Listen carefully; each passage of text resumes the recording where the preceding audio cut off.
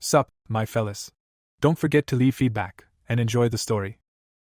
In the game arena, a lone armored player confronts a colossal multi-eyed scorpion monster in the desert. The Scorpion King lunges down to crush the player as he dashes forward with his sword. The monster's segmented tail is violently severed as the player's attack slices upward. Lightning-like slashes run through the scorpion's entire body as the player finishes the boss with a powerful combo. After receiving a system message that the field boss Scorpion King is defeated, the player boredly wonders what to hunt next.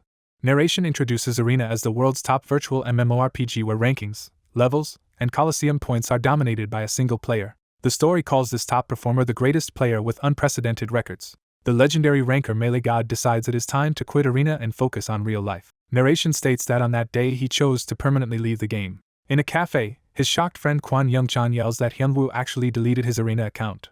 Kwon Hyunwoo, formerly Melee God, calmly says he cannot play games forever and must concentrate on reality. Young-chan protests that erasing the first-place character wasted items worth tens of thousands of dollars. Hyunwoo explains he quit to avoid regrets and says games should be for fun, prompting Young-chan to ask his future plans. Hyunwoo answers that he will serve in the military and then inherit his father's business, while Young-chan grumbles about worrying over a rich heir. Older Hyunwoo narrates that there was once a time when he confidently said those words. He reflects that life is unpredictable. 2 years later, a drunk customer in a convenience store loudly demands a particular red product. Hyunwoo, now a clerk, smiles nervously while the drunk berates him for picking the wrong red item. Thinking the man reeks of alcohol and looks like a goblin, Hyunwoo asks which of 2 red items he wants as the drunk points and shouts. Hyunwoo internally compares the rude drunk to a goblin as the man keeps insisting on a different red item. Introducing himself as Kwon Hyunwoo, he curses the goblin-like customer in his head and explains he works part-time at a convenience store for low hourly pay. Narration reveals that this former wealthy heir of Damsa Construction has now fallen very low. Hyunwoo recalls that his downfall began during his last military leave when his father's company went bankrupt. His father became bedridden from illness, and overwhelming debt shattered the family. Forced to support his family, Hyunwoo survives on expired convenience meals while saving for hospital bills and living costs. Walking outside, he wonders how long he can endure this life as he checks his phone. He reads a heartfelt message from Young-chan urging him to rely on friends and accept help. Hyunwoo feels grateful yet guilty, knowing he ghosted Young-chan after the bankruptcy. He admits he avoided contacting his friend out of shame, even as Young-chan keeps messaging after hearing Hyunwoo is a store clerk. Young-chan then suggests Hyunwoo return to Arena. Hyunwoo, surprised, reads that Arena now pays well and that as a former #1 ranker he could easily earn 6 figures. Remembering his glory days as Melee God, he wonders if regaining top rank in Arena could really become a source of income. Considering this seriously, he thinks that if it is true, everything could change. Time passes in a mall crowded with shoppers, setting the scene for his next decision. Hyunwoo looks at an expensive Arena connection pod on display and chides himself for daydreaming. He realizes that the A-Cube pod he once bought casually now costs 3 times his current monthly wage. Regretting deleting his old account, he laments how wasteful that decision was. He is suddenly approached by a flashy former acquaintance, young Hanbeek, and Hanbeek's girlfriend. When Hyunwoo fails to recognize him, Hanbeek introduces himself as young Hanbeek, surprised to be forgotten. Hyunwoo remembers Hanbeek as his father's business partner's delinquent son, while Hanbeek snidely notes that the ex-heir apparently did not find him worth remembering. Hyunwoo responds curtly as Hanbeek claims he was only joking and tells him to relax. Hyunwoo thinks Hanbeek is still as obnoxious as ever and tells him to just shop and leave. Hanbeek cruelly points out that Hyunwoo's family is now broke and questions whether he can afford to be in a place like this. Shocked, Hyunwoo demands to know how Hanbeek learned about his family's situation. Hanbeek, with a twisted smile, reveals that his own father orchestrated what happened to Hyunwoo's family. Hyunwoo asks if Mr. Young betrayed his father, and Hanbeek boasts that his dad finally came out on top after working under Hyunwoo's father for decades. Hanbeek mockingly mentions hearing that Hyunwoo's father collapsed from shock, suggesting Hyunwoo must keep close watch over his dying dad. He continues by implying Hyunwoo's father may die soon and asks if Hyunwoo wants him to die alone. Overcome with rage, Hyunwoo punches Hanbeek to the ground. Hanbeek's girlfriend screams and bodyguards rush in as Hanbeek clutches his bruised face. The guards restrain Hyunwoo while he shouts that Hanbeek's family is responsible for his father's condition and his family's ruin. Hanbeek's girlfriend angrily demands the cops be called while questioning if Hanbeek really admitted his family's guilt. Hyunwoo yells that he will kill Hanbeek no matter what. The scene shifts to a rainy police station where the consequences of the assault loom. Hyunwoo leaves the station in the rain after the incident. Soaked and dejected, he fixates on the fact that everything comes down to money. Walking through the rain, he vows revenge on Hanbeek, who not only betrayed his family but brags about it. Collapsing to his knees, Hyunwoo cries that he is currently too powerless to carry out that revenge. He recalls that Hanbeek recently signed a contract worth $500,000. Hyunwoo also learns Hanbeek has already earned millions streaming Arena, an astounding fortune. Watching a news broadcast, he sees how Arena now massively influences the global economy and creates many new jobs. Drenched in rain, he stares ahead and mutters Arena's name, drawn back to the game as a path forward. Without pride or shame, he instinctively calls Young-chan. On the phone, Hyunwoo apologetically asks Young-chan for help. Resolute and tearful in the rain, he declares that he wants to return to Arena. At the Arena company office, staff panic as they detect that the legendary user Melee God has come back. Employees excitedly explain that a new character was created under Melee God's info, stunning the office. Their manager outwardly dismisses the news as an out-of-date player returning, but a female staff member quietly fixates on Melee God's comeback. That staff member, now acting as GM, asks the AI for a status report on the tutorial character. Tutorial Guide NPC Al reports that Kang Hyunwoo, currently in the tutorial, has just finished a magic power test. Al manifests magic in her hand, preparing to reveal the shocking result. She exclaims that Hyunwoo set a new record in magic power application during the tutorial. Inside the tutorial, Hyunwoo, brimming with magical energy, asks Al to quickly proceed to the next test. He resolves that if Arena is the only way to change his circumstances, he will embrace it. He fully accepts this path, no matter what. Hyunwoo vows to become a top ranker in Arena once again. Young-chan brings Hyunwoo to his room and offers him an A-cube pod to use. Hyunwoo apologizes, promising to repay Young-chan for all his help. Young-chan good-naturedly smacks his back and tells him not to be so depressing. Smiling, Young-chan warns him never to ghost him again. Logging into Arena, Hyunwoo grips a beginner sword. In the tutorial dungeon, he casually swings and slices open the gate ahead. He asks Al to start, and is assigned a level 10 test as requested. Hyunwoo steels himself, feeling nervous about fighting in Arena again. Narration notes it has been a long time since he last fought in Arena. Inside the test, a level 10 Dark Elf warrior appears before him. Hyunwoo studies the opponent, and recognizes it as the tutorial's challenge. The system identifies the enemy as a level 10 Dark Elf warrior. Hyunwoo thinks this is a fine starting point but forces himself to calm his excitement. As Al panics that the battle has already begun, the Dark Elf rushes at the seemingly relaxed Hyunwoo. The Dark Elf mocks Hyunwoo for closing his eyes and charges with twin blades. Hyunwoo effortlessly parries mid-attack, insisting it was no mistake. Al is astonished that a level 1 user blocked a Dark Elf warrior's strike. Hyunwoo admits he instinctively blocked without considering the level gap and is glad it worked. Narration explains that Hyunwoo once became first as Melee God for a specific reason.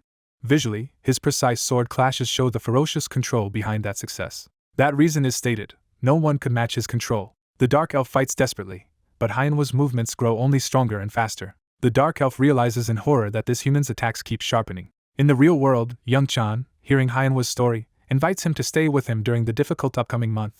Hyunwoo thinks of his hospitalized father and mother, feeling deep gratitude. He also recalls his own despair in contrast. He remembers Hanbeek's gloating face as the embodiment of the vengeance he seeks. Hyunwoo resolves to pursue that vengeance. Back in the duel with the Dark Elf, Hyunwoo disarms and wounds his opponent. He pledges internally that he will repay every debt and wrong done to him. With a final overwhelming strike, he sends the Dark Elf flying and wins the test. He concludes that to take revenge he will climb the arena ranks at unimaginable speed. At the GM station, the female staff member leaps up after witnessing his performance. Realizing the level 1 character defeated a level 10 Dark Elf warrior, she thinks his result is even better than expected. In-game, Al congratulates Hyunwoo, saying Melee God's skills remain intact and declaring the tutorial complete. Hyunwoo then meets Del, the cheerful village chief of Aslan, who greets him as a new traveler. Del introduces himself to Kan Hyunwoo and hands over a reward chest for clearing the test. The chest reveals a powerful unique accessory, the ring containing a giant spirit, with major strength and constitution bonuses. Delighted, Hyunwoo equips the unique ring and feels he has started his comeback strongly. Young-chan messages in-game asking if Hyunwoo finished the tutorial. Young-chan offers to carry him in higher-level content, joking about giving the former ranker a bus ride. Hyunwoo declines for now, saying he has an important item to craft, and will show it later. Curious, Young-chan wonders what Hyunwoo is planning right after starting the game. Hyunwoo privately asks Young-chan for a loan of 50 gold since he forgot he had none.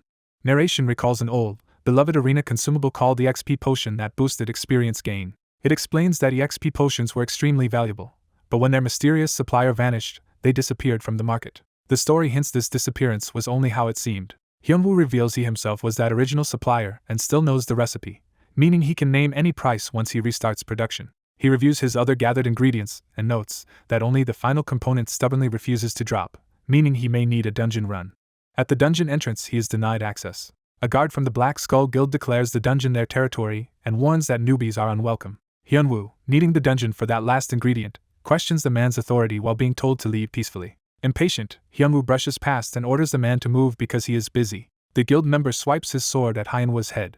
Pointing his sword at Hyunwoo, the man calls him a newbie and crudely tells him to get lost. Hearing himself called a newbie, Hyunwoo stiffens and turns back. Gripping the opponent's blade, he thinks his life depends on this game, and he cannot waste even a moment. He proposes a high-stakes duel, a character deletion bet, taunting the man not to chicken out. Narration explains that a character deletion bet means the loser's character is erased, a risk so extreme that it is virtually unheard of. The guild member accepts with malicious confidence, assuming the supposed newbie is doomed. Narration states that this moment will give birth to the tradition of character deletion bets. The system announces that player Kan Hyunwoo has set the duel's terms. It specifies that the duel will be winner-takes-all with character deletion on the line. The system confirms Park Junwoo accepted, and the duel officially begins. Hyunwoo tells his opponent to say goodbye to his character because he will end it within 5 minutes. Charging in, Hyunwoo warns him not to be too scared and to treat fighting someone like him as a valuable lesson. The system reiterates that the duel has begun as Park Junwoo prepares to test whether Hyunwoo is bluffing.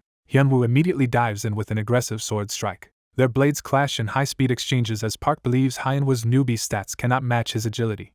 Park boasts that Hyunwoo will never keep up with his speed as he swings. Hyunwoo calmly blocks the blow, surprising him. Park reacts in disbelief, sweating as he realizes his strike was blocked. As the duel continues violently, Park wonders how a much lower-level opponent can keep up and suspects Hyunwoo may possess some unique item. Dodging and reflecting, Park finally realizes Hyunwoo's composure was never that of a true beginner and starts to fear who he might really be. The protagonist faces a supposed newbie and calmly notes his opponent's nervousness as he launches a basic attack. Observing openings in his foe's form, the protagonist counters aggressively during the sword exchange. He pauses mid-fight, noticing something unexpected. The purple-haired opponent, shocked that his pain seems ignored, curses and wonders if the protagonist has numbed his senses. Confident, the protagonist activates a buff called Giant's Strength to temporarily raise his strength. Empowered, he clashes head-on and overwhelms his opponent in a fierce blow. The purple-haired fighter panics at being overpowered by someone he thought was a beginner. Terror fills the opponent's eyes as he realizes the gap between them. He internally questions who this terrifying newcomer really is. The protagonist, seeming enormous and dominant, seizes the opponent like a helpless doll. The protagonist criticizes his foe for getting distracted mid-fight and declares he will finish things. The purple-haired man, realizing a decisive blow is coming, desperately thinks he must block it. He suddenly discovers he can no longer properly feel or control his body. The protagonist, having already cut him down, stands composed as the attack lands. He explains that without pain the opponent cannot even gauge how badly he has been damaged. A system message announces victory in the duel and that rewards will follow under winner-takes-all rules. Looting the corpse, the protagonist is pleased with the many items gained and decides to search for one last ingredient. The scene shifts to Aslan Workshop, a place filled with large item production capsules. A capsule system that crafts items instead of players completes a production, and the protagonist notes it is limited to once a month but is glad he remembered how to use it. The capsule finishes an ancient rapid growth elixir that boosts experience gain by 20% for 4 hours. Holding the elixir, the protagonist plans to use it to earn a large amount of money. Narration notes that on the arena trading site that day, a powerful EXP potion appears for auction, shocking users. Because only one EXP potion is listed, players across the arena rush to the auction house to compete for it. The huge demand sends the potion's price soaring, and it ultimately sells for 5,000 gold, far above previous records. The protagonist calculates that after paying his father's hospital bills and his living expenses, he will still retain about 2,000 gold, which beats working a part-time job. He resolves that whether he becomes a streamer or pro gamer, he must level up, get gear, and increase combat power. Planning efficient use of his remaining funds, he buys practical rare gear sets, a wind-spirited leather coat, red mole leather pants, and a sharp longsword that raise his stats. An NPC elder, surprised by his new look and demeanor, remarks that the protagonist has changed greatly. 2 women gossip about his odd outfit, even asking if he joined a cult while shrinking away from his appearance. Others mock him as looking like a walking traffic light because of his mismatched bright armor and pants. Embarrassed but resolute, he insists to himself that practicality matters more than appearance while asking the elder for a quest. The story cuts to a pack of ferocious, red-eyed forest wolves howling. The protagonist stands his ground as the wolves charge him from all sides. He dives into the pack with high-speed slashes, cutting through them. While skewering a wolf, he notes that improved stats and gear make his movements feel lighter. Surrounded by wolves, he evaluates that expensive items are indeed worth the cost as his defenses and attacks shine. After completing the hunt, he ignores fashion concerns, satisfied that his effective setup let him fulfill the quest of killing 15 forest wolves and collecting their canines. Motivating himself, he reminds Kan Hyunwoo that he is risking his life, not playing for fun, and that every moment in the game equals money. He sets his next goal, tackle the Goblin Dungeon and reach level 10 by the end of the day. Outside the dungeon entrance, large crowds of players gather. Entering the area, he notes how popular the Goblin Dungeon is due to the many players present. A heavily armored warrior recruiting melee damage dealers invites Hyunwoo to join his party. The warrior pauses to examine him more closely before fully accepting. Noticing Hyunwoo lacks poison immunity items, the warrior tells him to look for a newbie party because their team is advanced. Offended at being treated like a beginner, Hyunwoo bristles at the suggestion. Boasting that he can easily avoid goblin poison even without immunity, he demands they recognize his skill. A priestess from the group explains it is their first time in this dungeon and politely invites Hyunwoo to join them for his experience. With a shy look, she asks again if he would be willing to party with them. Hyunwoo, putting on a serious face, agrees enthusiastically and promises to carry them comfortably through the dungeon. She brings him back to the group as their final member. Hyunwoo stands quietly while they appraise him. The party's warrior, archer, and mage observe him curiously. The priestess cheerfully proposes introductions and reveals she is a level 20 priestess named Choi Somi. Hyunwoo introduces himself as a level 20 warrior and internally appreciates that Arena keeps detailed status information private. The others share their roles and levels. A level 24 warrior Choi Jinwoo, level 22 archer Park Cheolmin, and level 23 mage Jia. Jinwoo questions whether Hyunwoo can fight goblins without resistance gear, but Hyunwoo says his mechanics are good and Somi defends her decision to recruit him. Jinwoo bluntly states he does not want to die because of her recruit, prompting Somi to angrily smack him while Hyunwoo laughs in the background. They agree to test his skills soon, then prepare to head deeper toward the hobgoblin boss. Inside the dungeon, eerie goblin faces with glowing eyes appear. A group of goblins brandishing crude weapons and shields screech as they approach. The party forms up for their first battle, with Jinwoo charging ahead and the others readying spells and arrows. Some goblins fire blowguns, launching darts toward the party. Jinwoo intercepts the projectiles with his shield and warns the back line. The mage and archer declare they are ready to attack. They unleash double shot and magic arrow, blasting the goblins and killing many. As Hyunwoo cuts down a goblin, he notes that despite their earlier worries the party actually coordinates well. Watching the others support each other, he wonders why they even bothered to invite him when they already function as a solid team. He decides it does not matter as long as he can gain experience and level up. The battlefield is shown littered with disintegrating goblin corpses after their successful clearing. Catching his breath, Jinwoo comments that they have been hunting for about an hour.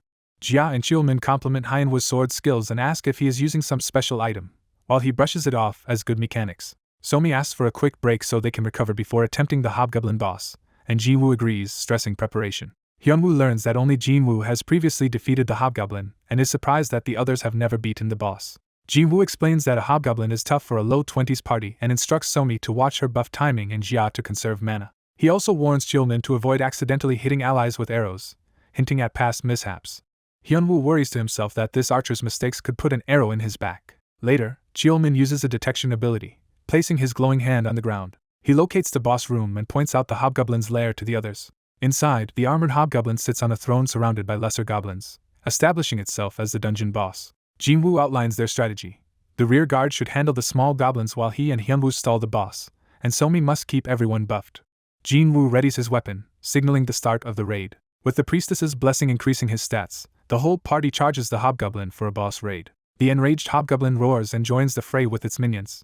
Hyunwoo and Jinwoo cut through goblins while advancing toward the boss. Amidst the chaos, Hyunwoo notices something odd as he fights at close range. The hobgoblin suddenly channels dark magic, forming a dangerous purple sphere in its hand. Realizing the threat, Hyunwoo shouts for Jinwoo to dodge. Jinwoo blocks the first dark ball with his shield, but the impact violently hurls him back. The blast sends Jinwoo crashing into the wall, shocking the rest of the party. Hyunwoo wonders if this is a rare mutant hobgoblin capable of casting dark magic. Knowing another dark ball would be disastrous, he decides to attack before the boss can cast again and calls for rearguard cover. However, he finds the backline occupied tending to the wounded Jinwoo, and hurriedly demands that they cover him. Fighting nearly alone against the goblins, he complains internally that the party's teamwork has suddenly vanished. The hobgoblin begins forming a second dark ball. Hyunwoo realizes the spell is already charged and panics at the speed of preparation. His eyes sharpen as he reacts instantly. An arrow unexpectedly pierces the hobgoblin's eye as Hyunwoo ducks, revealing that Cheolmin's shot nearly hit him. The arrow sinks deep into the boss's skull, causing it to shriek in agony. Hyunwoo berates Cheolmin for making such a dangerous mistake at this critical moment, suspecting the party practically wants him dead, while the archer frantically apologizes. He refocuses, deciding that killing the hobgoblin takes priority over arguing. Declaring that he will not die to a mere hobgoblin, Hyunwoo unleashes a powerful finishing slash. As the mortally wounded hobgoblin staggers, he shouts for the rear guard to finish it off. The mage and archer, jolted into action, finally coordinate to attack the boss properly. Their combined attacks riddle the hobgoblin's body, dealing the final damage. A system message announces the boss clear of the cave's hobgoblin while the party celebrates their victory.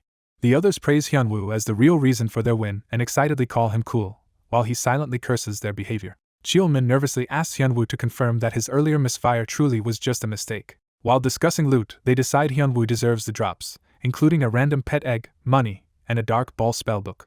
Hyunwoo worries they may turn on him if he tries to keep everything and debates how much to claim. He resolves to just take one item and leave to avoid conflict. He tells Somi he only wants the egg and that he has no use for the spellbook, surprising her with his modest request. Afterward he excuses himself, promising they can hunt together again later and deferring any friend requests for another time. As he departs, he thinks that in a world full of potential backstabbers he can never relax. The scene shifts to him running alone through the town streets. Checking his status window, he confirms he has successfully reached level 10 as planned. Smiling, he notes that he can finally move on to his next goal. He heads to the towering class tower intending to get his first class advancement. Narration explains that this class tower, also called the Tower of Advancement, is where players change classes. Each floor of the tower corresponds to a different class path, making it a must-visit place for level 10 players. He examines the random pet egg's description, learning it can hatch into anything from a common animal to a dragon after an hour of magical incubation. Deciding to hatch it while he works, he plans to obtain his new class within that hour. Inside the warrior floor, the manager Khan greets him and confirms he wants to become a warrior. Hyunwoo affirms this, while Khan approves of his choice and notes that first classes matter less than later advancements. Khan says the warrior floor differs from lower ones and will judge Hyunwoo's worthiness through a single duel. Selecting a sword, Khan proposes they begin the test. He offers Hyunwoo the first move. Hyunwoo eagerly accepts and advances with his sword. He sprints forward to attack. Their blades clash fiercely as Hyunwoo delivers a strong opening strike. Impressed, Khan notes that the blow was sharp and that Hyunwoo clearly knows his way around a sword. Watching Hyunwoo's movements, Khan judges that he fights unlike ordinary adventurers and already qualifies as a warrior. They continue trading rapid blows in an intense exchange. The two lock swords while grinning, enjoying the duel. Khan acknowledges that although Hyunwoo lacks an official class, he is still just an adventurer. He then powers up his own strike with magic. Using a skill called Strike, Khan unleashes a heavy blow that shakes the room and tests Hyunwoo's defenses. Confident, Khan thinks Hyunwoo is still far from being able to beat him. Hyunwoo drops low, catching himself with a hand on the floor as he prepares a counter. Khan lunges, but Hyunwoo's agile footwork disrupts his attack. Hyunwoo spectacularly blocks Khan's sword with a kick while twisting under him. Khan is shocked that his sword was stopped by a kick, and Hyunwoo moves in excitedly, surprised his improvisation worked. Khan marvels that Hyunwoo could plan a counter while dodging and that his movements ignore traditional forms yet remain fluid. He wonders if this unconventional but effective style is true natural talent. Overwhelmed, Khan calls off the fight, admitting Hyunwoo is more than qualified. Hyunwoo, who felt he was only getting started, sheathes his sword. Khan praises his skill and formally acknowledges him as a warrior, granting class change bonuses to his strength and constitution. A title called Warrior acknowledged by Khan is bestowed, increasing his melee weapon damage. System messages show he has learned new skills such as weapon mastery, bash, and strike, which he considers worthwhile. Khan, believing in Hyunwoo's potential, gives him a special item and hints that greater feats may be possible. The system announces that Hyunwoo has received a new quest. Khan explains the quest. Once Hyunwoo feels confident in his power, he must find the owner of the coin he has been given, a knight named Lebron of Kion, to obtain a valuable skill. The protagonist recalls Lebron, a commander in arena and the strongest knight of his empire. He gets excited that the quest reward is the strongest knight's skill, while the NPC wonders if giving it to him was wise. The protagonist abruptly ends the conversation and heads into the towering dungeon. Outside again, he's surprised to have triggered a hidden quest and wonders what condition he met. Seeing it's an E-grade quest, he decides he must level to around 50 first. A system notice appears that his mysterious egg will hatch in 1 minute. He remembers the egg sitting in his inventory. Holding the glowing egg, he hopes his good luck will net him a unique pet. As the egg starts to hatch, he jokes that raising a dragon might be troublesome. When the egg bursts with light, he eagerly expects a dragon. Instead, a small talking bear announces itself as the pet. Stunned silent, he watches the bear boast that he is dazzled by its beauty. He freaks out that the pet can talk, while the bear asks why that is surprising. He realizes talking pets are extremely rare and wonders if this one is unique and profitable as entertainment. Concluding it can earn him money, he lets the bear perch on his shoulders as the bear grandly allows him to serve it.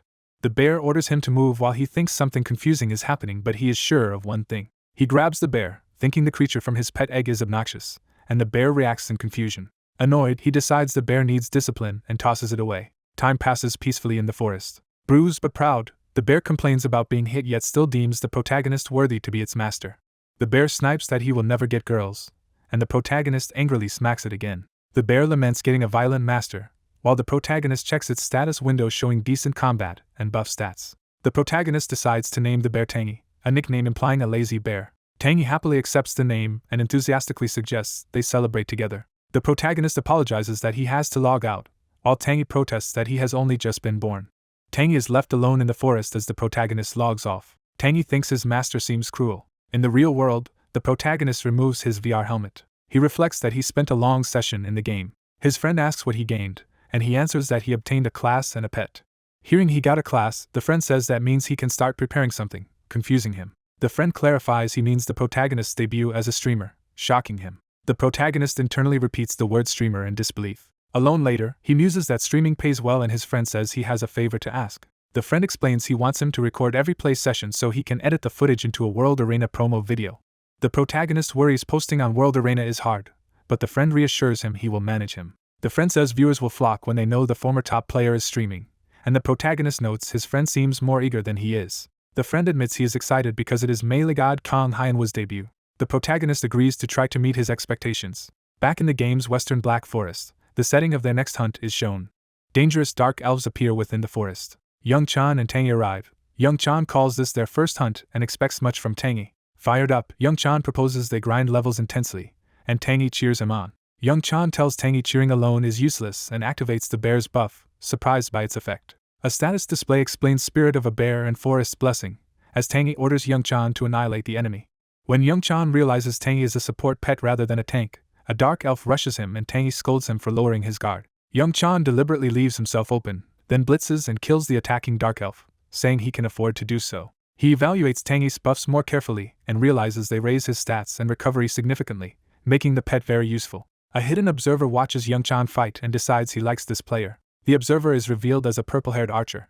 The archer's party watches Young Chan fight and asks if he is their target for today. Ren notes Young Chan's premium gear and assumes he is a rich buyer, while discussing that today's concept is luring a new party member. The armored duo infer they should act friendly then ambush him, while the priestess worries he might be a high-level alt. The others silently consider this as the priestess points out that he fights like an experienced player. Ren dismisses that concern, arguing their average level 40 party can easily beat any level 20 forest player. The party confidently says no one wins while outnumbered and that they have done this many times, chiding the priestess for worrying. Ren declares Young Chan their prey for the day and suggests they rob all his items. After clearing the dark elves, Young Chan relaxes amid dissolving corpses.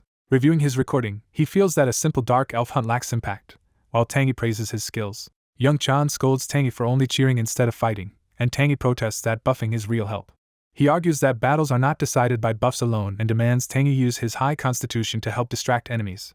When Ren approaches with a hesitant greeting, Ren's party warmly asks if Young Chan is hunting alone and invites him to join them. Young Chan, holding Tangy, reacts to the party invitation while Tangy internally senses something strange. Ren claims they just welcome another player in the Black Forest, introducing their balanced party composition, while Young Chan wonders why they want a non-mage like him. Observing their supposedly low-level gear but high-level sword, Young Chan deduces they are hiding their true levels and must be PK players. He realizes if they are PKers, he might turn the situation into an opportunity. He cheerfully accepts their invitation and thanks them for letting him join. Ren happily confirms his acceptance while inwardly gloating that they have snared another victim. Ren introduces himself as the rearguard archer, his front guards Cal and Crawford, and the priestess Basil. Young Chan introduces his in-game name Young Chan while Tangy introduces himself too, and Young Chan feels odd using his real name.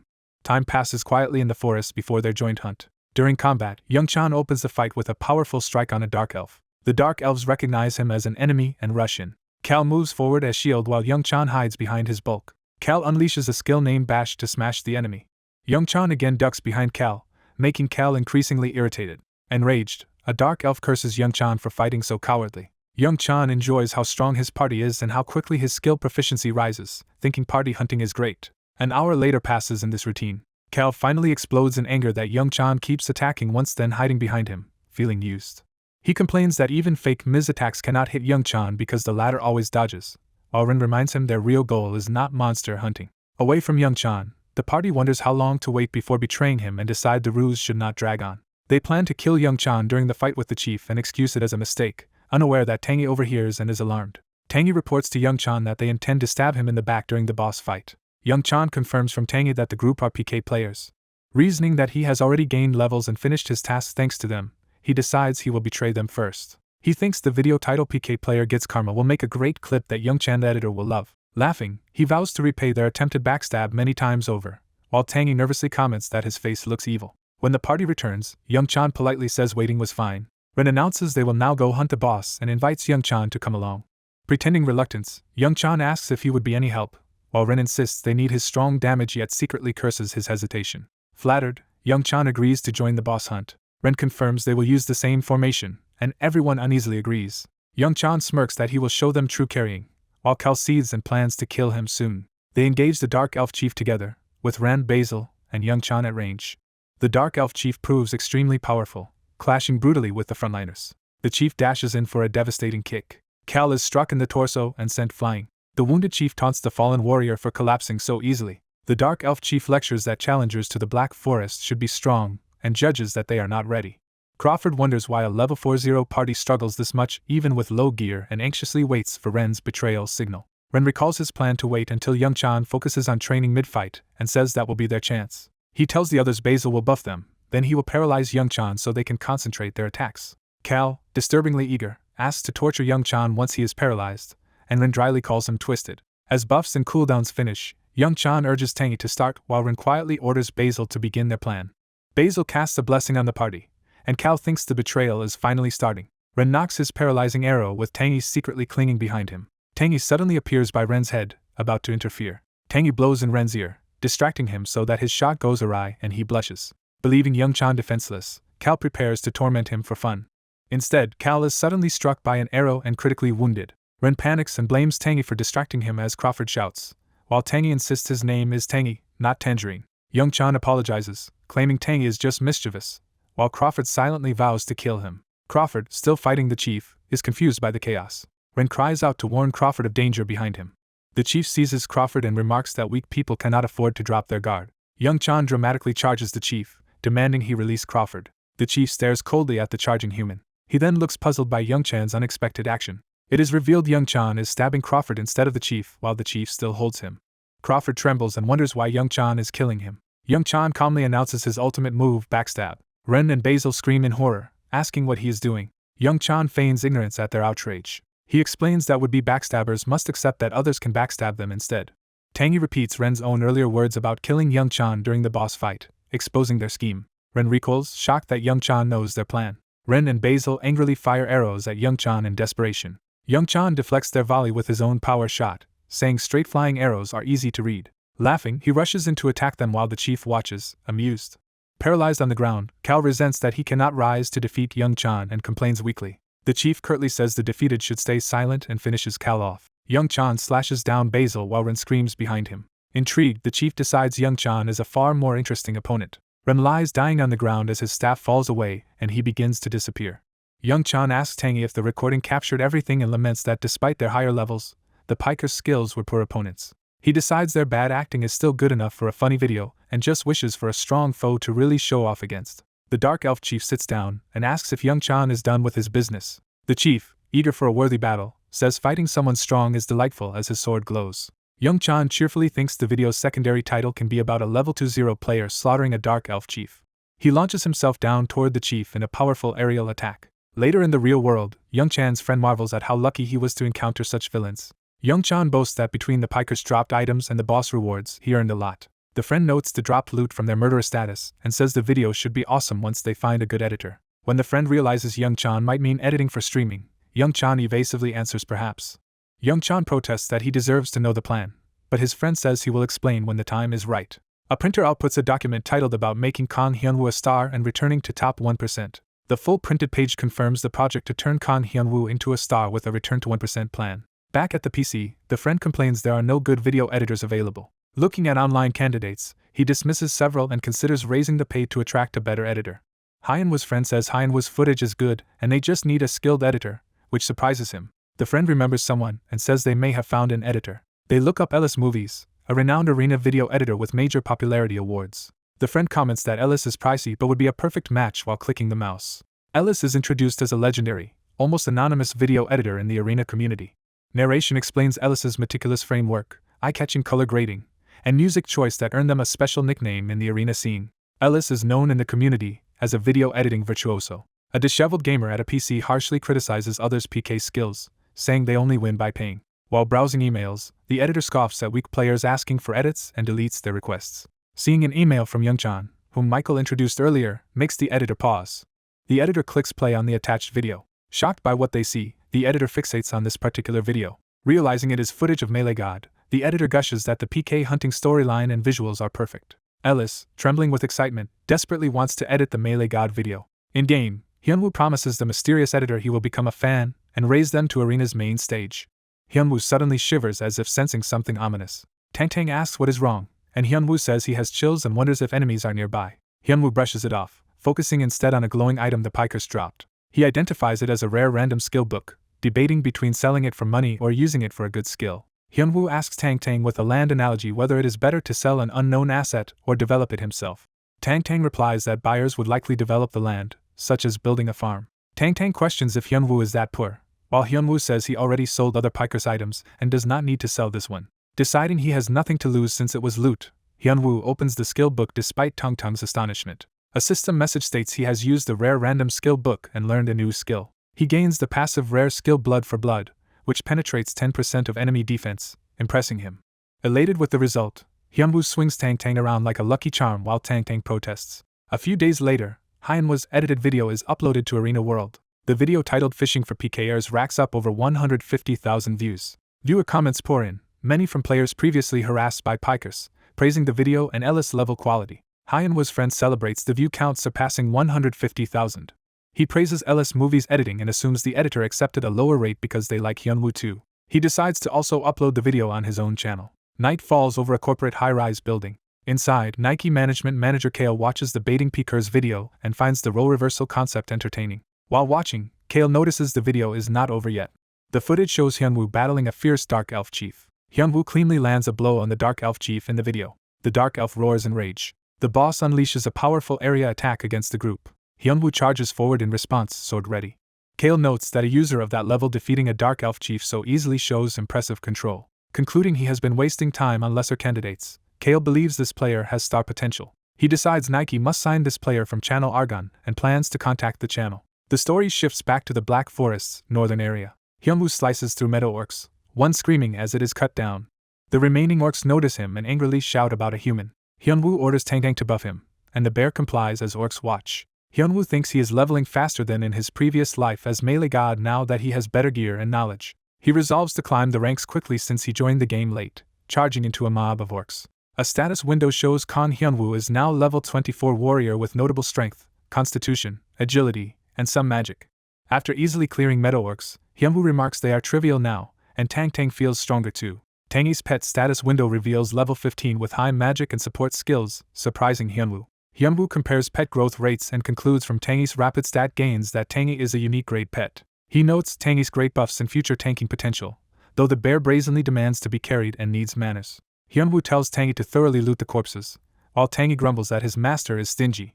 Hyunwoo spots a strange gleam among the dead orcs and wonders what it is. He picks up an unfamiliar bone necklace, puzzled why such an item dropped here. A system message grants a new quest titled Heir of the Meadow Wolf Tribe. Hyunwoo, holding the necklace, reads that he has received this heir-related quest. Another prompt reiterates that he has received a new quest. The quest explains the necklace belongs to Cancun, future chief of the Meadow Wolf Tribe, and Hyunwoo must deliver it to current chief Raccoon after proving himself to boss Dakin.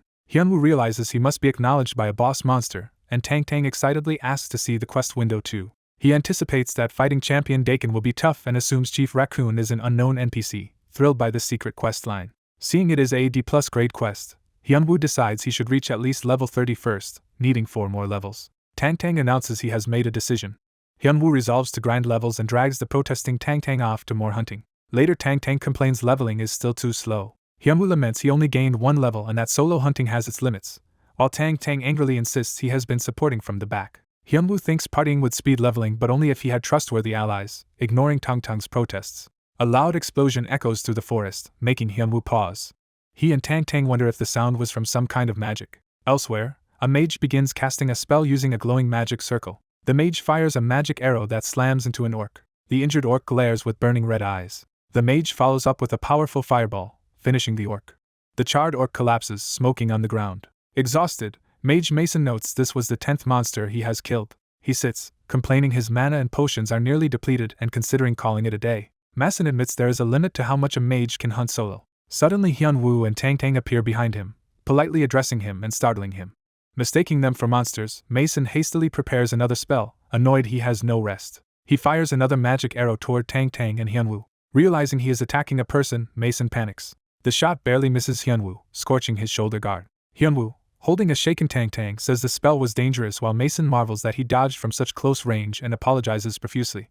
They mutually apologize for the surprise encounter and introduce themselves as Hyunwoo and Mason. Mason asks what Hyunwoo wants, internally suspicious of his strange outfit and teddy bear companion.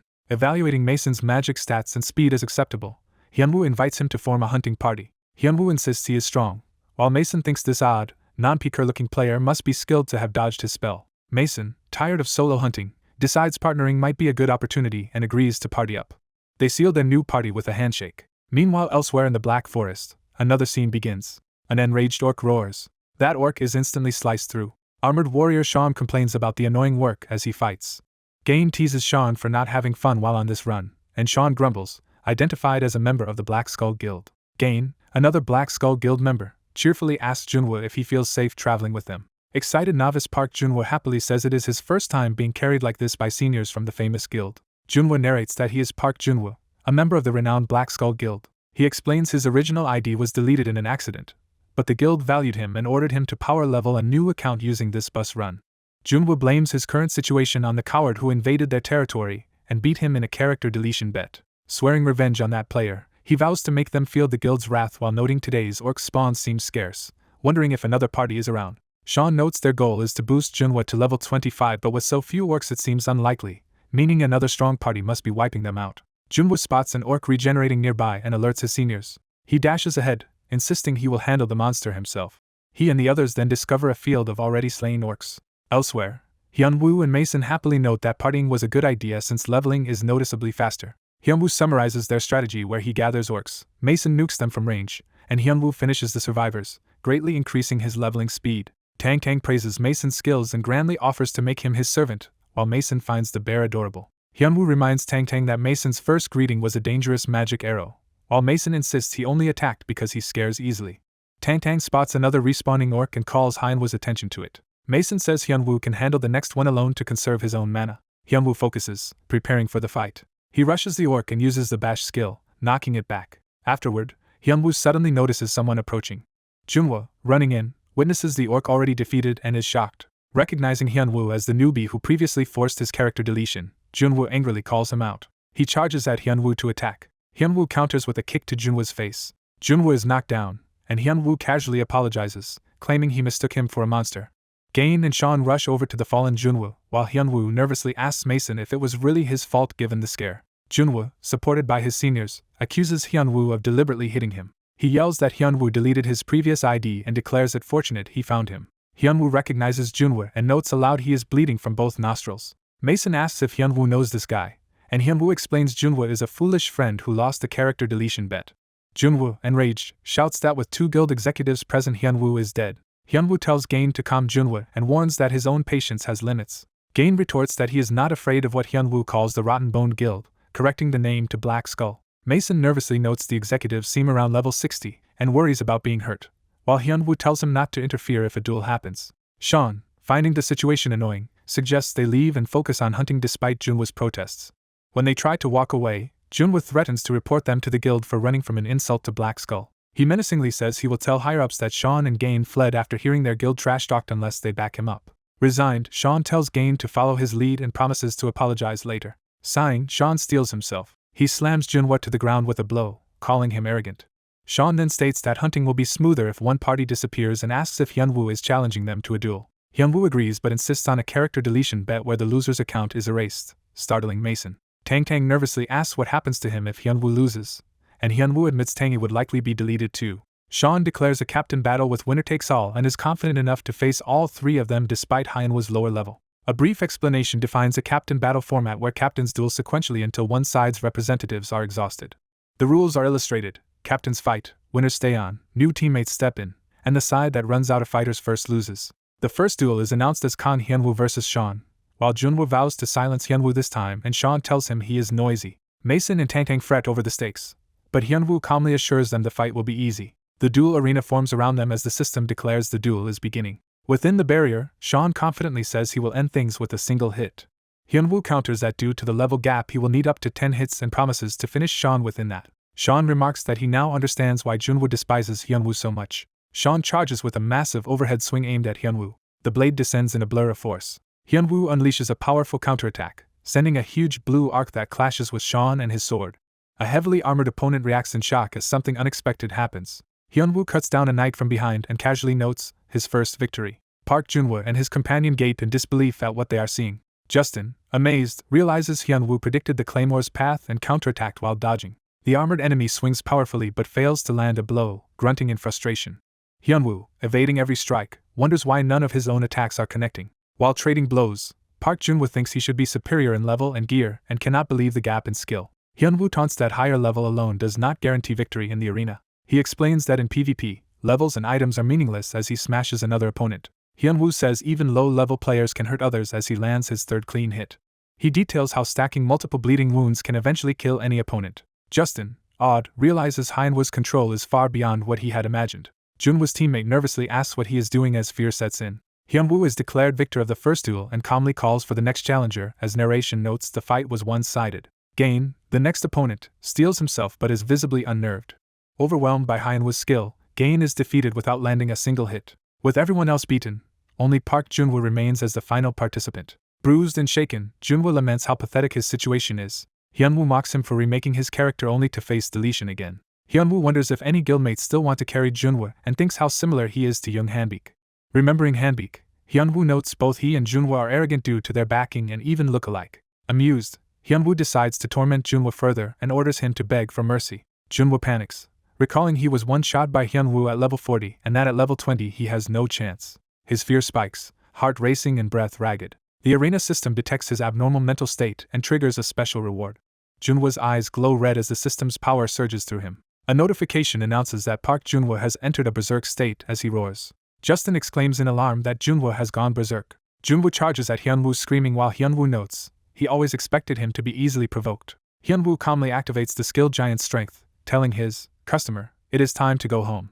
As Junwoo rushes in, Hyunwoo warns he cannot act like this here. Using his enhanced power, Hyunwoo slams the berserk Junwoo into the ground with a devastating attack. The system declares Hyunwoo the winner of the duel as Junwoo lies unconscious in a crater. Hyunwoo receives multiple treasure chests as his winner-takes-all reward and reacts excitedly. Checking his loot, he notes he obtained 3 boxes and that PvP has been more profitable than hunting, while Justin runs over calling his name.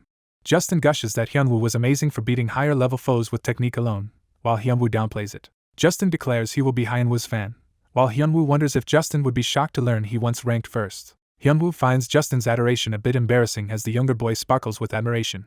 Hyunwoo suggests they return to monster hunting and Justin eagerly agrees. After an easy day of hunting, Justin thanks Hyunwoo and sends him a friend request, asking to party again. Hyunwoo happily agrees and his bear companion bids farewell to Justin, calling him mage. Narration states Hyunwoo reached level 31 thanks to teaming up with Mason. His status window shows Kong Hyunwoo as a level 31 warrior with high stats and no unused points. Hyunwoo muses that Mason is unusually innocent for someone in arena and predicts they will get along well in future. Feeling satisfied with his level gains, Hyunwoo decides it is time to rest while his bear pet loudly demands a break. Instead, Hyunwoo resolves to clear his pending quest. Tang is baffled and dismayed that rest has been postponed again. Narration recalls that the quest's objective is to deliver a special necklace. The quest description explains he must bring Cancun's bone necklace to Chief Raccoon, but first gain recognition from the boss Dakin by defeating him. Hyunwoo notes that boss monsters usually spawn randomly with a 12-hour respawn timer. Since more than 12 hours have passed, he assumes Dakin should already be present. After waiting fruitlessly, Hyunwoo shouts in frustration, wondering why Dakin is not appearing. Exhausted, Tangy begs for a rest, and Hyunwoo agrees that he is tired too. Tangy spots a door in a tree and suggests they rest comfortably inside. Hyunwoo, surprised, wonders when such a place existed in this area. A system prompt asks if he wants to enter Champion Dakin's dwelling. Realizing this is Dakin's home, Hyunwoo and Tangy react with startled excitement. Hyunwoo celebrates finding the dungeon entrance and praises Tangy as a lucky charm. Tangy complains that he only wanted to rest, so Hyunwoo agrees to reverse summon him to stop his whining. Hyunwoo infers that Dakin appears in a dungeon rather than in the open field because of the quest, and decides to enter since he found the entrance. Hyunwoo politely opens the door and steps inside, announcing his presence. He is taken aback when he immediately encounters a towering green-skinned warrior. Observing the giant's massive build and intimidating aura, Hyunwoo greets him nervously. Realizing this is Champion Dakin, the orc demands to know why a human has come. Feeling underleveled, Hyunwoo nevertheless states he is here to deliver a necklace to Raccoon, while Dakin presses him on his purpose. Dakin recognizes the necklace as Cancun's and assumes his troublesome relative caused more problems.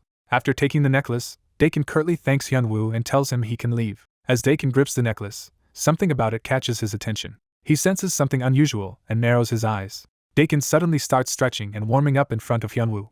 He reminds Hyunwoo that he was told to hand it over and leave, but Hyunwoo insists on giving the necklace directly to Raccoon, suspecting the quest requires more. Determined to reap every possible reward, Hyunwoo resolves to clear the full quest while Dakin says he acknowledges his spirit but insists that only the strong can meet the tribe chief. Dakin announces he will test Hyunwoo's strength. A new quest notification appears indicating Hyunwoo must earn Dakin's acknowledgement. The quest description states he must fight Dakin to gain his favor and the reward necklace. Hyunwoo, pleased his hunch was right, notes that Dakin's necklace is likely a valuable rare-grade item. Dakin declares the start of the trial. Without warning he grabs Hyunwoo's head, catching him off guard. Dakin flings Hyunwoo violently across the room, sending him spinning through the air. Hyunwoo grimaces in pain as he is hurled. He manages to twist and land, bracing himself on the floor. Dakin immediately leaps in with a massive downward strike. His colossal blow shatters the floor, leaving a huge crater. Dakin peers through the dust to check the result of his attack. Seeing only his sword buried in the ground, he realizes Hyunwoo avoided the hit. Hyunwoo has dodged and is already sliding into counterattack. Dakin is impressed that Hyunwoo both evaded and tried to retaliate. The two clash again, Hyunwoo darting in as Dakin swings. Hyunwoo narrowly evades another sweeping kick and expresses irritation. Dakin lands yet another heavy blow on Hyunwoo. Hyunwoo, badly shaken, admits level 31 is far too weak and that Dakin's raw power overwhelms mere control. He concludes Dakin is the strongest foe he has faced since returning to Arena, while Dakin criticizes his strength as insufficient to meet the chief and goads him to show more. With his HP reduced to 120 out of 520, Hyunwoo insists he still has not used all his power. He urgently summons Tangy back into the field. Hyunwoo tells Tangy it is an emergency and orders a buff, while Tangy grumbles about being denied rest. Tangy chastises Hyunwoo for overhunting and vows to act like a proper pet while leaping forward, confusing Dakin. Dakin recognizes Tangy as the troublemaker from Buzzing Island, while Tangy calls him uncle in surprise. The two old acquaintances exchange greetings, and Dakin confirms Hyunwoo is Tangy's stupid master. Hyunwoo is stunned they know each other, and Tangy explains Hyunwoo was merely taking a test to meet the orc named Raccoon. Dakin reminds them the trial is still underway but allows Tangy to join the fight in support of his master. Tangy decides it is wiser not to fight directly and instead promises to cast support magic from behind, which Hyunwoo agrees is all he should do. Hyunwoo receives Tangy's buffs, gaining the spirit of a bear and forest's blessing, which boost his stats and grant regeneration. Dakin, unfazed, tells Hyunwoo he will still fight seriously despite their friendship. Bathed in green light from the buffs, Hyunwoo admits victory still seems unlikely but determines he cannot give up now. He resolves to push himself as far as possible. Empowered, Hyunwoo charges at Dakin with renewed speed and determination. Despite his efforts, he is soon knocked flat on his back, battered and exhausted. Dakin looks down and asks if that is the extent of Hyunwoo's strength. Realizing he cannot win, Hyunwoo surrenders, saying he gives up. Later, seated and bruised, Hyunwoo says continuing would have killed him, while Tangy insists he still fought well, though Hyunwoo laments that failing the trial would make it meaningless. Dakin reveals the trial never required defeating him outright, surprising Hyunwoo. A system message confirms Hyunwoo has cleared Dakin's acknowledgement and gained Dakin's favor. Dakin tells Hyunwoo he has proven himself and grants him a reward for passing the trial. The system announces that Hyunwoo has received Dakin's necklace. Overjoyed, Hyunwoo and Tangy celebrate acquiring the powerful item. A prompt informs Hyunwoo that Raccoon will now appear, startling him. Before he can react, a powerful impact shakes the area, shocking Hyunwoo. Tangy is suddenly grabbed and squeezed by the newly arrived Raccoon, who snarls. The massive tribe chief emerges through the smoke in a terrifying aura. The system introduces the newcomer as Raccoon, chief of the Meadow Wolf tribe. Hyunwoo realizes this is Raccoon and understands why Dakin first tested him, likening Dakin's strength to watered coffee compared to Raccoon's concentrated power. He then amends the metaphor, thinking Raccoon is more like raw coffee beans in sheer intensity. Dakin informs Raccoon that Hyunwoo has come to return Cancun's necklace, which shocks the chief. Raccoon looms over Hyunwoo, demanding to confirm he brought Cancun's necklace, and Hyunwoo nervously admits he did.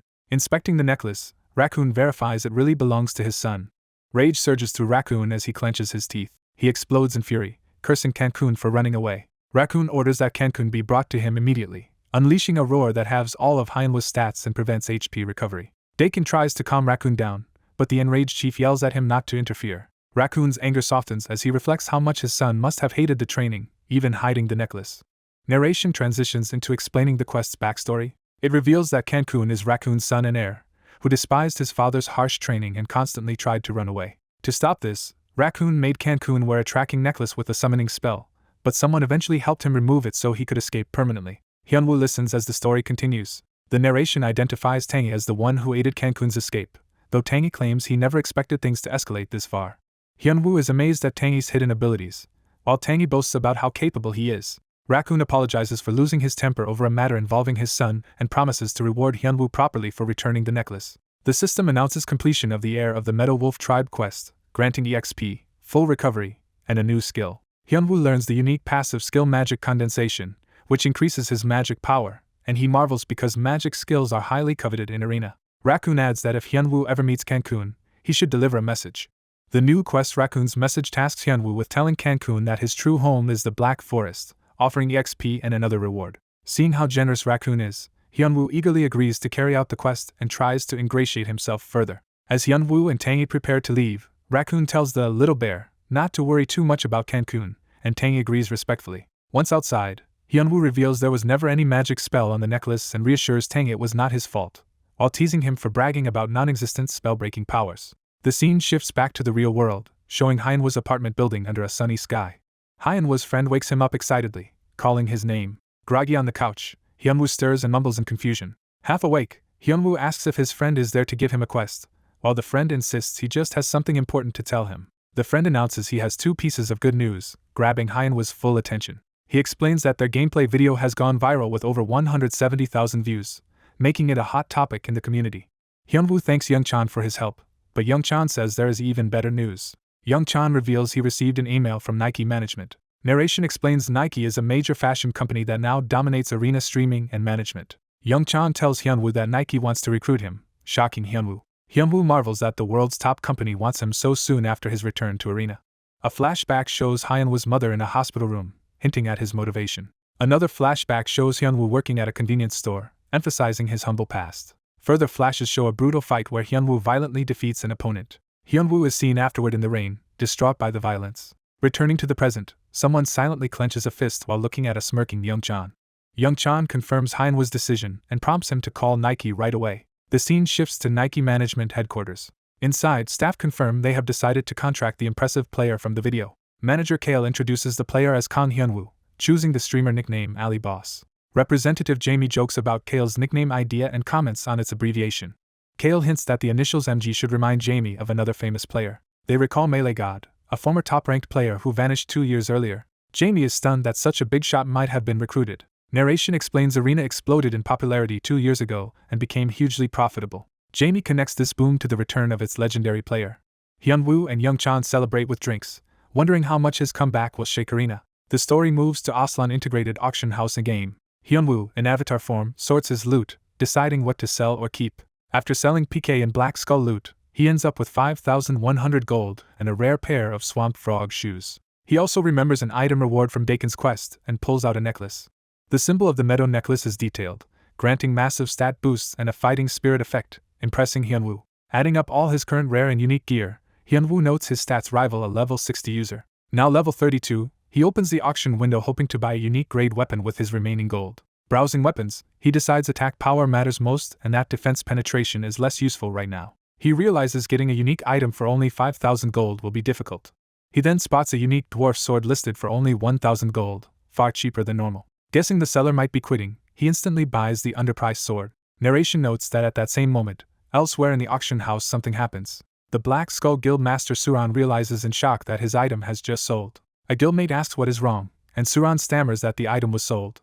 He screams that he mispriced it by missing a zero, and it sold immediately, stunning his subordinate. Furious, Suran orders his guild to find whoever bought the item and bring that person to him, while Hyunwoo happily walks away thanking the unknown seller. Narration states the feud between the Black Skull Guild and Khan Hyunwoo is far from over. Hyunwoo notes he has 3 days before signing with Nike and decides questing is best to grow stronger. Remembering Khan's recommendation quest, he resolves to meet the Knight of Kion, LeBron. He compares his great rewards from the Meadow Wolf Tribe quest and wonders what the Empire's strongest knight will give. Heading out, he recalls LeBron lives at an estate in Yuzma and wonders about teleport scroll costs. The scene shows Yuzma in the Empire. Arriving at a large mansion, Hyunwoo asks if this is where LeBron lives. Seeing the imposing gate and guards, he notes the place matches LeBron's status as the Empire's strongest knight.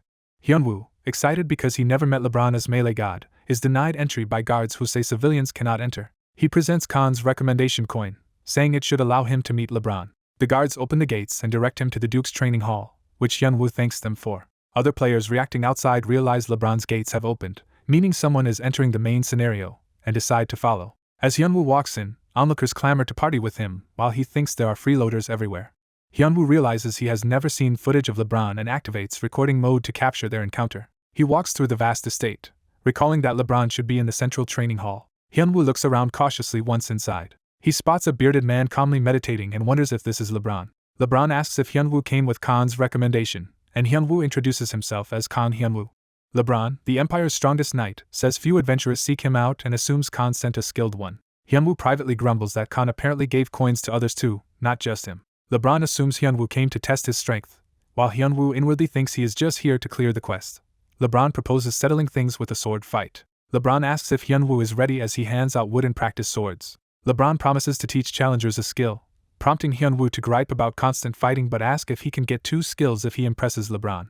LeBron ups the offer, saying Hyunwoo could even earn 3 skills if he impresses him, while Hyunwoo's fighting spirit buff boosts his stats due to facing a stronger opponent. Hyunwoo prepares to fight, determined to gain another unique skill, while LeBron notes his strange, seemingly careless stance. LeBron suddenly notices something changing in Hyunwoo's demeanor. He observes that Hyunwoo's posture has lost its laxness as Hyunwoo seriously readies his weapon. Hyunwoo launches forward, initiating the spar. Their wooden swords clash violently in a powerful exchange. LeBron realizes each of Hyunwoo's blows carries great power and suspects Hyunwoo has honed a unique technique, admitting he cannot be defeated by stance alone. LeBron notes Hyunwoo even uses his feet skillfully, and that most knights would struggle against him. Despite this, LeBron internally scores Hyunwoo around 50 points, finding him similar to previous challengers as he easily counters him. LeBron recalls about 10 challengers have faced him and none surpassed 50 points. He wonders if Hyunwoo will end up like the rest. Hyunwoo, knowing he cannot win straight up, decides to give it everything regardless. He activates the bash skill, dashing forward to swing his weapon at close range. LeBron barely deflects the sudden airborne attack, sending Hyunwoo flying past. LeBron admits he did not expect a dash skill from such short distance.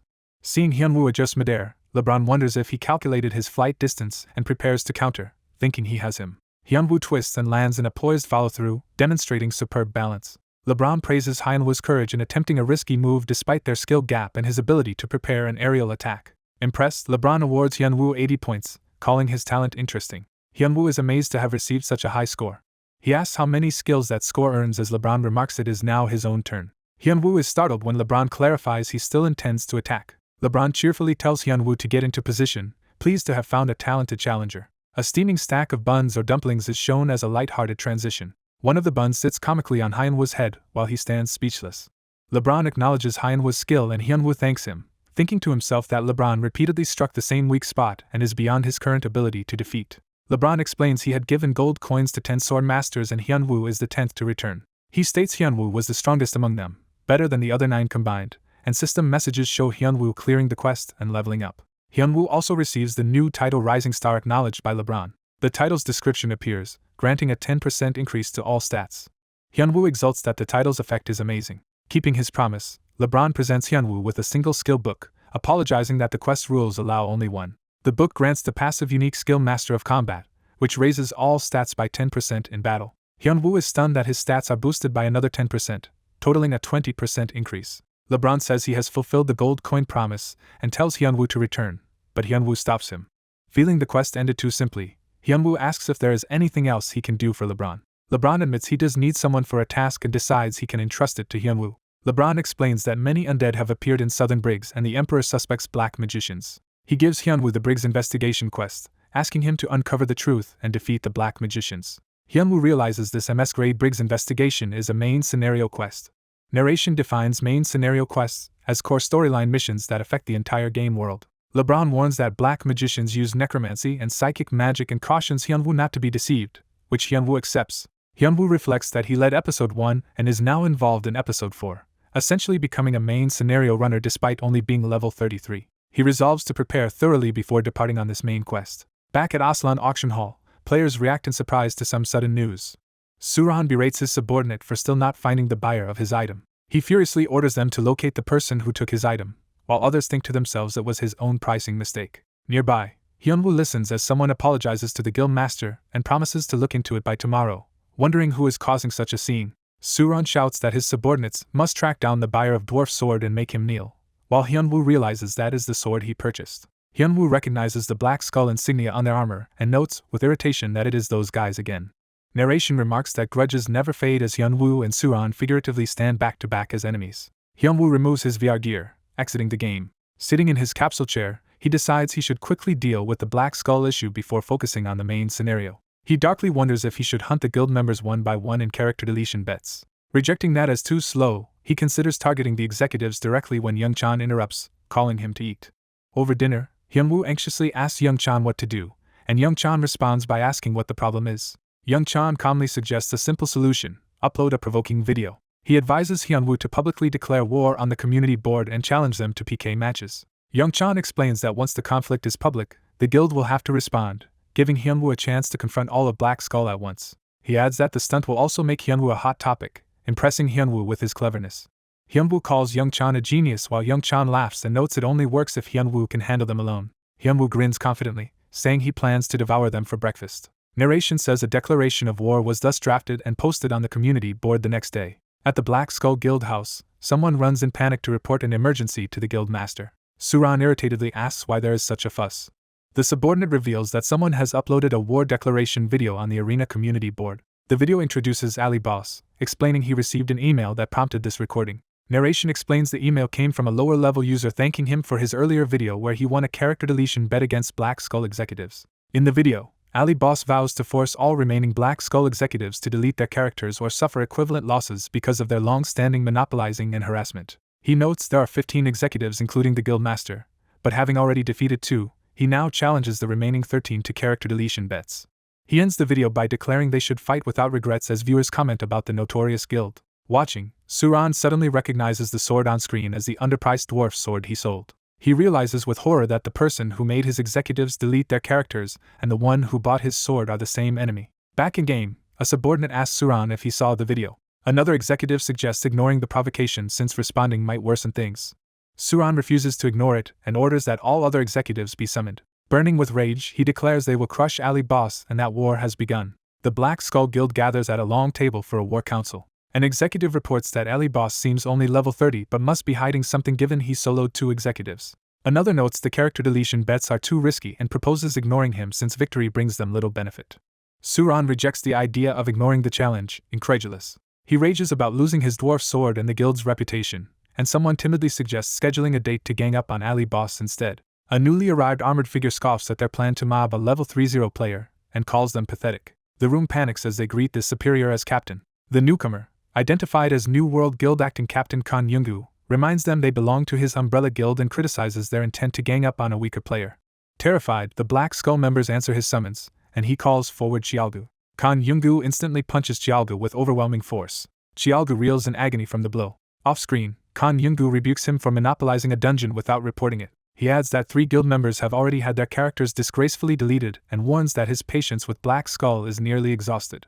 Suran is nervously summoned and answers in fear. The blonde superior orders Suran to film a reply and accept the duel, declaring that only the strong survive. The superior adds that he expects the Black Skull Guild to make it through this ordeal. Elsewhere, a suited man waits alone at a restaurant table. Seeing someone arrive, the suited man greets them with surprise. Hyunwoo arrives and confirms the man is Kale, whom he came to meet. Over dinner, they exchange compliments, discuss Hyunwoo's fluent English, and sit down to talk. Kale proposes that they continue their business discussion while they eat dinner. The table is set with a full-course meal for their meeting. Kale hands Hyunwoo a tablet with the revised sponsorship contract and asks him to review it.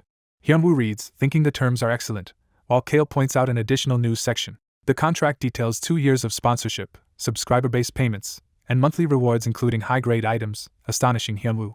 Hyunwoo realizes he could use secret recipes from his melee god days and asks if such generous terms are real. Kale confirms the terms and refers to Hyunwoo by his hidden identity, melee god, saying the offer might still be insufficient. Hyunwoo is shocked that Kale knows the alias melee god and wonders how his identity was discovered. Kale explains Nike also wants its logo on Hyunwoo's crafted items and assigns him a stylist for weekly consultations. Kale then asks Hyunwoo about his plans, and Hyunwoo replies that he will begin streaming next week and hints at a big event. Hyunwoo confidently says he has prepared something major for his upcoming stream. Kale, excited by what melee god might consider big, says he is looking forward to it. Hyunwoo returns home, announcing his arrival. Young-chan asks if he signed the contract, and Hyunwoo confirms, then hears that Black Skull has posted a response video. They learn Black Skull has summoned Hyunwoo to the Yuzma Coliseum in 2 days at 8 p.m. Someone dismisses watching the response video as pointless and decides to go hunting instead. The scene shifts to a swampy hunting ground. Dangerous lizardmen appear as Hyunwoo's next targets. Hyunwoo cuts through the lizardmen, noting they are level 60 to 70 while he is only level 34, yet finding them manageable. Facing several armed lizardmen, Hyunwoo wonders why monsters so much higher level are so easy for him. He reflects that his unique item, skills, and non-stop monster hunting have made him far stronger than he realized. Hyunwoo recalls that Suran is rumored to be level 85 with executives averaging level 70, gauging his opponent's strength. Confident he will not lose, Hyunwoo still decides to become even stronger before using his special strategy in the duel. Narration states Hyunwoo then hunted for over 30 hours straight. He describes taking only short breaks while essentially working in combat for 30 continuous hours. Exhausted, Hyunwoo grips his sword after the long grind. Having defeated a swamp giant lizardman boss, he sits by its corpse, saying he is tired and will check his stats before sleeping. Over 3 days of hard work, his skills improved and he gained 6 levels, reaching level 40. Time skips ahead to the long-awaited day of the duel. The Yuzma Coliseum fills with spectators awaiting the match. A banner announces the confrontation between Ali Boss and the Black Skull Guild. Spectators remark that the arena is unusually packed and speculate Black Skull will win due to superior numbers. Another spectator agrees Black Skull has more people but notes Ali Boss chose a one-on-one captain battle, which should favor him. In the arena, Ali Boss stands opposite the assembled Black Skull members as some spectators hope he wins. Ali Boss casually asks if all 13 guild members have arrived, teasing that he worried they would run away. Suran welcomes him, eager to kill him and reclaim the powerful dwarf sword at no cost. Ali Boss taunts that it would be humiliating if Suran were killed by his own sword, angering Suran. Ali Boss lifts a microphone and proposes starting, ready to both fight and broadcast. Addressing the crowd, Ali Boss thanks everyone for coming and hypes up the duel as the arena roars. Young-chan watches the stream, calling Hyunwoo a celebrity while the broadcast reiterates that the stakes are winner-takes-all with character deletion. The stream announces that a team battle is about to begin, startling Young-chan. The official matchmaking declares the duel as Ali Boss versus the entire Black Skull Guild, shocking the guild. Ali Boss theatrically proclaims it a 1 versus 13 massacre. Young-chan exclaims in disbelief that it is actually a team battle. Hyunwoo's status window shows he is a level 40 warrior with exceptional stats and prestigious titles. The audience reacts in confusion, wondering if they heard the team battle announcement correctly. Ali Boss confirms to everyone that the duel format is indeed a team battle. Suran, forced to select participants, grows worried and wonders what Ali Boss is planning. Suran mentally compares the safer captain duel with the risky team fight, and fears Ali Boss might be hiding some trump card. Ali Boss urges Suran to decide and says he prefers that all of them participate so the fight does not end too quickly. Suran dismisses the talk, deciding that regardless of Hyunwoo's plan, only victory matters to him. The system locks in the duel as Kang Hyunwoo's team of 1 versus Suran's team of 13, and the duel is set to begin. Kale's superior, watching from the stands, silently observes with interest. Young-chan nervously jokes on the stream not to come back home if Hyunwoo loses. The system announces that the duel has started as Ali Boss faces the advancing Black Skull formation. Vice Guild Master Park Jialga calls to Suran as the fight begins. Jialga eyes Ali Boss's equipment and asks if he may claim the items if he defeats him alone. Suran agrees as long as Jialga does not touch dwarf sword, and Jialga happily accepts. Jialga confronts Ali Boss, claiming Hyunwoo made a mistake and boasting that numbers and level advantages will decide the battle. He emphasizes that their levels and manpower far outclass Hyunwoo's and mocks the idea that skills and gear can overcome such a gap. Hyunwoo asks why, if manpower is so decisive, Jialga chose to approach him alone. Taking advantage of the question, Hyunwoo suddenly slices Jialga from behind. Jialga shatters into light, and Suran panics that his second-in-command has been killed so easily. A Black Skull member protests that killing Jialga mid-speech was dirty, but Ali Boss replies that the duel had already begun. 2 Black Skull executives, Seo Gang and Seo-1, step forward together, acknowledging that Hyunwoo must be treated seriously. Suran announces the Seo-Seo duo as the guild's best pair, whose coordinated spear and sword attacks are supposedly impossible to block. As they leap at him, they gloat that Ali Boss is finished. Hyunwoo effortlessly counters their sword-spear combo, calling it lame.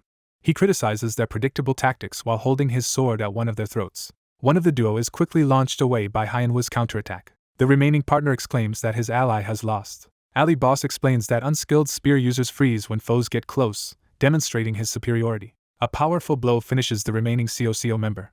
Suran stares in disbelief as Ali Boss praises Dwarf Sword's power. Hyunwoo notes he has already taken down 3 enemies and calls for the rest to attack him. The entire coliseum shakes with the shocked reaction of the crowd. Spectators excitedly shout that Ali Boss dropped 3 guild members in an instant, and start imagining he might actually win. Hyunwoo thinks he should sell the performance more, then mocks Black Skull for griefing dungeons and killing players with such low skill. Suran retorts that Hyunwoo can only beat novices and tells him to surrender, saying their characters will be deleted regardless. The crowd now cheers for Ali Boss and jeers Black Skull, increasing Suran's anxiety. Hyunwoo internally explains that in multi-opponent fights, taking initiative and crushing the first enemy demoralizes the rest. He notes that once opponents become nervous they make mistakes, and we see Black Skull members deciding to rush Hyunwoo all at once. Hyunwoo charges again, saying he will not give them time to regroup. He cuts down another opponent with a swift strike. Narration says that if the group cannot coordinate, the fight devolves into a series of one-on-one duels.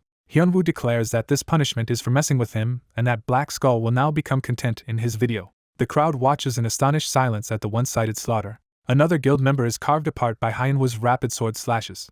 Ali Boss stands amidst the glowing fragments, unfazed. He announces to the remaining enemies that only 3 of them are left. Suran, desperate, argues it is not over yet and insists that if they win, the others' IDs will be spared. One of his last comrades drops his sword and immediately surrenders. That member explains that continuing will only bring more shame, though Suran still protests they can win. The last ally also withdraws, admitting he has been too obsessed with levels and items to enjoy the arena anymore. He says he preferred the guild back when they just had fun and now wants to return to that time. The 2 remaining guild members formally surrender, leaving Suran stunned and wondering how events reached this point. Suran recalls the early days of Black Skull, happily hunting monsters with his friends. He reflects on how the joy of getting stronger twisted into a ruthless obsession. He questions when their guild became seen as outright villains. The crowd roars for Ali Boss, chanting for Black Skull to be destroyed. Ali Boss is surprised that they surrendered so easily and worries viewers might say the duel was too easy and staged. He faces Suran, waiting to see what the guild master will do. Suran accepts responsibility for the guild's corruption and decides to personally end things in a final duel with Ali Boss. He resolves that even if their characters are deleted, they will rebuild the guild from scratch. Ali Boss responds that next time they meet, he expects them to return as more than mere villains. As Suran charges, Ali Boss thanks him for staying to fight, accepting his challenge. A title card marks the event as Ali Boss vs. Black Skull Guild. Narration states that Khan Hyunwoo triumphed despite the numerical disadvantage, and the name Ali Boss spread as a symbol of justice. The system declares Hyunwoo the winner and promises rewards under the winner-takes-all rules. Because of this incident, powerful figures begin to take interest, including an armored blonde who is surprised Black Skull actually lost. This night, Khan Younggu of the New World Guild takes note of Ali Boss's name. He vows that Hyunwoo will pay for destroying the guild under his jurisdiction, while Hyunwoo marvels at the abundance of loot. Later, Kale relaxes at a cafe, watching the video of the duel on his device. Kale smiles, realizing this duel was the big surprise Hyunwoo had hinted at. He comments that Hyunwoo risked everything in a 1 vs 13 character deletion fight, and wonders if such shocking content will be Maligod's trademark. Kale says he would have stopped Hyunwoo had he known the plan, but now admits the explosive community response has massively boosted Hyunwoo's exposure. Satisfied, Kale thinks Hyunwoo achieved both his goals and profits, congratulating himself for choosing the right partner. Eating his parfait, Kale muses that he is eager to see what Mr. G will show him next. Back home, Hyunwoo sits with a troubled expression despite his success. Young-chan asks why he looks upset when both the Nike deal and the Black Skull incident went well, and Hyunwoo tells him to look at the TV. On the screen, a reporter interviews pro gamer Young Hanbeek, also known as Sword Eagle Lock. Young-chan is surprised Hanbeek debuted as a pro gamer, while Hyunwoo admits this reminded him of his grudge and declares he has made a decision. Hanbeek boasts on TV that his true goal is to become a pro gamer. Hyunwoo vows to become a pro himself so he can crush that man in arena. Fired up, Hyunwoo says he cannot slack off, must keep grinding, and immediately logs back into arena. Young-chan, exasperated, points out that Hyunwoo just logged out of the gaming capsule. The scene shifts back into the game world at Briggs Southern Gate. Hyunwoo, with a bear-like pet on his shoulders, thinks that with Black Skull settled he can resume the main scenario and exploit the little-known 4th MS quest. He considers that finding black magicians means fighting undead and that a priest ally would help, but since he lacks anyone to trust he plans to go alone, ignoring his noisy pet's protests. The pet yells not to be ignored. Hyunwoo weighs 2 suitable undead zones, the Southern Cemetery and the Eastern Dark Cave, noting their different dangers and popularity. He wonders which of those 2 locations would be best for his objective. He ultimately chooses the secluded cemetery. Hyunwoo enters the graveyard, reasoning that fewer witnesses will keep the main scenario from drawing too much attention. A muscular player with a country accent, who calls him brother, again insists on accompanying him, to Hyunwoo's annoyance. Hyunwoo explains that the man is Kim Sukjing, a Korean-Chinese player building a farm who recognized Ali Boss's outfit and started following him. As they walk, Hyunwoo tries to shake him off but hesitates because he does not want negative rumors spreading in the community. Sukjing grabs Hyunwoo to stop him, asking if he is also going after ghouls. Hyunwoo admits he is heading there because the area is quiet and then becomes wary when he realizes Sukjing pulled him easily despite Hyunwoo's high-strength stat. Sukjing casually asks if Hyunwoo is not searching for black magicians, revealing knowledge of the main scenario. Sukjing hints he knows about the MS quest but keeps the source secret, making Hyunwoo suspect he might be another main scenario runner. Sukjing, who also has business with black magicians and claims to know their location, suggests they go together, surprising Hyunwoo. He further boasts of having mastered his second class, while Hyunwoo, suspicious yet seeing no downside and believing Sukjin would have attacked already if hostile, tentatively considers accepting the partnership. The protagonist decides to accompany the muscular man, secretly thinking he can always run away alone if needed. The man happily approves of the protagonist's decision to go with him. A solitary grave marker is shown. At the grave, the man explains that this place is actually the Black Magician's hideout, leaving the protagonist speechless. The protagonist doubts this since it just looks like a normal grave, but the man tells him to be patient. The protagonist notices the man's gauntlet is from the Liru monk class, and the man confirms it was a class reward. Narration explains that monks are a renowned secondary class, with the strictest being the Sun Temple's Liru monks. The monk charges forward with a powerful punch. The protagonist recalls that becoming a Liru monk requires approval from a head monk, making the class very rare. After smashing open an underground passage, the monk invites the protagonist to follow him, impressing the protagonist with his strength. Screaming undead creatures appear. The monk devastates the undead with a massive blow. The protagonist watches in amazed silence. He realizes firsthand how strong a Liru monk is, noting the monk's clean yet powerful strikes. While wondering why such a strong player, Kim Sukjin, is unknown, the protagonist is approached by an attacking undead. Remembering his main scenario priorities, the protagonist calmly kills the undead behind him. The monk is surprised by the protagonist's skill. The monk internally admires the protagonist's refreshing movement as he cuts down multiple undead. Elsewhere, a knight complains that Yoongu ran off to find the mysterious player who wiped out the Black Skull Guild. Kim Sukjin praises the protagonist's potential and is introduced as the New World Guild's guild master. While Sukjin contemplates, undead cling all over him comically. He shrugs them off with a shockwave, shouting as he does so. The protagonist, fighting nearby, wonders what to ultimately do about this overenthusiastic alley boss. A black magician with a third eye looks on in fear. The injured black magician curses the two adventurers standing over him. The novice black magician is defeated and dissolves, giving the party experience. The protagonist thinks the fight was anticlimactic for a novice. He praises Sukjin, who returns the compliment. The quest window shows that the Briggs investigation requires defeating an unknown number of black magicians, so more remain. The protagonist muses that regardless, they've at least beaten one black magician, then wonders how to shake off Sukjin. Both stand awkwardly as the protagonist worries about what to do. The protagonist thinks Sukjin could be a top-ranked player, and considers maintaining a good relationship with him. Sukjin senses the protagonist's caution, debates inviting him to his guild, and worries it might be awkward if he already belongs to one. He resolves to leave a strong positive impression on the protagonist. When the protagonist says he must meet a friend, Sukjin, wanting to seem considerate, urges him to go and not worry about staying. The protagonist hastily thanks Sukjin for his help and runs off. Sukjin silently watches him leave, looking a bit dejected. Scratching his head, Sukjin compares himself to someone lacking the courage to confess. He opens an interface panel with his hand. A communication window shows a message being received by someone addressed as Youngnim. The armored knight receives Sukjin's call telling Yoongu to stop monitoring the alley boss and asks why.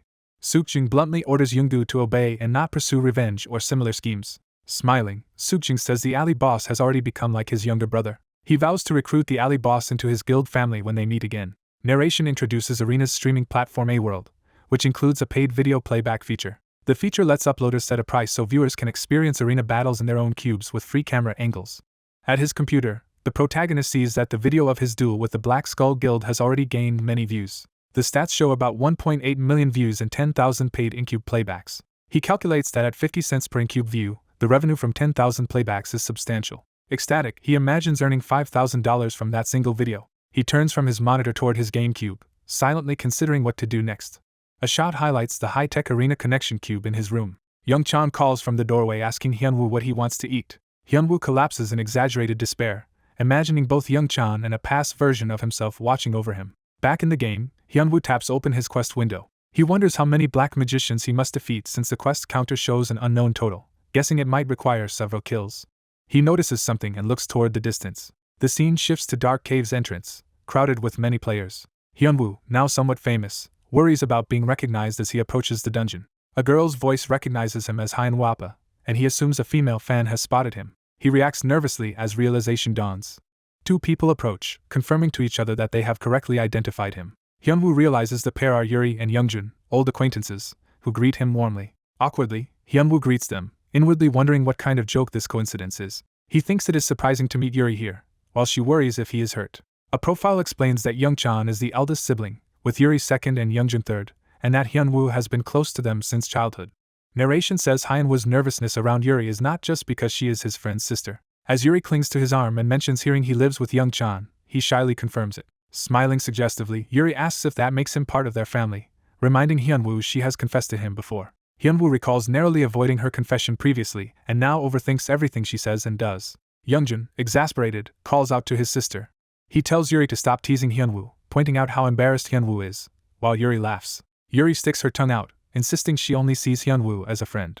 Youngjun then asks if Hyunwoo came to hunt inside Dark Cave. He explains that their original party of 3 lost its warrior and invites Hyunwoo to join them. Yuri and Youngjun promise to carry him through the dungeon and encourage him to come along. Hyunwoo realizes they do not know he is Ali boss or about his gaming history. Thinking of how Youngchan has looked after him, Hyunwoo decides to play with them for a while and agrees. A brief thought bubble states his decision to ride along with their party. Inside Dark Cave, someone calls for everyone to prepare for battle. The trio forms a party. Yuri preps spells, Youngjun readies his bow, and Hyunwoo confronts approaching skeletons. In combat, Hyunwoo dodges while skeletons are shattered around him. He glances back, assessing the fight. He concludes that Yuri and Youngjun are strong enough that they can probably clear the undead dungeon up to level 90. He notes that Youngjun's arrows are precise and rapid, usually killing 1 skeleton per shot. He also observes that Yuri times her buffs and shields perfectly so their enhancements never lapse. Impressed, Hyunwoo thinks he can bring these 2 along on his black magician quest. Yuri throws up a shield of protection to block a skeleton's strike on Hyunwoo. She scolds him for being sloppy and says he is high maintenance. He answers with an embarrassed silence. A shattered skeleton skull lies on the ground, marking the battle's toll. Afterward, Yuri and Youngjun react in surprise when Hyunwoo mentions an instance dungeon. He explains he has a quest to defeat black magicians and that a special instance dungeon will appear somewhere in Dark Cave, though he keeps quiet that it is a main scenario. When he asks how long they can stay online, they say about 8 hours, and he deems that plenty of time. Hyunwoo invites them to join the instance once it appears, and both eagerly agree since instance dungeons have good rewards. Hyunwoo cheerfully suggests they work hard to find the dungeon, while inwardly bracing for a grueling hunt. A montage shows the party fighting relentlessly through skeletons for an hour. After 3 hours of fighting, fatigue starts to show on his companions. By 7 hours, Youngjun is exhausted and strained. Youngjun nervously asks Hyunwoo if the dungeon really exists since they have been searching for 7 hours. Feeling they have explored everything, Youngjun proposes a break while Hyunwoo still believes the entrance must be nearby. Hyunwoo notes he is used to long hunts but sees that Youngjun is struggling. He observes that Yuri, however, still looks surprisingly fine and wonders if she has real talent for arena.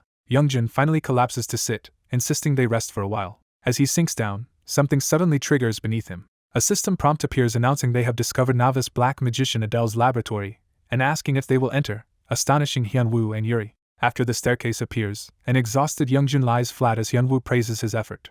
The camera lingers on the now empty stairs as they proceed downward. Inside the laboratory, Adele works at a desk amid magical and scholarly equipment. Adele exults that if his research is recognized he can advance as a true black magician, introducing himself as novice black magician Adele. He dreams of expanding his undead army and taking revenge on those who look down on him. When the party appears, Adele boasts that this is the first step of his master plan, revealing himself as the source of the undead. The heroes mockingly thank him for explaining his plan, leaving Adele speechless. Adele panics, demanding to know how they entered his secret laboratory. Hyunwoo, sword drawn, says they are tired and want to finish this quickly. Adele calls them cowardly adventurers and vows they will regret intruding. He summons his creature Pepe.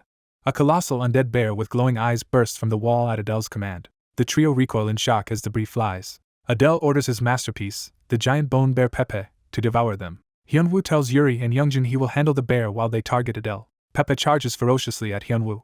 A blinding clash erupts as Hyunwoo meets the bear's attack head-on. Yuri and Youngjun shout in concern for Hyunwoo. The bear looms menacingly, its single glowing eye emphasized. It unleashes another violent roar and surge of power. Hyunwoo steadies his stance, warning that this opponent is far more dangerous than ordinary skeletons.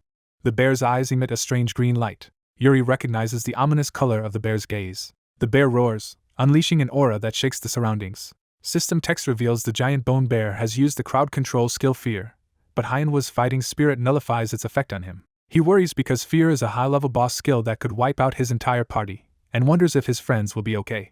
Something unexpected makes him react with a startled "Huh."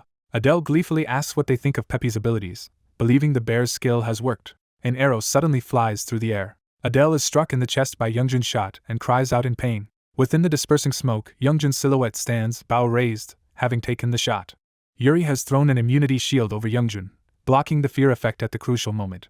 Hyunwoo praises Yuri, realizing she recognized the timing and nature of fear and protected Youngjun with an immunity skill. He marvels at Yuri's combat sense.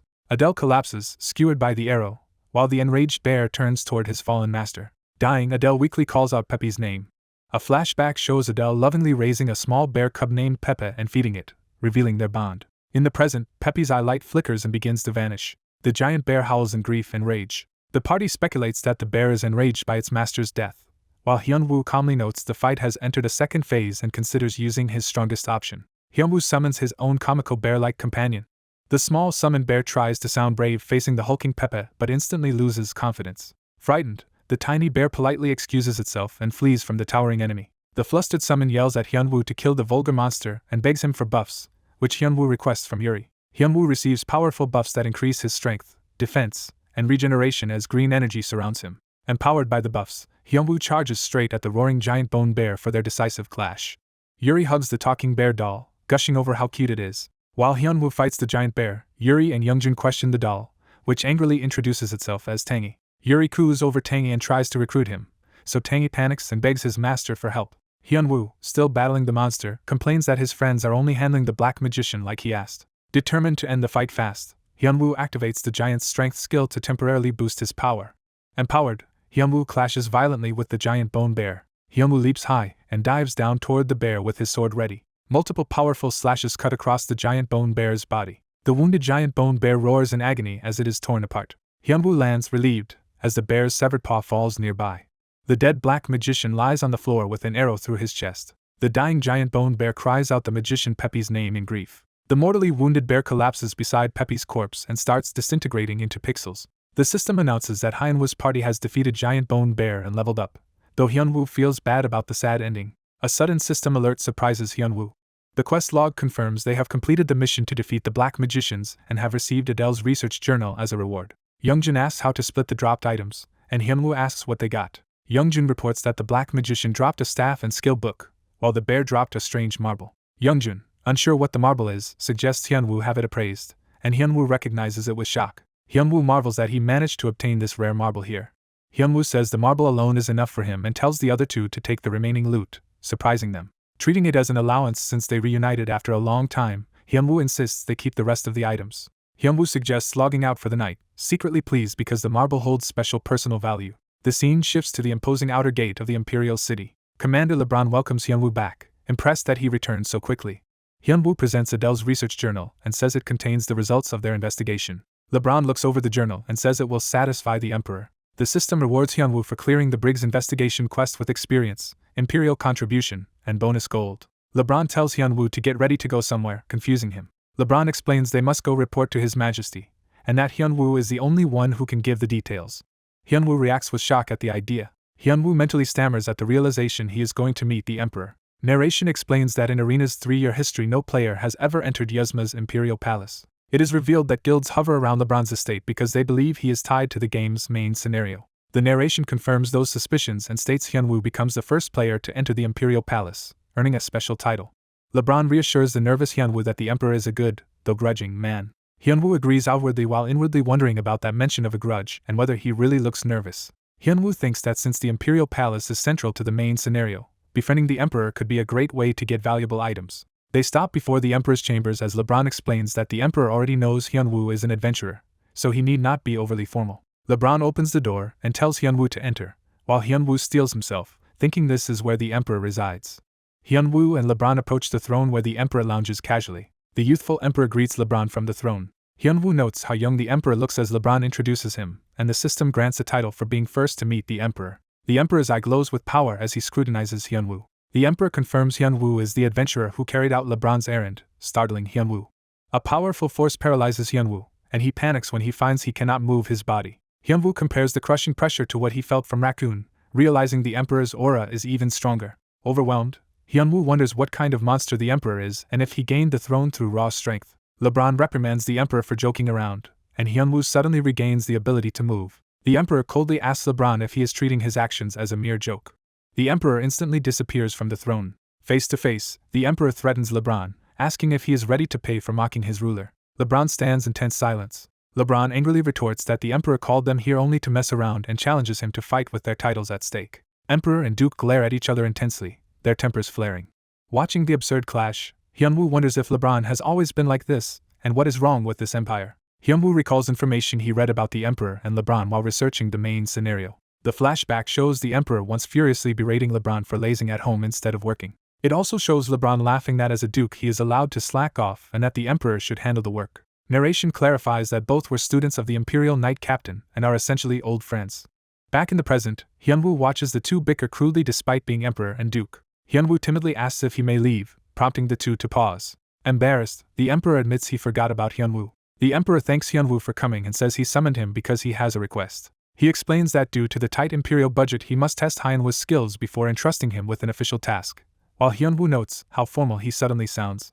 The emperor issues the proof of qualification quest, requiring Hyunwoo to win 100 coliseum matches with at least 10 consecutive wins in order to receive an imperial quest and gift. The emperor states that the conditions are simple, giving Hyunwoo 2 weeks or 15 days a game to prove his worth. He adds that failure to meet the deadline means Hyunwoo will never see him again, which Hyunwoo happily interprets as another main scenario quest opportunity. Hyunwoo kneels and declares he will demonstrate his abilities to the emperor. Outside the game, Young-chan is shocked that Hyunwoo progressed the main scenario alone. Young-chan admits he is jealous of how easily things seem to go for Hyunwoo, who jokes that luck is a skill too. Hyunwoo then mentions a problem, saying he had planned to save the Coliseum for when he ran out of streaming content. He decides instead to start streaming Coliseum content next Monday and tells Young-chan he will spend the next 5 days leveling and posting promotional videos. Young-chan asks about Yuri and Youngjun, and Hyunwoo says they earned the items he gave them and that things are going well so it was no big deal. Young-chan affectionately calls Hyunwoo a rascal and says he hopes to see Hyunwoo's wealthy chaebol a success again. Hyunwoo smiles in response. The two friends bump fists as Hyunwoo confidently tells him to just wait and see. The story shifts back to a bright day in the in-game forest. Hyunwoo examines an expensive magic control skill book he bought thanks to his sponsorship with Nike. He explains to Tangy that the book came from his Nike contract and since he has enough magic stat, he will use it immediately. Afterward, Hyunwoo readies his sword, taking a breath before testing his improved abilities. The tip of his sword is shown, poised for action. Magic energy begins coating the blade. Hyunwoo unleashes a powerful, magic-enhanced sword slash. Delighted, Hyunwoo declares himself a sword master and urges Tangy to go, while Tangy reminds him he promised to give him something. Hyunwoo reveals the giant bear's essence marble, explaining it is meant for a pet and can greatly raise stats. Tangy excitedly recognizes the essence and demands that Hyunwoo hand it over. Hyunwoo agrees to give the essence only if Tangy will sincerely call him master from now on, prompting multiple Tangys to chant master enthusiastically. Tangy's status card shows his level and attributes skyrocketing after consuming the essence. Now empowered, Tangy sits on Hyunwoo's shoulders and smugly orders his master to bow before him, while Hyunwoo protests being called stupid. The system notes that Tangy's magic stats surpass 250 and that he has learned new skills. Tangy gains the rare active skill Lightning and the unique passive magic affinity, boosting his magic capacity and recovery. Hyunwoo is stunned that Tangy already acquired new skills and seems to have higher stats than him. Tangy menacingly charges Lightning in his paws and declares it is time to overturn their master, pet hierarchy. Hyunwoo silently watches Tangy cackle and play with electricity. Annoyed, Hyunwoo bonks Tangy on the head and reminds him he is supposed to call him master. Narration explains that as Hyunwoo's first scheduled stream nears, his subscriber count rises daily. His dramatic video of the battle with the giant bear hits 500,000 views, greatly increasing his income from in-cube playbacks. An even more popular 1-minute announcement video teases his upcoming debut stream and the Coliseum duels he will show. Rumors spread that the streamer Ali Boss plans to start with 100 consecutive wins in the Coliseum, shocking the community and hinting at a shakeup of the rankings. Somewhere else, a monstrous lizard laughs loudly. Two powerful fighters, including one sitting on the monster's corpse, discuss Ali Boss, with the seated man saying Hyunwoo will soon reach his level. The armored blonde warrior, Kang Younggu, says that hearing this makes him want to fight Ali Boss someday. The ranked fighter Kim Sukjing suggests Younggu might meet him in the Coliseum since Hyunwoo vowed 100 straight wins. Sukjing says he has high expectations of Hyunwoo as Hyunwoo trains with swift sword techniques.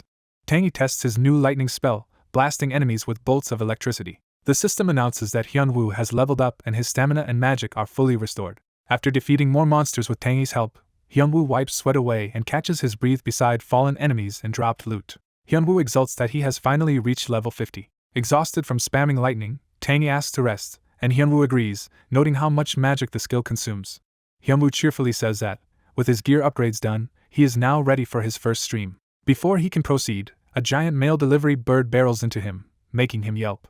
Hyunwoo recognizes the bird as Pekka Pika from the delivery department as it happily announces itself. Pekka Pika delivers a chest, and the system states that a package has arrived from Kale, surprising Hyunwoo.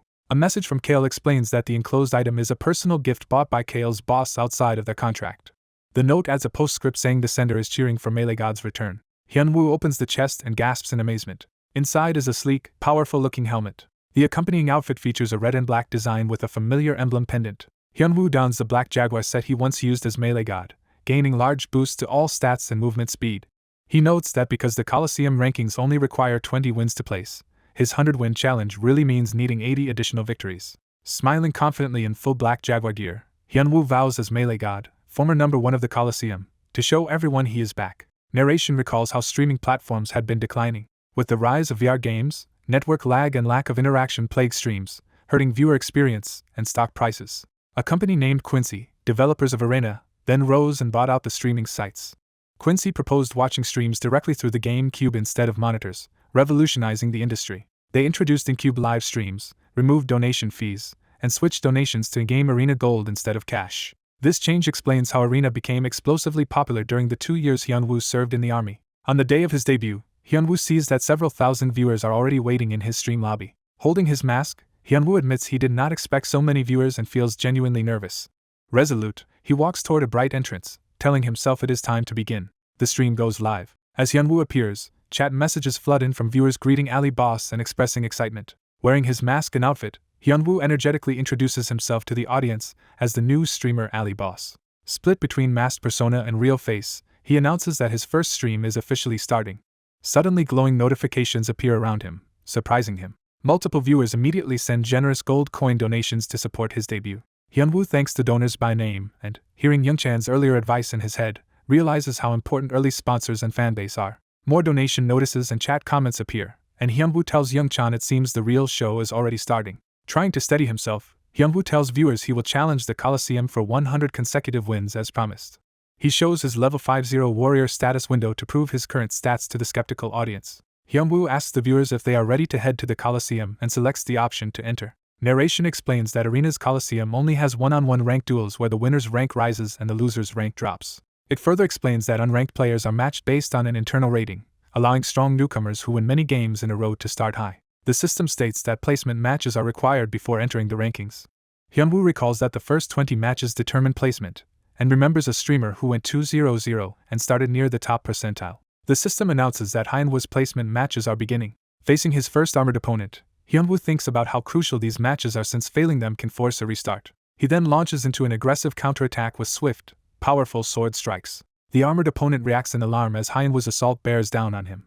A heavily armored warrior rushes forward in the Coliseum duel. The masked fighter is shocked by the opponent's strength but believes that since most enter the Coliseum around level 30 to 40, he cannot possibly lose. The scene shifts to a modern building, indicating a return to the real world. At a sports facility, a trainee calls to his coach, who responds while looking at his phone. The coach, Kang Woo-jung, is surprised to hear that the famous player Ali Boss is actually Kang Hyunwoo.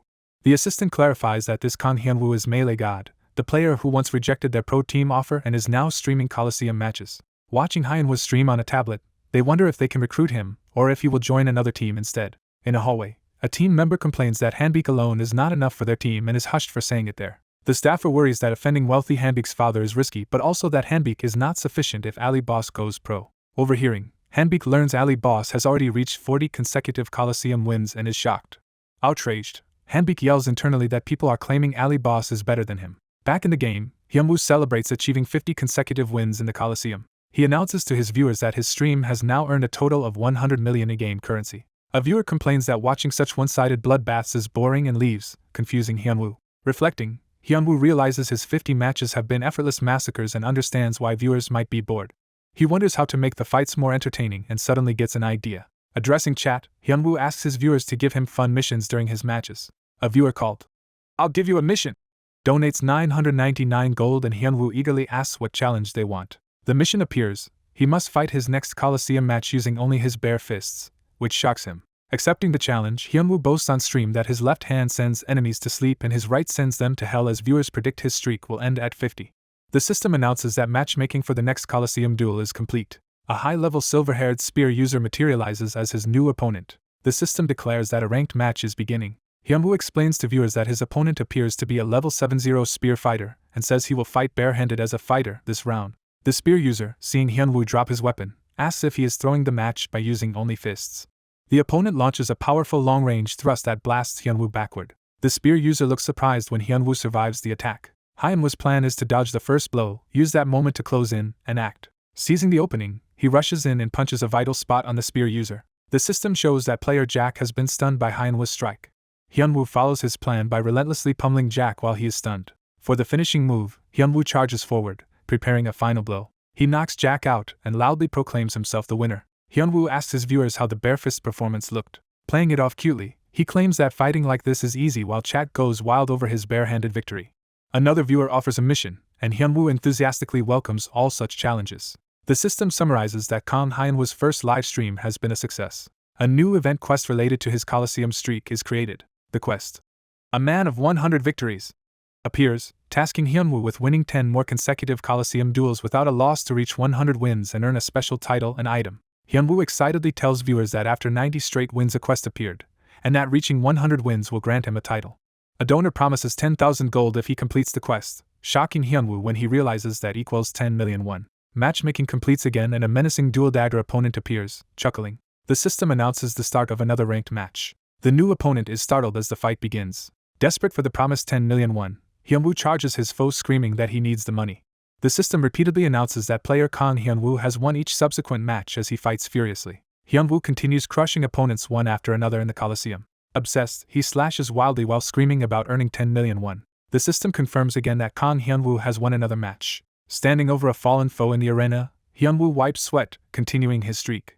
Giddy, he tells chat that this latest victory is his 99th and that he is one win away from collecting the 10 million won. He calls for the final ranked match, summoning his 100th opponent. A heavily armored player wearing the rare Cobra armor set appears, surprising Hyunwoo. Viewers recognize the armor as the high-level Cobra set and speculate that this opponent is level 110 with a ranking in the millions. Hyunwoo notes that until now his strongest opponents were only in the 80 to 90 range and worries that someone above level 100 is on another level. He wonders if the Cobra armored warrior has already mastered a second class and decides the fight could be very dangerous. Hyunwoo decides to use his secret weapon, summoning his pet bear Tangy to the battlefield. Tangy appears, sassily calling Hyunwoo stupid, while viewers melt over the pet's cuteness. Donations pour in specifically praising Tangy, leaving Hyunwoo jealous that his pet is more popular than he is. Hyunwoo hurriedly tells Tangy to watch his language because many people are watching, and Tangy cluelessly asks where those people are. Tangy accuses his master of tricking him again while chat begs for Tangy to become a streamer himself. The system starts the ranked match as the Cobra warrior complains about the noise and prepares his sword. Hyunwoo begs Tangy for buffs, but Tangy refuses until Hyunwoo apologizes, impressing viewers with his buffing potential. Flattered by Hyunwoo's promise to carry him on his shoulders, Tangy relents and agrees to help because his master cannot do anything without him. Hyunwoo receives Spirit of a Bear and Forest's Blessing buffs, greatly boosting his strength, constitution, defense, and stamina recovery, letting him fight seriously for about 5 minutes. Buffed up, Hyunwoo clashes swords head-on with the high-level Cobra warrior. The powerful enemy's blow hurls him back, shocking him with the force behind it. Hyunwoo grimly notes that without Tangy's buffs the fight would have ended instantly. Under heavy pressure, he thinks that all of the enemy's strikes are both fast and strong. While exchanging blows, he reflects that reaching the top ranks as a level 110 player requires far more than luck. Crossing blades again, Hyunwoo respects that his opponent's achievement is genuine skill. He activates the skill giant's strength to temporarily further increase his power, planning a comeback. Hyunwoo reminds himself he still has one last trump card to use. Empowered, he pushes back against the Cobra warrior's massive sword energy. The Cobra warrior is shocked by Hyunwoo's sudden surge in strength. Seeing an opening, Hyunwoo yells that this is his chance and swings aggressively. His focused gaze shows he is about to gamble everything on a risky move. The Cobra warrior judges that Hyunwoo's strike only scratched him, and wonders how such a low-level opponent was matched with him. Hyunwoo jokes with a money-gesturing hand that the opponent is very good, while the confused warrior wonders about the sign. Hyunwoo thinks the opponent may assume he is a Coliseum boosting driver, but clarifies that he is a streamer called Ellie Boss currently broadcasting and that beating this foe will let him end the stream. He asks the warrior to die quietly so he can finish early and go home, attacking fiercely. While fighting, he tracks his remaining buff duration and worries that once Giant's strength and Tangy's buffs expire it will be difficult to win. He laments that the fight would be easier if he had more skills. He specifically wishes for better mobility skills than just bash and strike while the Cobra warrior struggles to fend him off. Enraged, the Cobra warrior screams at Hyunwoo for his arrogance. The warrior gathers sword energy for a deadly sword ki attack aimed at ending the fight. Hyunwoo recognizes the incoming technique as sword ki and panics. He realizes he cannot dodge in time and will lose if he tries to block, leaving him momentarily at a loss. Determined, Hyunwoo decides there is only one way left to survive. He uses his golden gauntlet to parry in a precise way, risking everything on a single counter. The Cobra warrior's eyes widen in surprise as Hyunwoo's move disrupts the sword ki. The warrior realizes in shock that Hyunwoo has redirected his powerful strike. Capitalizing on the opening, Hyunwoo launches a decisive counterattack. The Cobra warrior collapses in pieces while Hyunwoo stands behind him, having won. The system reports that Hyunwoo has completed both the Proof of Qualification and Man of 100 Victories quests, while he thinks about how hard the fight was as viewers go crazy over a level 50 beating a level 110. Back in reality, Hyunwoo is exhausted, noting he has been streaming for 10 hours and just wants to sleep. Another huge donation of 9,999 gold with a 10k if you win mission pops up, making him pause. Revitalized by the money, Hyunwoo joyfully thanks the donor and declares that his fatigue has disappeared thanks to capitalism. Tangy watches him ramble and wonders if his master has finally gone crazy, while Hyunwoo announces he is ending the stream for the day. As he logs out, Hyunwoo tells viewers his next stream schedule, while chat pleads for him to at least leave Tangy on screen. The scene shifts to Hyunwoo's apartment building at night. At home, Hyunwoo collapses on the couch, complaining about how tired he is. Talking with his friend, he says streaming is harder than expected because he must play, chat, and watch his words, while the friend says he will get used to it. The friend reminds him that he made a lot of money, causing Hyunwoo to spring up excitedly about his gold. They open Hyunwoo's account on the streaming platform to check his earnings.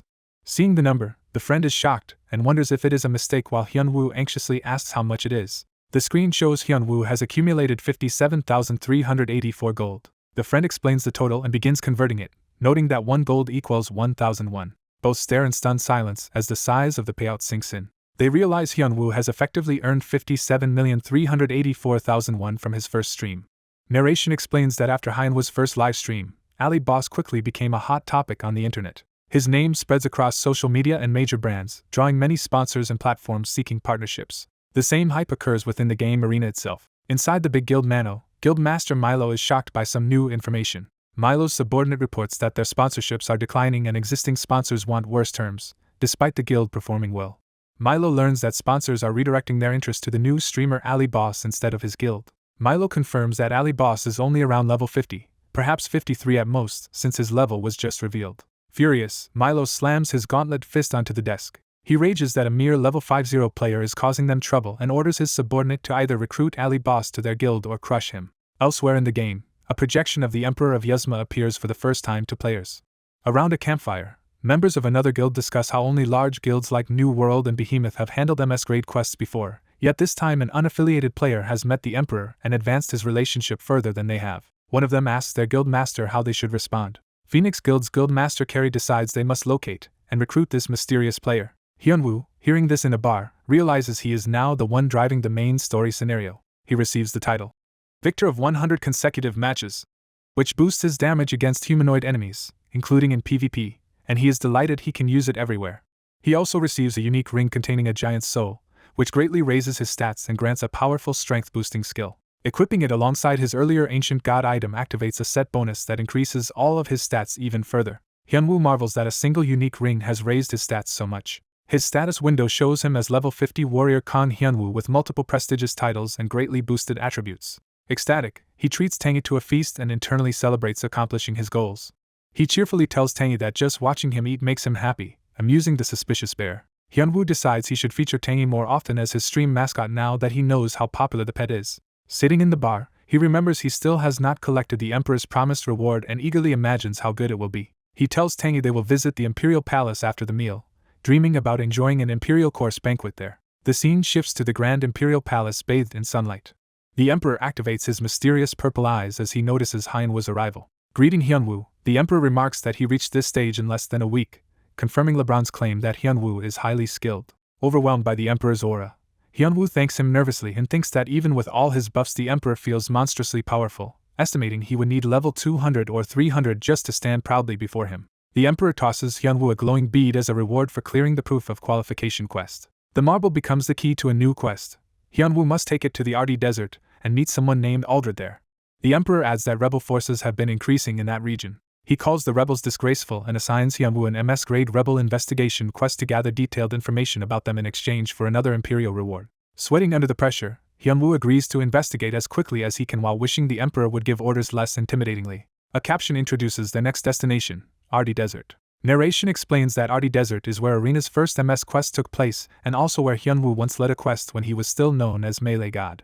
A giant desert scorpion appears as one of the dangerous monsters of the area. Tangy, in a little cape, blasts the scorpion with a powerful lightning spell. Hyunwoo finishes the enemy with a swift sword slash. The system reports the desert scorpion's defeat and gained experience while Hyunwoo and Tangy talk about feeling themselves grow stronger. Traveling through the sand in cloaks, Hyunwoo and Tangy complain that without knowing the route to the town of Lipa they are forced to cross the vast desert on foot.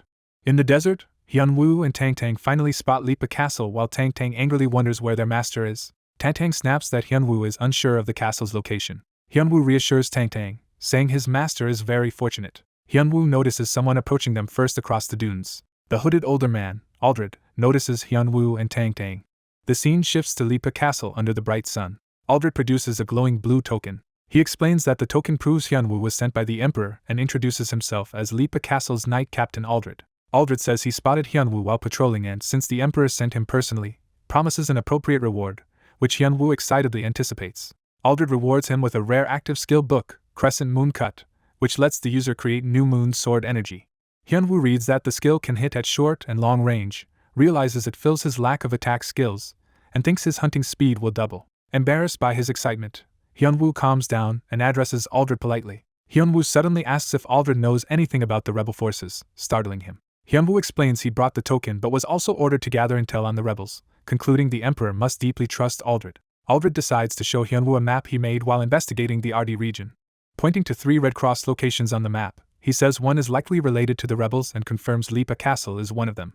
Aldred believes the rebels have an informant in Lipa Castle because otherwise they could not divert so many supplies.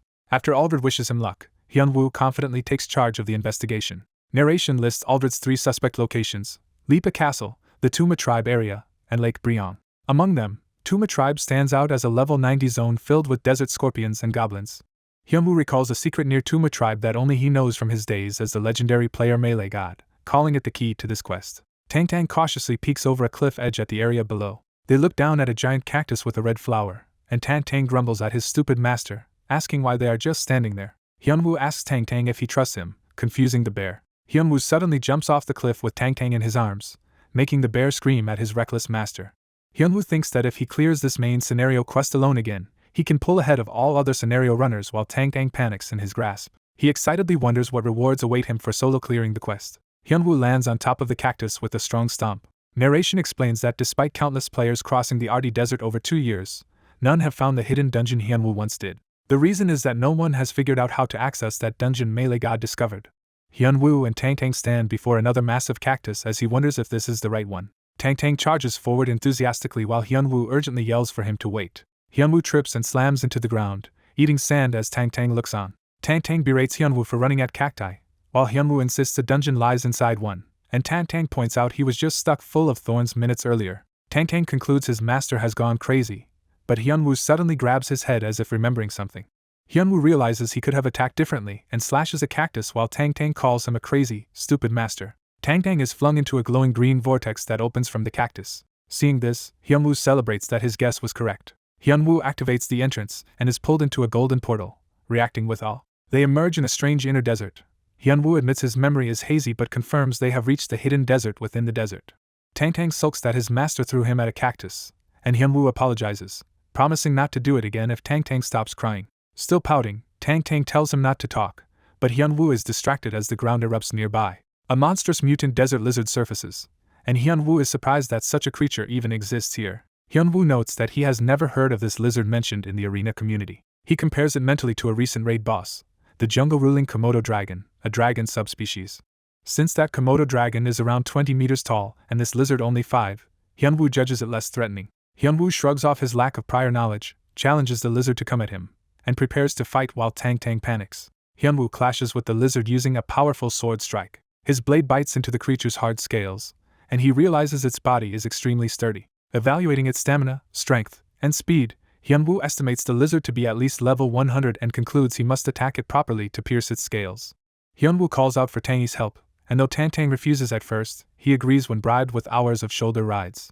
Buffs such as Spirit of a Bear and Forest's Blessing activate on Hyunwoo, boosting his strength, defense, and regeneration as he charges the lizard. Hyunwoo tightens his grip on his weapon, preparing a decisive blow. He slams his powered-up strike down on the lizard. The lizard screams. Hyunwoo wonders if he finally managed to damage it.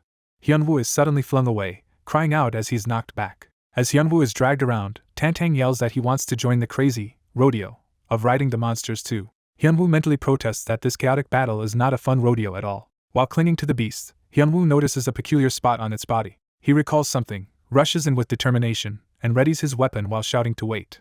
Hyunwoo slashes precisely at the weak point, unleashing a blue sword arc. The mutant desert lizard is stunned by the attack, gaining the status effect stun. Seizing the moment, Hyunwoo declares the fight's end and drives his sword in a finishing blow. A massive crescent-shaped slash, crescent moon cut, cleaves through the lizard. Hyunwoo crashes into the ground in pain but receives system messages that he has defeated the mutant desert lizard, gained experience, leveled up, and had his stamina and magic restored.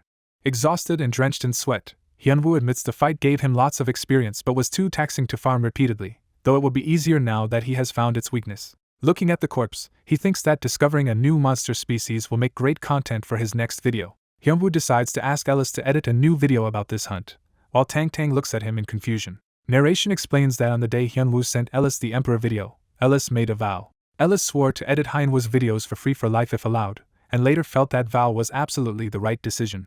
Watching the footage of the lizard fight, Ellis marvels that Hyunwoo defeated a much higher level monster purely with determination and by discovering its weak spot. Ellis trembles with fan-like fervor, convinced he made the right choice becoming Ali Boss's editor and calling him the best. Obsessed, Ellis tells himself he will watch the video one more time before editing it, then plays it again in his dark room. Time passes, and Friday arrives. Friday is the scheduled day for Hyunwoo's livestream. That morning, the edited video of him hunting the mutant desert lizard was uploaded and created huge hype for his upcoming stream. On stream, Hyunwoo laughs at chat comparing him to another player, wondering how Young Hanbik would react to such comments. Masked as Ali Boss and feeling in top form since restarting Arena, he sees nearly 50,000 viewers and decides to begin. He adjusts his mask, eyes gleaming intensely. Hyunwoo greets the viewers as Ali Boss while Tang Tang sits on his shoulder, waving to chat in exchange for promised shoulder time. He announces that, as shown in the video, today he will attempt a solo raid against the lizard's leader, shocking the viewers. Donation messages roll in wishing him luck and calling him crazy for attempting the raid, each adding 99 gold. Ali Boss thanks donors but warns he cannot pay attention to donations while fighting the boss. He politely asks viewers to donate only after he defeats the boss, saying his reactions are already considered too mild and he wants to at least provide those. He adds that he probably will not be able to read chat either during the fight. Revealing the towering mutant desert dragon perched on a rock, he says he must concentrate. The dragon glares menacingly with glowing red eyes. It roars and dives toward them as Ali Boss and Tang Tang brace themselves. Ali Boss's Master of Combat ability activates, boosting his stats the more powerful and intimidating his opponent is, and he cheerfully introduces the massive boss to the audience. After observing for a while, he confirms the dragon shares the same weak point at the back of the neck as the lizard. He notes that dragons and monsters are often weakest at the start of battle as their power ramps up. Hyunwoo prepares, saying that once he regains his breath the fight will be over for the dragon. He unleashes Crescent Moon Cut at the dragon, sending a huge crescent slash across the arena. The dragon, though scorched and enraged, survives the blow. Hyunwoo dashes forward again, feet pounding the ground. He leaps high, closing the distance on the towering dragon. With a fierce grin, he declares the start of the solo dragon raid. A status window displays Kang Hyunwoo's level 60 warrior stats and impressive titles, highlighting his strength and achievements. Narration explains what boss raids are: cooperative battles against high-level bosses. It describes standard raid party roles of tank, damage dealers, and healer, whose cooperation reduces failure rate and time. It concludes that this is the usual way boss raids are conducted. Therefore, any attempt to solo a raid is expected to end in failure. That assumption held true only up to this point in time. A wide shot shows Ali Boss alone facing the enormous dragon in its lair. He repeatedly slashes the dragon, trading powerful blows with it. Hyunwoo springs off the ground, continuing his relentless offensive. He drives his sword deep into the dragon's mouth in a risky frontal assault. The dragon counters with blazing flames, engulfing its own head in fire. Hyunwoo grimly endures the onslaught, focusing on survival. A spectacular clash of fire and blue sword energy erupts as they collide midair. Hyunwoo lands again, maintaining his fighting stance despite the prolonged battle. Viewers comment that 3 hours have already passed, amazed he is still soloing the boss and speculating he might become Arena's top content creator if he succeeds. Narration states that once the raid began, Hyunwoo's concentration reached its peak. He recalls the thrill he once felt as melee god when facing unknown monsters at the front line of the main scenario. Those memories and emotions resurface, fueling his resolve. However, he realizes he has exhausted all his mana just blocking the dragon's breath with Crescent Moon Cut, and that regaining mana will decide the raid's outcome. Thinking he must gather as much mana as possible, he is suddenly interrupted by something unexpected. Tang Tang scolds him from his shoulders, pointing out that 3 hours have passed already. Tang Tang decides he is leaving, yet also notes that the dragon seems to be nearing its limit as well. Hyunwoo, drawing on countless raids from his past, confirms from its behavior that the dragon is also on its last legs. The dragon rockets straight up, surprising viewers who wonder if bosses can run away. Hyunwoo corrects them, saying the dragon is not fleeing. The dragon hovers high in the sky, preparing something dangerous. Hyunwoo realizes this movement signals the dragon's final stand. The dragon swoops down at tremendous speed, beginning its ultimate attack. It dives like a meteor, with shockwaves spiraling beneath it. Tang reacts in horror as the attack starts. The dragon's impact slams into the ground near them, blasting rocks and dust everywhere. Buffeted by debris, Hyunwoo shields Tang and notes the dragon's frightening speed. The dragon's blazing eyes loom close in a terrifying charge. Tang, terrified, begs his stupid master to send him away from the battlefield as the dragon lands again. Another massive impact shakes the ground with explosive force. Amid the cascading rubble and light, Hyunwoo still stands firm with his sword ready. Tang yells that the dragon suddenly became faster and demands to know why his master is standing still instead of moving. Narration comments that every game has specific methods to defeat its bosses.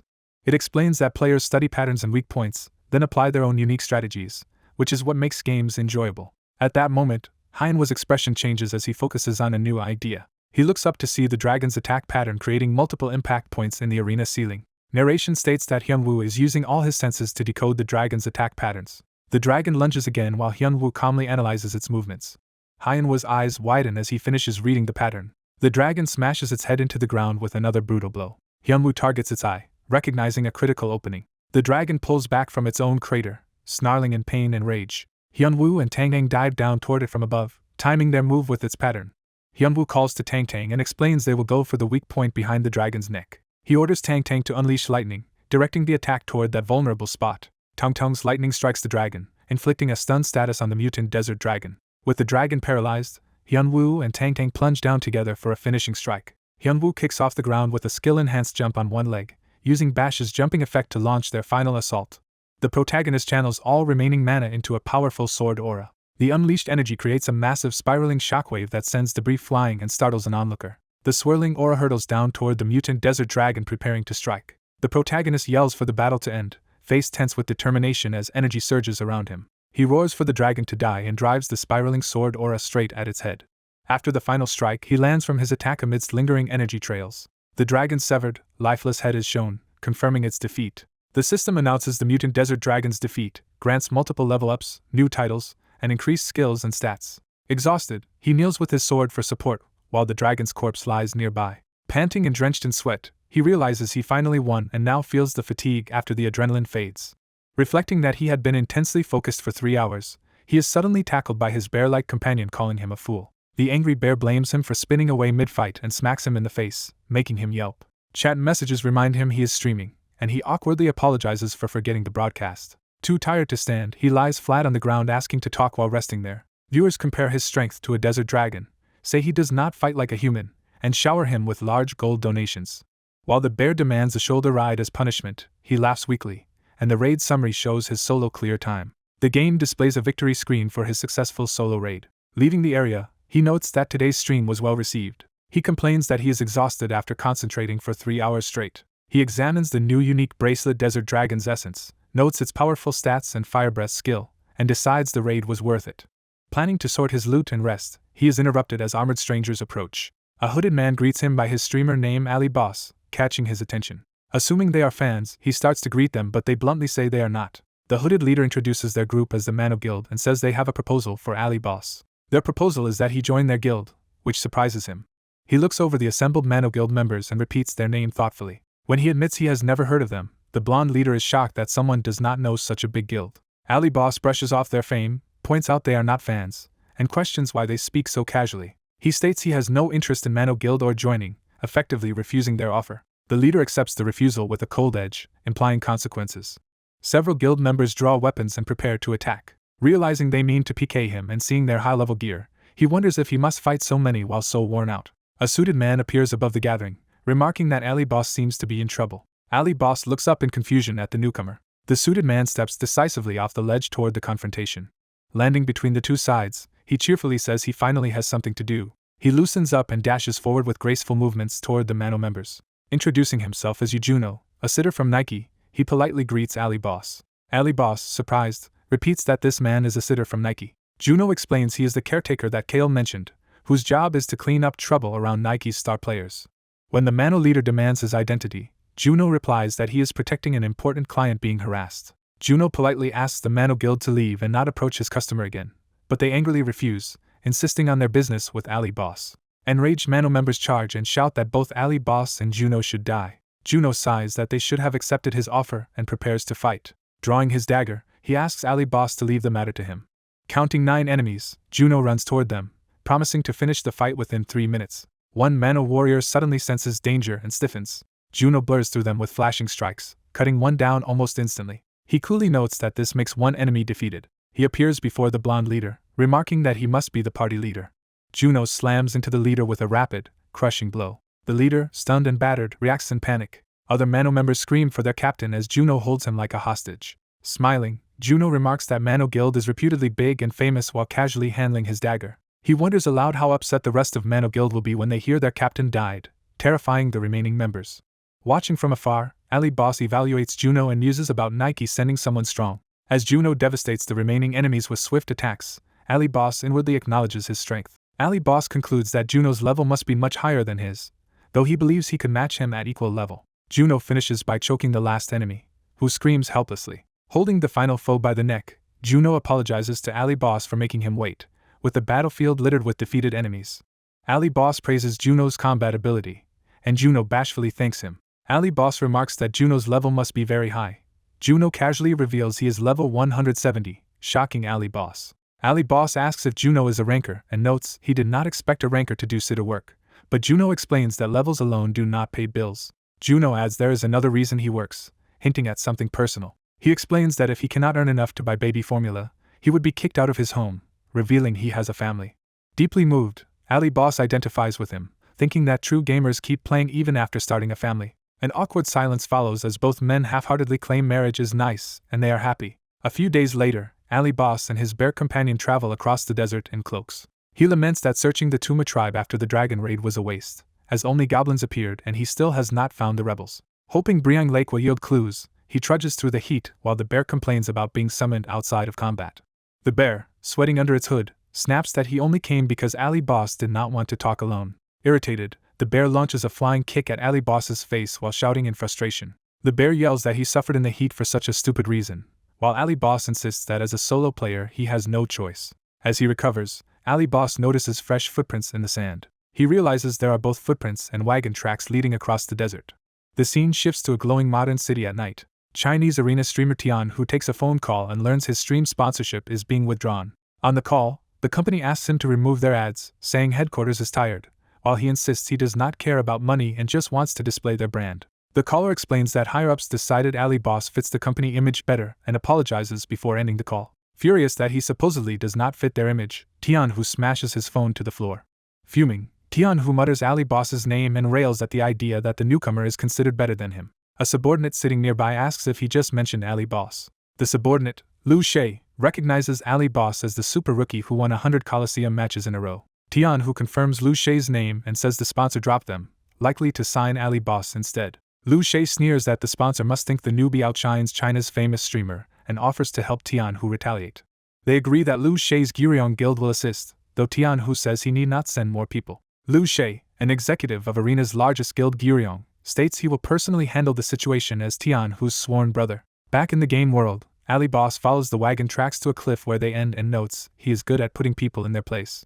Reaching the rock wall, he and the bear speculate it might be a mirage, when a system notice appears asking if he will enter the rebel camp. He realizes this hidden spot is the rebels' base and accepts the prompt, confirming he has found the rebel camp. Ali Boss and the bear arrive inside the rebel stronghold and look around in awe. Seeing the scale and structures, he notes that the rebel camp looks like a legitimate castle or village. Inspecting carts full of weapons and potions, he wonders if the rebels are moving supplies. Confused why his quest is not marked complete yet, he considers that there must be more to investigate when a rebel soldier confronts him at the wagon. The soldier realizes he dropped his guard, then notices the unusual bear companion. Ali Boss introduces himself under the alias Adele, claiming to be the disciple of black magician Parian, which the soldier recognizes. Ali Boss recalls that Adele is the name of the black magician he once encountered with Yuri and Youngjun. He proudly affirms he is Parian's disciple Adele and calls the bear his masterpiece Chimera Pepe, silencing the protesting bear. The soldier accepts the explanation, recalling Parian's words about Pepe, while the bear angrily insists its name is Tangy as Ali Boss says he came to meet his master. The soldier tells him Parian is managing chimeras in the army prison and will be glad Adele came, and Ali Boss thanks him.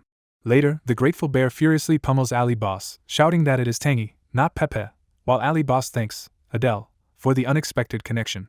The scene shifts to a multi-story desert building complex with guard towers, suggesting the area of the army prison. A figure stands atop a high wooden watchtower inside the complex. Inside, the scarred black magician Parian hears that the Holy Kingdom may intervene in the conflict. Realizing they must hasten their plans, Parian orders all black magicians in the south to be assembled. Addressing a gathered crowd, a rebel leader announces that Lipa Castle's lord has secretly allied with them and they will attack the castle in 3 days, asking about preparations. Another commander assures him that hundreds of chimera and undead troops have already been assembled. Parian wishes his subordinate luck in the coming battle. Suddenly he senses a disturbance and snaps his gaze toward it, eyes glowing. He fires skull-shaped purple flames and demands to know who is there. The flaming skulls search the area around the tower for the intruder. Parian then stares into a viewing flame, trying to pinpoint the presence he felt. He comments that he definitely sensed someone, but the flame shows nothing suspicious. Concluding he must have been mistaken, he dismisses his concern. Meanwhile, Ali Boss sprints away across the camp's rooftops.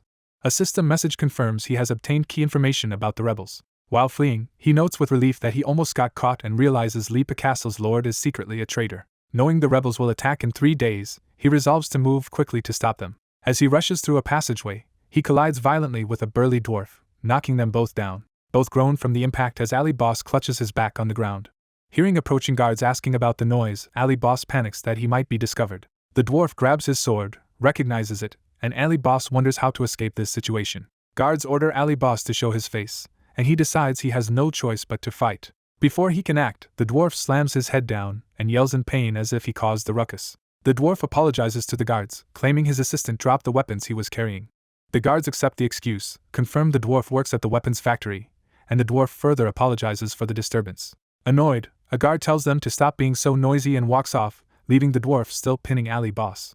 Ali Boss is stunned that an NPC just covered for him, and the dwarf addresses him directly. The dwarf urgently demands to know where Ali Boss obtained that distinctive sword. The scene shifts to a blazing forge inside the rebel camp's weapons workshop. Inside the workshop, Ali Boss, the dwarf chief, and another dwarf face each other across a table. The chief laughs upon inspecting the sword, confirming it is one of his own creations and delighted to meet someone using it. Ali Boss calls him a fine craftsman and learns that the dwarves were kidnapped by rebels and forced to manufacture weapons. Sensing a quest opportunity, Ali Boss reveals he is an adventurer opposing the rebels and hints he can help them. He offers to help them escape if they wish, and though the young dwarf hesitates, the chief thinks escape sounds appealing. When the apprentice suggests trusting the rebels' promise to release them later, the chief angrily explains that kidnappers will never willingly let them go. The chief accepts Ali Boss's offer but insists they must also take their beloved weapons, activating the B-rank quest Red Anvil tribe to escape the camp with the dwarves. Grinning, Ali Boss tells them to leave it to him and eagerly imagines the chain of quests and eventual rewards. The narrative briefly shifts to a bar in the Yuzma Empire. Outside, a large tavern stands in the sunlight where influential guild leaders have gathered. Phoenix Guild's Guildmaster Carrie and Vice Guildmaster Rachel are introduced as they arrive. New World Guild's Guildmaster Kim Sukjing and Vice Guildmaster Kan Yungu are also present at the meeting. Carrie confirms they want to tackle a quest together again, while Kim grumbles that she keeps asking the same thing. Carrie notes that main scenario information is highly secret even inside guilds and admits New World is ahead of Phoenix in that scenario, but she questions why they should cooperate. Kim argues that sharing info helps widen their lead over other guilds and points out that both guilds are in the same situation. He adds that he heard Phoenix Guild is targeting Ali Boss and says they should keep their hands off him if they want cooperation. Embarrassed, Carrie and Rachel react strongly as Kim warns them that this condition is why he is willing to help. Kim stresses his point again, asking if they understand what he is saying. Carrie worries internally that he might be using Ali Boss as a pretext to stir up inter-guild conflict and realizes New World has ties to Ali Boss, meaning Phoenix cannot afford hostility. Kim responds nonchalantly that he understands, inwardly calling the others cowardly and thinking how boring everyone around him is. News spreads through the arena community that the New World and Phoenix guilds have formed an alliance. Players gossip that the two rival guilds are now cooperating and may dominate the main scenario, wondering if Phoenix will be absorbed by New World. The narrative jumps to the following day. A narrator says a certain video shakes the arena community, as Yungu rushes to show his relaxed companion the new upload. The lounging man curses Ali Boss in surprise when he hears about the video. In the video, Ali Boss cheerfully introduces himself to everyone. He explains that big guilds are monopolizing the main scenario, and many ordinary players feel unable to join. He says he has prepared something special for those left out. Ali Boss reveals he will share his information about the main scenario, which shocks the two viewers. The video invites interested players to come to Lipa Castle in 3 days, and Yungu marvels that his brother is giving away such valuable intel. Ali Boss excitedly repeats that meeting at Lipa Castle in 3 days will be fun, making viewers wonder about his plan. The scene shifts to a grand imperial castle. Inside, the emperor calmly asks his subordinate if there are any findings. A kneeling officer reports they have discovered the rebel camp in the Ardi Desert. The subordinate elaborates on the rebels' hidden base at Briang Lake and flatters the emperor while inwardly resenting him. He continues that their infiltration freed captive dwarves and cut off the rebels' weapons supply. Asked about a traitor, he reports that Count Ramon of Lipa Castle is colluding with the rebels and will help them launch a surprise attack on Lipa in 3 days. The emperor acknowledges this information with a sinister smile. He praises the adventurer for succeeding where others failed, as the system announces completion of the rebel investigation quest and the adventurer feels lighter. The emperor then declares he has a final order. He commands the adventurer to assist Aldred in stopping the rebel forces in the west. A new main scenario quest appears, ordering the adventurer to protect Lipa Castle from the rebels for imperial rewards. He accepts. The adventurer notes that the final quest offers a unique item as its reward. He discovers via news that the 2 powerful guilds, New World and Phoenix, are also joining forces for the main scenario. Watching from home, Hyunwoo realizes the strong man he met is actually New World's guild master, explaining his strength. Hyunwoo compares locations, realizing the allied guild's quest is to the south at Kasir Castle, while he alone must protect Lipa Castle in the west. Panicking, he laments that he has far too few people to handle a guild-scale main quest alone. He suddenly has an idea. Hyunwoo decides he can gather people by publicizing the quest. He reasons that if his plan goes viral he should attract enough participants. He uploads a video titled "For Those Who Want to Join the Main Scenario" and resolves to fan the excitement. Chat messages show players debating but many deciding to come to Lipa Castle, and the narrator says Hyunwoo's information spreads like wildfire. This exposure drastically boosts Ali Boss's popularity and view counts. 3 days later, Hyunwoo holds a live stream that draws over 200,000 viewers. He is stunned to see his audience has doubled compared to usual. On stream as Ali Boss, he greets his viewers again. He tells them he will finally discuss the coveted main scenario, while chat asks if they can really join, and some say they will if it is true. Walking through the city in-game, he confirms it is no lie and explains that today Lipa Castle will be besieged and their quest is to defend it. He clarifies that Arena's system prevents him from sharing the quest instance, but because it is a one-time event he prefers to share the experience rather than clear it alone. Some viewers note this means he needs help, but others defend him and appreciate the chance to join. Seeing the positive reaction, Hyunwoo is pleased that things are progressing as he expected. He announces the official start of the main scenario quest at Lipa Castle. Inside the castle, rebel infiltrators lie defeated, indicating the fighting has begun. Outside, Aldred furiously condemns Count Ramon for betraying the Emperor by siding with the rebels. Ramon angrily retorts that Aldred, trusted by the Emperor, could never understand his situation. Aldred's troops charge to confront Ramon's rebel forces. Meanwhile, Ali Boss watches the battle like a show with popcorn as viewers comment on the quality of the free stream. The intense melee rages while Ali Boss casually snacks beside it. He observes that even though the scene is scripted, it is still entertaining to watch. On the battlefield, Aldred fights ferociously, and Ali Boss notes that at this rate Aldred might win.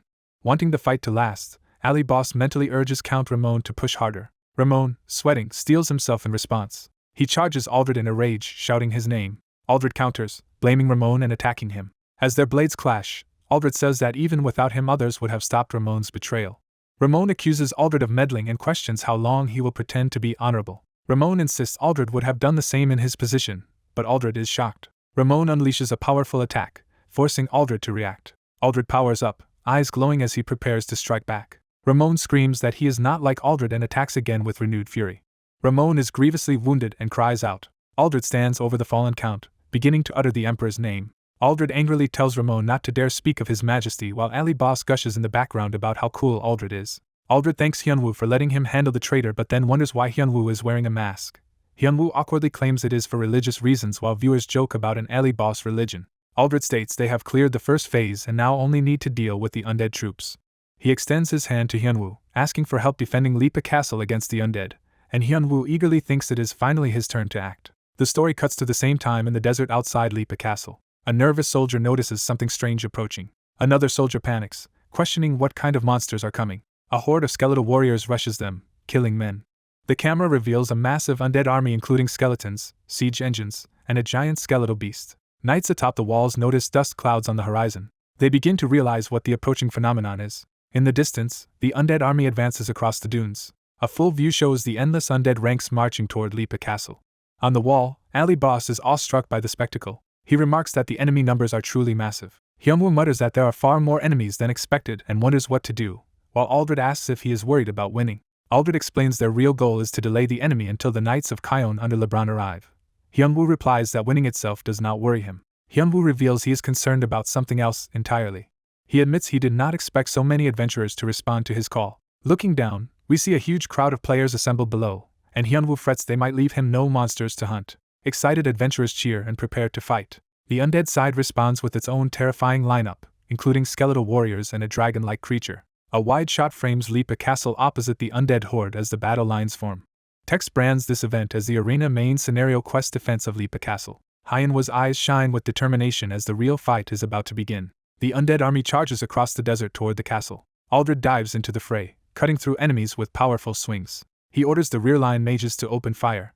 Allied mages channel magic circles to support Aldred with all their power. Explosive spells rain down on the undead ranks, blasting them apart. Even so, Aldred notes in alarm that the undead soldiers are extremely strong. He observes that despite the bombardment, their numbers have barely decreased and the main enemy force behind them has yet to act. Another soldier worries they may not last until the Knights of Kion arrive. Suddenly a pillar of holy light strikes, obliterating undead and startling Aldred. Adventurers eagerly rush forward to farm experience, forcing Aldred aside. Players argue over kill-stealing as they mob a fallen skeleton elite. Others gleefully boast that they will level up multiple times while fighting. Hyunwoo's allies compete for monsters, calling dibs on an orc zombie and squabbling over who targeted it first. Exhausted, Aldred looks around in disbelief at the chaotic, greedy adventurers. The undead deploy a gigantic undead elephant warbeast carrying Perion's command platform. Perion, the necromancer leader, is shocked to see so many enemy adventurers opposing him. He complains that according to his plan Ramon should have opened the gates so they could seize Lipa Castle easily, but now someone has leaked the information. Frustrated, Perion curses the setback. He orders his subordinates to release special monsters to crush the adventurers, and they acknowledge the command. Dark mages begin chanting a sinister spell, filling the air with purple energy. New powerful undead abominations begin attacking frontline adventurers. A cocky adventurer laughs that the main scenario is easier than expected, unaware of the danger. Suddenly glowing magic circles appear beneath many players. One adventurer is struck by a monstrous blow as the trap activates.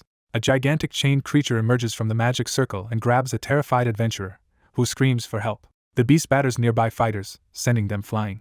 Dozens of huge chimeric monsters rampage across the battlefield, causing panic. A sword impact heralds a counterattack against one of the chimeras. The towering ogre-like chimera turns its attention toward the new challenger. Aldred engages the giant monster, slashing it across the body. Knights call out to Aldred while he tells them to handle the other enemies and leave the ogre to him. The ogre brutally mauls a dragon-headed chimera, showing its overwhelming strength. It then swings the corpse as a weapon, increasing the chaos. Its wild attacks send adventurers screaming and flying through the air. Aldred shouts at the beast to focus on him instead, charging once more. He clashes furiously with the chimera in a blur of blows. The monster counterattacks, knocking Aldred back and injuring him. Aldred, exhausted and at his limit, wonders what he should do. He realizes the battle has lasted hours and his body is far beyond its stamina as another chimera lunges at him. Suddenly a powerful skill called Bash smashes into the monster, sending it crashing into the ground. The ogre chimera is violently flung away by the massive impact. Aldred stares in shock at the unexpected rescue. Narration explains that according to the original scenario script, Aldred was meant to die here. Instead, Hyunwoo stands atop the fallen monster's corpse, casually remarking that it was easier than expected and wondering if his defense penetration improved, while narration says the system begins rewriting Aldred's fate. The system reframes Aldred as a man saved and aided by a particular adventurer. It further notes that Aldred has come to respect this mysterious adventurer. From Aldred's view, he is witnessing the rise of a hero who would save the Empire, while Hyunwoo excitedly notes his second level up and vows not to waste this experience event. Hyunwoo gleefully claims all the chimeras for himself, while a drained Aldred consoles himself that at least he survived. Aldred suddenly notices something alarming. He yells for Hyunwoo to watch out as a new threat appears in the sky. A devastating purple lightning attack slams into the battlefield, making Hyunwoo exclaim in surprise. The source is revealed as Perion, cloaked in power, who reacts angrily when he sees the defenders. Perion descends wreathed in dark flames, annoyed that he must intervene personally. The system identifies him as Black Mage Perion in an awakened, unknown level state as he insults the Imperial forces. Perion vows to burn all of them in hellfire while Hyunwoo and Aldred brace themselves below. Hyunwoo, holding his teddy bear companion, admits this opponent will not be easy. A timer appears showing that there is still over an hour left until the Knights of Kion arrive. An explanatory scroll reiterates that the main scenario quest is the defense of Lipa Castle. The narration explains that in this main scenario quest, players fight alongside the Imperial army to hold Lipa Castle until LeBron and the Knights of Kion can come. Because far more players join than planned, lowering the difficulty, the arena system quickly devised a way to rebalance the quest. The adjustment is simply to power up the enemy side, producing terrifying upgraded undead. The system grants the rebel forces a surge of energy, with Perion vowing to send all insolent adventurers to the depths of hell as the game's balance is recalibrated. Seeing how exhausted Aldred is, Hyunwoo tells him to fall back while promising to handle the rest, and Aldred apologizes, admitting that continuing to fight would only drag Hyunwoo down. Aldred remembers promising a secret reward after the battle, realizing there is indeed a hidden prize. Perion rages and identifies Aldred as the Emperor's hound. Perion unleashes a barrage of purple fire, declaring that Aldred cannot escape. A massive beam clashes with Perion's magic, striking his barrier. The masked adventurer intervenes, saying he must stay to earn his promised reward. Perion recognizes the adventurer who killed his chimera Fluffy and accuses him of interfering again, while the adventurer wonders why dark mages name their beasts so cutely. Perion launches a vengeful spell in Fluffy's name. Skeletal hands erupt from a magic circle and seize the adventurer's leg. Skeletons swarm and restrain the adventurer, shocking his bear companion with how overpowered the spell is. The bear tries to abandon his master to his fate, prompting the adventurer to protest being left behind.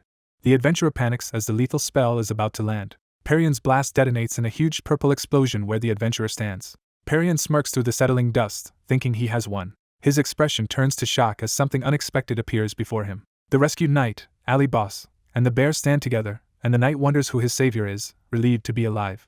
Other players spot Ali Boss fighting the quest boss and excitedly gather, eager to appear on the stream. Players thank Ali Boss for letting them grind there and rush toward him, while he and the bear are startled by the sudden crowd.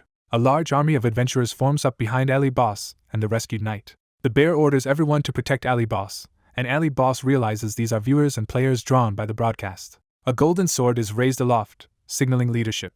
Ali Boss brandishes the sword and rallies everyone to follow him into battle. Overjoyed, Ali Boss says he loves treating the main scenario like a tower defense game. He proclaims how fun the arena game is. Narration explains that once the fight between Perion and the players began, Perion was soon overwhelmed and humiliated, cursing the adventurers. Ali Boss commands the tanks to align their shields toward Perion.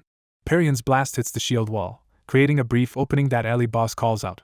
Ali Boss then orders the attackers to fire their skills into the gap. Under the focused bombardment, Perion is battered and frustrated by the players' flawless formation. Perion realizes their coordination hinges entirely on Ali Boss, who continues directing shield resets and potion use. Ali Boss notes that the battle feels much easier with everyone following the masked commander's lead. Enraged, Perion decides to use a trump card he wanted to avoid. He casts a massive ritual field around the players, declaring he can match their numbers. Gigantic ogre-like chimeras rise within the magic circle, and the bear nervously asks if this situation is not too dangerous. Perion boasts that these elite chimera ogres were meant for the emperor but will now crush the adventurers. He orders the ogres to annihilate everyone. One chimera smashes the ground and players scatter as its assault begins. Ali Boss, with the bear on his shoulder, admits the situation looks grim. Suddenly he senses something and looks up, confused. His eyes widen as he realizes what is about to happen. A bright barrier forms around him as an enormous force bears down from above. The ogres and soldiers are suddenly cleaved apart in a straight line while Ali Boss stands untouched. Far away on a ridge, a lone knight and his horse appear. The knight raises his weapon in preparation. He swings, sending out the deadly beam seen earlier. The slash tears through ogres and skeletons alike. Perion finds his own body split cleanly in two along the shining line. His bisected head flies away as he sputters in disbelief. Ali Boss and the others watch in awe as the ogres vanish, grateful for the perfect timing. The savior is revealed as Duke Lebron, the Empire's strongest knight. Narration states that this overwhelming display is the power of the Empire's mightiest knight. Lebron addresses his troops. He calmly orders his knights to slaughter the remaining rebels. Perion lies broken in the sand, barely conscious. Cursing the Empire, he vows that this defeat is not the end. Declaring that death cannot claim the great Perion, he tries to rise again. The adventurer repeatedly stabs Perion mid-monologue, cutting him off with agonized screams. Ali Boss notes that extra hits are giving no bonus rewards, pondering what to do next. Narration explains that once LeBron's Knights of Kion arrived, they swiftly crushed the rebels with strength worthy of the Empire's best. A few minutes later the Imperial banner is raised, signifying victory and the completion of the main scenario quest. System messages announce that defense of Lipa Castle has been cleared and outline its objectives, grade, and rewards. Later, Hyunwoo lounges atop the castle wall, idly flipping his dagger. Aldred presents him with a mysterious half-sword as the promised hidden reward, described as a sealed blade of unknown origin. Aldred explains he found the half-sword in his youth and that dwarves say it is actually complete, prompting Hyunwoo to complain the reward seems stingy. Hyunwoo shrugs it off since he gained many levels, and Aldred approaches, calling him by name. Dressed casually, LeBron approaches Hyunwoo and praises the deeds he has heard about. LeBron says the Emperor will be pleased, while Hyunwoo modestly claims he only did his duty. LeBron mentions that the southern front has also been secured under a monk adventurer, which Hyunwoo recognizes as a well-known player. Hyunwoo then asks why LeBron was seeking him. Nervously clearing his throat, LeBron says he has a proposal, which Hyunwoo echoes in surprise. LeBron formally asks Hyunwoo to become his disciple. Hyunwoo is stunned by the unexpected offer. A system prompt appears asking if he wishes to switch to a new unique class tied to being LeBron's disciple. Hyunwoo realizes the unique class is precisely LeBron's disciple. Weighing the risks of an unknown class against LeBron's legendary strength, he decides it is likely superior to most options. He concludes there is no reason to refuse the offer. Hyunwoo accepts, addressing LeBron as his master. System messages confirm Hyunwoo's class change to Knight of Kion, grant the title LeBron's disciple, and bestow 2 powerful passive magic skills. Hyunwoo is amazed that his second class change granted both rare and unique skills and an enormous stat increase compared to normal. Still, he laments that the skills are purely passive with no flashy sword aura or explosion moves. LeBron responds that Knights of Kion rely on magic rather than such theatrics. He says Hyunwoo must learn weapon technique himself, and demonstrates by channeling magic. LeBron casually slices the stone battlements apart with a gesture, shocking Hyunwoo. He explains that proper magic control makes such feats easy, and that Knights of Kion live by turning the impossible into reality. LeBron says that once they greet the Emperor, special training will begin, and Hyunwoo excitedly wonders if he will truly achieve such power. Hyunwoo enthusiastically responds, "Yes, Master."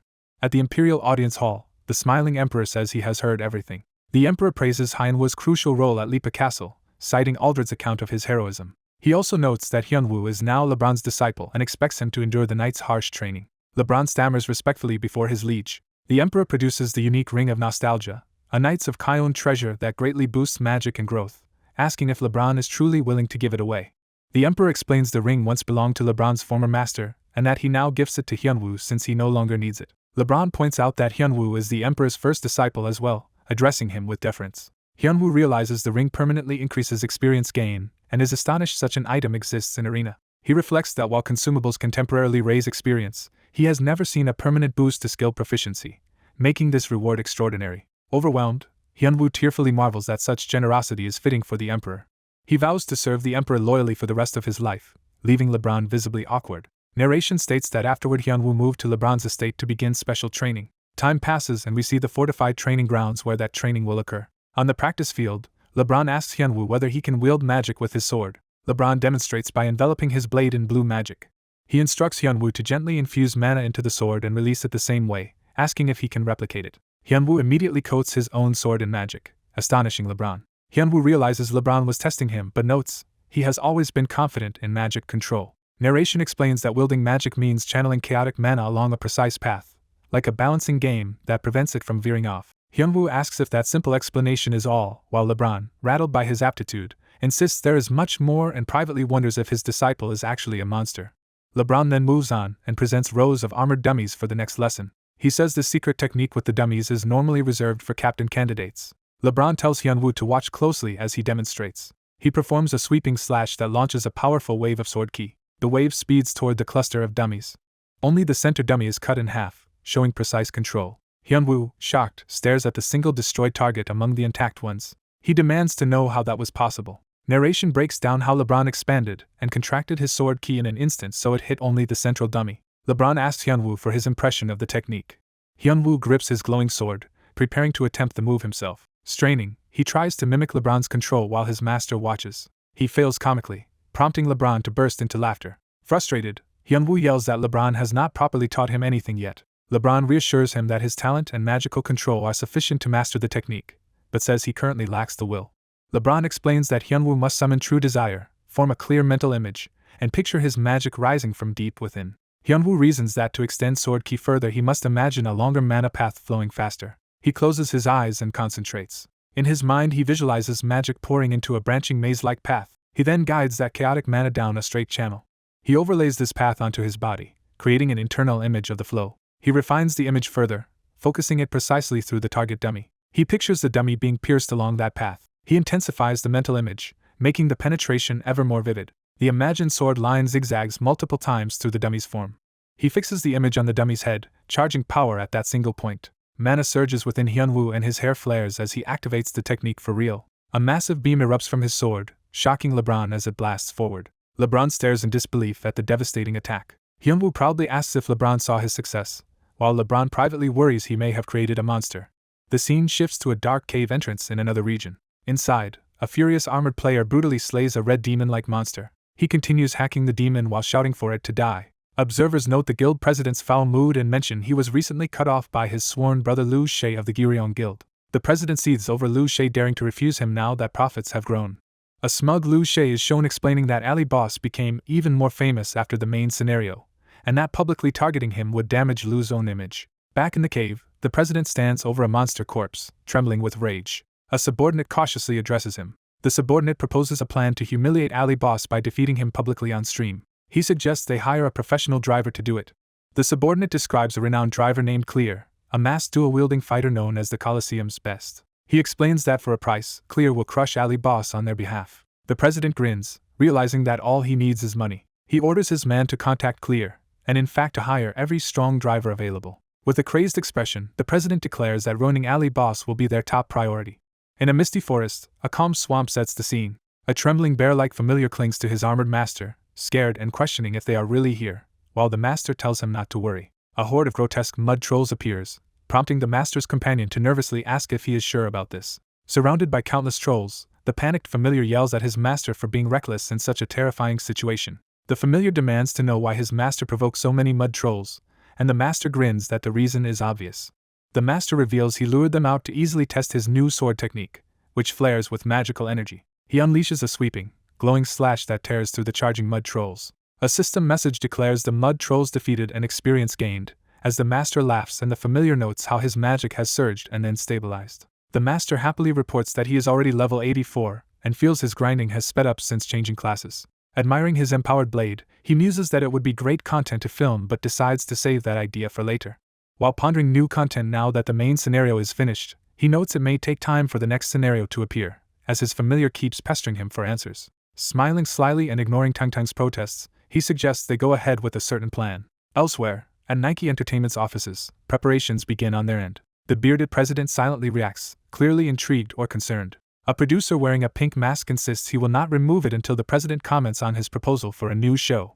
He explains his idea for a program called King of Masked Combat, a long-running broadcast built around masked fighters. The president says he is not entirely on board, prompting the producer to ask if he expects the show to flop. Instead, the president believes the concept could be profitable for at least 2 years. He praises Kale for his recent ideas and asks whose concept this was, wanting to reward its originator. Kale reveals that the idea came from Ali Boss and that they plan to stream the program on Ali Boss's channel as well. Kale recalls being surprised when Ali Boss proposed a show where well-known players would fight one another in masked PvP. Amused, the president notes that Mr. Kong never ceases to surprise them, and they discuss using an open time slot to broadcast King of Masked Combat. They decide they can air an edited TV version alongside the live stream and consider different candidates, finally settling on Ali Boss's current editors. Narration states that, without Ali Boss knowing, preparations for his television debut had already begun. The narrative flashes back to what Ali Boss was doing at that time.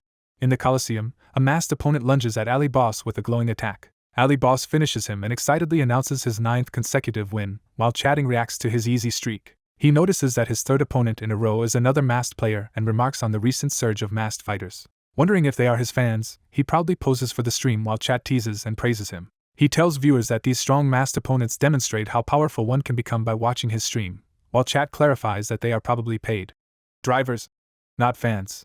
The comic explains that drivers are players hired to level or play on others' accounts, causing serious balance problems. Ali Boss recalls a friend's warning that many high-bracket Coliseum players use drivers and that he should be especially wary around the top ranks. Realizing his last 3 foes were drivers, Ali Boss feels disappointed they were not fans, while chat points out he has already taken down 3 such cheaters. As the next match is queued, he looks toward the summoning platform, knowing his next opponent is already decided. He narrows his eyes, focusing intently. A new challenger appears wearing a ridiculous pink mask, leading Ali Boss to suspect yet another driver. The masked man briefly wonders if Ali Boss is the real streamer, then dismisses the thought, assuming he is just a copycat. As they clash, the driver worries that fighting such a strong masked opponent might ruin his chances of reaching silver rank by tomorrow, while Ali Boss charges to kill the foul fiend. Their blades collide violently. Outraged that his strike was blocked, Ali Boss accuses the man of being a driver. Struggling, the opponent retorts that Ali Boss is also a driver from his perspective. The fight escalates into a wild exchange of blows. The driver thinks in disbelief that he has never seen such a powerful driver in the community. Panicking, he wonders if Ali Boss might actually be the real streamer and blurts out the question mid-fight. Ali Boss rockets toward him again. Cornered, Ali Boss calmly confirms that he is indeed the real Ali Boss, to the driver's astonished delight. Shocked to meet his idol, the driver shouts that he is a huge fan, leaving Ali Boss stunned. The fan gushes that he has watched Ali Boss since the beginning and asks for a commemorative photo, while chat speculates whether Ali Boss will let him go. Ali Boss summons Tang Ang into the arena. The excited fan recognizes Tang Tang and gushes over finally seeing the familiar, while Tang Tang complains that being summoned for a simple one-on-one is pathetic and viewers note Ali Boss is pandering to fans. The fan nervously cuddles Tang Tang, calling him cute, while Ali Boss confirms once more that he really is a fan. Ali Boss suddenly dons a terrifying mask and orders Tang Tang to apply buffs, startling the fan. System messages show multiple powerful buffs stacking on Ali Boss as he laments that one of his fans turned out to be a driver. He declares that, as a righteous streamer, he must correct any fan who strays from the proper path, sending Tang Tang toward the panicking driver. Ali Boss solemnly says that, even if it hurts him, he must punish his fan so the man can change, leaving the driver confused and frightened. He chains together high-speed skills, announcing that this devastating combo is his full body. Fan service of love. The terrified fan begs him to wait. Ali Boss's empowered punch slams into him. The impact sends the driver flying across the arena. Ali Boss follows up with further brutal blows, pummeling him mercilessly. The finishing attack is labeled Ali Boss's Vision Rehabilitation Punch, emphasizing its corrective purpose. Looking at his smoking fist, Ali Boss prays that in his next life the man will become a proper, honest player. Chat praises Ali Boss as a just figure who did the right thing. The battered fan lies on the ground groaning, as Ali Boss notes, with mild annoyance, that he is still alive. Sword raised over the prone man, Ali Boss intones that he should repent for his sins as he moves on to his next life, while the fan can only mumble.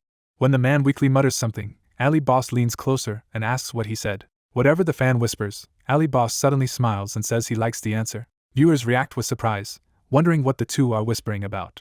Ali Boss then announces to the audience that the man has promised to rehabilitate himself, and asks viewers to congratulate him. Touched, Ali Boss says he is overjoyed, pauses the ranked battles, and declares a surprise special segment. The special segment is introduced as an interview with a former driver, with the barely conscious fan forced into the role. Soon after, Ali Boss, Tang Tang, and the fan sit in a forest studio, and Ali Boss asks them to greet the viewers. The masked man introduces himself as a coliseum driver named Header, while chat comments that he is a well-known, high-ranked driver. Ali Boss notes that Header's name and skill are famous according to viewers, but Header downplays it, calling himself just one among many drivers. Tang Tang eats on camera while Ali Boss asks how many drivers exist. Header estimates about 30 gold-level drivers, fewer than Ali Boss expected, as chat fawns over Tung Tung's mukbang. Header explains that once a driver reaches gold rank, they can actually make moves in the scene, often going into streaming or professional play, while viewers tease him for bragging. Ali Boss moves on to how much money drivers earn, and Header says his rates are high because he transfers his own items to client accounts. Header states that reaching bronze for a client typically takes 3 days and costs around $5,000, shocking Ali Boss and chat with the potential monthly income. He adds that he only accepts clients whose characters are over level 100 with a secondary class, admitting that even he cannot get a lower spec account to bronze, while chat compares Ali Boss's status to his. Realizing that he, at level 80 in bronze, is outperforming Header's usual conditions, Ali Boss falls into stunned silence as Header calls his name. Trying to comfort him, Header says Ali Boss would earn far more as a streamer than as a driver, which makes Ali Boss flusteredly deny any thought of quitting streaming while chat jokes about a career change. Header then asks a private question and requests that Ali Boss temporarily mute the stream's microphone. Ali Boss tells viewers he is turning off the mic because Header has something personal to say, despite chat begging to keep listening. Once muted, Header asks if Ali Boss has clashed with any Chinese players lately. He explains that he personally knows none of them but has seen a Chinese announcement looking for a driver specifically to snipe Ali Boss in the Coliseum. Header says a notorious money-obsessed driver named Clear has already been hired and is recognizable by his strange dual swords, urging Ali Boss to be cautious. Ali Boss thanks Header for the warning, while Header dismisses it as the least he can do for a streamer he admires. Back on stream, Ali Boss wonders aloud which Chinese player would hate him enough to hire a sniper. The story shifts to a corporate complex where those enemies are plotting. Inside, an underling informs his president that Clear has agreed to immediately snipe Ali Boss.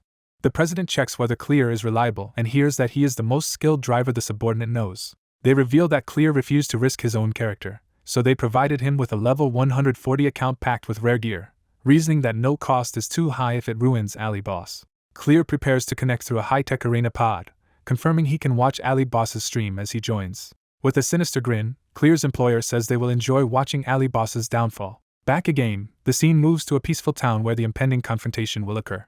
Ali Boss appears there and begins to address his audience. He faces a flamboyantly dressed masked man and relays that this stranger has suddenly challenged him to a character deletion bet, wagering entire accounts. The masked challenger confirms he is Ali Boss's opponent and says he specifically wanted to test himself against Ali Boss's supposedly weak self, while chat reacts to how over-the-top he seems. Ali Boss wonders why the man is speaking so informally and notes for viewers that this stranger has intruded on his stream to demand a deletion bet, leaving him confused. Noticing the man's ornate dual swords, Ali Boss suspects he is Clear, as the challenger taunts him not to back down. Ali Boss asks for a moment to calculate, puzzling Clear. Internally, Ali Boss decides the duel must include winner-takes-all loot, mentally calculating how much he could earn by selling Clear's entire gear set. He scans Clear's equipment like an appraiser, mentally tagging each piece with a gold value while Clear angrily asks what he is plotting. Realizing the total comes to about 5,000 gold, Ali Boss greedily agrees to the bet. They enter the coliseum with formal terms: winner takes all and permanent character deletion for the loser. The duel begins with Clear rushing in and claiming he has finally caught Ali Boss. Ali Boss simply stands and watches as Clear's grand opening pose turns out unintentionally ridiculous. Bursting into laughter, Ali Boss mocks Clear's dramatic stance, and chat explodes with laughter as well. Embarrassed and blushing under his mask, Clear yells that Ali Boss's look is a fashion crime and tells him to shut up.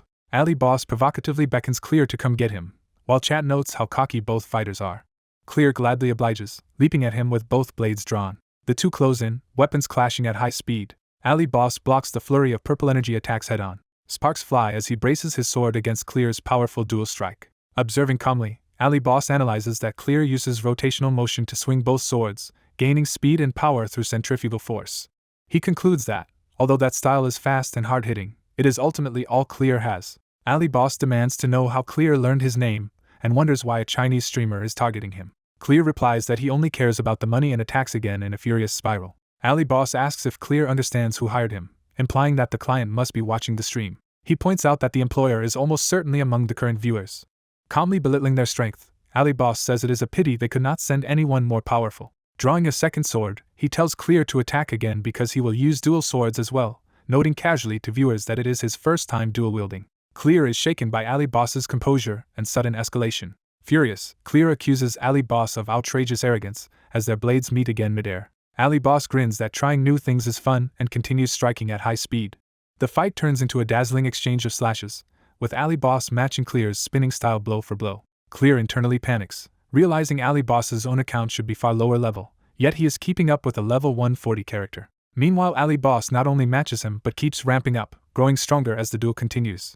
Clear is forced to admit in his thoughts that Ali Boss's strength is still increasing. Over the clash, Ali Boss tells viewers he wants them to hear a quote from an old boxer.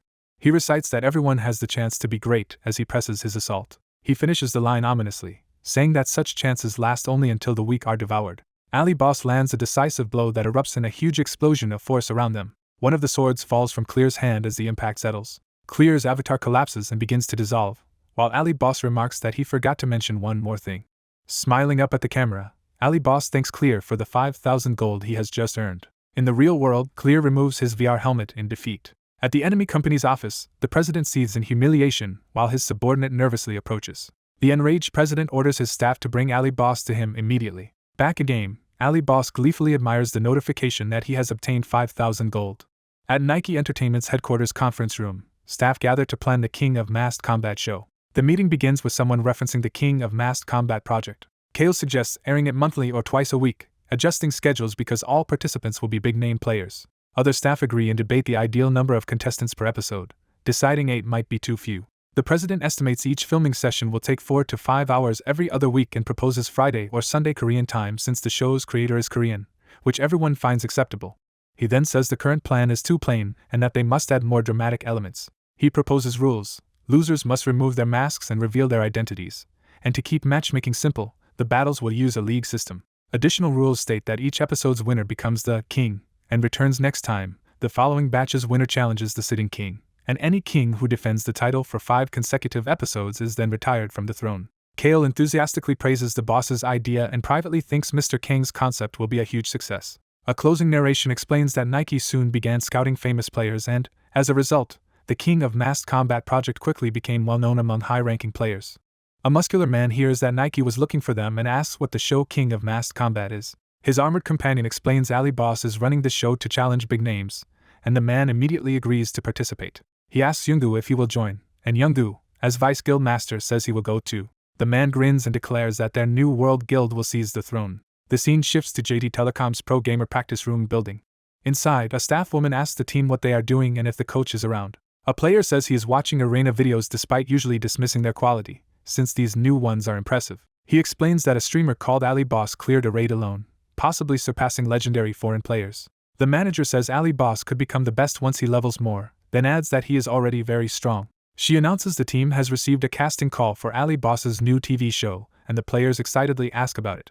She explains it is a masked PvP duel show featuring pro gamers, big guild members and famous streamers whose identities are hidden. One of the players asks if they themselves get to participate. She says participation is undecided and depends on higher-up approval, prompting someone to speak up. Hanbeek, lounging on a bench, volunteers that he wants to go. He earnestly asks the manager to make sure he is chosen for the show. She inwardly laments that Hanbeek is too obsessed with fame and already caused trouble with streaming. She reflects that he is rich and not after money, but if the company insists, she cannot stop him. She finally agrees that Hanbeek will be the one participating, and he happily thanks her. The story cuts to another high-rise building in the city. Hyunwoo notes Nike was supposed to contact him today. Expecting results by now, he notices an unexpected email. Seeing it is from Alice, he wonders if something has happened. Reading, he is congratulated on his TV debut in King of Masked Combat and thanked for helping Alice become a producer. The message adds that Alice will no longer accept payment for editing his videos, which leaves Hyunwoo grateful but uneasy about free work. He opens another email from Kale saying everything with the show is going perfectly. Kale reports that although few rankers joined, they still cast 30 participants and attach the list, which Hyunwoo finds impressive. Kale also says he and his boss will come to Korea for the show, while Hyunwoo muses that the project has grown far beyond his original one-month plan. Hyunwoo suddenly reacts in surprise to something he sees. On the participant list he spots the ID Golden Eagle Rock from JT Telecom, and realizes it is Young Hanbeek. Delighted, Hyunwoo says he did not expect a chance for revenge on Hanbeek so soon and wonders if fate is helping him. Pumped up, he vows aloud to make Hanbeek eat dirt, while his landlord yells at him to stop shouting in the apartment. The landlord tells him to save his excuses and asks if he has seen the arena community. Hyunwoo asks why. The landlord explains that someone posted about seeing an orc named Cancun, which shocks Hyunwoo. The landlord cannot even remember who Cancun is, chiding Hyunwoo's poor memory. Hyunwoo says he just saw a particular community post. The post headline states someone saw an orc at Frozen Canyon yesterday. The poster recounts hunting with their guild at Frozen Canyon and spotting a lone orc in a fur coat. Finding it amusing, the poster approached the orc to talk. The orc seemed to be begging for food, and the poster thought such NPCs sometimes give great quests. Hoping for a quest, the poster gave the orc all the fancy food they had prepared. The narration hints something funny happened next. The poster says the orc politely ate everything, said goodbye, and left without giving any quest. Regretting the 500 gold spent on food, the poster warns others that the Frozen Canyon orc will just scam them. The post adds that the orc looked young and called himself Cancun. Back in arena, Hyunwoo and Tang arrive in Frozen Canyon, following up on the Cancun sighting.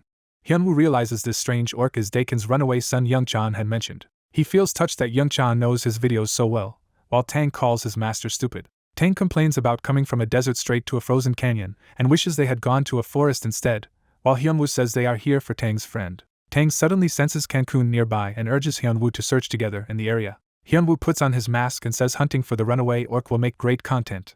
He decides the video's title will be Looking for the Runaway Orc as they trek through the icy landscape. Elsewhere in Frozen Canyon, the Pioneer Guild party continues their own orc search. Arth asks Ket if they are still chasing the orc over 500 gold and offers to pay it back, but Ket insists it is not about money. Arth complains about wandering the canyon for a week just because Ket was ripped off by the orc. Narration explains Ket, who wrote the community post about the orc, is still in the canyon. It introduces Guild Master Ket and members Arth, Maha, Nyx, and Jewel as wealthy players whose growing real-world assets let them focus on arena. They roam arena for fun, sharing any interesting discoveries online. Their casual posts unexpectedly made their guild Pioneer hugely famous on social media. Pioneer became the most subscribed guild channel on A-World. Ket then notices Hyunwoo in the distance, thinking he looks familiar and drawing Arth's attention. He insists he is serious as they watch the masked Ali Boss walking along a ridge. Recognizing Tang on Hyunwoo's shoulder from Ali Boss's videos, they excitedly confirm it is really Ali Boss. Ket shouts that Ali Boss is the hottest topic in arena and rushes toward him, with his teammates chasing after. When they meet, Hyunwoo asks if they are Pioneer. Ket happily confirms this and considers it an honor to meet him, while the others think they should befriend Ali Boss. They explain they are here looking for the orc mentioned in Ket's community post, and Hyunwoo says he also has a quest involving that orc. Ket invites Hyunwoo to join their week-long search party, which surprises Hyunwoo. Ket admits he simply wanted to meet Ali Boss because he seemed interesting. Hyunwoo reflects that such a wealthy guild can act on pure curiosity, showing their different mindset. Ket nervously asks to add Hyunwoo as a friend, and Hyunwoo gladly agrees, thinking an alliance with Pioneer will be useful. Hyunwoo reveals his player name Kon Hyunwoo as the friend request notification pops up, astonishing the guild. Narration notes that Ket, Arth, Jewel, Maha, and Nyx are all added to Hyunwoo's friend list. Time passes over the snowy mountains. A massive ice golem boss appears, radiating cold power. Pioneer runs ahead, telling Ali Boss to leave this monster to them.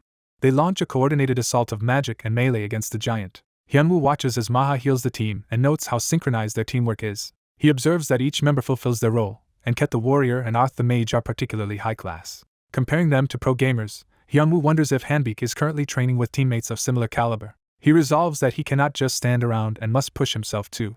Hyunwoo tells Pioneer he will hunt solo for efficiency and suggests they regroup if anyone finds Cancun, which confuses Ket. Narration states that although partying is fun, Hyunwoo knows solo play is best if he wants revenge on Hanbik and cannot afford rest. Still anxious, Hyunwoo dashes off across the snow. Tang asks if he is suddenly running because he needs a bathroom, which Hyunwoo denies. Tang says looking worried will not make them find Cancun faster, and that such anxiety is useless.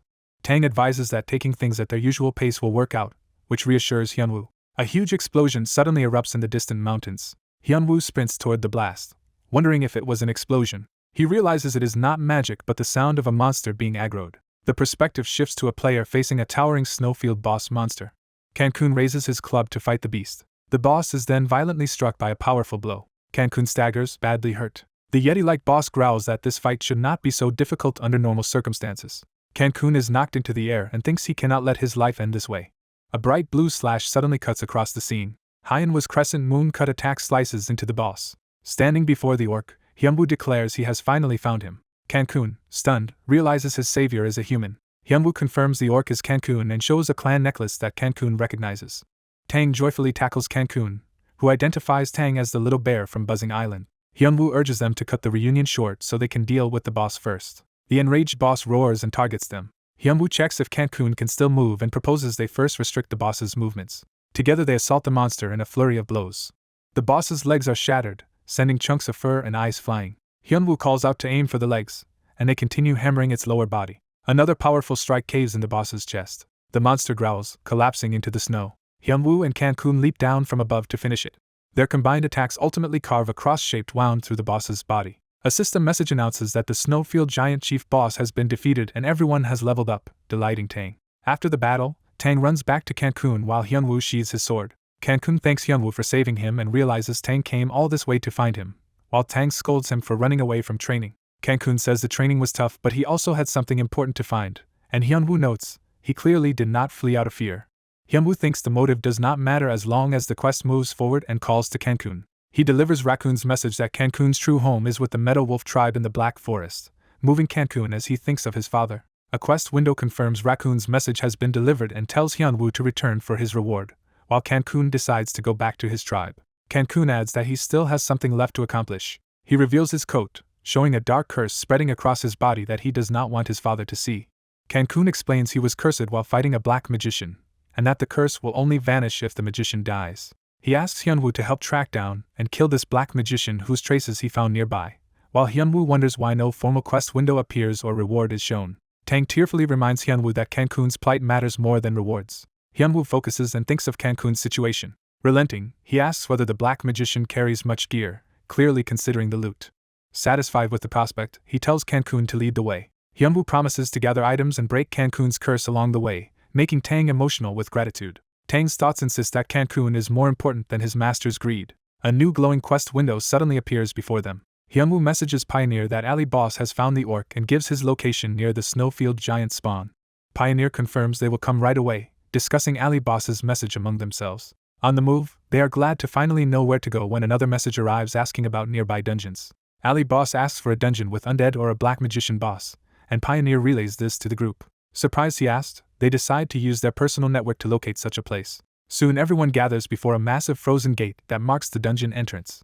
Ket happily greets Cancun again and thanks him for the food incident, while Cancun thanks the human for feeding him earlier. Arth tells Hyunwoo that sharing dungeon information is no big deal if Hyunwoo repays the favor someday, which Hyunwoo accepts as a fair trade. Someone asks if they should head in. The system prompts them to enter Cardam's laboratory. As they enter, Ket says he is excited to finally watch Ali Boss fight in person, and Hyunwoo laughs it off. They step into a gloomy underground path lined with crosses and ominous mist. Ket remarks that the interior looks more like a graveyard than a laboratory. A tank suggests their priest Maho should handle any undead since he is the only healer, but Maho retorts that as a paladin the tank can manage and refuses to heal him. Watching their banter, Hyunwoo notes they are not nervous at all and wonders if they are simply that confident. Some members comment that the place looks familiar, realizing it resembles a graveyard from Phoenix Guild's video.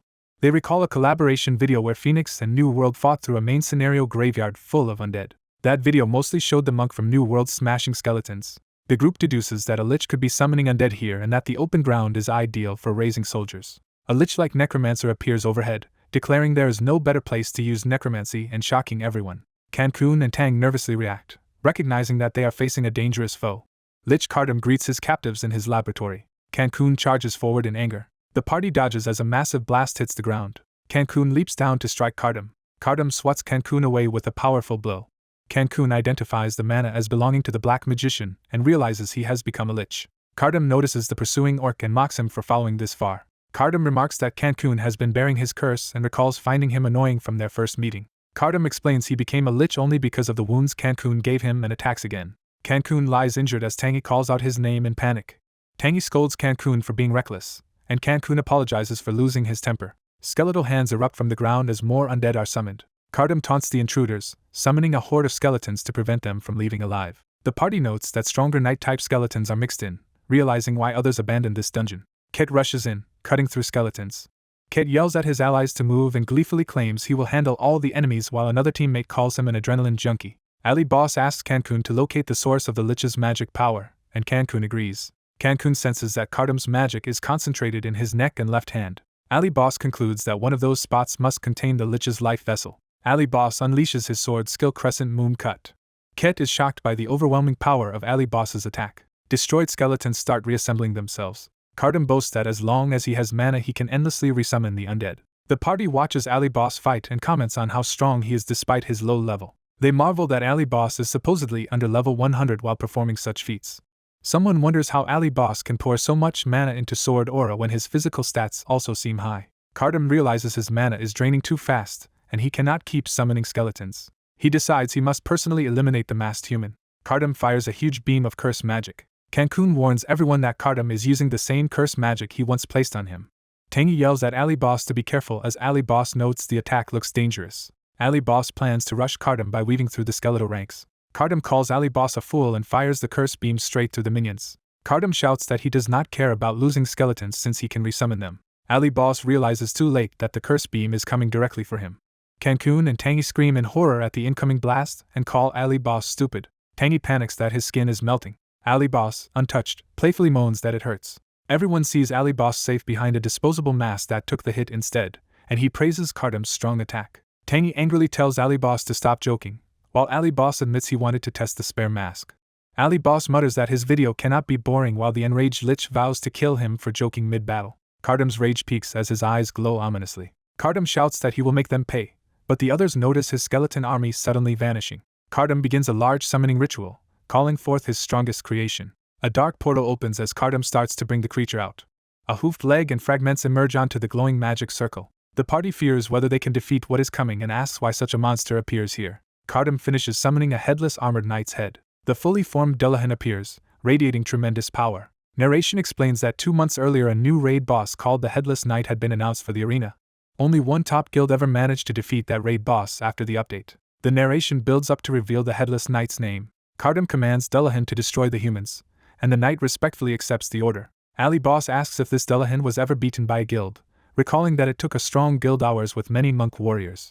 The party worries about facing Delehin, while skeleton knights remain and they only have 7 members including the orc. But Cancun reminds them not to forget his strength. Someone shouts that Delehin is charging at them. The group clashes head-on with Delehin's massive mace. Cancun coughs and staggers as he still fights, showing strain. Ali Boss sees Cancun falter, assumes the curse is worsening, and tells him to rest with Tangy while the rest handle the fight, prompting Cancun to apologize. One teammate wonders how Delehin can move so quickly despite his large body. The party fears that with so few members they may not defeat Delehin, while Delehin vows to butcher anyone who harms his lord. Ali Boss sprints forward, his comrades reacting to his movement. Ali Boss slashes Delehin with another powerful, glowing swing. Ali Boss declares he will solo Delehin and orders the others to focus on Cardam while he distracts the knight. His allies exclaim that Ali Boss keeps fighting without giving up. The priest buffs Ali Boss with his remaining mana, granting multiple divine blessings that greatly raise Ali Boss's stats. Delehin recognizes Ali Boss's intent, asking if he wants a duel. Ali Boss trades furious blows with Delehin, joking about how knightly he is. Delehin shifts tactics and swings wildly. They exchange another massive clash of mace and sword.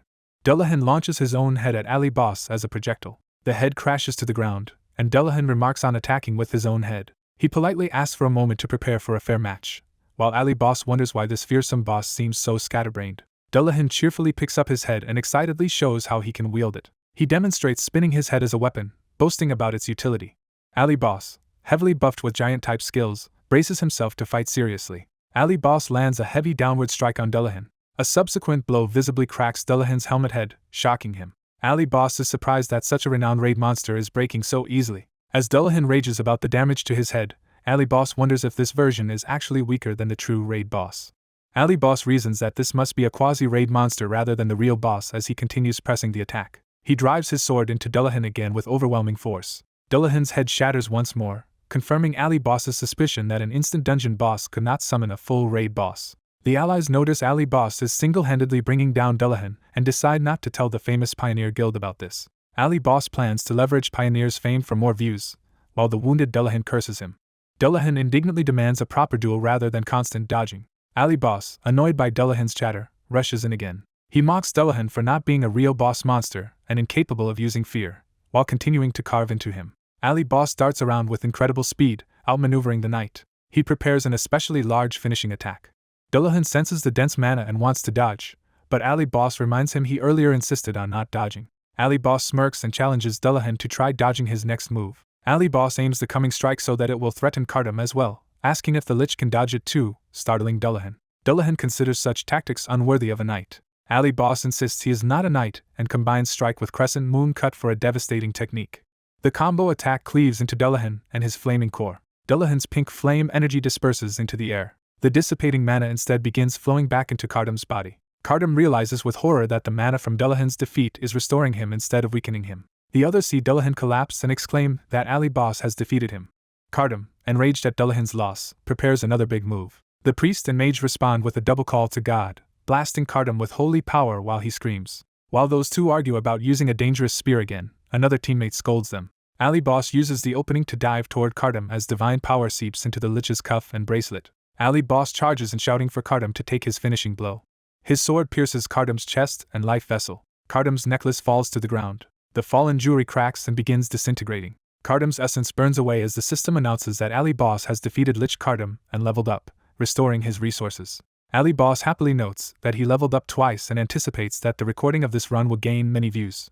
His party rushes over, calling out to him. They praise Ali Boss for soloing Deletion and admit they expected to be the ones helping him, but he helped them instead, while Ali Boss internally notes Deletion was not a true raid boss. Tangy bursts into loud, emotional tears. Cancun's curse is lifted. His body cleanses and grows more muscular, astonishing Tangy. Cancun thanks Tangy and Ali Boss, saying he owes them for freeing him. He admits he once doubted humans but now understands why his father trusted them, and shyly allows Ali Boss to share the video, though he feels embarrassed. A final remark points out that Tangy has a very strong master. Ali Boss cheerfully agrees to share the footage, thrilled at the views he expects. Outside the dungeon, Ali Boss asks if Cancun will return to the Black Forest, and Cancun happily says he can finally see his father and clan again. Cancun expresses his debt once more and invites them to visit the Black Forest sometime, and Ali Boss readily agrees while wondering what Tangy actually contributed.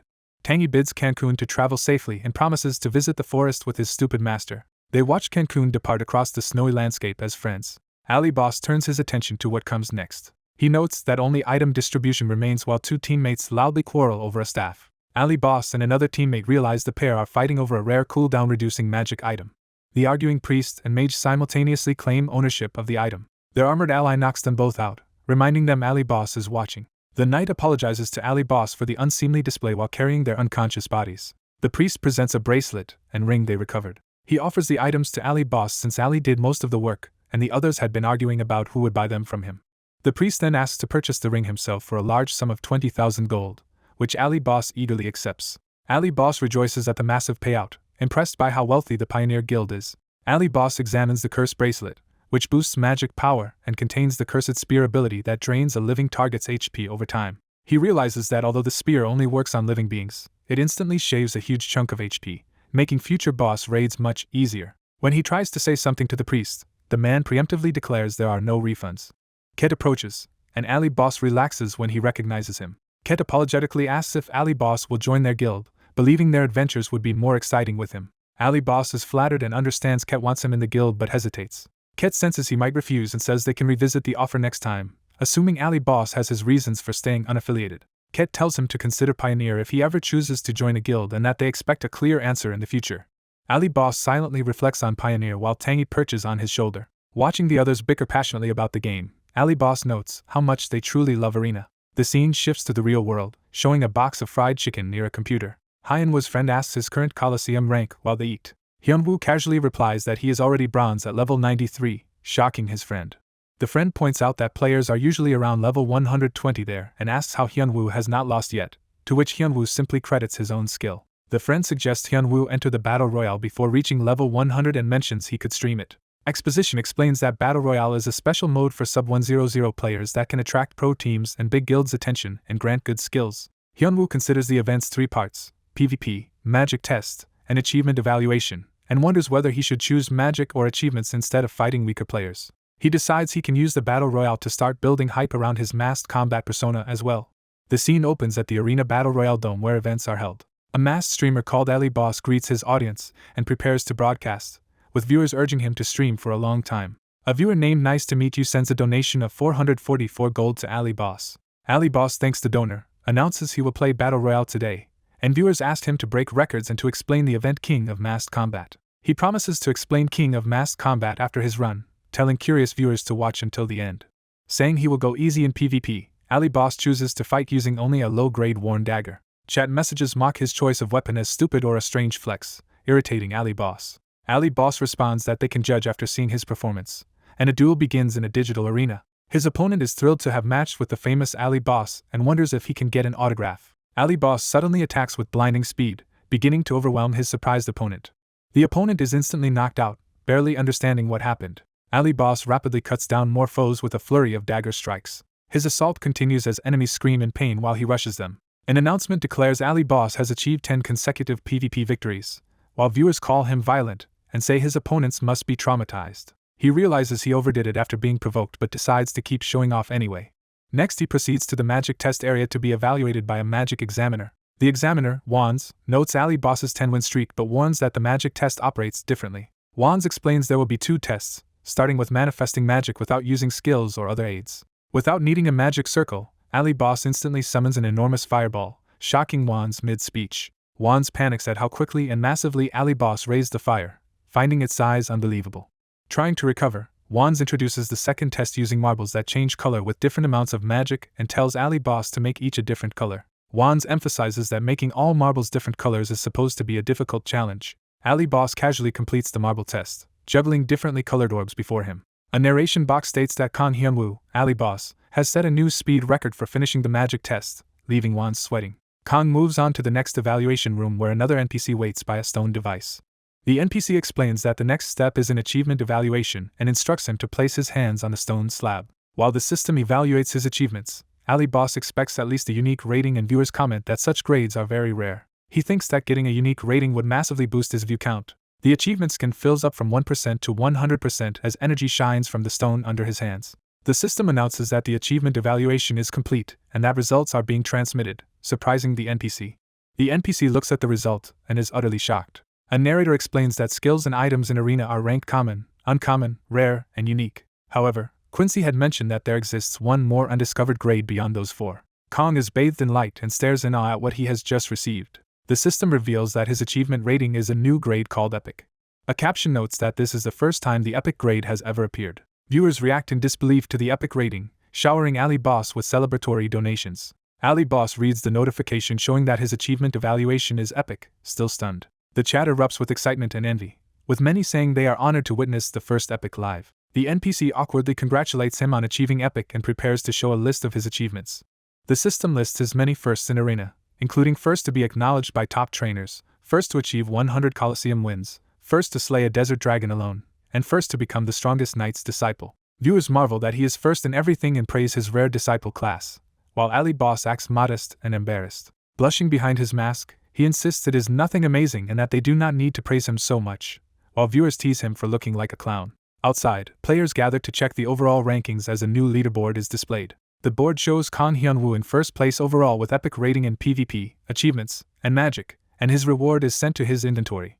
Surrounded by astonished players, Ali Boss casually tells everyone that he got epic. Beaming with pride as NPCs react in shock, He resumes streaming and chat asks him to finally talk about the king of massed combat. Time shifts to a bright forest, setting for his next adventure. In the forest, he tells his audience he will now explain the king of massed combat, which they have been eager to hear about. He explains that King of Masked Combat is a tournament where famous arena players fight while wearing masks to conceal their identities.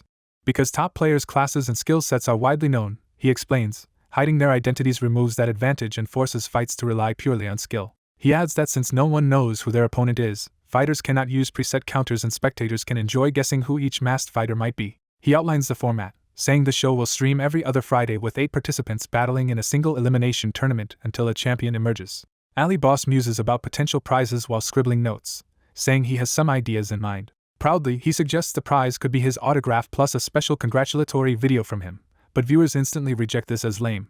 Offended, he insists he is a celebrity too, while chat sarcastically calls him an attention seeker and prefers another star's autograph. The story then shifts to a new location, the rugged mountains, where his next quest lies. Tang, his bear-like companion, appears excited and playful. Tang, riding on Ali Boss's shoulders, is relieved they are in a forest instead of harsh climates, and asks why his master is suddenly listening to him. Ali Boss recalls a quest called Red Anvil Clan, which instructs him to find the Red Anvil Clan in the rugged mountains and meet a dwarf called Golden Hammer for a weapon reward.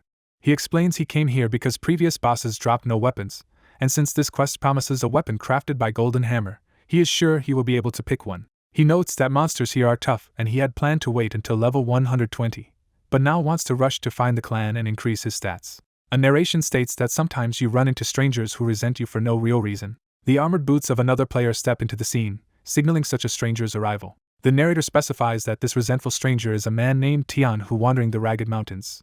Tian Hu, with a mage companion named Rin, asks if there is anything dangerous nearby, and she answers that high-level users usually hunt deeper in the forest. Hearing that, Tian Hu decides to claim this area as their guild's new hunting ground, and Rin agrees respectfully, calling him president. He tells her to address him as Mr. Tian in arena, mixing real-world and game roles. Tian instructs Rin to summon lower-ranking members and set up camp while he explores for 3 hours, and she complies. As he leaves, Rin fondly calls him President Tian under her breath, clearly admiring him.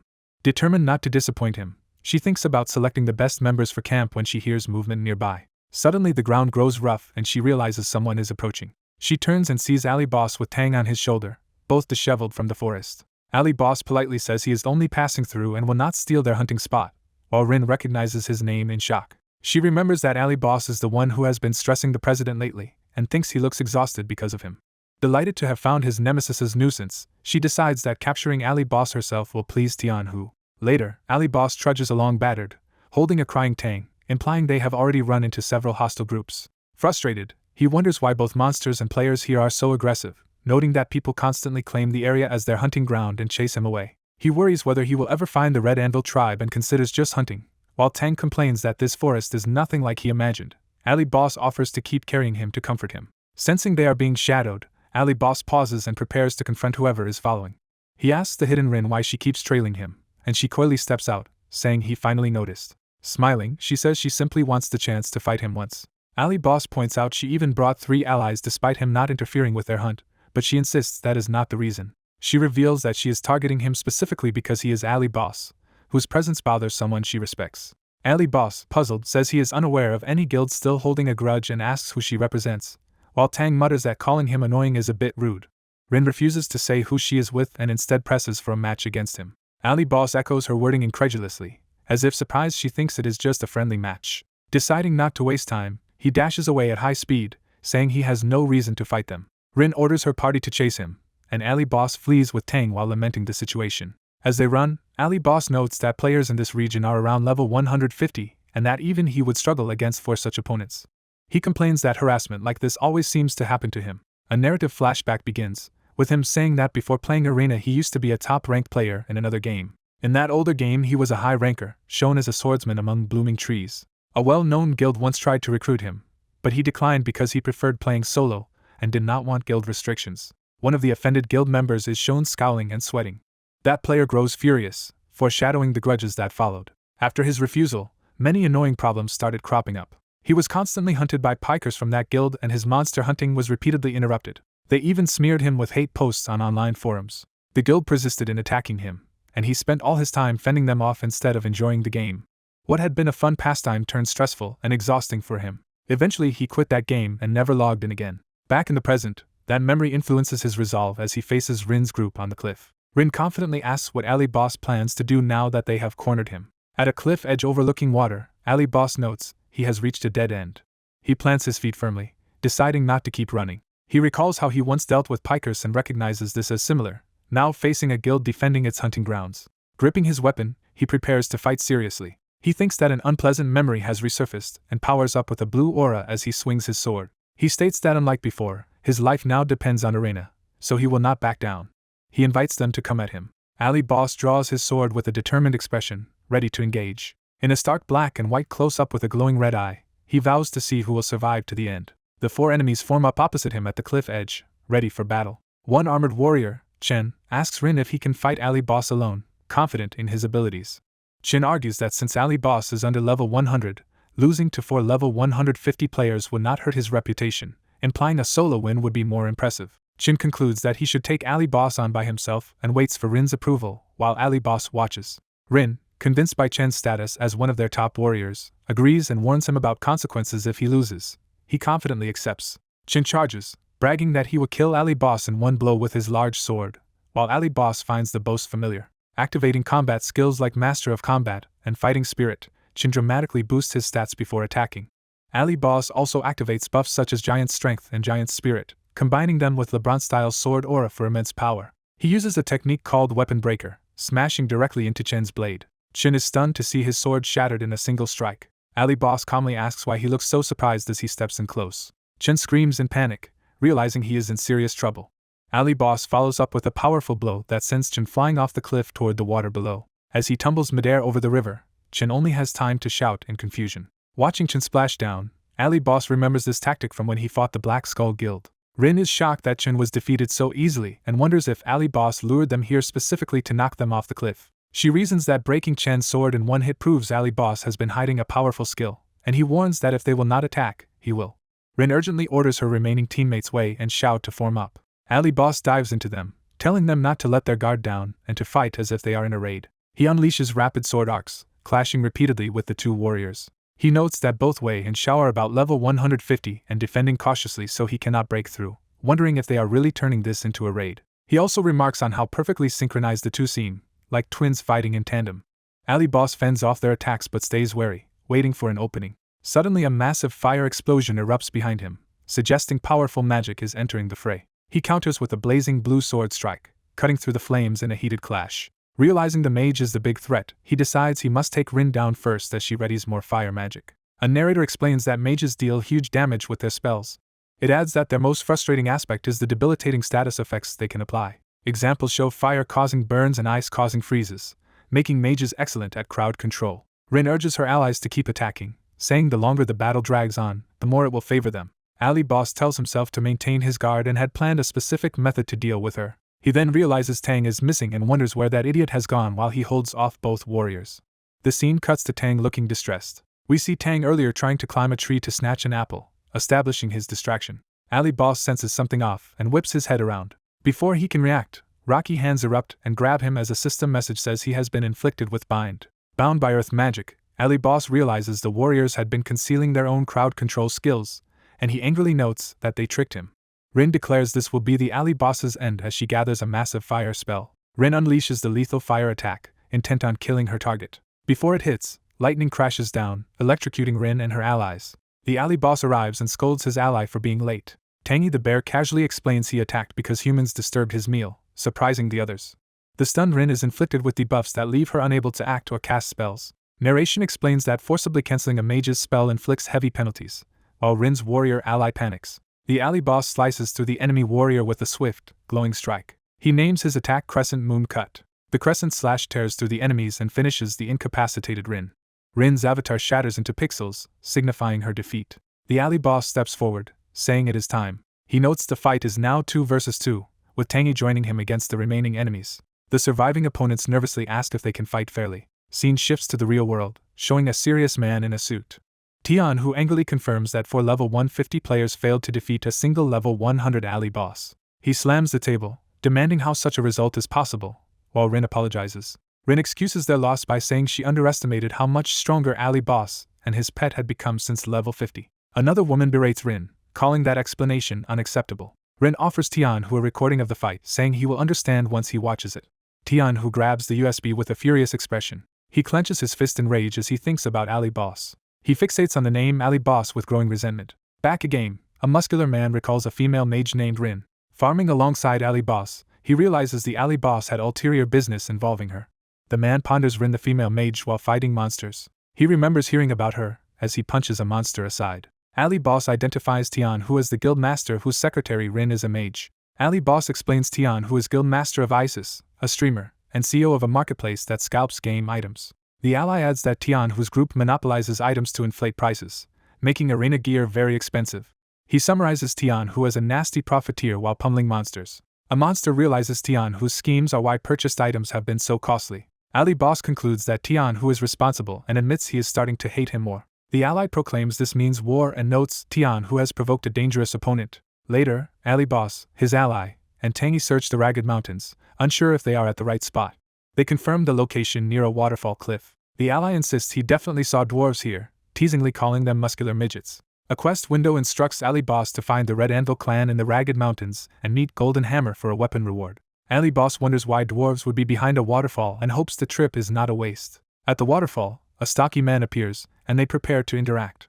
Ali Boss and his ally watch the dwarf curiously. The dwarf silently studies the newcomers.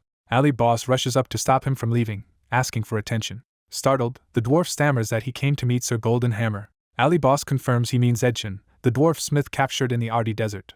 The dwarf introduces himself as Trey Shah and offers to inform Edchin about their arrival, then suddenly recognizes the tall ally. The ally is shocked that Trey Shah mistakes him for a giant dwarf, loudly denying being a dwarf. They follow a passage behind the waterfall into a hidden cavern. Ali Boss, his ally Tangy, and Trey Shah look up in awe as they enter. They discover an underground dwarf village bustling with activity. A sign labeled Golden marks the smithy they seek. Inside, Edchin is called and turns toward them, hammer in hand.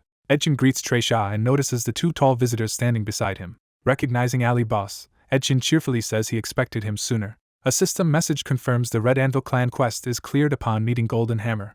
Edchin dumps a pile of gleaming weapons as the promised reward. He tells Ali Boss to pick any weapon he likes, astonishing Tangy that so many items came from a small pouch.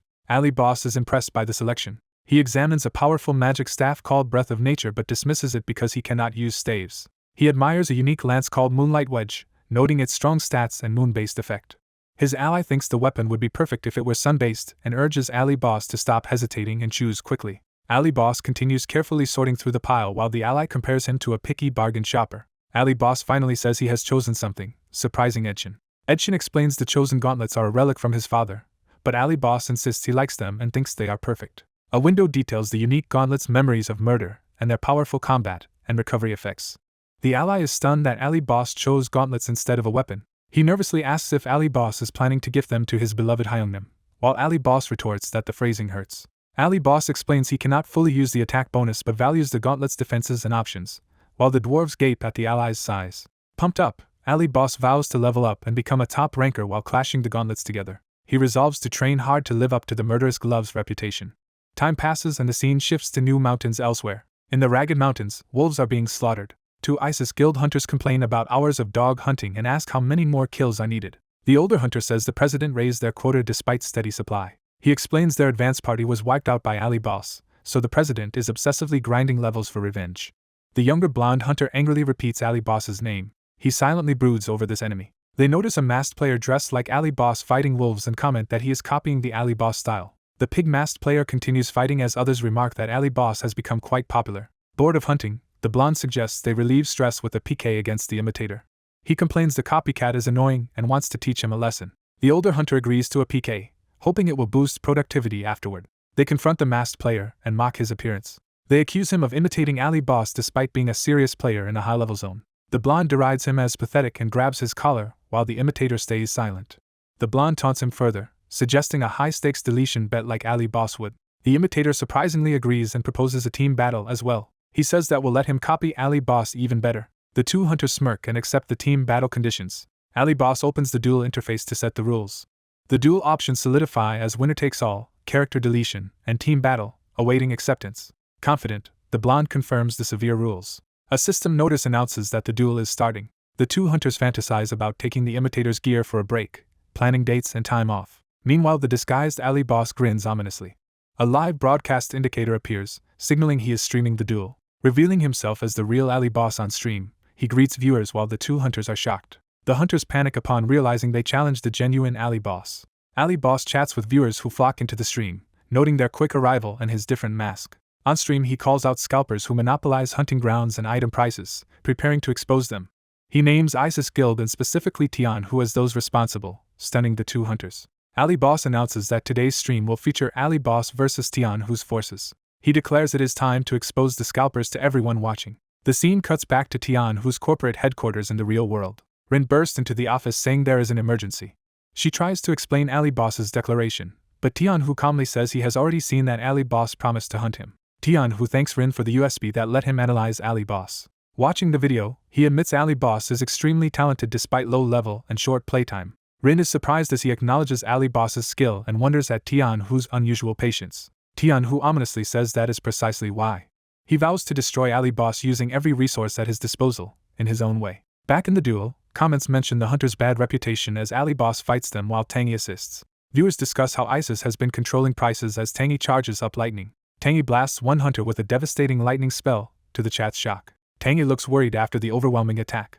A system message shows that Hunter Shizhuan has been inflicted with shock status by Tangy. Enraged, Shizhuan charges Tangy, calling him a dumb animal and trying to kill him. He is suddenly bound by Alley Boss's attack, confused mid-swing. Alley Boss rushes in as chat says everyone knows ISIS does such dirty work. Another hunter charges while chat calls ISIS trash, and Alley Boss calls out to his injured Hyun.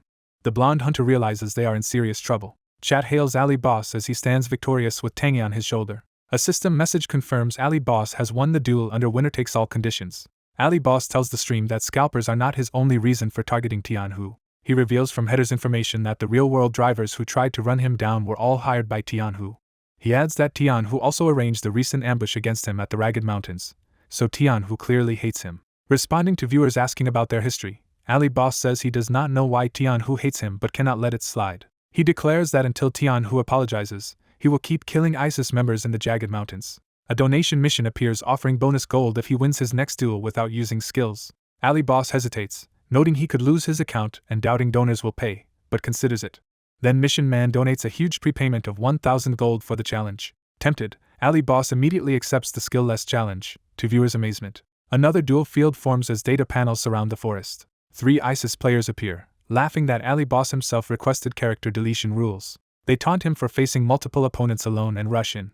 Afterward, the forest is littered with their defeated bodies while Alley Boss and Tangy rest, exhausted but victorious. Alley Boss tells the stream he completed the mission thanks to recent leveling with his Hyun. Delighted by the rewards of 1,000 gold and extra inventories, he notices another mission incoming. The new mission orders him not to attack for 30 seconds and to fight using only a looted weapon. Alley Boss headbutts an opponent while fulfilling the strange constraints. He continues fighting one-handed to satisfy yet another mission condition. Eventually all foes lie defeated as chat praises him for clearing every mission and subscribers roll in. Alley Boss senses something odd about the situation. He realizes every ISIS player has been willingly accepting character deletion terms, which seems suspicious. He worries missions are escalating in difficulty, and considers declining further ones. A massive new donation arrives from Mission Man, offering 30,000 gold to fight the next duel wearing only the novice set. Shocked by the real-world value, Alley Boss questions whether he can deal damage in basic gear. He wrestles with the risk but convinces himself he still has skills in Tangy, so he should manage. He joyfully accepts the novice set challenge just as an unknown figure steps up and says he has found Alley Boss. Alley Boss turns to the newcomer, recognizing him and exclaiming in surprise as the encounter begins. Tian Hu publicly calls out the streamer he claims has slandered him and announces he has found the culprit. He confidently vows to prove on the spot that everything the streamer said about him is false. The streamer is disappointed Tian Hu is still focused on saving face, argues Tian Hu piked his guild first, and insists he is actually the victim. Tian Hu claims the conflict with the streamer's guild was only over hunting grounds and accuses the streamer of pretending to be the victim. The angry streamer mocks Tian Hu as a scalper who even hired drivers, questioning whether Tian Hu's actions come from an inferiority complex. Tian Hu dismisses the accusations as baseless, pointing out the streamer has no solid evidence, while viewers debate in chat. The streamer silently fumes as his bear companion casually eats popcorn, prompting a viewer to joke about the bear's snack. Tian Hu says there is no need to argue further and proposes a way for the streamer to prove his innocence through a character deletion combat trial. He explains the duel as a modern version of trial by combat where the gods supposedly let the innocent win, startling the streamer. Tian Hu suggests determining who is telling the truth through this duel, putting heavy pressure on the streamer. The streamer, shaken, is asked directly whether he thinks he can win against Tianhu. The streamer stands in the forest contemplating the challenge. He suddenly realizes with horror that he is still wearing only the weak novice equipment set. Tianhu internally notes the streamer's lower level and novice gear, believing there is no way such a player can beat a silver-ranked coliseum fighter like himself. The streamer agonizes that refusing the duel means failing his mission, being flamed online, ruining his ally boss image, and undermining his future plans. He weighs the choice Tianhu forced on him, between risking character deletion or ending his streaming career. Resolving himself, the streamer accepts the duel. A watching acquaintance shouts Ali Boss's name in alarm at this decision. The terms sink in as someone ominously reiterates that the loser's character will be deleted. Viewers enjoy the spectacle and discuss how the duel will determine who is in the right.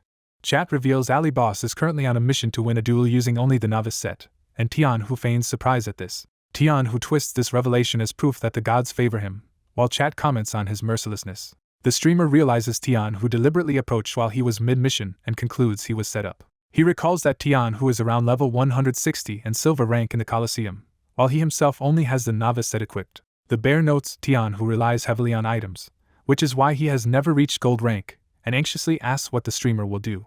The streamer instead views the duel as a huge opportunity to gain attention before King of Masked Combat. He thinks that if he wins this winner-takes-all, character deletion duel and forces Tianhu to admit his wrongdoings, the payoff will be immense. Tianhu agrees to these conditions and invites the fight to begin. System messages confirm that duel conditions are set to winner-takes-all and character deletion, and that Tianhu has accepted. As the barrier forms around them, Tianhu mocks Ali Boss for dueling in a novice set just because of a mission.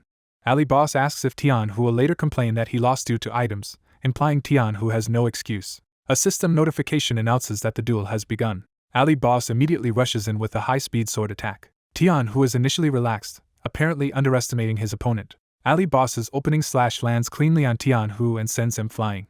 Ali Boss watches Tianhu's reaction carefully after that first hit. Tianhu laughs that his HP has not even dropped and boasts he can endure many more hits. Power surging, Tianhu says he only needs to hit Ali Boss once and provokes him to come closer. Elsewhere, another player hears about the duel and reacts in surprise. Two adventurers by the sea discuss that Ali Boss and Tianhu are dueling with character deletion on the line, and that it is being streamed live. Back in the duel, Tianhu unleashes a powerful attack, prompting Ali Boss to question what gear Tianhu is using. Watching the stream, Jin Shizhong and a companion recognize that Ali Boss is fighting in the basic novice set against a fully geared Tianhu. Jin Shizhong starts to say something, clearly noticing something odd. As Jin watches, he realizes Ali Boss seems to be gaining the upper hand despite the gear gap. Angered, Tianhu powers up his sword with a red aura to unleash a special skill. He activates the named skill Sonic Blade and sends a huge energy slash toward Ali Boss. A knowledgeable observer analyzes the situation with sharp focus. The observer notes Tianhu activated his skill too early. Ali Boss anticipates the timing and thinks that by simply stepping back a bit he can avoid the attack. He judges with confidence that the Sonic Blade's range will not reach him. The red slash passes in front of Ali Boss as he narrowly adjusts his position. Tianhu is then struck by another blue slash from Ali Boss, looking shocked. Narration explains that Hyunwoo has soloed entire bosses and mobs before this. It adds that solo players must avoid all damage because they lack recovery time, so Hyunwoo has honed his dodging to perfection. Therefore, he has learned to dodge any attack and fight with extremely precise movement. This skill was developed when he once ranked number 1 under the name Melee God. As news of the duel spreads, more users gather to watch, becoming fixated on Hyunwoo's movements. The fight is described as a high-pressure battle where a single hit could be fatal. A bewildered Tianhu struggles to block yet another precise strike and exclaims in disbelief. Spectators can only marvel at Ali Boss's skillful dodging and counterattacks. Jin Shizhong excitedly calls Ali Boss a monster and says the display makes him want to fight too. Another Pioneer member reminds him this is not the time to say that and decides to support Ali Boss. A large donation appears from Jin Shizhong declaring that ISIS Guild really are trashy scalpers, backing Ali Boss's accusations.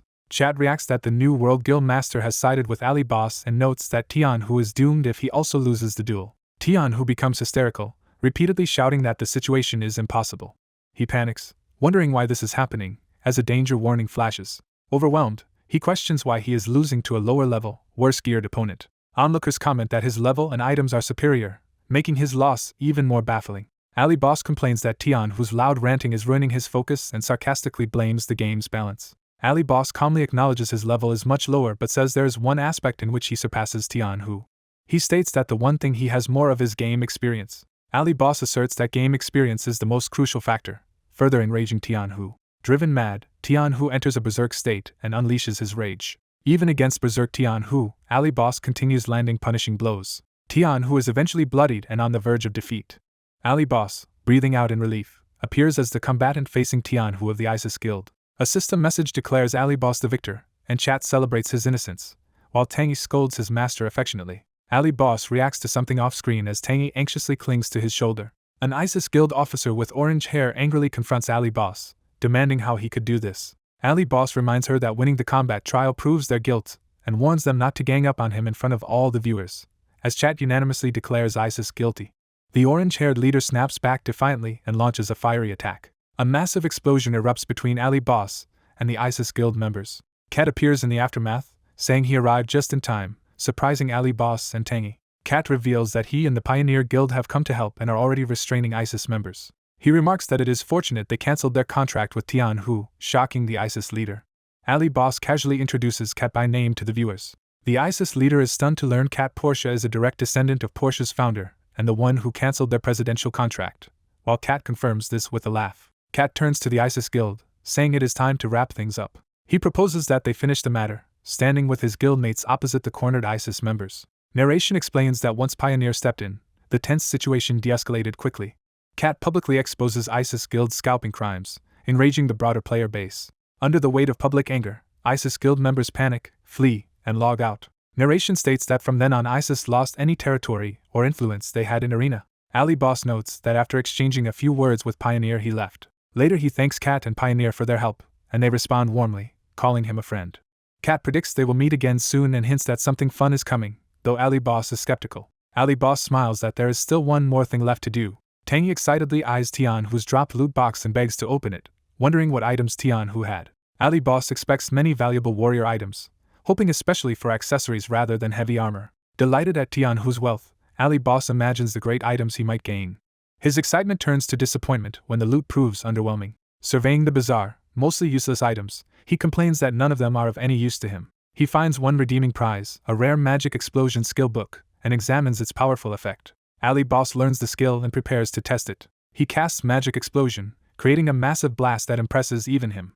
Seeing the result, he comments that the spell is pretty good, while Tangy reacts in shock. Tangy excitedly compares the new spell to a famous anime energy attack, Starry-Eyed. Tangy begs to learn that iconic move too, while Ali Boss wonders how the bear even knows about it. A title card introduces the results of Ali Boss vs ISIS Guild. The summary shows Ali Boss gained 20 inventory slots worth 60,000 gold and 500,000 new channel subscribers. The scene shifts to the real world, showing a modern building. Hyunwoo appears at home in pajamas, waking up groggily. His roommate asks why he is up so early, and Hyunwoo cheerfully replies, asking if the other just woke. Asked where he is headed, Hyunwoo explains he is going to film King of Masked Combat. His roommate is stunned by this revelation. Hyunwoo dashes off, promising to be back, as his friend calls after him in disbelief. The narrative moves to Nike Entertainment's Korean branch building, where the filming is taking place. Hyunwoo arrives at the office, escorted by a suited staff member. He is welcomed into a meeting room where executives are waiting for him. One executive greets him, and Hyunwoo is surprised to see the foreign representative. The bearded man introduces himself as Jamie Moore, and says it is nice to meet Ali Boss. Hyunwoo realizes this is Nike's representative, listens as Jamie says he was concerned about Hyunwoo's health but is relieved he looks fine. Jamie praises Hyunwoo's impressive proposal, says Quincy is interested, and notes they even built a set in Arena based on it. Jamie adds that they secured commercials for the show, including one with Portia, and asks if Hyunwoo knows Kat, who seems close to him. Hyunwoo realizes this is what Kat hinted at earlier and readily agrees that turning down such a big deal would be foolish. An executive asks if Hyunwoo saw the participant list, confirming that all 6 famous invitees have agreed and are waiting. They ask whether Hyunwoo wants to meet the others before filming begins. The scene transitions to a hallway inside the studio. In Arena avatar form, Ali Boss walks through the in-game studio set, impressed that Quincy created an entire building for the show. He notes he must use the glowing magic circles on the floor to teleport around the set. He steps onto a teleport circle. The magic circle activates as his foot lands. Ali Boss arrives elsewhere and hears a familiar voice greeting him. Jin Shijong, New World's guild master, happily says it is good to see him there. The two chat. Jin says he wanted to end up in the same round as Ali Boss, while Ali Boss thought Jin would appear in a later filming session. Jin points out he cannot return next time if he loses, implying high stakes. Fired up, Jin declares he must win today. Jin jokingly warns that if Ali Boss skips next week it means war, while Ali Boss wonders why Jin is so eager to fight him and moves on to meet the next participant. Ali Boss meets Carrie, the Phoenix Guild's guild master, who thanks him for the opportunity. He thanks her for participating. She asks if they are already being filmed, and he says he just wanted to greet her beforehand. Carrie leans in and shares insider news that a big patch with the PvP event is coming soon. She confidently states her goal is to come out on top in that upcoming event. Ali Boss thinks King of Masked Combat will be a great chance to gather information, while someone urges him to focus on filming. Next he encounters Milo, the Mano Guild Master, who looks furious, leaving Ali Boss wondering what he did wrong. He then meets Daniel, the Tank Corps Guild Master, who curtly refuses interviews to concentrate on battle, prompting Ali Boss to wish they could at least exchange greetings. Ali Boss notes there are only 2 participants left to meet, and that both are pro gamers taking part during their off-season. He meets Mascherano, an American Red Bulls pro gamer, who politely introduces himself. Ali Boss asks why Mascherano chose to come, and Mascherano answers that he wanted to compete as himself, not merely as his team's main DPS. Mascherano adds that he has another reason for entering. He wants to scout Ali Boss. The final image shows Mascherano and another figure simultaneously inviting Ali Boss to join their respective pro teams, asking him what he thinks. Ryan from the Manchester Devils enthusiastically tries to recruit Hyunwoo as a pro gamer. Ryan sweetens the offer, promising Hyunwoo top-tier terms and benefits. Hyunwoo politely declines, saying he wants to concentrate on streaming for now. Ryan accepts the refusal, asking Hyunwoo to remember their proposal if he ever chooses the pro scene. Ryan promises that they will eventually face each other on stage. Hyunwoo, back in his room, is surprised that 2 famous international teams tried to recruit him. He reflects that he would have accepted without hesitation as Melee God, but now he is wavering when someone calls for him. A staff member rushes him, saying rehearsal is about to begin, and Hyunwoo hurries off. Hyunwoo steels himself, reminding himself not to be distracted and to focus on the current show. Narration explains that while they handled soundcheck, more and more people gathered. The platform A World is introduced. A World's logo appears, indicating the streaming site. Narration states that Hyunwoo's streaming platform is overflowing with viewers. Viewer numbers, usually around 30 to 50k, have shot past 200k for this event. Chat messages show viewers impatiently waiting and marveling at the huge early turnout. Many people are showing interest in the King of Masked Combat program. The masked host steps into a spotlight as chat erupts that the broadcast is finally starting. The host, Ali Boss, greets the audience, thanks them for waiting, and announces the start of a new series. He promises a star-studded PvP lineup full of famous players and jokes that viewers should have used the bathroom already. With excitement, he builds up to the main announcement of the show. Spotlights reveal the large stage, and the masked fighters taking their positions. He shouts that the mystery mask show King of Masked Combat is beginning. The host declares that King of Masked Combat is now underway. Quick shots reveal 3 of the masked fighter personas. More close-ups introduce the remaining masked designs. The host again exclaims the title as he hypes up the show's kickoff. He tells the audience that today's lineup is incredible, featuring top rankers who have never been on TV before, while chat wonders who they are. He announces that he will now introduce the masked fighter candidates to the viewers. The first fighter, King Hornet, is presented with a bee-themed intro emphasizing agile movement and dangerous stings. The host explains that all fighters' costumes were specially customized by Quincy, altering their original gear into randomly chosen styles. He moves on and cues up the next fighter introduction. The second fighter, Flaming Fists, a werewolf-themed brawler, boasts that with his fists he fears nothing. Flaming Fist's title is revealed. The third fighter, a Black Knight praying for his lady's strength, makes a dramatic armored entrance. His title, Black Knight, is announced. The fourth fighter, Hungry Boxer, is introduced as a scrappy reincarnation of a legendary fighter. His title, Hungry Boxer, is given. The fifth fighter, a flamboyant dancer, is introduced with fireworks as a passionate Brazilian-style performer. She is named Samba Mercenary. The sixth and final fighter, a futuristic robot warrior, is introduced as a legendary figure from the future. This sixth contestant is named Nanomachine Jackson. The host states that these 6 masked fighters will battle for the title of King of Masked Combat. Viewers react in awe as the 6 costumed fighters line up.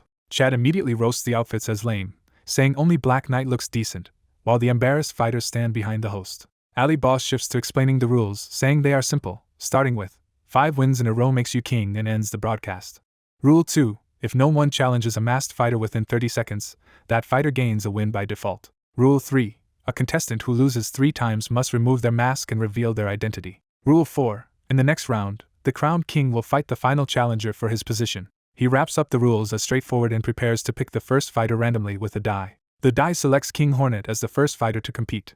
King Hornet steps forward and Ali Boss asks who will challenge him. Flaming Fists volunteers from the lineup to take on King Hornet. Ali Boss announces that Flaming Fists has accepted the challenge. The other fighters move to the sidelines to watch, and the host invites everyone to enjoy the show. In front of a throne guarded by bodyguards, Ali Boss asks who will become the first king of masked combat. The match is introduced as Flaming Fists vs. Hornet King. The 2 opponents face each other across the arena. At the signal to begin, they clash violently in the center of the stage. Ali Boss recoils from the shockwave of their opening exchange. He commentates that they are going all out from the start, and that the fight is extremely intense. He notes it is a very close match, with either fighter clearly dominating early on. Flaming Fist decides internally that there is no reason to prolong the bout. He resolves to defeat all challengers and become king of massed combat. Flaming Fist unleashes a powerful leaping kick attack at King Hornet. Ali Boss recognizes the move as a skill used by Liru monks. Despite being urged to think of the broadcast, Flaming Fist insists that winning so he can face his younger brother is all that matters. The devastating strike crashes down on King Hornet, causing a massive explosion. King Hornet is sent hurtling away by the impact. The arena shakes with another explosive shock that even startles Ali Boss. Flaming Fist stands firm afterward, impressed that his opponent survived. King Hornet, badly battered but still standing, remarks in surprise that Flaming Fist withstood such destructive power. He realizes Flaming Fist is actually Kim Sukjung, Guild Master of New World. Ali Boss panics that if these famous players reveal themselves so blatantly, anonymity will be pointless. But Flaming Fist no longer cares. King Hornet ignites his sword, warning Flaming Fist not to think the fight will be easy. Flaming Fist recognizes the distinctive yellow sword aura, as Chad remembers seeing it on TV. King Hornet charges with a cross-shaped aura slash. He uses the powerful technique Grand Cross, sending a huge energy slash toward Flaming Fists. Flaming Fist grins, saying he knows this technique well. He explains he has dealt with it many times before and is not especially impressed. Flaming Fist counters with his own explosive technique, Manchester's Lion. The lion-like blast tears across the arena toward King Hornet. After the blast, smoke and debris swirl across the stage. King Hornet staggers and groans in pain. He thinks there is no way Kim Sukjung would be finished by such an attack and looks around for him. Flaming Fist suddenly appears in front of King Hornet and punches him squarely. He continues the combo with a brutal follow-up blow. The assault becomes a flurry of heavy strikes. The barrage creates a massive impact as the blows land repeatedly. With one final punch, Flaming Fist smashes King Hornet down. Ali Boss and the viewers are left speechless by the overwhelming finish. King Hornet lies defeated in a crater while Flaming Fist stands over him. A close-up shows King Hornet's mask buried in the rubble, confirming his loss. Ali Boss declares Flaming Fist the winner as the werewolf warrior howls triumphantly. Viewers praise the epic RANKER showdown and note that everyone's true identities are pretty obvious. King Hornet is teleported to the sidelines with the other fighters, admitting Kim Sukjung is very strong. Sukjung reflects that Flaming Fist has become much stronger and laments losing to him yet again. Flaming Fist counts this as his first win and says he needs 4 more victories to reach his brother, planning to end things quickly. Narration clarifies that Kim Sukjung failed to win 5 in a row. He defeated 2 more contestants but suffered a crushing defeat in his 3rd match. Nanomachine Jackson is revealed as the one who ended Flaming Fist's streak.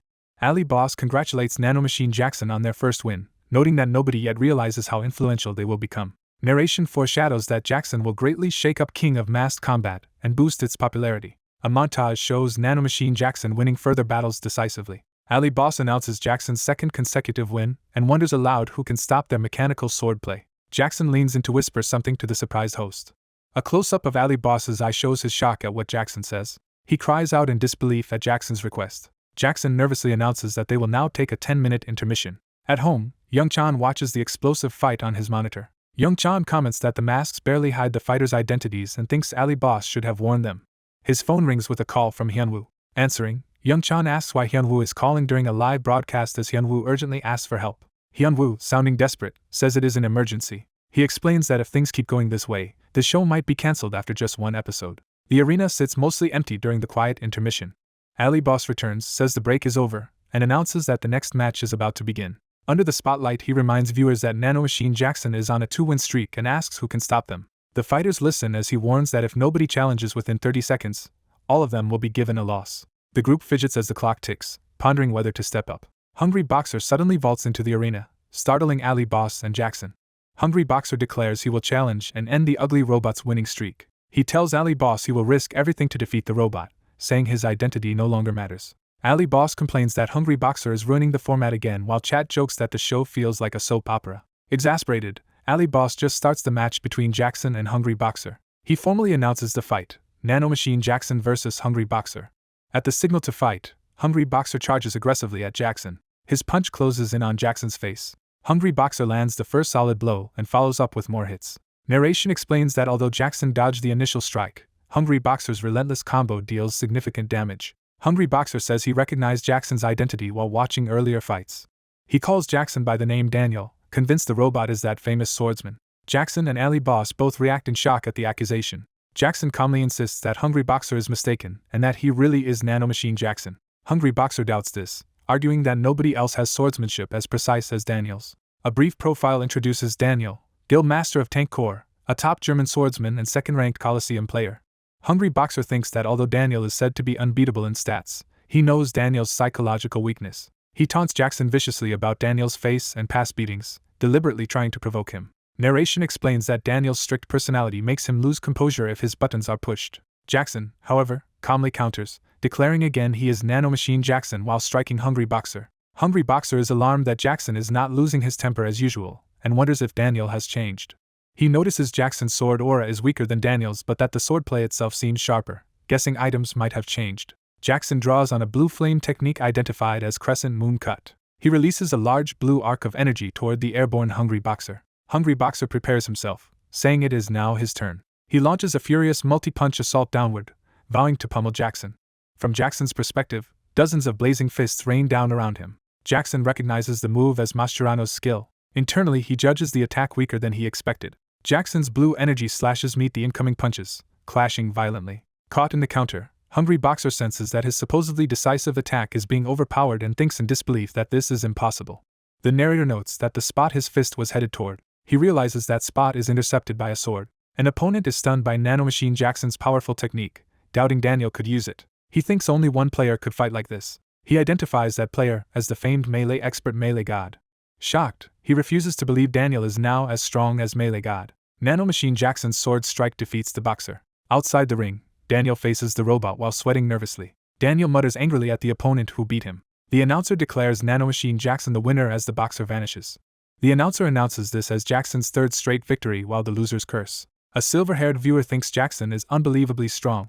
Other masked fighters are amazed at how big the gap was between Jackson and Mascherano. They wonder if anyone will be able to stop Nanomachine Jackson. The broadcast pauses for a 10-minute break before the next match. Backstage, Daniel teleports in via magic circle. In the dressing room, Daniel exhales in relief. Someone off-screen asks why he sighed so heavily. Young Chan, relaxing on the couch, asks if Daniel was nervous. Young Chan ignores Daniel's worries and says not to overthink what he is doing.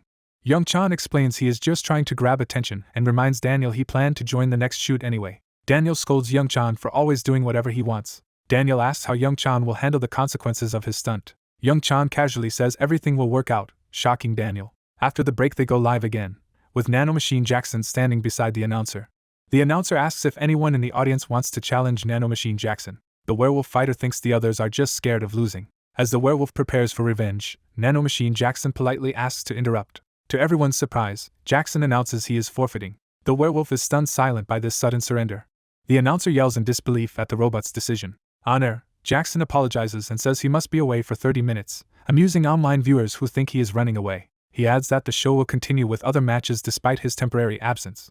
Narration states that Nanomachine Jackson never returned. As a result, Kim Suk-jing wins 2 more matches and becomes king of mass combat with a 5-1 record, ending the show.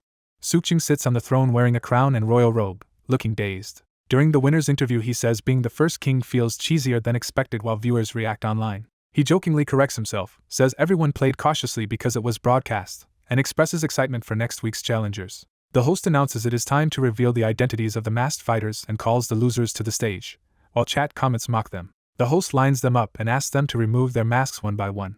King Hornet unmasks himself as Ryan, a pro gamer from Manchester, which chat viewers say they already suspected. Ryan admits he wanted another appearance to try a different style, and the host invites him to come back anytime. The Samba dancer unmasks as Kerry, Guild Master of Phoenix. The Black Knight unmasks as Marco, Guild Master of Mano. Hungry Boxer unmasks as Mascherano, a Red Bulls pro gamer.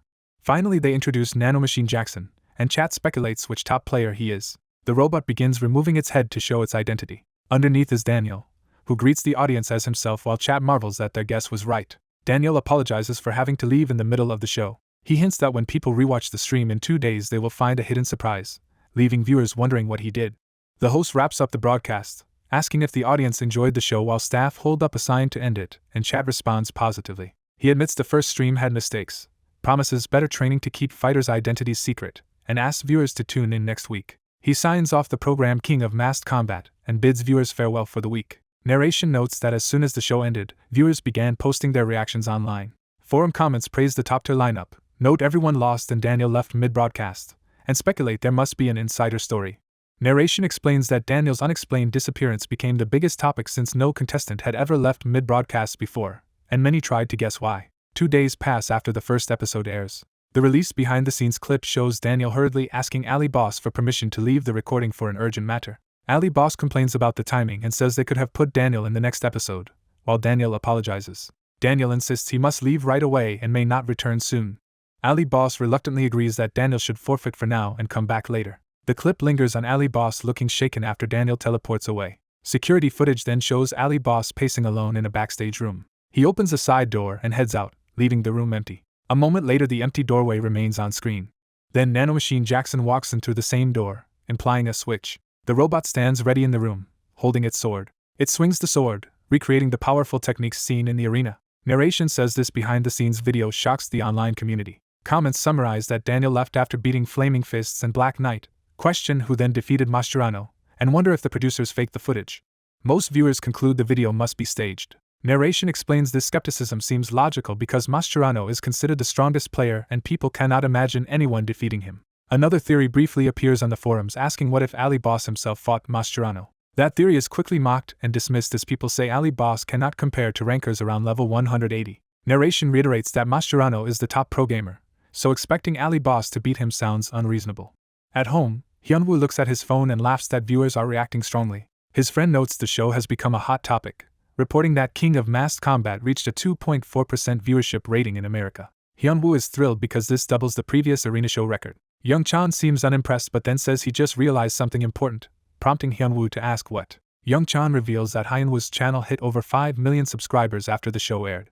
Hyunwoo is stunned at the number. Young-chan reminds him that the international viewership is even more impressive and hints about the contract Hyunwoo signed with Nike. Hyunwoo suddenly recalls the contract details he barely paid attention to.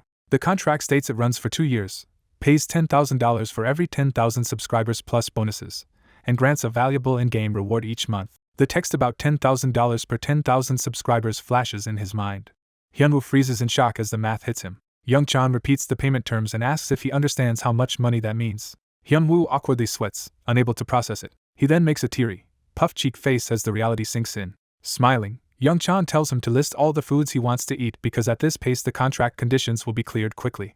Hyunwoo tearfully agrees and resolves to visit his parents once the money comes. Narration states that this paycheck is incredibly important to Hyunwoo. Because of that, he soon walks with purpose through the city. Hyunwoo looks up determinedly as he approaches his destination. He confirms he has arrived at the building where his family's honeymoon loan originated. He reflects that he once thought repaying the debt was impossible, but the day to do it has finally come. Pumping his fist, he declares he is going to pay off their debts. The scene shows the tall office building he has entered. Inside Moon's capital, a guard stands outside the loan office. The shady director assumes Hyunwoo is desperate for money and asks how much he wants to borrow. Hyunwoo calmly replies that he is here to pay off his debt. The director, thinking the amount must be small since Hyunwoo is a student, repeats that he wants to clear his debt. When asked for the debtor's name, Hyunwoo gives Kang Seok-jun. The director looks at the file in disbelief. He exclaims that Kang Seok-jun owes $15 million and asks if Hyunwoo is that person, prompting Hyunwoo to clarify it is his father. Curious what a 20-year-old could pay towards such a huge sum, the director asks how much he will be paying. Hyunwoo casually answers that he will pay $5 million for now. The director and his subordinate are left dumbfounded by the figure. The director warns him not to joke, but Hyunwoo insists he truly came to pay $5 million. Hyunwoo shows his phone as proof of funds, and the director realizes the kid is serious. The director mentally compares the amount to their yearly interest earnings and is stunned. Even the guard outside is amazed that someone so young is trying to repay his father's huge debt. Outside afterward, Hyunwoo stretches and cries out in joy. He says it felt great, and although $10 million is still owed, he believes he can clear it within the year. He decides to use the remaining money to secure a better place for his mother and better care for his father. Walking across the street while calling his mom, he prepares to share the good news. Hyunwoo happily speaks to her on the phone, smiling broadly. The story shifts back to the game world near Yuzma Empire's surrounding forest. A status window shows Kang Hyunwoo's current level, classed as Knight of Kion, numerous titles, Wind Element, and greatly boosted stats. His bear companion remarks that his stats have skyrocketed thanks to new equipment. Hyunwoo appears in an impressive new white outfit, astonishing the bear. He explains he obtained a griffin heart through the Nike contract and used a recipe from his Melee God days to craft this gear. He describes spending over 30,000 gold on materials but says it was worth it for the Canyon Wind leather set, which grants major stat boosts, Wind Element, and the Blink movement skill. Since there is time before the next King of Masked Combat episode, he suggests to his bear friend that they go look for new quests. The scene cuts to a bustling castle gate filled with adventurers. Inside, we see a grand hall of columns within the Imperial complex. Hyunwoo visits his master LeBron, who is meditating, and LeBron asks why he has come. Hyunwoo reminds LeBron he was told to return if he wanted to grow stronger, and asks if that is all his master has to say to his disciple. LeBron notes Hyunwoo truly has become stronger and asks if he has mastered a particular technique. Hyunwoo demonstrates by unleashing a powerful blue sword aura. Grinning, he asks LeBron if this level of power is sufficient. LeBron silently stares at the massive energy blade before him. He critiques that while Hyunwoo's technique is excellent, his body is still too weak. Approaching him, LeBron says Hyunwoo now looks more like a proper gold coin owner, noting that previous coin holders were about his size when they first came. LeBron explains that most adventurers are tough on the outside but hollow inside, whereas Hyunwoo is overflowing with power but has a fragile body, which Hyunwoo realizes refers to his levels. LeBron begins to say that in the future things will change. He then gives Hyunwoo a quest to travel west of Briggs to Lattice Fortress near the Ragged Mountains, and seek out General Farard. A quest window titled General Farard of Lattice appears, and Hyunwoo gleefully thinks visiting his master was the right choice. LeBron adds that once Hyunwoo returns from Lattice, they will go somewhere together, telling him to be prepared. Just then Hyunwoo receives a call from Kale and wonders why he is contacting him.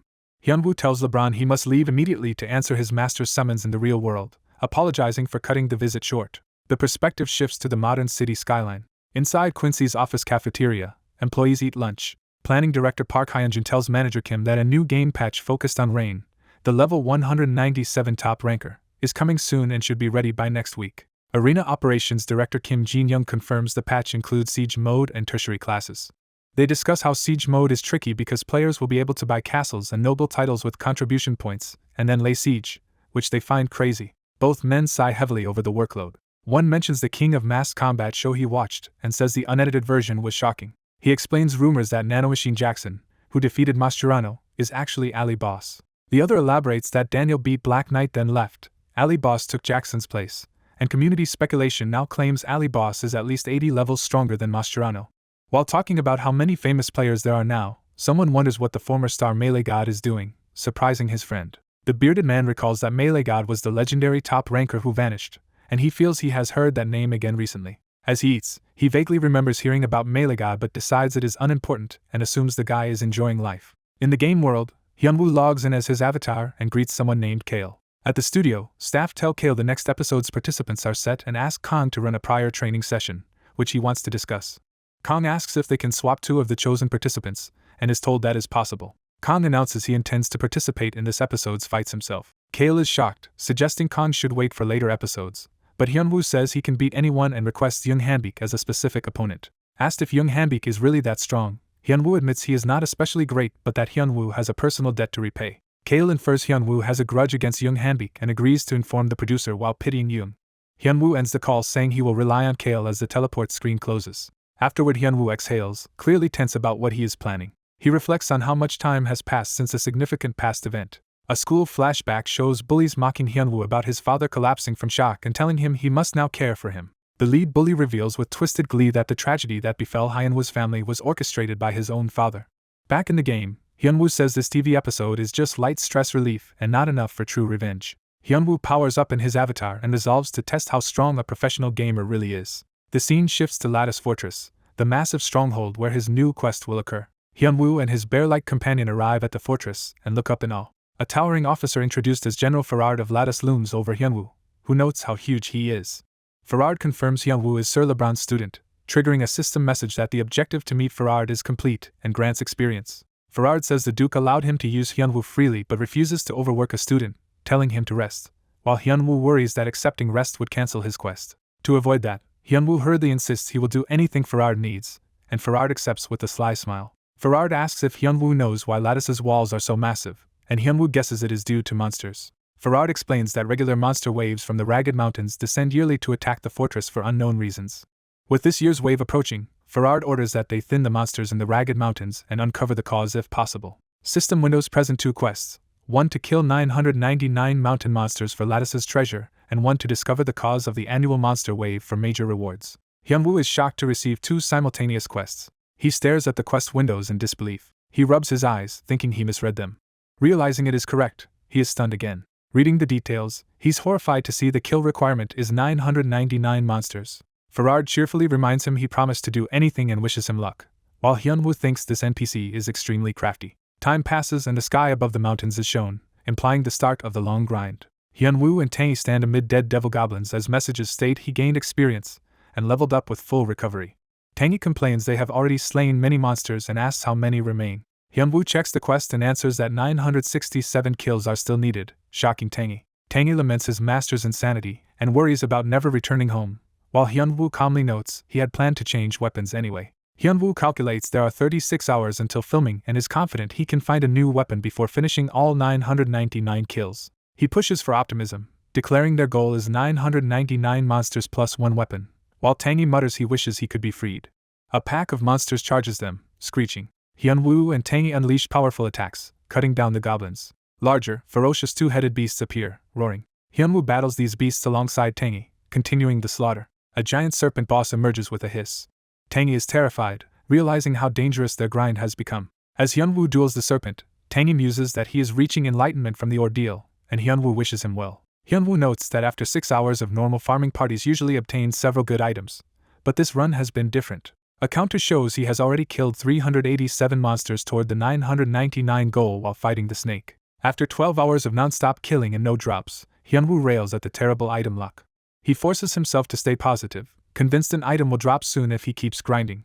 Hyunwoo swings his sword with desperate determination, demanding that an item finally appear. Animated monster spirits rise and vanish as his killing spree continues unabated. Exhausted, he drops to one knee and plants his hand on the ground. The counter now reads 900 kills. Hyunwoo and Tangy collapse in frustration and curse Quincy, suspecting the game's drop rates were nerfed.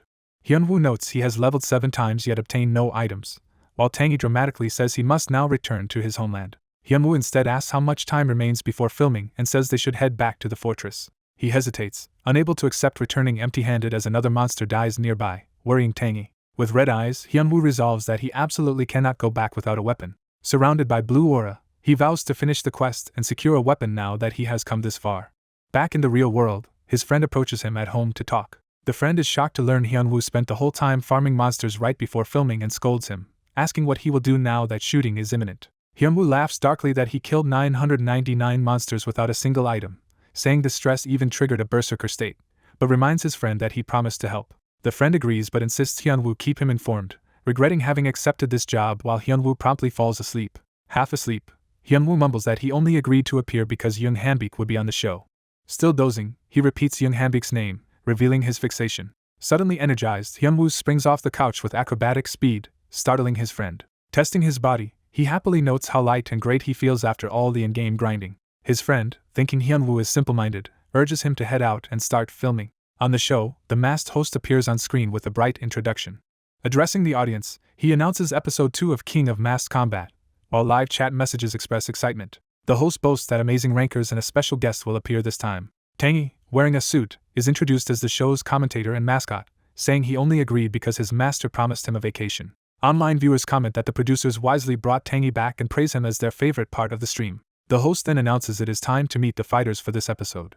Viewers react to the new character introduction format as the first fighter, a rabbit-masked countess in pink, is revealed. Her backstory describes her as a noblewoman who took up the sword to avenge her family. She is shown drawing her blade gracefully, embodying that vengeful resolve. A flashy cutscene displays her devastating sword attack to hype her prowess. She steps onto the arena floor in heels, signaling her entrance. The host titles her the beautiful Rose of Vengeance and the heroine of the countdown. Viewers admire the upgraded costumes and production quality. The second fighter, a monstrous alien specimen designated HZ-12, is introduced as coming from outer space. Next, a massive stone-masked brawler called Mr. Moai is shown with an indestructible body. A suave white-suited swordsman called Romantic Assassin is introduced as fighting for love. A superhero-style fighter named Flying Superba vows to protect the world. The final fighter, a killer called Smileface, is shown in a garish suit with a sinister grin. The host declares that these 6 masked fighters will compete on today's stage. Close-ups highlight Mr. Moai and Romantic Assassin among the lineup. Smileface's masked face is shown in detail, emphasizing his menacing aura. The host wonders aloud if anyone will dethrone the reigning masked fighting king, Flaming Fists, who sits on a throne. Flaming Fists, wearing a wolf-like mask, notes that his younger associate Dong Sang is fighting in this episode. The host proclaims that the fighter's quest for the king's seat is about to begin. He privately confirms that Young Hanbik is indeed among the contestants. Hyenwa's handler warns him mentally not to blame his condition if he loses and threatens to kick him out if he fails against Young Hanbik. Hyunwoo, acting as Romantic Assassin, stands calmly in his mask, ready. Under the mask, Hyunwoo steels himself, calling his own real name as motivation. The host explains the rules are unchanged and that the Pink Countess, introduced first, will fight first. He asks which masked fighter wishes to challenge the Countess and invites them to the arena. A gloved hand, Superbuzz shoots up to volunteer. All 5 other fighters enthusiastically raise their hands though. Since Superboy reacted quickest, the host grants him the first match against the Countess. At the commentator desk, the host and Tangy announce that the fight will now begin. Superboy and the Countess face each other on the arena floor and are told to get ready. The Countess assumes her stance, focusing her sword. Superboy draws twin blades, preparing to fight seriously. At the call to start, the Countess dashes forward in a blur. The host remarks that Superboy has vanished from sight as the match begins, using stealth. He explains to viewers that this hidden approach is an assassin-type skill and notes how well Superboy is using it. The Countess remains alert, waiting for the unseen attack. Superboy's figure finally appears behind her as he charges in. The Countess sharpens her gaze, reacting in time. She turns and clashes blades with him, successfully parrying. With a sweeping follow-up, she launches Superboy across the arena. Superboy is impressed she reacted and even countered his stealth strike. The Countess points out he still managed to wound her and reflects that she had underestimated how fighters could be exposed last episode. While trading blows, she concludes that hiding only increases the odds of defeat, whereas Superboy realizes his unique skill will reveal his identity sooner or later. Determined, she unleashes powerful ice-infused sword energy even though exposing herself is risky, because losing would be worse. Feeling the familiar ice sword aura, Superboy recognizes his opponent as Reina. An info segment reveals Reina as Ice Princess Reina, a rare ice warrior class, former top 10 arena ranker, and pro-gamer captain of the New York Warriors. Reina's icy/batter Superboy, and viewers go wild in chat over her appearance and the stacked fighter lineup. Superboy's arm becomes encased in ice. He thinks prolonging the battle against Reina would only hurt his chances. He decides he must end it quickly before she uses a powerful move called Ice Flower. Superboy employs his own special technique, Shadow Slice, sending a dark wave across the icy field. Chad immediately identifies the move as Shadow Slice and speculates the hidden fighter must be Ichino. A title card confirms the skill belongs to Ichino. Another info segment describes Ichino as a popular Japanese streamer, top 1000 arena ninja class player. Viewers marvel that the match is essentially Reina versus Ichino. Reina responds by raising a towering ice pillar to block the shadow attack. Superboy fades into stealth again, slipping around the ice formations while Reina braces. Reina warns that while she is channeling her skill, opponents should know its nature. She completes the technique, declaring that stealth no longer works. The entire arena is transformed into an ice field, covered in crystalline spires. The host and Tangy shiver as they note how instantly the stadium froze. Snow and ice storm across the floor, hiding everything. Shapes in the blizzard slowly reveal what happened. Superboy, half buried in ice, curses the overwhelming power of this ability. He says he has finished his own preparations and ignites himself with a fire-based ninja technique. He rockets toward Reina in a blazing attack along a fiery path. Reina stands firm, ready to meet the incoming inferno. She grips her sword tightly and channels more power. Her eyes blaze as she prepares a decisive strike. Superboy's flaming form charges straight at her. Ice and fire collide in a massive clash between Reina's sword energy and Superboy's fiery assault. Reina ultimately traps Superboy in a massive block of ice, immobilizing him. The stunned fighters on the sidelines watch the gigantic ice structure that seals Superboy. A close-up shows Superboy completely frozen inside the icy prison. Reina shatters the ice with another slash as an announcement declares that the Countess of the County has won. Back in the waiting area, Superboy dematerializes into pixels beside Romantic Assassin, who silently observes after the close fight. Hyunwoo, now unmasked in his thoughts, laments that despite insisting on anonymity, they still will not be able to keep the fighters' identities hidden this time. The MC congratulates the Countess on her first victory and asks her to share her ambitions for becoming king of the masked fighters, which makes her ponder her aspirations. The Countess resolves to win 5 matches in a row and promises to reward her coworkers with an early end to work. The MC laughs nervously as the other masked fighters listen, sensing her bold declaration. The MC stirs up the arena by announcing that the Countess has vowed to defeat everyone and invites challengers to make her retract her words. When no one steps forward, the MC wonders if everyone is now afraid of the Countess and warns that she will get a default win if no challenger appears in 30 seconds.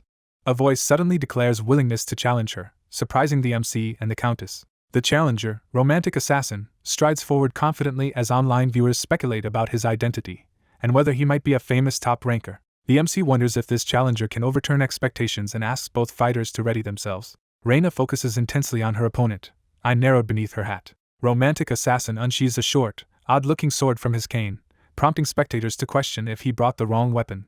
The MC asks if Romantic Assassin wants to change his strange weapon, but he insists it is his chosen arm and that he will fight with it. Reina, watching from outside the match, sees that an unknown fighter dared to look down on her and prepares herself for the second bout to start immediately. Reina launches herself high, declaring she will end Romantic Assassin with a single blow. Romantic Assassin calmly begins to draw his blade as she dives in, surprised he is reacting from such a distance. Reina notes there are no visible skill effects, concludes it is not an obvious skill like Crescent Slash, and believes Romantic Assassin has missed his chance. Their blades clash as a glowing blue line intercepts Reina's downward strike. Romantic Assassin's counter sends Reina spinning away in midair, shocking her. A system message declares that Romantic Assassin has landed a fatal hit on a vital point, instantly killing Reina in-game. Romantic Assassin stands with his cane as her avatar falls, the arena reverberating from his decisive strike. The other fighters stare in disbelief at how quickly the battle ended. Even the Beastly King is stunned by Reina's abrupt defeat. The MC is left speechless, sweat dripping as he processes what just happened. Reina's hat dissolves into pixels, and the shocked reaction echoes through the arena. Her rabbit ears and body also fragment into data as she is forced out of the match. Reina reappears in the stands, flustered as she realizes she has been instantly killed. Back in reality, Reina is dumbfounded that she lost and cannot understand what just transpired. Romantic Assassin proudly announces his victory to the crowd. Online viewers ask what happened, complain about the lack of replay, and resolve to check the full broadcast later. Romantic Assassin glances toward the MC's desk with a faint smile as the MC still looks shocked. Young Chan, recognizing him as Kan Hyunwoo, whispers in amazement that he never knew Hyunwoo had such a skill.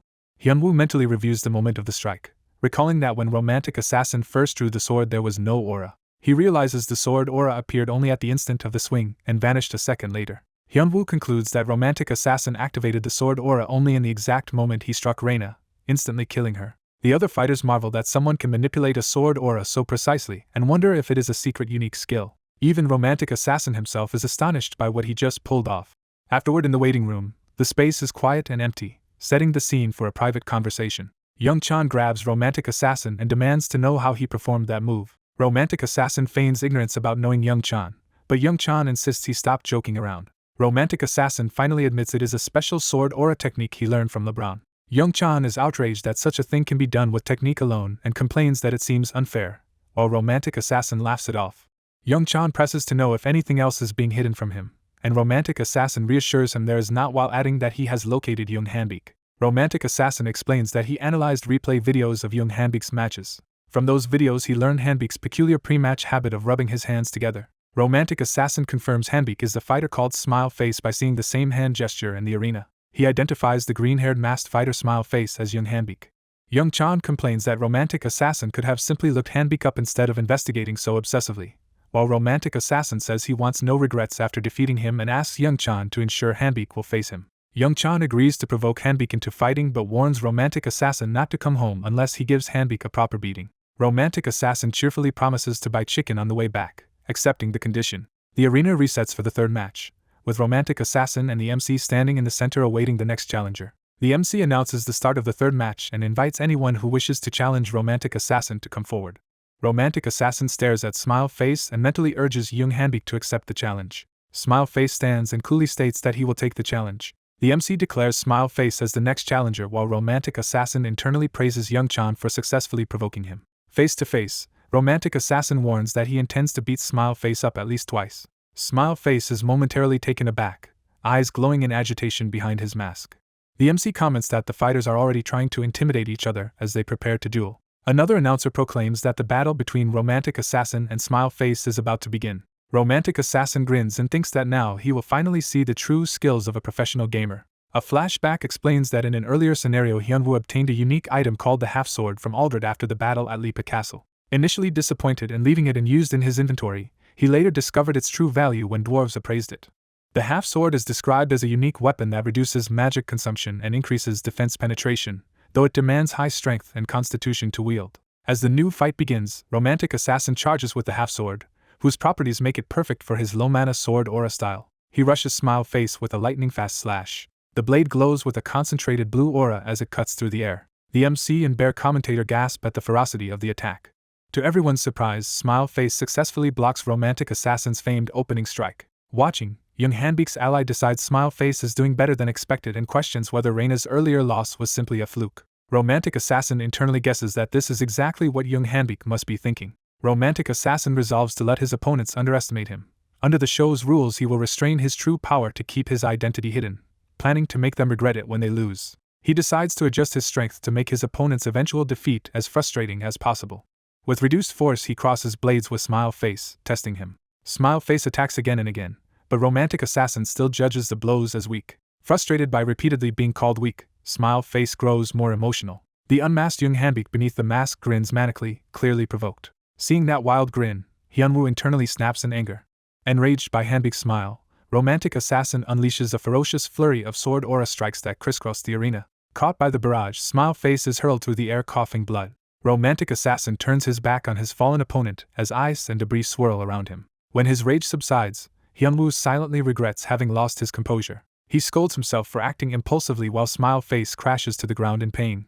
The bear commentator notes that Romantic Assassin one-shot Smile Face, while chat messages mock Smile Face's coughing and his desperation to keep his mask on. The MC declares Romantic Assassin the winner as Smile Face's avatar disintegrates into pixels at his feet. Smile Face reappears among the contestants, cursing his defeat as his body continues to dissolve back from the death. Young Hanbik fumes that he was humiliated, blaming his focus on the sword aura for preventing him from using his own skills properly. He admits to himself that he does not know who Romantic Assassin really is, but vows that if he can fight him again he will not lose.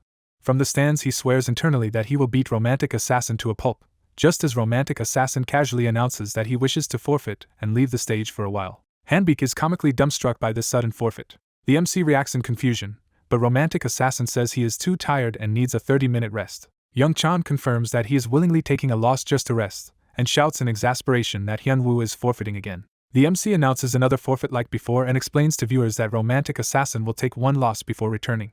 Walking away, Romantic Assassin thinks to himself that Young Chan handles MC duties so well it is no wonder he became the famous streamer Argon, and even considers permanently leaving the role to him. Sitting back down with the fighters, Romantic Assassin remarks that he feels better now and jokes that fighting such strong opponents is exhausting. He pointedly tells Smile Face that he only lost because he needed to hide his identity, not because he was weaker. Romantic Assassin silently confirms to himself that this excuse works, maintaining his mysterious persona. He is satisfied when Smile Face grudgingly accepts the explanation. Romantic Assassin taunts Hanbik further, saying he is too dense to perceive the true gap in strength and asking him to challenge again later, promising to show more power then. Addressing Hanbik as Mr. Sword Eagle Rock, he startles Hanbik, who responds in confusion. Elsewhere, a fighter grips a cloth with sudden determination. Another match erupts as Moai and the lizard-like fighter abandon weapons and pummel each other with bare fists, thrilling the spectators. The MC excitedly narrates that both fighters are attacking with no guard and wonders who will emerge victorious. Moai ultimately wins the slugfest, while his monster opponent's avatar disintegrates.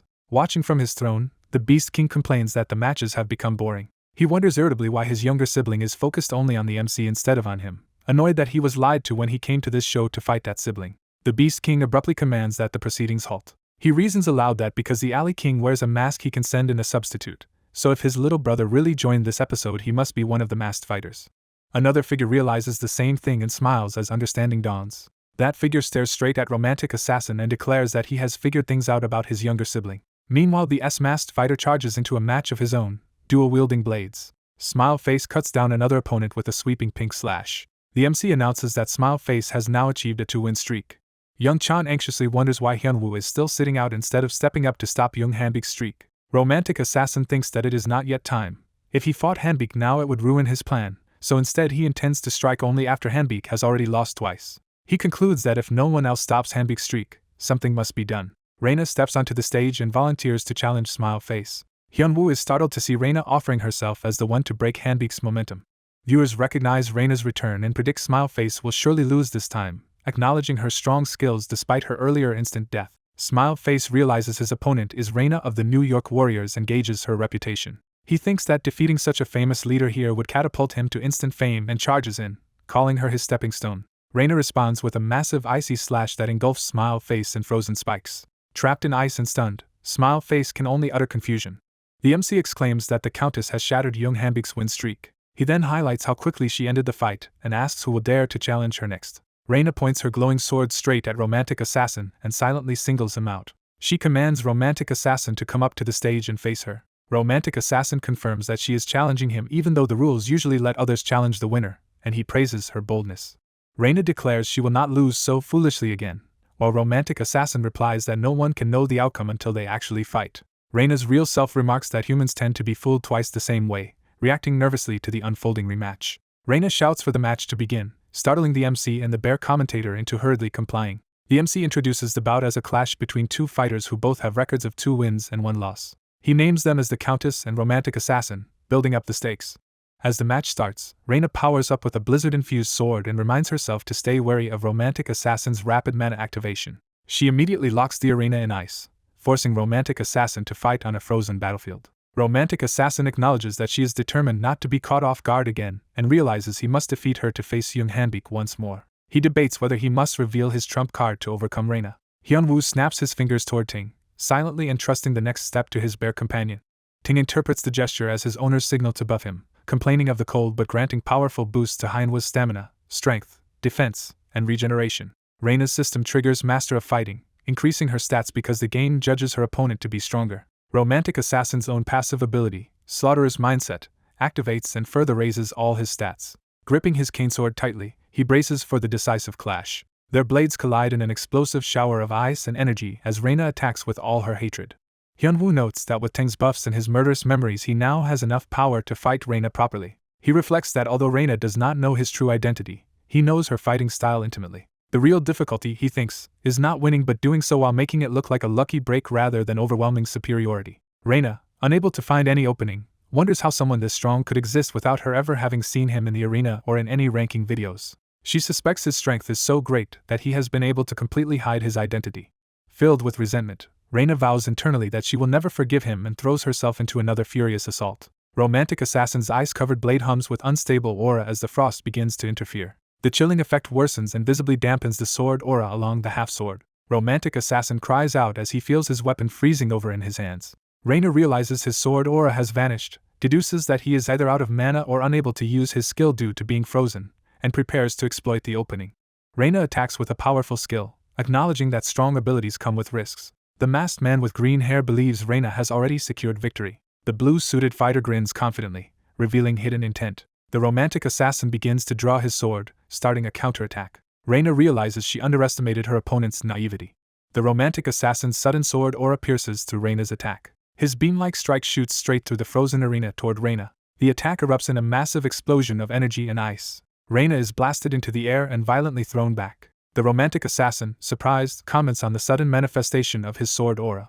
He admits he thought he was in danger when his aura would not appear but is relieved it activated at the last moment. Spectators notice the arena is no longer cold, reacting to the end of Reina's freezing skill. The announcer declares the Romantic Assassin the winner over Reina. Other masked fighters are shocked Reina lost twice to the same person and deduce he won by catching her off guard without aura. Reina insists she was not careless and wonders if her opponent is a powerful unknown ranker able to hide his identity. The Romantic Assassin thinks he only won because Reina slipped up and believes he taught her a lesson. He calls out young Hanbik, saying he no longer needs to pray for Hanbik to reach this stage and mocking Hanbik for claiming he lost by holding back. He points his cane towards Smile Face and openly provokes him to respond. Young Hanbik, as Smile Face, accepts by promising him a rematch opportunity. The Romantic Assassin leaps toward Hanbik and tells him to show his true skills. He mentally declares it is time to unmask young Hanbik and end the show. The bare-masked ally is impressed that the Romantic Assassin salvaged the situation so well. The host announces that Romantic Assassin has suddenly requested another battle, prompting follow-up coverage. The commentator wonders how Smile Face will respond while Hanbik angrily resents being trampled by someone he thinks won by luck. Hanbik draws his sword, convinced luck will not favor the Romantic Assassin twice, and declaring he will challenge him. The MC warns Hanbik that another loss means disqualification and forced unmasking, but Hanbik calmly accepts the pressure. The host states Smile Face has predicted his own victory and asks Romantic Assassin for a reply. Young Hanbik grows more irritated when Romantic Assassin casually says he does not really care. The commentators hype up the psychological battle as the two prepare to begin their rematch. Romantic Assassin smirks, telling young Hanbik he chose well to challenge him. System messages show his stats rising due to speculation and Slaughterer's Mindset, granting a significant all-stat boost. The two clash midair with empowered blades, initiating a fierce exchange. Young Hanbik vows internally to make this day one of humiliation for Romantic Assassin. Their collision produces a huge shockwave that tears up the floor. Romantic Assassin keeps swinging his glowing blade in rapid follow-up attacks.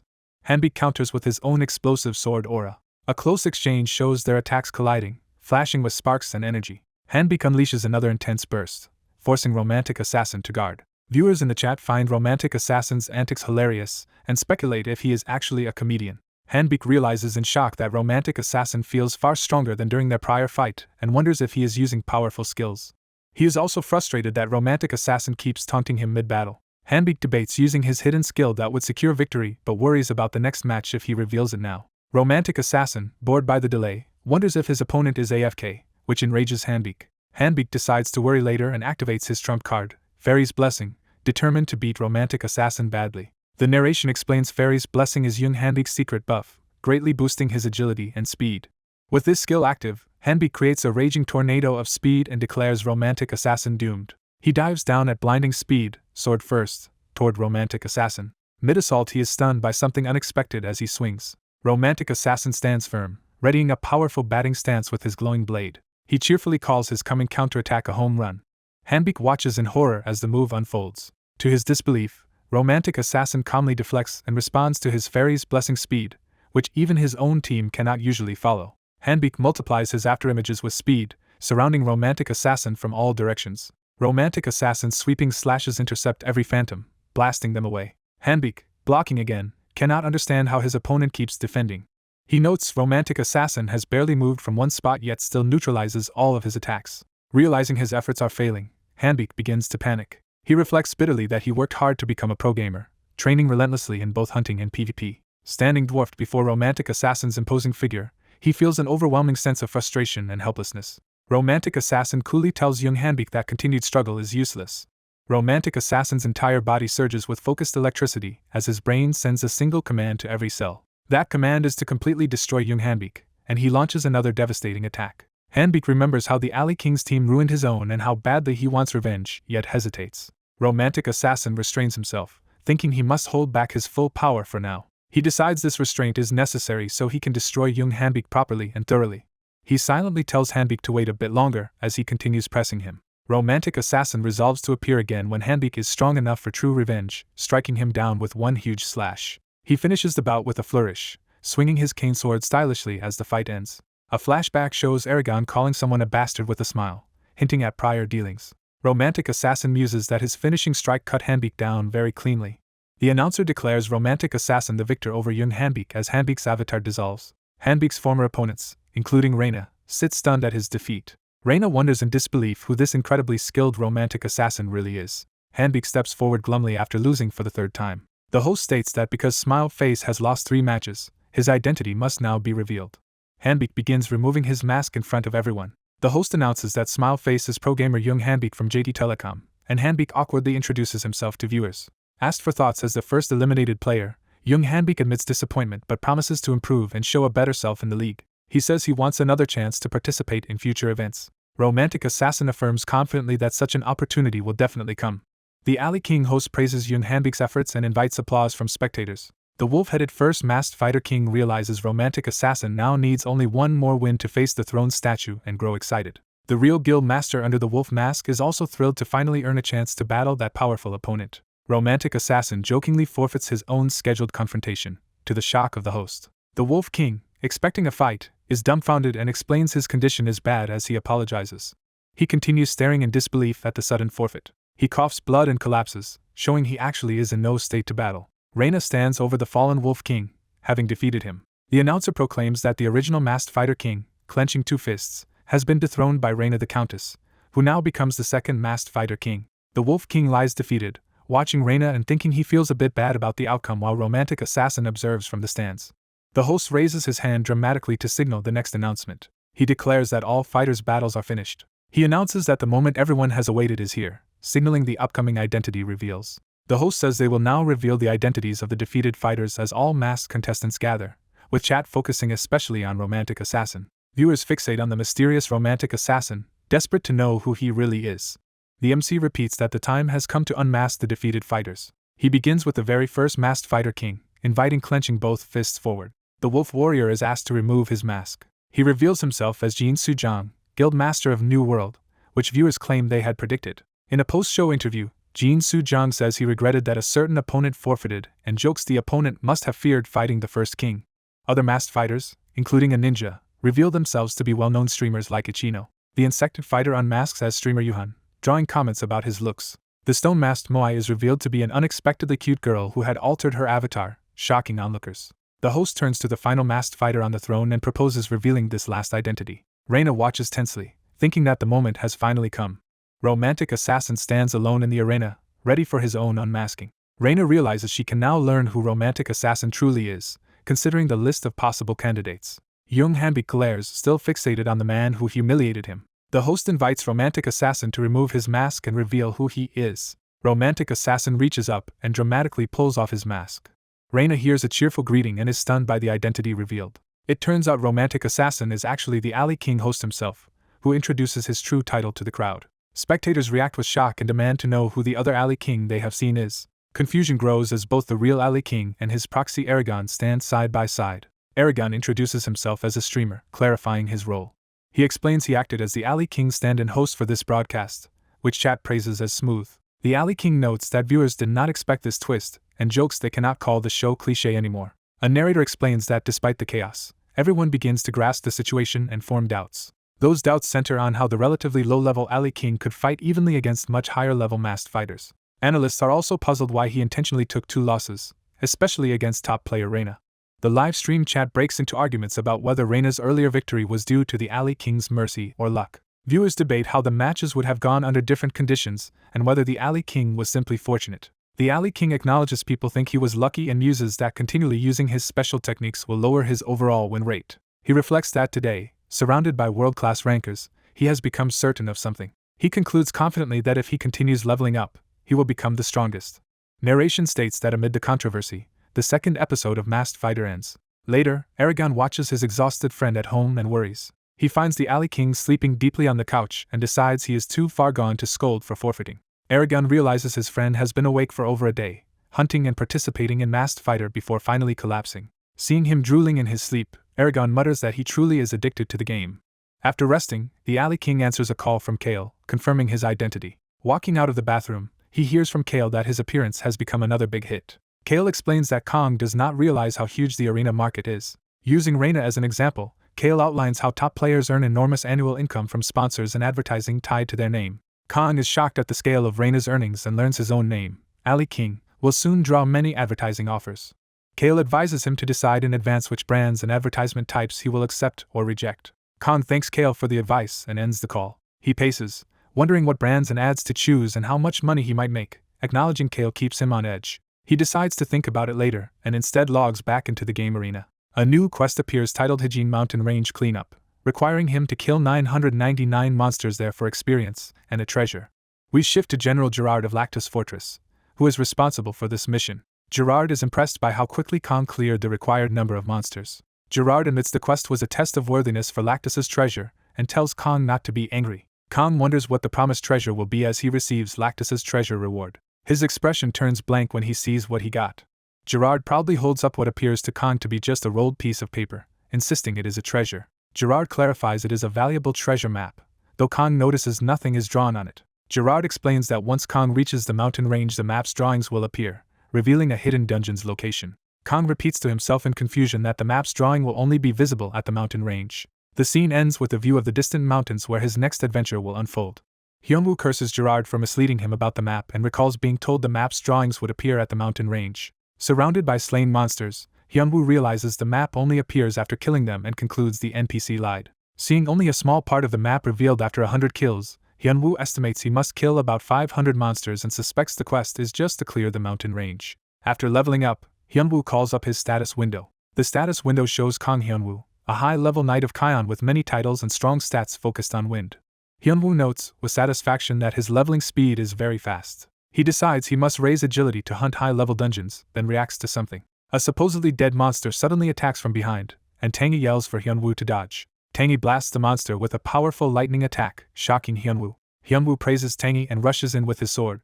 Using a skill called Bash, Hyunwoo cleaves the lunging monster. After killing it, Hyunwoo observes it had been playing dead and notes that high-level dungeon monsters are tougher due to higher intelligence. Tangy nervously calls to Hyunwoo, who jokingly refers to himself as Tangy's lifesaver. Tangy begins glowing and rising into the air, startling Hyunwoo. System messages announce Tangy has reached level 100 and is beginning to change, which Hyunwoo can hardly believe. Tangy realizes he is undergoing his first awakening and excitedly declares he is becoming stronger. A notification confirms that Pet Tangy has started his first awakening. Hyunwoo watches from a distance as Tangy radiates intense light during the awakening. Another system message confirms Tangy's first awakening, leaving Hyunwoo amazed. Tangy, now larger and more confident, demands that his owner bow to him for becoming stronger. Hyunwoo silently stares, wondering what actually changed in Tangy. Hyunwoo reacts to another system notice. The awakening greatly increases all of Tangy's stats and grants new skills, including one triggered by high magic power. A new unique buff skill, Giantization, is described, letting Tangy massively boost his non-magic stats for a limited time. A rare debuff skill, Roar, is described, reducing nearby enemies' attack and defense while protecting Tangy. Hyunwoo reads the two new skills and is impressed by how strong they are. He imagines Tangy becoming a huge bear for 10 minutes and realizes he can finally use his pet as a tank. Hyunwoo notes Roar can only be used during giantization and admires how it weakens enemies over a wide area. Tangy's updated pet status window shows high stats and many skills, and Hyunwoo feels he chose an excellent pet. Hyunwoo tells Tangy to grow bigger, and Tangy confidently asks if his owner can handle it. Tangy promises to show off his body's new strength. Tangy activates giantization, his paw glowing on a magic circle. His transformed paw becomes enormous and clawed as the magic intensifies. Hyunwoo looks up in astonishment at the transformation. Tangy appears as a towering giant bear behind Hyunwoo, who exclaims at his size.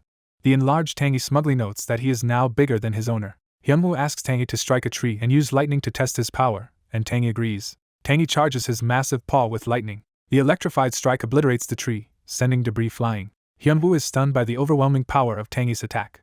Seeing the forest of shattered stumps, Hyunwoo thinks Tangy's single hit might be stronger than his own. Hyunwoo calls Tangy his treasure, while Tangy proudly asks for his opinion of the display. Hyunwoo concludes their hunting efficiency has increased and urges Tangy to continue, shocking the bear. Someone off-screen yells in disbelief, echoing Tangy's reaction. 2 hours after Tangy awakened, Hyunwoo reacts to the completed map.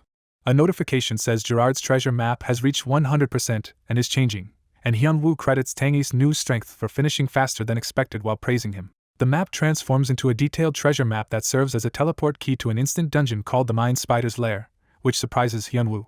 Hyunwoo suggests using the map immediately, prompting Tangy to anxiously ask if they are really going now. Hyunwoo confirms they are, remarking again how quickly they finished, while Tangy angrily protests. The map's power activates, creating a bright portal around them.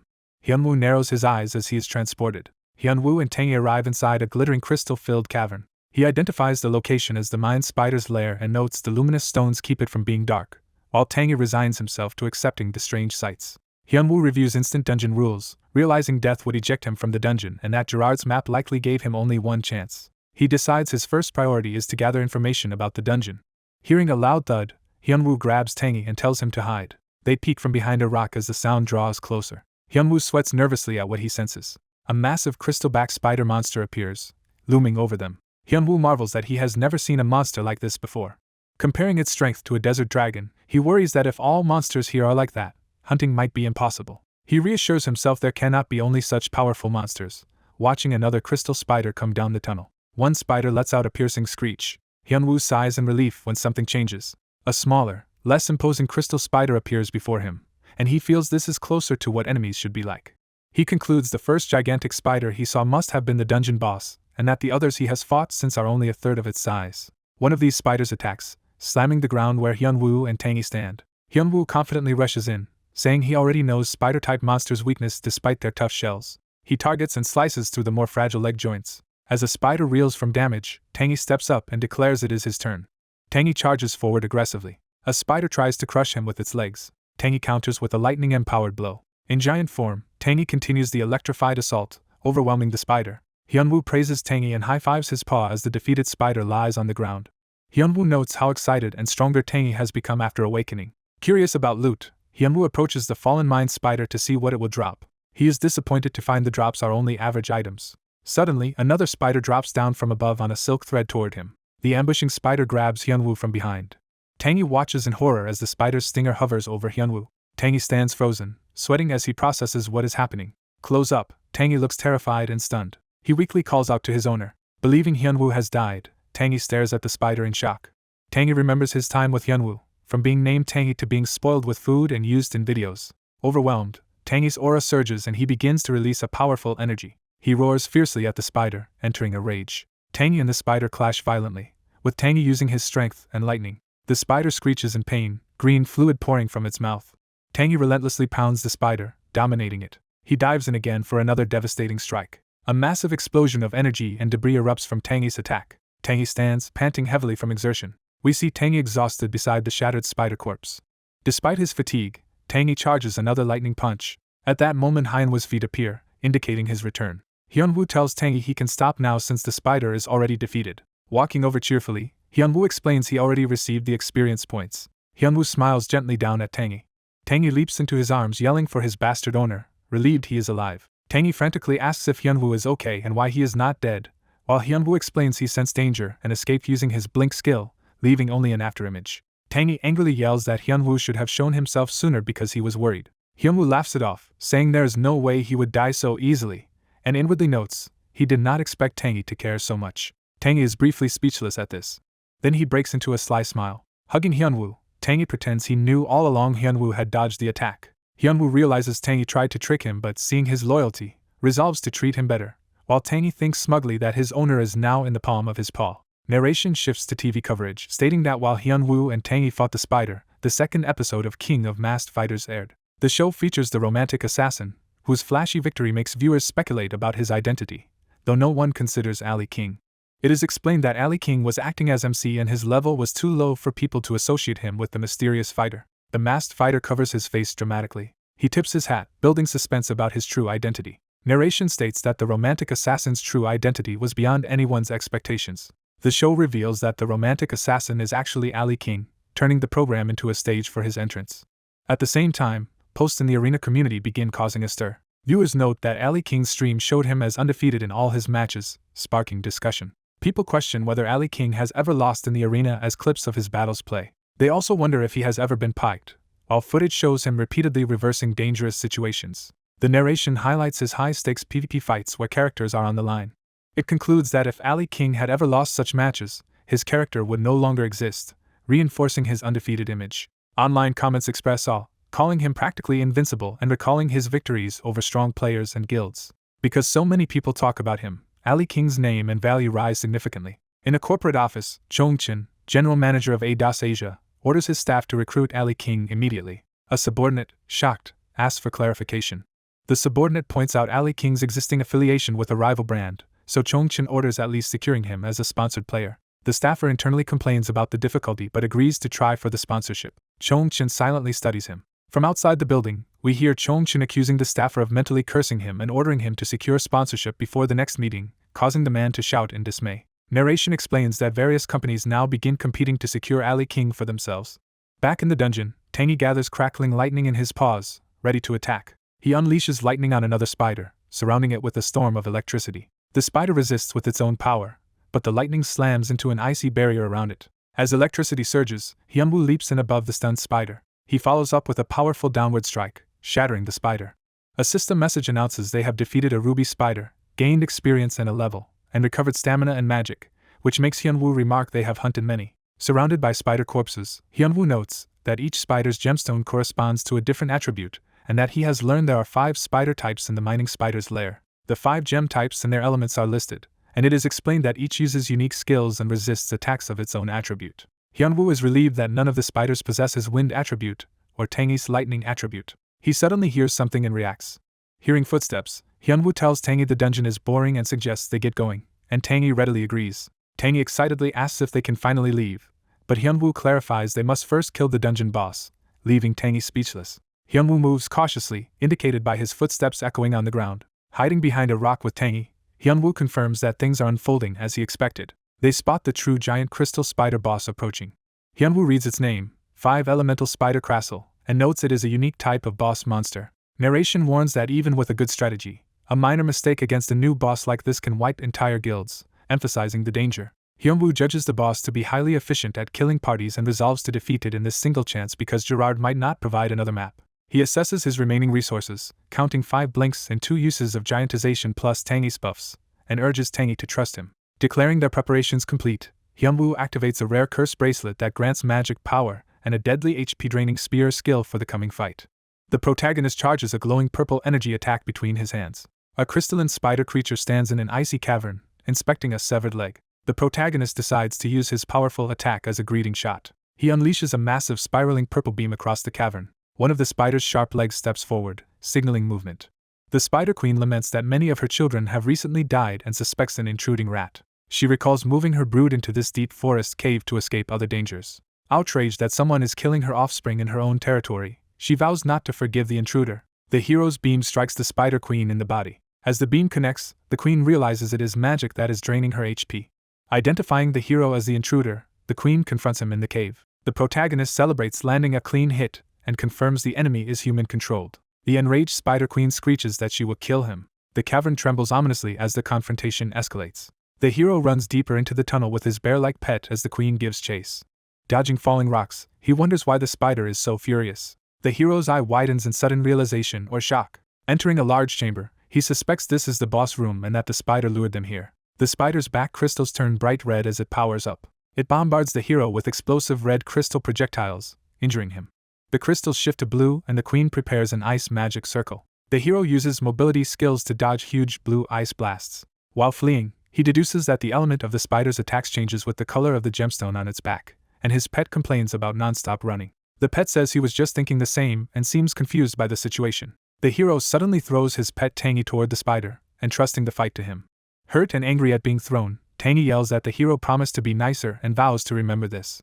Tangy rockets toward the queen in a high-speed charge. A system message announces that Pet Tangy has activated the skill Giantization. Now enormous, Tangy smashes lightning down onto the spider queen. The giant pet continues blasting lightning straight into the queen's open mouth.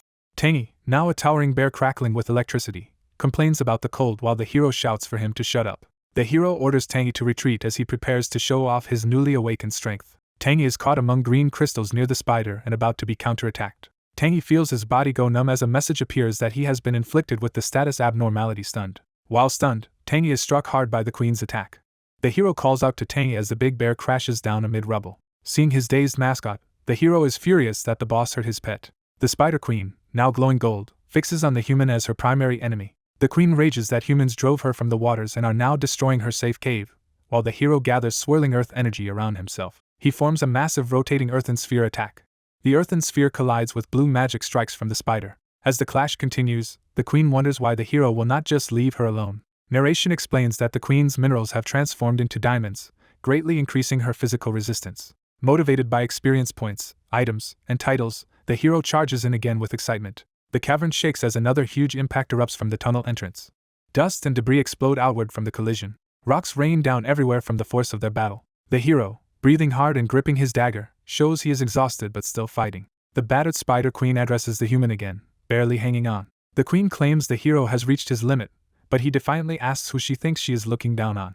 He points out that she is also at her limits, her body leaking green blood and limbs damaged. Analyzing the fight, he recalls the queen originally used only one of 5 elements but has been using 2 for some time, concluding that phase 2 begins when her HP drops to about 40%. Deciding the next attack will finish it, he activates the powerful unique item Desert Dragon's Purification, a bracelet that boosts his magic and stamina and grants a devastating fire breath attack with long cooldown.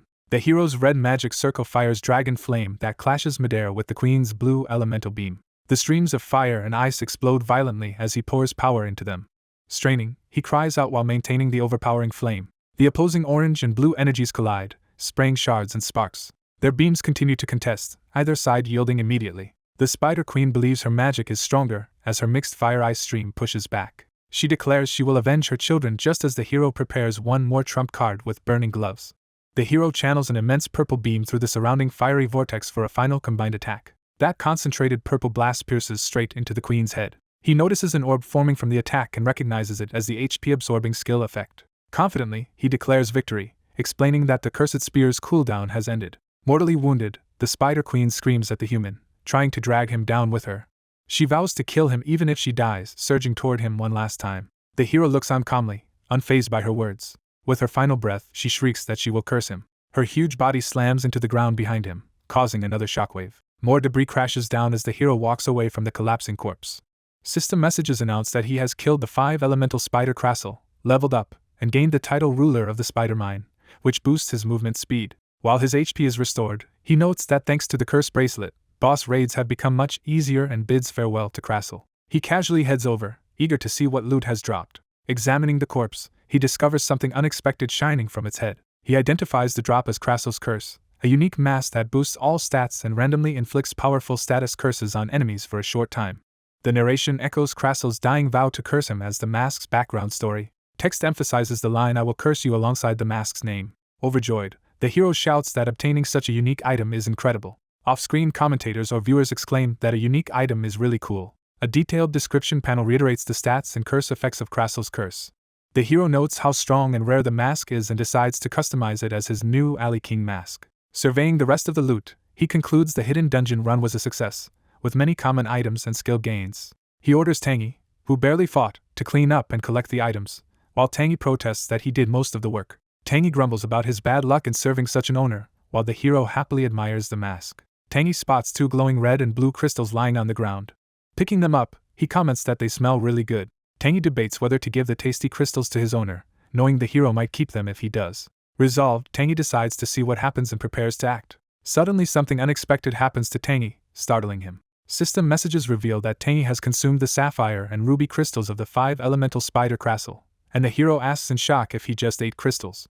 Tangy begins to radiate a blinding light as the hero watches. The hero scolds his greedy pet for eating rare items but reasons he would not have sold or gifted them anyway. He worries something might go wrong since he knows little about his pet's nature. Tangy reports his body feels strange while the hero realizes the situation has indeed gone awry. A blue mark appears on Tangy's tail.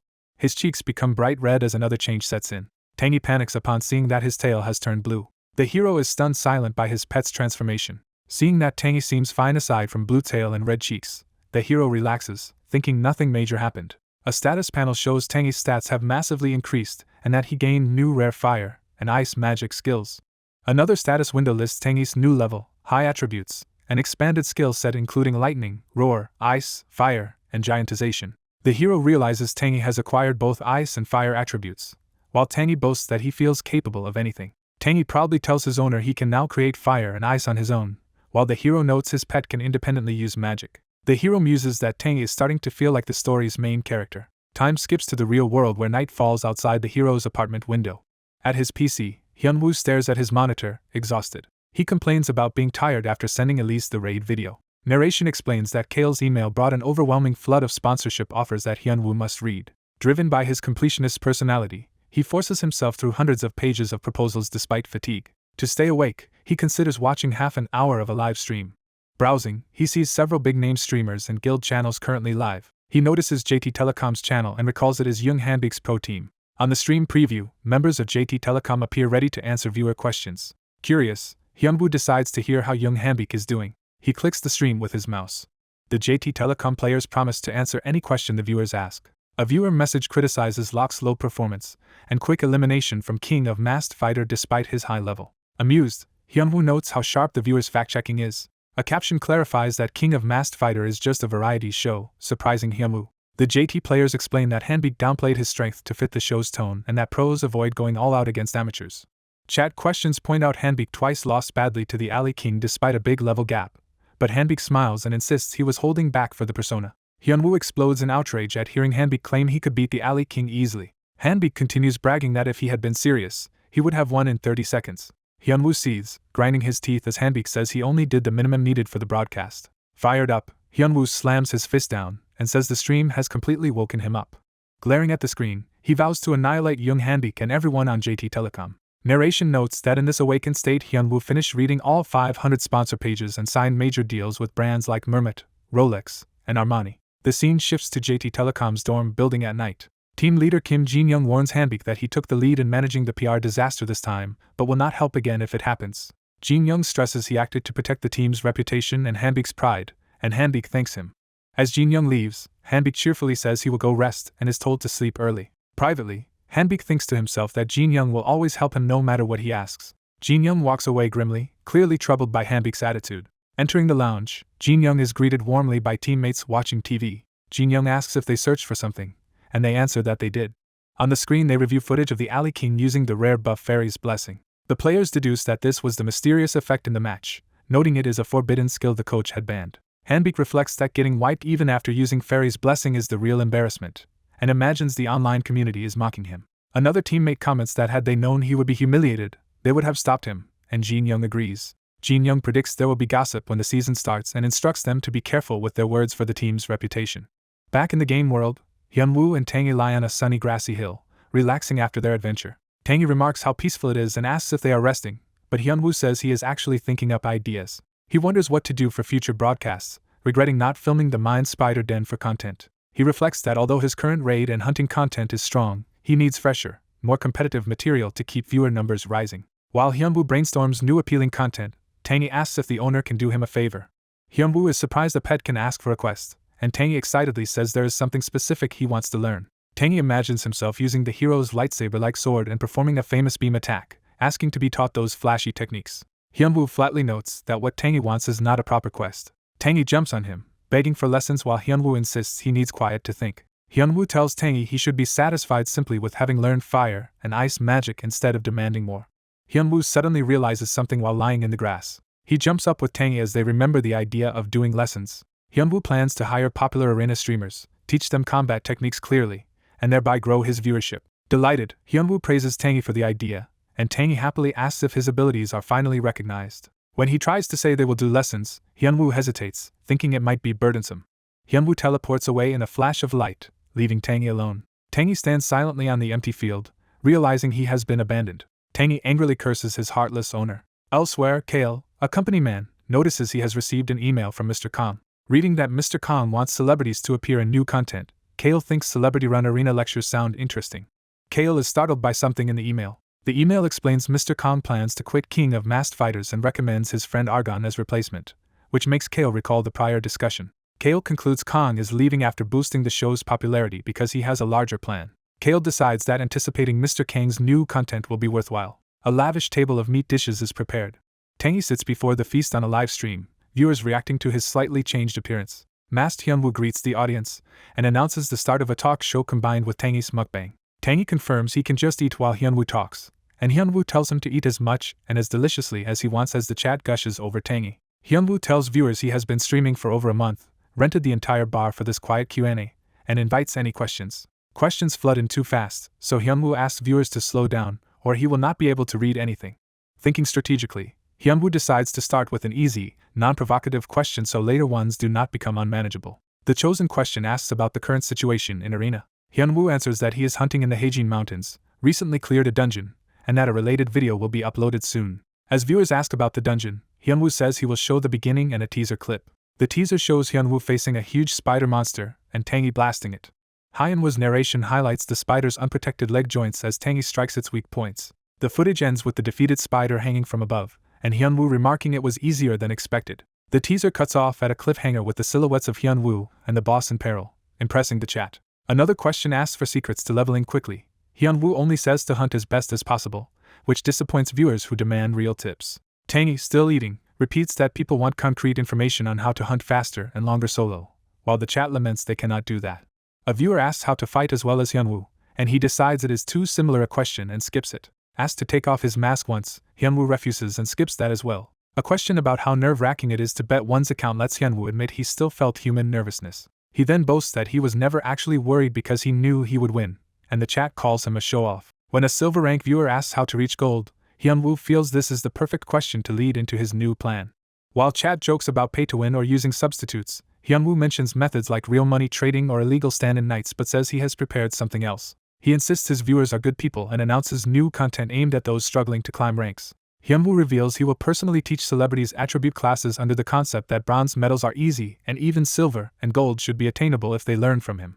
On stream, he invites any watching celebrities to contact Kale and says he is awaiting their participation, while viewers note he is recruiting and monetizing simultaneously. Huge gold coin donations pour in from wealthy viewers and celebrities, leaving Hyunwoo shocked at the intensity of the response.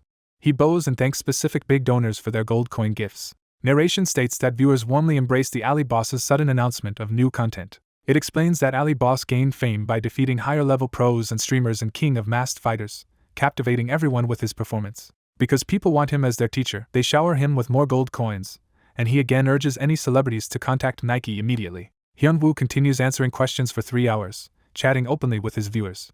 The relentless questioning feels like writing a police report, and begins to peel back the mystery of Ali Boss's real identity. The Q&A reveals he is an archmage candidate confirmed as a mage, 23 years old, and has never dated, making viewers tease and pity him for his lack of romantic experience. Hyunwoo silently fumes at the teasing while a stuffed full Tangy relaxes, and he announces he will now take the final question. A viewer named for asking about going pro sends 9,999 coins and asks if Hyunwoo plans to become a professional gamer. Hyunwoo selects this as the last question. He says no one has ever truly overpowered him and asks rhetorically when he should try for the pro scene, as chat admits they have no rebuttal. Realizing he must answer seriously, Hyunwoo decides he needs to tell a story to explain his stance. He prefaces his answer by saying that since the word pro has come up, he wants to share something he heard on A-World the previous night. Hyunwoo recounts that a professional club stream belittled King of Masked Fighters as child's play, claimed pros would crush amateurs if they tried, and insisted that Rock had gone easy on Ali Boss, angering his chat. Hyunwoo calmly declares on stream that he will destroy that club. He vows to do so thoroughly after becoming a pro gamer, framing it as a declaration of war against Young Hanbik, whom he has already beaten once in King of Masked Fighters.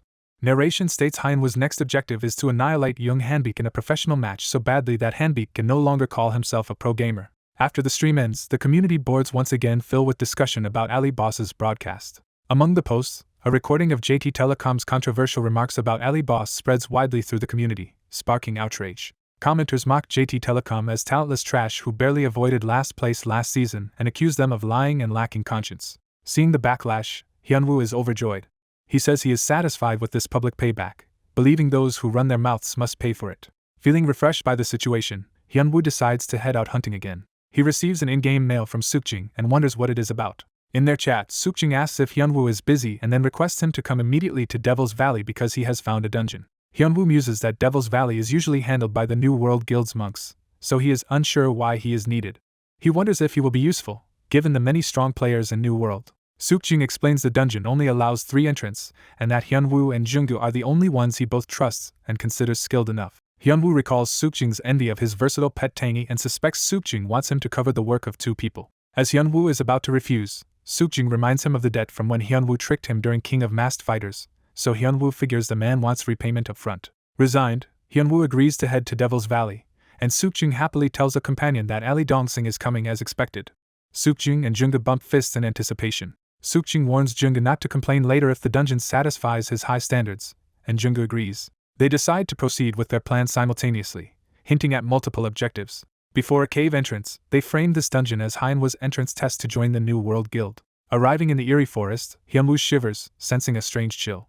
Walking through the dead woods, he searches for the dungeon and wonders why one would be in such a remote area. Hearing Sukjing call, "Dongsang!"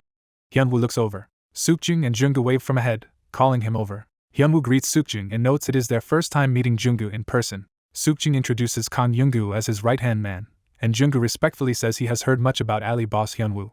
Hyunwoo thinks more and more people know his real identity but decides having many allies is beneficial. He tells Junggu, who is older, to speak casually to him, while Sukjing silently glowers, making Junggu nervously accept. Standing before the icy cavern, Hyunwoo confirms Sukjing's guild members discovered this dungeon yesterday. Hyunwoo reads the system prompt that Lotan's Dungeon 1 has a 3-person party cap and concludes that with 3 members it will either be easy or extremely hard. The trio agrees to proceed into the dungeon together.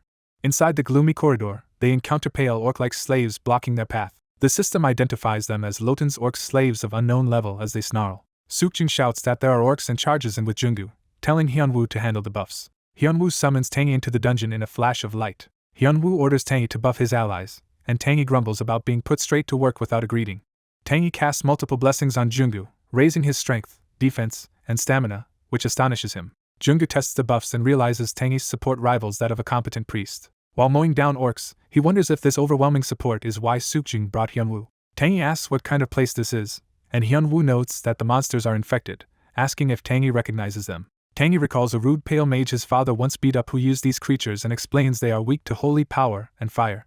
Hyunwoo considers Tangy more useful than expected and asks him to throw fire in a specific direction, which Tangy eagerly does. A blazing fireball streaks toward an orc as Sukjing grapples it. The fire engulfs the creature, burning it severely. The orc screams as it burns alive. The party receives experience for defeating Lotan's orc slave, and the charred corpse lies at their feet.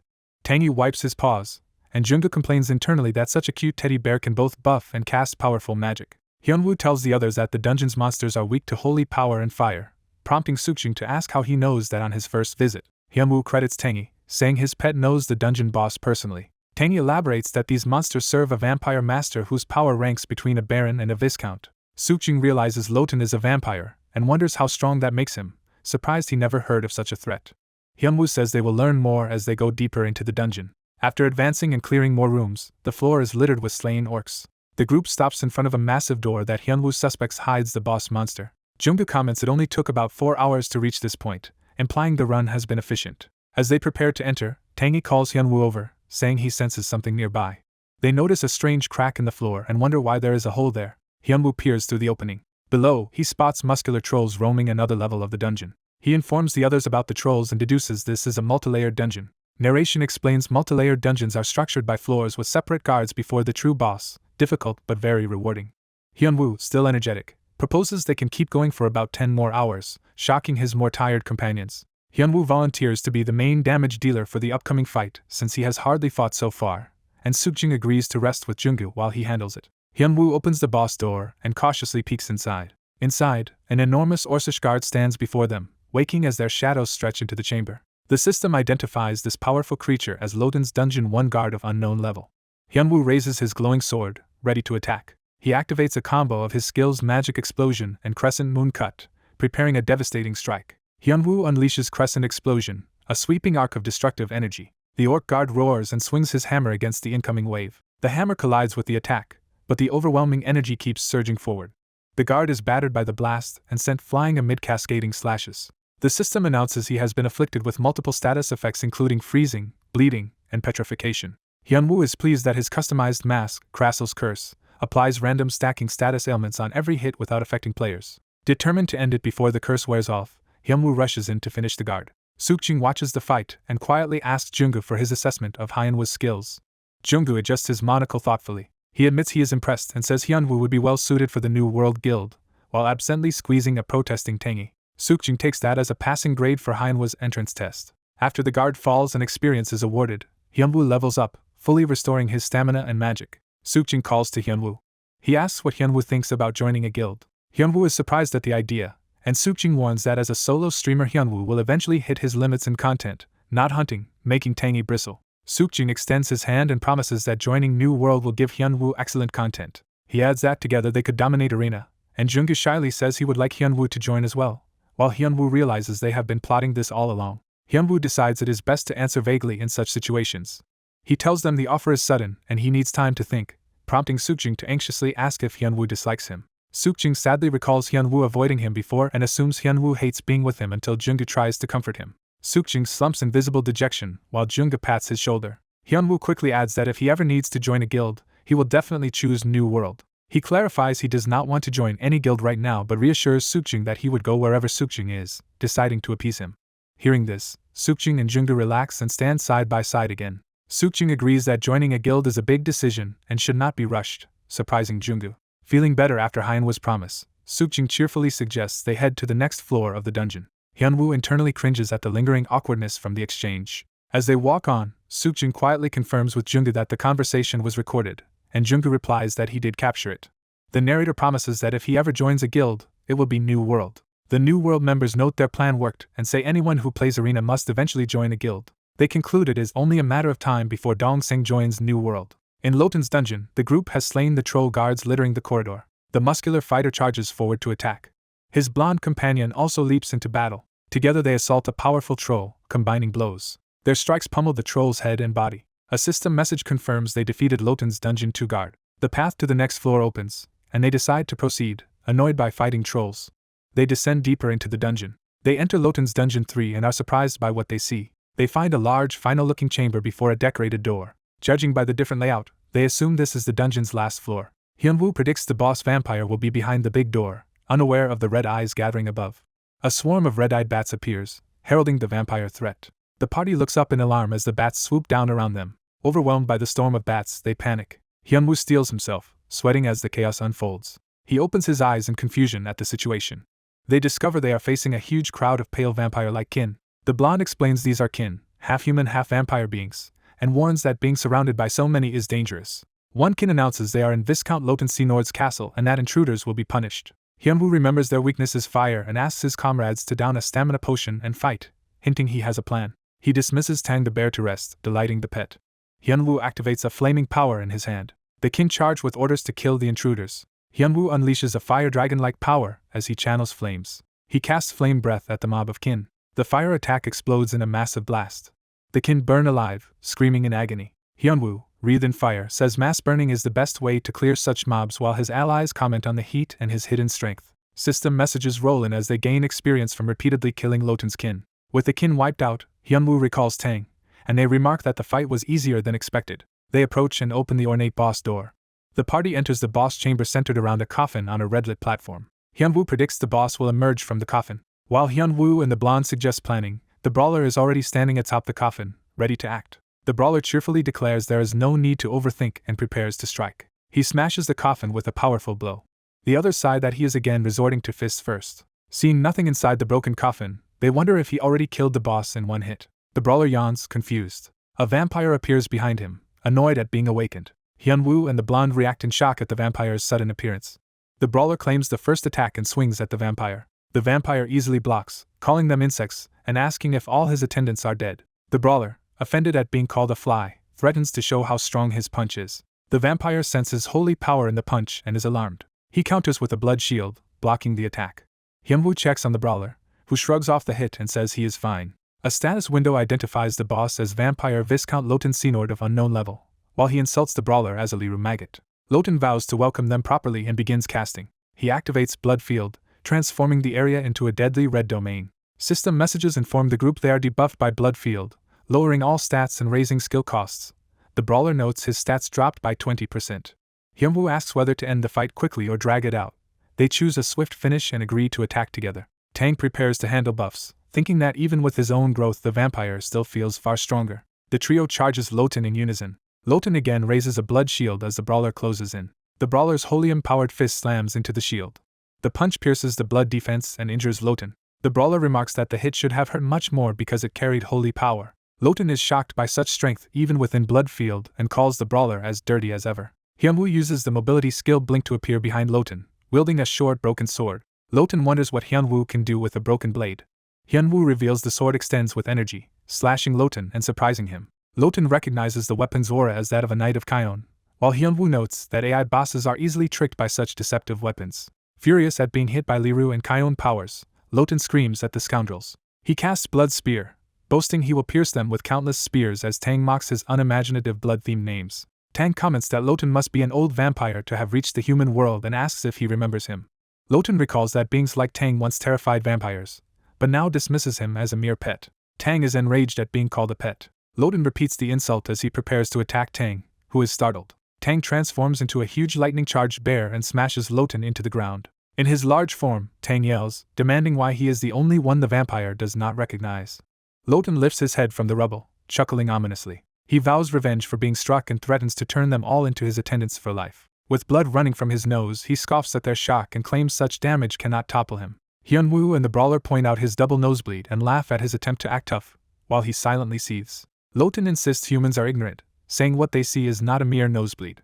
He dramatically calls the dripping blood a terrifying power, and warns they will drown in it, while Tang mutters he is treating a nosebleed like a skill. The group regroups, watching Loten warily as the battle pauses. They jokingly label their approach the New World Strategy, but the blonde points out their leader's only plan is to beat enemies senseless. Loten privately admits Tang is unexpectedly strong and that these humans are dangerous. He decides pride can wait and prepares to use an ultimate skill against them.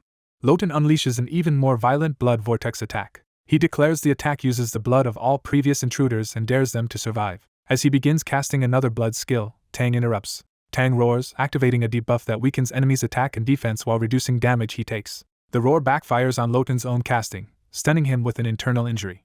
A system notice confirms Loten has taken the status ailment internal injury due to failed casting. Hyunwoo rushes in, praising Tang for the perfectly timed roar. He slashes Loten with a powerful bash strike. The brawler activates Sun's protection and advent of the Fighter King, greatly boosting his stats for a short time. Empowered, he relentlessly pummels Loten while his allies cheer him on. The blonde also launches a flaming kick as part of the combo. He focuses, eyes sharp, preparing further attacks. The three coordinate attacks named Lightning, Liver Bash, and Magic Explosion against Loten. The blonde continues chaining multiple flashy skills around the stunned vampire. With their barrage peaking, the brawler unleashes Lilu Monk's strongest technique from above onto Loten. Beaten and terrified, Loten begs them to stop. The brawler finishes with King's Fist, Divine Meteor, smashing Loten into the ground. Loten is driven deep into the floor amid falling rubble. His face contorts in pain and fear as he nears defeat. The group watches as the broken vampire slumps, clearly finished.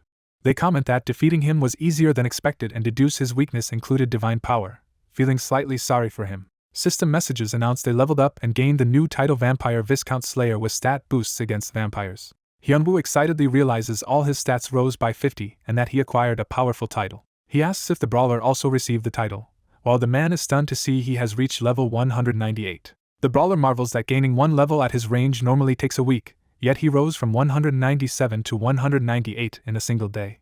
He notes this greatly narrows the top ranker gap, while Tang happily announces that items dropped from the boss. Item windows describe Loten's ceremonial gloves, which boost magic, restore stamina from damage, and grant the Blood Claw skill. Another window details Lawton's ceremonial coat, which grants big magic and stamina boosts plus the Wraith skill that turns the user ghost-like and immune to most attacks. A third window reveals Lawton's heart, a rare item that can transform the user into a vampire. A skill book titled Let's Go to the World of Blood Magic appears, able to change a player's class into Blood Mage. Hyunwoo is pleased with the loot but is puzzled by his companion's mixed expressions. The Brawler and Blonde say they cannot use those items and tell Hyunwoo to take everything as payment for carrying them. Hyunwoo modestly protests, but they insist they are happy if their younger teammate is happy. Hyunwoo thinks to himself that doing this much for Dong Sang is natural for them, admiring his seniors. Still, he jokes that next time they meet he expects a positive answer about joining their guild. He briefly shows a flat expression at the persistent recruitment. He decides to keep 2 items for himself and Tang and offers the remaining 2 to his seniors, who realize how much he dislikes the vampire-related gear. Claiming he has another appointment, Hyunwoo quickly logs out, leaving them with the most valuable items. The blonde notes how Hyunwoo emotionally manipulated their leader while casually giving up the priciest loot. The scene shifts to nighttime city buildings in the real world. Back home, Hyunwoo takes a call and hears that the cast for an upcoming show has already been decided. The producer explains he contacted 8 celebrity gamers and narrowed the choices down to 3 candidates. He lists the first 2 as Hollywood action star Dwayne Evans and Europe's diva Christina. The third candidate is a Korean actor working in Hollywood, Rhea. Hyunwoo is shocked they are all top celebrities, explaining he expected streamers known for being bad at games. The producer recommends Dwayne Evans as the most famous and entertaining choice. Hyunwoo recalls Dwayne's reputation for doing his own stunts and even winning a bronze medal in the arena. The producer clarifies that although Dwayne is strong in reality, he struggles more with virtual reality combat. Hyunwoo agrees to Dwayne and is told to meet him at Arena 5 at a set time. After the call, Hyunwoo begins researching Dwayne on his computer. He thinks he should learn about Dwayne to have something to talk about when they meet. Online news articles reveal that Dwayne is a big fan of Ali Boss and wants to meet him. Hyunwoo reels at the idea that Hollywood's biggest action star wants to meet him, but suspects the reports might be exaggerated. He wonders if he is really going to stream with the world's top action actor the next day. The next day in-game, Hyunwoo appears alone in the arena, awaiting the meeting. He creates a private room named Ali Boss with the password Macho Man. Confident that Kale will pass on the info, he waits for the guest to arrive. In reality, he is nervous that his hands are shaking at the thought of meeting such a famous actor who is also his fan. A system message announces another player entering the arena, and Hyunwoo realizes his guest has arrived. Kale's avatar appears and greets Ali Boss inside the arena for the first time. Hyunwoo assumes he does not need to be told who the person Kale brought is. Dwayne's avatar steps forward happily, saying he finally gets to meet Ali Boss. Introducing himself as Dwayne Evans, he reaches out warmly, and Hyunwoo is awed that the real superstar is in front of him. Trembling, Hyunwoo prepares to shake the offered hand. They finally shake hands, and Hyunwoo internally marvels that even though it is virtual reality, he is still greeting the world's greatest superstar.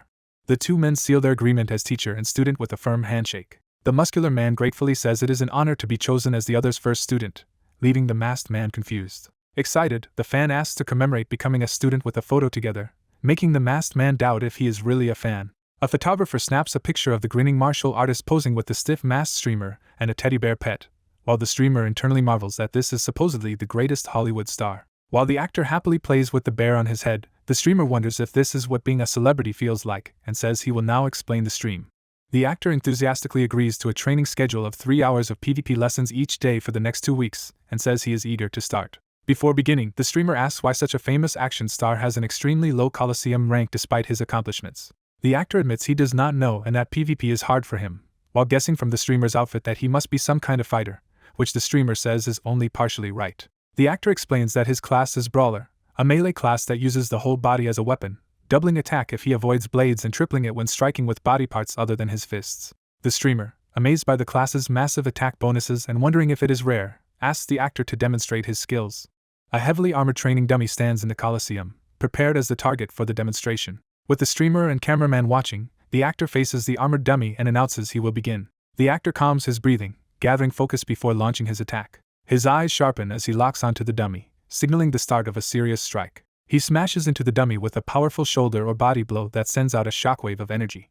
He unleashes a flurry of close-range blows with different parts of his body, showcasing the brawler's rapid, full-body fighting style. The cameraman notes that the actor's destructive power looks impressive while the streamer silently evaluates. After seeing the demonstration, the streamer realizes why Dwayne, despite his rare class, cannot climb the Coliseum rankings. Dwayne keeps pummeling the dummy but realizes mid-combo that something fundamental about his approach is the real problem. The scene transitions to announce the launch of Ali Boss Academy.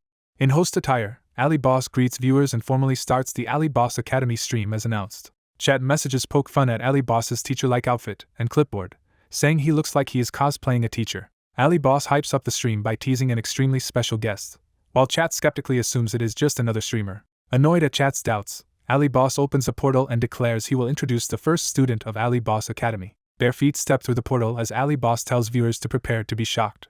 Chat explodes in surprise at the mysterious arrival. Ali Boss reveals the guest as Hollywood superstar Dwayne Evans, who greets the stream while chat goes wild over the high-profile guest. Ali Boss triumphantly asks if Dwayne still seems less than extra special, and viewers quickly concede and apologize. A viewer questions whether Dwayne is really below bronze rank, so Ali Boss asks him on stream to show his actual coliseum ranking. Dwayne displays his ranking of 67,342,332, admitting it is strange even to him, and chat reacts in disbelief that he is just as low-ranked as they are. Ali Boss asks the audience if they want to know why Dwayne's rank is so low and announces that a special lesson of Ali Boss Academy is about to begin. Standing between Dwayne and a sword-wielding training dummy, Ali Boss says they will first verify Dwayne's actual combat skills. He introduces the opponent as a swordsman dummy set to the highest difficulty level for this test. When asked if he can beat it, Dwayne activates his gear and confidently declares he will defeat the dummy. Ali Boss starts the test immediately as the dummy's eye glows red, signaling activation. The dummy dashes in with its sword while Dwayne rushes forward heavily armored on his limbs. Ali Boss tells viewers he has already reviewed Dwayne's skills and knows there is a particular reason his rank is so low. He explains to the stream that Dwayne's class is Brawler. Over footage of Dwayne hammering the dummy with elbows, knees, and headbutts, Ali Boss explains that Brawlers weaponize their whole body for such close-range attacks. Viewers comment that the class fits Dwayne and wonder why someone with that physique and class is still ranked in the 60 millions.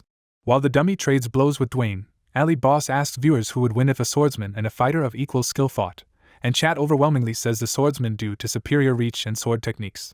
Ali Boss confirms that swordsmen usually have the advantage because of longer reach, which we see as the dummy's extended sword keeps Dwayne at bay. He notes that Brawler's skills are all close range, so if a Brawler cannot close the distance, they virtually have no chance to win. Under relentless sword strikes, Dwayne struggles to defend himself and curses his disadvantage. Ali Boss clasps his hands together as if signaling to pause the demonstration.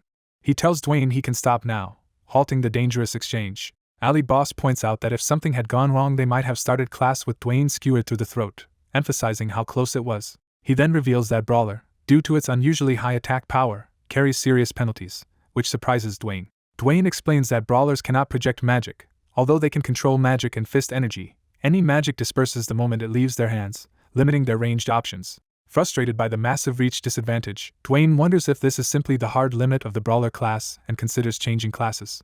Ali Boss reassures him not to worry, saying his role is precisely to help Dwayne overcome that limitation. He promises that once Dwayne learns a fighting style and PvP strategies suited to Brawler, he will understand how powerful the class can truly be. Ali Boss then announces he will demonstrate personally how a Brawler can fight. The dummy's red eye lights up again as it locks onto Ali Boss and prepares to attack. The dummy lunges from above with its weapon raised while Ali Boss stands facing it calmly. Ali Boss begins explaining the first method a Brawler can use to defeat a swordsman. He relaxes his clenched fist, signaling the odd tactic he is about to show. Taking a ready stance, Ali Boss appears poised for action while viewers expect some spectacular move. He states that the first method is, counterintuitively, to do nothing. As the dummy's attack lands where Ali Boss was predicted to be, a huge burst of energy erupts behind a still-standing Dwayne, shocking everyone. Dwayne stares in awe at what just happened. We see the disabled dummy lying on the ground while Ali Boss stands composed and Dwayne looks on in amazement from behind. The camera zooms in on the broken dummy and chat reacts with strings of bewildered punctuation. Ali Boss theatrically asks what just happened, heightening the mystery for the audience. From above, we see Dwayne, Ali Boss, and the fallen dummy, emphasizing that Ali Boss seemingly beat it without even moving. Dwayne and chat question how doing nothing toppled the dummy when no visible attack occurred. A viewer claims they saw Ali Boss move and implies others just missed it. Another viewer calls Ali Boss out for secretly throwing a punch despite claiming he would do nothing, and Ali Boss sheepishly admits he embellished for views. As chat accuses him of being a con artist, Ali Boss calms everyone down and says he will now explain the true meaning of doing nothing. Using a grid-based bearboard illustration, he explains that although Coliseum looks like a real-time fighting game, in practice it functions like a turn-based game where tactics matter most. He asks Dwayne what options he imagined in such a turn-based system, and Dwayne guesses just attack and defend, which Ali Boss rejects. Ali Boss explains that if only attack and defend existed, battles would just be stat checks always favoring long-reach swordsmen, so instead matches must become contests of tactics. He illustrates that in a turn-based game players choose among many options like attacking, defending, using skills, equipment, waiting, or running, and says PvP is likewise about selecting the best tactical action. He concludes that the simplest way to create tactical depth is to add the option of doing nothing. Rewinding the scene, he explains that the dummy reacted to his movement, predicted he would attack, and leapt in after determining its attack range. At that moment, instead of attacking, Ali Boss chose to do nothing. By not acting, he invalidated the dummy's prediction and effectively passed his turn. Consequently, the dummy's pre-committed attack whiffed into empty space, wasting its turn. Ali Boss then exploited the 0.3 to 0.5 second opening created by that whiff. During that tiny window, he dashed in and drove a punch into Dwayne's chest to demonstrate the concept of seizing an opening.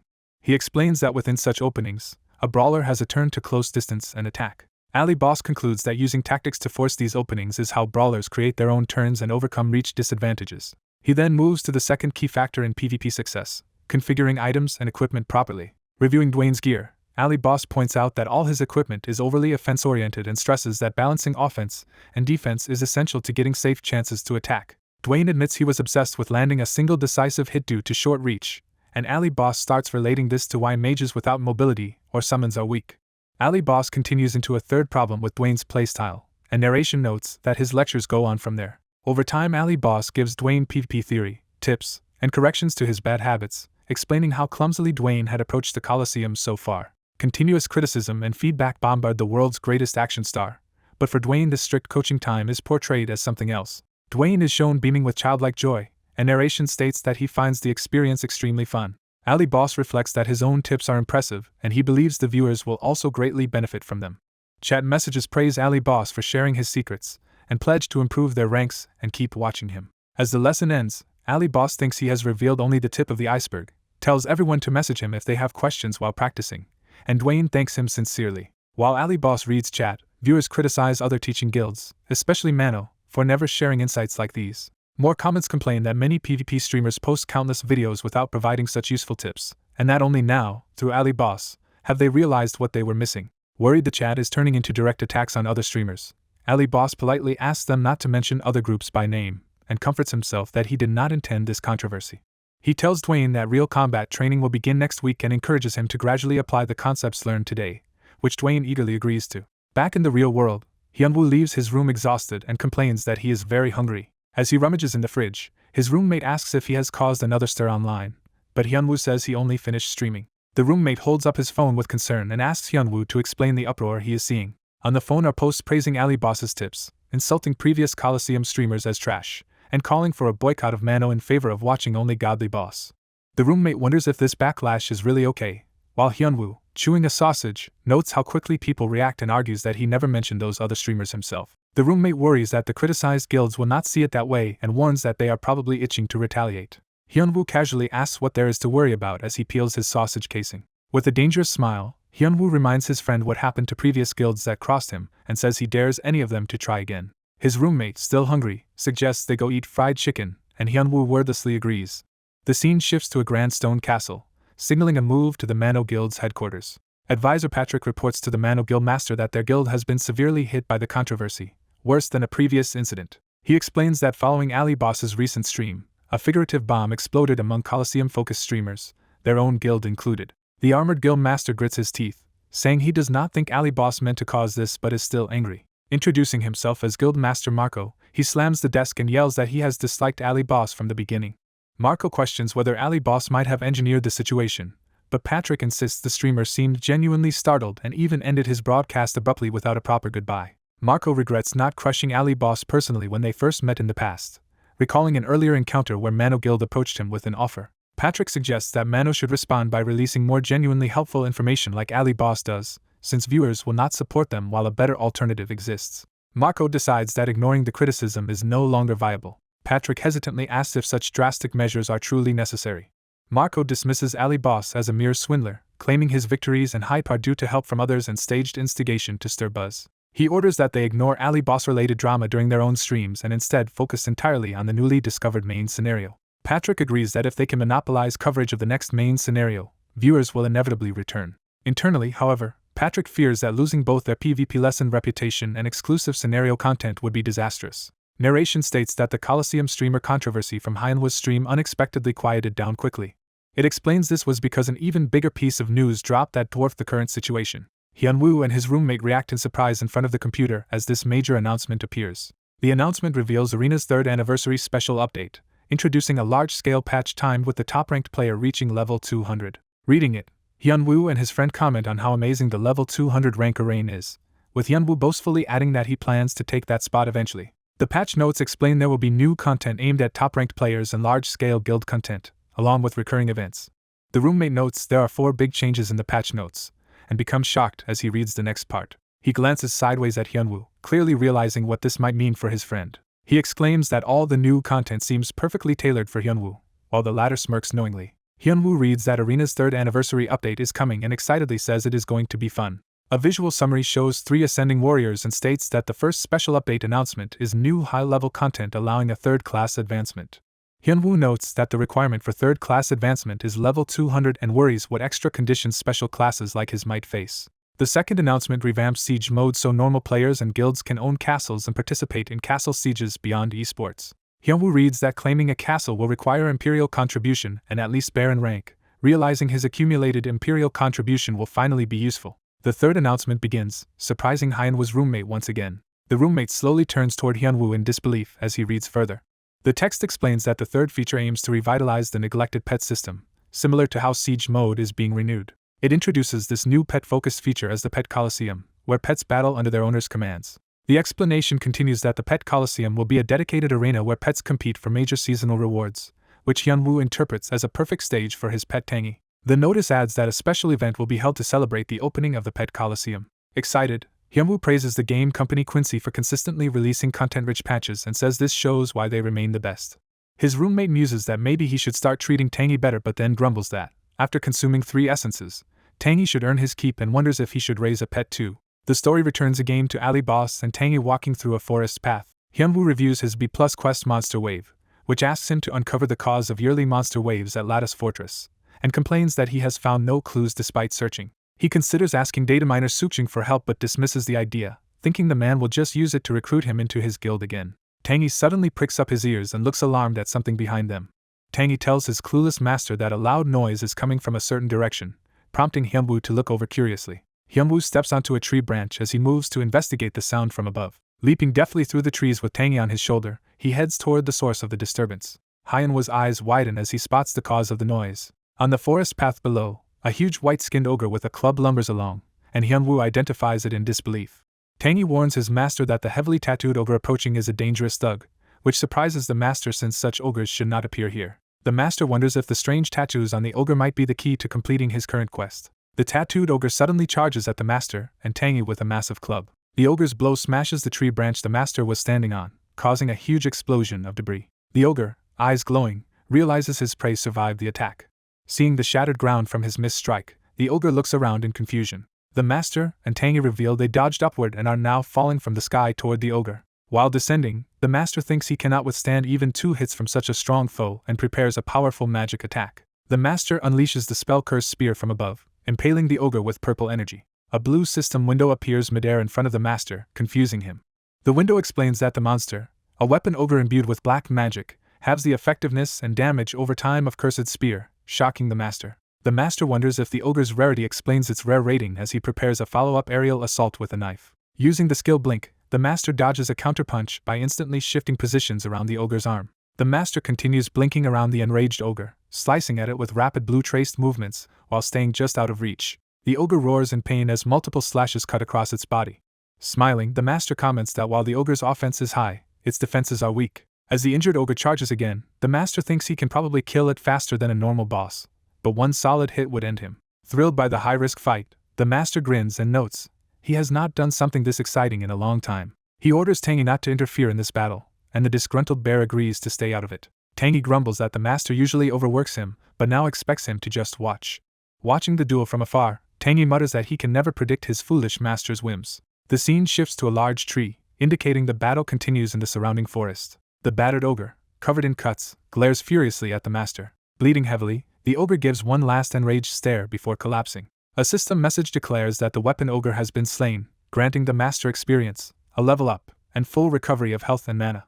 Delighted by the fun battle, the master stretches with Tangy beside him as another message announces that his quest log has been updated. The updated main quest Monster Wave now tasks him with uncovering the cause of the annual monster wave at Lattice Fortress. A new side quest, a strange monster appears, instructing him to report the encounter with the unusual ogre to the commander Farard. The master notes that the ogre dropped no items but served as the expected clue for his quest, while Tangy proudly poses as if he had defeated it. Deciding his next move, the master resolves to go report the ogre incident to Farard.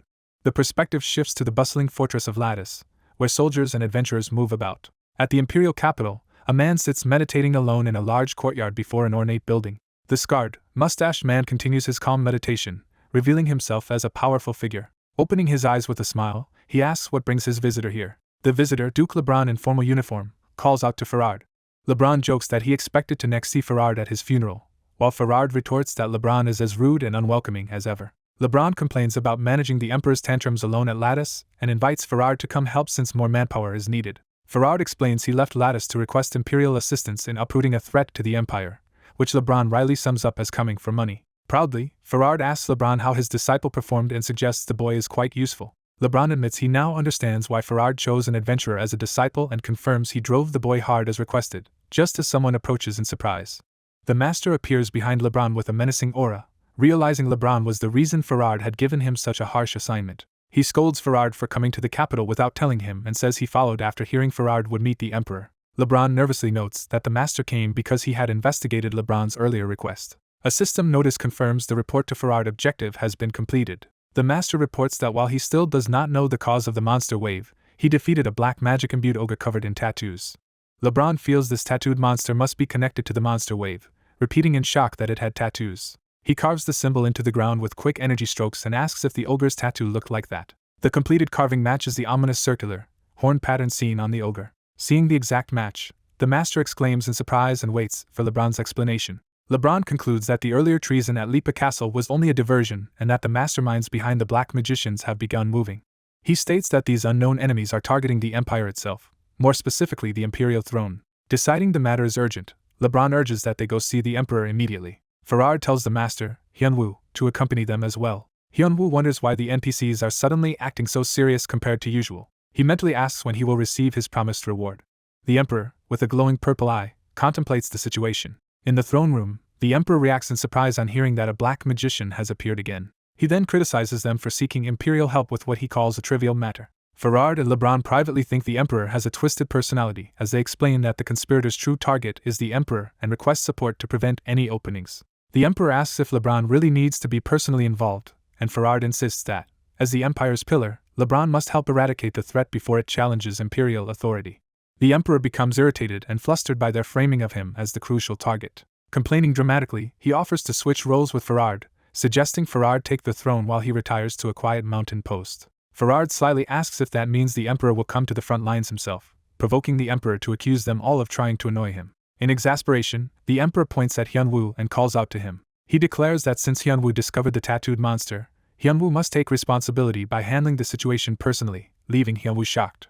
The Emperor confirms this order and says he will also grant Hyunwoo a reward for his efforts. A system message states that the quest a strange monster has been cleared and that Hyunwoo has received 3,000 Imperial contribution and the Emperor's gift. The Emperor's gift materializes as a crimson gem. Hyunwoo is told to bring it to the Imperial Library to receive a skill book reward, spawning a new F-grade quest to deliver the gem. Excited at the prospect of a skill book from the Imperial Library, Hyunwoo thinks this is perfect timing since he needs more skills and expects unique grade options there. Pleased with the generous rewards, Hyunwoo notes that Imperial gifts suit him well, while LeBron proudly calls him his disciple. LeBron then privately asks Hyunwoo to visit his manor before leaving the capital because he has something important to say. Hyunwoo responds with a questioning look, unsure what his master intends. The scene shifts to the grand stairways of the Imperial Palace leading up toward the library. At the library doors, the Imperial Librarian Diamond Mountain asks what business an adventurer has in the Imperial Library. Hyunwoo introduces himself and explains that the Emperor sent him here to receive a skill book as a reward. After seeing the Crimson Gem and recognizing it as a real Imperial token, the librarian realizes Hyunwoo is the rumored disciple of LeBron. Opening the inner doors, the librarian mentions that the collection even includes techniques related to Hyunwoo's master. He further explains that the library holds rare secret techniques from temples and Far Eastern continents, astonishing Hyunwoo as they enter the vast hall. Hyunwoo, eyes shining, asks if he may look around freely before choosing a book, and the librarian grants permission. Shelves packed with numerous colored tomes highlight the enormous variety of skills available. Browsing the titles, Hyunwoo notes that many sound like powerful rare-grade skills, from various sword and magic techniques. Overwhelmed by choice, he wonders what to pick since none stands out as an obvious best option. Something on the shelf catches his eye. prompting him to look closer. He spots an old scroll-like book that looks out of place among the others and draws his attention. Hyunwoo retrieves the scroll and examines its unfamiliar cover, intrigued. As he focuses, he reads the title Heavenly Demons' Dark Arts, and wonders if it refers to the fearsome demonic arts he knows from Mirim's stories. Remembering how overpowered such arts were in novels, he feels a strong intuition that this is the right choice. Convinced, Hyunwoo decides that if he can only pick one book, it should be this one, and the librarian allows it. He activates the Heavenly Demons' Dark Arts skill book, which glows ominously in his hands. Purple energy swirls around Hyunwoo as a message says he has used the Heavenly Demons' Dark Arts book and learned a new skill.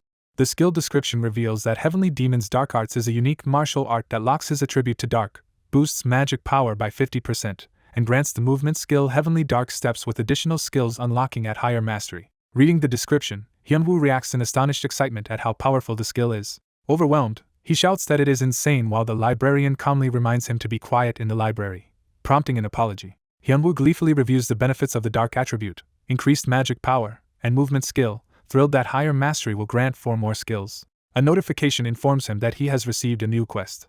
The new quest Heavenly Demons' Dark Arts successor instructs him to search the Volter Mountains for traces of the art's original master, and obtain that master's journal. Hyunwoo is stunned that a skill book itself has given him a quest. Noting the quest's A+ difficulty and his lack of information, he concludes it is something meant for later when the Eastern continent is added to the game. Regardless, he considers the reward a godsend and reaffirms that Imperial Palace quests always produce amazing payoffs.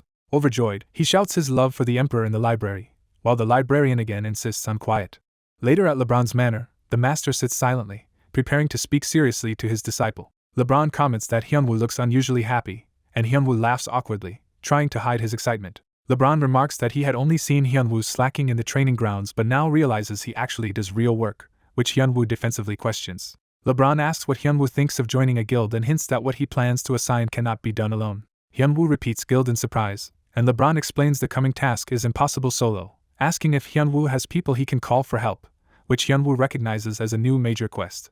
Hyunwoo says he is not in a guild but knows some people, including the New World Order guild that helped suppress the rebellion, and LeBron acknowledges this. Hyunwoo is offended that LeBron seems surprised he has friends and insists he probably has more friends than his master. He mentally lists his close allies Youngchan, Sukjin, Younggu, Kale, Ket, and Mason. He adds Yuri and Youngjin to the list of friends he can rely on. Hyunwoo protests that gathering 8 people is a lot, while LeBron teases him for barely scraping together that many companions. Another notification announces that he has received a new quest. The new main scenario quest The Truth Behind the Monster Wave orders him to gather strong allies and join the Empire's Rangers in the Ragged Mountains to uncover why the monster wave began 30 years ago. LeBron instructs Hyunwoo to aid the Empire's Rangers and gather information on the rebel forces, which Hyunwoo recognizes as the next main scenario appearing after a month. Hyunwoo reflects that if LeBron thinks this quest is impossible for him alone, he will need help from other players. He predicts the mission will spark an information war among players, then tells LeBron he will go prepare immediately, and LeBron gives his approval. As Hyunwoo turns to leave, LeBron remembers something else and calls out to him. Hyunwoo confidently declares that when he returns he will hold a position higher than that of an ordinary knight of Kion. LeBron smirks proudly at his disciple's ambition. Outside the fortress, LeBron muses that he looks forward to seeing what his troublesome disciple will accomplish. The scene transitions to a bright blue sky, signaling a change of focus. In the Ragged Mountains, a blonde fighter lands a powerful punch in battle. That fighter effortlessly demolishes multiple monsters with rapid strikes. Laughing, he remarks how enjoyable the fight is. Resting atop a pile of defeated monsters, Sukjin tells his comrade that he received an interesting message from his younger brother figure. Sukjin explains that this message signaled the start of the 5th main scenario quest. Mason explains to his gathered comrades that ally boss Hyunwoo has asked their group to participate. Hyunwoo, viewing his interface, confirms to himself that they will indeed take part in the main scenario. Smiling with a mask in hand, Hyunwoo prepares to monopolize the upcoming scenario to his advantage. He wonders to himself what he must do now to monopolize the main scenario entirely for himself. The view shifts back to the real world, showing Hyunwoo's apartment building under a sunny sky. Hyunwoo, at home, thinks that although he has recruited the guild's New World and Pioneer, the remaining issue is how to handle his friend Youngchan. Sitting across the table from Youngchan during a meal, he frets over what exactly he should say to him. Reflecting on how much support Youngchan has given him, Hyunwoo wants to be considerate but worries that the new main scenario would be too difficult for Youngchan's guild and tries to find a gentle way to say so. He begins to broach the subject by telling Youngchan he has something to say. Youngchan preempts him, correctly guessing that Hyunwoo finds it hard for his casual friend guild to participate in the main scenario, and voicing it himself. Youngchan says he already understood Hyunwoo's concern that his guild could be crushed if thrown in with major guilds this early. Youngchan lightly teases that Hyunwoo must have expected him to fight for a share of the rewards. He explains he is already busy with the separate competition king of masked combat that Hyunwoo pushed him into, so Hyunwoo should not drag him into the main scenario, which makes Hyunwoo appreciate him even more. Hyunwoo silently vows under the open sky that once he grows stronger he will repay everything he has received from Youngchan many times over. The perspective returns to the game world's ranger camp set up near the Ragged Mountains. Guards stand before a large red command tent at the center of the ranger encampment. Inside the tent, a muscular guild leader from New World waits with his party and other adventurers. Mason, seeing New World's presence, is shocked that such a massive guild has joined and notes their unexpected connection to the money-hungry alley boss. Hyunwoo, wearing his mask with Tangi on his shoulder, enters the tent, drawing the attention of both New World and Pioneer Guild members assembled behind him. The Ranger Commander Garen introduces himself and confirms that Hyunwoo is indeed Duke LeBron's disciple.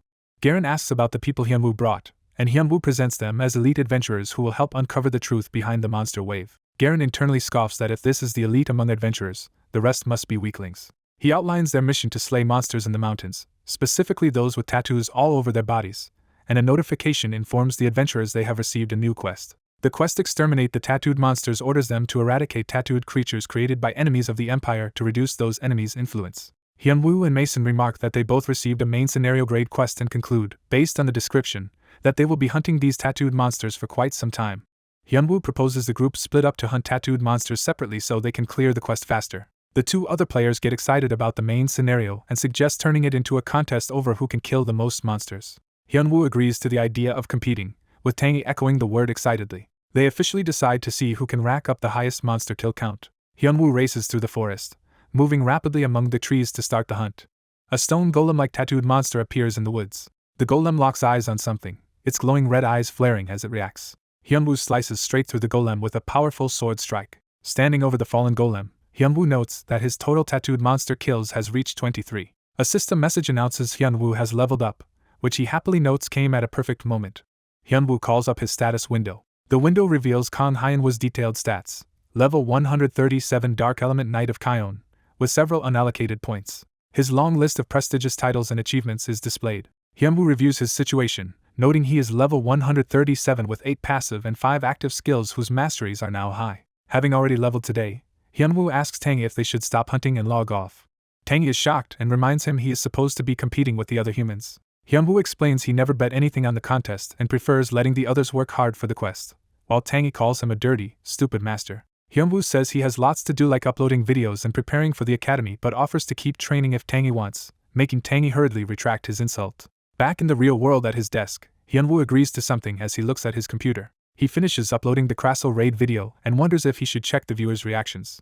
Reading the comments, he notes that the audience response is very positive again. One comment by African Eagle claims Ali Boss only looks strong because of overgeared equipment and a broken class, which enrages Hyunwoo. African Eagle's inner monologue boasts that with Ali Boss's specs or character, he could easily do the same solo raids and PvP feats.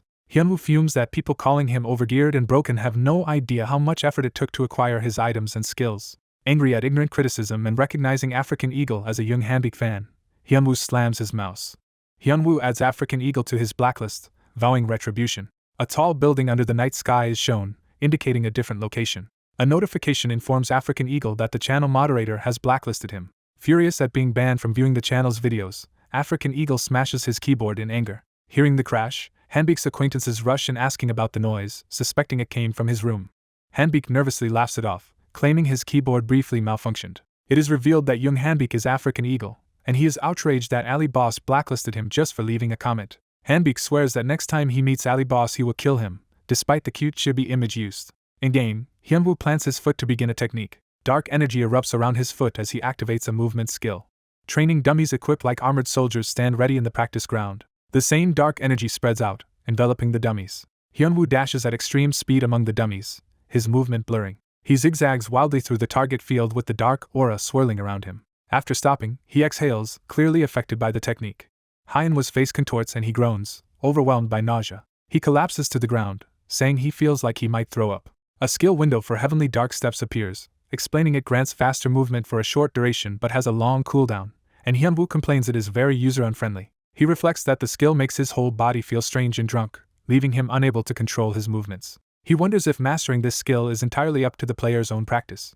With 10 minutes left before meeting Dwayne, Hyunwoo decides to put his mask back on. Fully in costume again and wreathed in dark energy, he considers using the remaining 10 minutes to practice more. When he dashes off, Dwayne suddenly appears early and greets him, startling Hyunwoo mid-charge. Hyunwoo is shocked Dwayne arrived 10 minutes ahead of schedule and worries if his face was seen, while Dwayne casually explains he always comes early. Hyunwoo internally revises his impression of the superstar, realizing Dwayne is punctual, humble, and a genuinely pleasant person.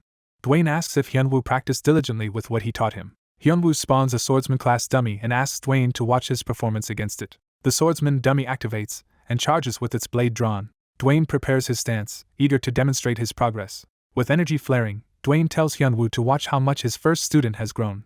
The dummy attacks, swinging its sword. Dwayne meets the attack head-on, trading blows with sharp concentration. He smashes through the dummy's assault with a powerful strike. Hyunwoo watches and thinks Dwayne's performance is not bad. Observing the spar, Hyunwoo notes Dwayne's moves have improved a lot in a week and that he must have practiced intensely while repeatedly asking questions. Hyunwoo reflects that if he had brought on a clout-chasing guest instead of a hard-working one like Dwayne, the series would have failed. Dwayne finishes the dummy with a devastating ground-shattering blow that Hyunwoo admires. Catching his breath, Dwayne is praised by Hyunwoo, who says he enjoyed watching the fight. Hyunwoo compliments Dwayne's growth, saying no one would believe he is the same player from last week and predicting he can reach bronze rank today, which Dwayne gratefully acknowledges. Hyunwoo proposes they now try to climb from rank 67,342,332 and begins the live stream. The scene shifts to the bright coliseum sky, marking the start of the broadcast. On stream, Ali Boss greets the audience, introduces episode 2 of his academy, and again features his student Dwayne. He explains today's goal is to raise Dwayne's rank, providing feedback after every rank battle, while viewers comment skeptically. Hyunwoo promises the viewers they will be shocked by Dwayne's improvement, though chat remains doubtful. Some viewers mock Dwayne's chances of hitting bronze and get popcorn ready, which Dwayne sees with concern. Hyunwoo suddenly asks Dwayne if he wants to make a bet. He proposes that if Dwayne reaches bronze without a single loss, Hyunwoo gets a 2-week break, but if Dwayne loses once, he will stream 4 times a week for 2 weeks. The chat enthusiastically supports the bet, and Hyunwoo warns them the recording will hold them to it. Hyunwoo asks Dwayne for his thoughts, suggesting that Dwayne should be confident too. Dwayne, however, is visibly nervous and unsure. Hyunwoo grabs him, asking where his practice confidence went, while Dwayne timidly points out he only fought normal difficulty dummies. Dwayne anxiously asks if he can really reach bronze today without a single defeat, revealing his doubts. Hyunwoo worries because he had planned on winning the bet to free up time for the main scenario, and now fears Dwayne's nerves will create problems. He concludes he needs to take special measures. Hyunwoo asks Dwayne whether he likes tangy. When Dwayne says he likes tangy a lot, Hyunwoo secretly resolves to use tangy as bait, and offers Dwayne an hour-long pass to touch tangy however he wants if they win. A cutaway shows Tangy being roughly squished in Dwayne's fantasy, protesting at the imagined treatment. Dwayne is electrified by the offer while viewers jealously beg for the same reward. Elsewhere, Tangy suddenly shivers in an orchard, feeling cold for no apparent reason. The camera shows the huge Coliseum arena where the ranking matches will take place.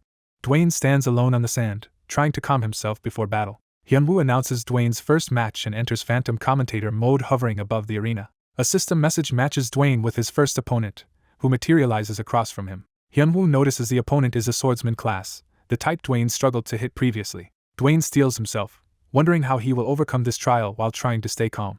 The system declares the ranking battle is beginning as the swordsman powers up his blade. The swordsman unleashes a large blue sword energy slash across the arena. Dwayne keeps his guard as the energy surges past him. He dashes through the flurry of sword ki waves, narrowly avoiding them. The swordsman is shocked that Dwayne dodged all the sword ki attacks. Dwayne analyzes that the opponent is overusing sword aura. Hyunwoo recalls his own advice. When an enemy spams long-distance skills, focus on dodging. Acting on that strategy, Dwayne waits for the swordsman's mana to run low, then rushes in and lands a heavy body blow. The swordsman panics as Dwayne closes the distance. Dwayne launches his Tetsuzenko-style elbow strike, smashing the swordsman upward. The opponent staggers and coughs blood from the hit. Dwayne follows up, diving in with glowing eyes to finish the combo. He pummels the swordsman with rapid punches during the enemy's attempted counterattack. Blue sword ki slashes land on Dwayne, but he endures. Dwayne powers through, determined to keep fighting. Hyan was earlier coaching Echoes. If you expend many skills yourself, back off and wait for cooldowns. Hyunwoo also advised not to be impatient and to remember you can always fight more matches, reinforcing patience. Dwayne focuses, then looks to see whether his approach is working. The swordsman collapses on the sand while Dwayne stands victorious. A system message announces player Dwayne has won, leaving him surprised by his own success. The Phantom Alley boss and chat react in amazement that Dwayne not only won but completely dominated his opponent. Hyunwoo explains it is natural because Dwayne is a top-tier action star with superior physique and gear compared to ordinary gamers. He narrates that Dwayne's busy superstar life left him little time to learn game systems, so he only had surface-level knowledge of the Coliseum. Hyunwoo concludes that the only thing Dwayne lacked was understanding of game mechanics. Dwayne thinks that if he can just learn that aspect, he can easily dominate, and finds the challenge easier than expected. He tightens his fist, newly motivated. A later match shows Dwayne landing a powerful hit on another armored opponent. He continues chaining blows and kicks on further foes. Dwayne drives his elbow into yet another enemy, crushing their guard. Ali Boss reminds viewers that just days ago Dwayne ranked over 67 millionth, highlighting his rapid turnaround.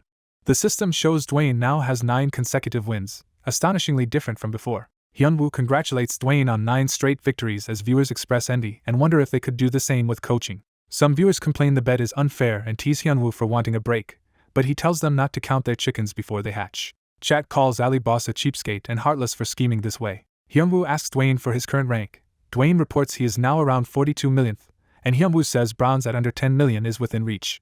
Hyunwoo rallies Dwayne by shouting their goal of reaching bronze without a single loss and hypes him up as a beast who knows no defeat. The system matches Dwayne with his next opponent, as Ali Boss cheers on the 9-win beast. Dwayne braces himself, and then looks up in confusion as he sees his new challenger. The next opponent materializes, wearing white boots and armor. It is revealed this new foe has a 13-win streak and looks formidable.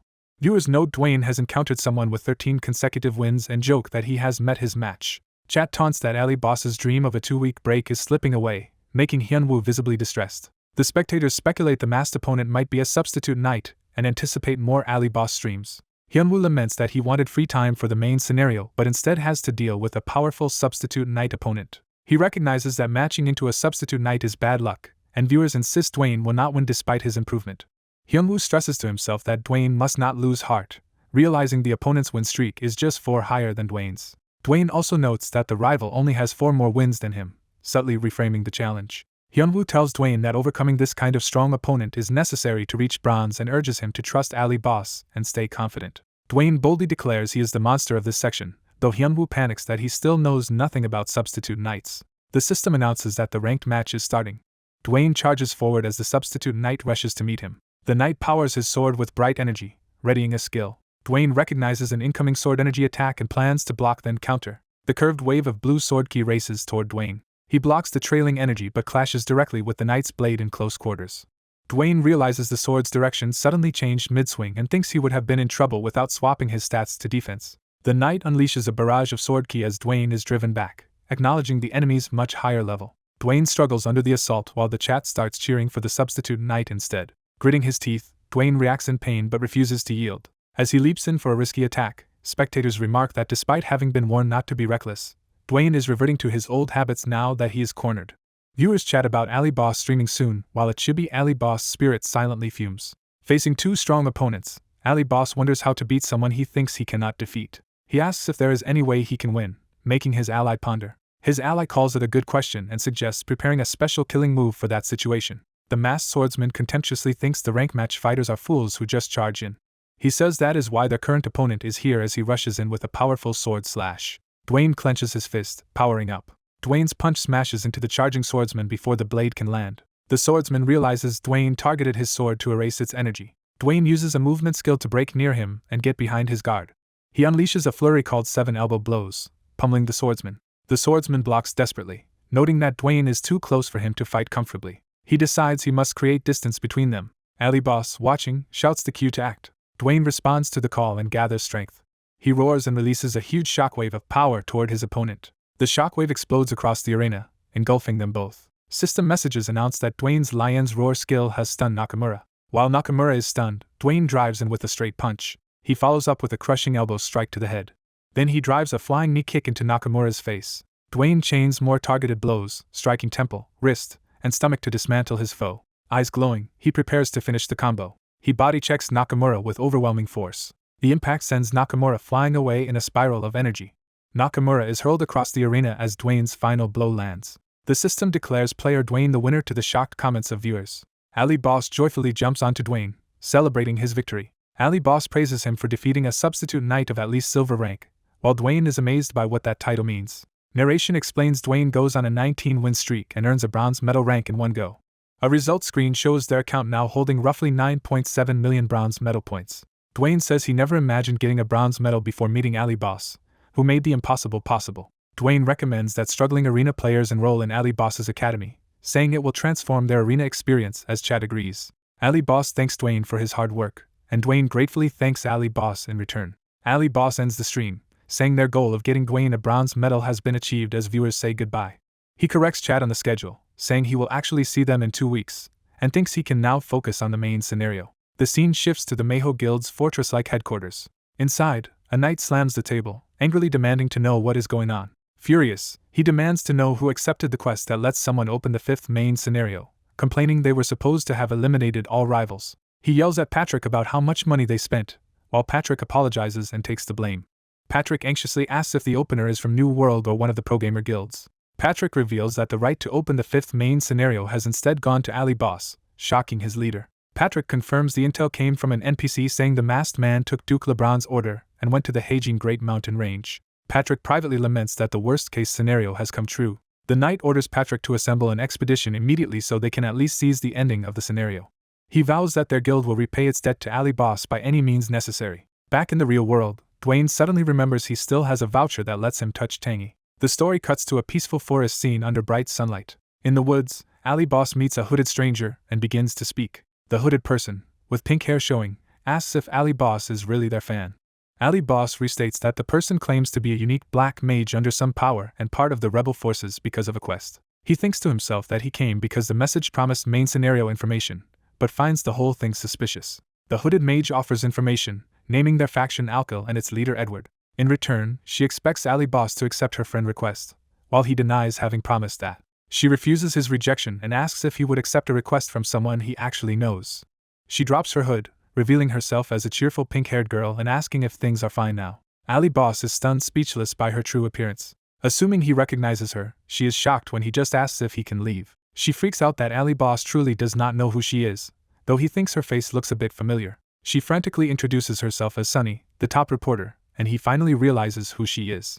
Narration explains Sunny is a hugely popular A-World streamer whose accurate reporting has earned her the nickname 9 O'Clock News. Ali Boss says he knew she looked familiar, which makes Sunny protest that he is being mean. Sunny explains her recent hiatus was because rebel forces dragged her into this situation, preventing her from streaming. Ali Boss asks if she contacted the game office. She says they dismissed it since it is not a bug, and he thinks that her involvement makes the intel more trustworthy and a good opportunity. To apologize for not recognizing her, he proposes they do a joint stream after this scenario, which excites Sunny.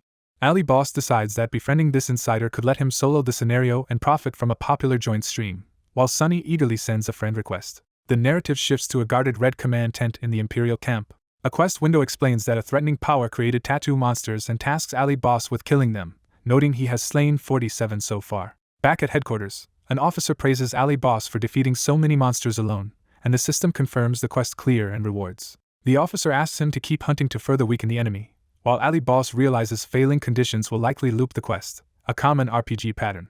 He concludes that the quest must contain a hidden pattern. Ali Boss tells the officer he has obtained useful information, piquing the man's curiosity. He shares the names Alkyl and Edward as the rebel power and leader, shocking the officer. Hearing Garen already knows this, Ali Boss learns he now deserves to hear the larger truth. The officer reveals that the last rebellion blamed on black mages was actually led by Alkyl's head, the Emperor's younger brother, Second Prince Edward. Ali Boss processes that the rebel leader is the Emperor's brother and asks what to do next, and the officer tells him to simply wait for his companions to bring more intel. The officer adds that the entire rebel suppression campaign will effectively belong to Ali Boss and has been planned so since the Emperor sent him. However, he warns that if Ali Boss cannot meet the required standard, he will have to compete under equal conditions with his own party. A new quest, Garen Standards, appears, requiring Ali Boss to reach level 140 to 175 and obtain 2 A-grade or higher skills. Ali Boss learns the subjugation will start in about a month and panics about needing 35 levels in that time. The officer asks him to do a favor that should greatly help with his leveling needs. Ali Boss happily assumes the favor will grant massive experience, and the officer confirms it is a boon from the Empire's Ranger Commander. The officer hands him a map scroll quest to contact Archmage Serped in an ancient dungeon and relay the rebel intel, then report back. Ali Boss rejoices that simply delivering information is an easy jackpot quest and receives a teleportation scroll to the ancient dungeon. Eager to leave immediately, he prepares to teleport when the officer hurriedly adds one more warning. The officer clarifies that although helpful, the task will be extremely difficult. He cautions that underestimating the quest will bring a heavy price, leaving Ali Boss protesting as the teleport activates. Ali Boss is engulfed in blue light and vanishes using the teleportation scroll. He reappears in what looks like an empty classroom and tries to figure out where he is. A system voice welcomes him to Lek, the beginner academy of the Luo's Empire, as he grumbles about Garen wasting his time. The voice explains that Lek has 10 stages, each requiring certain conditions to reach the next. It announces that Stage 1 is starting. Stage 1 tests his basic knowledge of the Luo's empire, telling him to read the provided book and pass a written exam. The voice grants him 30 minutes to do so. A timer appears, and Ali Boss gripes about having to read a book inside a game. He sees the hefty tome titled with Luo's history and despairs at its thickness. He laments needing to use the speed reading he learned as a child to clear a game stage. While he reads, the text recounts how the Luo's empire was founded by Emperor Yagan in a monster-ruled era, fighting for human freedom. The lessons describe a theory by Archmage Rout that Yagan's unifying power came from being a giant, citing the imperial family's extraordinary might, though the claim is officially dismissed. The book notes Luo's controls about half the continent, with the rest ruled by monsters and demi-human races. It lists major demi-human groups such as lycanthropes, elves, orcs, and dwarves. It explains that elves and lycanthropes are historically the Empire's main hostile races. Ali Boss keeps skimming through the dense handwritten text. He speed flips page after page to finish within the time limit. When time expires, he finds the history book more interesting than expected, like reading a fantasy novel. The system now tells him to answer exam questions within the time limit and score at least 80 to advance. A stone monument rises as the physical exam paper, bewildering him. He complains that exams should use normal paper and pen, not a stone slab. The stone lists 5 questions asking the Empire's name, first emperor, imperial traits, hostile races, and who theorized about the Emperor's subrace. Ali Boss activates his dark finger magic, deciding this is the only way he can write the answers. He tests etching the stone with his empowered finger, worrying about breaking it despite knowing the answers. He shrugs off the risk, noting he can break the stone anyway, and then notices a pen embedded in it. A close-up shows the normal pen he can use instead. After writing, the system confirms he answered everything correctly, and he proudly basks in success. He receives experience points and is sent to Stage 2, calculating that clearing all 10 stages will net him at least 3 levels. Delighted by the generous experience rewards, he steps through the next blue portal, eager for the second trial. He passes through the portal and emerges into the next stage. Finding himself in another classroom, he trails off in frustration. He senses something odd and looks more closely. He notices someone lying nearby and reacts with a surprised "Huh!" The camera reveals a muscular man lounging on desks with a book over his face, also waking with a "Huh!" The man lifts the book, revealing his scarred face as he looks around curiously. Ali Boss and the man recognize each other as master and apprentice, both shocked to meet here. The man wonders aloud why someone meant to be in the Great Mountain Range is instead here at the academy. Ali Boss explains Garen sent him to meet Serpt and relay a message, which makes the man repeat the instruction in disbelief. The man realizes Garen dodged the reading requirement by dumping the academy task onto Ali Boss. He explains that stages 1 and 2 always involve reading and solving questions, with a different book each time you re-enter. He asks whether Ali Boss will accompany him directly to Serpt or clear the dungeon alone with his own strength. He tempts Ali Boss by emphasizing the dungeon's excellent rewards, including ancient Luo's artifacts and skills and even possible elixirs. Enticed, Ali Boss says he will clear it quickly and urges his master to go ahead to Serpt first. The master remarks that his apprentice will die if he does not keep doing dungeons, amused by his obsession. He steps through a portal, telling Ali Boss to do his best, and Ali Boss salutes him enthusiastically. Back in Stage 2, Ali Boss resumes using his dark finger magic to carve answers into another stone exam slab. The system once again states that he has answered all questions correctly. It announces that he will be rewarded and move on to the third stage. Ali Boss celebrates clearing Stage 2 with his magic writing trick. He notes that Stages 1 and 2 were essentially the same, just changing subjects from history to culture and arts. As the next portal opens, he muses that the beginner-level questions are easy but wonders why the exam insists on stone writing. He suspects that inscribing the answers on stone might be the real test. Entering the next room, he finds that the classroom has transformed into a full science-style laboratory. The system explains that Stage 3 will test his magic power by having him infuse magic into 3 marbles in specific patterns within 60 minutes. Ali Boss realizes this trial resembles a magic orb event from a past general competition. Confident, he recalls that he set the record in that event and declares this stage will be easy. His performance is observed remotely via a projected image of him juggling marbles imbued with light. An elderly archmage, Serpt, reacts in shock at what he sees. Recognizing Ali Boss's extraordinary control, Serpt exclaims in disbelief and identifies himself as the archmage. Serpt rushes to another room, demanding to know where the master found such a monstrous apprentice. The master calmly drinks tea in Serpt's seat, unfazed by the commotion. Serpt questions whether Ali Boss is really just an adventurer, while the master cheekily responds and implies Serpt's eyesight must be failing. Serpt conjures up visual records of Ali Boss's feat and yells for the master to look, asking if he has ever seen a mere adventurer perform something like that. The scarred instructor explains to LeBron that Stages 1 and 2 normally use a magically sharpened steel pen to write answers on stone. Garen rants in disbelief, wondering what training could let someone engrave words into stone with just a finger. The instructor casually admits he was too lazy to find the pen and also wrote with his finger, revealing himself as the main culprit. Garen is shocked to hear the student has already cleared stage 3, noting his own apprentice barely passed it. Garen's apprentice, Mason, cheerfully wonders how his absent master is doing and says he misses him. Hyunwoo finishes the current test with plenty of time left, and is told he passed perfectly and will advance to stage 4. System messages award him experience and skill proficiency, raising several magic skills and his black heavenly demonic attack rank. Hyunwoo reacts excitedly to the sudden influx of system messages and stat boosts. He notes that all his magic-related skills have risen by more than a rank and resolves to clear this dungeon even if his master later punishes him. As the staff members observe, they realize the dungeon is easier than expected and wonder if Hyunwoo might finish it today. Stage 4 begins, pitting Hyunwoo with a dagger against 3 sword-wielding training dummies. Instead of fighting, Hyunwoo playfully arm-wrestles one of the dummies, easily overpowering it. He continues breezing through subsequent physical challenges like rope climbing and obstacle courses. By stage 7 he is underwater in swim trunks, holding his breath as he tackles an aquatic test. After perfectly completing stage 7, he is informed he will get rewards and move on to stage 8.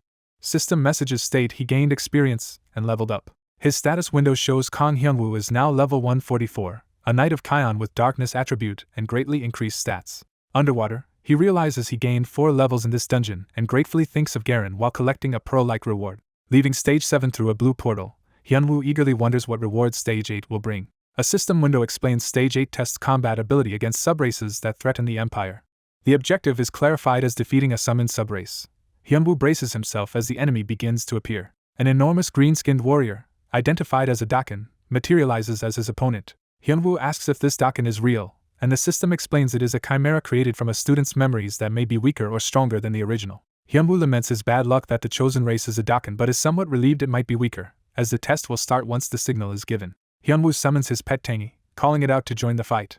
Tangy, confused, asks where they are and worries they might have to battle the powerful Dakin again. Hyunwoo assures Tangy the Dakin is just a test dummy, not the real one, and Tangy accepts this explanation. Tangy, exhausted from prior overwork, refuses to fight and instead tells Hyunwoo to defeat the fake owner while he provides support buffs. Tangy casts powerful buffs like Bear's Vigor and Forest's Protection on Hyunwoo, boosting his stamina, strength, and defense, which leaves Hyunwoo speechless. Tangy grows angry remembering past grievances and gets pummeled on the head by Hyunwoo.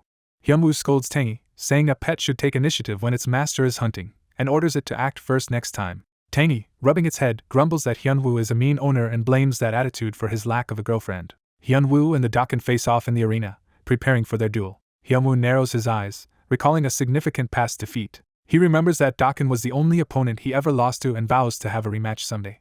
Deciding to treat this dummy as practice for that future rematch, Hyunwoo draws his glowing sword and readies himself. The Dakin signals the start of the fight with a single word. The Dakin roars with red eyes and charges with ferocious killing intent. The massive warrior leaps high and brings his giant sword down toward Hyunwoo. Hyunwoo's combat passives such as Master of Battles, Speculation, and Slaughterer's Mindset activate, sharply raising all his stats because the opponent is stronger. Hyunwoo focuses intensely, his eyes blazing as he enters battle mode. Their first clash sends sparks flying as Hyunwoo's dark blade meets the Dakin's huge sword. They exchange rapid, powerful blows across the arena, each strike shaking the ground. The Dakin stomps forward with tremendous force, driving into the attack. Hyunwoo matches the pressure with his own powerful step, refusing to be pushed back. Their opposing charges create a shockwave that tears up the arena floor. After trading hits, Hyunwoo judges that the dummy is absurdly strong and begins to gauge its level through the damage he receives. He estimates the Dakin dummy is at least level 180, far above him. Despite that, Hyunwoo clenches his fist, refusing to back down. He activates Giant Strength and Giant Spirit, announcing that the situation is about to change as his strength stat temporarily skyrockets, and he slams into the Dakin. The enraged Dakin retaliates with a fierce rush. More brutal exchanges follow as the Dakin presses the assault. Hyunwoo uses his agility and dark blade to land a heavy slash and then slips past the Dakin. His attack lands on the Dakin's back, drawing blood. Hyunwoo smirks confidently after scoring this hit. Suddenly something shifts in the battle, alarming him. A massive explosion sends the Dakin flying, showing how destructive their clash has become. The Dakin, eyes blazing even brighter red, powers up further and charges again. Hyunwoo is shocked that the Dakin has become even faster than before. Realizing how dangerous the empowered enemy is, Hyunwoo is taken aback. The Dakin launches another devastating attack, forcing Hyunwoo onto the defensive. Hyunwoo desperately parries, the impact cracking the ground all around him. He deduces that the Dakin likely has a trait that increases its other stats as its stamina decreases. Knowing his giant skills only last about 2 more minutes, Hyunwoo resolves to defeat the Dakin within that time limit. He unleashes a barrage of purple-tinged strikes, trading ferocious blows at close range with the Daken. Hyunwoo follows up with another high-speed attack, slashing at the Daken. His blade pierces into the Daken again, drawing a painful reaction. The Daken's eyes glow ominously as it grows even more monstrous with rage. Hyunwoo slams into the Daken with another powerful blow, blasting it backward. Dark flames surge around his feet as he prepares to use a special movement technique. Hyunwoo activates his black Heavenly Steps footwork, enveloping himself in dark energy, and dashing unpredictably around the Daken. He focuses hard, tracking the Daken's movements while maintaining his technique. The Daken swings its huge sword, trying to catch Hyunwoo as he darts in. Their duel continues in an explosive flurry that tears up the arena sands. Tangy watches the escalating battle with a worried expression. System messages announce that Giant's strength and Giant's spirit have worn off and Hyunwoo's strength has temporarily decreased. Exhausted, both Hyunwoo and the Daken collapse on the shattered arena floor while Tangy calls them battle-obsessed idiots. The Daken dummy dissolves into blue particles, signifying its defeat. Hyunwoo, sitting amid the fading data, admits he barely won and wonders how strong the real Daken must be if even the copy was this powerful. The system confirms he has perfectly completed the test. A follow-up message states he will receive rewards and move on to the 9th stage. He is again granted experience points. He gains additional speculation stat, increasing it by 100. All his basic stats rise by 10 points each. Delighted, Hyunwoo celebrates getting 100 speculation from one fight plus the 10-point increases to every stat. Facing the next portal, he says he likes this kind of reward and notes he has only 2 of these major reward stages left. He steps forward into the gateway. Hyunwoo and Tangy arrive in yet another vast arena. The system welcomes him to stage 9, describing it as the gateway to acquiring an iron-blooded heart. It explains that since ancient times people have been betrayed by loved ones. Hyunwoo learns he can gain this iron-blooded heart by fighting someone he treasures, which shocks him. Tangy nervously wonders if he might be the precious person Hyunwoo must fight. Hyunwoo breaks into a cold sweat at the implications of the test. He worries that if things go badly he may be unable to clear this stage. He realizes that fighting a treasured person means he must defeat that person to earn the reward. He dreads the possibility it could be his unconscious father or his caregiving mother, insisting he could never harm them. The system announces it is scanning his data to find a precious person, and Hyunwoo braces himself. It completes the analysis and states that a dummy of his precious person has been created. A message urges him to win just as Hyunwoo and Tangy look on in confusion. The summoned opponent appears, revealed as his armored friend Yangchan. Hyunwoo stammers Yangchan's name in disbelief. Tangy angrily calls Hyunwoo an idiot for beating up someone he treasures, while Yangchan is baffled by his sudden behavior. Hyunwoo silently confirms to himself that this really is Yangchan. He realizes the arena must have read his mind to choose Yangchan. He remembers Yangchan as the friend who patiently stayed by his side, sending supportive messages about relying on friends. He recalls Yangchan jokingly threatening him for going off the grid yet giving him courage, thinking of him as a personal hero. Another memory shows Yangchan enthusiastically promising to watch Hyunwoo's debut, representing his family's constant support. Hyunwoo clenches his fist, wondering how to describe someone so important in just one word. He smiles and admits he owes Yangchan countless favors. Yangchan, in turn, smiles warmly at him. Despite his feelings, Hyunwoo suddenly punches Yangchan in the face, starting the fight. As he continues pummeling Yangchan, Hyunwoo says that owing him favors is one thing, but this fight is another. While beating Yangchan down, Hyunwoo apologetically says he hopes his friend will not hold a grudge and laments always being indebted to him. To make it up in his own way, Hyunwoo promises to buy Yangchan fried chicken that night, leaving Tangy speechless. The battered Yangchan thinks from Tangy's perspective that at least it is a relief he is not actually Hyunwoo's most precious person. In the real world, Yangchan, cooking, suddenly feels an urge to beat Hyunwoo up. Back in the arena, the system declares the test successfully completed as Yangchan's dummy dissolves. A message announces that a new skill has been created. Hyunwoo gains the unique persistent skill Imperturbable Mind, which grants resistance and potential immunity to status abnormalities. Watching the stream, a viewer celebrates that Hyunwoo obtained a status immunity unique skill, exclaiming that this is why they play arena. Garen furiously points at the image, calling Hyunwoo heinous for beating someone he treasures into a pulp. LeBron admits that when he first reached stage 9 his own master appeared as his opponent, and he went crazy as well. LeBron mutters that labeling him an assaulter is going too far as Hyunwoo reappears in the office. The system tells Hyunwoo he will proceed to the 10th stage after clearing stage 9. Hyunwoo returns to the academy office, greeting his 2 masters. Confused, he asks why he is back here instead of the 10th stage and nervously wonders if his master will be the next opponent, which LeBron jokes would make the stage impossible. The Archmage suddenly remembers to ask where stage 10 went. LeBron bluntly reveals that stage 10 is currently broken. Serp sheepishly confesses he blew stage 10 up while experimenting and says repairs will take several months. Hyunwoo protests that Serp calls him an assaulter while being an explosion maniac himself, then anxiously insists he needs stage 10's rewards and asks if he can return later. Serp offers him 5 return scrolls so he can come back once the stage is restored. Hyunwoo happily notes he will still have 4 scrolls left and thinks of sharing some with Yangchan, While Serpt asks why LeBron's disciple came to see him, Hyunwoo delivers Garen's message that an evil organization called Alkyl has appeared. Serpt and LeBron react with shock, questioning how Garen learned this and explaining they heard it from an adventurer inside Alkyl. They conclude they have an informant within Alkyl and decide that, since they now know the enemy's location after decades of conflict, completely annihilating them is justified.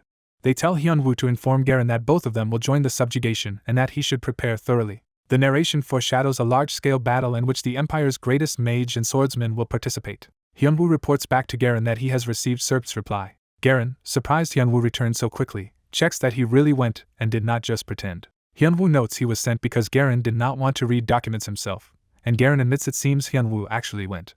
Hyunwoo adds that both Master and Serpt agreed to take part, which Garen finds reassuring. System messages confirm Hyunwoo has cleared Archmage Serpt's dungeon, gained experience, leveled up, and had his stamina and magic restored. Another reward message states he has obtained Garen's present, which makes him excited. He stares eagerly, imagining what the present might be. Hyunwoo prompts Garen to hand over the present, but Garen says he already did, leading to Hyunwoo's confused denial. Garen clarifies that the present is his formal evaluation quest, Garen's Standards, which defines conditions Hyunwoo must meet to maintain his new position in the coming subjugation. Reading the quest, Hyunwoo sees the level requirement has been slightly lowered and grumbles that this so-called present is terrible. Garen dismisses him to return only after meeting the quest conditions, leaving Hyunwoo frustrated. Narration explains that afterward Hyunwoo's days were packed with hard content as he resolved to finish the quest before returning to streaming, often sleeping only 4 hours a day. The remaining 20 hours each day he spent obsessively hunting monsters to meet Garen's demanding standards. On the 5th brutal day of hunting, Tangy flees to Bung Bung Island, leaving Hyunwoo to grind alone, trusting that his patience will pay off. After a week of non-stop hunting, Hyunwoo reaches level 170 and reports to Garen. Garen silently inspects Hyunwoo's new condition. Garen acknowledges that Hyunwoo has clearly grown stronger and passes him. Garen informs Hyunwoo that he will now join the Empire's partisans, being the first adventurer to do so. The system notifies Hyunwoo that he has cleared Garen's standards, gained experience, and received the Empire's partisans quest to infiltrate Alkyl and gather intel while defeating its executives. Hyunwoo gains the title, the first partisan, which empowers him in battle and movement against Alkyl. Realizing he has earned a rare title, Hyunwoo becomes ecstatic. Hyunwoo, suddenly cheerful, asks Garen where Alkyl's base is and learns only that it lies somewhere on the Kunta Plateau. Hearing the name Kunta Plateau makes Hyunwoo focus nervously on this dangerous region. The narration explains that Kunta Plateau, part of the Heijin Great Mountains, is a notoriously difficult hunting field inhabited by powerful Kunta clan monsters. One Kunta monster is described as a 4-meter, gorilla-like, agile and strong beast that can read players' intentions due to its high intelligence. Hyunwoo recalls that the bigger issue than the Kunta clan is that the Kunta Plateau is currently a disputed territory. The conflict is outlined. Marco's Mano Guild, Mascherano's Red Bull America, and Young Hanbeek's JT Telecom are vying for control of Kunta Plateau. The scene shifts to the real world, showing Hyunwoo's arena game capsule. Exhausted in his room, Hyunwoo lies on his bed and decides not to overthink the future. Remembering that a game patch is scheduled for tomorrow, Hyunwoo considers watching the official stream for information. He opens the stream on his phone and starts watching while lying in bed. The broadcast begins with 2 energetic hosts greeting the viewers. The pink-haired host introduces herself as Sunny, the fast arena news reporter. Sunny presents the analytic co-host Sunchip, who introduces himself on the stream. Sunny asks Sunchip to explain tomorrow's patch, and he summarizes it as adding third-class changes, siege content, and a pet contest. Sunchip elaborates that third-class change will be for users above level 200 and will likely involve complex requirements. They discuss that for rare class users with mid-tier skills the third-class change will be particularly hard, and Sunny worries about the difficulty. Sunny laments that balance issues made her change to the rare, Corpse Master, job, and she feels she created more trouble for herself. Sunchip moves to the second feature, the siege system, explaining that Quincy has invested heavily to create esports-friendly large-scale castle battles. He predicts the siege will succeed because many guilds and pro gamers will compete and spend heavily to buy castles. Sunchip then introduces the last new feature, a pet contest event designed to determine the best pet in arena. The stream showcases Tangy as a star example, identifying him as Ali Boss's famous pet. Chat messages gush over Tangy, predicting that he will easily win and expressing a desire for similar pets. Sunny notes that Tangy's popularity has dramatically increased interest in pets, expecting the contest to be a huge success and joking that Quincy might owe Tangy a gift. The hosts conclude that, given the hype, Tangy is expected to sweep the event. A narrator states people fully expect Tangy to win everything at the pet contest. The next day, at the bustling pet contest venue, everyone arrives assuming Tangy's overwhelming victory. Amid the festival, a small blue dinosaur-like pet screams excitedly. Various contestants show off their quirky pets, including the owner of that rowdy blue creature. 2 players discuss Ali Boss's absence, recalling he promised a break from streaming after a bet with his viewers. One wonders if Ali Boss will skip the competition, thinking his own pet Thunderbolt might win in that case. He imagines Thunderbolt's chances increasing if Ali Boss truly doesn't participate. His hopes are dashed as Ali Boss suddenly appears, startling him and Thunderbolt. The crowd notices Ali Boss entering the square and rushes to spread the news online. Ali Boss thinks he cannot miss an event with prizes and considers streaming a day earlier than promised. He summons Tangy, who answers loudly, asking if his owner called him. Tangy materializes, instantly surrounded by adoring players who shout his name in delight. Ali Boss lets Tangy cling all over him like merchandise, thinking it would make a good public image. Hyunwoo grins mischievously while Tangy nervously realizes he is being used for show. Tangy panics at the intense crowd attention as he is hoisted up.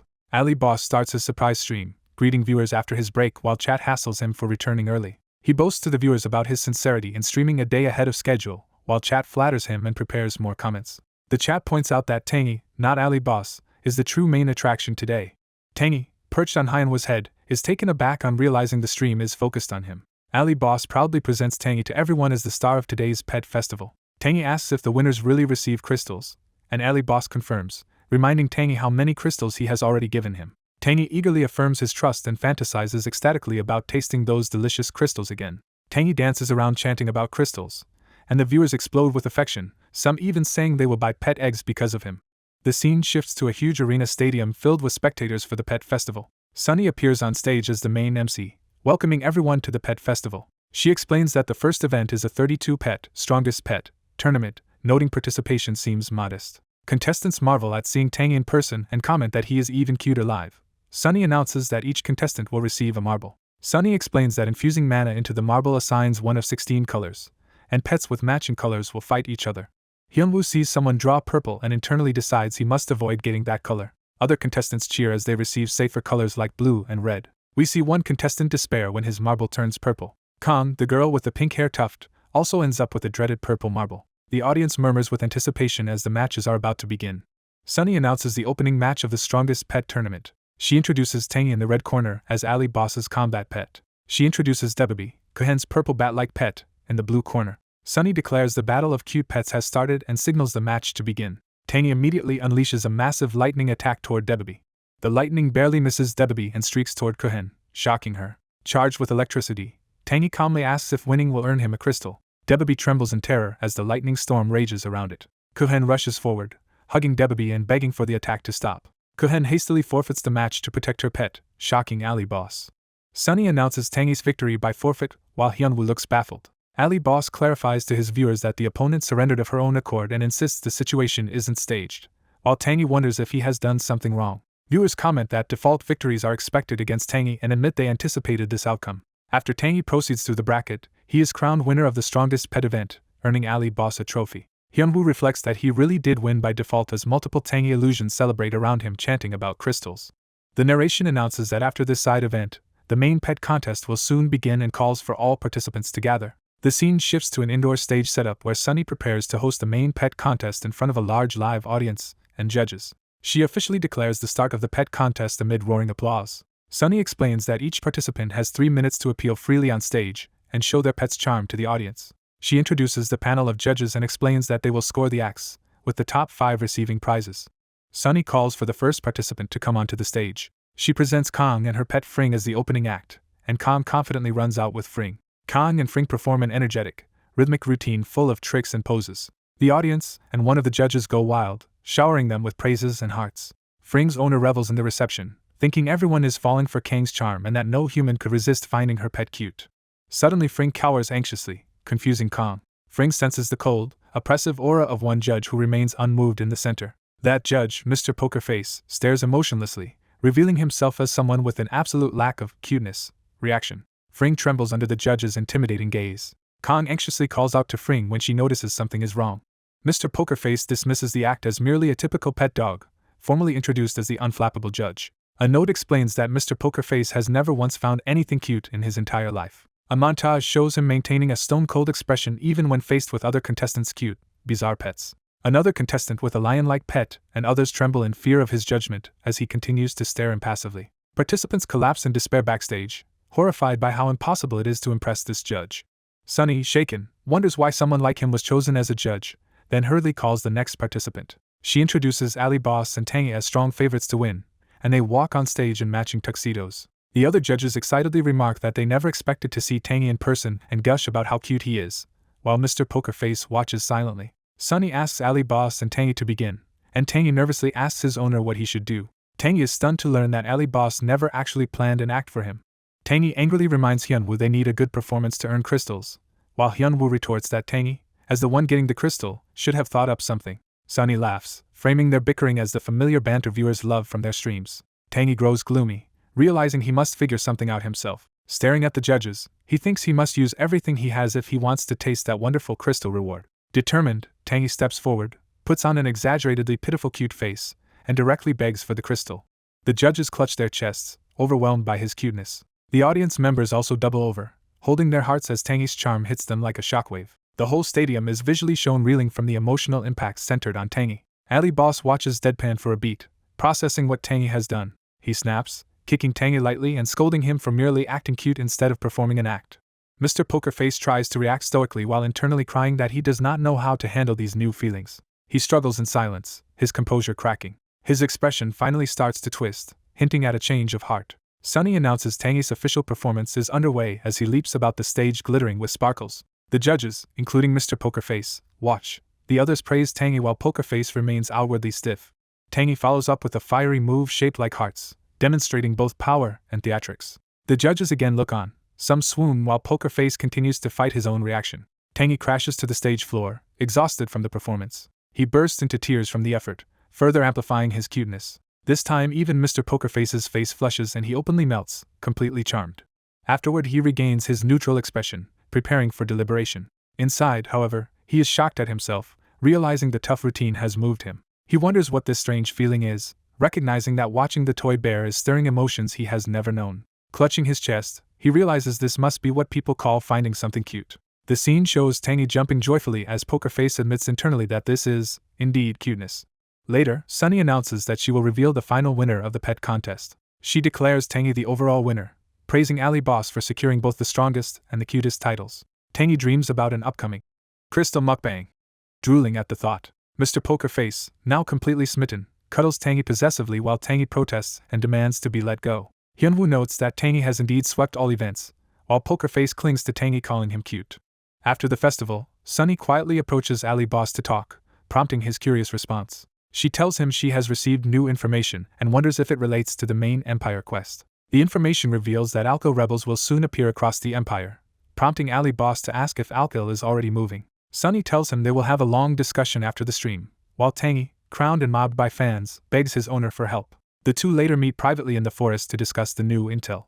Hyunwoo, serious, asks Sunny for a detailed explanation. He presses her about what she meant when she said Alkyl would appear everywhere, and she notes how rushed he is. Sunny explains that in 2 to 3 months Alkyl will stage operations at 4 or 5 locations simultaneously with the upcoming siege. Hyunwoo confirms that this means Alkyl's Kunta Plateau hideout is effectively unguarded, and Sunny agrees it is almost defenseless as they focus on rebellion. The system registers that Hyunwoo has obtained inside information on Alkyl and updates his partisan quest conditions. Hyunwoo then asks Sunny to accompany him somewhere, hinting that a big payoff awaits if their plan succeeds. The scene shifts to an Imperial command tent heavily guarded by soldiers. Garen is stunned to hear that Alkyl's hideout is defenseless and demands confirmation. Sunny and Ali Boss affirm the report, and Garen decides they must immediately inform the Emperor so defenses can be arranged. Garen revises Ali Boss's partisan quest, ordering him and the other adventurers to quickly locate Alkyl's hideout while continuing to target its executives. Sunny is rewarded with 2,000 Imperial contributions as thanks for sharing insider information about Alkyl. Hyunwoo and Sunny leave the Imperial building escorted by guards. Hyunwoo thanks Sunny for helping him earn Imperial contributions, which confuses her. Sunny insists she should be the one grateful, saying the quest would have stalled without him. Impressed by his manners and gaming skills, Sunny realizes she is interested in Hyunwoo. Hyunwoo promises to tell Sunny once he discovers Alkyl's hideout, mentally confirming his plan of mutual favors worked. After she departs, narration explains that finding Alkyl's hideout is manpower intensive, so Hyunwoo decides to rely on Sunny's superior information gathering. To reach Kunta Plateau where Alkyl hides, Hyunwoo must ally with one of 3 major groups and begins considering whom to approach. He chooses and messages Mascherano of Red Bull America, offering to join their struggle for Kunta Plateau if they need help. Mascherano replies quickly, surprised the famous Ali Boss contacted him, and Hyunwoo notes the fast response. Through rapid messages, Hyunwoo pressures Mascherano for an answer, threatening to ask another guild until they agree to meet at Novo Forest. Mascherano accepts the meeting, and Hyunwoo smirks that his bait has been taken. At Novo Forest's entrance, Mascherano arrives with a muscular companion. Mascherano and his warrior John walk in, prepared to greet Ali Boss. John questions if this cautious treatment of Ali Boss is really necessary. Mascherano, viewing Ali Boss as a game-changing Joker card, insists they must treat him accordingly. Mascherano recalls being crushed by Ali Boss in the King of Masked Fighters and recognizes that with Ali Boss's improved gear, he now rivals a one-man army. Mascherano concedes Ali Boss was still not fighting seriously back then, so a rematch's outcome is unknowable. Hyunwoo arrives, apologizing for making them wait, saying he came from far away. Mascherano greets Ali Boss, introduces John as a teammate, and they exchange polite introductions.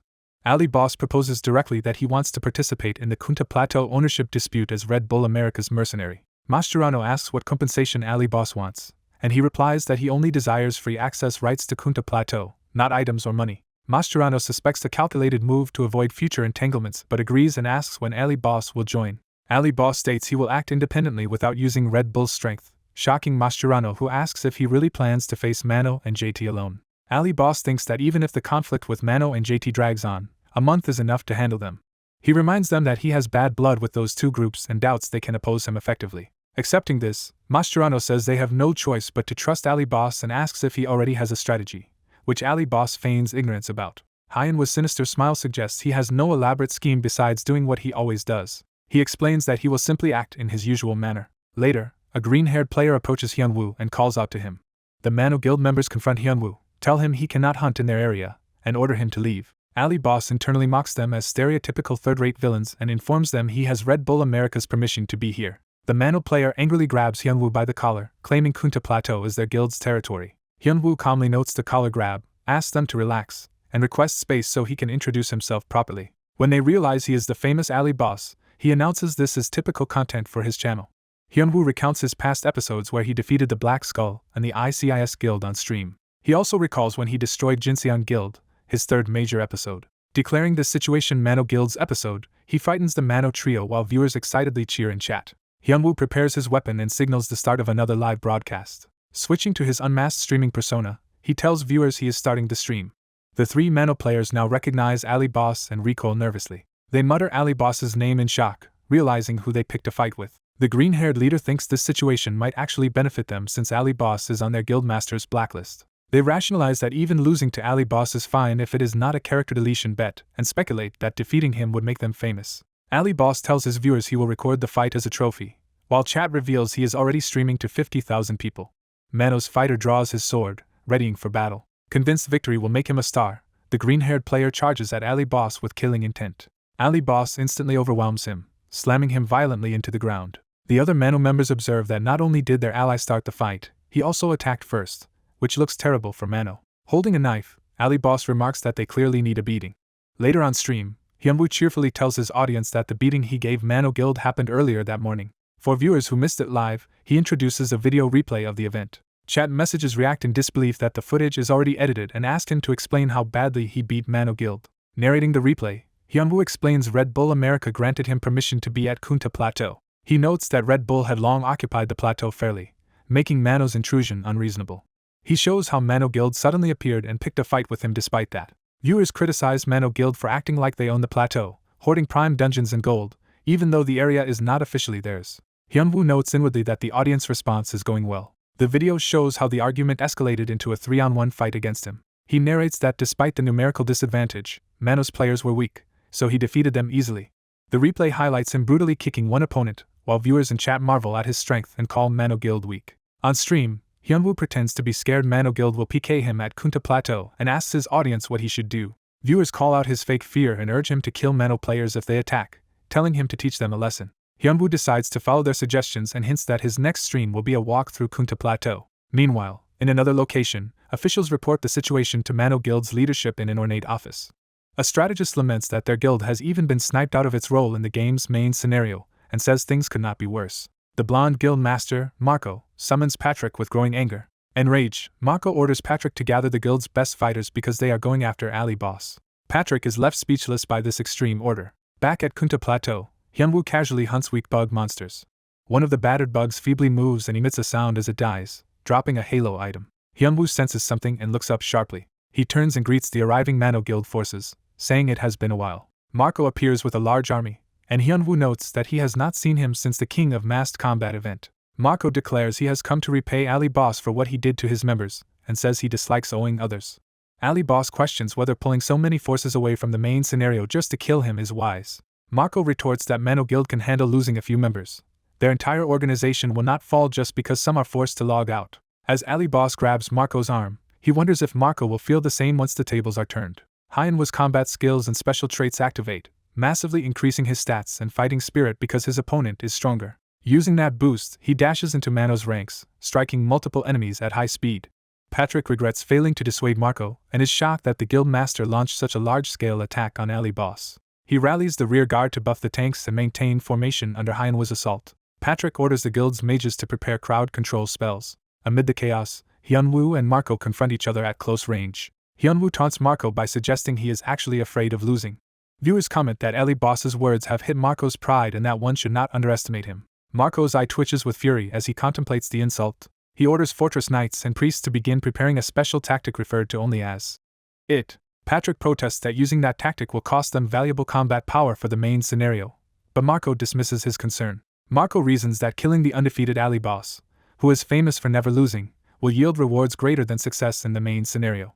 Ali Boss interprets this as Marco being too scared to risk a character deletion bet. Marco ignores the taunt and focuses on his priests, who start channeling powerful energy. He warns Ali Boss that these will be his last words once their ceremony completes. Sensing the danger, Hyunwoo charges, refusing to let them finish casting. Marco completes an icicle lance attack, surrounding Ali Boss with towering ice spikes. Patrick, torn but loyal, resolves to assist Marco despite wanting to avoid this fight. Marco's armor begins to glow as preparations reach their final stage. The glow intensifies around his clenched fist, signaling the power-up. Energy surges through his armor pieces as the empowerment continues. The empowerment fully activates, enveloping Marco in bright flames of buffed power. Elsewhere, some players see a massive yellow bear monster and exclaim in shock at its appearance. Patrick explains that because their guild master is a fortress knight, most Mano members are priests and clerics. Narration clarifies those two support classes share an infamous but unique secondary skill. The skill combination, involving Sword of Faith and Prayer of Belief, enables an extraordinary buff effect. The technique drains all the caster's mana to raise a target's stats drastically for a short duration, normally inefficient but with a hidden property. That secret is that the buffs can stack, and Patrick reveals he spent significant time developing this trump card for Mano. Marco, now buffed to an estimated 430% of his normal stats, declares he will finish the fight within 2 minutes. Ali Boss calls him foolish for revealing the buff's duration, thereby exposing his weakness. Marco decides to take care of the distracting bear monster first while still surging with power. He disappears with explosive speed, surprising Ali Boss. Hyunwoo shouts Tang's name in alarm as the bear becomes the target. He uses a command that shrinks Tang back to its small form just as Marco attacks. Marco's radiant holy cross-like attack slices through the area where Tang had been. The devastating cross-shaped blow continues, leveling trees and terrain. Tang screams in terror as the massive attack nearly hits him. Ali Boss is awed by the overwhelming power of Marco's buffed strike. He quickly recalls Tang to safety, returning the pet to its storage. Marco arrogantly explains that he shared the buff's time limit because he is sure he can kill Ali Boss within those 2 minutes. He vows that Ali Boss will pay dearly for forcing him to use such a trump card. Marco unleashes another powerful attack, clashing violently with Hyunwoo. Even though Ali Boss blocks, the force still injures him and visibly reduces his health bar. Marco shouts that he was already higher level and now, with his stats buffed, Ali Boss is doomed. As Marco relentlessly presses the assault, viewers urge Ali Boss to run and stall for 2 minutes, but one commenter points out Marco expects that tactic. Hyunwoo instead uses Blink to reposition aggressively, which viewers interpret as part of a hidden plan. He then uses a sword key technique, rapid-fire attack, raining blows on Marco. Marco strains behind his shield, grunting as he blocks the flurry. He responds with even more ferocity, his eyes glowing red as he powers up another strike. Marco roars and unleashes a berserk attack combo in a frenzy. Ali Boss is left battered and shaken by the onslaught. The battlefield erupts in a massive explosion of force and dust. Marco emerges from the smoke still standing, aura blazing. He continues to stand defiantly as the dust settles, his aura crackling. Viewers react in disbelief at Marco's remaining health as he breathes heavily. Ali Boss appears exhausted, his health bar notably lower, prompting chat to wonder if he is actually losing. Marco internally admits Ali Boss's skill exhausted him even under full buffs but cannot show weakness in front of the audience.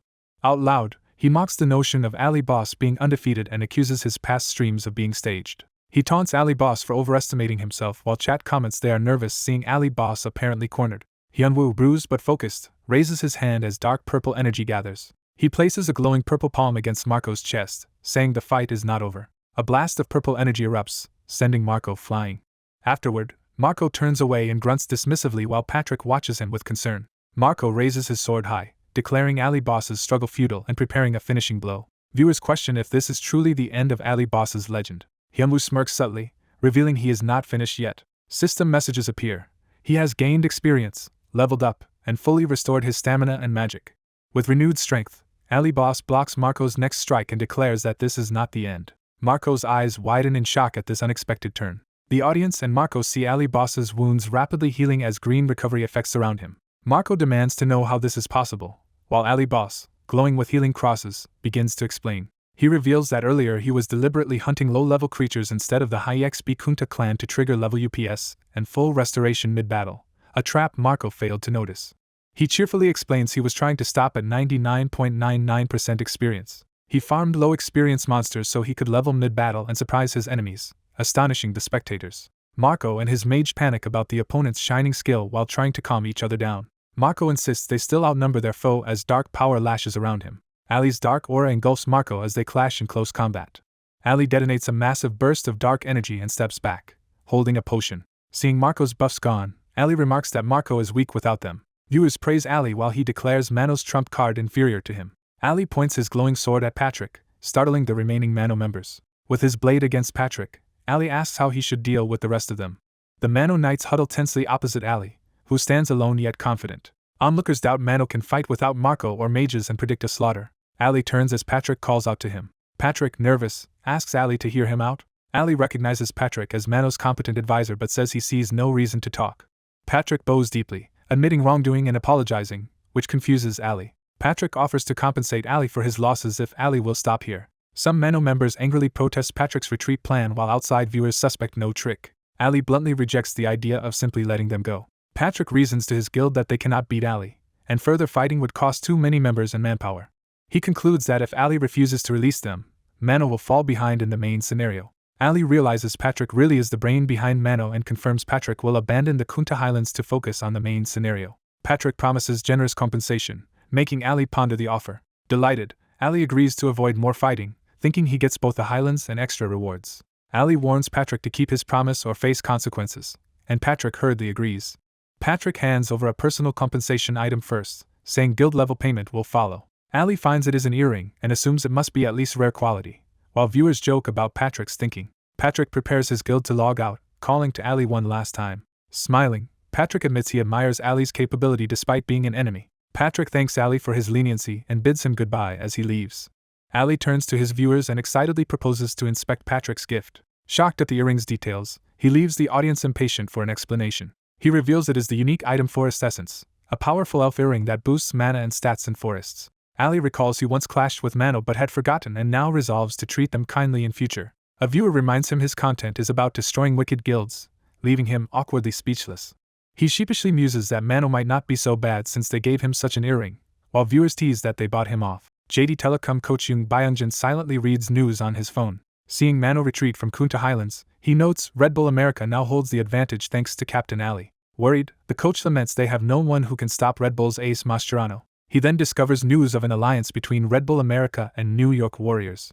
A staffer rushes in shouting for the coach's attention. He reports that the Mascherano, Reina alliance has already begun attacking JT Telecom, and the coach remarks on Mascherano's speed. At home, Ali lounges watching Red Bull's new video and enjoys seeing JT Telecom being crushed. He realizes Mascherano must have contacted Reina right after meeting him and allied while Ali fought Mano. Reina, wearing bunny ears, exclaims in frustration that Captain Ali is not coming. She grabs Mascherano's collar, scolding him for not warning her sooner, while he protests that Ali is simply busy. Reina angrily reminds him she only allied with them on the condition she could meet Captain Ali. Mascherano urges her to be patient, accusing her of just wanting a quick fight, while she claims she wanted to recruit Ali. Mascherano says Ali has no plans to go pro soon, though that could change, which Reina finds baffling given Ali's skill. Mascherano recounts how Ali rejected his own recruitment attempt after Masked Combat King, citing personal reasons. Remembering her past defeat to Ali, Reina frets it may be impossible to have him fight for them yet still burns to avenge that humiliation. Furious, she gives Mascherano 2 weeks to arrange a meeting with Ali or face her wrath. Mascherano hints there is a way for Reina and Ali to meet, thrilling her. Night falls quietly over the forest. Ali's bear pet excitedly demands the forest essence from its master. Ali feigns ignorance until the bear reminds him of the promised essence for a pet contest. Ali apologizes for forgetting and hands over essences, and the bear forgives him since it finally received them. The bear uses an essence, causing a glowing holographic form to appear beside it. Ali is startled as the bear happily declares it will consume the essences slowly via the new form. Ali asks when the bear learned that trick, and the bear reminds him it gained something earlier and jokes that Ali is forgetful. Ali recalls a past notification from the Hijin Mountains when his pet's mana surpassed 1500, and it acquired a new skill. The text explains the skill dimensional space, a rare pet-only inventory with 3 slots, and the proud bear boasts of becoming more useful. The bear asks for praise while Ali notes he can now use it as a porter. A status window shows Kan Hyunwoo at level 180 with greatly increased stats. Ali announces he is level 180, only 30 levels behind rank 1 player Rain. He fantasizes that becoming rank 1 will let him earn far more and give his parents a better life. He recalls the menacing face of Young Hanbik, fueling his resolve. Clenching his fist, he vows that succeeding in his plan will allow him to debut as a pro. He swears that once he reaches professional battles he will repay Young Hanbik for everything done to him. His dramatic vow is abruptly interrupted by his pet punching his face. Ali protests that he was having a cool moment, but the bear tells him to look at something. The bear points out a figure walking toward them through the forest. The stranger's slender legs approach, heels clicking. Reina appears, striding confidently toward Ali. She happily states she finally found Captain Ali here. Ali asks why Reina is there, and she flusteredly claims it is just a coincidence. She immediately blurts out that she has actually been searching places Mascherano mentioned for the last 5 hours. Ali mentally notes that she seems incapable of lying. He asks whether she has any business with him. She answers that she wants a duel. Ali repeats the word in surprise as his bear clings to him. Blushing yet determined, Reina formally asks Ali to duel her. Ali echoes her request, still taken aback. Reina explains she wants to fight him at full strength, unlike during their restricted masked combat king bout. Ali thinks to himself that win or lose, agreeing puts him at a disadvantage. He also recognizes that as a famous ranker and captain, she is valuable content that could earn him popularity. He finally agrees to duel just this once, making her ears twitch with excitement. Ali adds a condition that they bet experience points, with the winner gaining 30% of the loser's current level, and that he will stream the duel. He asks if she still wants to proceed, and she enthusiastically accepts. The bear plops down at the side, ready to spectate.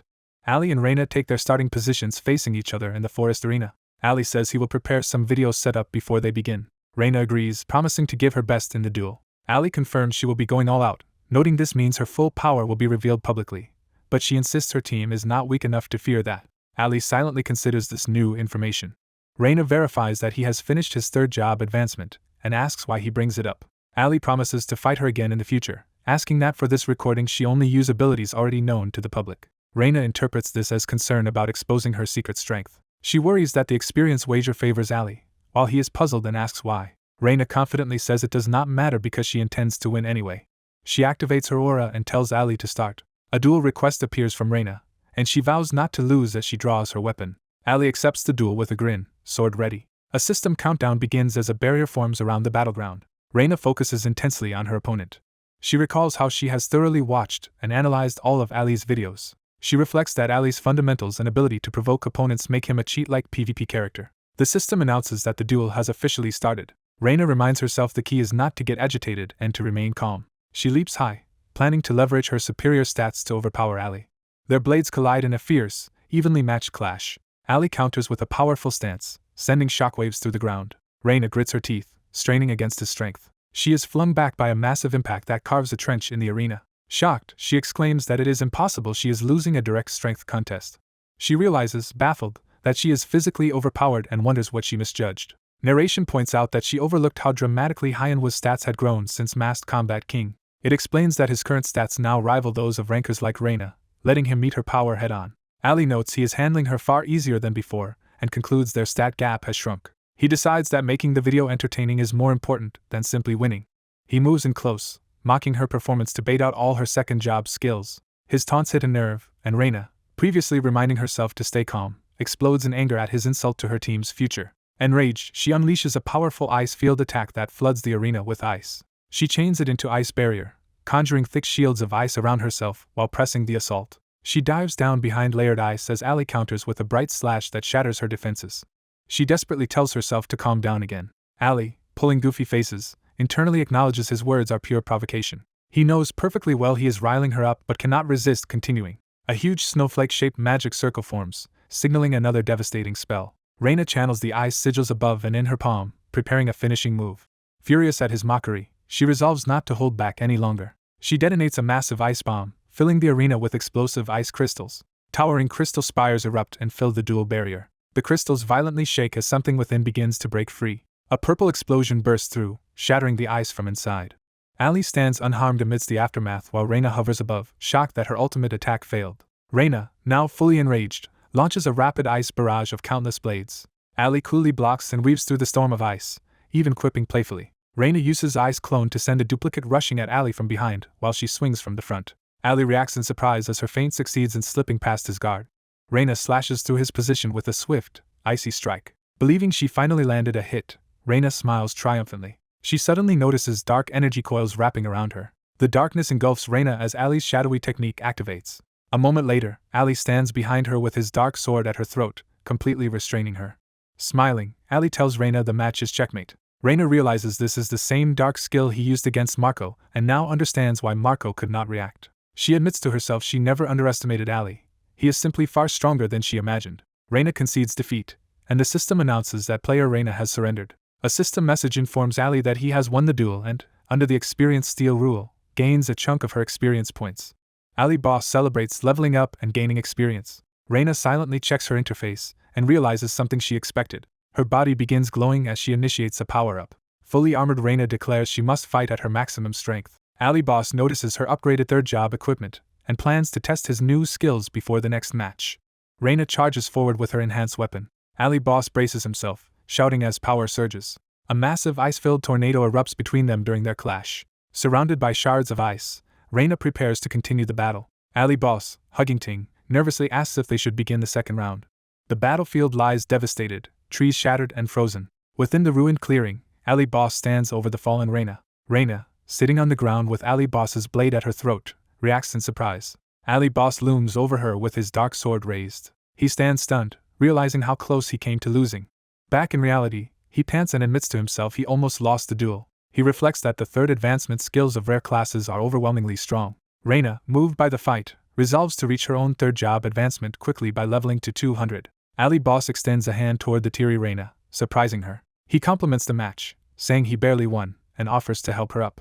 Reina, touched, asks if she can add him as an in-game friend. She accepts his hand and agrees. Later at lunch, his friend excitedly demands to know what happened when he met Reina. Ali Boss casually says they fought, and his friend is shocked he even wagered experience on the duel. He adds that he also became friends with her, prompting his buddy to gripe about his social skills. The friend changes the topic to ask Ali Boss's level. Assuming he is nearly 200, Ali Boss confirms he is 199. The friend orders him to complete third job advancement by next week. Ali Boss explains that the rebel base for the fifth main scenario has been found and the subjugation date set. He tells his friend the main event is about to begin, and they should be ready to exploit it. The scene shifts to a desert where a tall tower stands alone. At the tower, the mage Garen asks why LeBron's student has come. Ali Boss reports that Alkal's base has been discovered, triggering quest text about informing Spade. A notification states that the quest to Spade has been cleared. Garen says repairs for the item rake are finished, completing another quest and starting a new one to deliver Spade's answer. Ali Boss excitedly asks if all 10 tower floors are restored and if he can go to the 10th now, learning that restoration was done long ago. Garen, expecting the question, produces a magical key. He warns that while Ali Boss sped through Rake, the 10th floor will not be easy as magic engulfs Ali Boss. Garen grins, clearly pleased by the upcoming challenge. Ali Boss arrives on the 10th floor, where the system congratulates him and promises a certificate upon clearing it. A message explains that this floor will push his limits, which he questions aloud. Smiling, he acknowledges that a limit test is natural as a shadowy figure appears behind him. The system informs him that Shouting Start will begin a battle with his doppelganger. Ali Boss faces his white-haired duplicate and comments on fighting a doppelganger. Narration explains that a doppelganger is a monster created from player data that copies skills, appearance, and control while remaining emotionless. It then notes a countermeasure: use unique items that cannot be copied, allowing easy victory. Ali Boss says he owns an item that is his alone. He summons Ting onto the arena floor. Ting appears, insults his owner, and narration identifies him as a unique pet who was once a named NPC heir. Ali Boss goads Ting by asking if he wants to hit him. Ting protests the reverse psychology but denies wanting to hit him, while Ali Boss thinks he is transparent. When Ali Boss pretends to revoke Ting's chance, the bear becomes eager to attack and thanks his owner. Ali Boss points out the lookalike opponent, telling Ting to treat the doppelganger as him and hit it instead. Ting agrees. Ting cheerfully says that even hitting a fake of his owner sounds fun, to Ali Boss's irritation. The doppelganger coldly tells him to do his best and announces the start of the fight. The duplicate draws his dark sword, ready for battle. Supersized Ting lunges in, vowing to use the copy as a punching bag. Ting's massive fist crashes toward the doppelganger. The two trade heavy blows, Ting pressing the attack. Ting mocks the copy for only defending, calling him a pathetic fake owner. Ali Boss amusedly thinks Ting is stupid while the bear rants about burning, freezing, and beating the fake to death. The doppelganger counters fiercely, telling Ting to realize how terrifying his true master is. Ali Boss activates a ring, preparing a hidden move. The duplicate slashes Ting's enlarged body with a powerful strike. He then charges a deadly purple spell in his hand. The magic blast punches straight through Ting's torso. Ting chokes in pain. The doppelganger's next blow sends Ting flying across the arena. Ting crashes unconscious at Ali Boss's feet. Ting whimpers that he did not expect the opponent to fight back, while Ali Boss admits he thought Ting could finish the foe. Ting, now afraid, says he will just support from behind, and Ali Boss tells him to focus on buffs and magic. The two versions of Ali Boss square off alone once more. The doppelganger eyes him intently, analyzing. Ali Boss notes that because of Ting the enemy managed to copy the giant's skill as well. Both fighters activate Strength of Giant, dramatically raising their strength. The system repeats the same buff notification for the doppelganger. Empowered, Ali Boss clashes violently with his copy. Their collision explodes, shaking the entire arena. Their swords grind together as they struggle for dominance. Ali Boss feels something change and reacts in surprise. He leans in during the bind, telling the doppelganger there is something he ought to know. Ting hastily casts Spare's Momentum and Forest's Blessing, heavily buffing Ali Boss's endurance, strength, defense, and regeneration. Ali Boss grins that he is far from a fair fighter as his doppelganger strains. Narration reiterates that doppelgangers exist solely to kill their originals. The two exchange relentless purple-tinged attacks across the arena. Narration adds that to achieve this goal, doppelgangers will use any means and are willing to sacrifice anything. It emphasizes again that their only purpose is killing their original self. Yet the copy's murderous instinct begins turning into personal desire as he thinks about how badly he wants to kill Ali Boss. During the fight, Ali Boss taunts the duplicate by dodging and mocking his miss-swings, asking if he is angry. The doppelganger, now emotional, curses Ali Boss as a cheap, sneaky opponent. He plans to stall for time until his own giant skills come off cooldown. Narration states the doppelganger has one advantage over the original. The copy believes he was created from Ali Boss's prime data and claims he is consistent and unwavering, unlike his original. Ali Boss cheerfully says he is the same way. Their high-speed clash continues, with both landing and deflecting blows. A system message announces that Giant's spirit has expired and their strength stats have dropped. The doppelganger notices the buff fading and moves to capitalize. Using the remaining power, he unleashes an enormous upward blast at Ali Boss. Ali Boss counters by reactivating Giant's spirit on himself alone, regaining a large strength advantage. He realizes something as he watches his opponent's reaction. The doppelganger raises a glowing hand, charging another spell. He stands dramatically with a sphere of energy overhead, readying a finishing move. He calls out Magic Explosion and detonates the spell toward Ali Boss. Ali Boss flies upward through debris, amused the copy is using tricks based on his own data. Looking down through the collapsing arena, he asks if the doppelganger plans to kill them both. The doppelganger dives toward him through the rubble, sword aimed to finish things. Ali Boss stares at the incoming strike. But he was baiting the blow, smirking, he counters with his own attack. The doppelganger is stunned as Ali Boss unexpectedly blocks and reverses. Ali Boss chides him for assuming he would drop his guard and says he should focus only on winning. Adding that this is expected of his doppelganger, he uses a combined Magic Explosion and Bash technique. The devastating combo batters the doppelganger repeatedly. The copy is smashed into the arena floor and lies defeated amid the ruins. The system declares the 10th test cleared and promises a reward as Ali Boss exhales in relief. Ting peeks out, saying this proves even the system cannot truly imitate his arrogant but genuine master. Ali Boss receives Lake's certificate, a powerful token, and wonders what it is. Text explains the certificate ring boosts all stats by 100 and grants Academy access. Amazing Ali Boss. He happily calculates that with 3rd class he can equip 2 more rings, then notices even more rewards appear. System messages grant him the titles Lake's first graduate and first player to surpass limits. Details show the first title increases skill power by 10%. The second title makes EXP gain and skill proficiency grow 10% faster. He exclaims about gaining 2 new titles and also receiving a map. Examining the parchment map, he jokes that such an old-fashioned item ruins the mood but admits these rewards are huge for a simple message delivery. Suddenly remembering the time, he panics and asks what hour it is. He immediately contacts the mage, begging to be warped back to the village, and the exasperated mage complains he is not a teleport gate. The scene shifts to a grand hall where a major meeting is about to be held. Representatives from many guilds and teams sit around a long table. The leaders of New World preside at the head of the meeting. Pioneers leader Mano is introduced among the attendees. Guryong and Phoenix from another group are also shown. Reina and another New York Warriors member appear as representatives of Red Bull America. New World's leader thanks the 20 gathered guilds and teams for accepting their invitation. Phoenix asks why they were called, and New World explains everyone here aims to defeat the rebels in the current main scenario. They add that Mascherano and Reina discovered the rebel stronghold, so this council will coordinate the main scenario's leading forces. Before detailed discussion, New World asks them to wait for one more important person who has not yet arrived. When the doors finally open, the hosts greet the newcomer enthusiastically.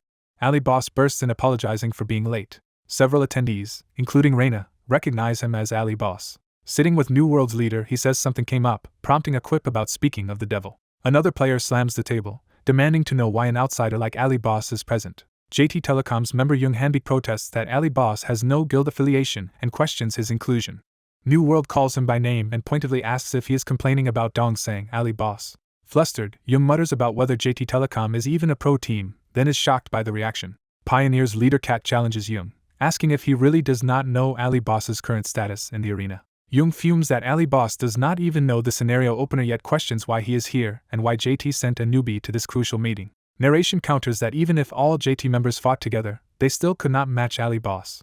New World's leader grins ominously, clearly agreeing. Ali Boss suddenly pleads with everyone to stop attacking Rocknim verbally. He argues that Rock is just as human as the rest of them and might be touchy because JT has been underperforming. Hearing this, Young grits his teeth but reluctantly agrees to drop it so the meeting can proceed. New World silently notes Young does not realize what monster he is provoking, while Ali Boss thinks he really should not mess with Dong saying. The blonde officer calls the gathered leaders to order and starts the meeting. New World scouts report that main scenario rewards will vary by performance, surprising some who thought they knew everything. The blonde officer explains their true priority is stopping future empire-wide rebellions, not just destroying the rebel stronghold. He states that New World aims to clear the main scenario quickly with few casualties to maximize rewards, then yields the floor to his senior. The senior warrior says he dislikes long speeches and will be brief.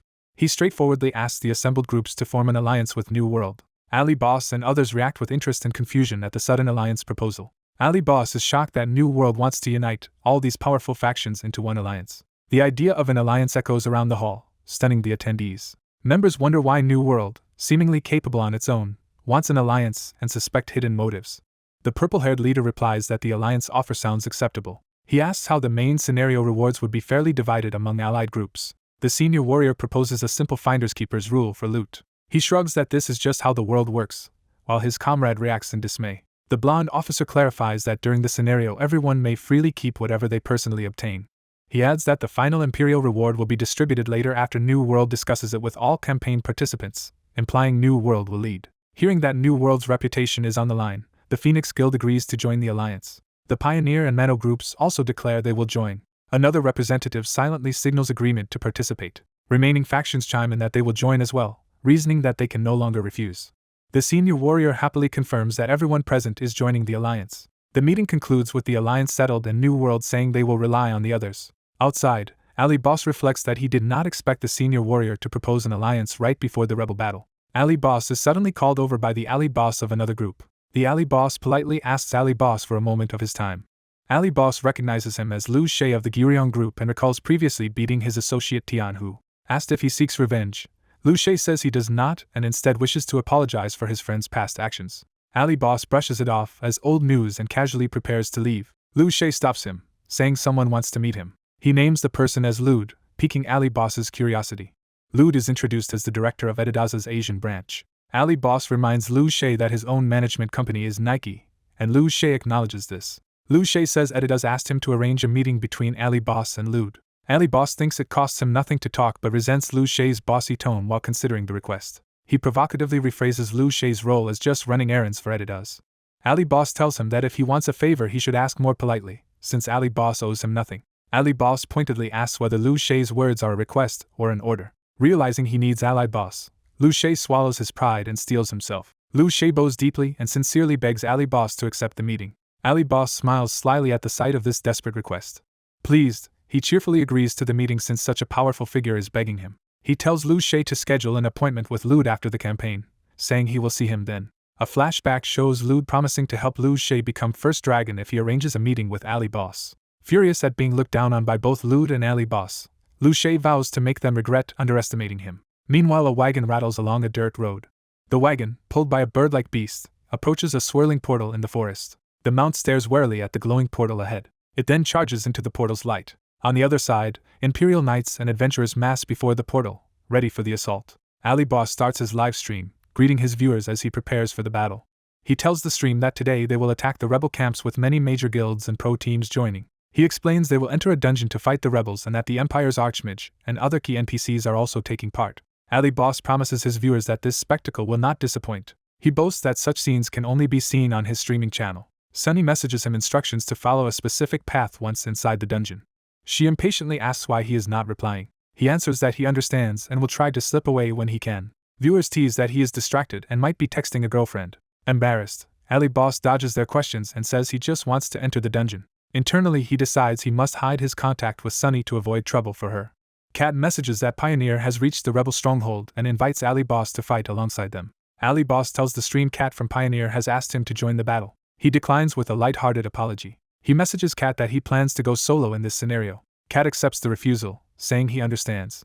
Slightly dejected, Cat turns back to his own party and suggests they begin the assault without Ali Boss. Ali Boss chooses to enter the rebel stronghold dungeon on his own. He steps through the portal into the dungeon.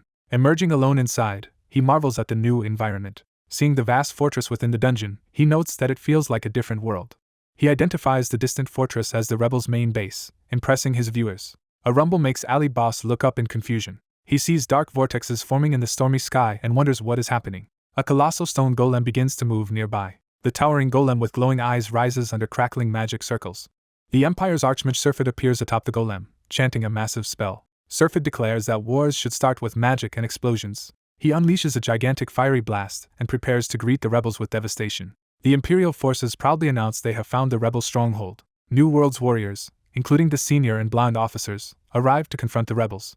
Phoenix's leaders watch the battlefield tensely. Other knights stare in shock at the unfolding magical bombardment. Strategists from Mano shout directions as troops ready their charge. Ali Boss anxiously watches events from his own vantage point. He reacts with alarm as the sky-born fireball streaks toward the fortress. He worries that the main scenario might end instantly if the spell obliterates the stronghold. The meteor-like spell slams into the fortress in a blinding explosion. Flames and shockwaves roar as the blast engulfs the structure. Ali Boss braces himself, wondering if the scenario will really conclude so abruptly. From above, Surfid observes the huge explosion churning over the forest. Surfid notices something odd in the smoke and mutters in surprise. The outline of the fortress appears intact within the dispersing blast. A powerful hexagonal barrier is revealed, having shielded the stronghold. Surfid is stunned that his magic could not destroy the barrier. The barrier still shimmers ominously over the fortress. A moment later it suddenly shatters apart. Surfid hurriedly claims he broke the barrier exactly as planned, while Ali Boss doubts that. Inside, debris falls from the vaulted ceiling as the stronghold trembles. A hooded messenger kneels before the rebel leader and addresses the Emperor. The messenger reports that Imperial forces have breached the barrier with magic and will soon advance with adventurers. The massive rebel general on the throne responds with a curt acknowledgement. Reasoning that Surfid must be present if the barrier was broken, the general decides Alexander intends to end things today. He orders his subordinate to release the undead. The hooded figure is further commanded to turn all the knights into undead and hunt down Alexander. The general states that once Alexander sees this, he will learn who truly deserves to rule. The fortress gate's heavy spikes slam into the ground as it opens. A vast undead army begins pouring out of the gate. Countless skeletal and zombified warriors surge forth. The Imperial commander rallies his men, announcing that Surfid has destroyed the barrier. He orders the Imperial army to charge and annihilate the enemy. New World Senior Warrior exclaims that the real battle is finally starting and looks forward to the fun. A tactical map shows each allied guild advancing toward the rebel center while Ali Boss lingers alone. Ali Boss stands isolated, humorously marked as all alone on the map. Viewers question why he is not charging with the others and worry he might lose out on rewards. Ali Boss waits until the others are gone, wondering if the coast is clear. He then happily announces to his viewers that it is time to head to his secret meeting place, ignoring their confusion. The forest path lies quiet ahead of him. His boots step determinedly along the trail. He looks around, trying to recall exactly where the rendezvous point is. A hand suddenly grabs his shoulder from behind. Reacting instantly, Ali Boss whirls around and swings his dark blade. He stops mid-strike upon realizing who it is. The hooded girl reveals herself as Jenny, grinning sheepishly. She asks him to lower his sword, and he apologizes as they face each other in the woods. Chat messages speculate that this Jenny is not an NPC and might be a player.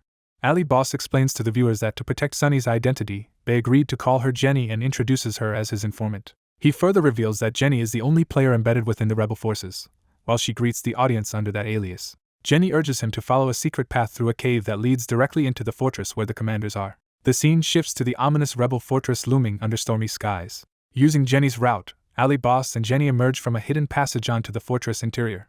Inside, Ali Boss spots a fearsome armored figure patrolling, indicating the presence of strong enemies. From a high ledge, they observe the corridors below without being noticed. Jenny draws Ali Boss's attention to a specific target. She identifies the red-haired armored man below as Held, one of the rebel commanders. She explains that Held, known as the Dark Knight of Alkal, usually works alone, making him an ideal opponent for solo fighter Ali Boss.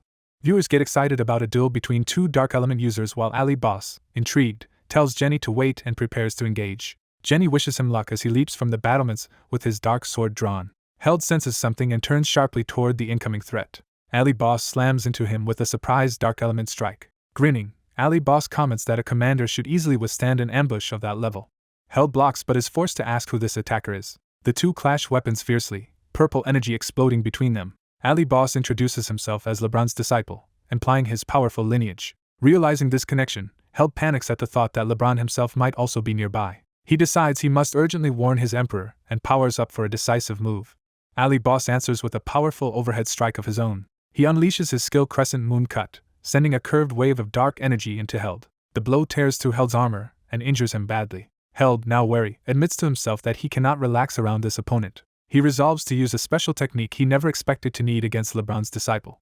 A dark armored foe activates a purple energy movement technique, leaving trails on the ground. The masked protagonist is suddenly surrounded by this ominous purple energy and looks alarmed. The dark swordsman appears right behind the protagonist using the movement skill, startling him. The enemy slams a powerful purple attack into the protagonist, sending his spirit form flying. Recovering, the protagonist dashes forward with blue energy, preparing to fight seriously. He stares at his opponent, wondering how this man can use the same movement skill as him. The armored enemy stands wreathed in purple power, which he calls Heavenly Dark Steps. The protagonist's eye widens as he realizes what technique is being used. He mentally questions how this opponent is using Heavenly Dark Steps, facing him across the hall. The enemy recalls learning a technique called Abyss Moving from a book he once found, and used since joining Alkal. He thinks he never expected to use Abyss Moving on someone like this while rushing in. Mid-charge, the enemy is shocked by something the protagonist does. The protagonist counters with the same movement skill, and the enemy yells in disbelief that he can use Abyss Moving. The protagonist deduces Abyss Moving is the same as his Heavenly Dark Steps, likely tied to his Heavenly Demon Dark Arts quest. He decides that since they share the same skill, this mirrored battle will make great video content as they clash.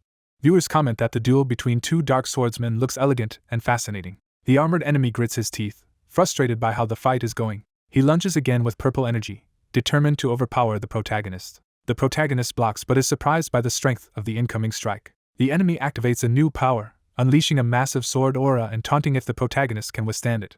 The protagonist is shocked that the foe can wield a sword aura, while viewers note sword aura surpasses sword ki and wonder if he is a special NPC. The protagonist struggles to block as the enemy's sword aura crashes down on his blade. He braces himself, straining to hold back the overpowering aura. The armored foe relentlessly hammers down with sword aura while the protagonist defends. Viewers observe that sword aura easily overwhelms sword ki and worry the protagonist may run out of mana. The enemy raises his weapon overhead, preparing a finishing blow with full power. The protagonist declares he will end the fight with his next move. His unmasked alter ego looks on tensely, watching how this will play out. The enemy dives from above with a devastating sword aura strike toward the protagonist. Their blades meet in midair, sword aura colliding with the protagonist's attack. The clash continues, with the enemy's aura pressing down as the protagonist holds his ground. Using Abyss Moving, the protagonist suddenly slips past and lands a swift counter-strike on the enemy's side. The enemy is stunned by this technique, while viewers marvel at the protagonist's sword ki skills. Bleeding, the armored foe is shocked that another swordsman besides LeBron can control magic so well. Refusing to accept defeat, he decides he cannot lose here. He begins invoking another dark technique, opening a swirling purple vortex beneath his hand. The protagonist smiles darkly, readying himself for whatever comes next. He charges, cloaking his fist in purple energy derived from his dark arts. He fires a massive purple beam attack, unleashing his power in a straight line. The beam smashes into the wall above the enemy, fracturing stone. The armored foe looks down in shock as the blast pierces through his armor. His body slumps lifelessly, signaling his defeat. System messages announce that 3rd Rebel Knight Commander Hello has been defeated, granting the protagonist the XP, a level up, and full recovery. The protagonist remarks that the enemy was about to perform some move at the end and wonders if sparing him might have helped the Heavenly Demon quest. He reflects on how strong sword auras are, recalling how Reina also became powerful after unlocking her 3rd class and concluding that good gear and high levels are crucial. He resolves to unlock his own 3rd class quickly to gain a sword aura, while Jenny runs toward him. Jenny excitedly calls out to Ali Boss as she rushes over. She praises him for defeating the commander alone, and he proudly agrees. Jenny thinks his acrobatic movements were even more impressive in person than in his videos. The protagonist eagerly checks the dead commander's loot, curious what a rebel leader drops. Discovering the item, he grins at his viewers and announces that they have hit the jackpot. A global status notice appears stating that 3rd Rebel Knight Commander Hello has been defeated. Other players see the status message, shocked that one of the rebel leaders has already fallen just as they were about to attack the fortress. 2 adventurers assume Kang Hyunwoo, Ali Boss's real identity, is the one who killed the commander. Elsewhere, Sukjing and his ally realize Ali Boss is scooping up rewards. They worry they will miss out and suggest mimicking his strategy. Another pair of adventurers receive the same message and excitedly tell their master that a commander has been defeated. Reina, seeing the announcement, is annoyed and pays close attention to who did it. She realizes the commander was slain by Ali Boss. Ali Boss stands dramatically in his white coat, his reputation growing. Viewers demand that he show the loot item, even offering donations as he adjusts the camera. Multiple viewers send large gold donations, urging him to reveal the item. He thanks them for the donations and promises to show the item immediately. Chad accuses him of stalling to collect money and notes how quickly he capitalizes on opportunities. He reveals the unique dark magic sword Dark Star to the stream and shows its powerful stats. He explains Dark Star is among the top attack items, liking especially its defense penetration and extra dark damage, while viewers call it overpowered and note how much his attack must have risen. He muses that if the mysterious seal on his older half-sword is removed things could change, but for now Dark Star is far superior. Jenny wonders why he is not showing the audience another item he looted. He asks Jenny to immediately guide him to the next enemy leader, and she happily agrees. A notice soon declares that 4th Rebel Knight Commander Liquid has also been defeated. Another message announces that 3rd Rebel Magic Corps Commander Luane has fallen, astonishing Jenny as she recognizes the huge mascot doing it. A further notification proclaims that 5th Rebel Knight Commander Kalu has been defeated, partly thanks to Tangy. Outside the fortress, the battered walls crumble as forces surge through the breach. Soldiers cry out that the wall has been broken and the battle intensifies. Defenders realize Ali Boss is eliminating rebel leaders one by one. Fearing only scraps will remain, they rush forward. Knights and warriors battle fiercely on the field as the war spreads. Mano Guild's leader grumbles that Ali Boss keeps taking all the rewards despite others doing the hard work. He thinks that if he cannot outpace Ali Boss in this main scenario, he will never avenge his previous humiliation. He recalls being overshadowed by Ali Boss in the past and burns with determination to surpass him. A guild member rushes in, informing the guild master that scouts have sent urgent news. The officer, eyes glinting, demands to know what the scouts discovered. He is told that scouts have found the rebels' general, the scenario's main boss. Meanwhile, another notification confirms again that Commander Kalu has fallen, panicking rebel troops below. Ali Boss, with Tangy perched on his shoulder, notes that he has already eliminated 4 leaders and believes he can monopolize the remaining enemies. A system alert interrupts, announcing that Mano Guild has started the scenario boss raid, shocking him. He mentally repeats that Mano has begun the boss raid, realizing he is late. Viewers discuss how Mano seemed like they were just collecting scraps but have now flipped the situation by challenging the boss first, debating the risks of their gamble. Ali Boss weighs that killing 4 Alka leaders is nice but nothing compared to defeating the scenario boss, and he wonders what to do next while Jenny adores Tangy. He looks at a new message window in confusion. Sukjing messages him to come to the fortress's eastern gate immediately. Ali Boss replies that he is busy since Mano has already found the boss. Sukjing says that since they now know the boss's location, they should gather and decide raid order. Ali Boss enthusiastically answers that he will rush over at top speed. He internally praises Sukjing's perfect timing. Sukjing and his tall companion arrive confidently at the rendezvous point. Many high-rank players, including Ali Boss, assemble on the fortress steps for a strategy meeting. Sukjing announces they will now determine the order in which parties will challenge the boss. Some suggest rock, paper, scissors or drawing lots, while others worry leaving such an important raid to luck is unwise. An ally proposes deciding the order through a 1v1 tournament, and Ali Boss excitedly loves the idea. Ali Boss beams with sparkling eyes at the suggestion, clearly eager. Another leader rejects the tournament as wasteful and instead suggests each person state which attempt number they want and bid on it, resorting to lots only if necessary, while Ali Boss privately laments the lost idea. They ask who wants to raid after Mano Guild, noting going second is risky because there may be no time to plan once Mano wipes. Ali Boss reasons that a main scenario boss will not be easy, so they should avoid going immediately second. He volunteers loudly to go if no one else will, claiming the second raid slot. Asked if he will join with another party or guild, Ali Boss declares he intends to challenge the boss alone again. His allies watch, wondering why he seems so relaxed and if he actually has a strategy. Reina thinks that if anyone can, this guy might really pull it off. Other adventurers echo that if it is Ali Boss, he might solo the raid. Many conclude he might truly be able to clear the boss alone as he gets Sukjing to share the exact coordinates. Ali Boss holds out his hands, preparing for what comes next. He tells his viewers he will be the second to attempt the boss raid and begs them to tell him where Mano Guild is streaming because he has no time.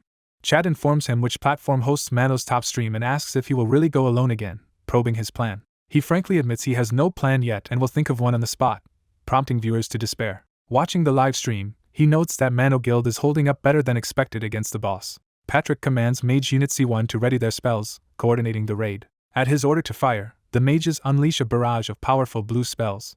Ali Boss comments that Patrick truly is a great mage who can cast while issuing orders, something rare among casters. The Mano Guild master, Marco, asks everyone to focus their buffs on him as their secret weapon. Seeing this trump card being used, Ali Boss wonders if Marco is about to land the killing blow. Buffed Marco charges in with tremendous power, and Ali Boss worries they might actually win. Marco's strike tears into the cloaked boss, engulfing him in explosive light. Believing he has succeeded, Marco follows through with his golden slash. He smiles confidently, thinking victory is at hand. However, the boss stands unfazed, and Marco demands to know why he is smiling. The rebels' general reveals he survived and mocks Marco for thinking he had killed him. The boss introduces himself as General Edward, dismissing Marco as merely a pest sent by Alexander. Marco realizes in panic that his sword is stuck and will not come out of Edward's body. Edward brutally smashes Marco into the ground, demonstrating his overwhelming power. The impact sends shockwaves through the chamber, devastating the floor. Patrick and the others scream for their guild master as he is crushed. A system message reports that player Marco has been afflicted with the sleep status, leaving him incapacitated. Edward lifts Marco's limp body by the face and asks the others if this is really their leader. He tosses Marco back toward his allies, ordering them to take him away. Edward sneers that Marco's sword is so insignificant it is not even worth pulling out of his body. Patrick orders everyone to form a defensive formation and stall for time until the guild master recovers.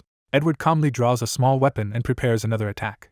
He powers up with glowing purple eyes, unleashing a surge of dark energy. Patrick watches in horror as the boss readies a massive swing. Edward's red slash obliterates the front line, sending mages flying and shaking the battlefield. Ali Boss and Tangy, watching via stream, are stunned, while viewers praise how effortlessly the boss sends people flying and call him a monster. The broadcast briefly shows Alexander's bloody body, underscoring Edward's hatred. Edward vows on the stream that the day he rips Alexander's head off is coming soon. The screen flashes with a blinding light as the transmission cuts in static. Ali Boss stands outside the fortress with Tangy, preparing to take on the boss 1v1 as viewers question whether this will be his first loss. He announces a 5-minute break to prepare for the raid, cutting to a playful break time screen while viewers impatiently complain. Off camera, Ali Boss panics, admitting to himself he is screwed and wondering how he can possibly beat such a monster. He analyzes that Edward's stats are so high he crushed buffed Marco and recovers incredibly fast, while also being a very intelligent human-type boss. He recalls that Edward is known as the Emperor's younger brother and realizes this will likely be the strongest boss he has ever faced. Determined, Ali Boss decides to use every resource he has, pinning his hopes on the mysterious book looted from Held. Opening the diary triggers a Heavenly Demon Dark Arts quest to trace the previous master's remnants, confirming his hunch. System messages state he has cleared the first Heavenly Demon Dark Arts quest, gained EXP, and received a new A+ rank quest to seek the previous master's remnants.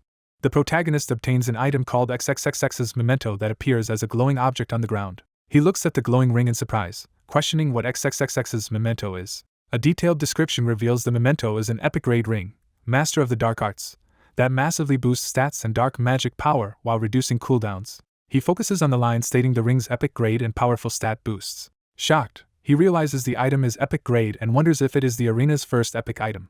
Remembering how hard the quest was, he laments, only now realizing it was a killer quest. Comparing it to his old ring of nostalgia, he decides to equip the new ring because its specs are higher. Upon equipping it, system messages announce Heavenly Dark Arts proficiency rising, and that he has gained a new skill, Breath of the Heavenly Demon, a magic tempest with a 5-minute cooldown. He confirms he has obtained a new skill that creates a magical tempest, while Tang jealously wishes for a skill of his own. He begins casting Breath of the Heavenly Demon for the first time.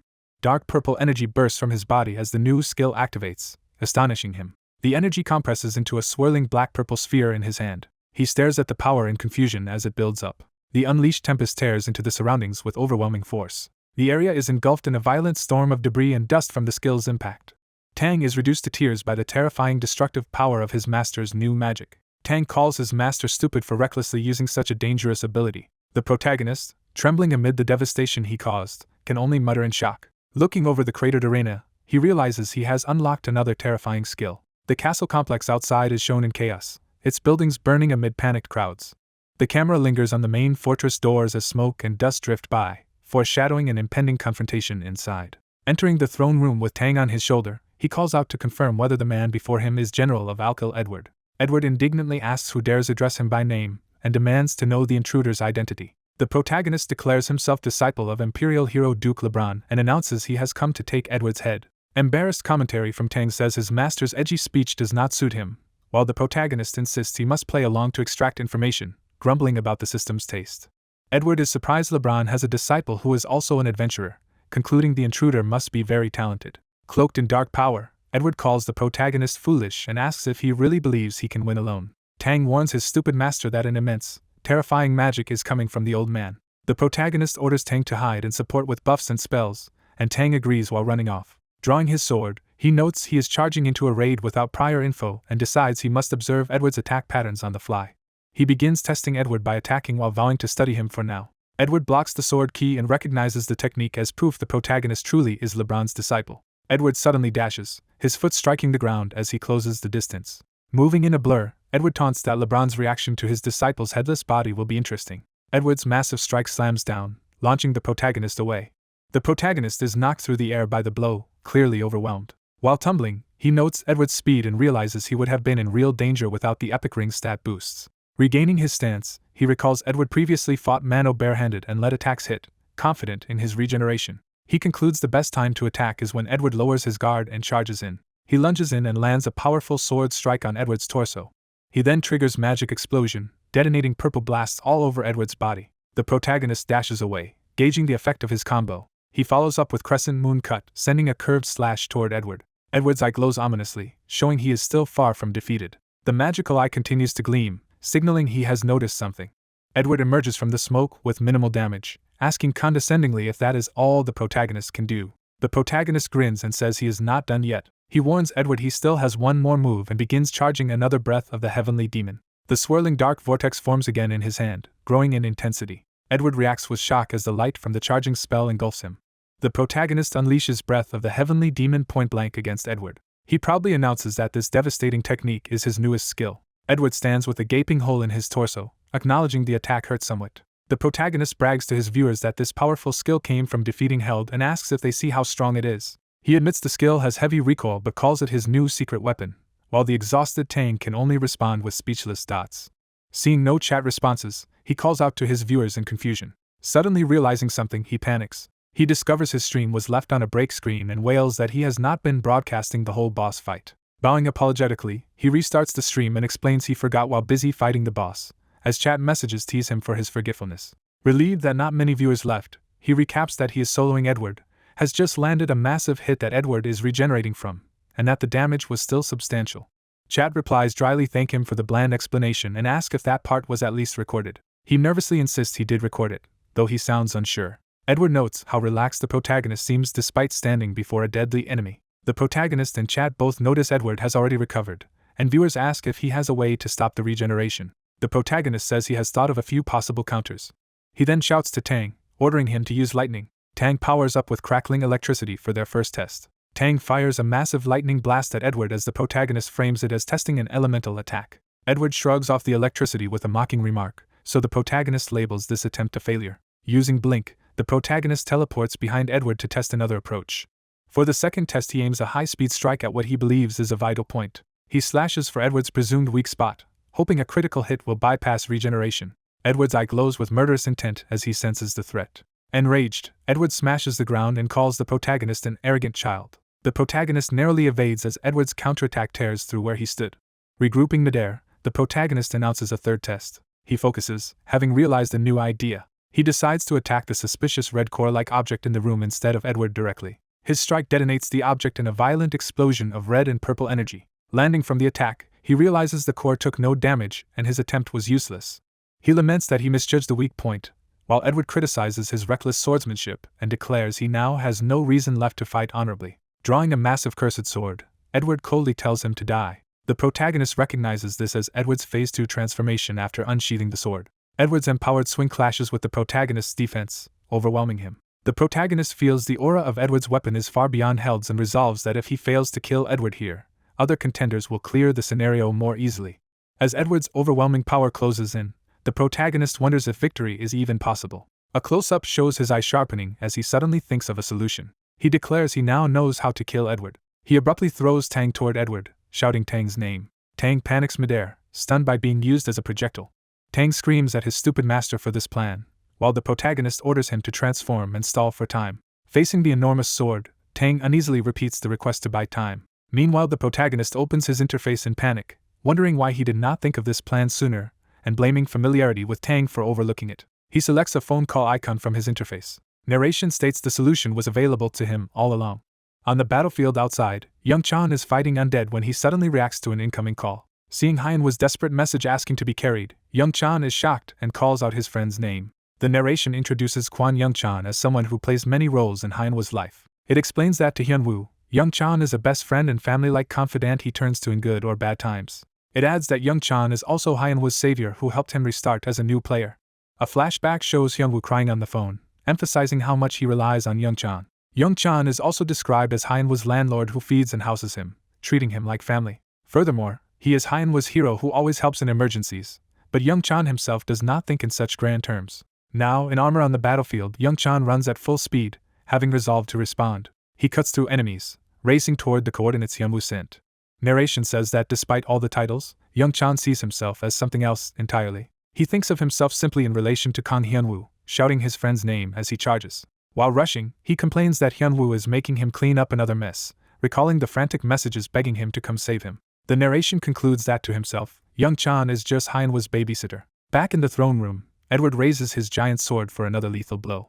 Giant Tang interposes himself, blocking the attack and exclaiming in alarm. Tang yells at his stupid master as he strains to hold off Edward's strike. Edward follows up with another crushing blow, slamming the protagonist again.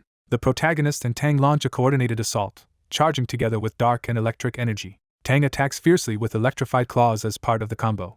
Their joint strike creates a huge explosion against Edward. A split panel shows both Tang and the protagonist gritting their teeth, fully committed. Edward howls in pain as the assault continues. Rising from the smoke, Edward asks how long they plan on using such futile attacks, and says they should realize none of them truly hurt him. The protagonist notes they are only trading blows while Edward still has tremendous magic, and has not fully regenerated from the last wound.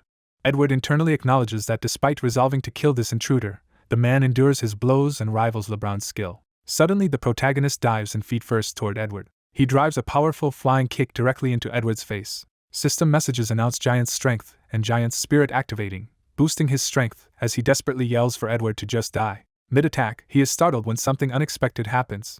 Edward grabs his leg, bragging that he has finally caught the pesky intruder. The protagonist reels, flung around while still in Edward's grasp. Tang watches in horror as Edward hurls the protagonist and wreaks havoc, shouting for his stupid master. Edward violently swings the captured protagonist through the air. He smashes him into the floor with a brutal throw. Edward's sword embeds in the ground, showing the force and proximity of the attacks. Edward charges again in a flurry of red-black power to finish him. His eye narrows with killing intent. Suddenly Edward reacts in surprise as something blocks his strike. The protagonist's unique item, Lotan's ceremonial coat, auto-activates and reveals its stats and the ability to use Wraith form. Description appears for Wraith form, explaining it grants brief invulnerability to non-divine attacks, and the protagonist notes, he only negated the Claymore's direct damage while viewers praise his reflexes. Edward grumbles that the protagonist is as persistent as a cockroach, not just an annoying fly. He still insists this will be the end, reasoning that the protagonist should barely be able to move in his current exhausted state, while viewers speculate worriedly about Ali Boss losing. Chat jokes about hoping he loses for the first time as he grimaces at their lack of faith. A notification pops up, and he looks at his screen in surprise. Smiling slyly under new visor-like shades, he reacts to what he sees. Showing Young Chan's face on the call window, he taunts that he is not going to die. Outside the fortress, Young Chan vows that Ali Boss will not die until the game shuts down. Approaching the entrance, Young Chan follows the shared coordinates and wonders why Hyunwoo is not answering his call. He guesses Hyunwoo might be too busy fighting the boss to pick up. Reasoning that Hyunwoo must be in real trouble if he asked for help, Young Chan resolves to step up. Young Chan sends Tang ahead, telling him where Hyunwoo is and instructing him to ask the streamer for help. Inside, Edward raises his sword to crush the battered protagonist once more. Shining armored boots land in the throne room, signaling Young Chan's arrival. Edward turns in alarm toward the newcomer, eyes wide as the tide of the battle is about to change. LeBron suddenly appears and intercepts Edward's massive attack, saving Hyunwoo. Hyunwoo, relieved, praises LeBron's perfect timing. Earlier, Hyunwoo urgently asked Young Chan to tell LeBron he was fighting Edward alone and needed help. Hyunwoo thinks LeBron is the one who can definitely end this, and teases him for arriving late. LeBron arrives in gleaming armor, scolding his disciple for not thanking him as spectators comment on his timely entrance. Edward, his arm reforming, remarks that he did not expect LeBron to come to him voluntarily. Edward addresses LeBron while Hyunwoo retreats to give the two powerful men space. LeBron greets Edward after a long time and tells him to stop tormenting his student. Edward gladly welcomes LeBron, vowing to kill Alexander's closest advisor and then march on the imperial capital. Empowered by black magic that grants him immortality, Edward mocks their futile attacks. Edward boasts that neither LeBron nor Emperor Alexander can defeat him now, while LeBron reacts in silence. LeBron calmly pierces Edward from behind with a single swift thrust. As Edward coughs blood in shock, LeBron says he knew his student could not have lost by skill alone. LeBron concludes that Edward relied on a cheap trick rather than true power. Hyunwoo is awed that LeBron felled the monster in one strike while LeBron apologetically recalls not stopping Edward long ago. LeBron muses that sparing Edward in the past led to this mess, while Hyunwoo urges him to stop monologuing. Edward rapidly regenerates and claims even LeBron and Alexander together cannot kill him. LeBron calls out to his disciple, making Hyunwoo look at him questioningly. LeBron begins explaining that defeating an immortal black mage is actually straightforward. He says you simply destroy them until nothing remains to regenerate, slashing at the recovering Edward again.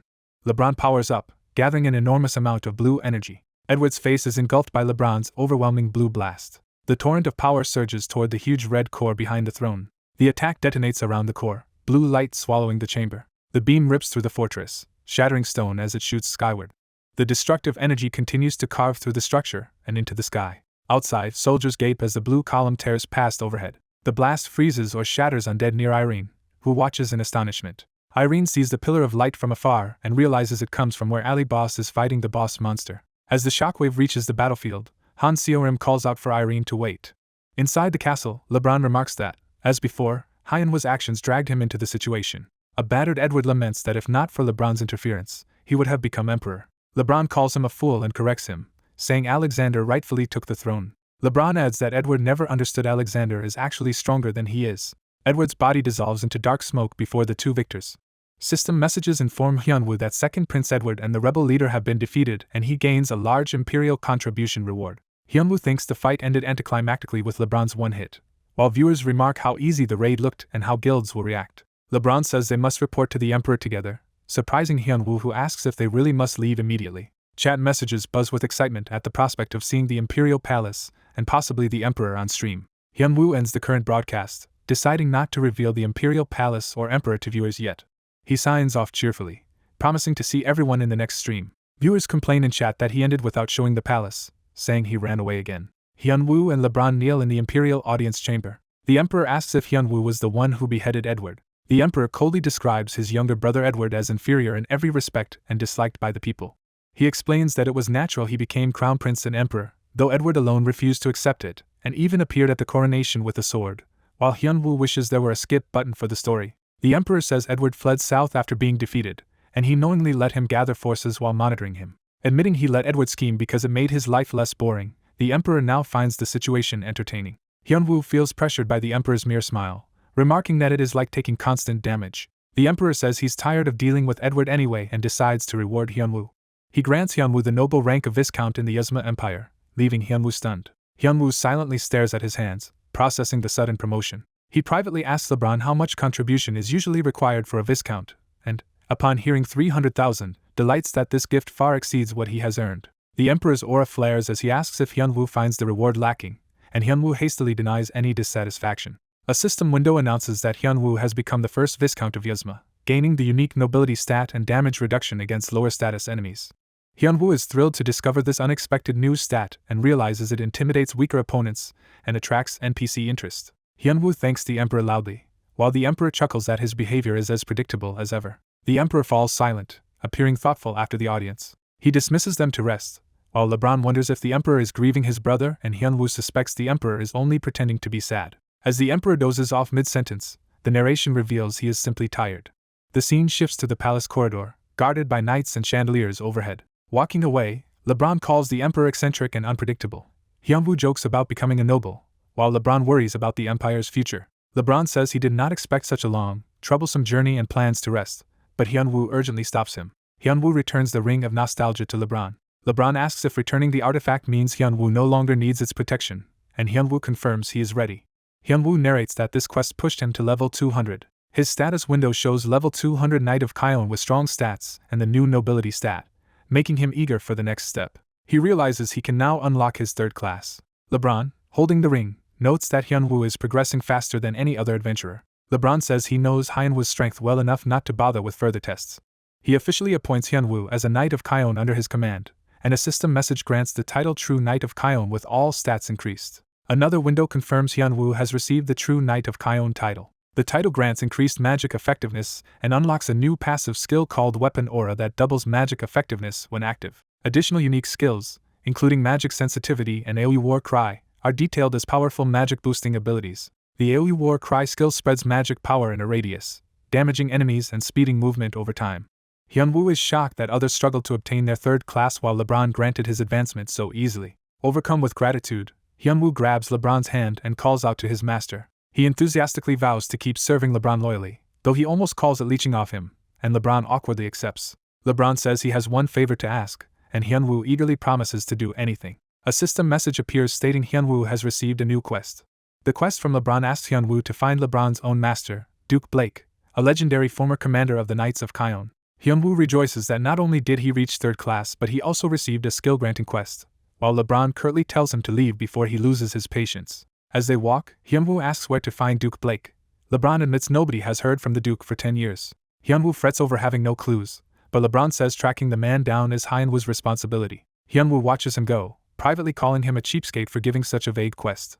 Back in the corridor alone, Hyunwoo decides it is time to log out of the game. In the real world, Hyunwoo's avatar disappears from the monitor as two staff members observe. Support team member Kim Kon-sang nervously asks his superior if they can really allow Ali Boss to keep doing so much. Team leader Kim Jin-young asks if there is a problem. Jin-young explains that Ali Boss has been monopolizing every part of the game, from main story to pet content to mass combat. Kon-sang points out that the main scenario is now ahead of schedule and they originally intended LeBron, not Hyunwoo, to defeat Edward, but Jin-young says nothing is bugged so there is no issue. Jin-young reflects that, after the legend Melee God, he never expected another player to keep their team so busy and notes that even internal staff don't know Ali Boss's true identity. He thinks Hyunwoo deliberately hides that he is Melee God to avoid complications, and wonders how far ahead the player has planned. The narration muses that if Hyunwoo's dual identity is exposed, it will greatly impact the game arena. Hyunwoo bursts into Youngchan's room shouting his name, while his friend is mid-change. The narration continues wondering how much revelation of his identity will affect arena. Hyunwoo happily announces to Youngchan that they are eating chicken for dinner. Later, in-game again, Hyunwoo says he has obtained new information. Sunny meets him in the forest and confirms she has intel that could guide the remaining scenarios. She reveals that a powerful dark mage is furious over the rebels' defeat and plans to attack the Empire to avenge his slain leader and disciple.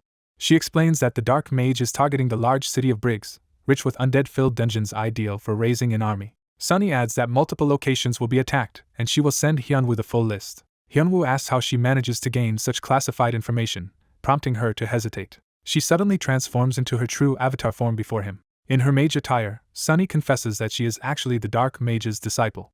She says that had she known he opposed the Empire she would not have become his student, though being his disciple did let her gather valuable intel, which Hyunwoo acknowledges a high-level Dark Mage would have. Sunny says that is all the intel for now and wants to move on to the main topic, confusing Hyunwoo. She reminds him not to have forgotten their promised collaboration.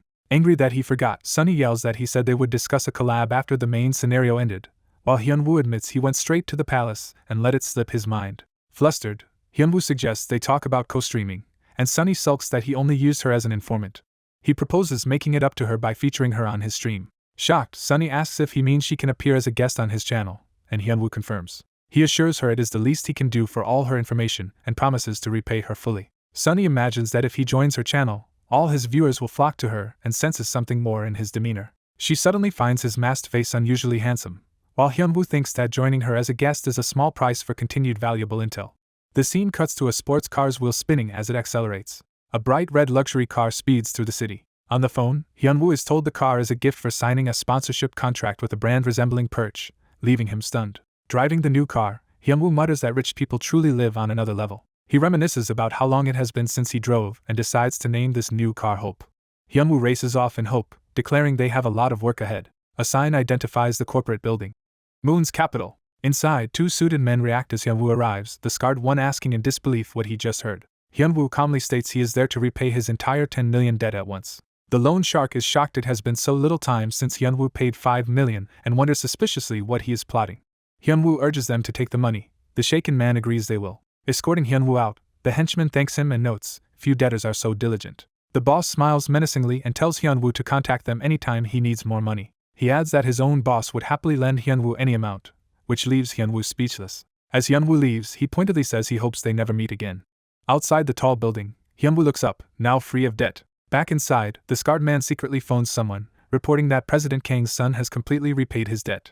The unseen superior yells angrily through the phone. Seo Young Kilho argues that 15 million is a lot, and he only cares about getting his money, not how. Furious, he slams the phone, cursing. Seething, he claims he lifted Young from nothing, yet Young now acts superior. Hyunwoo's inner monologue states he needs to sever ties with Seo Young. Back in his car, Hyunwoo exhales in relief. He reflects that his long-held dream is finally real and he has nothing left to repay. Remembering his convenience store days and constant struggle, he realizes he has been running without rest to reach this point. He notes that all future earnings will belong to him and can support his family. Encouraged, he resolves to work even harder from now on. His phone vibrates on the car console, catching his attention. He picks it up, surprised by the incoming call. Hyunwoo remembers he has another appointment. The story cuts to Nike Management's headquarters building. Inside, an employee excitedly rushes in asking his boss if he heard Ali Boss's latest feat. The blonde executive responds effortlessly that of course he has. He summarizes that Ali Boss led Duke LeBron to defeat the main scenario boss. Impressed, the executive remarks that Ali Boss seems very clever, as his identity remains marked mysterious within Nike Management.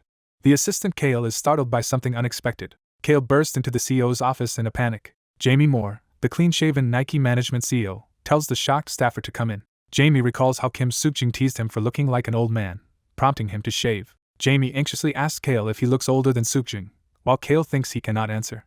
Kale remembers to present a new player profile for Ali Boss' second academy student for Jamie's approval. Jamie notes the candidate is Korean, and Kale confirms he has the same nationality as Ali Boss. Kale explains they chose the applicant not for nationality, but because his backstory and motives for gaming are compelling. Jamie thinks this story will attract a huge audience even if monetizing it might disillusion the player. Jamie approves the candidate, predicting he could draw more attention than their previous star Dwayne, and Kale goes to inform Ali Boss.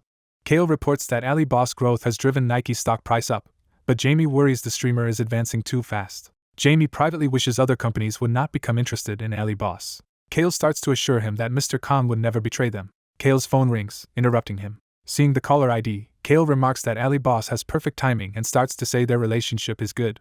Reading the message, Kale is horrified. Kale rushes to Jamie and says there is an emergency. Jamie is shocked to hear the name Adidas. Kale explains that Ali Boss is currently meeting with rival company Adidas. At that meeting, Adidas representatives begin negotiating with Ali Boss. Adidas offers to pay Ali Boss twice what Nike is paying. Ali Boss listens with a menacing smile. Scene shifts to a large building, introducing a new location. Liu Shay greets Ali Boss warmly for actually coming to the arranged meeting. Ali Boss says he had to come since Liu Shay even bowed his head to invite him. Liu Shay recalls the humiliating bow he made when begging Ali Boss for this favor. Walking together afterward, Liu Shay thanks Ali Boss for saving his face, while Ali Boss casually tells him to repay the favor someday, and Liu Shay grumbles internally. Liu Shay draws a curtain and invites Ali Boss inside. They meet the masked Adidas manager seated at a table. The manager introduces himself as Lude Fen from Adidas Asian branch. Ali Boss confirms Lude was the one eager to meet him, and Lude says he has long wanted this meeting. Ali Boss asks why Lude is breaking industry rules to scout him. Lude says Ali Boss must already know the reason. Lude bluntly asks Ali Boss to sign an exclusive management contract with Adidas. Lude promises better perks than Nike gives, believing Ali Boss only cares about money. Ali Boss plays into that image and asks exactly how much they will pay. Confident, Lude thinks this will be easy and repeats that Adidas will double Nike's pay. Back at Nike, Kale anxiously asks Jamie what they should do. Jamie curses Adidas president Chung Chun for poaching Ali Boss without any business ethics. Kale insists Mr. Khan would not transfer but worries about the small chance that he might. Kale asks if he should call for an immediate meeting, while Jamie says they must not appear clingy. Jamie explains that partnerships should maximize shared profits through cooperation. He reasons that if Ali Boss sees more benefit with Nike, he will not sign with Adidas, while Kale notices Jamie's beard already growing back. Their phone rings again and Jamie eagerly asks if it is Ali Boss. Both crowd around the phone, desperate to hear what Ali Boss said. The message merely asks for the chosen second student's profile, leaving Kale grumbling and still wondering what happened with Adidas. Kale texts Ali Boss asking if the Adidas meeting is over. Ali Boss replies that it is. Kale hesitantly begins to ask how it went. Ali Boss guesses he wants to know the outcome.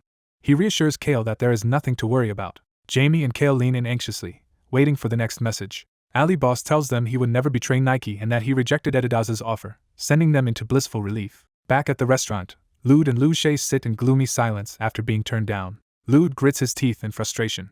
Ali Boss admits that Ida's offer was attractive. Nevertheless, he turns them down outright. Lude cries out in shock, and Ali Boss explains that his current partners are real fans who eagerly watch his videos, so he cannot betray them. Ali Boss excuses himself for another appointment, and leaves despite Lude's desperate call. Lude begs to change any contract terms and promises even more money, but Ali Boss walks out saying money is not everything.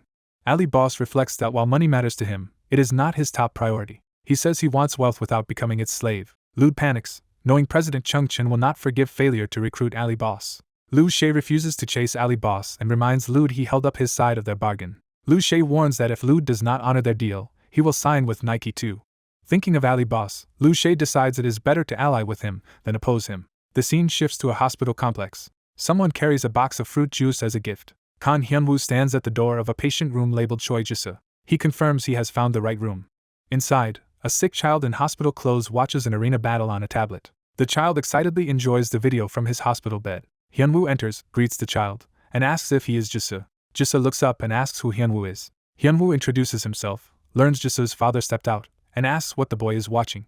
Jisa happily says he loves arena videos, especially Ali Boss, whose flashy moves satisfy him. Jisa explains that because of his illness, he can never play arena himself, even in the future. Hyunwoo listens silently, moved by the boy's situation. Jisa's father returns, startled to find Hyunwoo with his child and demands to know who he is. Jisa joyfully calls out to his dad. Scene moves outside near the hospital's transit station. Jisa's father bows deeply to Hyunwoo, apologizing and saying he is too poor to offer anything. He mistakes Hyunwoo for a debt collector, begs for more time because of his sick daughter, and Hyunwoo clarifies he is not with the lenders. Hyunwoo identifies himself as Kan Hyunwoo sent by Nike and asks to confirm the man's application to Ali Boss Academy. Hyunwoo congratulates him, announcing he has been chosen as the academy's second student, Mr. Choi Yoon. Choi, overwhelmed, asks if Hyunwoo is truly from Nike while Hyunwoo confirms and wants to verify his participation. Choi is stunned into silence. Then he bursts into tears of joy. Kneeling, Choi vows that for his daughter Jisa he will seize this opportunity no matter what, leaving Hyunwoo wondering if being selected is really that important. Hyunwoo answers himself that perhaps it is.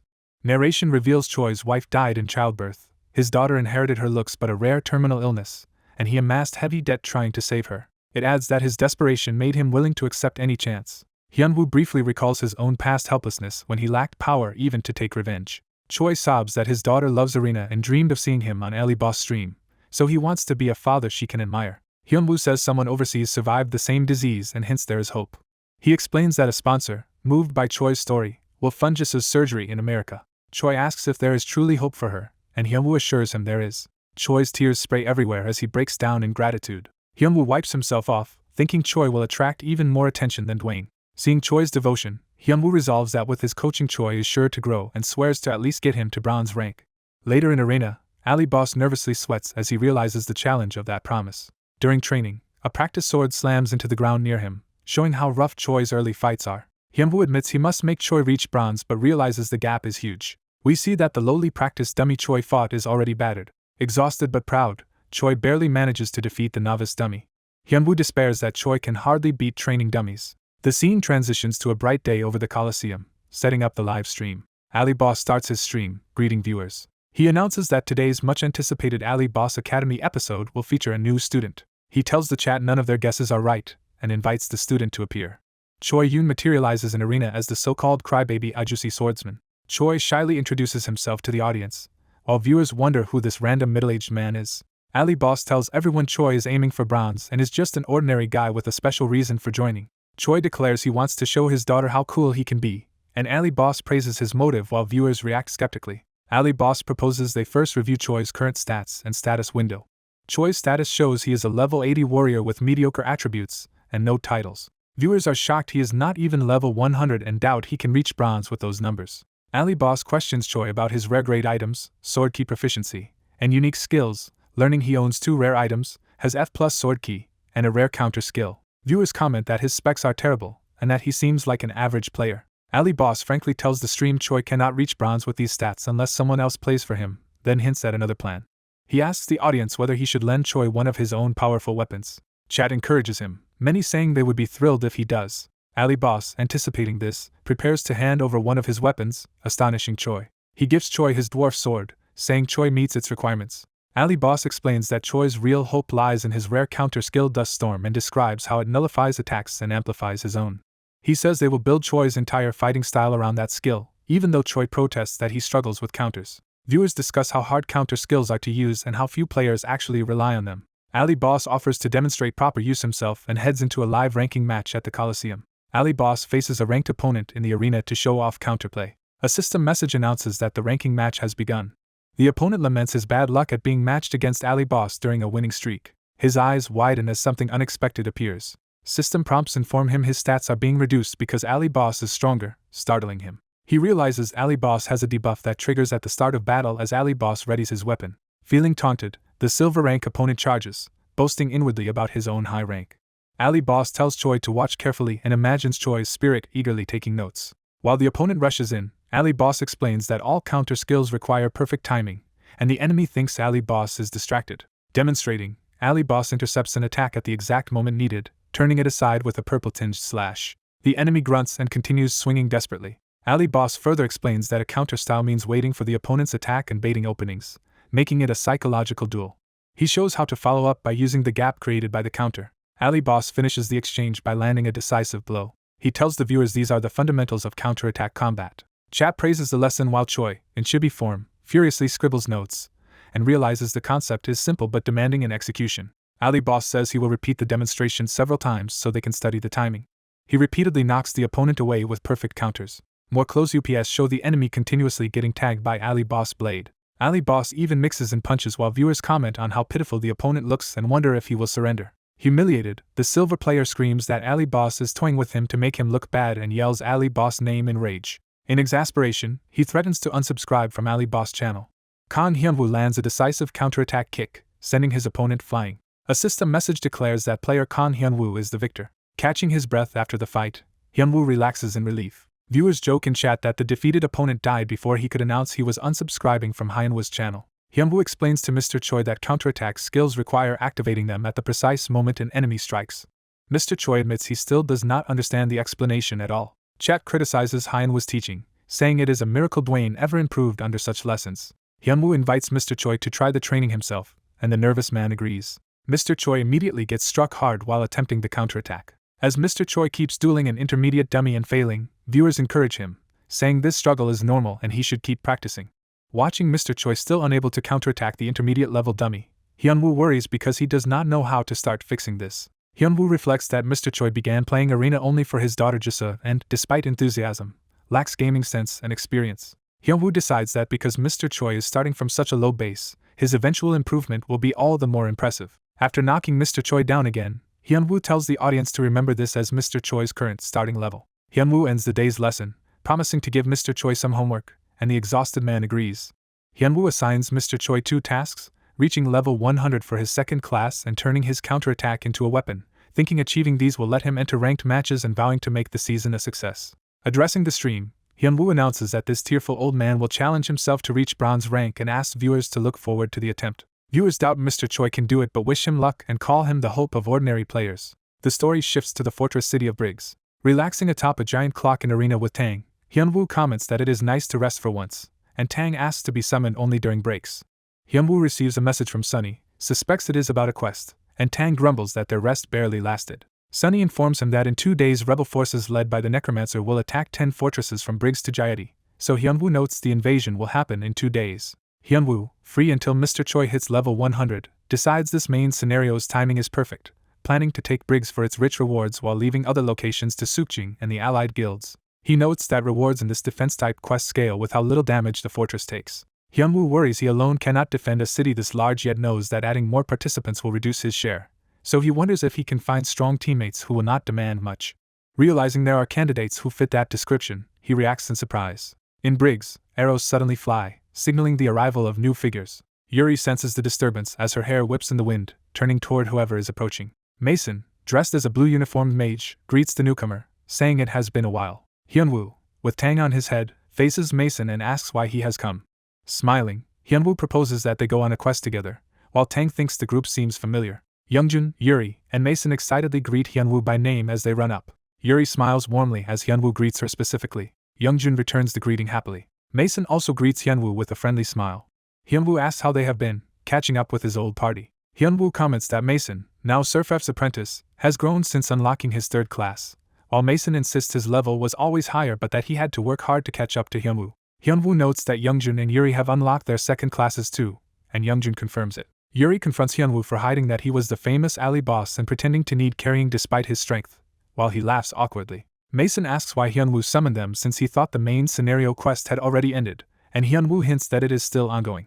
Hyunwoo explains that only half of the enemies were at the base they cleared and the rest are scattered across the empire preparing attacks, with Briggs due to be ambushed tomorrow. He tells them he invited them so they can tackle the main scenario quest with him, and asks their decision. The three enthusiastically accept, thrilled to finally join the main scenario and calling it a dream come true. Hyunwoo, pleased to have a cost-efficient party, notes that soldiers and adventurers will also fight tomorrow but plans for his team to secure the best rewards. He declares that while everyone else will join the battle, his party will claim all the high-value rewards, and they shout their agreement.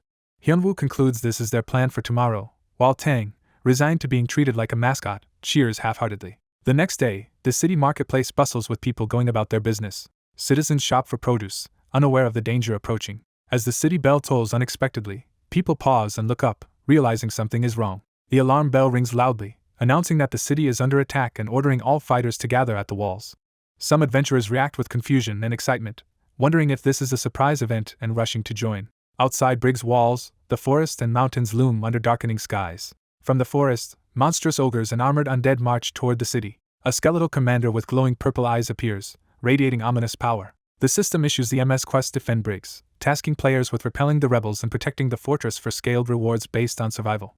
Nearby adventurers realize they have stumbled into the main scenario and feel lucky they came to Briggs. Fired up, they resent big guilds' past monopolizing of the scenario and decide to fight and try to snipe the main rewards after seeing alley bosses stream. A massive ogre's fist smashes down in attack. The ogre devastates a group of overconfident adventurers, sending one flying and another crashing to the ground. Hyunwoo suddenly appears between them and the monster, intercepting the attack and saving them. Saluting jokingly, Hyunwoo praises the adventurers for serving as distractions. He lunges forward, blade glowing with power. Hyunwoo unleashes Crescent Moon Cut, a sweeping dark purple slash that tears through the oncoming monsters. System messages confirm he has slain high-level monsters including a weapon ogre, a deadly venom ghoul, and a black magic-infected lizard man. Watching in awe, nearby soldiers and adventurers realize the masked swordsman is alley boss and marvel that he killed a monster in one hit.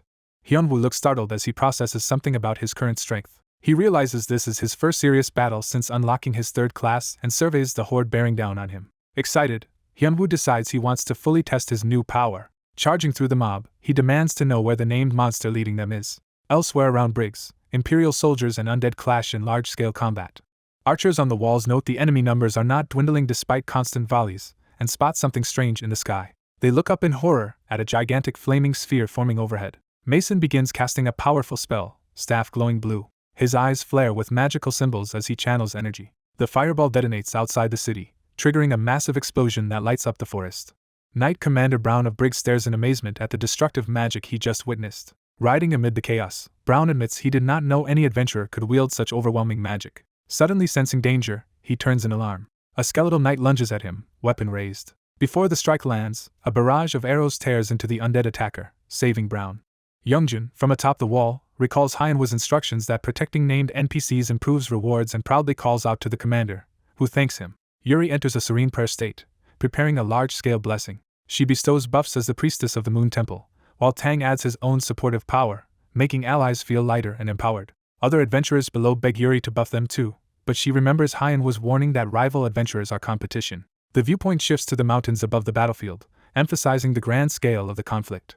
On the field, someone in pointed golden shoes lands, signaling the arrival of a new presence. Mason, drinking a potion, modestly confirms to impress knights that he is indeed Sir Fef's apprentice. Nearby, a figure with black painted nails clicks his tongue, saying someone here reminds him of a particularly annoying mage. Revealed as a necromancer commanding a skeletal dragon, this mage decides they should eliminate that bothersome person. He fires a massive purple beam of energy toward the fortress.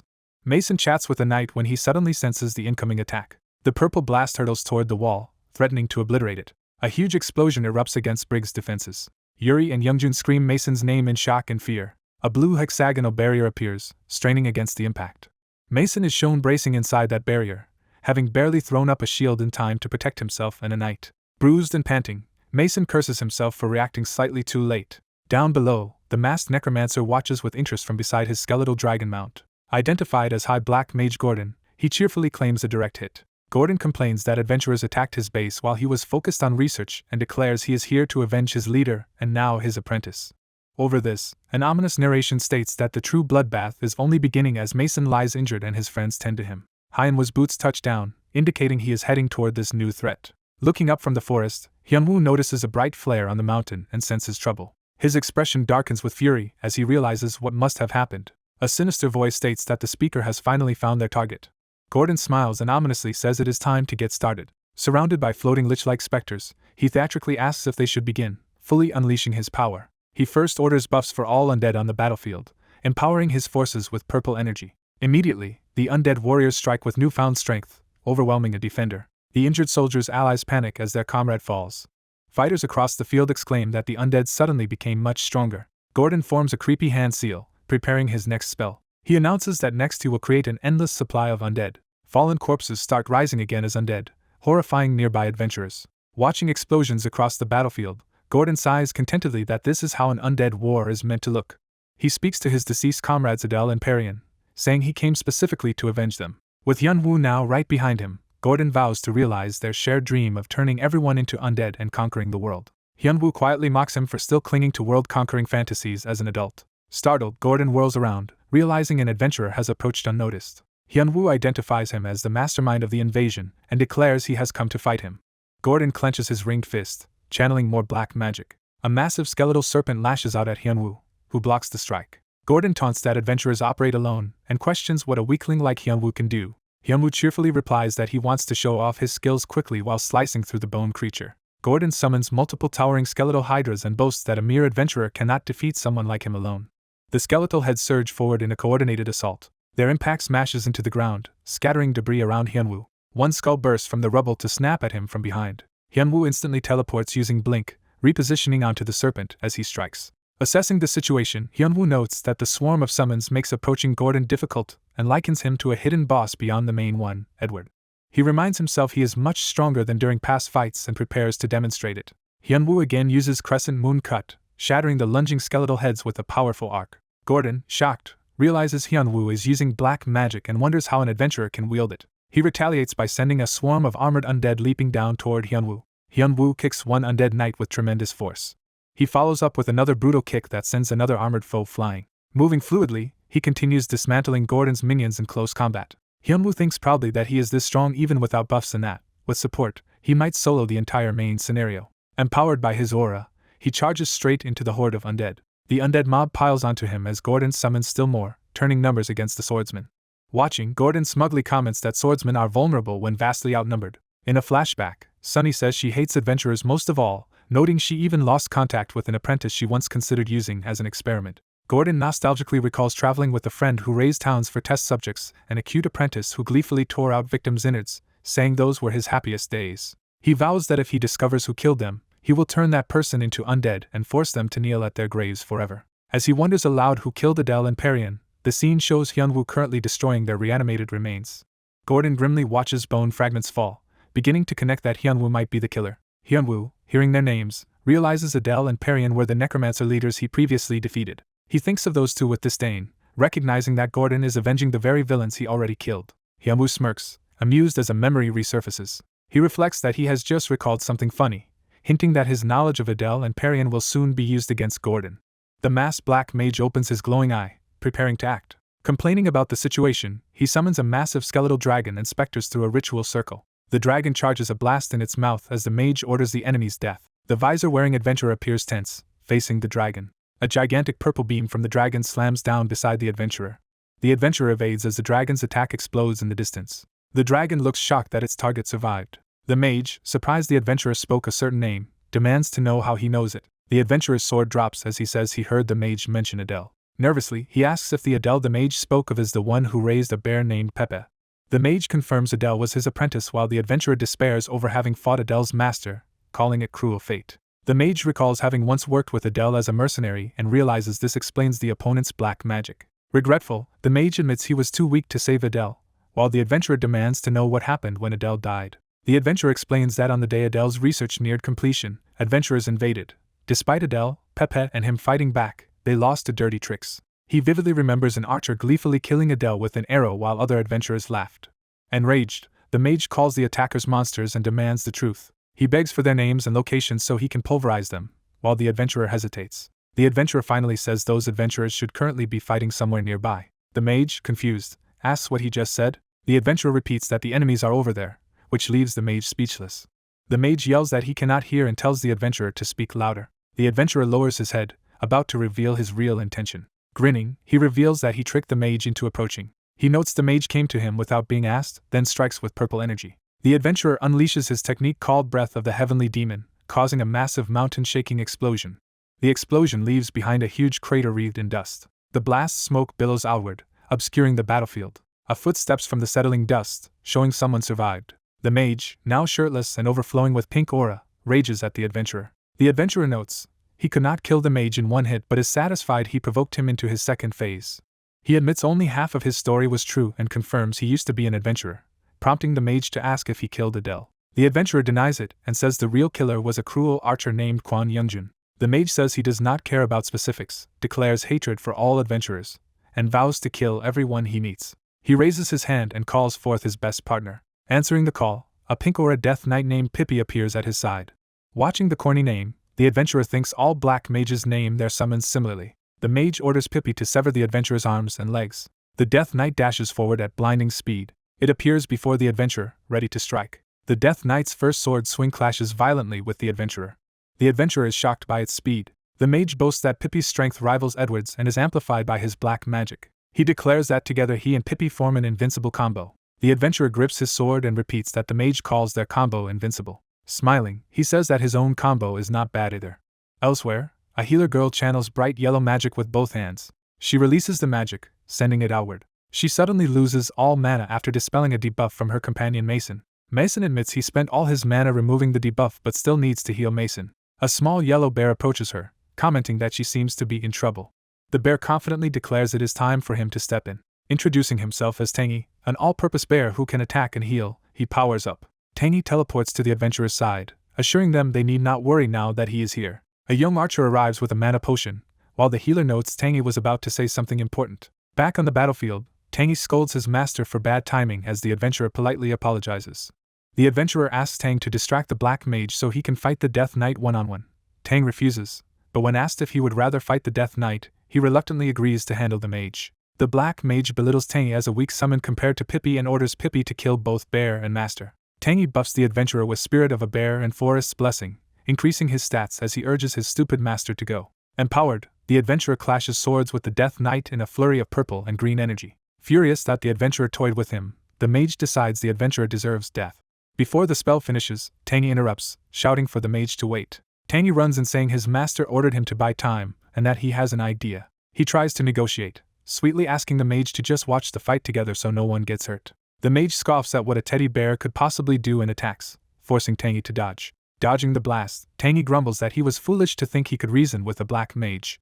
The mage begins a new spell by invoking ice. Gigantic ice shards appear in the sky around him. The shards rain down like a deadly storm. The adventurer notes in awe that Tangy can now create dozens of ice shards and decides it is time for him to join the fight seriously. He equips a powerful bracelet called Kalu's Wish, which greatly boosts all of his stats for a short time. He then stacks his giant-related skills on top of that power. System messages confirm activation of Longing and the giant's strength and spirit, massively increasing his stats. The ground erupts as his enhanced strength shakes the arena. Supercharged, he and the Death Knight exchange overwhelming blows. The adventurer begins overpowering the Death Knight in a close-quarters duel.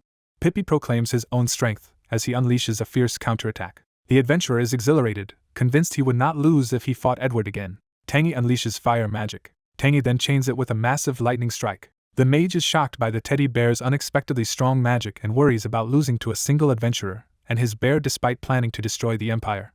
Determined not to allow that, he raises his skeletal staff from the ground. He activates a powerful ultimate spell, surrounding himself with a vast pink barrier sustained by skeletal mages. He channels dark power into the staff's blue crystal. As he chants, ominous black mana gathers around his mask. Tangy, trapped against the barrier, asks if the mage is casting a spell. The bear vows to respond appropriately. Tangy unleashes a thunderous howl that blasts the mage away from his staff. A system message states that Pet Tangy's howl interrupted the spell. Another message applies a bleeding debuff to High Black Mage Gordon, limiting his spell casting, while the Death Knight staggers. Seeing an opening, the adventurer dives in to attack the weakened Death Knight. The mage, bleeding, coughs and is stunned that his spell was disrupted. Tangy claws at him with empowered paws. Realizing things have gone wrong, the mage curses. A decisive blue strike cleaves between Pippi's helm and the mage's mask, finishing them. The system announces that Gordon's Death Knight has been defeated. It further announces that High Black Mage Gordon has been killed and grants the adventurer experience and a level up. Narration explains that the rebels launched a massive undead invasion across the Empire, expecting catastrophic damage. Scenes show undead being quickly struck down, undercutting the threat. The narration notes the main scenario ended far more easily than the masterminds expected. Another adventurer uses a technique called jaw-breaking punch to shatter a skeleton's skull.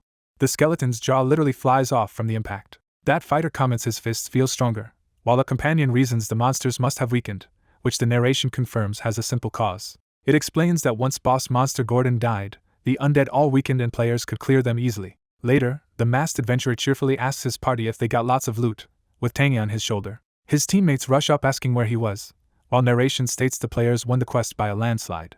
In an imperial chamber, a noble voice recounts that the adventurer gathered intel from a rebel adventurer and warned others. The speaker adds that the adventurer even slew the high dark mage in Briggs. The emperor, seated on his throne, recognizes the masked adventurer, calling him in again. The adventurer kneels as the emperor addresses him as Viscount Hyunwoo. The emperor insists on rewarding him and tells him to name a weapon.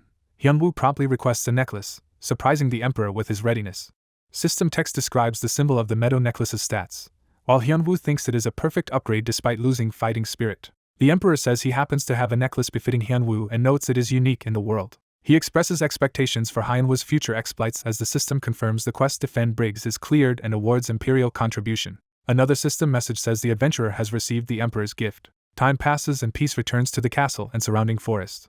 Hyunwoo's comrades bid him farewell and thank him for the experience and rewards. Hyunwoo congratulates everyone on their work and says he will see them next time, while Tangy protests he is being forgotten. Alone with Tangy, Hyunwoo opens his status window to calculate their gains. He decides to first inspect the item that dropped from Gordon. The staff's description reveals Gordon's staff is a unique black magic amplifier with major bonuses.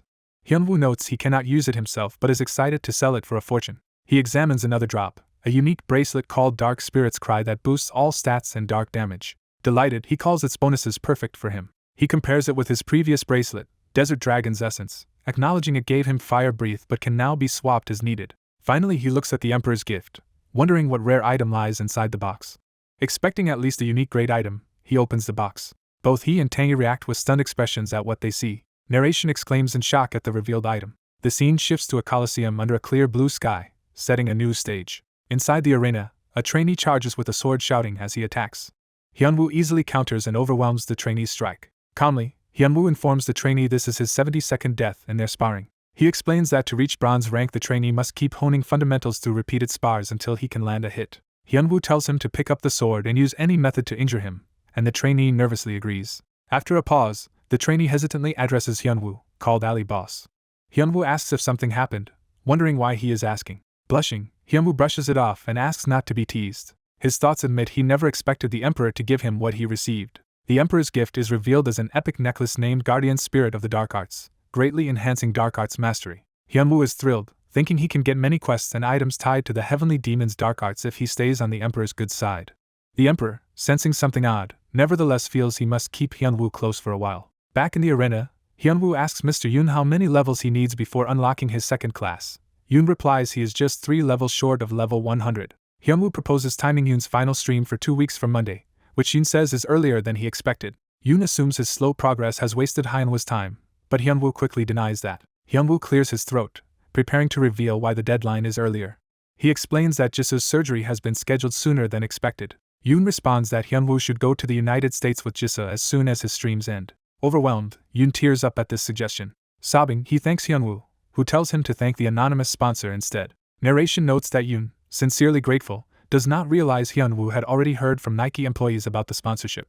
Hyunwoo realizes Ali Boss secretly paid for Jisoo's surgery and thinks bragging about it would be embarrassing. In the arena, a trainee wipes his tears, resolves to stop crying, and vows to keep relying on Hyunwoo's guidance. The masked trainee promises Hyunwoo he will reach bronze rank to repay him, but Hyunwoo says that promise should really be for the unknown sponsor. Back in the real world, Young Chan is relieved that Jisoo will recover and praises Mr. Yoon for working hard. A shirtless Hyunwoo scoffs at doubts about the trainee's chances, confidently declaring his own capability as Kan Hyunwoo. Hyunwoo casually says he will think about contingency plans later, and Young Chan points out he has no backup plan. Young Chan notes Hyunwoo has become very fit, and Hyunwoo explains he trains for stamina to help with gaming, prompting Youngchan to complain he thinks only about games. Hyunwoo mentions he recently met their old high school classmates after a long time apart, surprising Youngchan. Youngchan says the classmates want a reunion and asks Hyunwoo to come, but Hyunwoo initially refuses, saying he dislikes such gatherings. When Youngchan adds that Young Hanbik will also attend the senior class reunion, Hyunwoo freezes at the name. Youngchan dreads how much Hanbik will flaunt his wealth and wishes someone would cut him down to size. Youngchan accepts that Hyunwoo might not go and prepares to text their classmates that Hyunwoo will be absent. Hyunwoo abruptly grabs Youngchan's phone and stops him from sending the message. Smiling, Hyunwoo says this situation is different, implying he has changed his mind about attending. Youngchan, excited by Hyunwoo's decision, tells him to mark the reunion date because he is determined to go. On the day out, someone suggests stopping by a department store before the reunion, and the group enthusiastically plans to visit luxury shops. Night falls over a busy shopping district as people walk beneath the moonlit sky. A glass door swings open, signaling Hyunwoo and Youngchan's arrival. The two step out in winter clothes, heading toward the reunion venue. A classmate recognizes Kwon Youngchan and Kang Hyunwoo as they enter. Their friends excitedly wave them over to a large table full of food and drinks. The classmates tease them for arriving late, then warmly ask how they have been after so many years apart. Someone comments that even the reclusive Kang Hyunwoo has shown up, impressed Youngchan managed to bring him. Over food, a friend scolds Hyunwoo for not contacting them after his hospital discharge and wonders why he only kept in touch with Youngchan, while Hyunwoo awkwardly cites personal issues and claims it is still cold, keeping his puffer on. Hyunwoo greets Young Si-hoon after a long time and asks about his life, and Si-hoon explains he has simply been back in school. Youngchan exposes that Si-hoon's arena level is 180, joking that he failed tests from gaming too much and is even considering retaking them. Hyunwoo laughs that Si-hoon really messed up but acknowledges that level 180 is high for an ordinary player. Pro gamer Young Hanbik appears, belittling Si-hoon's level as far from professional standard. Si-hoon nervously greets Hanbik, who has just joined the table. Another classmate is surprised Hanbik made time despite training for the pro leagues, and Hanbik says he squeezed it in. When offered beer, Hanbik declines, saying he does not like it. Hanbik shows off his car key, revealing he brought an Audi, and the others eagerly ask to see and ride in it later. As Hanbik sits, he notices Hyunwoo and seems puzzled by his presence. Hyunwoo modestly orders cola instead of alcohol, while Hanbik mentally reacts in shock that Kang Hyunwoo is also there. Smirking to himself, Hanbik decides the situation will be entertaining. Plates of fried chicken and sauces are set out as the classmates continue their gathering. Everyone toasts with beer, celebrating their long-awaited reunion. Si-hoon jokingly remarks that with a big streamer present, the gathering feels special. Youngchan proudly introduces Hyunwoo's online persona as the streamer Argon. The group notes that Hyunwoo has been on King of Masked Combat for some time and treat him as a near celebrity, though Hyunwoo downplays it. Someone asks Hyunwoo for Ali Boss's autograph, assuming he is close with the famous player, while Hyunwoo thinks to himself that Ali Boss is actually him. Hanbik claims he saw Ali Boss on King of Masked Combat 2 and disparages the show as fake and scripted, making Hyunwoo think the guy has not changed. Classmates compliment Hanbik's designer clothes and success as a pro gamer, and he boasts that both his father's business and his team treat him well. Hanbik silently takes in the room, readying himself for something. He then pointedly asks Hyunwoo how life has been since they last met.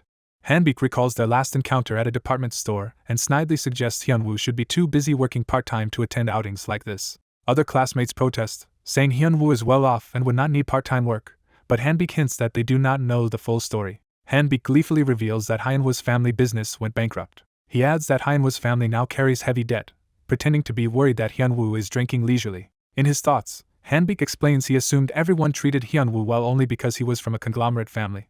He now declares that with the family bankrupt, Hyunwoo is worthless and questions why he even came to the reunion. Si-hoon angrily says Hyunwoo should have told his friends what happened so they could at least listen and buy him a drink. Si-hoon tearfully blames himself for not knowing about the bankruptcy and says Hyunwoo must have suffered a lot, which explains why he was unreachable. Hanbik is confused that the others react with sympathy instead of joining his mockery. Hyunwoo is silent, taking in their unexpected support. Hyunwoo narrates that when his family went bankrupt he was afraid of how friends would react, so he avoided their messages and cut contact. Remembering Youngchan's earlier supportive text, Hyunwoo admits he is grateful even though he withdrew after the bankruptcy. He realizes now that distancing himself served no purpose. Youngchan smiles warmly at him, reinforcing that support. Via text under the table, Youngchan asks if they should proceed with their plan, and Hyunwoo agrees. Si-hoon checks that Hyunwoo did not force himself to attend despite being busy, and Hyunwoo reassures him that he is actually doing fine now. Hyunwoo calmly announces he has already paid off all the family debt, shocking Hanbik. Feeling embarrassed yet warmed by his friend's concern, Hyunwoo thanks everyone for caring about him. He starts taking off his puffer coat, revealing his outfit beneath. Hyunwoo fully removes the coat, revealing an expensive, stylish suit and relaxed demeanor. He remarks that it really is quite hot, his glittering watch and designer clothes on display. Si-hoon and another classmate stare in awe at Hyunwoo's transformation. The women at the table blush and look impressed as well. Young-chan beams proudly at Hyunwoo's confident appearance. The classmates exclaim that Hyunwoo suddenly looks like a model in all designer clothes and joke that the conglomerate air seems very much alive. Hanbik is stunned, unable to process what he is seeing. He internally insists there is no way Hyunwoo could have repaid such massive debts so quickly. Watching his plan backfire, Hanbik mentally laments that he should have stayed discreet while others casually enjoy the situation. Flashing back, Young-chan explains his plan. Since Hanbik would surely try to humiliate Hyunwoo publicly, that would be the perfect moment to humble him by crushing him in the area he prides himself on most. Young-chan concludes that Hanbik's weakness is money. Hyunwoo, now in designer wear, thinks that because Hanbik loves luxury brands he will definitely feel this blow to his pride. Hanbik, sweating, realizes the gap between his wealth and Hyunwoo's current level is enormous. The others excitedly chat around Hyunwoo, leaving Hanbik isolated at the far end of the table. Hanbik tries to deny reality, telling himself it cannot be true. He sees that Hyunwoo is wearing better designer clothes than he is and questions whether the debt was really paid. Hanbik remembers overhearing that another businessman's embezzlement charges were cleared but that Kang Sik-jun's company still went bankrupt with 150 million owed, which he assumed was impossible to repay. He repeats that 150 million figure to himself, insisting Hyunwoo could not have covered it all. Hyunwoo gives a sinister grin, clearly unbothered by Hanbik's doubts. Hanbik grows more frantic and furious. Slamming his hand on the table, Hanbik shouts that Hyunwoo is lying about repaying the debt. He argues that a former convenience store worker could not clear such debt and must have borrowed both the clothes and his story, demanding proof. Hyunwoo thinks to himself that proving it would be easy. He knows he could simply reveal that he is Ali Boss to explain his wealth but decides not to do so yet. Smiling, he chooses to keep his true identity to himself for now. Hyunwoo resolves that he has no obligation to prove anything to Hanbik anyway. When Hanbik angrily calls him out, the others demand to know who Hanbik thinks he is to make such accusations. They say if Hyunwoo paid off his debts that is good news and question why Hanbik insists on proof. From above, the group calls out Hanbik for always treating others' misfortune like entertainment, and for having a long-standing inferiority complex toward Hyunwoo, saying money means little with such a rotten personality. Hyunwoo tells everyone to calm down, suggesting they focus on enjoying their rare get-together instead of fighting. The others relent, agreeing to let it go since Hyunwoo wishes it.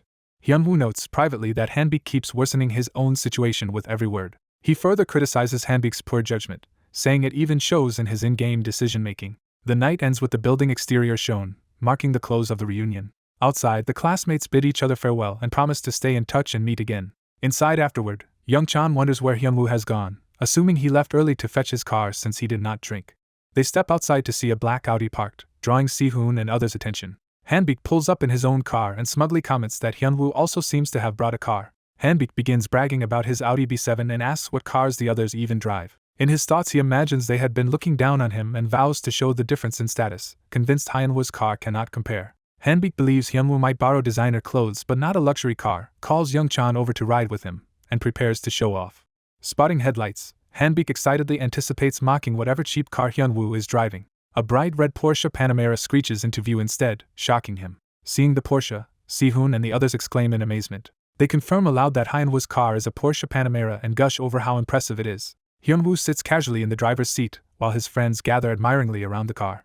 The classmates compare the Panamera to Hanbik's B7, noting the huge price gap and mocking how arrogant Hanbik had been all evening. Some of them snicker at Hanbik's deflated expression. Young-chan also suppresses laughter at Hanbik's comeuppance. Hyunwoo laughs openly, clearly enjoying the reversal. Enraged and humiliated, Hanbik screams Hyunwoo's name. Narration states that after this incident young Hanbik never attended another reunion. Later in the game world, the teddy bear companion grumbles and calls Hyunwoo a stupid master. Meeting him again, the bear remarks that Hyunwoo seems happy, and Hyunwoo laughs about how priceless Hanbik's expression was, which the bear does not recognize. Standing before a giant tree with a door, Hyunwoo urges the bear to stop whining and hurry inside so he can see his friends. A system prompt asks if Hyunwoo wants to enter Dakin, the champion of the plains dwelling, and he accepts. The system confirms that he has entered Dakin's dwelling. Inside the dome-roofed hall, light shines down as the environment loads in. Orc warriors with glowing eyes appear, rushing in as if preparing for combat. More orcs roar, emphasizing the intensity of the arena. A fierce battle breaks out between Cancun and other orc warriors. Explosions rock the room as Cancun is pushed back by powerful attacks. Cancun powers up with a green aura, gripping his weapon. He unleashes a huge green slash across the arena. The massive orc chief Raken shrugs off the attacks, showing little damage. Raken criticizes Cancun, saying raw strength is not everything as he counters with precise blows. Dakin orders Cancun to radiate more fighting spirit, and Cancun obeys. Hyunwoo, Dakin, and the bear call for a break while the sparring orcs hurtle toward each other. Dakin scolds the others for continuing to brawl when a guest, Hyunwoo, has arrived, and the bear excitedly calls Hyunwoo his friend. Raken recognizes the bear as the cutie from Buzzing Island and notes the human newcomer, while Hyunwoo introduces himself by name. Dakin remarks it has been some time since Kankun's return and that Hyunwoo is visiting later than expected. Hyunwoo apologizes, saying he ended up busier than planned. Hyunwoo explains he came primarily to return Raken's fawn necklace, thanking him for its usefulness. Dakin accepts the return and comments that Hyunwoo has grown so strong he almost wants to fight him, but Hyunwoo politely declines. Raken suddenly remembers something important. He suggests that if Hyunwoo does not want to fight him, Hyunwoo could instead duel Kankun for a new challenge, believing the younger orc needs fresh experience despite daily spars. Hyunwoo, wanting only his quest reward and some rest, proposes they postpone any sparring to another time. The system marks the quest Raken's message as complete, granting Hyunwoo experience and Raken's gift. Raken acknowledges the quest clearance, and says he had intended to give Hyunwoo a special present if he fought Kankun. Since Hyunwoo refused the duel, Raken decides to give him something else: his tribe's revered competition pants, a rare item that greatly boosts strength. Hyunwoo receives the prized orc pants, which Raken explains are coveted among warriors and hopes will suit him. Hyunwoo stares blankly at the enormous pants, clearly unsure what to think. He hurriedly asks if fighting Kankun could earn him a better reward instead, and Raken agrees. Fired up by the prospect, Hyunwoo draws his sword and challenges Kankun to battle. Kankun, with the bear cheering on his shoulder, charges forward eagerly as the fight begins. Outside afterward, Dakin, Raken, and the bear watch happily together. The bear says he does not care whether Kankun or his stupid master wins the duel, content with either outcome. The human asks how serious the spar should be and is told to fight with all his effort, confusing the orcs. A blue orc remarks that there is no meaning in beating an opponent who is not at full strength. The orcs and human agree to begin, with one orc noting even their elders support this match. Raccoon proposes that the first to be injured loses and that they will use wooden swords. Raccoon demonstrates by smashing a branch into a wooden sword. He explains that using wooden swords will keep them from getting badly hurt. Hyunwoo receives his own roughly made wooden sword and wonders if simply rubbing a branch makes it a proper weapon. Hyunwoo and Kankun take their positions to start the duel. System messages state that the opponent has the fighting spirit stat, is stronger, and normally would lower the player's stats. Another message reveals the player also has fighting spirit, cancelling the stat reduction. Hyunwoo deduces that the debuff disappears when both fighters possess fighting spirit. Kankun charges forward with fierce speed to attack. The two clash violently, exchanging rapid blows with wooden swords. Hyunwoo counters quickly, moving with practiced agility. The watching orcs note how calm Hyunwoo is in battle, pointing out this is Kankun's first time seeing him fight. Kankun recalls their previous encounter and says Hyunwoo's fighting gave him a strange feeling. He remembers Hyunwoo had an unusual yet skilled style but an untrained body. Kankun thinks Hyunwoo then felt like a veteran inside a beginner's body but now has strengthened his physique. Kankun roars and rushes in again, determined to go all out. He swings so hard that his wooden sword begins to crack. While blocking, Hyunwoo admits to himself he is unsure he can win. Hyunwoo strains to parry the powerful blows. Kankun presses the attack, shouting as their swords collide. Kankun grimaces from the impact, feeling Hyunwoo's strength. Kankun realizes Hyunwoo is far stronger than expected and understands his elder's praise. He decides he must fight with every ounce of power he has. Kankun unleashes his full fighting spirit, his body covered in red aura. A system alert tells Hyunwoo he has become afflicted with the sluggish status condition. Empowered, Kankun slams into Hyunwoo and lands a heavy hit. Hyunwoo reels back, surprised and exclaiming about the sluggish debuff. He notices Kankun glowing red and realizes this aura is connected to the debuff. Hyunwoo wonders if Kankun's aura is a skill that applies debuffs to nearby enemies. He repeats the idea and starts thinking of a way to counter it. Hyunwoo remembers he has a similar type of area skill. He recalls obtaining it during his third-class advancement, and prepares to use it. Hyunwoo activates Domain Declaration, expanding a dark magical field around them. A description appears explaining Domain Declaration, a unique active skill that damages enemies in a radius while boosting the user's speed for several minutes. Kankun feels black magic covering the ground and a faint pain as the domain takes effect. Hyunwoo dashes toward Kankun within the domain to press his advantage. He closes in, intent on attacking at close range. Hyunwoo lands a strong body blow on Kankun. He notes that his body now feels lighter and that the speed boost from Domain Declaration outweighs Kankun's debuff. Kankun groans from the accumulated hits. He slams his foot down, refusing to back off. Kankun shouts that he can't lose like this and charges again. Hyunwoo counters with a kick, sending Kankun flying upward. The onlooking orcs and Tangi react in surprise at the decisive strike. One observer comments that the match's outcome is now clear as Kankun lies defeated before Hyunwoo. Kankun's nose bleeds, showing he has indeed lost. Hyunwoo helps him up, praises the good match, and admits Kankun is actually stronger despite the loss. Hyunwoo smiles and hints he would like something in return. Raccoon asks warily if Hyunwoo is expecting a reward. Raccoon promises both a valuable reward and instruction in how to use fighting spirit. Hyunwoo eagerly asks if he can wield fighting spirit like Kankun's aura, and Raccoon confirms that red aura was an example. Raccoon explains that one way to use fighting spirit is emission, which can even kill weaker opponents if the gap is large enough. Hyunwoo internally calls it a broken skill and asks to learn it immediately, while Raccoon says it normally takes time but hints at a shortcut. Hyunwoo enthusiastically agrees to the shortcut, and Raccoon responds with a knowing grin. Raccoon tells him to adopt a proper stance, leaving Hyunwoo uneasy. Hyunwoo tenses, sensing that training is about to be harsh. Raccoon suddenly charges with overwhelming force to begin this lesson. He declares that the fastest way to learn martial arts is through full body practice. Hyunwoo looks alarmed, realizing how brutal this training will be. Raccoon's punch detonates the ground, carving a massive path of destruction. The scene shifts to a peaceful sky above the forest. Elsewhere, a human party stands over defeated orcs, satisfied with their easy victory. One party member comments that level 30 orcs have become trivial and they can handle even 2 at once. Another boasts he feels close to becoming a ranker, while his companion doubts it is that easy. They talk about rumors of an orc boss residing in the forest and consider raiding it. The axe wielder thinks attacking a boss monster sounds appealing. He agrees to the idea just as a distant explosion erupts in the forest. The party panics at the shockwave from Raccoon's training strike. The blast has carved a colossal trench through the woods. Raccoon stands at the origin of the devastation, fist still glowing red. Tangy, Cancun, and the other orcs stare silently, stunned by the overkill. Cancun and his uncle chide Raccoon for going too far on a human kid while Raccoon laughs it off. Hyunwoo, who barely survived using Blink, realizes only his teleport skill saved him from that blow. He yells at Raccoon for nearly killing him when he'd only asked to learn fighting spirit. Raccoon calmly says that near-death combat is the quickest way to grasp fighting spirit. A system alert states Raccoon is using fighting spirit emission. Hyunwoo's resistance fails, and he is inflicted with sluggish again as Raccoon demands to see his battle desire. Raccoon rushes in, fist wreathed in red aura.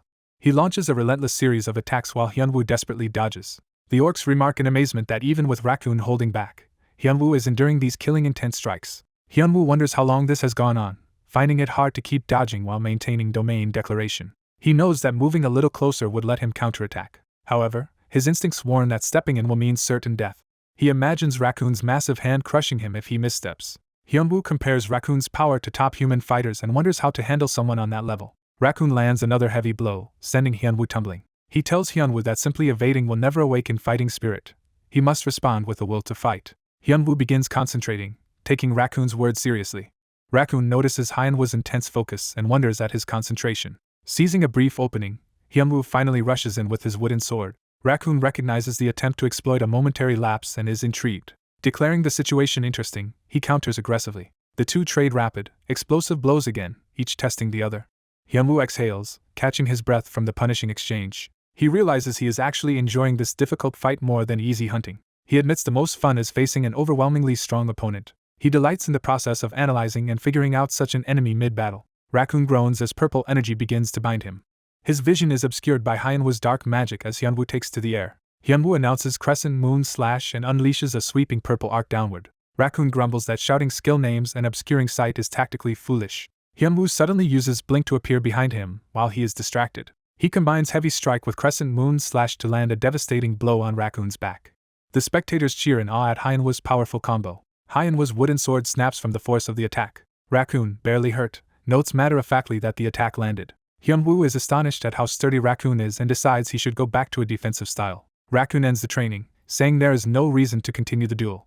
He tells Hyunwoo that instead of focusing on learning fighting spirit, he spent the duel trying to win, which ironically helped him. Because of that mindset, Hyunwoo has now awakened fighting spirit emission remarkably quickly. A system screen confirms a new unique skill, fighting spirit emission, which releases aura to crush opponents' will and slow their movement based on stat difference. Tangy and the orcs marvel as Hyunwoo stands covered in red aura. Hyunwoo analyzes the skill, pleased that it simultaneously weakens enemies and strengthens himself, calling it the perfect crowd control ability he was missing.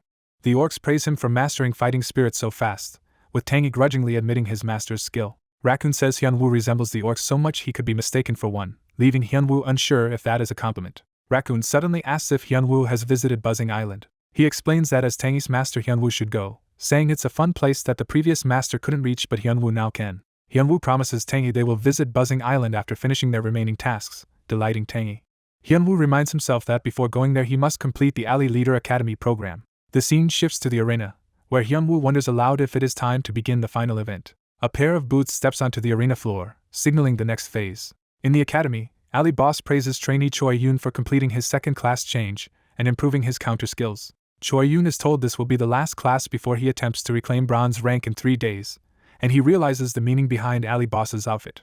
Hyunwoo formally addresses Choi Yoon as a trainee, setting the tone for intensive training. Wearing instructor caps, Hyunwoo and Tangi dramatically welcome Choi Yoon to a hell camp focused on fighting spirit training. Later, another instructor states that this concludes all the training they can provide.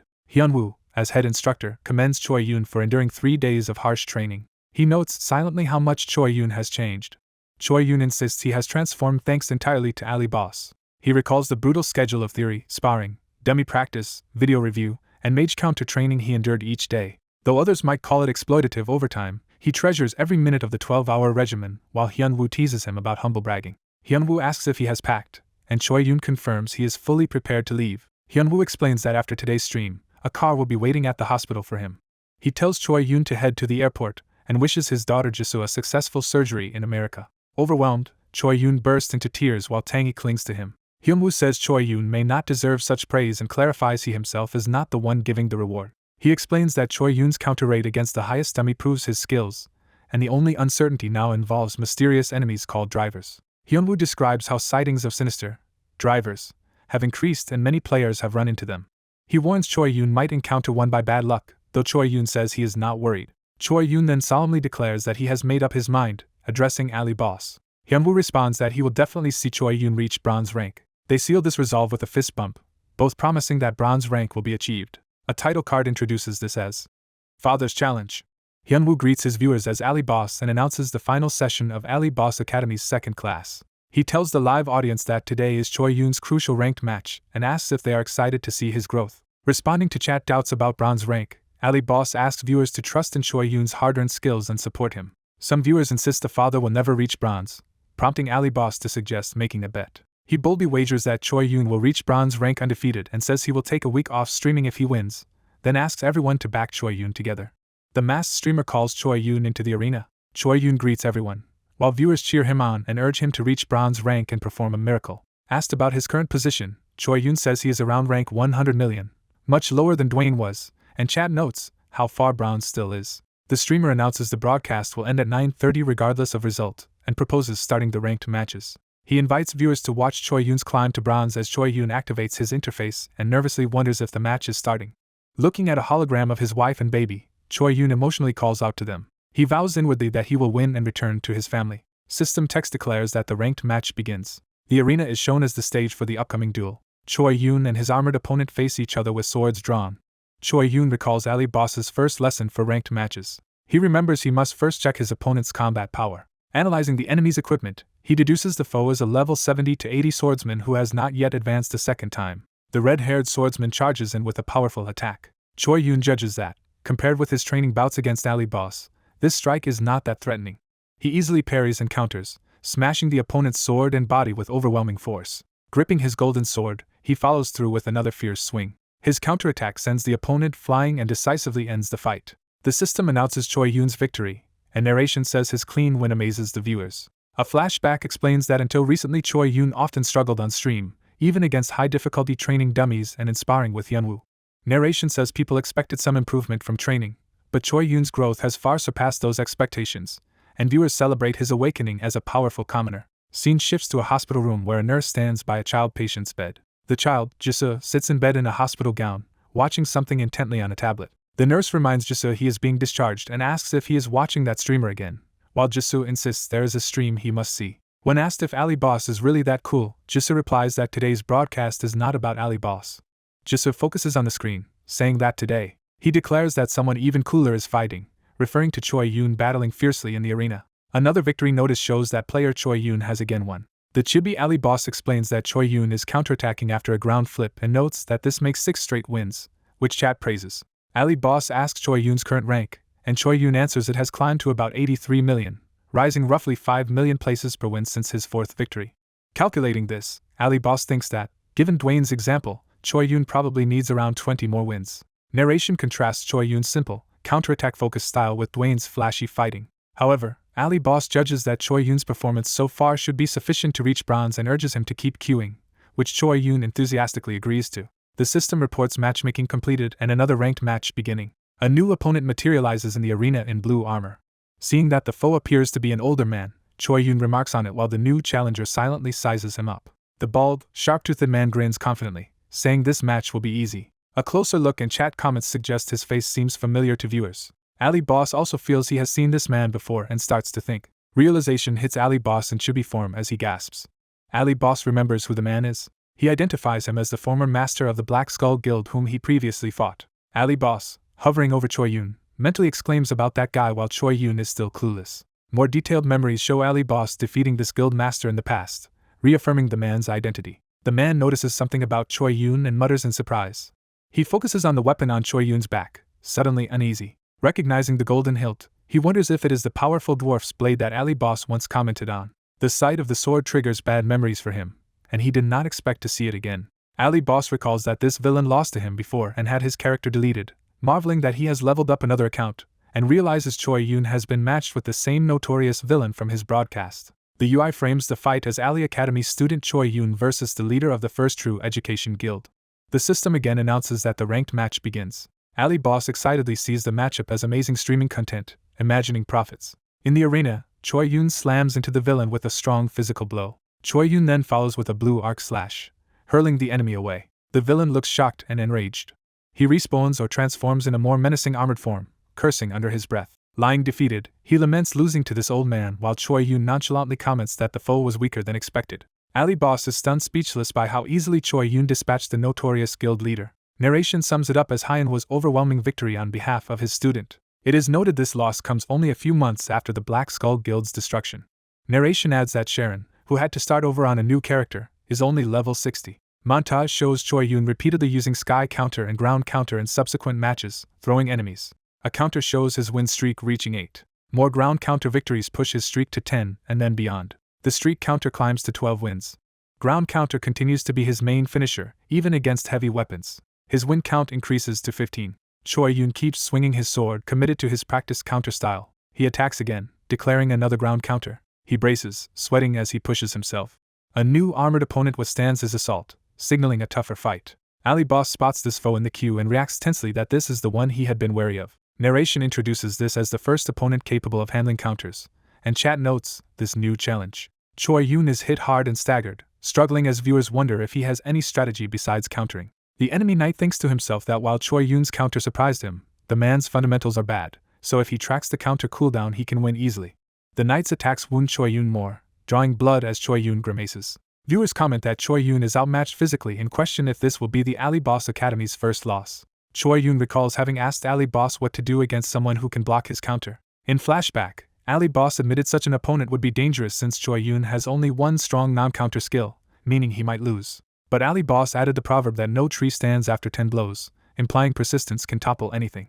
He elaborated that if a tactic fails once, try twice, then 3 times, and that their plan is to keep countering until it eventually works. To support this, Ali Boss had previously given Choi Yun a task to obtain something before their next session. Back in the present, Choi Yun unleashes ground counter again with renewed determination. Blade and skills clash as he hurls another blue arc at the knight. The knight sneers, believing he has fully calculated the counter's cooldown and can now shut it down.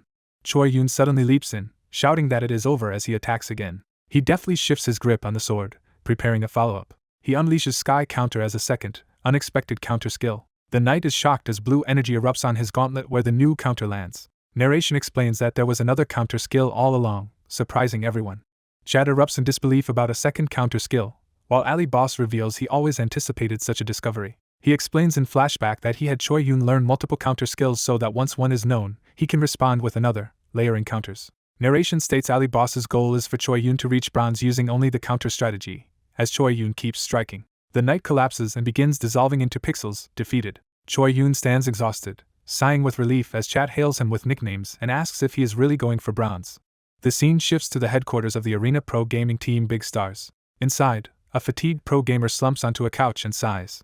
2 Big Stars pros, Han Jae-yeol and Kim Jin-hwan, talk over coffee about their match quotas. Han Jae-yeol complains about how long they must keep doing this driver work despite being pro gamers. They lament that boosting jobs are ruining their skills but feel forced to obey the coach or risk being kicked from the team.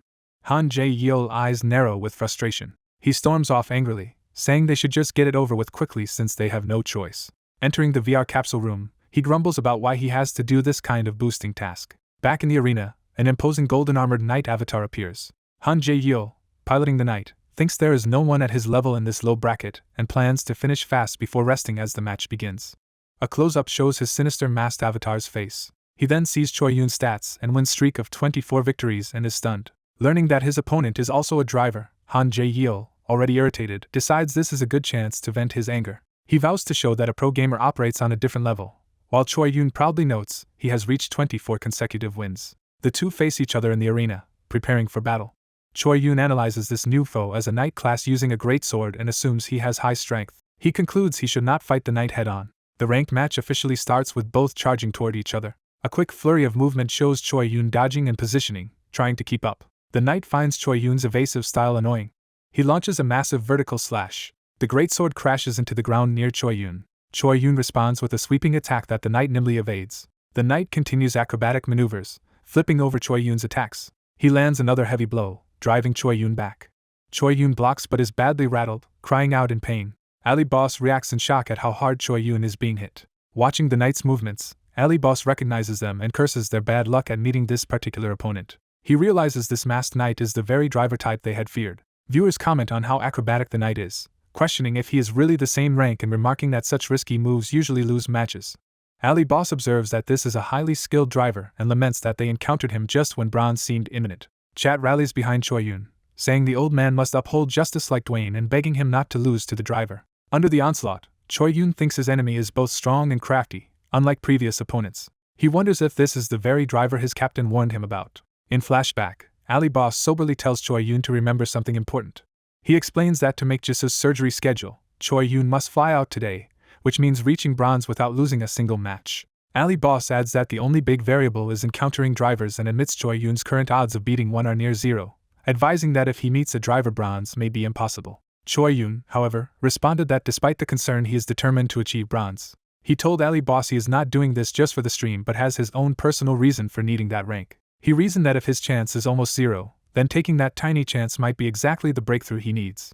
Ali Boss was struck by Choi Yoon's resolve. Deciding to support that resolve, Ali Boss proposed they gamble by exploiting Choi Yoon's weakness compared to a driver. The plan he gave was to avoid using counters at first and deliberately appear weak. Narration explains that seeing this unexpectedly feeble Choi Yoon would make the driver think he is much weaker than rumored. Ali Boss deduced the driver would start to underestimate Choi Yoon, wondering how someone this weak achieved 24 wins. Back in the present, Choi Yoon endures another slam, wondering if the original account owner has now taken over from the driver. He lies on the ground as the masked knight looms over him, chuckling ominously. The knight silently stares down, his expression unreadable behind the skull mask. He grabs Choi Yoon's head and says he wanted to see the faces of people who hire drivers and is glad to finally meet one. He rants that because people commission boosting jobs like this, he is forced into doing such work, while pounding Choi Yoon. The beating continues as the furious knight repeatedly slams Choi Yoon to the ground. Ali Boss angrily claims he could end this fight instantly himself, and chat questions whether the knight is toying with Choi Yoon, while urging the old man not to lose. The knight smashes Choi Yoon's head into the arena floor again. Close-up shows Choi Yoon's face pressed into the cracked ground, barely enduring the punishment. Despite the pain, his inner voice insists that he has to wait for the right moment. The narrator recalls the captain's teaching that pretending to be weak is meant to lure a reckless driver into lowering their guard. In the arena, the armored driver stands over seemingly defeated Choi Yoon, waiting. The lesson continues, saying to bide your time until an opening appears in the enemy. Choi Yoon, lying on the ground, strains to reach his sword despite his pain.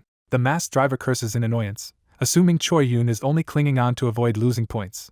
He orders Choi Yoon to leave while lifting his huge sword, thinking the match is already his. The driver raises his weapon high, preparing a finishing blow. Choi Yoon braces himself, concentrating for the decisive moment. Feeling the attack coming, he steels himself and prepares to unleash his big move. A memorial altar for Choi Yoon's late wife shows incense burning before her portrait.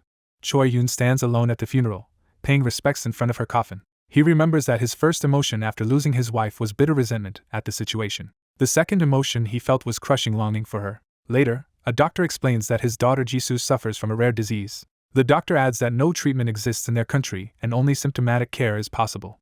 Choi Yoon describes a third emotion, desperate determination not to lose anything else as he trains hard in arena. He enters a gaming capsule, logging into the arena for his daughter's sake. Emerging from the pod, he wipes sweat and blood from his face, exhausted. His palm is torn and bleeding from his efforts. Looking at his injured hand, he forces himself to stay calm and composed. He closes his eyes, fully committing to endure whatever it takes. After finishing the session, he quietly leaves the capsule room. Back in the match, the driver's powerful downward strike hurtles toward Choi Yoon. A brilliant blue counterattack erupts upward, meeting the driver's blow. The driver is shocked as his winning strike is suddenly reversed. Ali Boss, the commentator, is equally stunned by the unexpected reversal. Choi Yoon executes his counter skill with all his strength, deflecting the driver's attack. He vows that if life gives him a trial beyond his limits, he will respond by creating a miracle. Jisoo, watching the stream from her hospital bed, cries with joy at her father's performance. The narration wonders if miracles are possible at all. It pleads for just one more miracle. Jisoo's eye fills with tears as she watches the miraculous turnaround. On the battlefield, Choi Yoon gasps, overwhelmed and emotional. He grips his sword with trembling hands, barely holding himself together. The driver, confused, realizes too late that the situation has changed. A sword suddenly protrudes past him, signaling his defeat. Choi Yoon is enveloped in blue light as the system registers his victory. The announcer declares that player Choi Yoon has won, astonishing Ali Boss and the viewers. Chat messages erupt, marveling that he actually beat the infamous driver. More viewers call the result a genuine miracle.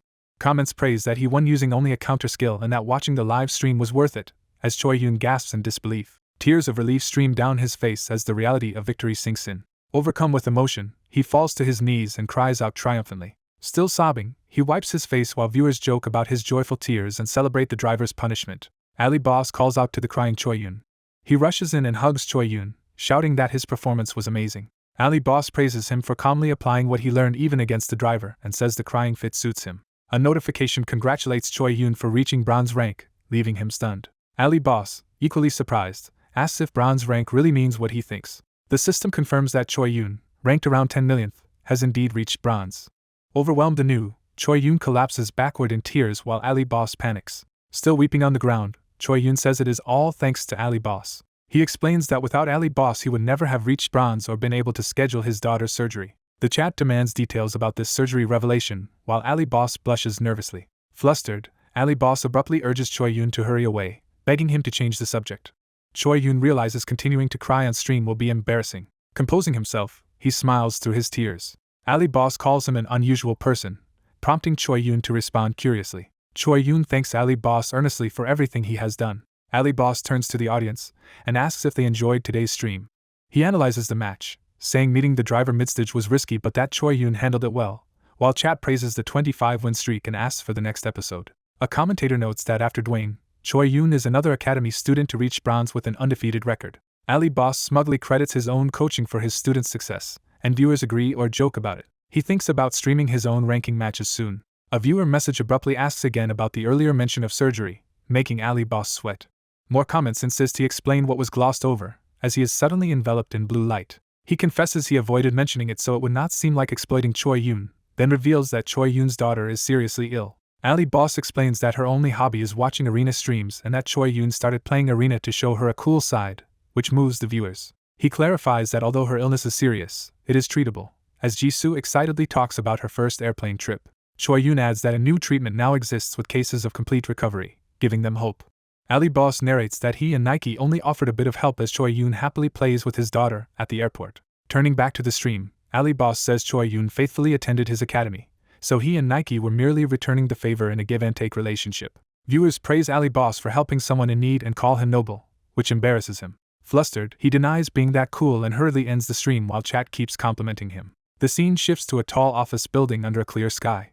Inside, Big Star's director Yoon Hyung-gu sneers that his player is pathetic. He berates pro gamer Jae Yeol for losing at such a low ranking, demanding an explanation. The director declares Jae Yeol unfit for tournaments at his current level, crushing the player's hopes. Jae Yeol seethes, thinking he put up with demeaning driver work solely to earn tournament participation. The director looks bored and unimpressed by his frustration.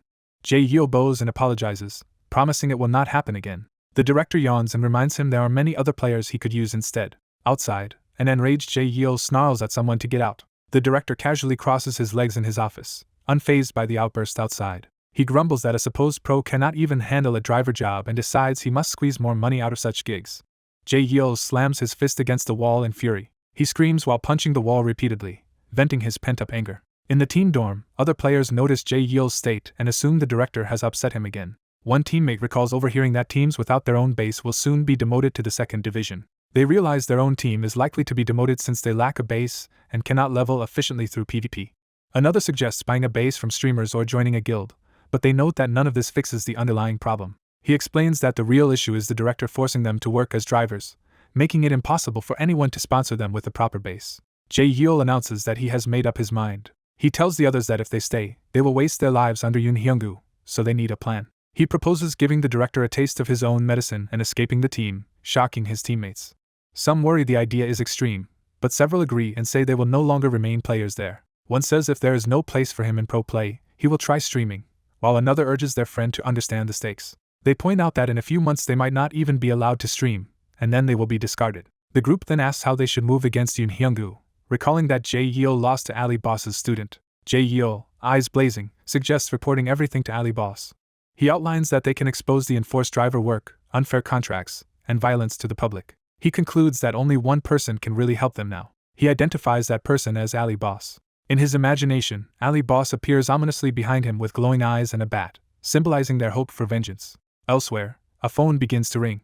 The ringing continues beside a bedside table where a smartphone lies. A hand reaches out to pick up the buzzing phone. Kang, Ali Boss's real-world self, answers sleepily. On the other end, his overseas contact Kale apologizes for calling early due to the time difference. Kale explains he contacted Kang to consult him about something important. He says Nike received a tip-off requesting Ali Boss's help. Kale adds that the informant is a Korean pro esports player exposing corruption within their organization. Kang wonders why such information is being brought to him, and Kale replies it is because Kang now has major influence in Korea. Kale notes that Kang's recent story with Choi Yoon boosted his reputation, though Kang insists he is just a streamer. Kang reflects that the informants must be extremely desperate to seek help from someone like him. He recalls his own past despair, thinking of himself as nothing more than a game addict. Determined, Kang lowers his head, considering what to do. He tells Kale to organize and send all the documents, promising to decide after reviewing them. After reading the material, Kang is outraged that such an outfit dares call itself an esports organization. He questions how a team like Big Stars passed Quincy's regulations. Kang thinks about how much money flows to Arena and concludes that regulations for teams are strict because of it. Examining records, he notices the team's coach and sponsor changed mid-season to a suspicious lender called Ilsun Capital. This convinces him the report is genuine. He now has to decide how to assist the players. He concludes he cannot directly call out the team by name, and must instead lead viewers to deduce that Big Stars is responsible. Kang muses that he should invite an expert onto his stream to help discuss the issue. Later, a black screen opens the news stream as viewers comment on the intriguing title and wonder why nothing is showing yet. Ali Boss then appears dramatically in a dim bar-like setting. He greets viewers, says today's topic is serious, and chat jokes about which guild has angered him now. He explains that his team received a tip from an active professional player, whom he anonymizes as Pro Gamer A. He outlines two main allegations. The organization forces its players to work as drivers. The second allegation is that the players' actual pay is lower than what their contracts promised. Viewers react furiously, denouncing the organization for abusing pro players. Ali Boss says he will not reveal the team's name to protect player identities, but notes the problem may be widespread. He emphasizes that most pro players are young dreamers who have little choice when their teams hold their futures hostage. Chat begins narrowing down which organizations fit the description. Someone points out that only Big Stars, Valet, and Ellen lack major corporate sponsors. Another viewer rules out Ellen because it is run by the association itself. Viewers quickly conclude the culprit must be either Big Stars or Valet, impressing and frightening Ali Boss. Ali Boss then introduces an expert guest to discuss the situation. The guest appears in a mask, introducing himself as Header, a former driver. Ali Boss confirms Header has left driving behind, and Header hints he is now pursuing a dream, amusing the chat. Ali Boss asks if it is true that some pro teams make their players work as drivers, and Header answers yes. Header says his broker told him about a team that recently changed sponsors and suddenly began accepting many driver requests, especially from bronze aspirants. Because of this, the number of drivers exploded, tying the situation directly to that team. Viewers remember that Big Stars is the only team to have recently changed sponsors. They immediately conclude that Big Stars must be the guilty organization. More comments note that the Big Stars players looked miserable in the last league, making sense in light of the abuse. Others declare that Big Stars is now doomed. Ali Boss thinks to himself that the viewers have taken the bait, and hopes such incidents will soon disappear from Arena. He narrates that after this stream, the Arena community was flooded with posts condemning Big Stars. Public outrage erupts online over Big Stars' abusive management, and demands a full league investigation. Hyung-gu groans anxiously as his phone vibrates. He sees that his boss is calling and hesitates in fear. Hyung-gu nervously answers the call while his furious boss berates him for the scandal and its consequences.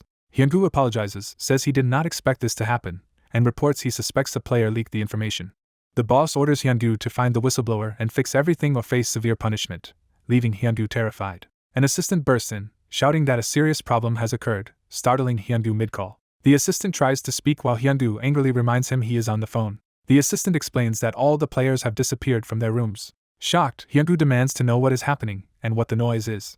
Elsewhere, Hyunwoo and his teammates walk through the city while someone on the phone warns Hyunwoo to be ready if he cannot resolve the situation. Hyunwoo calls Kale to ask what will happen to the disgraced team Big Stars. Kale predicts Big Stars might disband, but Hyunwoo thinks they will instead be forced to sell the team rather than dissolve it. Kale relays rumors that a buyer has already been found and that public opinion may allow the players to return, which reassures Hyunwoo. Kale adds that Jisoo's surgery was very successful and doctors expect her to recover well.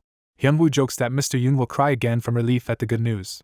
Kale notes that reporters are closing in on the truth about Hyunwoo and suggests Hyunwoo reveal his own story. Hyunwoo stubbornly refuses to personally confess anything, while Kale silently calls him stubborn and ends the call. Ending the call, Hyunwoo exhales in relief that Jisoo's operation went well. Hyunwoo notices Tangy happily playing with the essences collected from the festival. Hyunwoo asks Tangy how long he intends to just stare at those essences instead of using them. Tangy insists he will eat them soon and warns Hyunwoo not to steal them, then says he plans to consume them after his next awakening. Surprised, Hyunwoo confirms that Tangy is close to another awakening. Checking Tangy's status window, Hyunwoo sees Tangy is level 196 with many powerful skills and realizes Tangy is almost level 200. Hyunwoo recalls Tangy gained Gigantify and Howl from his first awakening and wonders what skills Tangy will obtain from his second, deciding their plans are set. Hyunwoo asks if Tangy truly wants to eat the essences after awakening and hints there is a way to awaken faster, which excites Tangy. Hyunwoo reveals that the method is intense hunting, making Tangy nervous. With a sinister smile, Hyunwoo says it has been a while since they went hunting together, unnerving Tangy further. Panicking, Tangy pretends to remember something important and tries to escape by teleporting away. Hyunwoo calmly resummons Tangy with his summoning ability, pulling him back. On the verge of tears, Tangy braces himself for what is coming. Tangy begs Hyunwoo to go easy on him during the upcoming hunt. Tangy anxiously asks where they have arrived, calling Hyunwoo stupid master as usual. Hyunwoo replies that at the moment they are simply standing in a grassy field. He explains that they are in the Volta Mountains, which will serve as their new hunting ground. Hyunwoo notes with interest that this region is unexplored even by the wider community. A flashback voice warns that the Volta Mountains monsters are so strong that hunting there is inefficient and largely unknown, even to exploration guilds. Despite Ket's warning to avoid the region, Hyunwoo says he has a specific reason for coming here. That reason is an A+ quest as the Heavenly Demon's Dark Arts successor, directing him to search the mountains for traces of the art's former master, a quest he cannot ignore. Hyunwoo reasons that strong monsters provide great experience, and that combining this hunt with triggering Tangy's second awakening will be doubly beneficial, while Tangy worries about his master's dangerous enthusiasm. The narrative shifts to the misty hills of the Volta Mountains before monsters appear. A fearsome black-winged lion with glowing eyes emerges. Several black-winged lions take flight and charge toward Hyunwoo. Hyunwoo stands his ground as the lions dive in to attack him from all sides. Excited by the rare monster type, Hyunwoo rushes in to test its strength. Hyunwoo unleashes Crescent Moon Cut, slashing the lion with a powerful purple arc. More black-winged lions dive at him, intensifying the battle. One lion roars and swipes a massive claw at Hyunwoo. Hyunwoo narrowly evades the claws with quick movement. He prepares a condensed purple orb of mana in his hand. Hyunwoo detonates the orb with magic explosion, blasting a lion in midair. A system message announces that he has defeated a black-winged lion. Hyunwoo's eyes glow red as he focuses on continuing the fight. He confronts another lion at point-blank range, facing its open jaws without flinching. Hyunwoo narrowly dodges another lunge, reinforcing the threat these monsters pose. Using Blink, Hyunwoo teleports behind a lion to reposition in combat. He plunges down from above toward a lion, sword first, in a finishing strike. After consecutive kills, messages confirm more black-winged lions defeated, a level up, and full health and mana recovery. Hyunwoo notes they are weaker than Ket had described. Hyunwoo reflects that his third awakening made him far stronger, attributing much of it to his weapon aura skill that doubles his magic power. He decides that is settled and turns his attention elsewhere.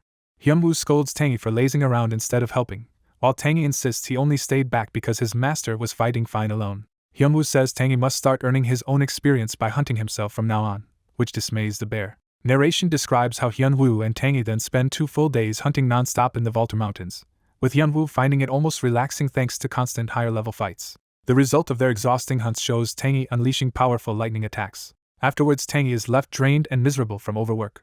Narration states that Tangy has gained 3 levels during the 2 days. Tangy's updated status window shows he has reached level 199 with greatly increased stats. Hyunwoo happily notes that Tangy is level 199 and only needs 1 more level to awaken. Tangy regrets not just eating the essence earlier and wonders why he put himself through this struggle. As Tangy sulks, a strange energy begins forming where he sits. A portal or magical field fully appears around Tangy as Hyunwoo watches. A prompt asks if they will enter the dungeon Ancient Arperium, which shocks them. Tangy collapses with drool as Hyunwoo picks him up, stunned by what just happened. Hyunwoo excitedly praises Tangy for discovering a previously unknown dungeon and calls him incredibly lucky, while Tangy wishes it were not true. Hyunwoo recalls that his last dungeon run was the vampire dungeon with his seniors. He remembers defeating enemies there and remarks how long it has been since he last entered a dungeon. Tangy, thinking ahead, wonders about the skills and unique items they could obtain from this dungeon but personally wants to return to Buzzing Island. Determined, Hyunwoo says they should go in quickly and get out quickly, praising Tangy's supposed initiative as he holds the reluctant bear. A system message confirms they have entered the ancient Arperium. Emerging inside, Hyunwoo shields his eyes and adjusts to the new environment. Realizing something, Hyunwoo looks around in confusion. He notes that the dungeon landscape looks identical to where they were previously. Tangy comments that the weather is even nicer here and suggests they have a picnic instead of fighting. Hyunwoo hears a loud sound coming from the forest and ignores Tangy's picnic idea. They move cautiously toward the source of the noise between the trees.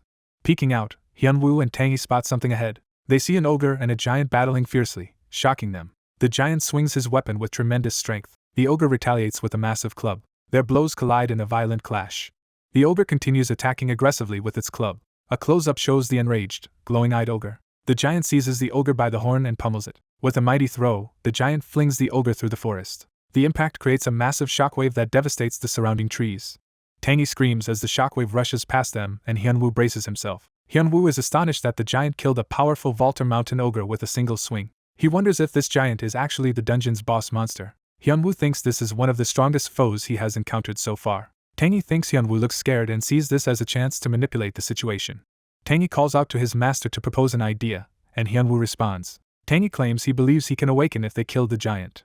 Hyunwoo reacts in disbelief that Tangy suddenly wants him to fight the boss monster just to speed up awakening instead of grinding. Tangy threatens that if Hyunwoo refuses to kill the giant, he will simply return to Buzzing Island. Tangy internally notes they have already hunted for 2 days straight, and worries that even his tough master is exhausted and might not handle the fight.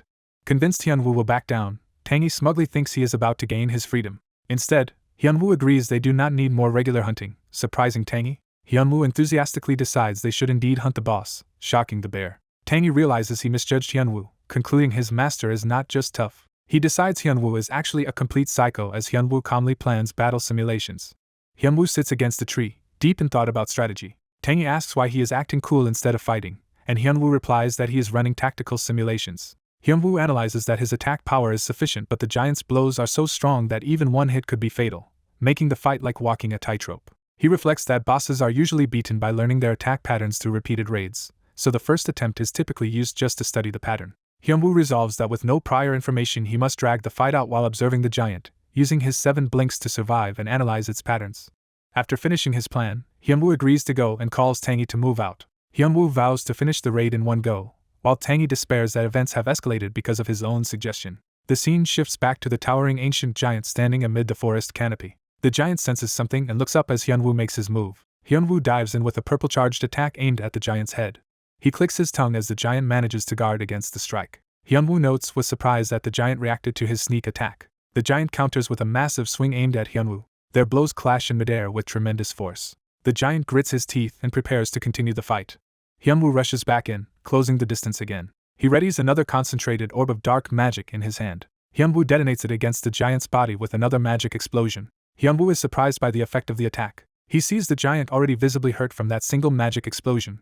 A close-up shows the giant's mask cracked and face burned from the damage. The enraged giant unleashes a flurry of devastating swings, which Hyunwoo narrowly evades. Hyunwoo judges that the giant's attack power surpasses any boss he has faced so far. He reasons that, given how much damage Crescent Explosion is inflicting, combining Magic Explosion with Crescent Moon Cut may be the key. Hyunwoo executes the combined skill he calls Crescent Explosion, sending a sweeping purple arc at the giant. The giant tries to block, swinging his club into the incoming energy. The energy slices through the club with a bright impact. The blast wraps around the giant's body, tearing into him repeatedly. The giant's mask shatters and he screams in agony under the assault. Hyunwoo concludes that because this supposedly weaker area attack is hurting so much, the giant cannot actually be the dungeon's true boss. He realizes the giant is merely an elite monster and not the boss at all. Hyunwoo yells for Tangy, annoyed that he overthought strategy for a foe of this level. At Hyunwoo's shout to use magic, the enraged giant unleashes his own elemental powers, summoning ice and fire. Hyunwoo powers up with purple energy and dives again in a rapid aerial assault. He lands a vertical finishing strike that cleaves straight down the giant's body. The giant is split from head to torso by the powerful blow. A system message declares that Hyunwoo has defeated the ancient giant and gained experience. Hyunwoo lands lightly and remarks that the giant turned out to be just a normal monster, so his earlier worry was unnecessary. Tangy frantically calls out to his stupid master's attention. Hyunwoo turns to see Tangy's body begin to glow brightly, signaling the start of Tangy's long-awaited awakening. Hyunwoo is shocked as his bear pet begins radiating light and transforming. He realizes that what is happening is an awakening. System messages announce that pet Tangy reached level 200, entered a second awakening, and gained massive stat boosts and a new skill. Further messages say Tangy's magic reached 2000 and 3000, each unlocking additional skills. A new passive skill Blazing Mana appears, letting Tangy spend extra mana to increase spell damage.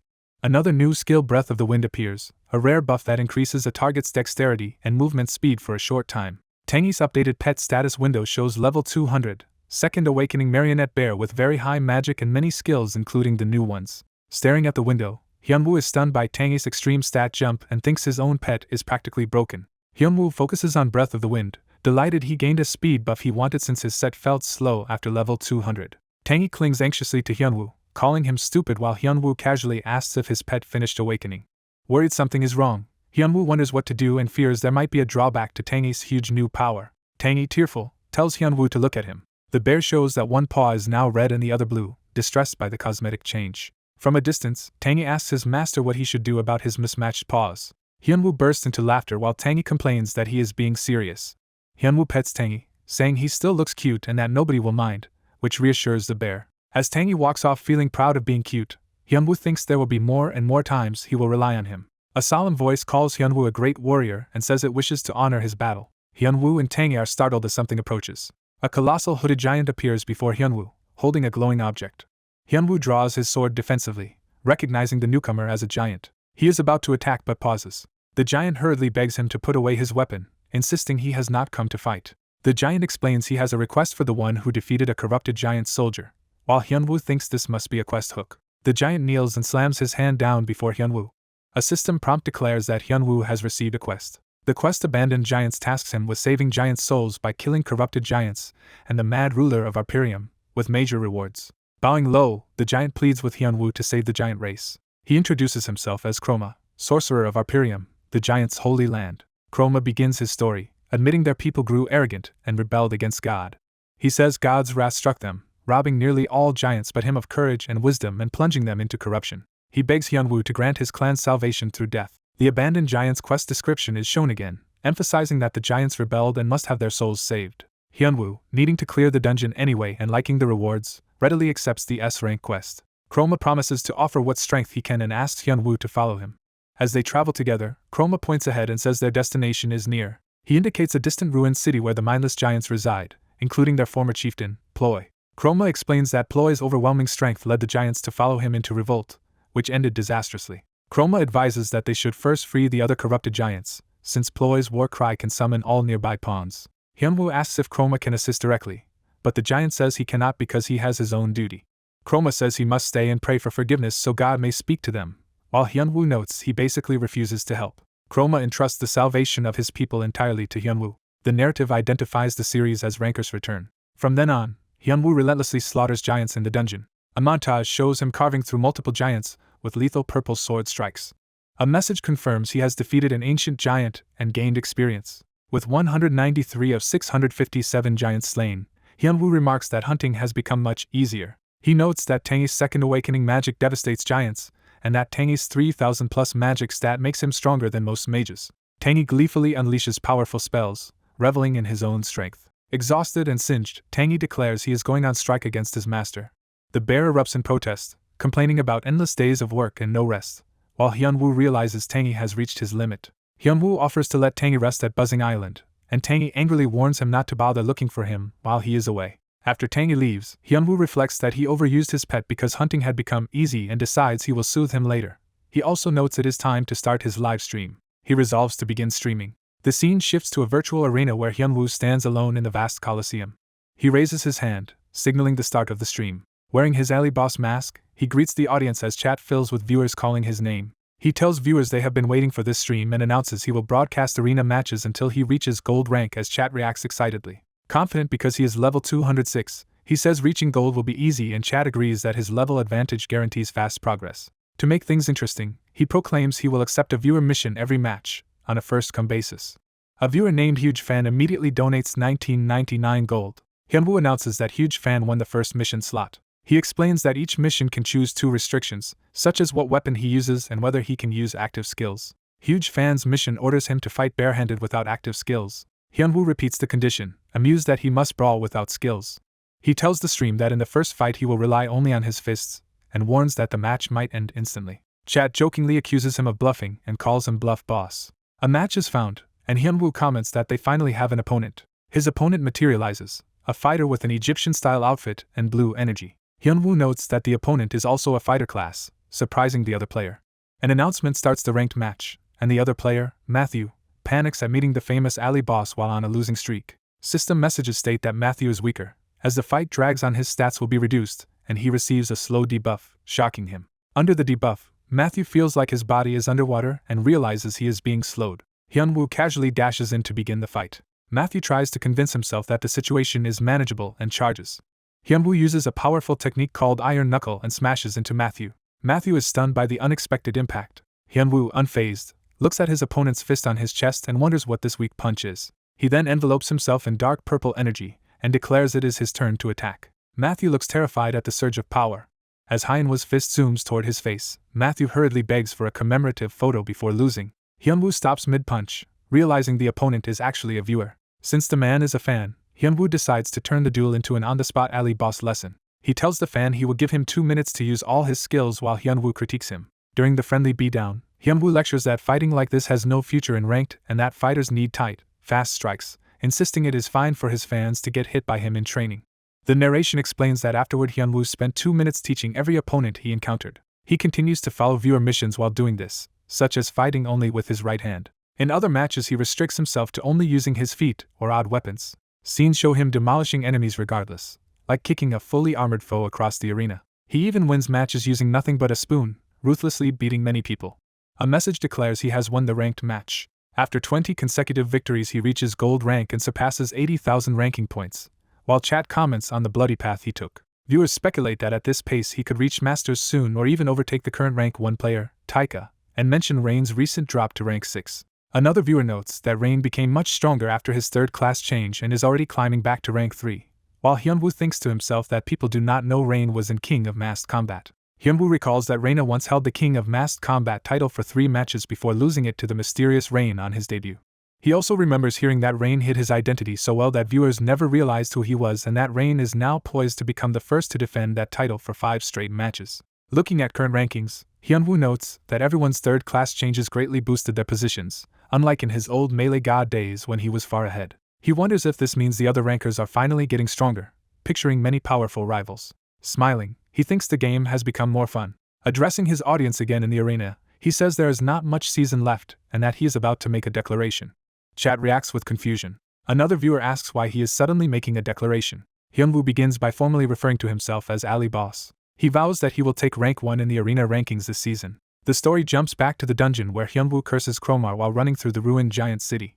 Being chased by groups of giants, he complains that Cromar never warned him that all the fortress giants move together. A massive blow explodes near him, emphasizing how dangerous the coordinated giants are. Dodging attacks, Hyunwoo fumes that Cromar should have told him something this important, and calls the sorcerer useless. Under pressure, he shouts to Tangy for help. Tangy, busy zapping giants atop a pillar, snaps back that he is already occupied. Hyunwoo mutters that Tangy is a rascal who fails to use his skills properly when surprised. Tangy, bewildered, mentally asks why Hyunwoo has never used the expand or howl skills that could have ended the fight sooner. Hyunwoo finishes the battle with a huge purple slash and resolves to put Tangy through harsh Sparta-style training. Later, the ruins fall quiet as the battlefront shifts.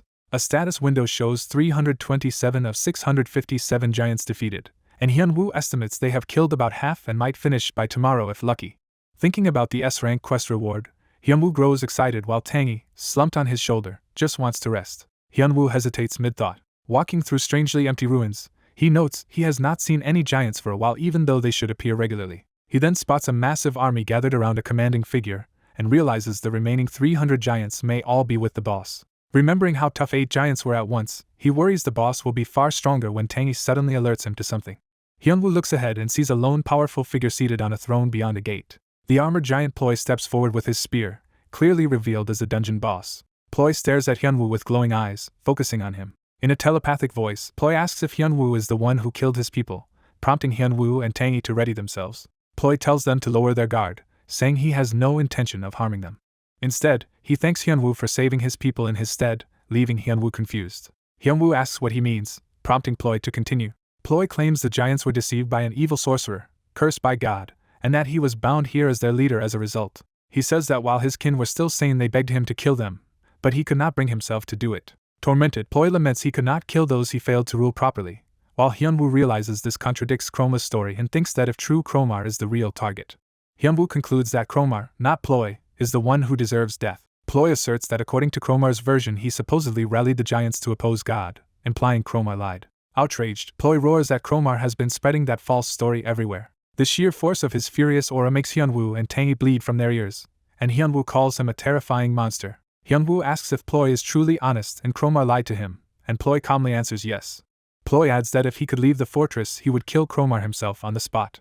Hyunwoo thinks it over and decides he knows which side he trusts more. He resolves to believe whichever side is stronger and politely asks Ploy if there is anything he can help with. Ploy explains he is bound to the area and asks Hyunwoo to kill Chromar for him, promising a sacred relic of the giants as a reward. The quest updates to label Chromar the mad ruler of Arperium, now requiring Hyunwoo to defeat depraved giants and eliminate this fallen sorcerer for the relic.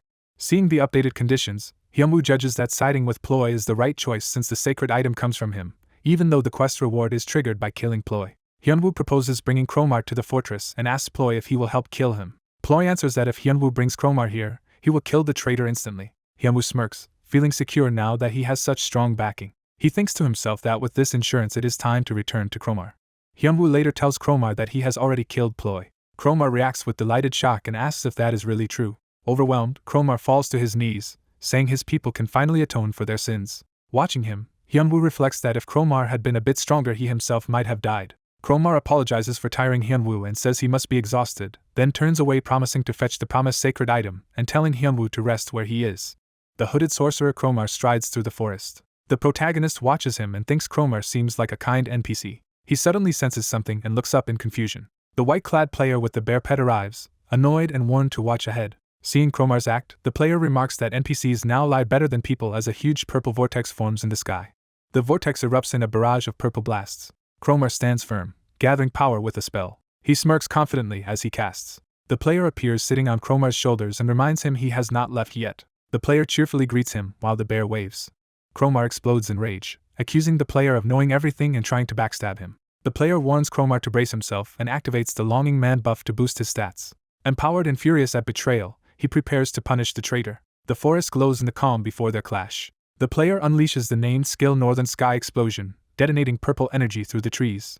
He darts through slicing tendrils of that attack. The blast slams into Chromar and sends debris flying. The player charges another powerful purple energy attack in his hands. Chromar counters by forming his own spell. Their powers collide in another massive purple explosion in the forest.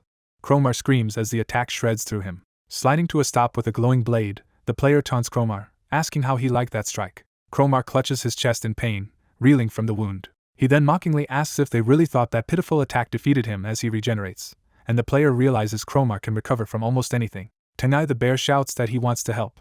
Tengai suddenly leaps off the player's shoulder, startling him. The bear hurtles toward Chromar, yelling for him to stop. Chromar contemptuously tells the little bear to stay out as he charges a killing spell at him. The player dashes in and blocks the spell, grabbing Tengai and deflecting the energy. While retreating with Tengai, he warns the bear not to underestimate Chromar just because he himself is relaxed, and says the enemy is stronger than he looks.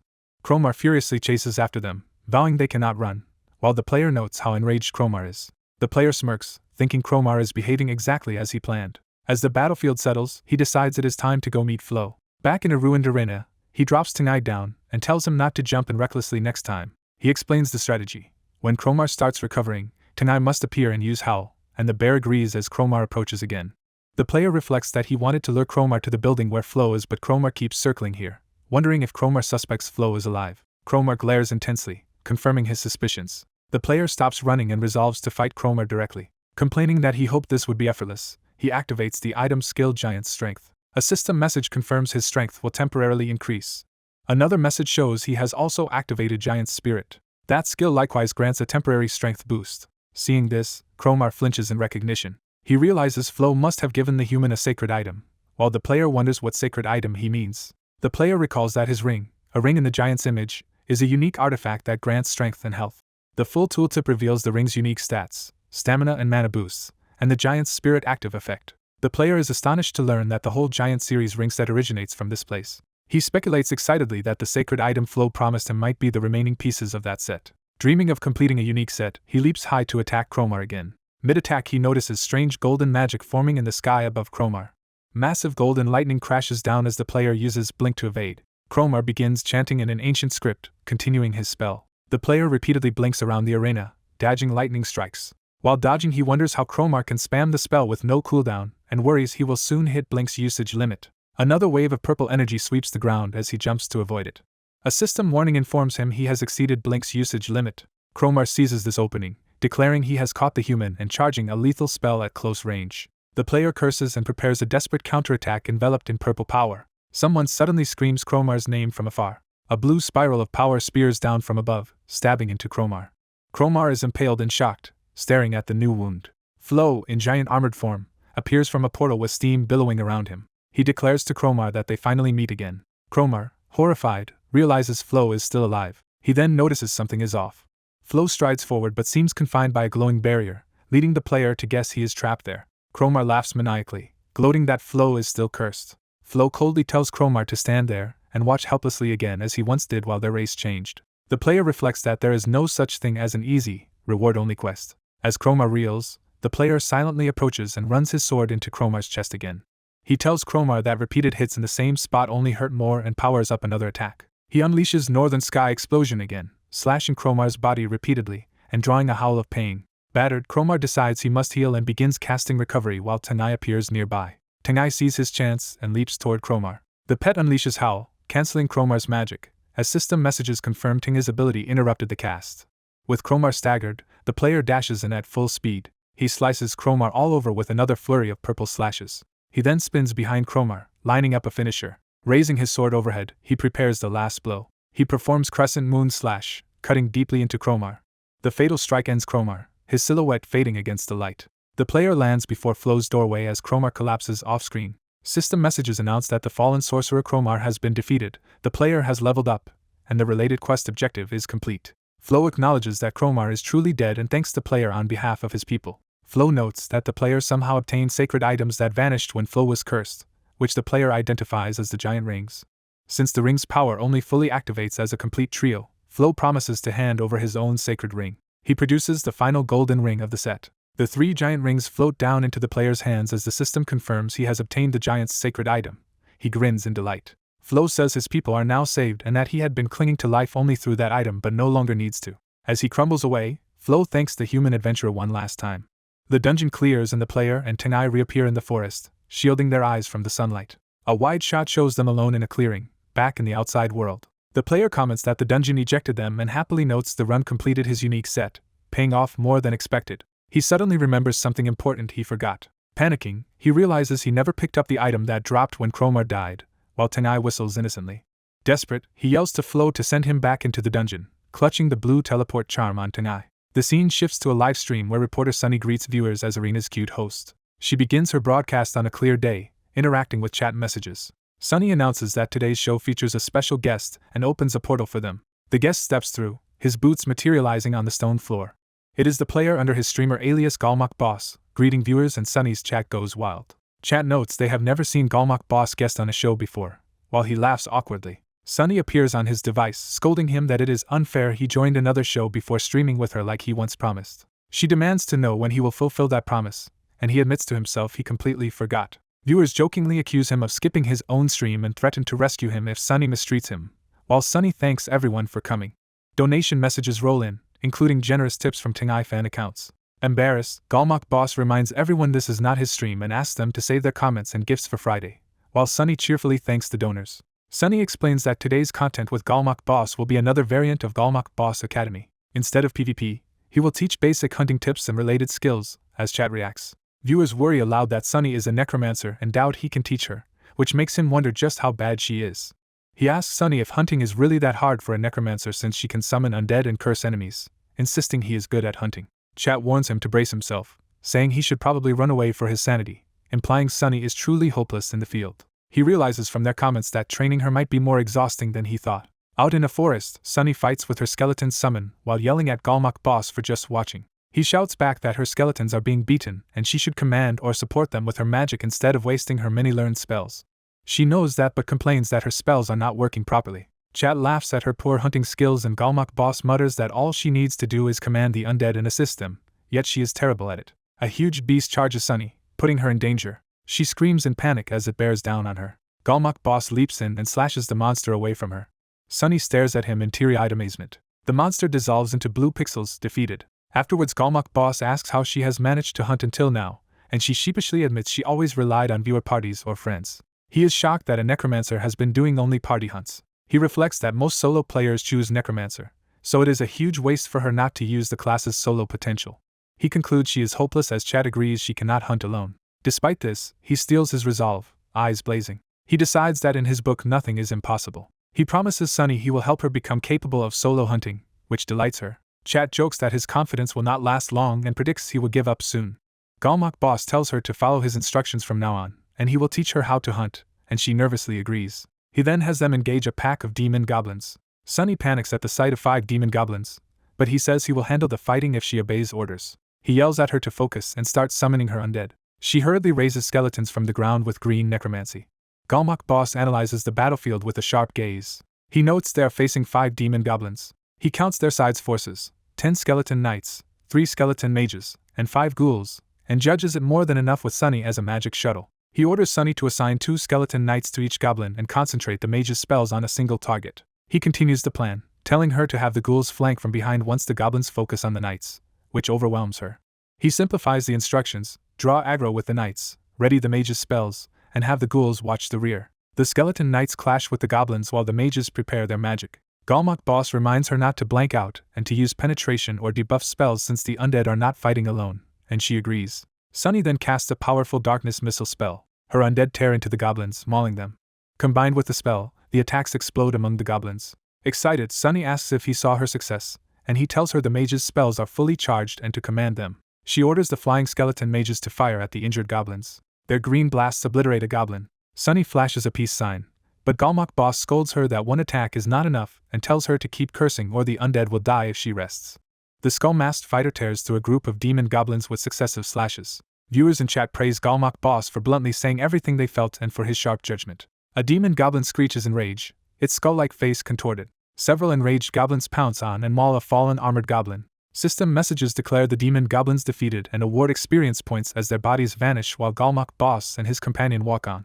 The pink-haired mage, shocked, wonders if she really defeated the demon goblins alone. Galmok boss corrects her, saying she did not do it entirely by herself. He explains that watching her fight convinced him she will soon be able to hunt solo. With a charming smile, he adds that this will happen as long as she follows his guidance. Blushing amid flowers, Sunny shyly says she trusts him.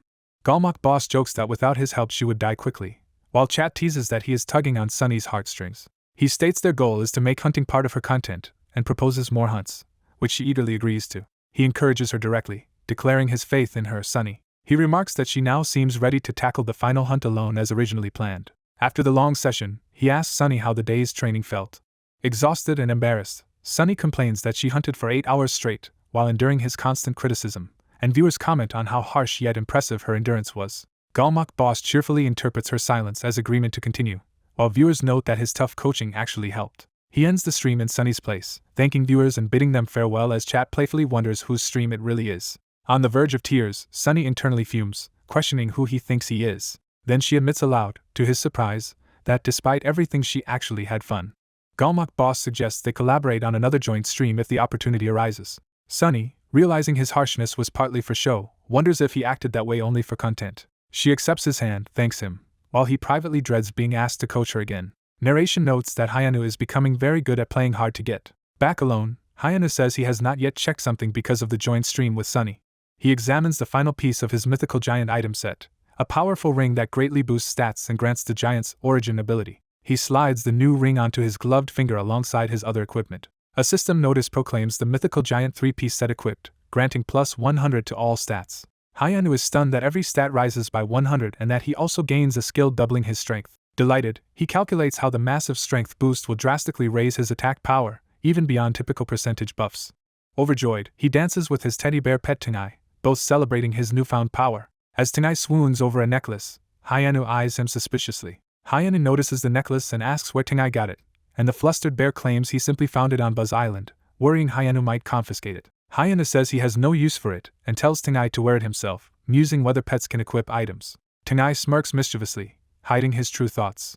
In an inner monologue, Tenai recalls secretly picking the necklace up during Hyanu's meeting with the giant and hiding it in his alter dimension, fearing Hyanu would take it if he knew. The necklace is revealed as Origin of the Fall, a unique item that boosts magic defense penetration and grants the fallen attribute to those with high stamina and mana. Tenai lovingly admires his cool new necklace while narration shifts, saying that as Hyanu enjoyed his dungeon rewards, a bloody battle unfolded elsewhere. A red-haired man introduces himself as Lu Shui, the third dragon of the 9-Dragon Guild, and says he will get straight to the point. Confronting Zhou Pang in an office, Lu Shui bluntly tells the guild master it is time for him to step down.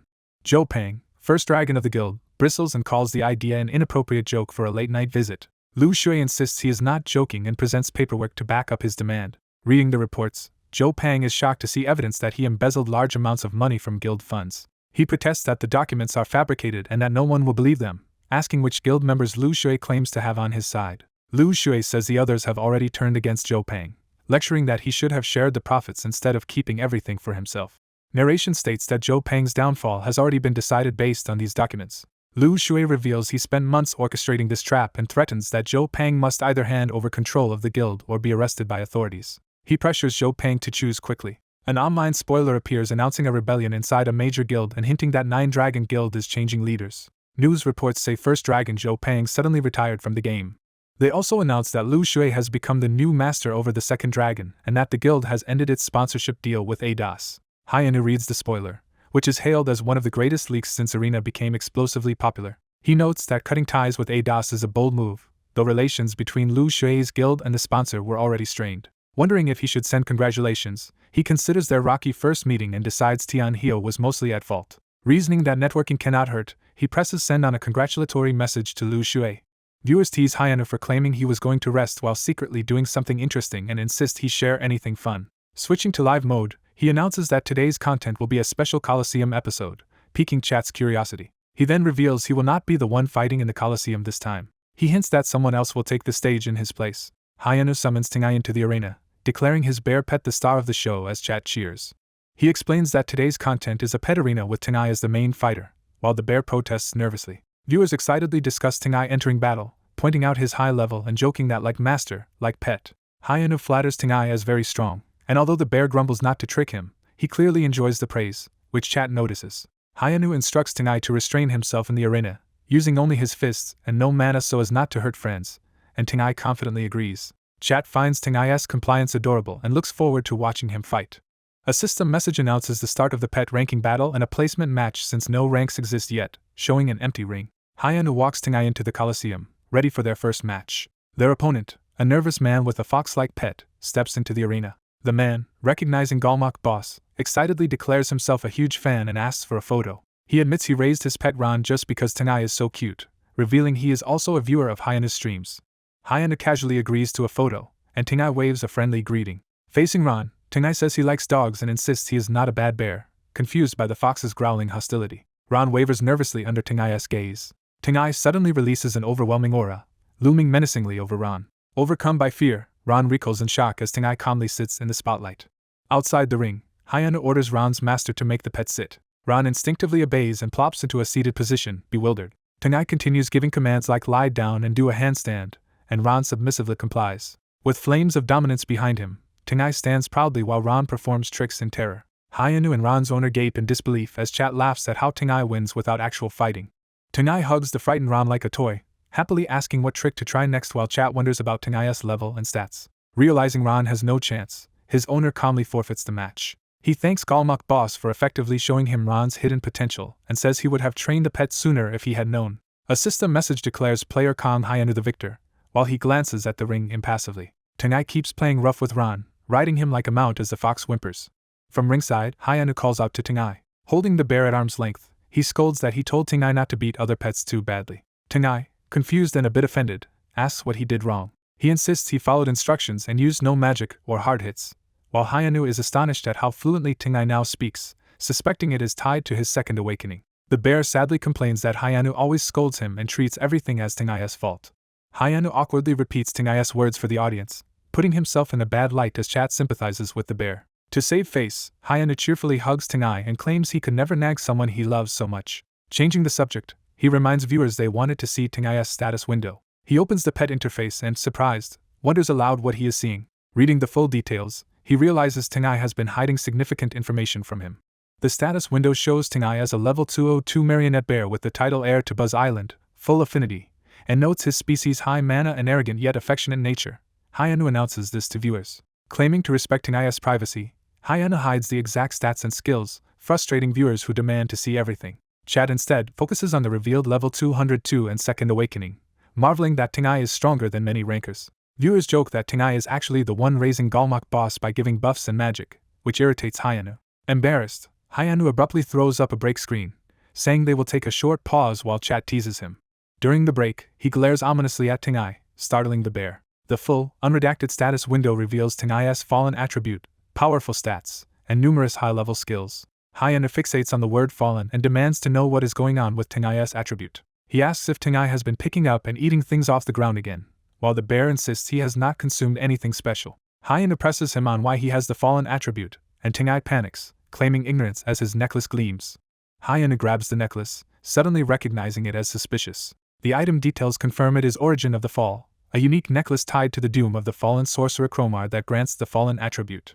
Hyanu asks if Tingai picked the necklace up in the dungeon, and the bear admits he secretly grabbed it when Hyanu did not notice. Instead of punishing him, Hyanu praises Tingai for securing an otherwise lost treasure and tells him to keep wearing it. He adds that although he dislikes being deceived, Tingai actually helped by retrieving the valuable item and that it is surprising a pet can equip gear. Hyanu decides Tingai's personality has not changed despite the fallen attribute and figures that if anything goes wrong, Tingai's powerful parents can fix it. He tells Tingai to report such finds from now on. A narration says Tingai's coliseum rampage continues. Later, another monstrous pet roars in the arena. Tingai, now enormous, towers over the creature, which falters mid-roar. Intimidated, the enemy pet slumps and trudges away in surrender. Subsequent matches see one pet after another forfeiting under Tingai's sheer pressure, while viewers joke that the pet coliseum is being terrorized. Narration states that Tingai racks up 20 consecutive wins, becoming king of the coliseum. Logging out, Hyanu removes his VR helmet with a relieved sigh. He reflects that although Tingai bullied the other pets, viewer response was positive. His phone vibrates, drawing his attention. On the call is Kale, who greets Mr. Kong warmly. Kale explains that the company's big boss wants to meet Hyanu. He reveals that the big boss is Neek's CEO and asks if Hyanu has heard of Bill Knight. Hyanu is stunned that such a powerful figure wants to meet him and is told he underestimates his own importance. Kale points out that among Arena's billion players, Hyanu is one of the few who consistently draws huge audiences and views. He emphasizes that Hyanu alone holds such influence, though Hyanu modestly doubts he deserves the praise. Kale then asks hypothetically if Hyanu debuted as a pro gamer now, could he reach the top league and even win the International Arena Week tournament? Hyanu boldly answers that he would win regardless of teammates, even against an all-star roster of superstars. Kale notes that only Hyanu could state that so calmly. Remembering something, Kale says he has additional news to share. Hyanu states he plans to debut as a pro gamer once he reaches first place in the battle rankings. Kale questions if that goal is too rushed, suspecting Hyanu aims to win the season and secure a seed to enter Arena Week. Narration describes Arena Week as a global tournament where only each country's top teams compete. Kale says he lacks patience to wait another year and asks what kind of team Hyanu wants, assuming he is not fixated on an existing club. Hyanu answers that he wants a simple team composed of passionate players dedicated to one path and with clean reputations. Kale is taken aback, saying no such perfect team exists, and suggesting it would be faster to create one from scratch. He then reveals that forming such a team is exactly his plan, shocking nearby coworkers who overhear. Hyanu enthusiastically declares that this ideal team is precisely what he wants. Narration contrasts his past, when he played Arena only to pay off debt, with his present, where he finally has a foundation to pursue his real goal. He decides it is time to begin the long-delayed plan against his old tormentor, shown being restrained by guards. The narration targets Jong Hanbik, promising that their next lesson will be delivered on the Pro League stage. Hyanu, smiling fiercely, vows to take everything Jong Hanbik has. The scene shifts to Quincy Company's Korean headquarters building. In the company cafeteria, two employees eat together, one remarking that he rarely sees the other lately and assumes he is very busy. Park Hyunjin, the exhausted arena planning team leader, explains it is peak season and he barely sleeps 20 hours a week. Kim Jinyoung, leader of the operations team, worries that once planning's overtime ends his department will be next. They complain that Galmok boss is clearing quests too quickly, forcing unexpected development work like the Devil's Field. Kim adds that they also must design an event field and NPCs to celebrate surpassing 1 billion users and feels understaffed. Park explains that thanks to the masked battler, Arena's user count has exploded, so the billion-user event will likely be needed in just a few months. Kim notes that while he only has to survive the current month, Park will soon be swamped with Pro League paperwork on top of everything and wishes him luck. Exhausted at a cafeteria table, a man mutters that he wants to quit. Ting-ai excitedly announces he has discovered the location of Buzz Island. The protagonist reacts with thrilled disbelief at the news. He enthusiastically hugs Ting-ai and praises him for the discovery. Ting-ai explains that the entrance to Buzz Island is a waterfall in the largest forest of the Hyjin Mountains. The protagonist deduces that this must be the High Elf Forest inhabited by the New York Warriors. He remembers that the New York Warriors is the team Reina belongs to. Reina appears, surprised and pleased that the Galmok boss has come seeking her. He greets Reina and Ting-ai, saying it has been a long time. Reina's teammates cringe at her affected speech and beg her to act like her usual self. Reina asks what he wants, and he says he has a request for the New York Warriors. The Warriors are shocked that Galmok boss has come to them with a request. Reina's teammates excitedly beg Galmok boss to join their team and share earnings, while she yells at them to be quiet so she can talk. He clarifies he only wants to look around the High Elf Forest and asks for permission. They tell him no one would stop Galmok boss and invite him to go hunting freely. They thank him for asking first instead of hunting on his own, and he replies that gamers must follow their own rules. Reina, moved, hesitantly asks if she can also request a favor from him. He is surprised by her request and wonders if she wants another match. She and her teammates suddenly asked him to date Reina seriously with marriage in mind, shocking him. The teammates insist Reina watches his videos constantly, and claim they would be the hottest couple in Arena. Embarrassed, Reina steels herself after hearing this pushy matchmaking. Instead of romance, Reina formally asks to duel him again with the league approaching. He reflects that relationships are give and take and agrees to her duel request. The scene shifts to the area near the High Elf Forest. Reina and Galmok boss stand facing each other in a clearing, swords drawn, watched by her team. Reina sets the duel condition that he must not use any active skills, and the system prompts him to accept. He confirms he will fight using only basic techniques and accepts the duel. The system announces that the duel will begin shortly. The system declares that the duel has started. Reina and Galmok boss clash swords with intense force. They exchange powerful slashes, their sword auras cutting across the field. Reina, mid-swing, notes internally that she can already sense the skill difference between them. As she attacks, she realizes the gap between their abilities is even larger than before. He notices she is only attacking and asks why she thinks he is not counterattacking, wondering if she underestimates herself. Reina answers that she wants the duel to benefit him as training. He explains that an easy, one-sided victory would not help her and that his role now is to expose her weaknesses. Reina privately wonders if he is actually being considerate toward her. Fired up, she responds with a fierce slash at him. She then asks him to attack without using aura force so she can handle it. He judges that his defenses can withstand such attacks and thinks Reina is more passionate than expected. Deciding to get more serious, he increases his effort, launching faster, stronger combos. Reina is startled by the speed of his consecutive attacks. As she blocks one blow, she is confused by the unexpected force behind it. He uses the momentum to shift and continue pressuring her, catching her off guard. Reina analyzes that he is rotating his body for follow-up attacks. He delivers a controlled kick that Reina barely blocks, sending her skidding back. He explains that if he had kicked with full power she could not have stopped it, and advises her to dodge with smaller movements to be ready for the next strike. Shaken, Reina wonders if the skill gap has always been this big, and he answers that beyond skill his stats far exceed hers. She suspects his superior stats come from titles, skills, and items despite his lower level, and insists they continue sparring. Watching from the sidelines, her teammates marvel that Galmok boss seems almost inhuman in combat. They remark that Reina is their team's ace. Yet they observe he is fighting her on equal footing without difficulty. Reina grits her teeth, determined not to back down. She recalls obsessively rewatching the video of her loss to him, wondering why she lost despite seemingly having the advantage. She remembers that all their coaches thoroughly analyzed the match.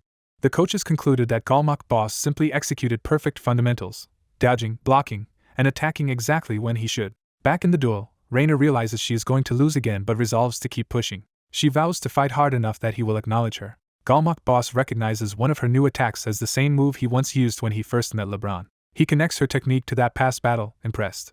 Her teammates watch in anxious astonishment as the intense spar continues. Reina, panting, keeps pressing forward. She manages to nick his armor, showing she is adapting. He admits that her last attempt was risky for him and that he did not expect her to start thinking like he does. He praises her as a worthy ace of the New York Warriors. Reina hides her pleased reaction, sweating nervously. She awkwardly suggests they keep going, while he urges more rounds, saying it is too early to celebrate. Her teammates grin proudly at her growth and enthusiasm. They note that their so-called ice princess is terrible at hiding how happy she is. Afterward, Galmok boss steps away, relieved the sparring is over. He reflects that he finally escaped Reina after a tiring extended fight. He reminds himself to avoid her next time since she refused to stop until she landed a decisive blow. Turning back to his main goal, he resumes speaking with Tengai. They arrive at the waterfall Tengai identified as the entrance to Buzz Island. Looking at the roaring falls, they prepare to head to Buzz Island. The system confirms that they have entered Buzz Island. Inside, they find themselves in a serene autumn forest filled with fallen leaves. Galmak Boss is amazed by the beautiful scenery. He walks along a leaf-covered path with Tengai riding on his shoulder. The panorama reveals a vibrant island of colorful forests and a winding river.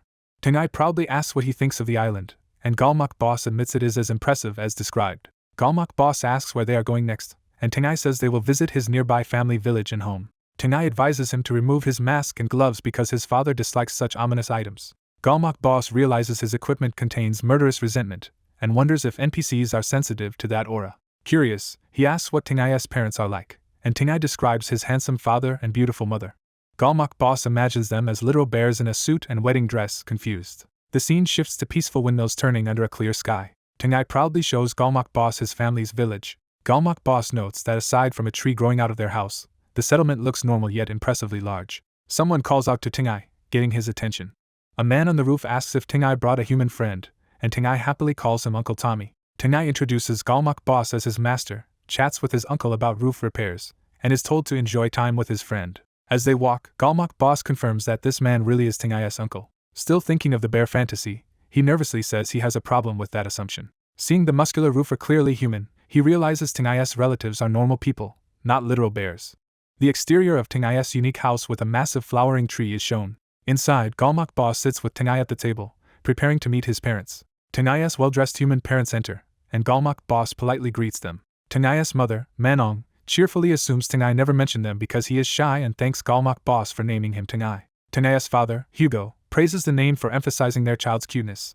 Galmak Boss privately decides not to mention that he chose the name because Tengai looks like a bear and wonders why Tengai's appearance differs from theirs. Manhwa explains that their family can transform into humans after a second awakening, implying Tengai can as well. She adds that they love his bear form so much that they are letting him stay like that while he is young. Galmak Boss imagines Tengai's human version and realizes the bear has been hiding this major secret from him. Hugo says he can see in Galmak Boss's eyes that he truly adores Tengai, so they are relieved about their son having a master. Tengai's parents respectfully ask Galmak Boss to take good care of their boy. Time passes as their conversation with Tengai's parents continues. Later, someone laughs and acknowledges Galmak Boss's story about how he and Tengai met. Galmak Boss notes Tengai's steady growth and asks if there are any hunting spots nearby, learning that monsters rarely appear on Buzz Island. The parents whisper about asking him to clear a troublesome cave, deciding it is something they need done anyway. Manhwa says they trust his character enough to leave Tengai in his care but still want proof of his abilities. Tengai passionately insists his master is strong, but his parents say they must see his strength themselves.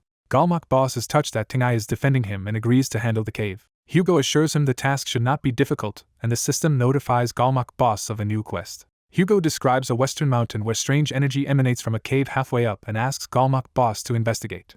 Galmak Boss and Tengai arrive at the ominous cave entrance and confirm it is the right place.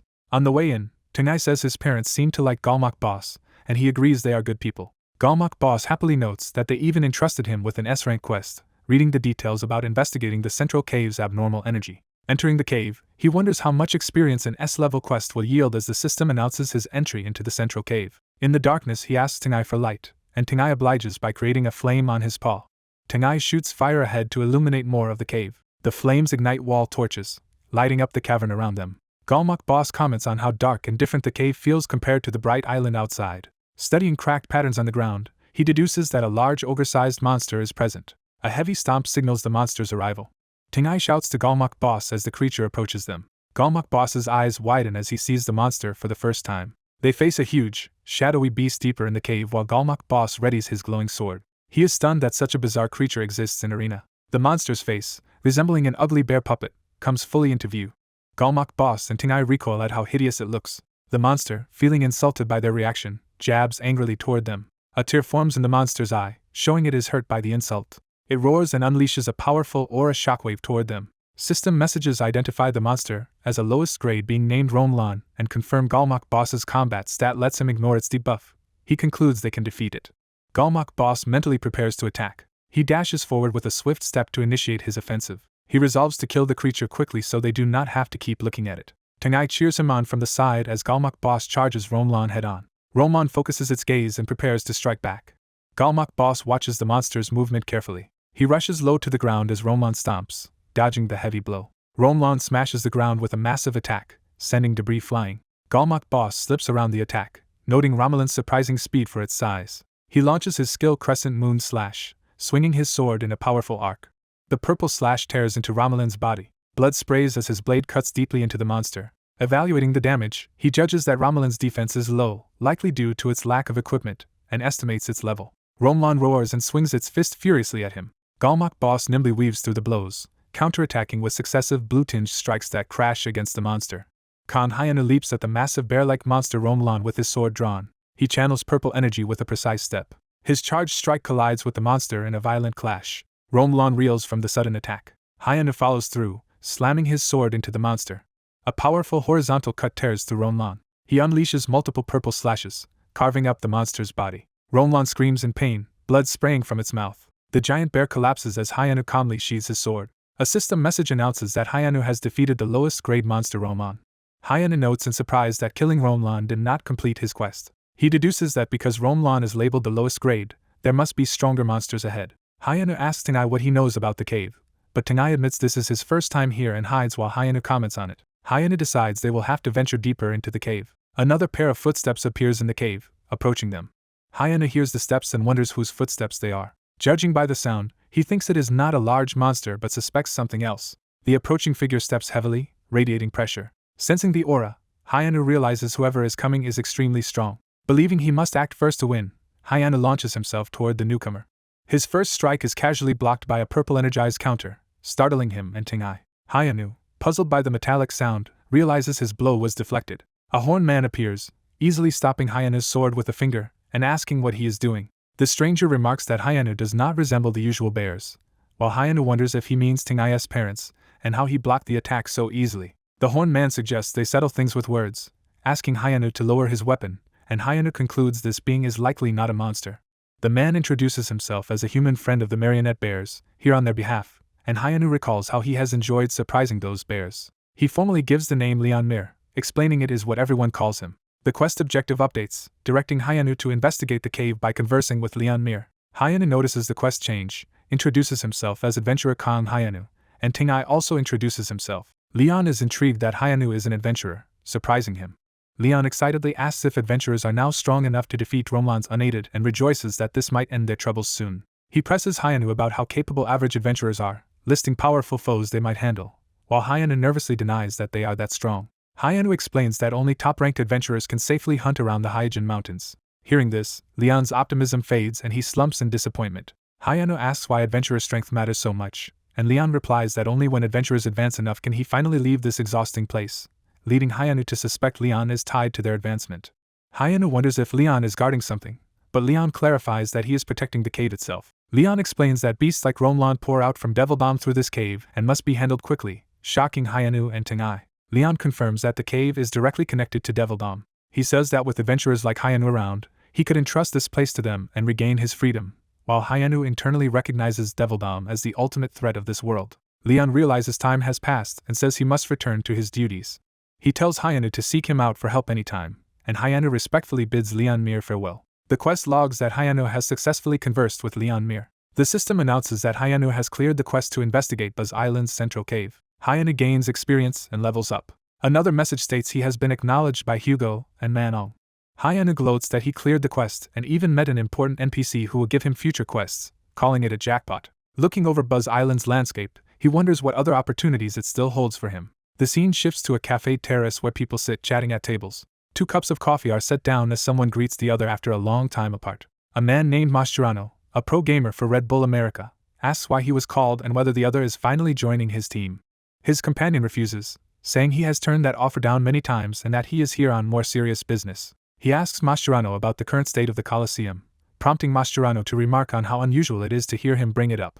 Mascherano reminds him he once claimed he could easily take first place in the Coliseum whenever he wished. The other man, Rain, sits silently with his coffee, preparing for the real topic. Rain admits he is no longer sure he can dominate as before and is introduced as the former number 1 now ranked 2nd in the arena.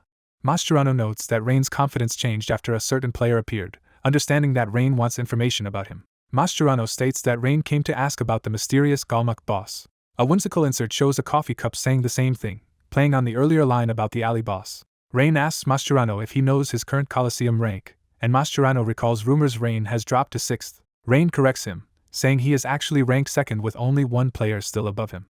Mascherano observes that only player number 1, Taika, remains ahead.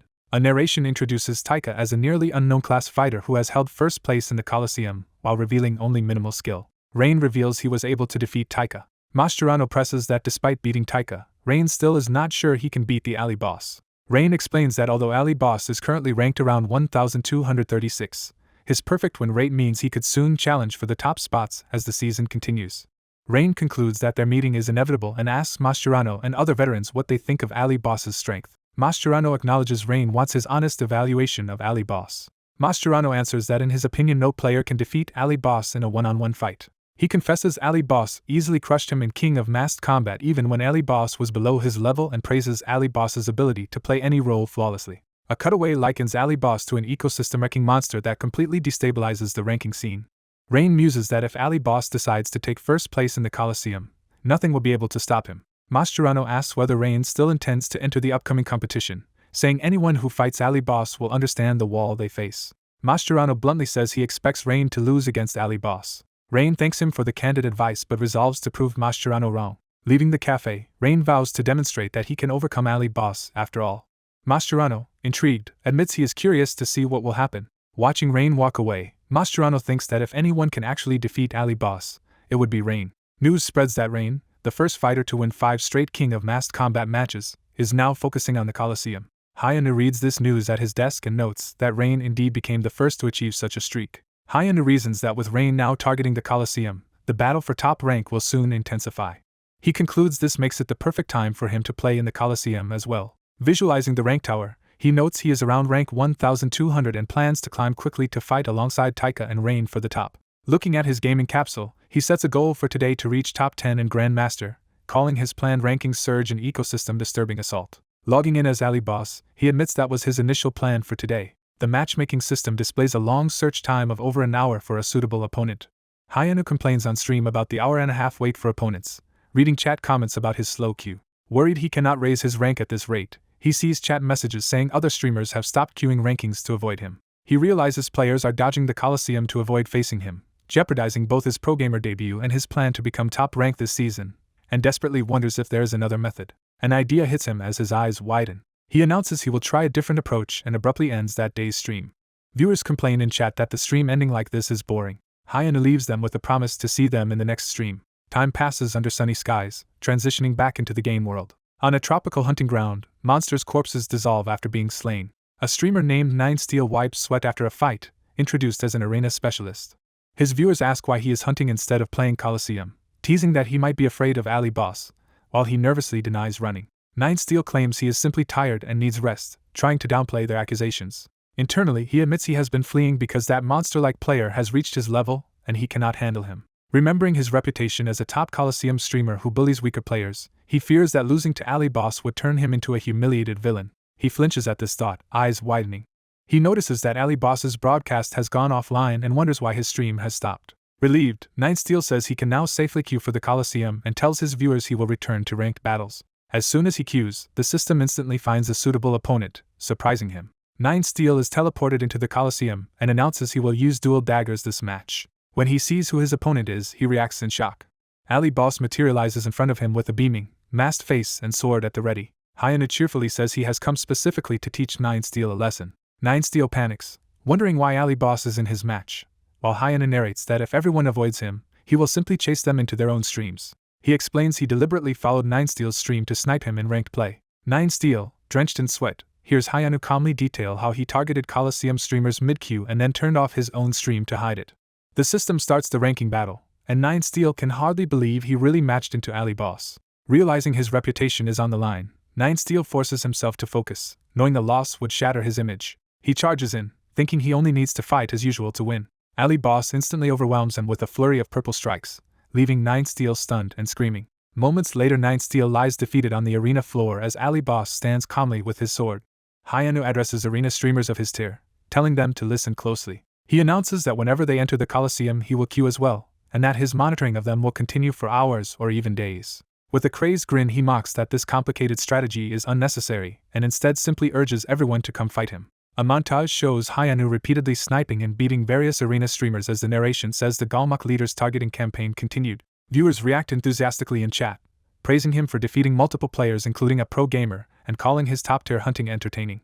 Public opinion shifts. Viewers begin criticizing rankers who avoid the arena and mocking them as cowards compared to Galmok leader. Under pressure from this backlash, many rankers resume streaming and returning to the arena. As Hyunwoo keeps winning and stepping over fallen opponents, narration notes that arena content is starting to run smoothly again. It reports that Galmok leader's arena rank has climbed to 546th, and Hyunwoo happily says the arena finally feels like a proper arena. Counting the remaining players ahead of him, he notes that only 545 opponents stand between him and first place.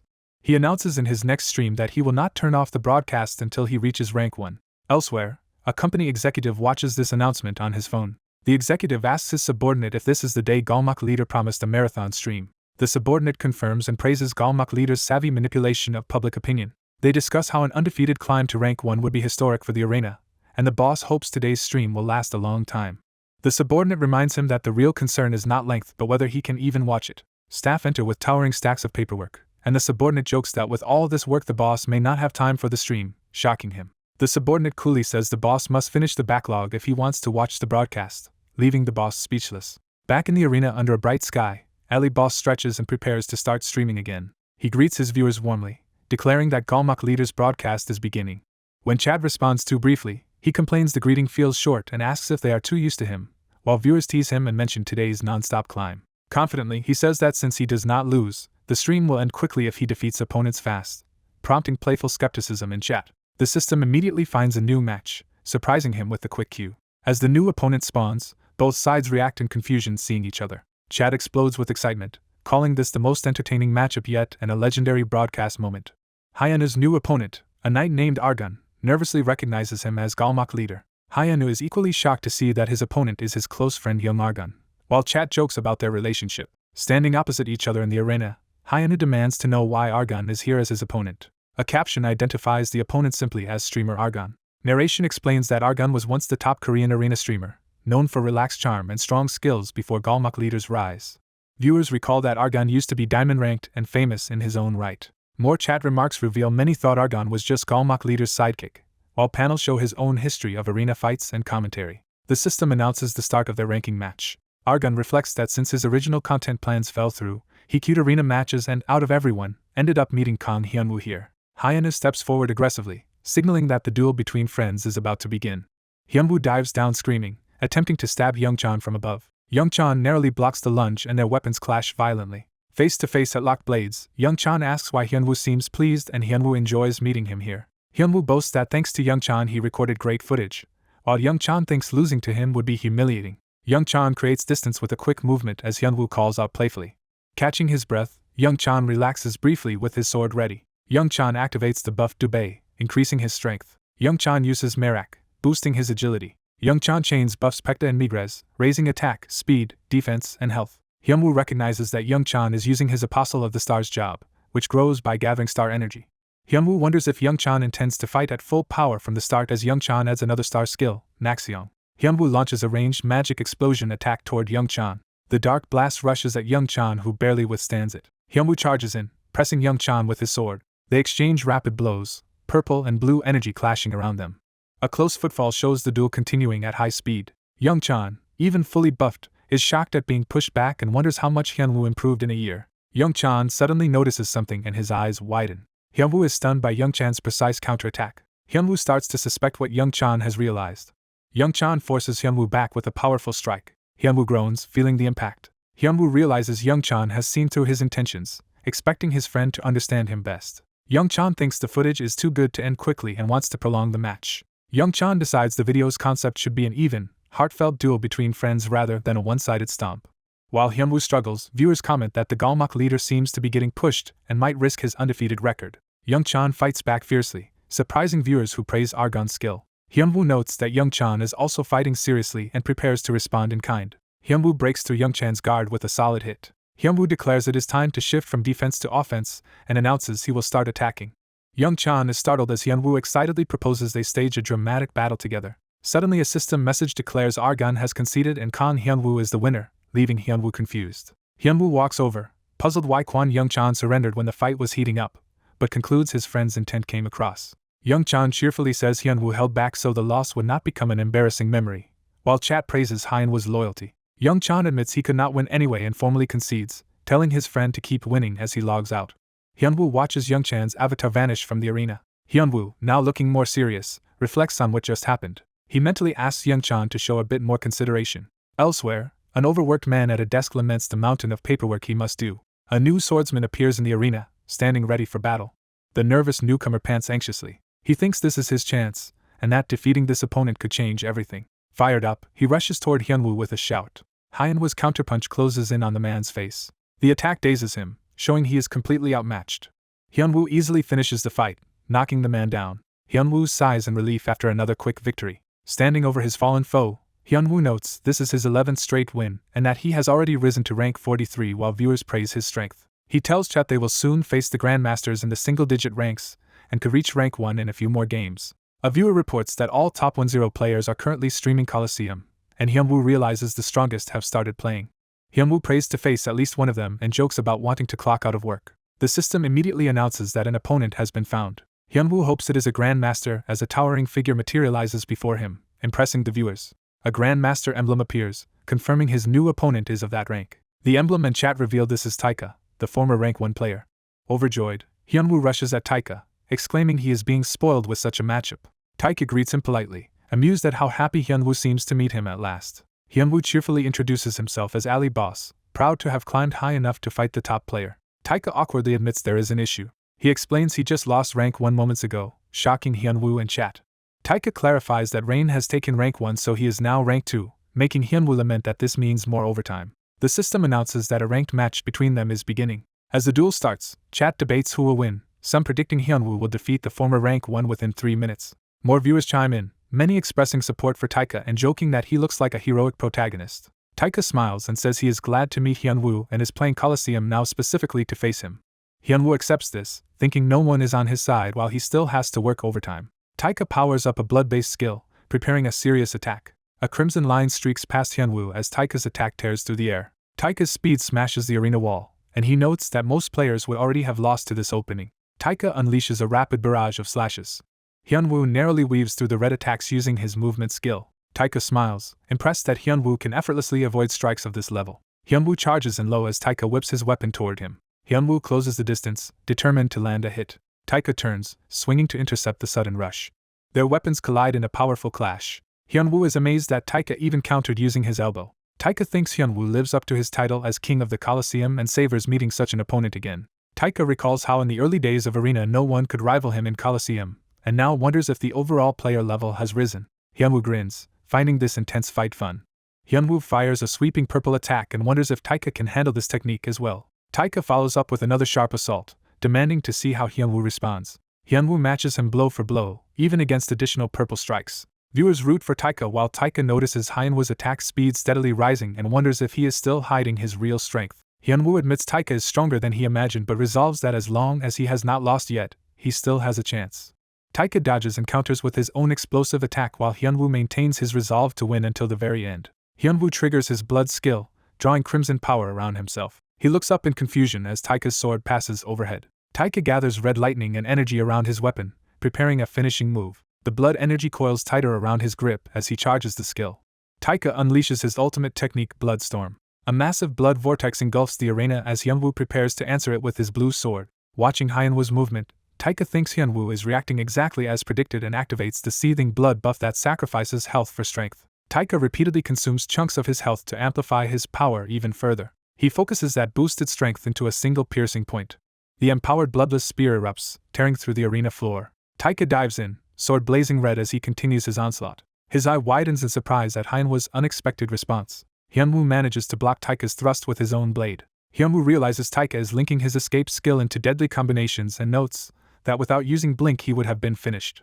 As Taika presses in, Hyunwoo admits Taika truly deserves to have been rank 1. Hyunwoo suddenly smiles confidently, hiding his next move. He launches a surprise upward kick wreathed in dark energy. Taika, shocked midair, hears Hyunwoo tell him he fought well. Hyunwoo slams him down with the powerful Heavenly Dark Step skill. Taika's head is driven into the ground, clearly defeated. The system declares player Kan Hyunwoo the winner as Taika's avatar begins to disintegrate. Chat marvels that Hyunwoo really beat Taika within 3 minutes, acknowledging him as a true boss. Hyunwoo notes with satisfaction that he has now climbed to rank 2. Looking at a screen showing Rain, he says only one person remains and he just needs to beat the current rank 1. He declares he is looking forward to meeting Rain. Rain, the current rank 1, appears, staring ahead calmly. Rain stands in the arena checking floating screens. He thinks of Hyunwoo by his handle Ali Boss. Rain reviews Hyunwoo's history, recalling that this monster player suddenly appeared months ago, destroyed guilds, drove main scenarios, and rapidly chased the rankers. Rain concludes that Hyunwoo has already surpassed the existing rankers. He reflects that, despite being rank 1 himself, the player considered best in arena now is Ali Boss, whom he has analyzed repeatedly to avoid losing. Watching footage, Rain admits Ali Boss is as impressive as expected. Rain notes that Ali Boss deliberately fights leisurely, controlling battles for entertainment even though he could win easily. The more Rain analyzed him, the more hopeless defeating him seemed, until he found one exploitable tendency. Rain realized Ali Boss habitually holds back and does not go all out at the start. Rain thinks Hyunwoo underestimates opponents and often skips using buffs, a carelessness born from overwhelming strength. Rain believes that if he exploits that brief carelessness, he can defeat even the strongest foe. Meanwhile, Hyunwoo beams happily at the camera. He brags to his viewers that they all saw him beat Taika and reach rank 2.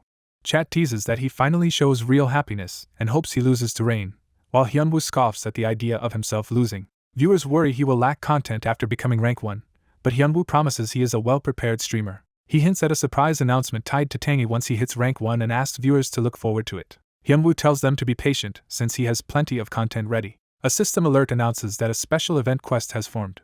Hyunwoo is shocked that a coliseum quest appeared and excitedly tells viewers it offers titles and items. Chad explains how rare coliseum quests are and that only top-ranked players usually obtain related titles. A viewer asks what the quest is, and Hyunwoo grins mischievously. He reveals it is a quest to reach rank 1 without a single defeat. The quest description names it Undefeated King, an S-grade final trial to become king by defeating one last opponent for a title and skill book.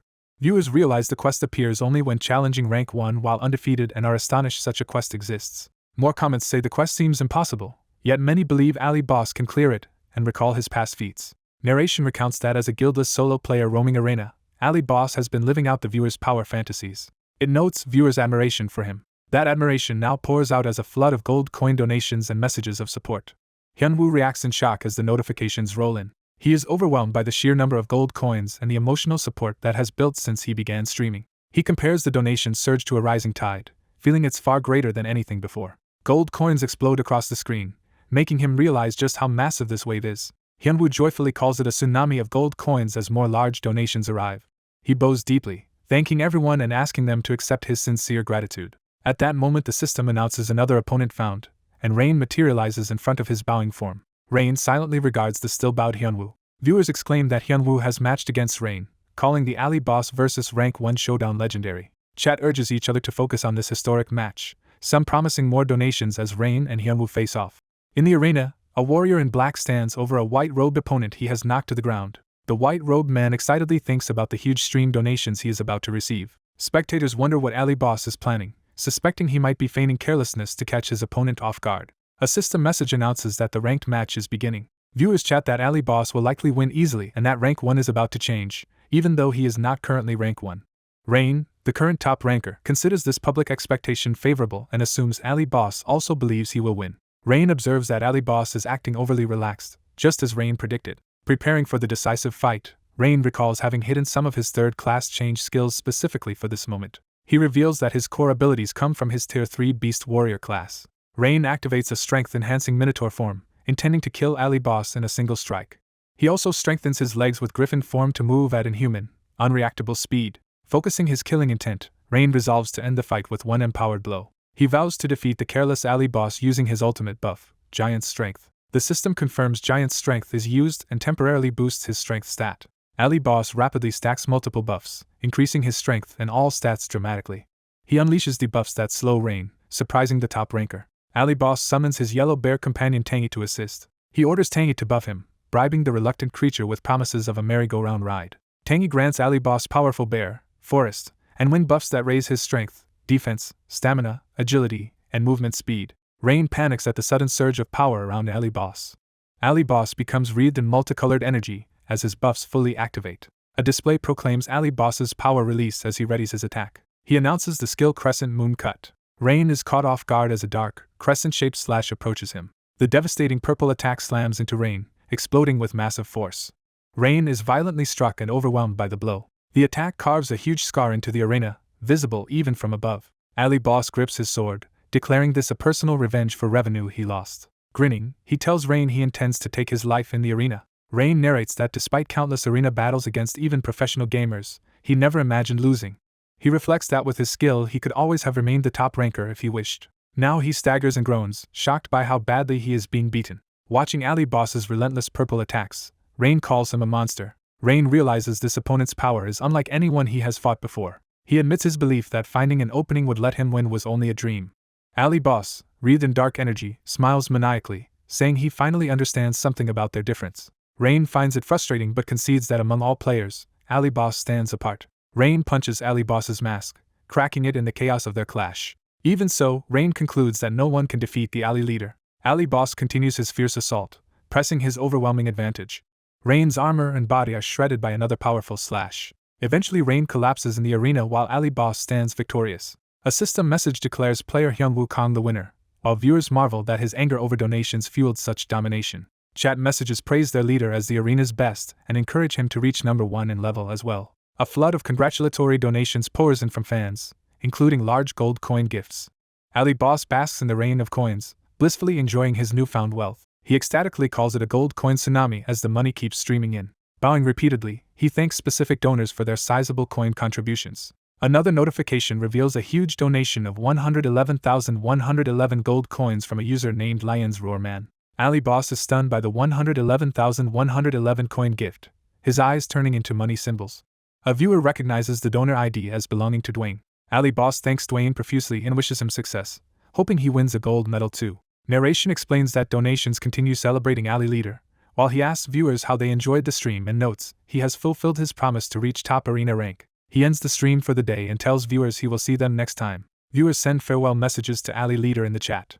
Off-stream, Hyun-woo removes his mask with a relieved sigh. Smiling, he feels he has reclaimed one of his past glories from his days as the famed melee god of the arena. He suddenly remembers a quest reward he had received. The quest, the Unbeaten Emperor, challenged him to reach rank 1 in the arena without a single loss, promising a title and skill book. A system message states that he has cleared the Unbeaten Emperor quest and earned the corresponding title. The Unbeaten Emperor title description explains that as an undefeated rank 1, his stats rise by 50% in player battles. Hyun-woo is thrilled that this title boosts all stats by 50% against players, believing it will make him unbeatable in PvP. Delighted, he turns to the accompanying skill book, eager to see how powerful it will be. The Luck or Doom Enhancement book is introduced as an uncommon item that randomly alters or upgrades a chosen skill. Hyun-woo, unfamiliar with this unusual book, reasons that as an enhancement it should still be beneficial despite its luck-based nature. He considers enhancing either Heavenly Destruction or Heavenly Step from his Heavenly Demonic technique. Deciding to risk it, he activates the book. The system fuses Magic Explosion into Heavenly Destruction, deleting the former while greatly empowering the latter, to Hyun-woo's shock. He checks the new Heavenly Destruction description and realizes it now launches a storm of blades that explode with magical power. Finding the change odd, he senses something more about the skill. The interface shows Heavenly Destruction and Heavenly Step, both now described with their new magic-powered functions. Hyun-woo notices that the cooldown times for both Heavenly Step and Heavenly Destruction have disappeared. Testing Heavenly Step, he finds it has become a sustained ability that can be used continuously as long as he has mana. Sitting down, he wonders how to properly use a sustained skill instead of an instant one. He muses that instant skills are triggered by intent, whereas sustained skills operate differently and may require new handling. Remembering a mentor's lesson about the sustained skill sword manifestation, he recalls it needs precise mana control, not just learning the skill. He deduces he must approach Heavenly Destruction and Heavenly Step with similar delicate control. Surrounded by purple aura, he decides he needs to clearly visualize how the enhanced skills should work. He imagines a storm of razor-sharp aura filling the air. He then visualizes those blades flying like his old magic explosion projectiles. The combined technique manifests as a massive swirling vortex of purple blades tearing up the arena. The vortex detonates in a gigantic explosion, demonstrating the new skill's raw power. Evaluating the test, Hyun-woo thinks the speed and range can improve, but the destructive force is solid. He notes he understands Heavenly Destruction's mana flow but never paid close attention to Heavenly Step, having treated it as a simple buff. For now, he feels unable to fully grasp Heavenly Step's new sustained form. Frustrated, he decides he needs help at times like this. He mentally calls out to his swordcraft master, planning to visit him for guidance. Time passes to evening, showing an apartment building under a colored sky. At home, Hyunwoo's phone vibrates on a table. After home training, he answers a call from Kale, who remarks he sounds out of breath. Kale congratulates him for conquering the arena and says he has found a club for Hyunwoo to join as a gift. Kale asks if Hyunwoo remembers the org Big Stars, which had previously offered him a deal. He explains that Big Stars was acquired and renamed Crescent Moon, and that the new owner welcomed their investment. Hyunwoo asks about the original players. Kale says most former pros retired to become streamers under the new owner's management, which Hyunwoo is glad to hear. Kale informs him that his boss Jamie will meet the club owner in Korea tomorrow and wants Hyunwoo at a three-way meeting. Hyunwoo agrees to attend, recognizing the importance of the meeting. That night, the scene shifts to a brightly lit hotel building under the moon. At the venue, Jamie greets Hyunwoo warmly, noting he looks better each time they meet. Hyunwoo is shocked at Jamie's youthful appearance, jokingly asking if Jamie reversed time. Jamie replies he merely shaved. Jamie leads Hyunwoo inside, saying the Crescent Moon Club owner has already arrived, and Hyunwoo wonders what the owner is like. Jamie describes the owner as a decent arena club manager, passionate about Arena X and caring deeply for the club. Hyunwoo concludes the owner does not seem like someone using the club purely to make money. At the restaurant entrance, the hostess asks about their reservation, and Jamie gives it under the name Moon Doyoung. The door opens for them to enter the private dining room. The hostess escorts them in, stating their guest is already waiting. Hyunwoo reacts with surprise as he sees who is inside. Jamie apologizes to the seated man, Moon Doyoung, for the wait, while Hyunwoo realizes who this person is. Jamie introduces Moon Doyoung as the former owner of Crescent Moon to Mr. Kong. Hyunwoo recognizes him as the man he previously encountered at Moon's capital. Moon Doyoung also recognizes Hyunwoo, recalling seeing him there, and starts to speak. Shocked, Doyoung realizes Hyunwoo is actually Ali Boss. The three men sit down to eat together at the lavishly set table. Jamie watches Hyunwoo's expression and quietly wonders if something about the situation displeases him. Doyoung nervously thinks back to how Hyunwoo managed to repay 300 billion so quickly. He now understands that Hyunwoo's identity, as Ali Boss explains that feat. Hyunwoo meets his gaze calmly, his eyes serious. Jamie mentally reviews Doyoung's qualities, realizing it makes sense financially that this man handled the 300 billion sum. Doyoung formally reintroduces himself as the owner of Crescent Moon and says he looks forward to working together. Hyunwoo reasons that, despite personal history, having strong financial backing for the club is a major advantage and that his father's debt was settled legally. Hyunwoo introduces himself as Hyunwoo Kang and proposes they forget past grievances and cooperate well. Jamie suggests they start discussing the kind of team they want to build. Hyunwoo outlines his plan. Nationality does not matter as long as players speak English well, and he intends to personally recruit several rankers he already has in mind. Jamie asks what skill level limit Hyunwoo wants, noting many top rankers do not plan to go pro. Hyunwoo replies that recruits need not be current rankers. As long as they are at least arena gold medalists, their skills and levels can be developed. He adds confidently that since he himself is on the team, they can rely heavily on his strength, implying he could almost win alone. Hyunwoo emphasizes that beyond raw power, the key is his relationship and communication with the team. He reflects that while he can carry PvP and raids, sieges demand coordinated teamwork and that a non-communicative member is worse than none. During dinner he casually asks about the minimum number of players needed for the Arena League, learning it is 6 with penalties for extras. Doyoung points out that no successful teams run with only 6 players. He explains that most teams field 2 parties of 6 for 12 players because numerical superiority outweighs the penalty, and that all 6-player teams have lost so far. Hyunwoo counters that for his team a 6-player system would actually be better. Doyoung agrees, saying any penalty applied to Ali Boss would hurt the team more than help. Jamie and Hyunwoo smile, pleased that Doyoung understands and supports this approach. Hyunwoo concludes the meeting by formally requesting that the team be structured around this 6-player plan. Later, the scene shifts to a clothing store filled with outfits and mannequins. Back in his Ali Boss persona, Hyunwoo starts a new stream from the store, energetically greeting viewers. Viewers ask why he is streaming at a clothing store, and he hints it relates to an upcoming festival in Asan. He reveals today's content will be a festival outing with Tenji, and that they are choosing festival clothes for the bear. Tenji complains about being summoned so often, fearing overwork. Hyunwoo reassures him there will be no hunting today and hands him clothes, telling him to use his transformation and get dressed. Hyunwoo excitedly asks viewers if they want to see Tenji's new look while the bear waddles into a changing area. When chat questions the sizing, Hyunwoo confidently insists he knows Tenji's measurements perfectly. Tenji calls out that he is dressed, and Hyunwoo turns, ready to show him to the stream. Tenji appears as a small blonde boy in a vest and shorts, surprising everyone. Beaming with heterochromatic eyes, the transformed Tenji happily announces to his owner that he is fully dressed. Chat reacts in confusion, asking who the human boy is and where Tenji went. Hyunwoo explains that Tenji has mastered a human transformation skill and that today's stream will feature a festival outing with humanized Tenji. A devoted viewer at home, stunned that Tenji turned human, stares at the monitor. Overwhelmed with emotion, the fan clutches their chest. The Tenji superfan cries out in astonished joy, reacting passionately to Tenji's new human form.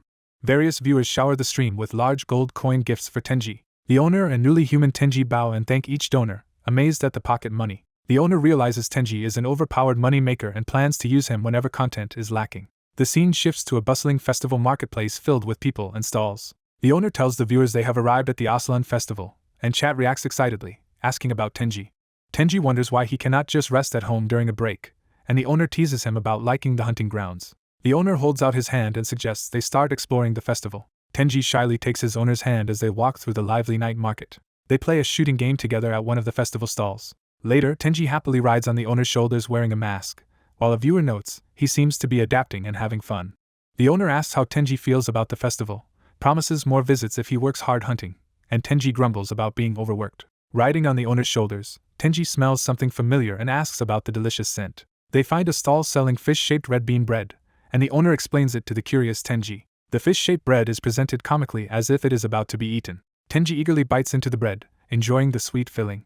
Overjoyed, Tenji gushes about how delicious the bread is and declares that festivals are wonderful, while the chat explodes with reactions. The owner silently watches as Tenji devours the bread with great enthusiasm. Overwhelmed by emotion, the owner suddenly realizes and admits to himself that Tenji is cute. He pats Tenji's head, wondering when he became so adorable, while Tenji insists he has always been cute and the owner agrees. The owner wraps up the first part of Tenji's festival outing on stream and announces that the next broadcast will return to hunting. Viewers plead in chat for Tenji to stay and ask if they will see human Tenji again. Tenji clumsily thanks all the viewers on stream while the owner corrects where he should be looking. Chat marvels at Tenji's cuteness and notes that the stream has reached 8 million viewers. The owner is stunned by the 8 million figure and notes it is nearly double his usual viewership. Tenji, unimpressed by the owner's yelling, wonders if he actually wants him to say thanks or not. The owner praises Tenji's work, tells him to show his outfit to his parents, and Tenji reminds him of their agreement not to hunt again today. A teleportation magic circle appears on the ground, signaling the start of the next phase. The owner switches to combat gear and declares the start of the hunting broadcast, while viewers complain that Tenji is gone. The viewer counter shows just over 8 million views. After Tenji leaves, the view count drops sharply, surprising the owner. It continues falling as he stands alone in the festival, realizing how much of his audience came for Tenji. He wonders whether he should change his career to being a pet-focused streamer. The scene moves to the training grounds, where the owner comes to practice with a veteran instructor. He channels blue flame-like energy into his foot as he prepares a movement technique. The owner dashes past practice dummies in a burst of blue energy, demonstrating his speed. The instructor muses that the owner abruptly asked to be taught martial arts. The owner frantically explains he once had a rapid combo technique but has since forgotten how to use it. The instructor is puzzled but decides to teach him the Kion Knight's martial arts anyway. Observing training, the instructor is shocked that the owner mastered the Knight Captain's secret technique in under an hour. The owner continues refining the technique, surrounded by swirling blue flames. He thinks about recreating his lost celestial step using the martial arts LeBrun taught him. Remembering the sensation of celestial step, he focuses magic into his feet again. LeBrun's instructions echo in his mind about Kion martial arts emphasizing speed and detonating magic from the soles. He considers how to move without disrupting the flow of magic through his whole body. He resolves to maintain that flow while moving and to visualize the martial arts precisely. With the concept clear, he prepares to put it into practice. He steps forward deliberately, initiating the new hybrid technique. A purple explosion of energy erupts from his foot as the modified movement skill activates. He decides to incorporate the smoke-like quality of celestial step into the technique. Cloaked in dark purple energy, he rockets forward at incredible speed. Ecstatic, he realizes the fusion has succeeded. He collapses in triumph, shouting that he has finally got the technique. Gasping, he announces his success to his stunned instructor, who grudgingly admits the result matches the strange sound effect description. The story shifts to the Balta Mountains, the next destination. Remembering LeBrun's request, the owner recalls being told there was nothing more to learn and that he should also investigate Chief Inspector Taisabu's whereabouts. The system issues a task to meet Duke Blake, former captain of the Kion Knights, offering experience and his secret technique as rewards. The owner complains he has no idea where Taisabu is and decides to search for a dungeon to stream instead. Traveling with Tenji in beast form, he notes Tenji has not transformed today, and Tenji says he prefers his current body, which they agree is good content to save. The owner comments that Tenji's fur is glossier, and Tenji proudly confirms the improvement. Tenji reveals he ate the essence obtained at the pet festival, which the owner had forgotten about. Curious, the owner asks what changed, and Tenji warns him not to be shocked. Tenji announces that his sense of smell has improved dramatically. The owner is underwhelmed by how small the enhancement sounds. Tenji suddenly tells his master to follow, claiming he can now find something the owner wants. Using his new sense of smell, Tenji leads him to a cave that he says contains a special monster, identified as the lair of the mountain lord Johannes. The owner is stunned by the prospect of facing such a special monster. Impressed by Tenji's nose and tracking, he wonders how useful his companion will become as Tenji begs for praise. The owner reasons that a dungeon named Johannes Lair must have a boss monster called Johannes, and prepares to enter. He agrees aloud to head inside. Inside, they find a smooth, artificial-looking interior, and the owner thinks the dungeon reflects Johannes' personality. Spotting a passageway ahead, he takes note of the layout. He wonders why no monsters have appeared yet as they approach the dark passage. Immediately, a massive golem drops down and attacks, proving he jinxed himself. The golem identifies them as intruders and issues orders to annihilate them. Multiple golems appear and swarm forward, vowing to punish the invaders of Johannes' lair.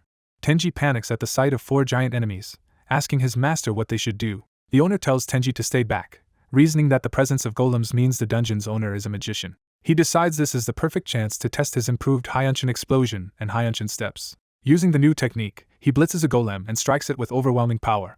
The system announces that a Johannes Guardian has been defeated and that he has gained experience points.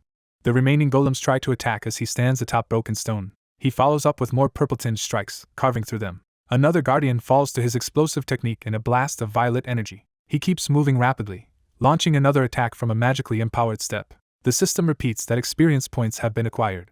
Yet another towering golem raises its arms to smash him. The owner cleaves through it with a vertical purple slash. The defeat of another Johannes Guardian is confirmed. Tenji watches in awe as more experience is granted. Surrounded by golem wreckage, Tenji remarks that his master has changed drastically in a few days, while the owner complains that they drop only experience and no items. The pair proceed deeper into the dungeon, entering what looks like a storeroom filled with objects. Seeing piles of books everywhere, the owner concludes the boss is a humanoid monster who likes reading. He looks up toward a lighted upper area in curiosity. His eyes widen in shock at what he sees there. He spots a figure lounging amid an enormous library of books. The owner wonders if the muscular, half-dressed elf with a book over his face is Johannes. As the owner moves, he accidentally knocks over a stack of books. Books tumble loudly, startling both the owner and Tenji. A voice asks who he is, confronting the intruder. The now alert Johannes demands to know how the owner entered his lair.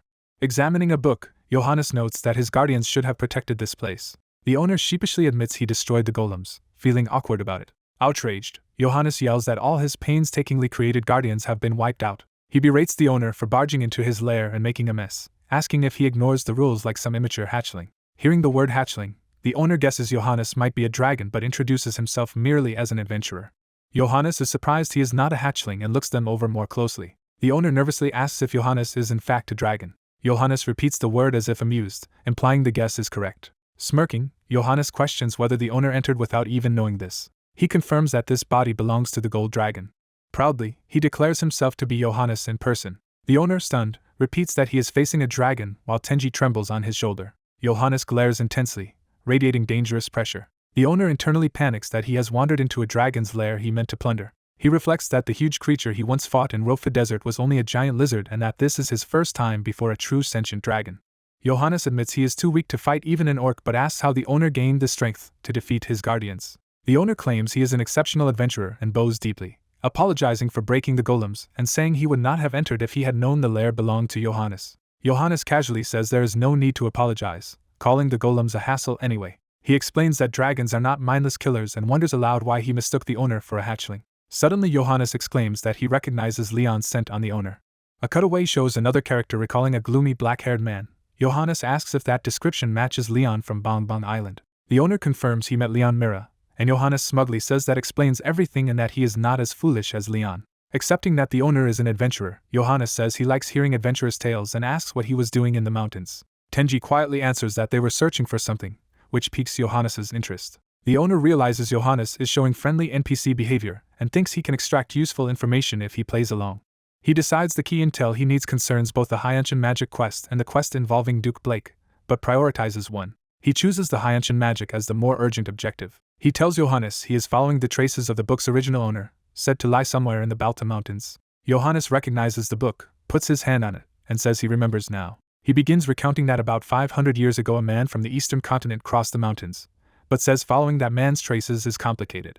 Johannes casually admits that, a few years earlier, he blew up an entire mountain peak out of frustration, which happened to be the place where that man had stayed. The owner is horrified that Johannes destroyed a whole peak for such a trivial reason. Despairing over his now impossible quest, the owner collapses and wonders what he can do. Johannes silently snaps his fingers, preparing another solution. He proposes sending the owner straight to the eastern continent instead. The owner is willing if it gets him information but worries about how to cross the Balta Mountains. Johannes explains that the clan's magical barriers make the journey impossible for him, so he will adjust the barrier himself to teleport the owner across. The owner rejoices at this stroke of luck, thrilled that dungeon exploration has led to a trip to the eastern continent. Johannes asks if he is ready, and the confused owner wonders ready for what. Smiling, Johannes activates red magic circles to send him to the eastern continent. As the spell takes hold, Johannes says they may meet again if fate allows, while the owner screams that he is not ready. A pillar of red light erupts in the library as the teleportation completes. The beam of light crashes down into a lush forest on the eastern continent. The owner lands hard on the ground and grumbles that arena wizards always teleport people without proper explanation. Nearby, Tenji calmly eats an apple despite the sudden relocation. The owner asks how Tenji can eat at a time like this, and Tenji replies that everyone must eat to live, and he needs energy to move. Accepting that logic, the owner tells Tenji to keep eating while he scouts the surroundings. He darts through the forest at high speed, using his movement skill. We see him flipping acrobatically among the trees as he travels. He lands lightly on a branch, continuing his swift advance through the new terrain. Hyunwoo reaches the eastern continent, surprised to find it covered entirely in forests. After hours of wandering, he confirms he is indeed in the eastern continent and curses Johannes. Narration explains the eastern continent's distinct eastern fantasy setting and its unique monsters as Hyunwoo battles them. Hyunwoo cuts down a red-eyed Jiangshi-like monster. System messages announce he has defeated the red Jiangshi of Namsan and gained experience, and he notes the monsters are easier than expected.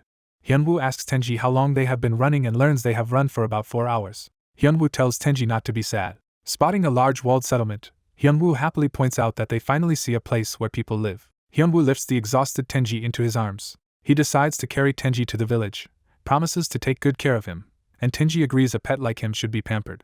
Hyunwoo crosses a bridge and approaches the guarded gate of the compound. One of the gate guards greets the approaching Hyunwoo. Hyunwoo, with Tenji on his shoulder, explains he got lost on Namsan and asks what this place is. The guard wonders if Hyunwoo is some kind of acrobat, and explains that if he climbed Namsan he must have started from Haju and strayed far. Hearing Haju mentioned, Hyunwoo recalls that in Eastland he knows 3 key places. He lists them: Mujangxiang, where Hyeonshin magic is recorded, the Baltar or Chansan Mountains, and Namsan, source of the Jiangshi's essence.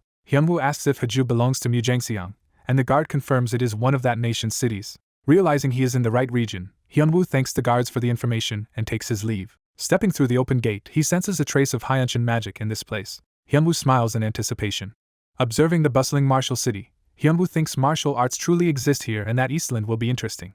A bird's-eye view shows the central fortress-like palace within the city. The scene shifts to a busy restaurant filled with patrons eating and drinking. Hyunwoo and Tenji, now in local clothes, sit at a table, Tenji drooling with hunger. Hyunwoo adjusts his new outfit, saying it is better to dress less conspicuously. Tenji interrupts to complain he is hungry and demands rice, and Hyunwoo agrees to order. When the server asks for their order, Hyunwoo requests one of every dish and then asks if he can also pose a question. He asks the server about a sect named Hyeonshinmin in Mujangxiang, but she says she has never heard of it.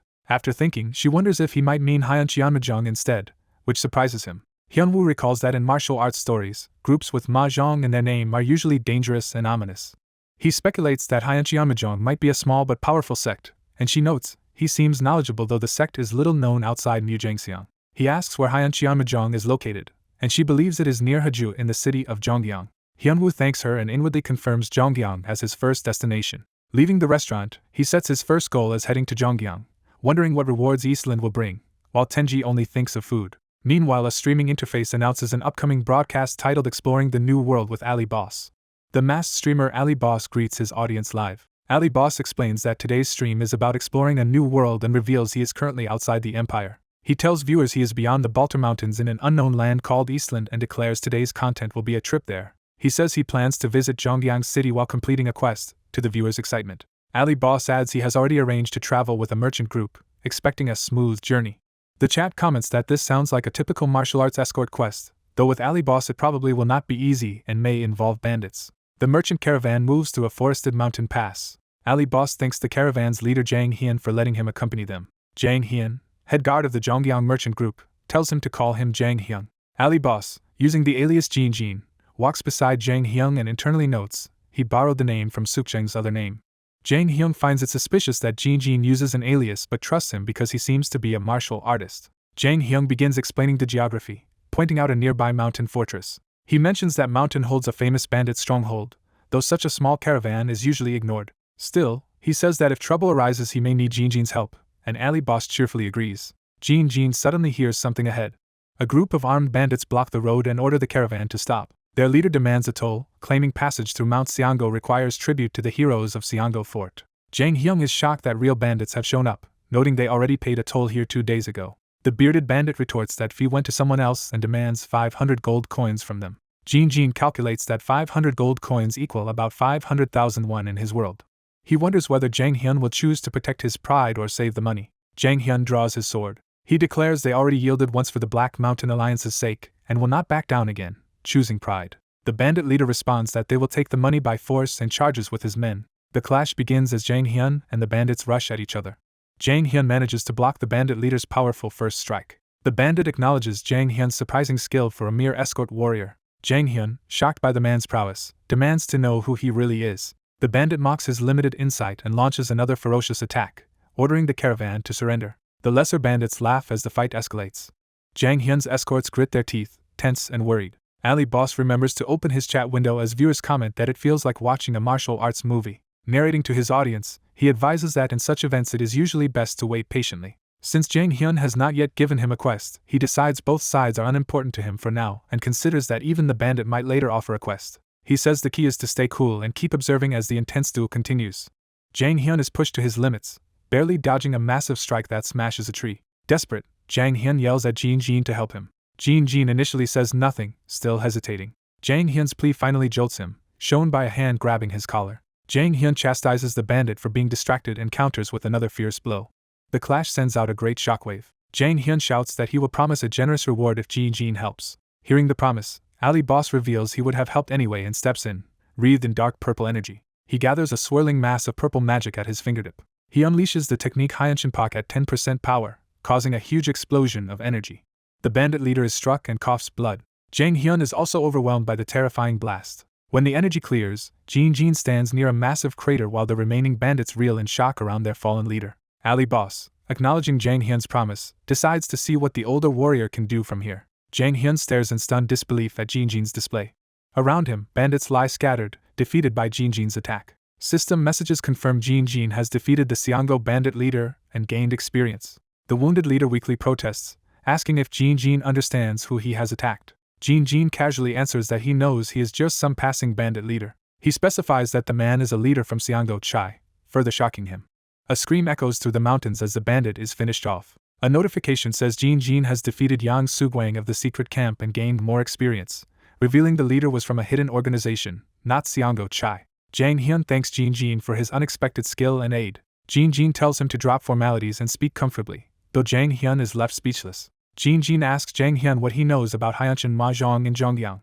Jang Hyun explains Hyeonshin Mahjong was once a famed martial sect but has declined and been absent from the martial world for a long time. He adds there are rumors the sect's lineage has been cut off, which alarms Jin who worries about his quest. Jang Hyun encourages him not to despair, saying the sect used to be on Jeomdaesan and he might find traces there. Jang Hyun offers to have his trading company guide Jin to that mountain. Tenji looks uneasy about the new plan. Later, as Jin climbs Jeomdaesan with Tenji on his shoulder, Tenji complains about being summoned out of boredom. Jin mutters that although they reach Jeomdaesan safely, something still bothers him. He gripes that the mountain is huge and oddly lacks monsters, while viewers joke and chat that they are just watching a hiking stream. Exhausted after hours of climbing, Jin says his mind is drained and announces he will end the day's stream. He promises the audience more fulfilling content next time as chat messages encourage him and tip gold coins. A notification shows a viewer named Big Fan of Boss gifting 333 gold coins. Another notification shows Go Ali Boss gifting 100 gold coins. Back in reality, Hyunwoo compares his tough hike with the easy donations he is receiving through the stream. He laments that other mountains like Baltar or Daesan feel like small hills compared to this and wonders when he will finish searching Jeomdaesan. Frustrated that the broadcast has turned into pure hiking, he begins charging Hyeonshin magic in his hand despite Tenji's protests. Hyunwoo's expression darkens as his patience snaps. He fires a huge Hyeonshin Pak blast at the mountain, shouting and demanding to know where Hyeonshinmin is located. The blast carves a massive spiraling crater into the sheer rock face. Standing before the newly formed hollow, Hyunwoo and Tenji stare at the destruction he caused. After venting, Hyunwoo wipes his brow and says he is finally cooling down, while Tenji is left rattled. Tenji compares his rampage to a dragon father who once made a pointless scene on a mountain. Suddenly another person's feet appear on a nearby ledge. A small, bearded old man looks down at Hyunwoo and demands to know his identity. The old man angrily asks how Hyunwoo can use Hyeonshinmin's technique Hyeonshin Pak. Close up, the elder's fury at seeing the sect's secret art is evident. A system message announces that Hyunwoo's quest has been updated. The objective changes to holding a conversation with Hyunchumin's leader, which makes Hyunwoo realize this elder is likely that person. The old man, wielding purple energy, exclaims that he is actually facing someone from Hyunchumin. Hyunwoo introduces himself as Jin, who crossed the Cheonsan Mountains, and says he learned Hyuncheon Magong from a journal he found in the Western continent. The elder is shocked that Jin came from the Western continent, and wonders if he read their former leader's secret manual. Hyunwoo admits he no longer has the manual because it was a skill book that vanished after use. The elder, disappointed, groans but asks if Jin can still help somehow. Reasoning that someone who has read the manual might indeed assist, he begins to consider the possibility. He tells Jin to follow him so they can talk further at Hyunchumin. They head into a hidden cave entrance in the cliff. Inside the cavern, the elder presents the underground sect and states that this is Hyunchumin. The group walks toward an ornate building concealed within the cave. Jin realizes the sect was hidden inside a cave, which explains its rumored extinction, and the elder invites him inside. The elder explains that Hyunchumin is a small sect founded by a few disciples that only needs a training ground and house to practice martial arts, and Jin says he has one question. Hyunwoo asks why people call Hyunchumin by the ominous name Hyuncheonmajong, and the elder says there is a reason. He recounts how their sect often fought demonic groups and, using the phrase fight evil with evil, ended up adopting demonic-sounding terms in their techniques and nicknames. He says this metaphor was later distorted when the sect went into hiding, leading outsiders to mistake them for a demonic cult, which Jin realizes they are not. The elder then asks how well Jin has mastered Hyuncheon Magong. Jin replies he is at 4-star proficiency and can use Hyuncheonbo and Hyuncheonpak. The elder is relieved, thinking they might now restore the full Hyuncheon Magong, which surprises Jin. He explains that 100 years ago their former sect leader vanished and never returned. Worse, the surviving Hyuncheon Magong manual in the sect was damaged at the front, leaving the current version incomplete. Jin volunteers to help as a fellow disciple, privately thinking he smells a quest, and the elder appreciates the offer. The elder, embarrassed as sect leader to request aid, nonetheless asks for help in reconstructing the front portions of Hyuncheon Magong, Hyuncheonpak, and Hyuncheonbo, completing the quest objective. A reward notification states Hyunwoo has gained experience and received XXXX's relic. A new S-rank quest appears, instructing him to reach 5-star proficiency in Hyuncheon Magong so he can transmit the complete art to Hyunchumin and earn both experience and the complete manual. Hyunwoo notes they want him to attain 5-star mastery, asks for time to do so, and recognizes he must reach that level to properly the art. The elder agrees, saying true mastery of Hyuncheon Magong requires 5 stars and opening Hyuncheon. He expresses trust that Jin will succeed. Back in his futuristic capsule in the real world, Hyunwoo reflects that although he has not yet grasped Hyuncheon Magong at 5 stars, having obtained the new quest makes him confident it will work out. Hyunwoo hears his phone buzzing and reacts in surprise. He looks at the glowing phone screen, puzzled about what it is. A large monitor in an office also lights up, showing something incoming. Another man casually watches TV on a couch, unaware of what is coming. Hyunwoo bursts in and calls out to Kwon Yongchan, startling him. Hyunwoo excitedly explains that Nike management is hosting a Arena Pro League party and asks Yongchan to go with him. Yongchan, shocked, repeats that it is a party hosted by Nike. Narration clarifies that the upcoming event is a Nike-organized party. The party is described as a famous, invite-only gathering for arena streamers and connected figures, essential for those seeking success. Yongchan nervously wonders if someone like him belongs at an event for big guild masters and celebrities, while Hyunwoo insists the Masked King's MC should attend.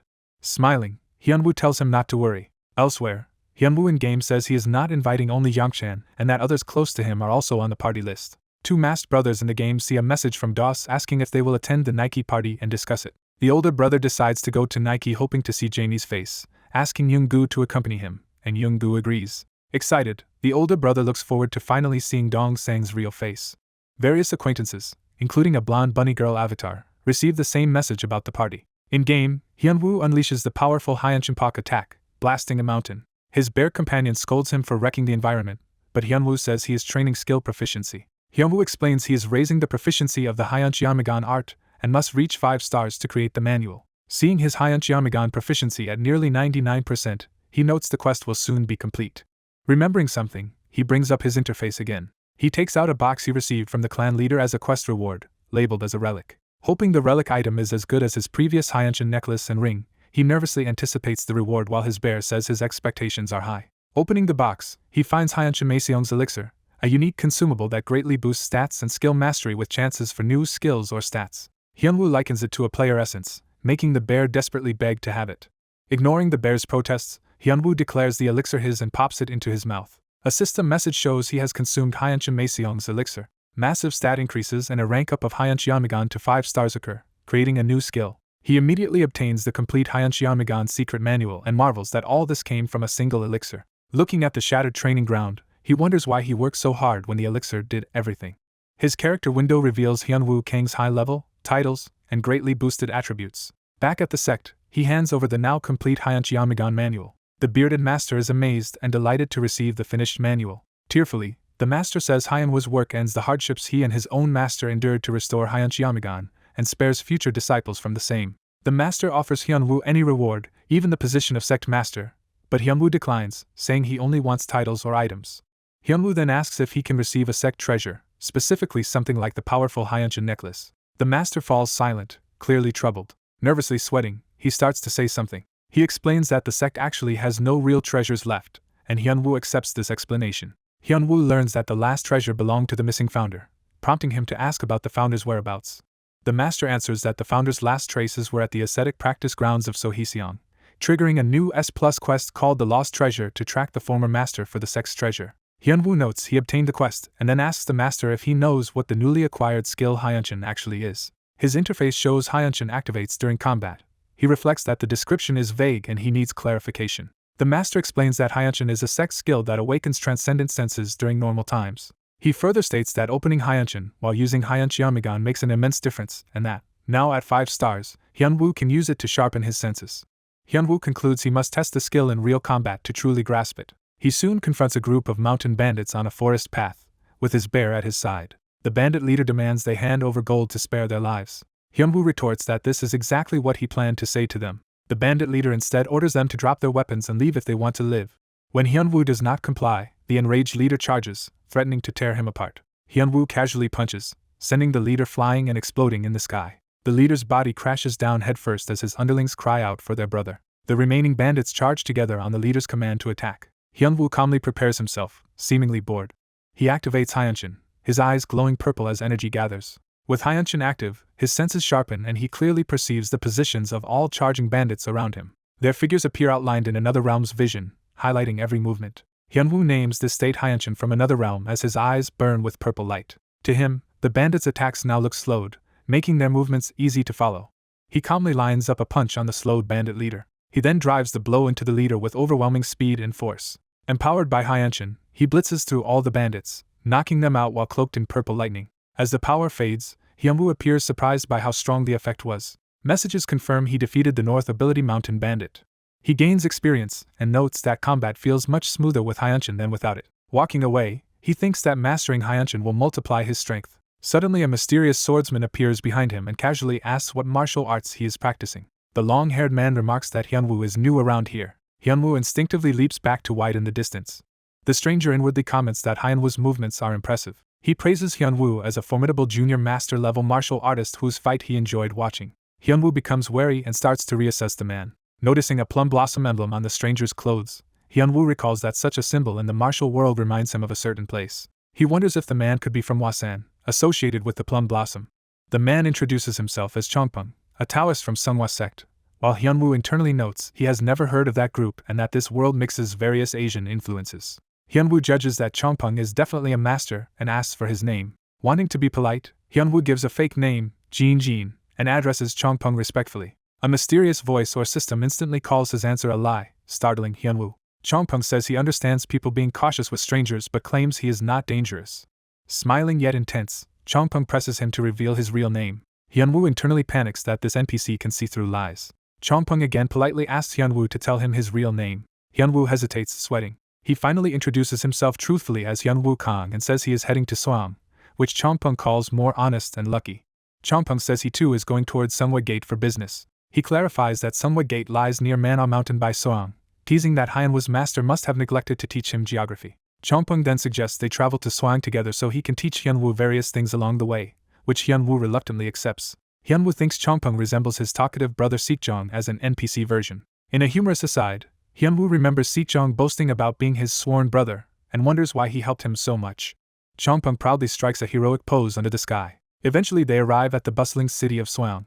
Hyunwoo, exhausted, notes that Chongpeng did not stop talking the entire trip. Chongpeng says he has urgent business, and tells Hyunwoo to find him later at Manhwa Mountain if he needs help. As Chongpeng rushes off, Hyunwoo wearily agrees. Hyunwoo laments that he has never met an NPC as draining as Chongpeng. Later, steaming buns are set out, signaling a meal. His companion Tenji happily stuffs his cheeks, finding the buns delicious. Hyunwoo checks if Tenji likes the food and promises to order more if needed, earning thanks. While eating, Hyunwoo reflects that despite asking around Soyoung, no NPCs know anything about Hyeonjin. He recalls that Sunwha Gate has the strongest influence here and reluctantly considers visiting Chongpeng again for information. The narrative cuts to the imposing Sunwha Gate. Chongpeng grins proudly in front of the gate, revealing his affiliation. When Hyunwoo arrives, Chongpeng enthusiastically greets him as little brother and scolds him for not coming sooner, while Hyunwoo already feels drained. Chongpeng questions Hyunwoo's mask, but Hyunwoo says he has reasons for wearing it. Spectators online comment that Hyunwoo is losing a verbal battle to this pushy elder. Chongpeng asks what he can do for his little brother, while Hyunwoo evasively says he only came to see his face and internally plans how to phrase his request. Hyunwoo thinks he must lure Chongpeng before asking for help, while Chongpeng instead suggests that Hyunwoo goes sightseeing to Manhwa Mountain because of its nice view. The story shows the spectacular, sunlit peaks of Manhwa Mountain. Viewers watching the stream praise the beautiful fantasy mountain scenery. Chongpeng looks uneasy as he sees something off-screen. Hyunwoo, mask on, sheepishly admits he lit a massive fire while Chongpeng was hunting boars, as flames roar behind him. Chongpeng compliments Hyunwoo's fire-making skills, while Hyunwoo modestly agrees and Chongpeng complains that Tenji vanished after starting such a blaze. Online viewers joke about whether cooking in the mountains is illegal, even inside arena. Chongpeng sits by the bonfire and the huge boar carcass, getting ready to cook. He invites Hyunwoo to share his worries while waiting for the pork to roast, surprising Hyunwoo with how perceptive he is. Chongpeng says he acts based on feeling rather than knowledge and that now is a good time to talk. Chongpeng reveals he is searching for someone known as Hyeonjin Majesty. He explains that he only knows the man last appeared in Suyeong and that he could not uncover more information alone. Pensive, Chongpeng notes that Hyeonjin Majesty is a nearly forgotten name. A brief history segment shows the fearsome Hyeonjin Majesty, famed for overwhelming power despite a short career and mysterious disappearance. Hyunwoo asks why Chongpeng is seeking this person, and Chongpeng replies that he is looking for an item Hyeonjin Majesty supposedly left behind. Chongpeng admits he recalls no official records of such a treasure belonging to Hyeonjin Majesty. Hyunwoo wonders if the name is taboo and asks if something is wrong, but Chongpeng deflects, saying he is only worried the meat might burn. Chongpeng promises to investigate Hyeonjin Majesty for Hyunwoo, though it will take time to comb through old records, which excites Hyunwoo. Chongpeng enthusiastically tells Hyunwoo he can count on him, while Hyunwoo suspects he is hiding something yet decides that getting the information is what matters. A notification appears, drawing Hyunwoo's attention. Hyunwoo excuses himself, saying he needs a restroom break, and Chongpeng tells him to hurry back before the meat burns. Hyunwoo walks away from the campfire. Alone, he checks his interface and notes that he finally received a message. The message is from Mason, indicated by his avatar. Mason asks why Hyunwoo is messaging him and comments on receiving a whisper. Hyunwoo replies that this is the fastest way to talk while busy, and Mason agrees, asking what the message is about. Hyunwoo invites Mason to the Nike party that weekend and says he has a proposal, leaving Mason surprised. Mason realizes the party is in 3 days and excitedly wonders what Hyunwoo's proposal might be. Mason agrees to meet in New York, decides to keep the proposal a surprise, and Hyunwoo confirms the plan while wondering if the party is worth such excitement. Mason removes his VR gear in the real world. Climbing out of his gaming capsule, Mason frets over what Hyunwoo might be planning to propose and whether he should have asked directly. He imagines possibilities like starting a guild or forming a party, assuming Hyunwoo only needs him for in-game matters and not real life. Mason summons his butler John and orders him to investigate Nike's activities related to Galmakdajang. John agrees to prepare the investigation, while maids help Mason dress. The scene shifts to his luxurious mansion interior with a grand glass garden hall. Mason, now in a suit, tells John they should go shopping for party attire. In his private garage, Mason selects from a row of expensive sports cars. He decides which flashy red car to take out. A caption identifies him as Mason Rameller as he contemplates his choice. Narration notes that Mason is a direct descendant of one of America's largest conglomerate families. Yang-chan appears stunned, processing Mason's true status. On a private jet, Yang-chan hears the announcement that they are landing at JFK and wakes Hyunwoo. Yang-chan loudly wakes Kang Hyunwoo, who complains it feels like he just fell asleep. As the plane approaches New York, Hyunwoo asks in disbelief if they are already there. An airplane approaches a coastal city where a bright energy blast erupts near the harbor. A traveler in sandals stands with a red suitcase after landing. Hyunwoo and Yang-chan walk through the terminal with luggage, joking about Hyunwoo being a nervous first-time flyer. Yang-chan anxiously wonders where to go next while Hyunwoo says Nike is supposed to meet them. Hyunwoo notices someone and turns his head in surprise. A suited man holding a sign with Hyunwoo and Yang-chan's names greets them. Hyunwoo politely asks if it is okay that the planning manager came in person, and the manager suggests heading to the hotel before visiting the company. Seeing how exhausted Yang-chan is, Hyunwoo tells him to rest at the hotel while he visits Nike alone, and Yang-chan weakly agrees. The exterior of Nike's tall office building is shown in the city. Inside Nike, Jamie enthusiastically welcomes Mr. Kang Hyunwoo's arrival.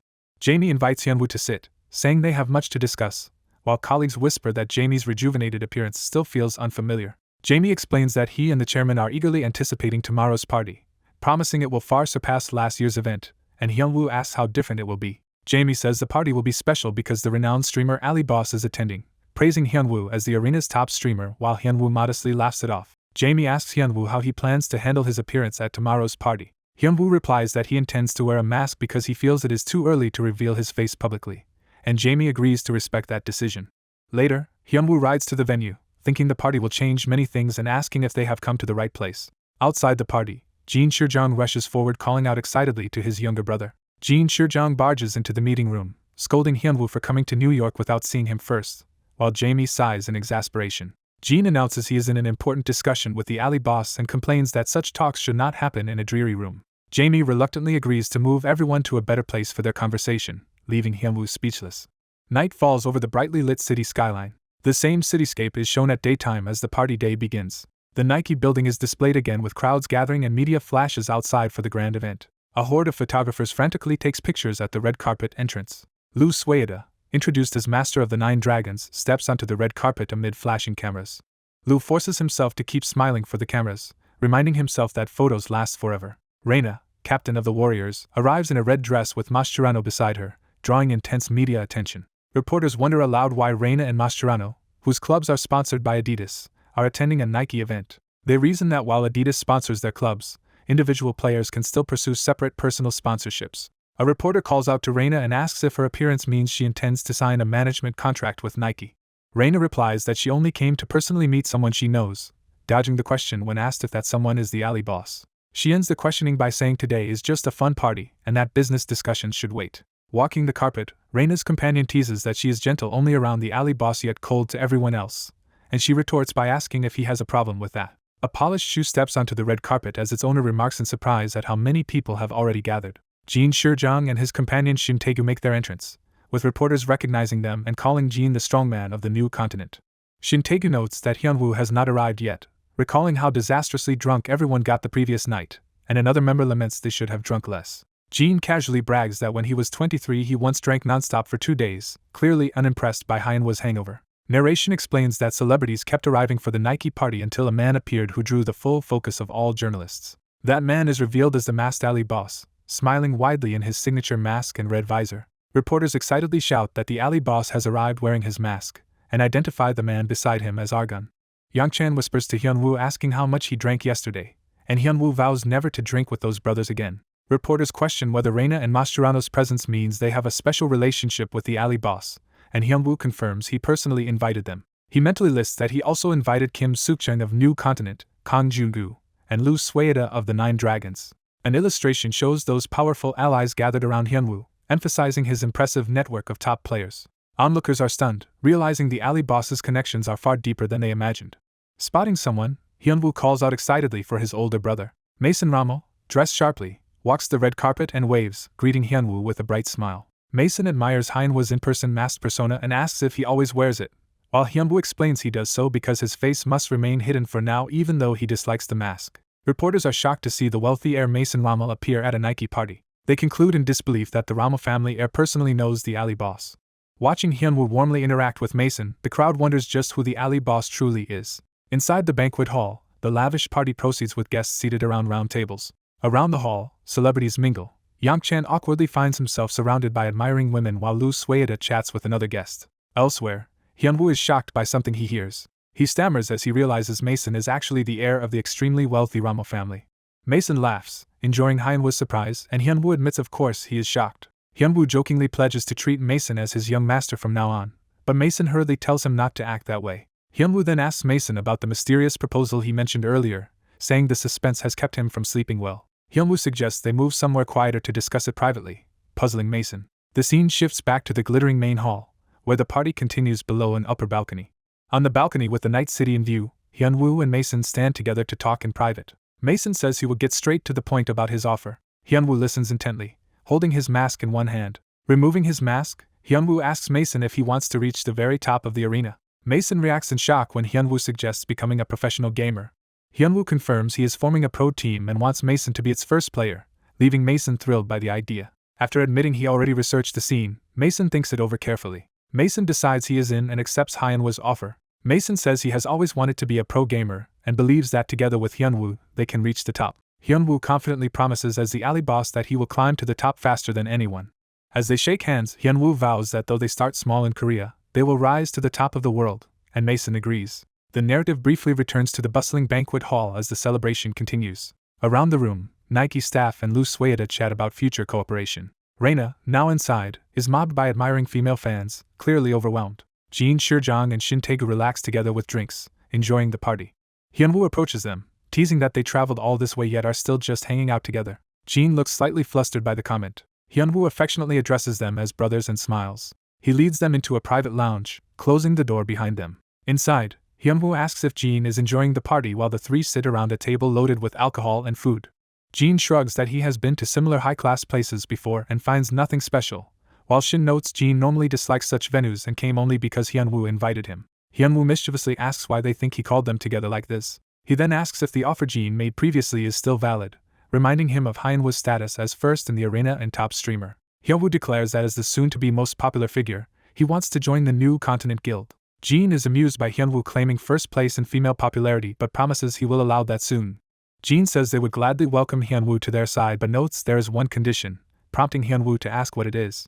Hyunwoo states his condition is to obtain a territory within 3 months. Jin replies that acquiring a territory is not hard and they could even buy one, but asks why Hyunwoo needs it. Shin guesses that Hyunwoo wants to go pro and Jin realizes this as well, impressed at how quickly they caught on. Shin explains that many league teams are currently desperate for territories because upcoming First Division rules will require siege warfare, meaning no territory equals no siege participation.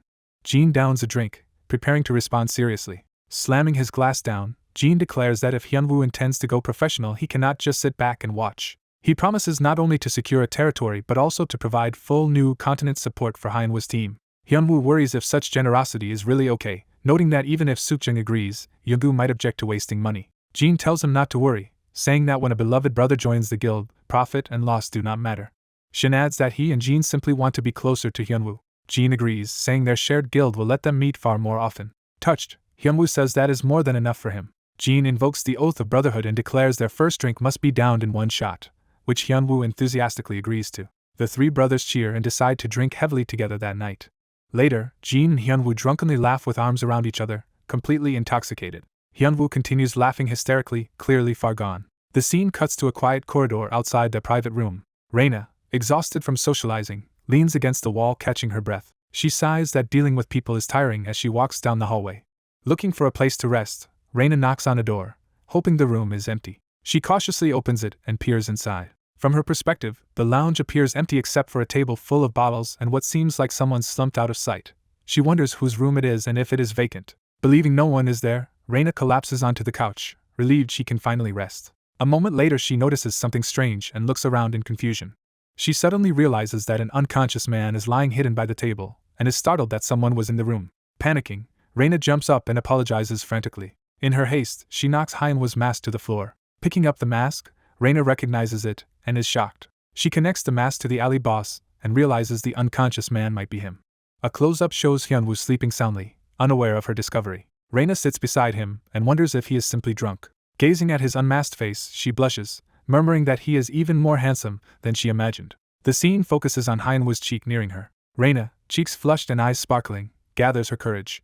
She leans in and kisses the sleeping Hyunwoo on the lips. The story cuts to darkness as someone calls out to Kang. Yang Chen appears, shouting for Kang Hyunwoo to wake up. Hyunwoo stirs on the couch, disoriented, as Yang Chen stands over him. Hyunwoo's dazed face shows he remembers nothing of what happened. Yang Chen scolds him for his behavior the previous night. Hyunwoo sighs, still feeling the effects of his drunken state. Yang Chen mocks him for not being able to handle alcohol, and Hyunwoo replies that he should try drinking with those brothers first before judging. Hyunwoo then notices a bottle of water and other drinks left beside him. They find mineral water and a hangover cure placed neatly there, and Yang Chen denies putting them out. Hyunwoo silently considers who might have cared for him. Reina later re-enters the hall, wondering aloud who left the hangover supplies, implying she did it secretly. Back in the martial arts game world at the Ascending Gate, a robe-clad master greets Hyunwoo, saying he finally came for the information. The master remarks that he expected Hyunwoo to come daily asking for details. Hyunwoo apologizes, explaining that attending Nike's party delayed his schedule. The master says little is known about Ascending Gate, and that its information is scarce in the main faction, partly because he himself never paid it much attention. He hands Hyunwoo a scroll containing the sought-after decree, and Hyunwoo thanks him. Hyunwoo opens the scroll, which is titled as a decree regarding the Ascending Gate. The decree's narration explains that Ascending Gate, though not famous among top masters, was a mysterious member of the High Ancient Moon with terrifying martial power. The master further summarizes that Ascending Gate was a formidable but little-known figure whose trails suddenly vanished. Hyunwoo asks if that means Ascending Gate died, and the master answers that disappearing so completely usually only happens when someone is dead. Hyunwoo asks if anything unusual happened before Ascending Gate vanished, and the master recalls that he often clashed with martial world bandits. The master speculates that the information Hyunwoo is seeking is likely connected to those conflicts. A system quest appears, stating that Hyunwoo must investigate the conflict between Ascending Gate and bandits at Sungho Fortress to learn more, with the quest graded S+. Hyunwoo reads the objective to investigate the Milyang unit and suddenly recognizes the name. He remembers that when he previously killed a bandit, a message about the Milyang unit appeared, hinting they might not be ordinary Sungho bandits. Hyunwoo smirks in determination as he connects these clues. He thanks the master for the guidance, saying he now knows where to start and promising to return with good liquor, while the master says he will look forward to that day. Back in the real world, Hyunwoo starts a live stream titled about the alley boss's bandit experience, already drawing 17,000 viewers. In the arena, Hyunwoo, masked again, cheerfully tells his audience he will explain today's stream as he and his small companion stand at the spot where he once fought bandits. The streamer recalls receiving a quest and discovering that a bandit he defeated was tied to a secret organization, exciting his viewers. He prepares to continue the story. He explains his plan to track the bandits to their hideout and gather intel on the secret organization. Time passes as the pursuit continues. Watching from the trees, he follows the bandits as they return to their base. The bandits unknowingly lead him up to their wooden fortress. He and his small companion sneak right behind them, with Chat joking that it feels like stalking and asking if he really wandered for 30 minutes. Reaching the gate, he tells his viewers that this must be the bandits' hideout. A system prompt asks if he wants to enter the Black Mountain League fortress, which he recognizes as a dungeon. A blue portal opens at the gate, and he happily notes it was worth the trouble, realizing it is an instance dungeon. Viewers comment that they expected this outcome, saying he struggled but will reap all the rewards and joking about his luck. He decides to enter the dungeon and presses his hand into the glowing portal. The system announces they have entered the fortress controlled by the Black Mountain League, revealing a busy bandit camp inside. He and his companion secretly peek out from cover to observe the fortress interior. Assessing the enemies, he thinks that NPCs like the bandit Blue Wind are manageable, and even 100 human-type monsters like the previous Milyang unit would not be scary. He suddenly shouts for the Milyang unit to come out, startling the bandits. The bandits demand to know who dares to cause a disturbance inside their fortress. He and the child boldly declare that if they hand over the Milyang unit peacefully, there will be no bloodshed, while Chat praises his aggro control and leadership. One bandit scoffs at him for bringing a kid and asks if he even knows where he is. The bandit bristles as the streamer mocks the Black Mountain League as a mere gathering of lowly bandits.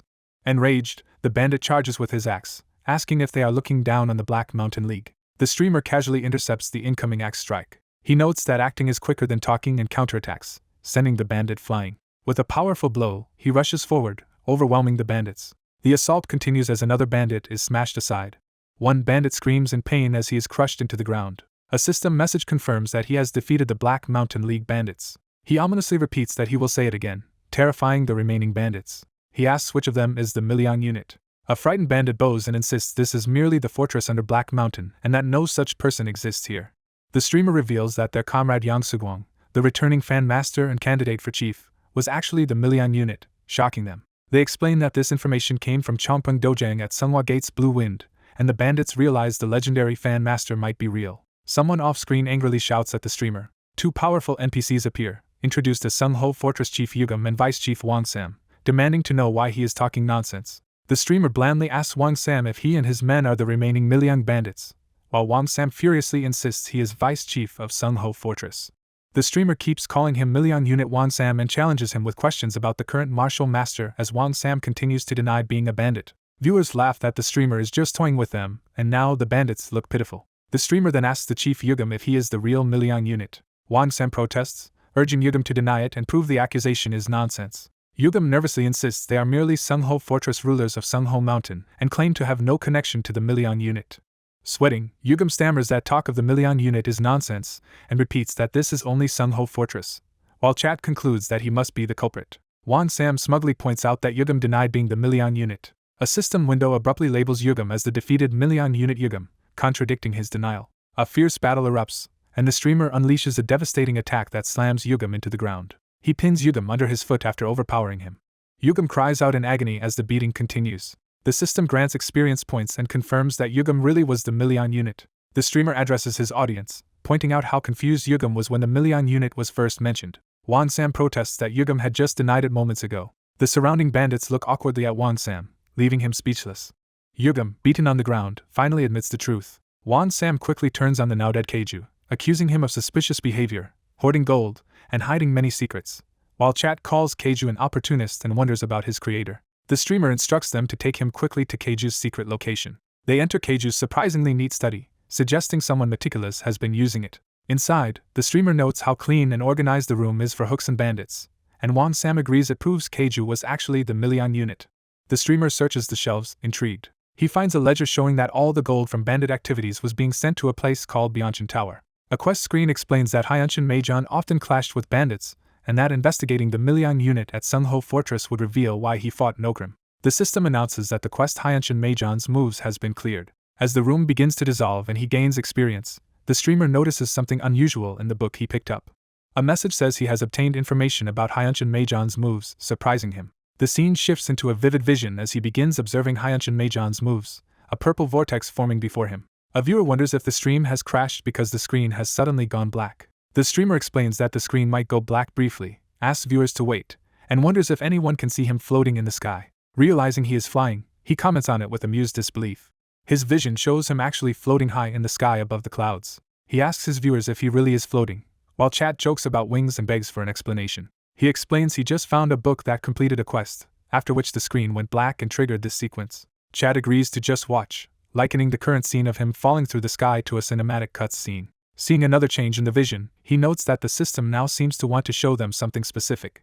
A masked man in black shouts the name Hyanshan Amazon as the vision focuses. The vision shows Hyanshan Amazon charging down a path wreathed in purple energy, declaring it is his enemy's last day. The streamer watches in shock as the attack races toward its target. He recognizes the long-haired swordsman surrounded by demonic purple aura as Hyanshan Amazon. The swordsman's feet slam into the ground as he rushes forward.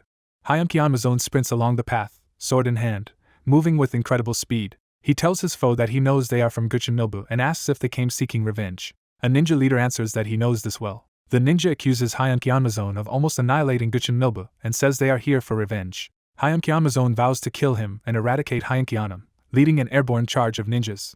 He unleashes a massive purple energy attack, cutting down waves of enemies at once. Watching, the streamer recognizes the technique as the Hyanshan bomb. He realizes Hyanshan Amazon is using Hyanshan bomb in a way that requires focused observation to fully see. The vision shows the devastation it causes, and a ninja comments that Hyanshan Amazon truly deserves his fearsome title. The ninja challenges Hyanshan Amazon to face him directly.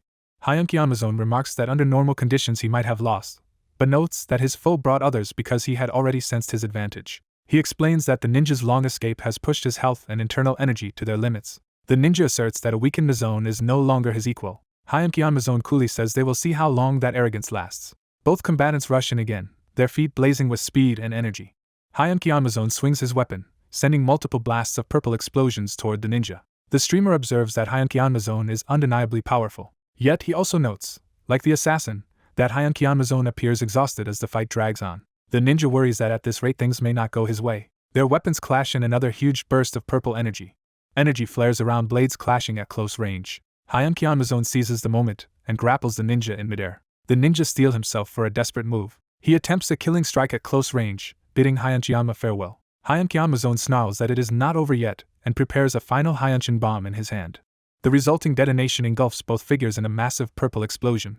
Hyanshan Amazon is left panting, barely holding his dark energy together. He continues to stagger and breathe hard, standing over his opponent. The aftermath reveals one ninja impaled along a long rift in the ground, surrounded by many more enemies encircling Hyanshan Amazon. The watching streamer sees falling flower petals and anxiously wonders about another group appearing. A troop from Sunghwaman, identified by plum blossom emblems, arrives, prompting chat to theorize that Chongpeng struck Hyanshan Amazon from behind and to gauge how serious the blow is. Recognizing Sunghwaman, the remaining ninjas panic and order a retreat. Hyanshan Amazon collapses from his wounds, gasping. A Sunghwaman elder rushes over, shocked that he made it all the way from Wamson in such a state. Hyanshan Amazon weakly jokes that he just had a little skirmish, though his injuries show how dire it was, and the elder says this is no time for jokes. When asked about Guchinmilbu, Hyanshan Amazon says he killed 5 of their leaders and that they will need 100 years to recover. He urges the elder to perform a ritual quickly because the situation is grave, muttering bleakly about their trouble. Handing over his short sword, he asks that it be kept at Wamson and later returned if his disciples or descendants ever come for it. The present-day streamer, still in the vision, realizes the weapon being entrusted might be significant. The elder promises to safeguard and eventually return the sword, thanking Hyun Kyanmazon for enduring so long.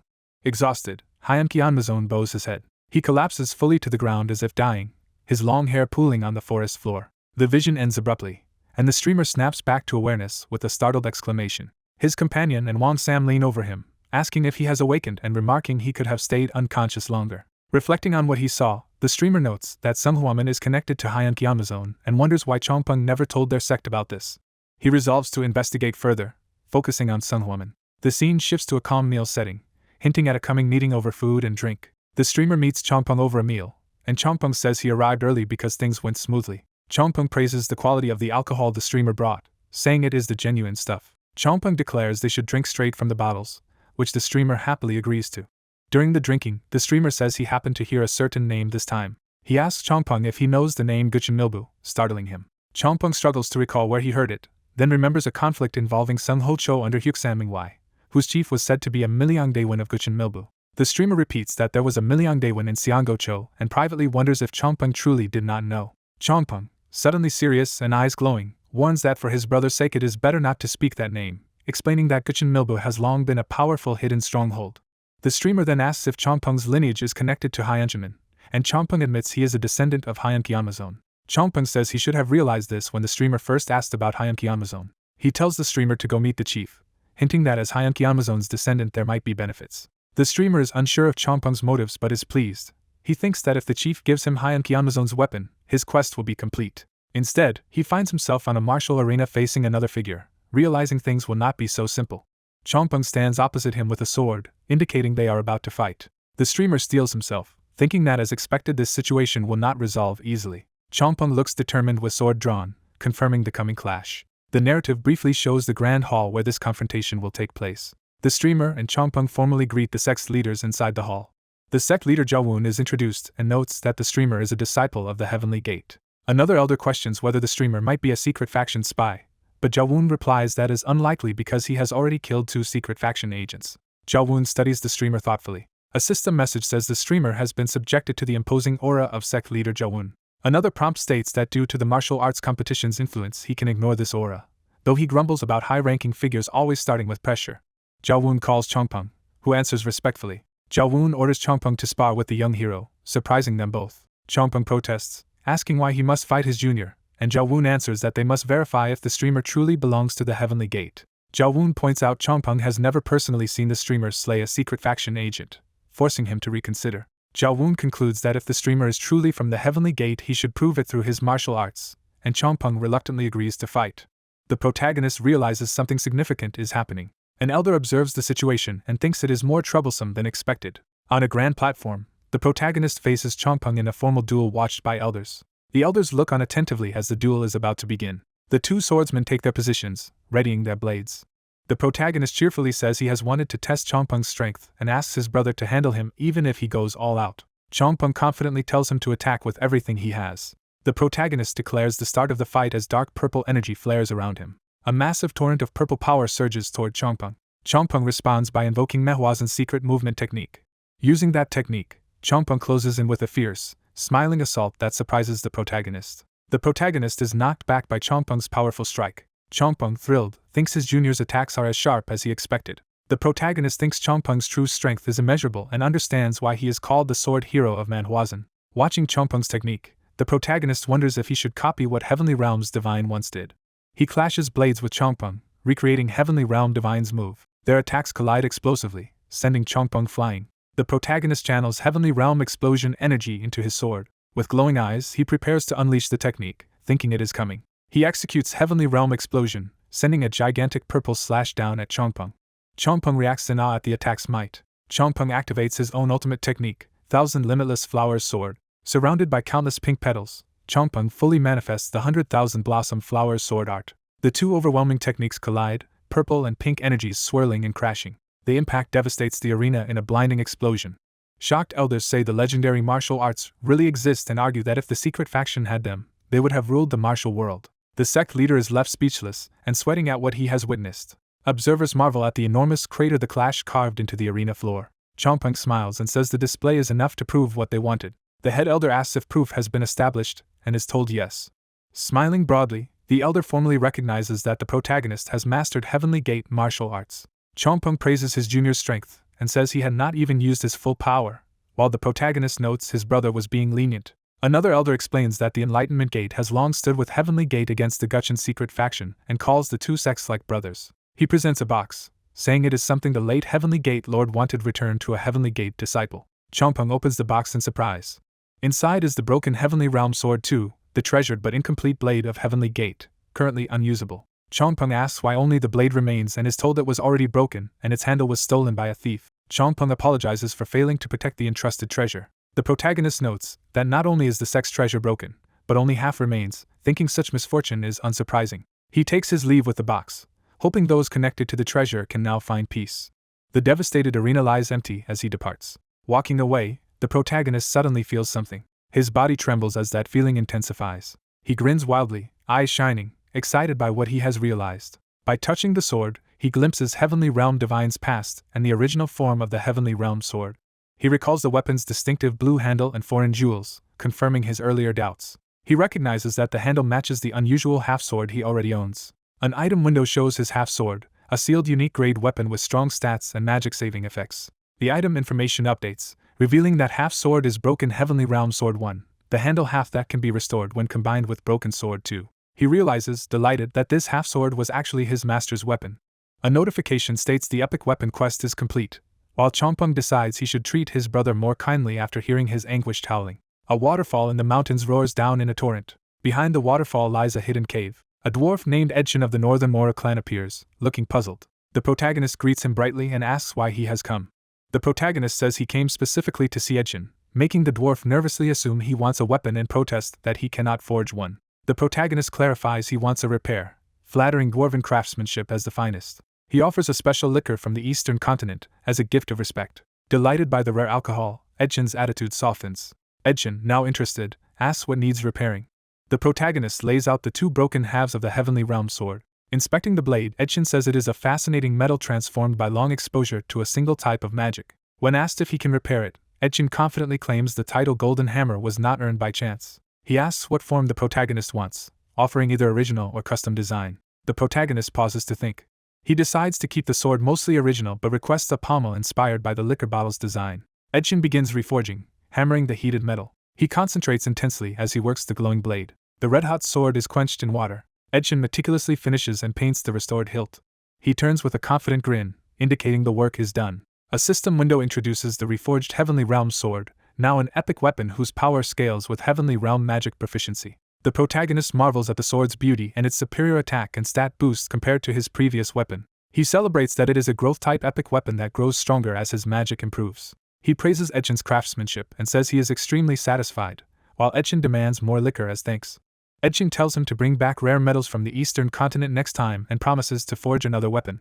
A new S+ quest, Edchin's request, appears, tasking him with delivering such rare metal. The protagonist happily notes he has gained a quest and promises to bring even better liquor on his next visit. He decides his next destination will be the dragon in the Baltar Mountains. A notification marks his entry into the dwelling of Johannes, Lord of the Mountain Range. Inside, Johannes lounges reading amid a vast sea of books. Sensing something, Johannes looks up from his book. The protagonist reappears before him, jokingly complaining that being flung away before was excessive. Johannes casually asks why he has returned and whether he wants to go back east again, while the protagonist says he came for another reason. The protagonist admits he came wanting to handle matters without borrowing Johannes' power. Johannes correctly infers that Hyunwoo wants the barrier lifted, impressing the protagonist with his insight. Johannes agrees he can lift the barrier but says there will be a condition. He explains that Hyunwoo must prove removing the barrier between Baltar Mountains and Cheonsan will cause no trouble, prompting Hyunwoo to ask what that proof is. Johannes lays out the first part of the proof: conquer Baltar Mountain by reaching Cruz Mountain's summit with adventurers and without imperial aid. He adds a second condition, requiring a promise from Emperor Usmahan that the Empire will not start a war if the eastern continent does not provoke them. Johannes says if Hyunwoo fulfills those conditions, he will remove the barrier, which Hyunwoo understands is meant to prevent war between continents. Johannes hands over a prepared peace treaty document, instructing Hyunwoo to return with it signed and sealed by the Emperor. Hyunwoo checks the document carefully, while Johannes assures him it is a fair non-aggression treaty acknowledging the western continent's superior power. Johannes elaborates that although the East is strong, the West has higher average power, immortal-like adventurers, and above all a monstrous emperor. He declares that as long as that emperor lives, the West cannot lose a war, which Hyunwoo finds disturbing. Johannes briskly tells Hyunwoo to hurry, and a quest notification appears.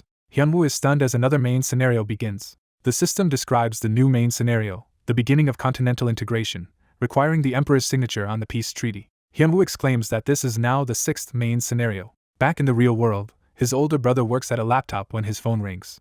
The caller ID shows Hyunwoo contacting his brother. The brother answers cheerfully, greeting Hyunwoo. Hyunwoo teases that his brother must miss him already, but the brother denies it and says he would not want to hear a man's voice, even his. The brother asks when Hyunwoo plans to announce his entry into the new continent, while Hyunwoo says he does not intend to broadcast it widely and asks why. The brother says he has found something amazing that others would envy, leading Hyunwoo to guess.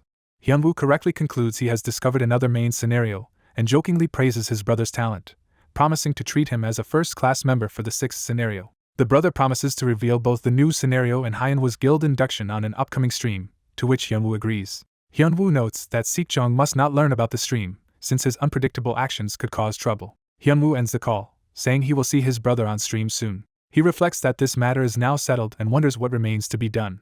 The scene shifts to the majestic imperial palace of the Usman Empire. Hyunwoo is violently teleported or slammed down onto the palace floor. Dizzy but determined, he braces himself. The emperor, wreathed in ominous energy, criticizes Hyunwoo for only coming when he needs something and likens him to his master. Calling Hyunwoo by name, the emperor radiates madness, and Hyunwoo resolves that he must persuade this crazy ruler.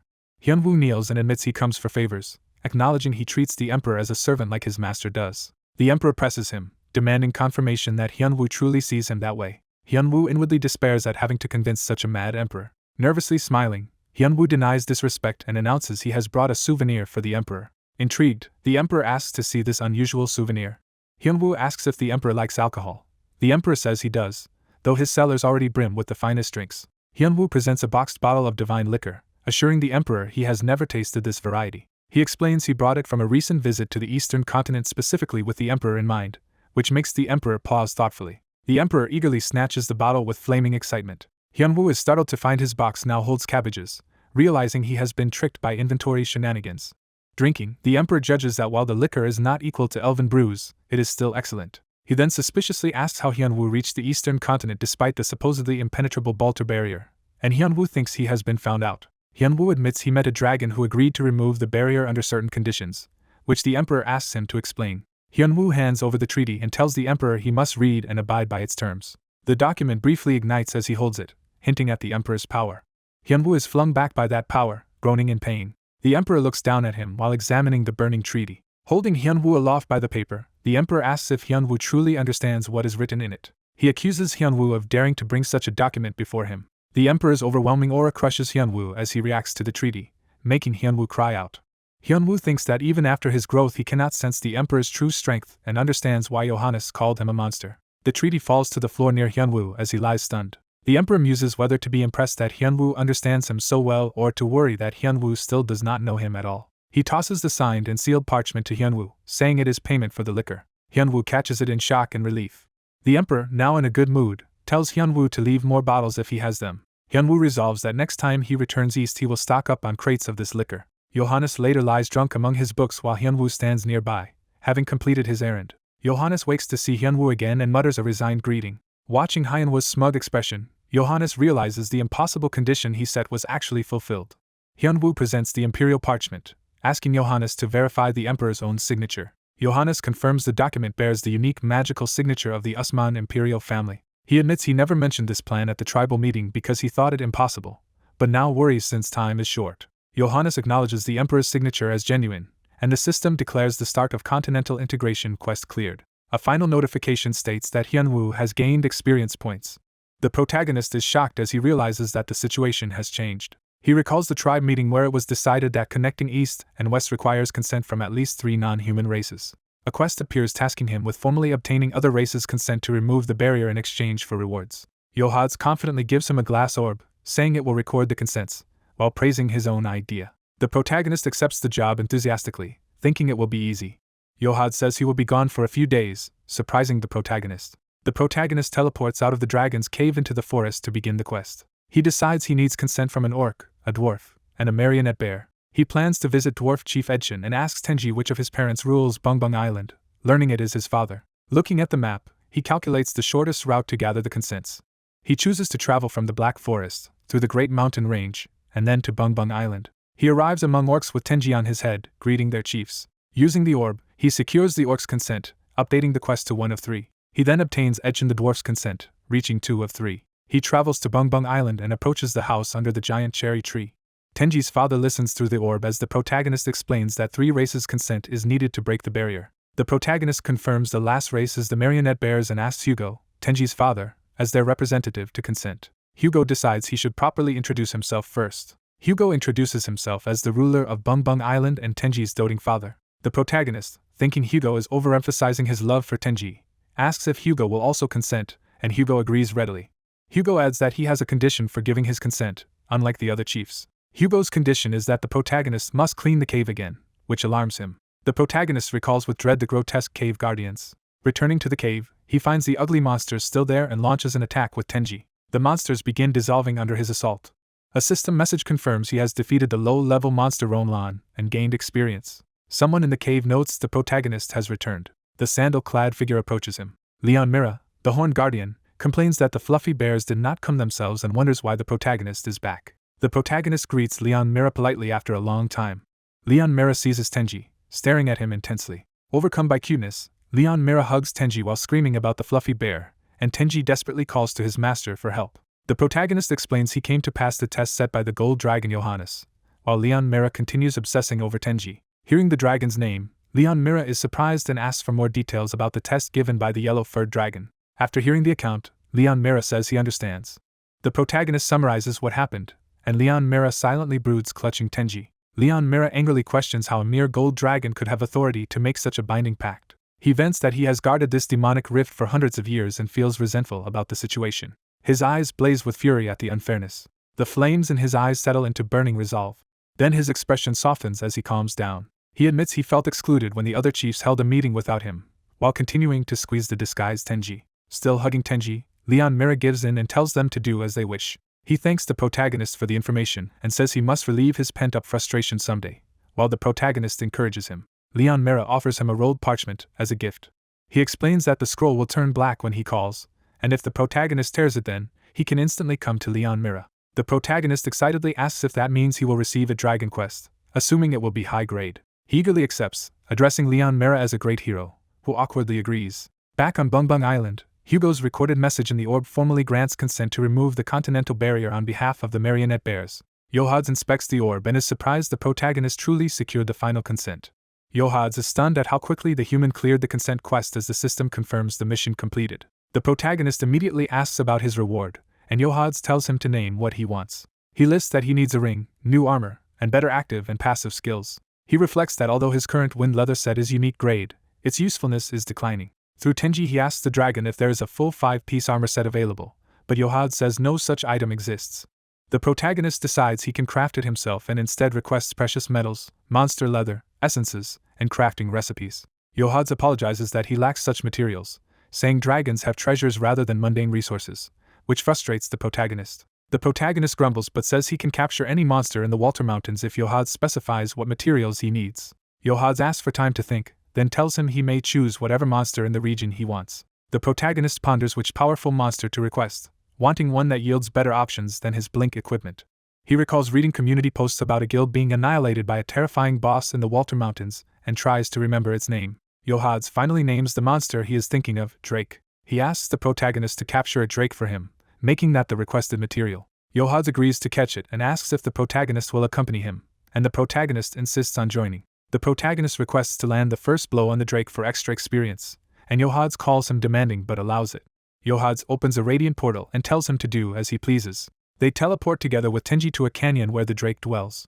Yohad points out their target in the distance. They see a colossal ancient drake emerging from the ravine, identified as the oldest one in the area. The protagonist is awed, noting it is far larger than the desert dragon he fought before. Yohad asks if the protagonist can even land a hit on such a tough creature. The protagonist confidently replies that if he cannot land one hit, he is not worthy to be called human. Yohad decides to use this fight to gauge the protagonist's real skills as the latter charges forward. Tenji and the forest spirits cast Bear's Might and Forest's Blessing, greatly increasing the protagonist's health, strength, defense, and regeneration. Wind's Breath buff then enhances his agility and movement speed. He thinks about stacking all available buffs.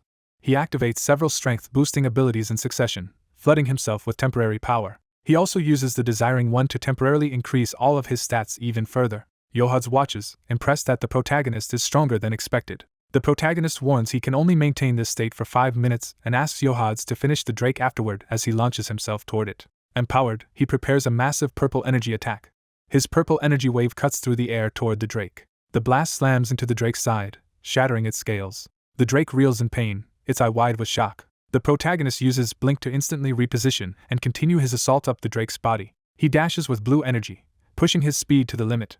He thinks this battle proves why he still relies on Blink as he darts across the Drake's tough hide. Grinning, he channels power into his palm for the finishing blow. He slams his glowing hand onto the Drake's chest. Using Heavenly Realm Blast, he detonates purple energy in the Drake's torso, sending it crashing violently. The Drake writhes and howls as the impact tears through it. Watching from a distance, Yohad's and Tenji are amazed by the protagonist's strike. The protagonist stands triumphantly in the cratered chest of the Drake, saying it seems Yohad's does not even need to intervene. As he steps deeper into the Drake's body, its inner flesh stirs ominously around his feet. The flesh collapses beneath him, and he nearly falls, startled. The Drake suddenly surges back up, rejuvenated and roaring as it channels wild energy. Seeing how resilient it is, the protagonist realizes that killing it alone would take hours but hopes he still earns some experience for the damage done. He uses Blink 4 times in quick succession to escape as the Drake thrashes. Exhausted, he retreats to Yohad's and tells him to handle the remaining fight. Yohad's approaches the enraged Drake, accusing the protagonist of planning to use him for convenience. Accepting his promise, Yohad's tells them to hide behind him as he prepares to finish the monster. Yohad summons a huge fiery sphere overhead and declares he will end the battle quickly. Calmly lowering his fist, he releases the overwhelming spell. A colossal torrent of fire and force engulfs the Drake. The Drake is pinned in the chasm, staring up helplessly as the attack descends. The explosion detonates with devastating power. The blast continues expanding, obliterating the surroundings. From afar, the protagonist and Tenji watch the blinding explosion in shock. Their faces are lit by the blast as they stare, stunned. Yohad's looks on composedly, unfazed by the destruction he caused. When the smoke clears, the canyon is carved into a vast crater with the charred Drake at the bottom. A system message announces that furious Drake Caruso has been defeated. Another message confirms ferocious Drake Caruso's defeat. The protagonist receives Caruso's skin, a special crafting material that boosts item effects. He also obtains Caruso's heart, another unique crafting component filled with potent magic. The system grants him the new title Drake Hunter for being the first to defeat Caruso, increasing his attack power.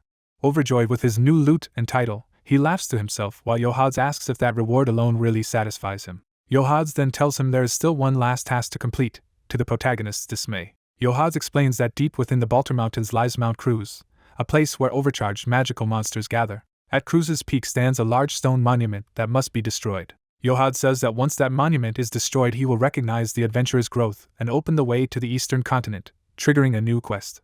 The quest conquering Mount Cruz appears, stating he must destroy the mountain's summit monument to gain experience and eastern access. The protagonist reads the quest window while Yohad's watches him silently. Yohad studies him, thinking about what he has just witnessed. Yohad's reflects that the protagonist could casually pierce a Drake's essence-filled hide and wields magic better than most young dragons. He also thinks about how the protagonist convinced the Emperor and secured the various races' consents with surprising ease. Concluding from this that adventurers are more useful than he had expected, Yohad's reassesses them. He excitedly believes that by offering artifacts as rewards he can effectively control adventurers like extensions of his own body. Dreaming of a leisurely future where adventurers do his work, Yohad's walks off laughing as the protagonist watches in confusion. Time passes and the story shifts to the Baltar Mountains. The protagonist walks through the forest, thinking he is still not ready to stream with Juno and should scout Mount Cruz first. As he muses, another group approaches from behind on the path. He turns and sees a squad of armored players suddenly appear. Dressed in his alley boss mask and outfit, he notes they seem equipped for climbing the Baltar Mountains. Their blonde leader asks if he is really the famous alley boss. The protagonist asks what they want, saying he is not interested in fans, and one hot-headed member yells that he is not a fan. The group demands to know if he truly does not recognize them. Their leader dramatically introduces them as the Zennies Guild, ranked 19th on the A World channel and widely known in the community. The protagonist dryly says that is impressive, which makes them suspect he is pretending ignorance. He states that their reason for seeking him is obvious, implying they want something from his fame. He defines such people as parasites who avoid improving themselves and only try to profit from others' efforts. He concludes that they came hoping to benefit from his popularity and exposure. The leader hesitates while his embarrassed guildmates whisper that the protagonist is right. The protagonist continues that he might have considered a polite request to appear on his stream, but he dislikes rude, uninvited people. He walks past them, dismissing their attempt to talk further. The leader grabs his arm, protesting that the conversation is not over. The protagonist's aura flares as he warns them not to obstruct a busy person and to get out of his way. He threatens that if they block him again, he will highlight them on his channel in an unflattering way and tells them to be ready. Scene shifts to an empty stage in a venue, setting up a future event. The protagonist arrives at the stage as another blonde man rushes toward him. The newcomer, evidently an acquaintance, happily calls out Hyanwa's name upon seeing him. Juno asks his brother why he looks upset, and the brother explains some Zenny's people kept him from checking Mount Cruz. Juno asks if preparations for today's announcement are complete, and his brother replies that thanks to Nike's help everything is going smoothly. Juno nervously asks his brother if that secret matter will cause any problems. The blonde brother assures him that their other brother will not find out anything. They decide to begin the live broadcast immediately. The stream starts under the title of Ali Boss's urgent announcement. Juno checks that 3 million viewers are watching, while chat worries the urgent announcement might be clickbait, a hiatus, or him quitting arena. He greets the viewers and clarifies that he is neither taking a break nor leaving the arena. He explains that although it is called an emergency announcement, it is really to share a few surprise news items. He reminds viewers of his planned debut as a pro gamer, and says the exact debut date has now been set. Viewers react in chat, surprised he is truly debuting and praising Ali Boss for acting on his words. He reveals he will play in the Korean League next season and is personally recruiting teammates. He announces a second big news item, that he has joined a guild, prompting viewers to ask which guild and if they can join. Juno says people must be curious why he joined a guild and suggests discussing it with the senior member of that guild. Calling for his brother to appear, he invites him on stage, while chat guesses which brother it might be. Seekjong bursts in carrying the blonde brother, loudly announcing his arrival. Juno is shocked speechless at Seekjong's sudden appearance. Juno wonders why Seekjong is here, and Seekjong says he came because he heard his younger brother had entered the new continent. Juno and the blonde brother internally apologize to each other, hoping nothing disastrous results from Seekjong's appearance. Juno awkwardly confirms on stream that the guild he joined is New Continent, and viewers marvel that he's in the top arena guild and ask why he joined. The blonde brother explains he joined New Continent because the guild is sponsoring the pro team he will play on. Seekjong adds that Juno needed a castle to compete in the league, so he gifted him one, saying he joined the guild mainly out of friendship. The blonde brother notes that Juno is not the type to accept gifts without giving back and hints there must be a return favor in this give-and-take world. Seekjong proudly reveals that the big thing Juno brought them is the main scenario. Juno and the blonde brother realize the secret has been leaked and call it an accident. Viewers react, asking if Juno will tackle the main scenario alone and how he keeps outplaying big guilds even up to the 6th main scenario. Seekjong continues boasting that he envied Juno going to the Eastern Continent, while Juno desperately begs him to stop talking. Seekjong excitedly says that clearing this main scenario will let them go to the Eastern Continent. Juno exclaims in dismay as viewers deduce the scenario involves the Eastern Continent, possibly even a continental war. Juno clarifies it is related to reaching the Eastern Continent but not a war nor located there, and that the main scenario explains how to get there. Seekjong wonders why Juno and the blonde brother are trembling when this was supposed to be the main announcement's content. He suddenly realizes what their urgent announcement must actually be about. Flashback. At a restaurant, Seekjong and the blonde brother react in shock to news Juno gives them. In that memory they call Juno's decision bold and predict it will become a hot topic, while he smugly calls himself a genius of broadcasting. Juno in the flashback declares his plan for when he debuts as a pro gamer. Back in the present, Seekjong warns the others not to be too shocked about what will happen when Juno debuts. Seekjong reveals to viewers that Juno plans to show his real face once he becomes a pro gamer. Juno is stunned as Seekjong blurts this out on stream. The blonde brother is equally horrified by the premature reveal. The audience watching the stream collectively face bombs at the blunder. Seekjong, thinking he improved the show, boasts that he saved today's broadcast as chat explodes in disbelief. Someone off-screen questions if this chaos is actually real. Later, the three brothers sit silently eating together, weighed down by what happened. The blonde brother furiously scolds Seekjong for leaking critical information, and Seekjong apologizes, saying he got carried away. Juno had expected his brother's recklessness yet is still exasperated watching the aftermath. He reflects that Juno was right to try preventing Seekjong's appearance, then ends the stream, asking viewers to look forward to the eventual reveal. Juno consoles himself that the leaked info was going to come out sooner or later and decides to treat it as an early disclosure. He shifts focus, saying the really important thing is the 6th main scenario. His brothers ask if he already has a concrete plan for tackling it. Juno says they must first gather maps and information about the Baltar Mountains, but notes he has no time because of streaming. Seekjong comments that Juno is famously busy and asks whether he wants miners or resources. Juno says his goal is to expand the game world. His brothers are confused, not understanding what he means by expanding the game. Juno explains that for the 6th main scenario, his plan is to share it. He states that they will share the scenario with others instead of monopolizing it. The two brothers are stunned by this radical idea. Sometime later in the guild conference room, various guild leaders wait as Juno's brothers chat nearby. Two leaders remark that it has already been 2 weeks since they last met, and that they see each other often. Another leader wonders suspiciously why they were gathered again. The blonde woman says they will find out soon enough. The doors open as someone arrives, light flooding into the hall. Juno enters and tells the assembled leaders he will get straight to the point. He announces that he intends to share the 6th main scenario with all of them. The leaders react in shock and disbelief at his declaration. One man points out that Juno is not the altruistic type and guesses he wants something in return, which Juno confirms. The man asks bluntly what price Juno wants for the information. Juno answers that his demand is simple. He explains that after surveying many parts of the Baltar Mountains, he wants each group to give him the maps of every area they explore. In exchange for the maps, he promises to share both the scenario and its final objective with them. Juno notes to himself that even if they know the goal, most of them still will not be able to reach it. He stretches out his hand and asks the leaders if they accept his proposal. One leader agrees on the spot. The others quickly follow, saying the condition sounds easy and accepting as well. Juno concludes the meeting, saying he will organize the details and send them later before dismissing everyone.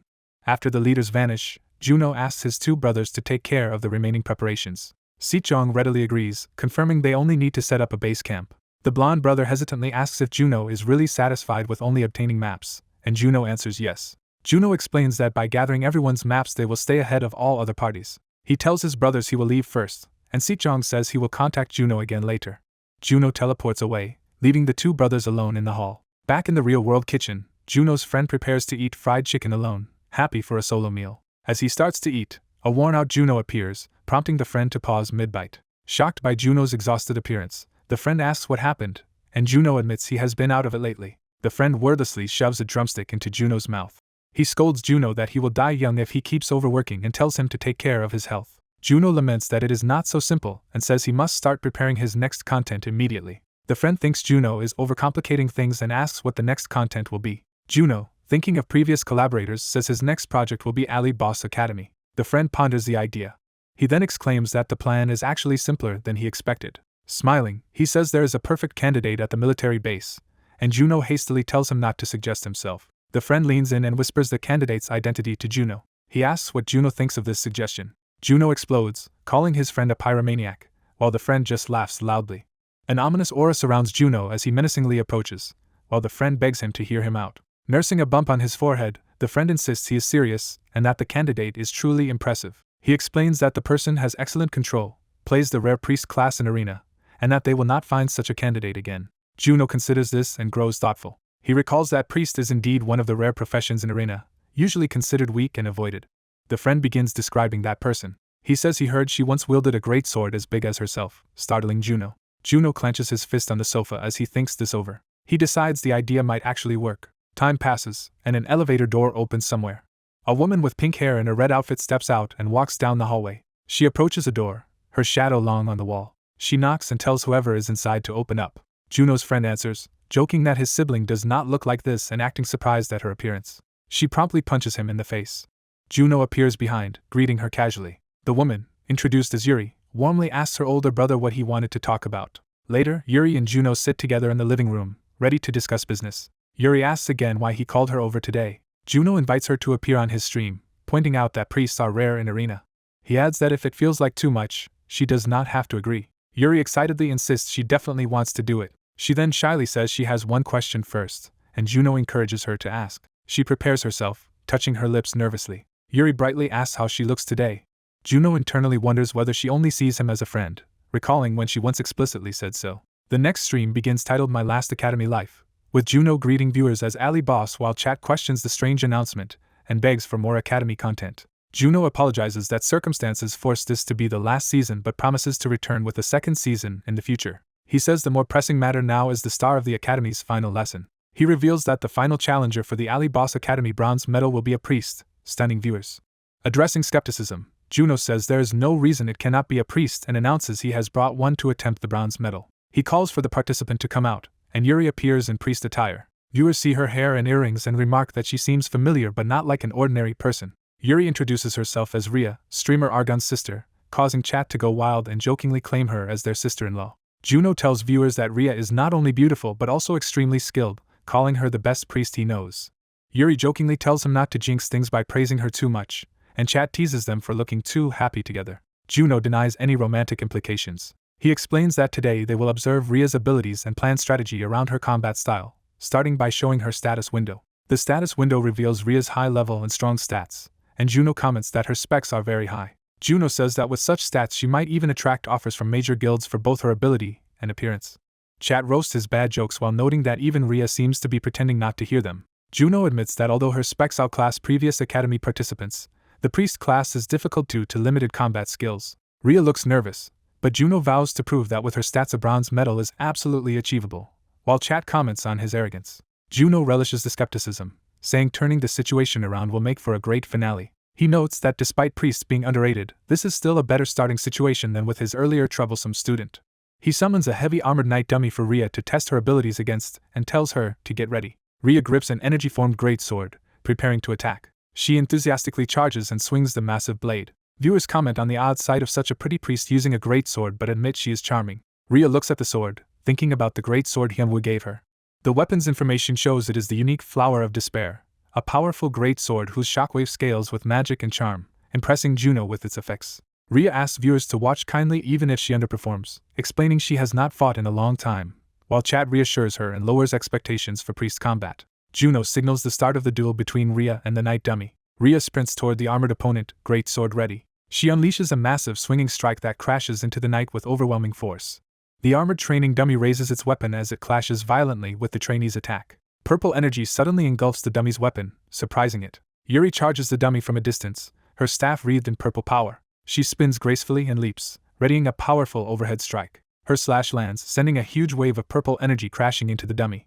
Spectators marvel at how Yuri, a supposed priest, is demolishing the dummy like a paladin, and say she could fight in the arena. Watching her performance, the masked instructor thinks there is hardly anything he needs to teach Yuri. The instructor reacts with alert curiosity, as he notices something mid-battle. The dummy recovers and swings at Yuri, forcing her onto the defensive. Yuri narrowly dodges a massive blow that carves a white arc through the air.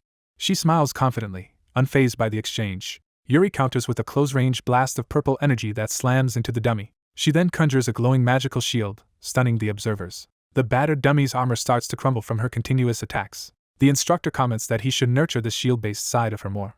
A purple explosion rocks the ground where her power hits. Yuri thinks that lacking offensive skills can be offset with a shield while pinning the dummy. She happily signals victory to her brother, as chat messages gush over her. The instructor proudly calls Yuri his secret weapon and viewers agree she is the most impressive trainee yet. He tells Yuri that watching her gave him an idea for a suitable combat style. He explains that she has unusual combat skills for a priest and excellent timing, and he wants to build a style around those strengths. He says her fighting and skill timing are already perfect, so what she now needs is the right passive ability. He defines it as a special passive skill that will compensate for her low attack power. Yuri asks what this special passive is and he answers that it is a mastery skill that can boost sword power. Demonstrating, he says she must draw out sword energy, while chat doubts that a priest can use such a power. Yuri points out that priests also have magic control type skills, citing holy power mastery. He explains that manifesting holy power raises attack strength, which is why holy knights or monks usually learn that mastery, while viewers call this common knowledge. The instructor calls Yuri's name, and she attentively responds. He thinks about how temple contribution usually only lets a priest learn a skill every many levels and that priests who take holy power mastery early are seen as selfish. He notes that Yuri is different because he created the necessary contribution for her. Yuri activates the new power, floating as purple sword energy erupts around her. She is shocked as her brother reveals he personally prepared the contribution that allowed her to learn the mastery. Spectators are terrified by the sight of a priest glowing with holy sword energy, and compare her to a buffed holy knight. Yuri's eyes sparkle with childlike excitement at the overwhelming power. The arena fills with swirling purple energy centered on Yuri and her sword. Viewers exclaim in disbelief at a priest wielding sword energy. The instructor proudly presents this as the sword energy of a priest to the audience. He clarifies that not everyone can pull this off, since some who learn the skill still cannot manifest sword energy. Commenters praise Yuri for accomplishing this nearly impossible feat and beg her to keep streaming. The instructor loudly claims credit, saying he was the one who taught her. He pauses, surprised by the chat's reaction. The chat fawns over him, insisting of course he would be the one and praising their alley boss. Someone nearby mutters that the instructor is being completely worshipped now. Switching to his unmasked avatar, he warmly tells Yuri she did a great job. She replies that she also had fun, which he is glad to hear. He tells Yuri to keep practicing his teachings and says he will check her progress in the next stream, which she eagerly agrees to. Joking that it is easy for her even though he himself struggles, he wraps her in a playful aura-infused hug, leaving her flustered. Yuri clenches her fist, declaring she wants to surprise her brother, and he agrees to her determination. She promises to wield the power more naturally next time. Pleased, he gives her a broad thumbs up. Later in the real world, Hyunwoo lounges on his couch scrolling his phone. He muses that sparring with Yuri is difficult due to their power gap and wonders if there is another strong warrior he can use. While browsing his contacts, he thinks an all-round weapons expert would be ideal, and the word arena and its rewards catch his eye. Realizing the perfect candidate, he dials and greets Heather. Former taxi driver Heather answers, already apologizing that he should have contacted Ali Boss sooner. Hyunwoo says they are both busy and directly asks if Heather will appear on his stream, which Heather accepts enthusiastically. Hyunwoo then asks if Heather is free before the stream to meet because he has something important to discuss. Ending the call, Hyunwoo thanks him and says he will be in touch, looking forward to the next stream. He smiles at his phone, confident the upcoming stream will run smoothly. His laptop chimes with a new message, drawing his attention. He thinks that the thing he has been waiting for has finally arrived. Opening his email, he sees Jang Hyun's shared operation guild list and recognizes it as the guild list he wanted. In a flashback meeting, Hyunwoo tells allies that his overall strategy will be based on sharing. He explains that the Baltar Mountains are too vast for their own guilds to search, so they will distribute quests to others under the guise of sharing. In return for map data, he intends to assemble a complete picture of the area and naturally attract more viewers. His ally agrees the plan sounds good and asks which guilds Hyunwoo intends to share with. Hyunwoo grins and says choosing who to share with is the whole point of this strategy. Back at his laptop, he says he now just needs to pick which guilds will cooperate. Looking over the share guild list, he thinks he should favor those with good relationships. Then he notes that guilds who annoyed him, like certain names on the list, will not be getting any benefits. He closes his laptop firmly, stating that those guilds will receive nothing. Seeing the late hour, he decides to log in and retrieve the gear that has finished being crafted. A high-tech pod lowers, signaling his return to the game world. Logging in, he happily admires a torrent of blue light and exclaims that everything is perfect. A flashback shows him trading Drake materials to a dwarf smith, who cheerfully forged a powerful armor set for only 2 bottles of liquor. The drunk smith loudly thanks Eastern Continent Alcohol and Hyunwoo for the generous trade. Hyunwoo, imagining future gains, remarks that everything is going too smoothly and expects the 6th scenario reward soon. His device shows an incoming call from Jang Hyun. Outside in-game, Hyunwoo answers that he was just about to call Hyun and asks what is going on. Hyun gravely informs him that the warriors guild they relied on has been attacked. He elaborates that the guilds Genesis, 5-star, and Mano betrayed them and seemed to be plotting something together. Hyun recalls how an enraged armored woman stormed their camp, saying it was hard work calming her down. Hyunwoo offers to go apologize to the wrong guilds and asks who organized the hostile alliance. Hyun names Kuryong and Behemoth as plotters and admits that their side chose Mano as an ally. Hyunwoo acknowledges this and orders an investigation into other guilds as well. As he speaks, he unleashes a massive red energy storm that erupts around him. His eye glows ominously, reflecting his rising anger. Wreathed in flames, he says they might have to form a new alliance soon. A view of the forested war camp shows fiery shockwaves from his earlier outburst rolling overhead. The blonde armored woman in charge asks her people to report the damage from the attack. Subordinates explain that 2 members dropped unique items and others lost several rare items. One red-haired member cries in despair over the losses. Their leader gently comforts the crying girl, promising to resolve the situation. The scene widens to show the guild leader patting the girl's head while the others watch respectfully. The blonde guild leader is moved when a subordinate addresses her as guild leader with teary admiration. As footsteps approach, someone repeats the tally of 2 unique and several rare items lost and asks for confirmation. Everyone turns in surprise toward the newcomer entering the camp. The guild leader recognizes who it is, her eyes widening. Hyunwoo, masked as Ali Boss, bows and apologizes, saying it is his fault the warriors were dragged into this. The guild leader, having already heard the story, insists the blame lies with her for not protecting her members. Hyunwoo thanks her for saying that but still offers to take responsibility and compensate their losses. He adds that taking responsibility also means enacting proper retaliation, prompting the guild leader to protest that revenge should be hers. Igniting in flames again, Hyunwoo refuses and declares he will be the one to handle it. With a dark smile, he tells the unseen enemies that they have crossed the line. On his channel, a highlighted notice appears from Ali Boss, whose subscriber count has soared to nearly 74 million. The notice, already with millions of views, opens with Ali Boss greeting viewers. In the message, he explains to fans that the recent lack of streams has a serious reason. He states that Zenny's, Mano, and 5-star interfered with his operations this time. He calls their actions a declaration of war and asks viewers to understand the break in broadcasting while he responds. A viewer reaches toward the screen, clearly affected by the announcement. The comment section explodes with hundreds of thousands of messages condemning the hostile guilds and cheering for Ali Boss to crush them. Banners bearing the insignias of 5-star and Zenny's flap over a camp, marking their shared base. Members of the Zenny's and 5-star alliance arrive at the warriors' camp, saying they saw Ali Boss's post. They approach Hyunwoo pretending confusion, asking if there has been some misunderstanding. Their leader feigns innocence, claiming they never interfered with Ali Boss and questioning why he posted such accusations. Hyunwoo's eyes glow as he calmly asks if they admit to killing the Warriors Guild members. The man tries to deflect, saying warriors have nothing to do with Ali Boss and suggesting Hyunwoo is overreacting. Hyunwoo points to the burned ruins and reminds him the area used to be Warriors' territory, implying that is why he retaliated. His expression hardens, signaling that his patience is over. A blazing purple strike drops straight down, initiating his attack on the Alliance. Hyunwoo appears amid the onslaught, telling them coldly not to make excuses. A wave of purple energy slams through the Alliance members, sending them flying. As he cuts through them, he mocks them for talking big after looting the dropped items. Bodies of Alliance members lie scattered as their spirits rise, showing the aftermath of his massacre. Surveying the smoking battleground, Hyunwoo wonders if they have now reclaimed Warriors' territory. His eyes narrow as he realizes something still feels unfinished. He notes that Mano's main force has not yet appeared, so this conflict cannot be over. He decides the elders of New Continent Guild might know more and prepares to message them. He texts Hyunwoo's in-game brother asking if he is currently at the camp. The brother replies that he was just about to reach out as well. Jang Hyun informs him that Patrick from Mano Guild has unexpectedly come to their camp. Reading this, Hyunwoo answers that he will come immediately and moves out at high speed. His movement leaves a massive purple arc cutting across the sky. Near a large tent-bearing guild signage, he approaches, beginning to speak to those inside. Inside, Patrick nervously admits that Mano is effectively acting as a spy among the conspirators. Hyun and Hyunwoo question his motives, suspecting he might be trying to steal information. Hyun says he will explain and shows Hyunwoo a file Patrick provided. The file is titled Warriors Assault Operation, clearly containing evidence.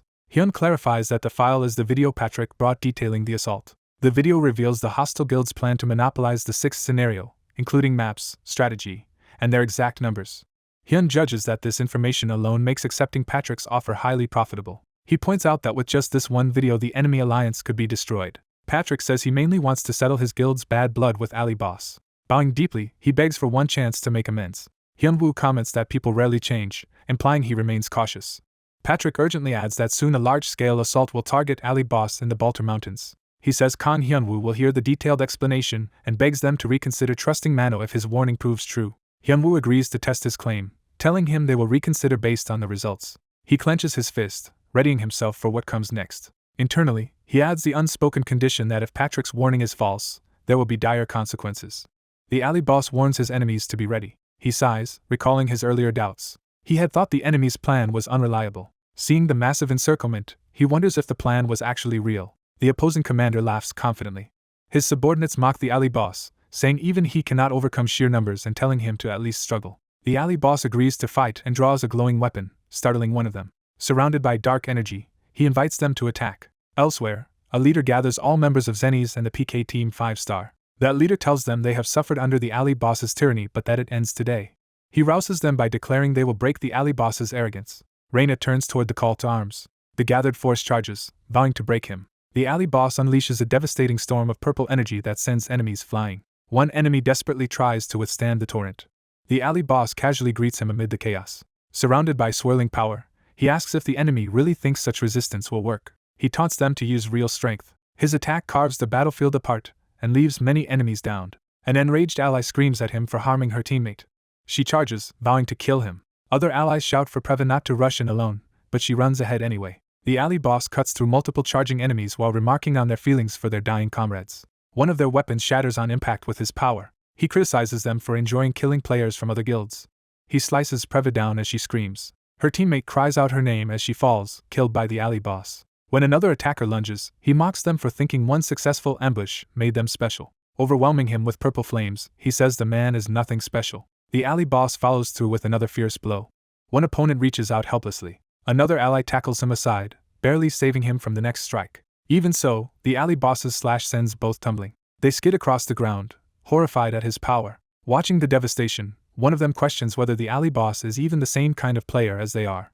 The Ali Boss continues talking, saying there is something else they need to hear. He explains that big guilds do not avoid PK guilds out of fear. He says those guilds ignore them because there is no benefit in dealing with them. Looming over the shaken survivors, he begins a darker statement. He declares that what they have done is something he cannot overlook. The terrified enemies realize how serious he is. He warns that if they ever harm his people again, he promises their next deaths will not be so easy. After the battle, Hyunwoo logs out happily, saying the matter is finished. At home, his friend sees his relaxed face and guesses the mission went well. Hyunwoo confirms it. Reina later opens her eyes, thinking about what happened. Hyunwoo notes that the defeated PK guilds will not appear in the Baltar Mountains for a while. His friend notices a list on the table and asks what it is. Hyunwoo says it is a list of items looted from the PK guild and tells him to choose some. The friend is shocked at how many rare and unique items there are, and asks if he can really pick first, and what about Reina's share. Hyunwoo replies that he already set aside the best gear, and even sent more from his own portion. Quietly, he hopes Reina will like what he sent her. Meanwhile, at the New York Warriors' residence, Reina watches a broadcast showing the alley boss's recent monster conquest. She reflects that he managed a conquest while still dealing with the main scenario and feels she cannot just sit idle. She resolves at least to seek revenge someday. Her phone rings with an incoming call. The caller enthusiastically asks if she has received the alley boss video as well. Reina answers that she is watching it now and hears the caller say the alley boss wiped out the allied PK guilds. Shocked that he did in moments what took their team 20 minutes, she admits his skill is on another level. The caller suggests they analyze the footage together, but Reina says she is not in the mood and ends the call. She repeats to herself that his skill is truly from another dimension. Watching him in the video, she wonders if defeating a PK guild really requires strength like his and whether he stepped in because she was lacking. Overwhelmed, she closes her eyes, thinking. Then she looks down at her phone in surprise as a new message arrives. She sees a progress report from Hyunwoo titled PK Guild Revenge, telling her the vengeance is done and the items were mailed to her. Reina presses play to watch his recording. The video replays his harsh words and actions toward the PK Guild members. Hearing his explanation that the large guilds ignore PKers because they are worthless, she blushes and her heart races. Smiling softly at the screen, she holds the phone close. Reina realizes he was acknowledging and supporting them. Thinking of him, she whispers his alley boss nickname. She stands up with renewed determination. Reina vows that someday she will definitely catch up to him. In another dungeon, Hyunwoo defeats the purple ogre of the Walter Mountains and gains experience. Looking around at the fallen monsters, he realizes he has already finished the hunt. Cloaked in dark flames, he modestly says the result is impressive. He compares this to earlier strategy content hunts like the Iron Cage Monkey. A blacksmith marvels that the supposedly strong ogre was beaten so easily and works on equipment using rare materials. Seeing the resulting tyrant gear, Hyunwoo is awestruck. He studies the armor's special effects, including healing when near death and a speed-boosting stride, calling them amazing. He reviews the full Tyrant Caruso set, noting its huge stat boosts and powerful summon skill. He especially loves that it doubles the effects of magic-related skills. Since both his night job and Heavenly Gate rely on magic, he is thrilled by this synergy. His bear-like companion Tenji runs up, calling for him. Tenji proudly hands over a glowing item looted from the purple monster. Hyunwoo learns it is the unique earring Memories of Twilight, which greatly boosts stats and weakens enemies, and is shocked that Tenji farmed it alone. Tenji smugly asks his master for more appreciation. Hyunwoo enthusiastically grabs and squeezes Tenji, causing the little bear to shriek. He gushes over the pretty item and thanks Tenji loudly while the bear screams. Fired up, Hyunwoo declares they will clear his remaining tasks and then break through the sixth main scenario. Watching him, Tenji thinks his master is so overwhelming that even dragons cannot compare. Hyunwoo's status window shows he is level 235, a true Kion's knight, with darkness attributes and massive stats. Later, in the arena, Rhea stands ready while Hyunwoo asks for a sparring session with academy students. Hyunwoo addresses Heather and leads into their discussion. Heather confirms and Hyunwoo notes he brought exactly the weapon Hyunwoo wanted. Heather looks nervous but attentive. He explains he thought Rhea lacked experience, and that providing a multi-weapon sparring partner like Heather might help. Rhea acknowledges that such versatility is rare. Hyunwoo thanks Heather for being considerate, and says he understands others' intentions well. Hyunwoo reminds Heather there was also something he wanted to talk about on stream, and Heather asks for 5 minutes of airtime. Hyunwoo agrees but asks what he intends to do, and Heather answers that he wants to apologize. Heather says he wants to beg forgiveness for his past as a substitute knight, and feels guilty ignoring that history. He states he has prepared as best he can and will try not to cause trouble on the alley boss's broadcast. Hyunwoo tells him not to worry in advance and to keep proving himself instead. Putting a hand on Heather's shoulder, Hyunwoo says he believes in Heather's promise to reform. Hyunwoo adds that if Heather betrays that promise, he vows cheerfully that he himself will take Heather down. Heather silently accepts the warning. Bowing deeply, he thanks the alley boss while Hyunwoo urges him to hurry so they can start the stream.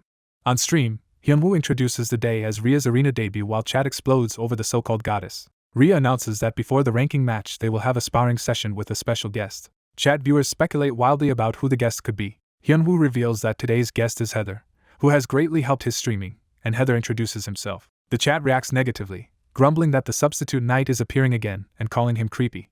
Hyunwoo sees the comments while Heather is confused by the reaction. Hyunwoo starts the match immediately and says Heather will fight without armor for balance. He asks if both fighters are ready. Rhea and Heather both confirm they are ready. Hyunwoo signals the start of their duel. Heather clashes with Rhea's strength, and viewers comment on whether her shield can endure. Rhea takes heavy damage but keeps fighting while rapidly healing herself, impressing the audience. Their clash intensifies as Heather attacks ferociously. Both fighters end up exhausted yet still standing, and chat marvels that Rhea is fighting him on equal terms despite how scary she looks. Watching, Hyunwoo notes that both of them are extremely intense. He also feels the match is reaching its climax. Heather fires a powerful blue energy attack. Rhea responds by casting a huge purple spell with all her might. Her spell detonates in a massive explosion that engulfs the arena. As the dust settles, Rhea, battered but standing, senses something. Another decisive blow launches through the smoke. She braces herself to withstand it. Hyunwoo intervenes, blocking Heather's finishing strike and declaring the match over. Heather admits he felt in danger and had to give everything. Hyunwoo explains on stream that shields are weak to sword energy and advises Rhea to dodge more and then heal, while the chat reacts in relief. He praises Rhea's performance against a famous substitute knight, and she, fired up, vows she will not lose next time. Hyunwoo then asks Heather how the match felt from his side. Heather says he never imagined a priest could fight like that and thinks with more experience Rhea can rise above bronze rank. As the stream wraps up, Hyunwoo says Heather has something important to tell everyone. Heather trembles, but Hyunwoo tells him to relax and speak sincerely. Facing the viewers, Heather admits he used to work as a substitute knight. He says that after meeting the alley boss he reformed and stopped that work. He explains that appearing on the broadcast brought a lot of criticism, but choosing to live correctly helped him discover a dream. That dream, he reveals, is to become a streamer who has a positive influence like the alley boss. Rhea quietly acknowledges that she herself has done unforgivable things. Heather says he will keep striving to prove himself. He declares that his next action is meant as the beginning of his atonement. He presents proof of having donated over $1 billion to charity, astonishing the viewers. The system publicly lists Heather as an arena donor with that enormous amount. As chat marvels that the donation is in the hundreds of millions, Heather collapses in overwhelmed relief. The substitute knight tearfully offers all the money he has earned so far. He desperately yells an apology. Numerous notification windows rapidly appear in the system. The knight bows as donation alerts keep popping up before him. He bends even lower, repeatedly bowing in apology. The masked streamer smiles as he receives the massive payment. Heather logs out after the huge donation, and viewers react in astonishment and speculation. The streamer notes how risky it was to spend $1 billion on Heather, and announces a break before the ranking match. The streamer eyes the chat, surprised by the viewers' reactions. A chat message questions whether Heather's sacrifice is enough to forgive the knight.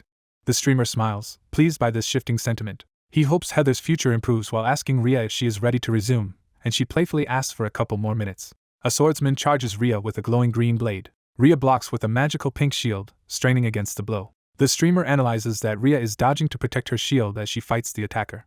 He reflects that his judgment of Rhea's hidden strength was correct as she unleashes a powerful strike. Rhea's counterattack sends the opponent flying and slams his sword into the arena floor. The system announces that player Rhea has won. A ranking calculation sequence begins. The system reports Rhea's rank and awards her a bronze arena medal, which she celebrates joyfully.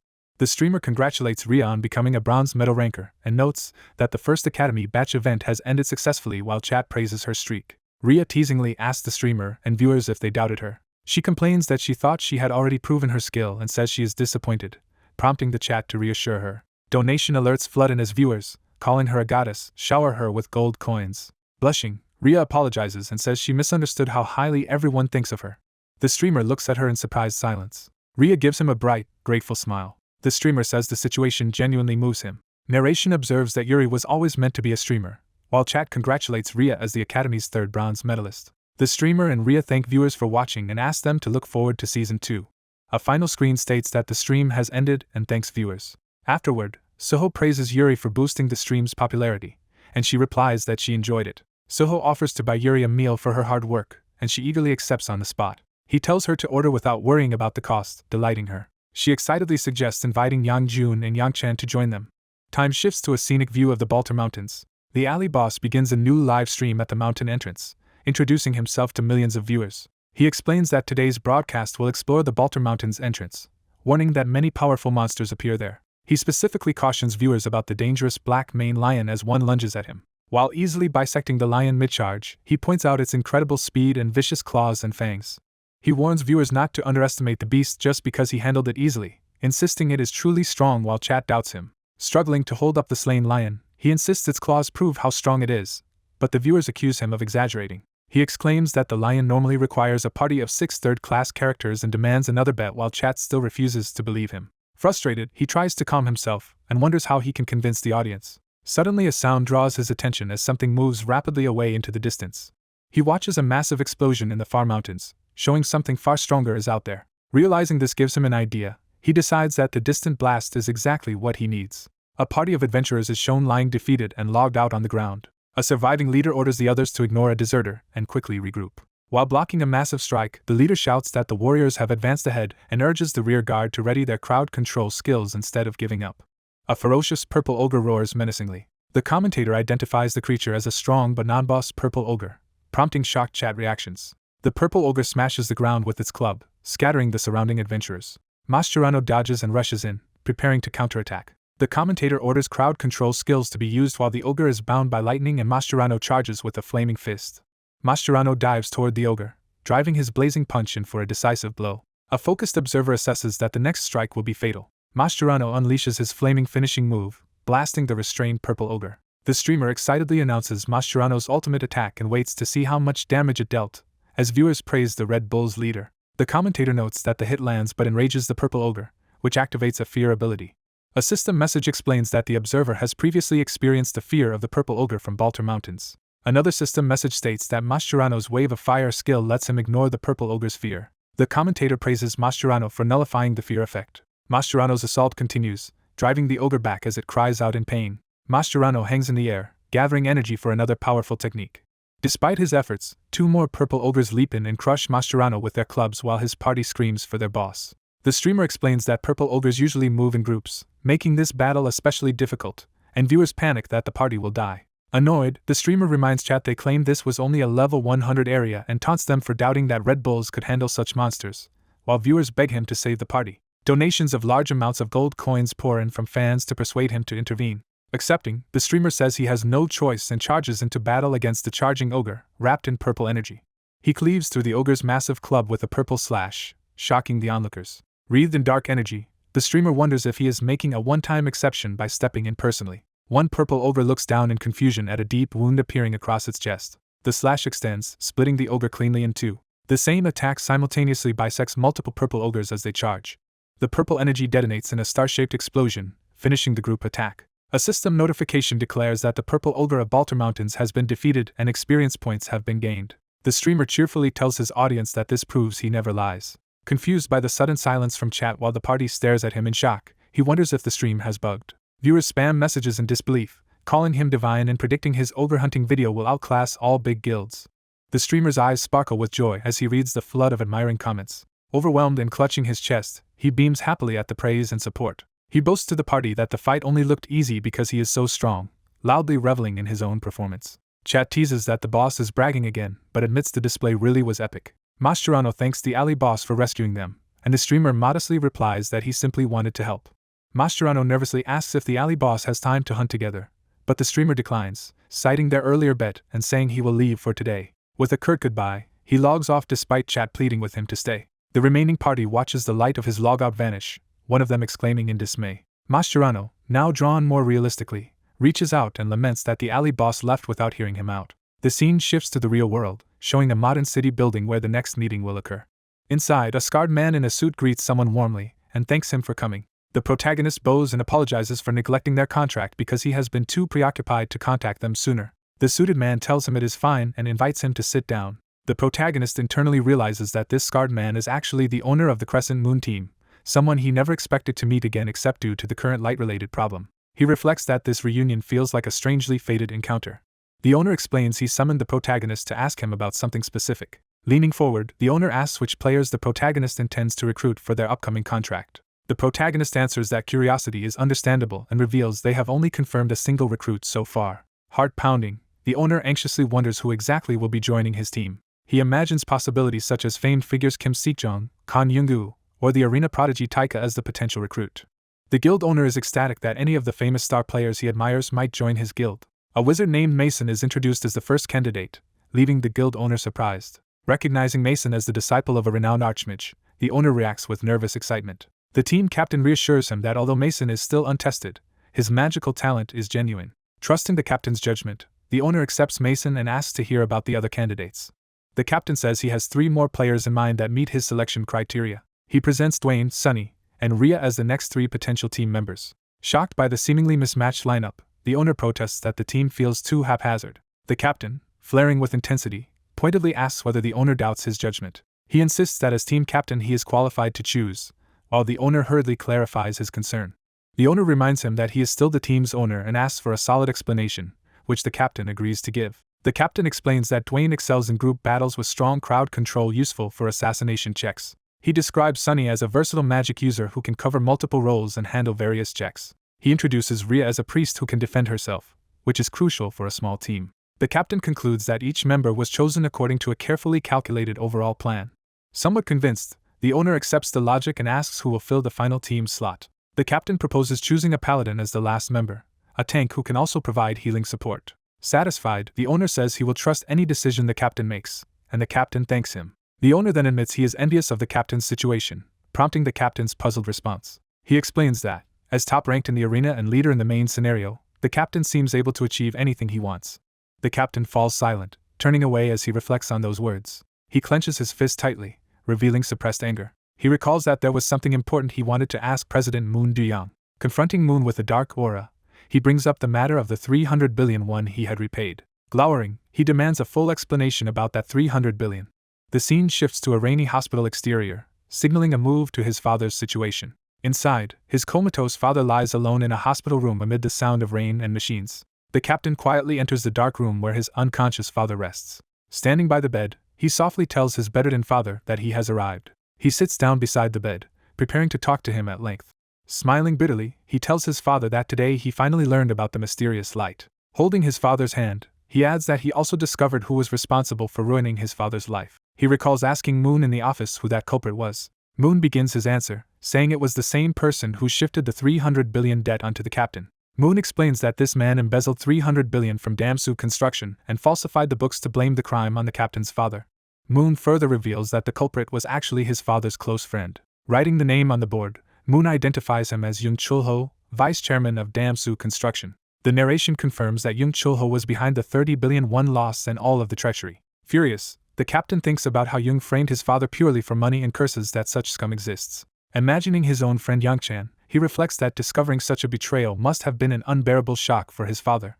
Back at the bedside, he quietly vows to his unconscious father that he will avenge him. He resolves to destroy whatever Young Chulho treasures most, so completely that Young can never recover. With a cold, determined gaze, he repeats his intent to utterly and completely ruin Young. Yet he silently asks his father to wake up before that happens. Leaning over the bed as a dark presence looms behind him, he begs his father to wake and stop him from becoming a monster.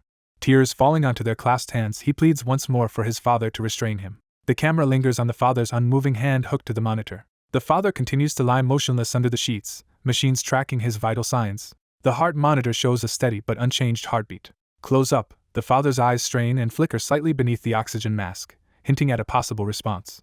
A hand with a medical clip lies still, hinting at the protagonist's past hospitalization. Hyunwoo works at his computer late at night, admitting to himself that he has been careless. He reflects that his recent success made him arrogant and overconfident. Looking at the Crescent Moon team interface, he plans to quickly recruit a pro gamer since they are far ahead in the 6th scenario's progress. While clicking his mouse, he notes they still have to choose the final member. Hyunwoo keeps thinking about Heather, a skilled paladin who is hard to replace. Reading shifting public opinions about forgiving Heather's past substitute driving scandal, he realizes waiting for it to blow over is not viable unless something big happens. Hyunwoo searches on his computer, looking for a way to recruit Heather despite the controversy. He suddenly notices something on the screen and is struck with an idea. Excited, Hyunwoo decides he has found the solution he needed.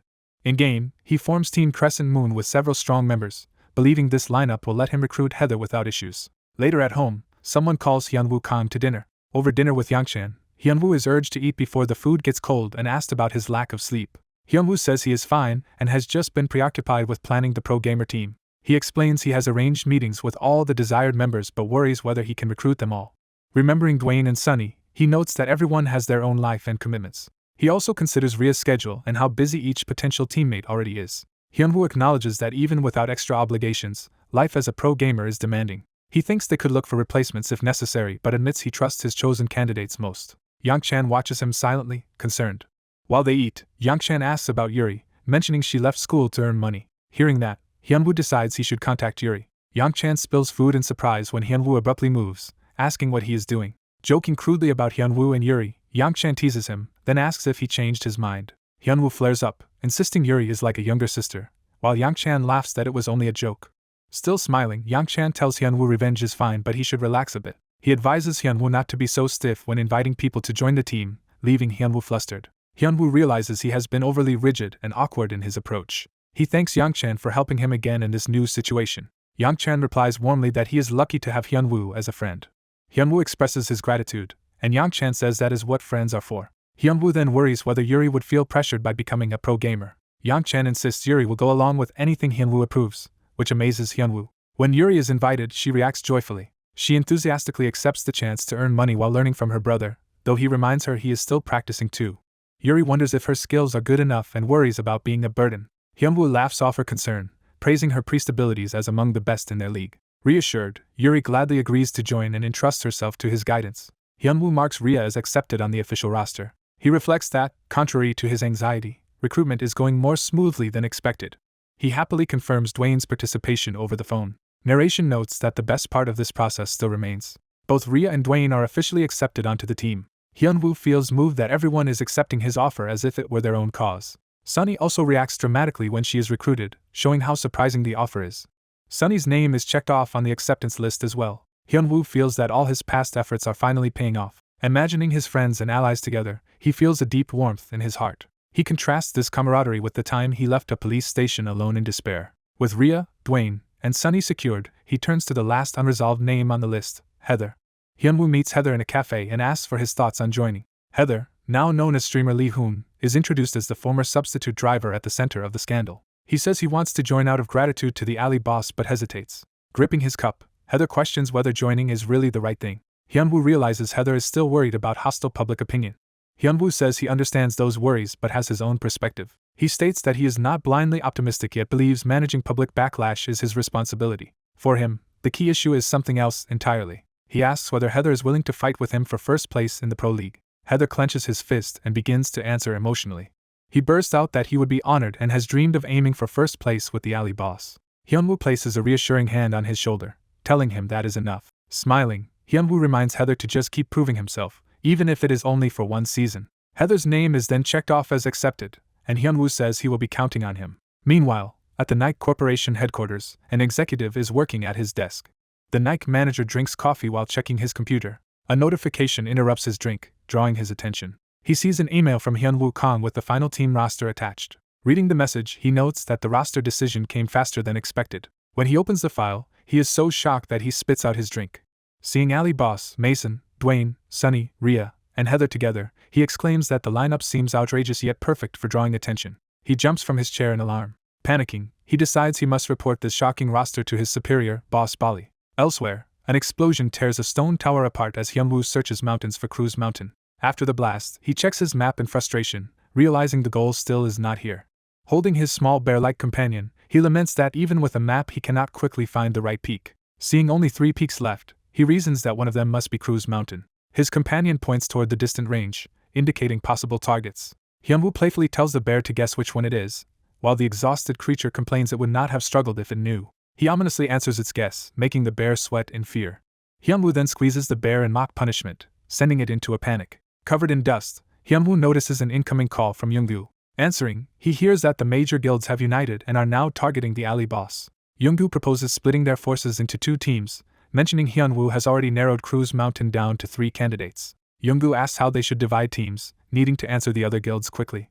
Hyunwoo explains that the alliances are grouped around New York Warriors and Red Bull factions due to conflicting schedules, and Crescent Moon will side with New York Warriors. He then decides they will start by exploring the rightmost mountain. He tells Younggu to join him at his current location and that he will send the rendezvous time and place. After hanging up, Hyunwoo wonders what to do until the others arrive. He considers using the free time to level up, while the bear dreads more training. The bear runs among stone insect statues that serve as training dummies. Exhausted, it collapses against one statue, complaining that Hyunwoo's new drills, learned from dragon mentors, are brutal. Worried that Tank will think poorly of him if he slacks, the bear pushes itself to keep training. It launches itself into a statue, shattering it to rubble. The impact leaves the bear flattened on the ground. Lying upside down, it senses something is wrong. A real giant insect monster rises from the ground behind it, looming menacingly. The terrified bear screams in horror. It sprints toward Hyunwoo, yelling for his help as the huge ant chases it. Hyunwoo turns and sees the monstrous ant pursuing the panicked bear. He sighs wearily at the new threat. Then he unleashes a powerful wave of purple energy. Hyunwoo charges the ant with that energy swirling around him, protecting the bear. The huge ant lunges, but Hyunwoo outmaneuvers it. In a flash, he disappears from the ant's sight and reappears beneath it, ready to strike.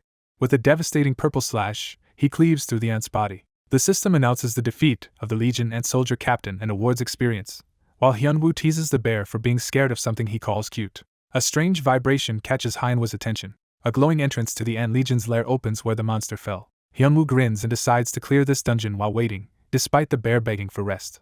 Meanwhile, at night, Bali works quietly at his office computer. His subordinate bursts in, demanding to know if Bali truly intends to accept Hyunwoo's unusual lineup. The subordinate protests that even for Mr. Kong this choice seems excessive and asks for the reasoning. Bali calmly says there must be a good reason and urges him to relax, noting Hyunwoo is not forcing anything. He adds that even if they object, they have no better players ready to recruit immediately. Bali further argues that Ali Boss already proved himself in his recent stream, so statistics aside, that performance matters more. He begins typing to bring up past data. Bali recalls that Red Bull America won the last Arena Week raid despite failing to properly capture a single purple ogre. He then asks rhetorically how Ali Boss compared in that same scenario. The answer, once, Ali Boss wiped out every purple ogre with a single swing. Bali explains that after witnessing that feat, he abandoned all doubts and resolved to reject any proposal that would restrict Ali Boss. Elsewhere, multiple guild members react with shock and awe at this revelation. At Cruise Mountain, they watch giant ants fighting while Hyunwoo darts about with overwhelming power. Narration concludes that Ali Boss has effectively become a divine figure within the arena. Hyunwoo, dressed in his distinctive coat and cap, appears before the allied guilds and asks if everyone has assembled. Realizing some are still missing, he looks back at the gathered group. The leaders turn as Anthony of Blaine Guild arrives late, apologizing for mixing up the time. Anthony, the Blaine Guild Guildmaster, introduces himself while catching his breath. Clearing his throat, Hyunwoo prepares to address the huge coalition. He introduces himself as the Ali Boss to the assembled adventurers. The guilds cheer as he announces they will now form ranks and set out. Supporters instruct everyone to move to positions according to their roles. Standing atop a massive ant corpse, Hyunwoo proposes that the whole coalition head to the eastern continent together, rousing loud approval. He also tells his own party they will try to check 2 of the 3 candidate peaks and carry out something he has long wanted to do. He begins announcing the start of the next phase. Hyunwoo stands on a defeated giant ant, signaling the commencement of the 6th main scenario strategy. With excitement, he proclaims the beginning of their detailed plan for the 6th main scenario. Elsewhere, waves of powerful monsters charge down a mountain toward allied forces. One towering troll raises its weapon to attack. A warrior cleaves the troll with a brilliant strike, killing it. A notification records Kim Seechong defeating the Balter Mountains troll, and Hyunwoo praises him for the hard fight. Seeing their progress, Hyunwoo feels optimistic that they may finally locate Cruise Mountain today. Moments later he panics, realizing circumstances have ruined his plan. He shouts in frustration that no clue-providing monsters appeared all the way to the summit. Seechong admits it makes no sense but agrees the situation feels excessive. Hyunwoo despairs that his goal of confirming 2 candidate mountains today has completely failed. His allies realize letting him stew like this will cause trouble. They console him by pointing out the good experience and skill gains and suggest the next destination might still be Cruise Mountain, trying to keep him positive. Another ally notes that given everyone's tight schedules, such setbacks are unavoidable. Resigned and exhausted, Hyunwoo decides they should end the expedition for today. After congratulating his team on their efforts, the white-haired man says he will go on ahead alone. He teleports away in a flash of blue light, leaving the onlookers wondering if that was really okay. Back in the real world, the gamer paces around nervously while his friend casually eats on the couch. The friend eating tries to stay calm but is clearly tense and irritated. He yells at the pacing gamer not to overdo it, and to sit down because he will join him soon. The gamer shouts back that the opportunity is his and refuses to give it up. While calling his brother, he anxiously asks how the result turned out. The brother on the phone greets Hyunwoo in an ominously cheerful tone. The brother explains that Mascherano also judged the audition to be a failure. Then he reveals that this time Hyunwoo has been chosen as the main character. Overjoyed, Hyunwoo leaps around the room screaming that their coalition is finished. Dashing out, he apologizes to his stunned friend and promises to clean the mess later. Left alone covered in spilled food, the friend sighs at the chaos around him. In the game, the announcement declares the 6th main scenario, Conquering Cruise Mountain, to be concluding as the protagonist speeds along wreathed in purple energy. Appearing on stream, Hyunwoo enthusiastically greets his viewers, saying he is especially happy to see them today. He explains that today is the final stop of the main scenario where they must destroy the steel at the top of Cruise Mountain, while chat marvels at his main scenario streak. He says simple provocations will not work today and that they must rush the objective before other players interfere, prompting mixed reactions in chat. As he races up the strangely flat mountain, viewers comment that the terrain looks more like stairs than a normal peak. Landing and looking around at the uneven landscape, he wonders why the area is full of hills and plains while chat hints that something is about to appear. He suddenly notices a massive dust cloud rushing toward him from afar. A tide of powerful monsters charges down the path toward the steel. Hyunwoo internally notes that things are unfolding just as he expected. He realizes the steel's structure is continuously attracting monster aggro from all directions. Amused, he says the previously bland scenario has revealed an intense final twist. Drawing his purple flame blade, he calls the situation a perfect backstab opportunity. He tells his pet Tenji they only need to reach the top, and Tenji confidently replies to leave it to him. Tenji proudly vows to carry the team, delighting the viewers who spam chat about how cute he is. Hyunwoo and Tenji dive toward the monster horde, shouting for the charge. Together they unleash a devastating combo of purple and elemental attacks that tear through enemies. Their powers combine in a colossal explosion that obliterates the front line.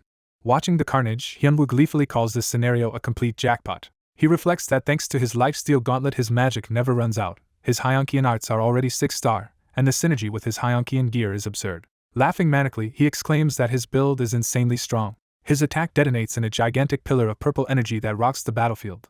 Hyunwoo and Tenji crouch as the blast roars behind them, bracing against the shockwave.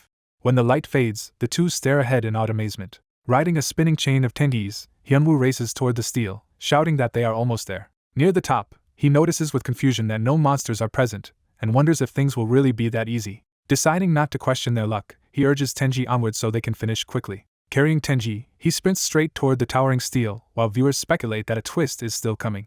He looks up at the monument looming high above them. Expecting hidden danger, he mutters that he thought something might still be waiting.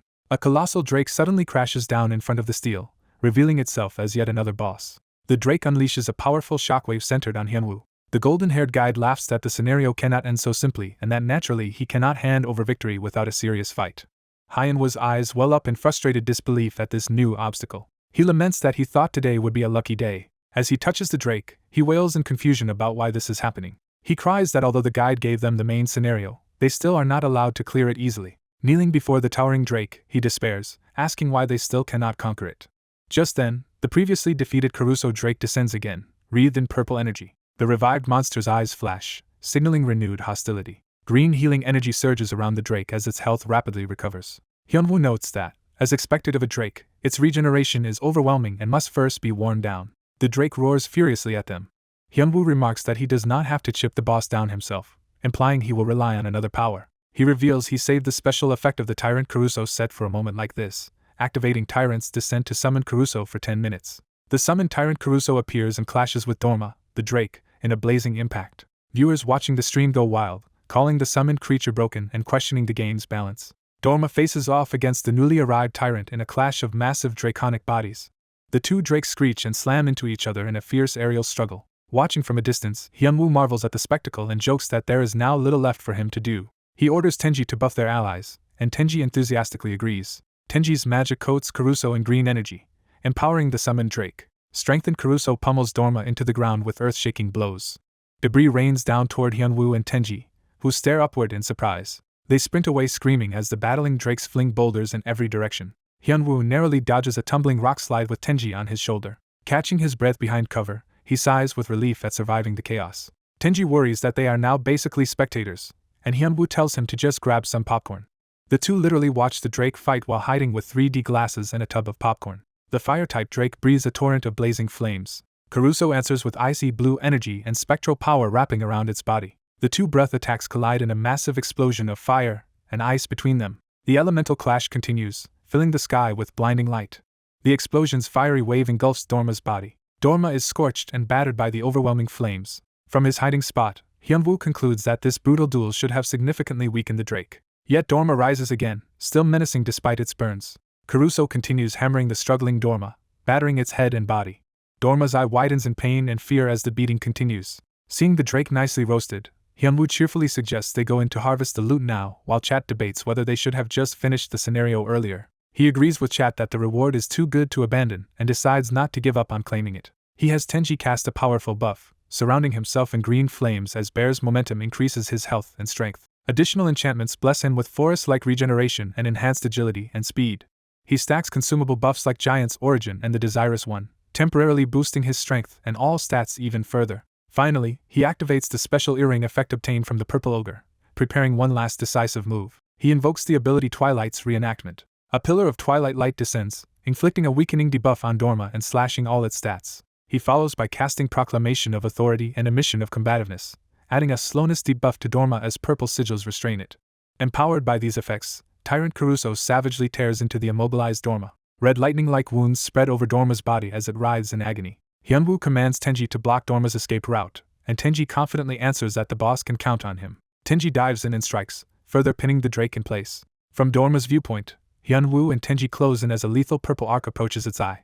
Hyunwoo charges with his purple blade, Tenji screaming along for the ride. He unleashes a massive circular slash that carves through Dorma. The duration of Tyrant's descent ends as the finishing blow pierces Dorma, and a final violet explosion erupts. Dorma is consumed by a column of purple energy and disintegrates. System messages announce that Dorma of the Blood Clan has been defeated and experience points have been awarded.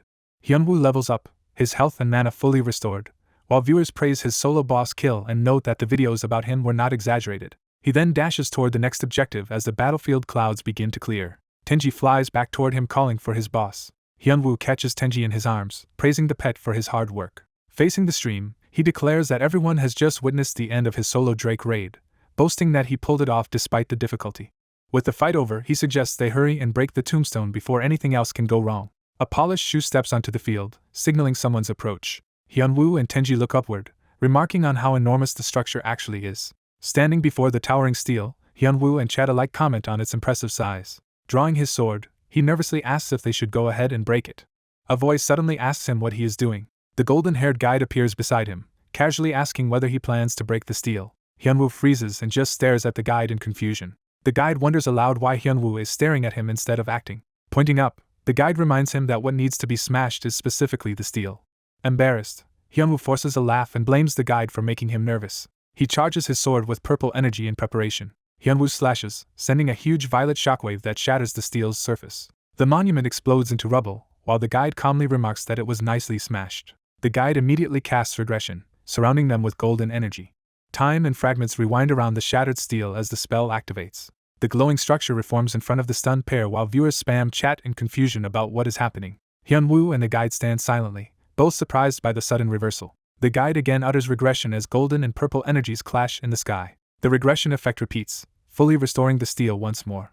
Frustrated, Hyunwoo complains that this is starting to feel like harassment. He yells that if the guide intended to undo it, he should have said not to break the steel in the first place.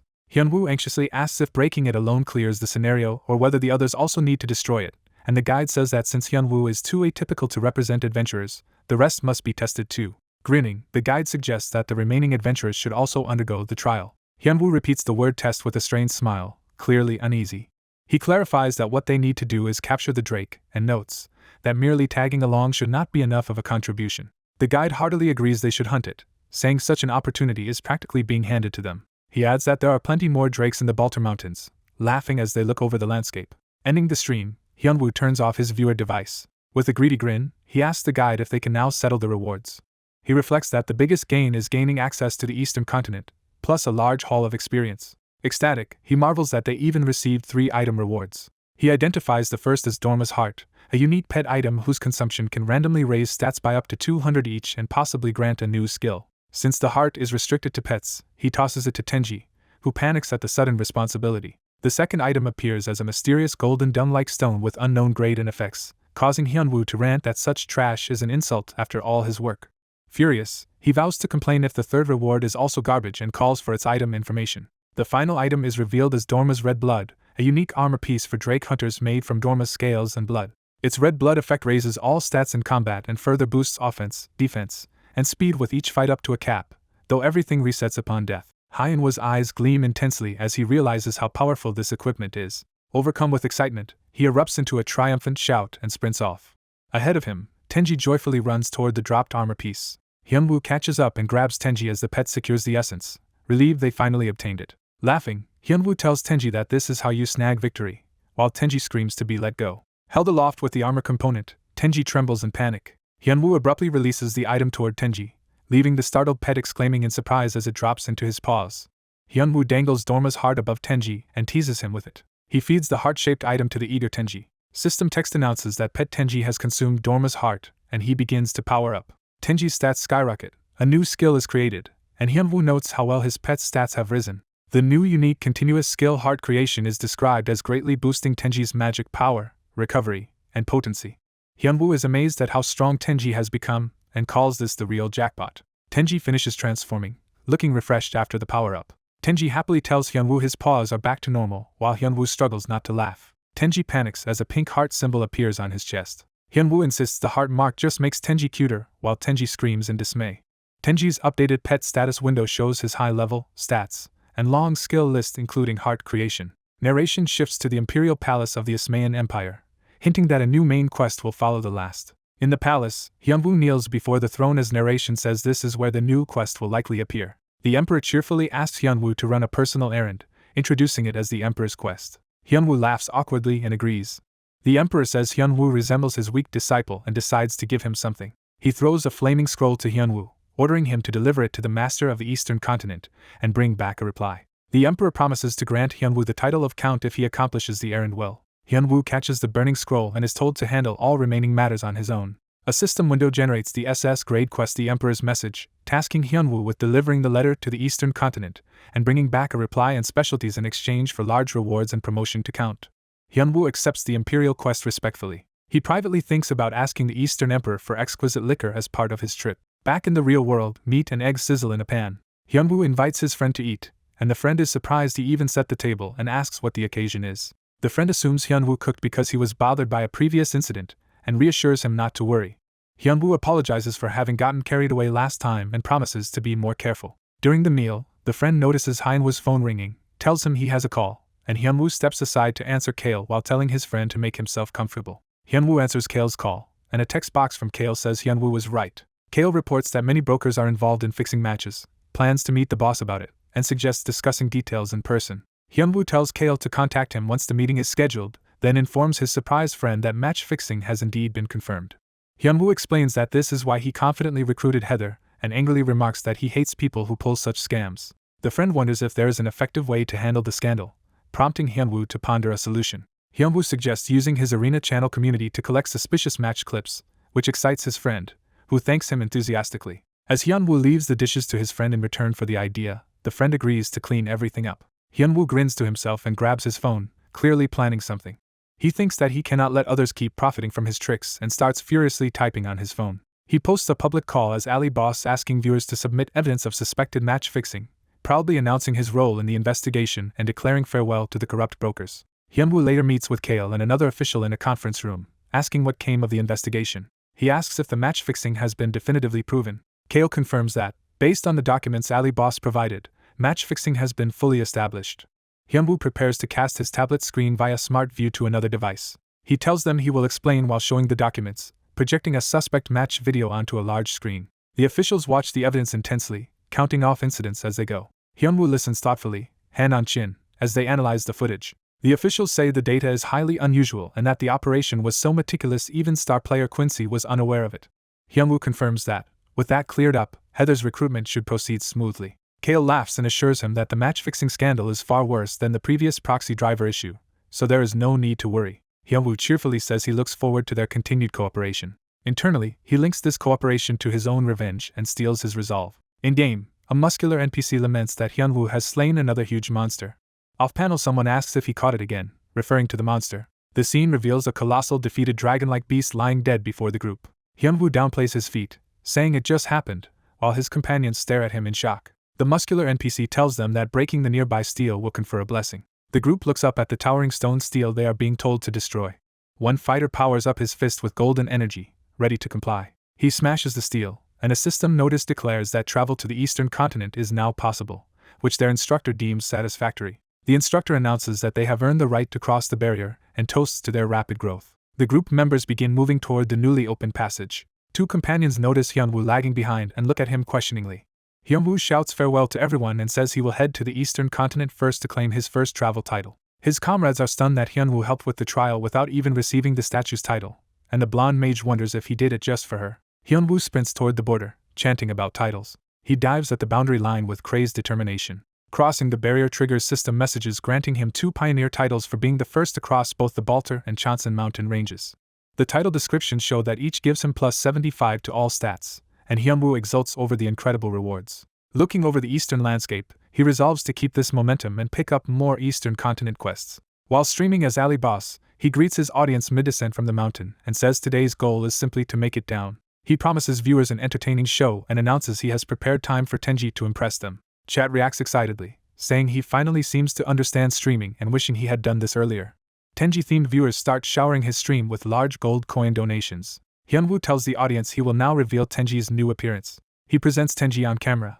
Tenji answers his call, while Chad is confused by the change in his paw colors and missing old charm points. Seeing the negative reactions, Hyunwoo notes the viewers seem upset and proposes that Tenji perform the technique they practiced, which Tenji agrees to in exchange for meat.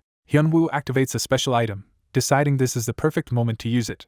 He deploys a portable stage device that erects a full performance stage. Tenji steps confidently onto the lit stage, ready to perform. Music begins to play through the Story Soup branded speakers. Tenji launches into an adorable dance routine. He continues dancing enthusiastically to the music.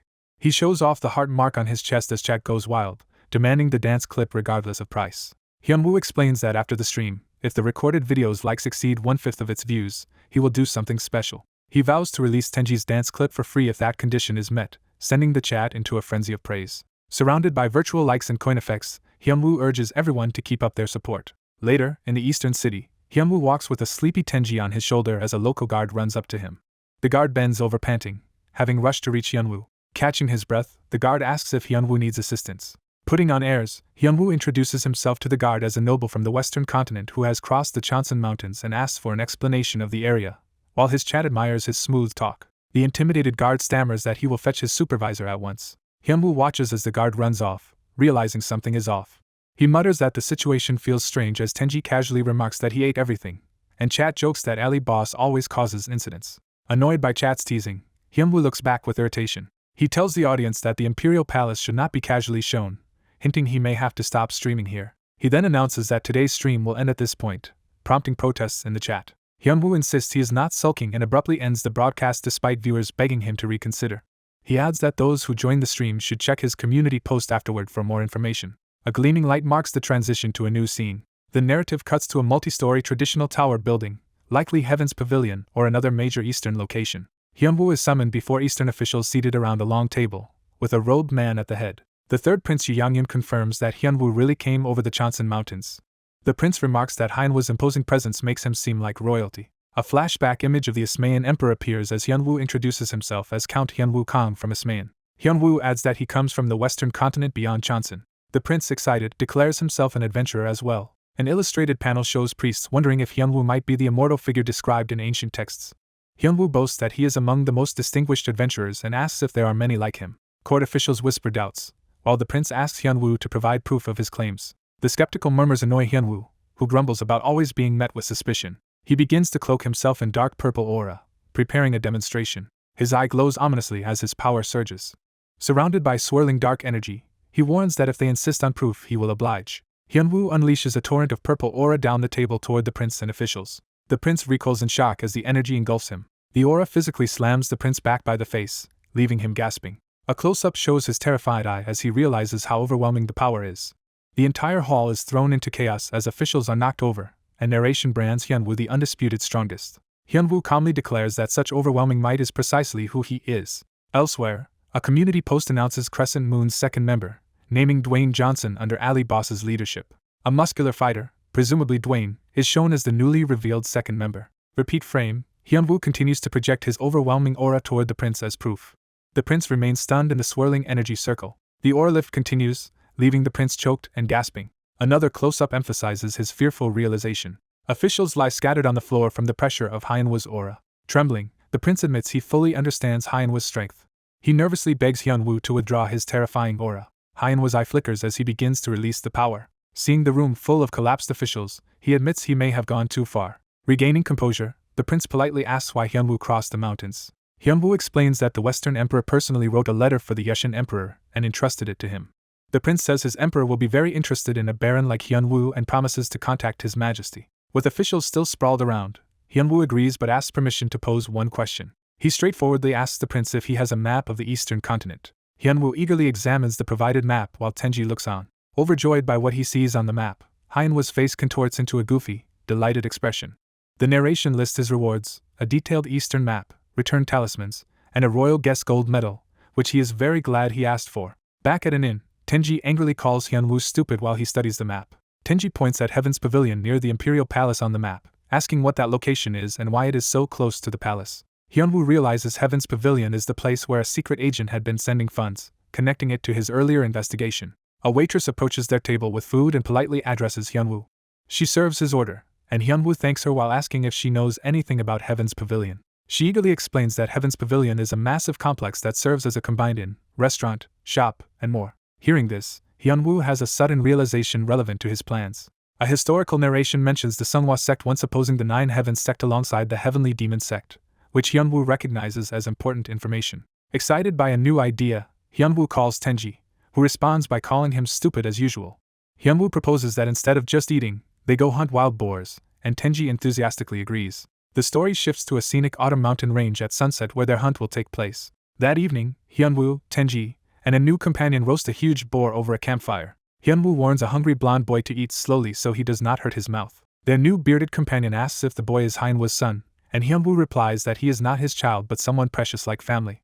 The two older men watch fondly as the blonde boy happily devours meat. While resting with the boy, the black-haired man tells his brother he plans to investigate Heaven's Pavilion. He clarifies that his true goal is to uncover information on the Nine Heavens sect. The bearded man worries, asking if he really needs to involve himself in such dangerous affairs. He explains that the Nine Heavens sect is a secret group and says he would have wiped them out already if he knew more.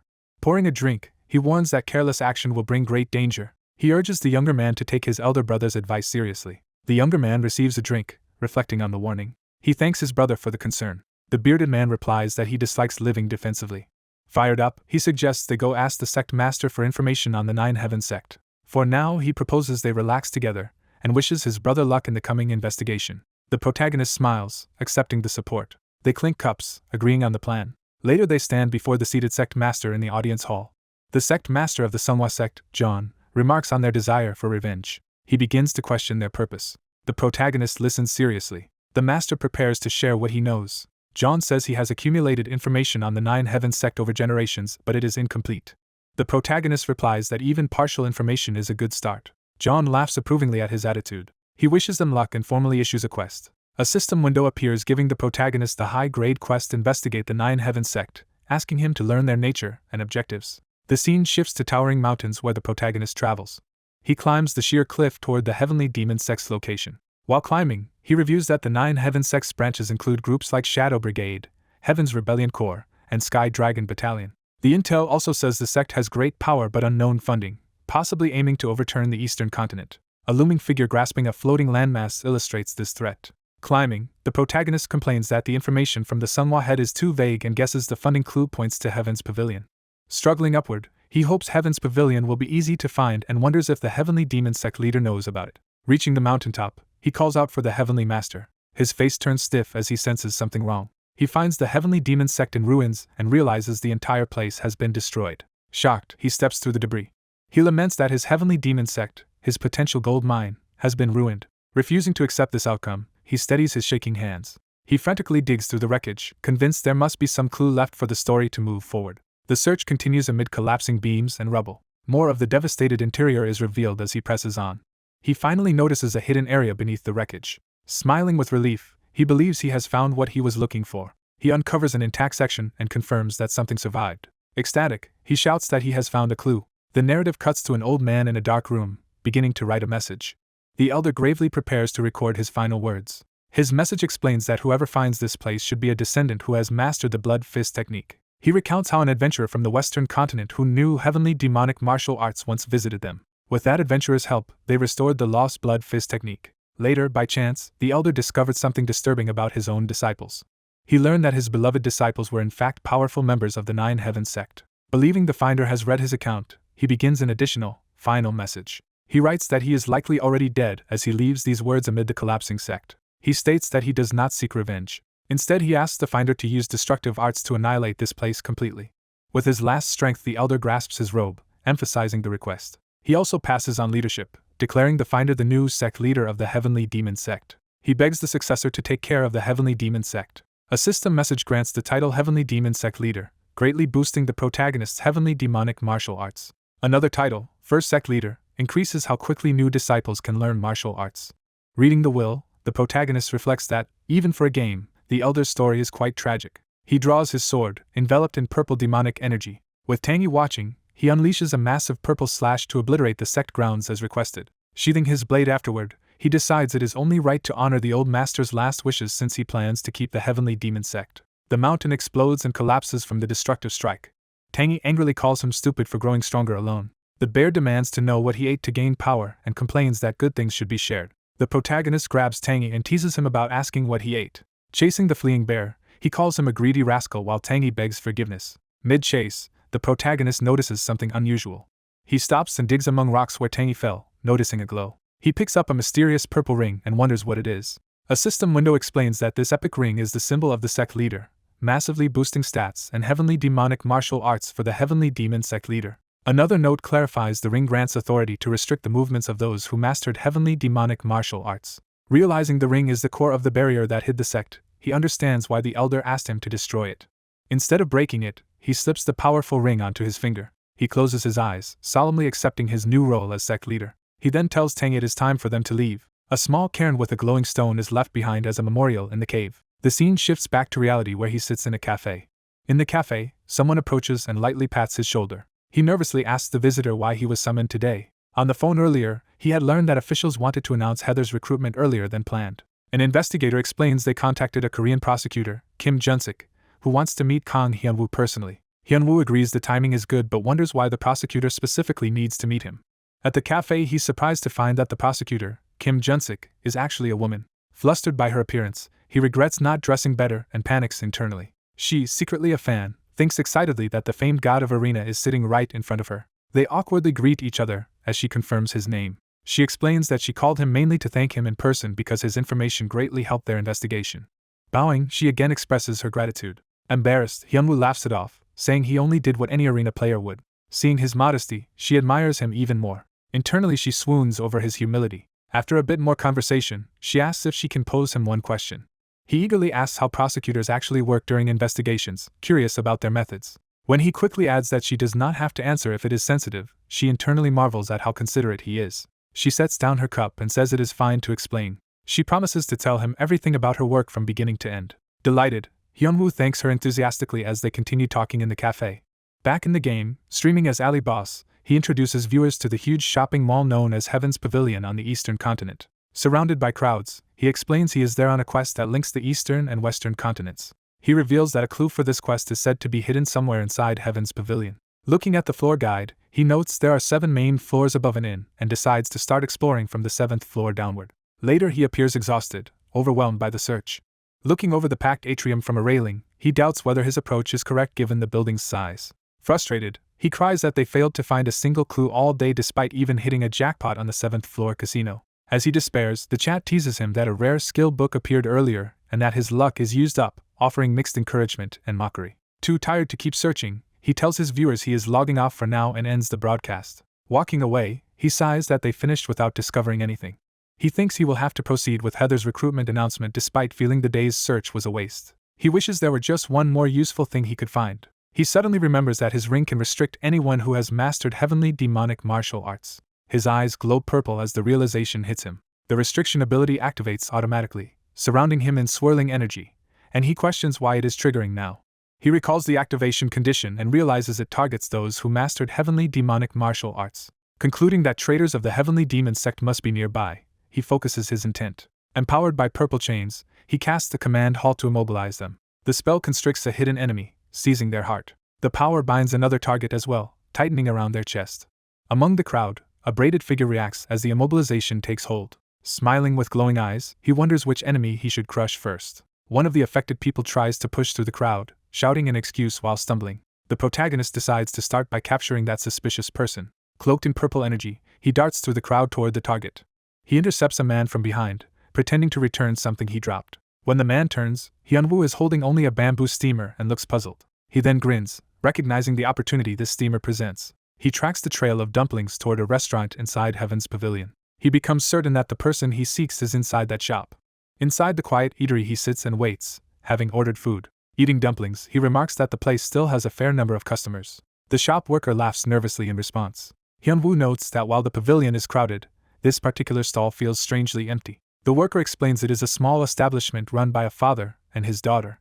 Hyunwoo smirks as if understanding more than he lets on. He comments that the man must really love his daughter. The worker, flustered, says the guest is too kind and promises to bring the rest of the order quickly. Hyunwoo quietly activates his purple eyes to observe them. Through his power he sees the father and daughter secretly colluding with another man. The girl enters carrying dumplings while the father watches from behind the curtain. As she approaches Hanhwa's table, invisible purple chains spread across the floor. The chains wrap around her ankle, binding her movements. His vision briefly reveals her monstrous, corrupted form trapped by the chains. She recoils in terror as the restraint takes effect. Sitting calmly, Hyunwoo remarks that the dumplings are plentiful while casually taking some. Drawing closer, he tells her to wait a moment as he studies her face with glowing eyes. She trembles and whispers that the nearby man is the one monitoring her. She suddenly collapses to the floor as her father rushes over shouting for his daughter. Watching the scene, Hyunwoo dryly notes that she suddenly fainted. Hyunwoo says he only wanted to ask about the group called Nine Heavens Sect. The man, clearly unsettled, asks Hyunwoo to leave. The man suddenly lunges to attack with a knife. Hyunwoo blocks and grabs the attacker's knife arm with overwhelming strength. Surrounded by ominous purple energy, Hyunwoo says the attacker's response is unacceptable. The man is violently blasted by Hanhwa's purple power. After knocking him out, Hyunwoo remarks that now they can talk properly. Hyunwoo questions the woman about how she became involved with these people. The woman insists she never betrayed anyone and starts to blame someone named Ji-tae. They sit down together in the restaurant to continue their discussion. As he stirs his bowl, Hyunwoo asks her to elaborate. Hyunwoo clarifies that she is claiming everything was orchestrated by another disciple, Ji-tae, and asks if that is just an excuse. Agitated, she denies making excuses and reveals that Ji-tae is the Nine Heavens Sect High Command's son aiming to be the next leader. She explains she tried to inform their master about Jintae's schemes, but he noticed her attempt. Hyunwoo listens and internally judges that most of her story sounds accurate. He wonders why his quest has not updated yet and suspects there must be more information. Deciding that, he prompts her to continue. Hyunwoo demands that she tell him everything she knows about Heaven's Pavilion. The scene shifts to nighttime at a modern high-rise building. Inside, a blonde prosecutor works late at a desk buried in paperwork. The overworked prosecutor drinks coffee while continuing to write. A coworker asks when the work will end and suggests the prosecutor should take a rest. The joking coworker, investigator Cho Young, teases the prosecutor. The prosecutor erupts in fiery anger at the phrase, "between us," especially in relation to Kang Hyunwoo. Cho Young nervously backpedals, saying Hyunwoo would be pleased to hear that. Flustered, he pretends he needs the restroom and flees, leaving the prosecutor speechless. Alone again, the prosecutor sighs at the mountain of files. Remembering Cho Young's words, the prosecutor blushes furiously. The embarrassment reaches a comedic explosion of pent-up emotion. A subordinate suggests the enraged prosecutor should call it a day. The prosecutor protests, saying they were just starting to get into the work. The subordinate adds that a press conference has been scheduled for tomorrow morning. The prosecutor begrudgingly accepts this and prepares to leave. Online, a post announces that Heather has joined Crescent Moon as its third member. The announcement ignites heated overnight community debates about Heather's pro debut and player ethics. Once news of the morning press conference spreads, the online chatter dies down, and Hanhwa's roommate rushes in with breaking news. Hyunwoo sleepily asks what is going on, and his friend says the press conference is about match fixing. On TV, prosecutor Kim Jun-sik announces an investigation into match fixing in the Korean Arena League. During breakfast, Hyunwoo and his friend watch as the prosecutor reveals widespread match fixing and ongoing evidence collection. The friend asks if Hyunwoo is surprised, but Hyunwoo just remarks that the world is full of different kinds of people. Hyunwoo silently focuses, his red eyes sharpening. The prosecutor continues the statement, saying there is one more important point. She urges those involved not to turn themselves in so that authorities can bar them from ever entering the arena again. Watching, Hyunwoo reacts thoughtfully to the televised declaration. He concludes that this development solves his problem of forming a team.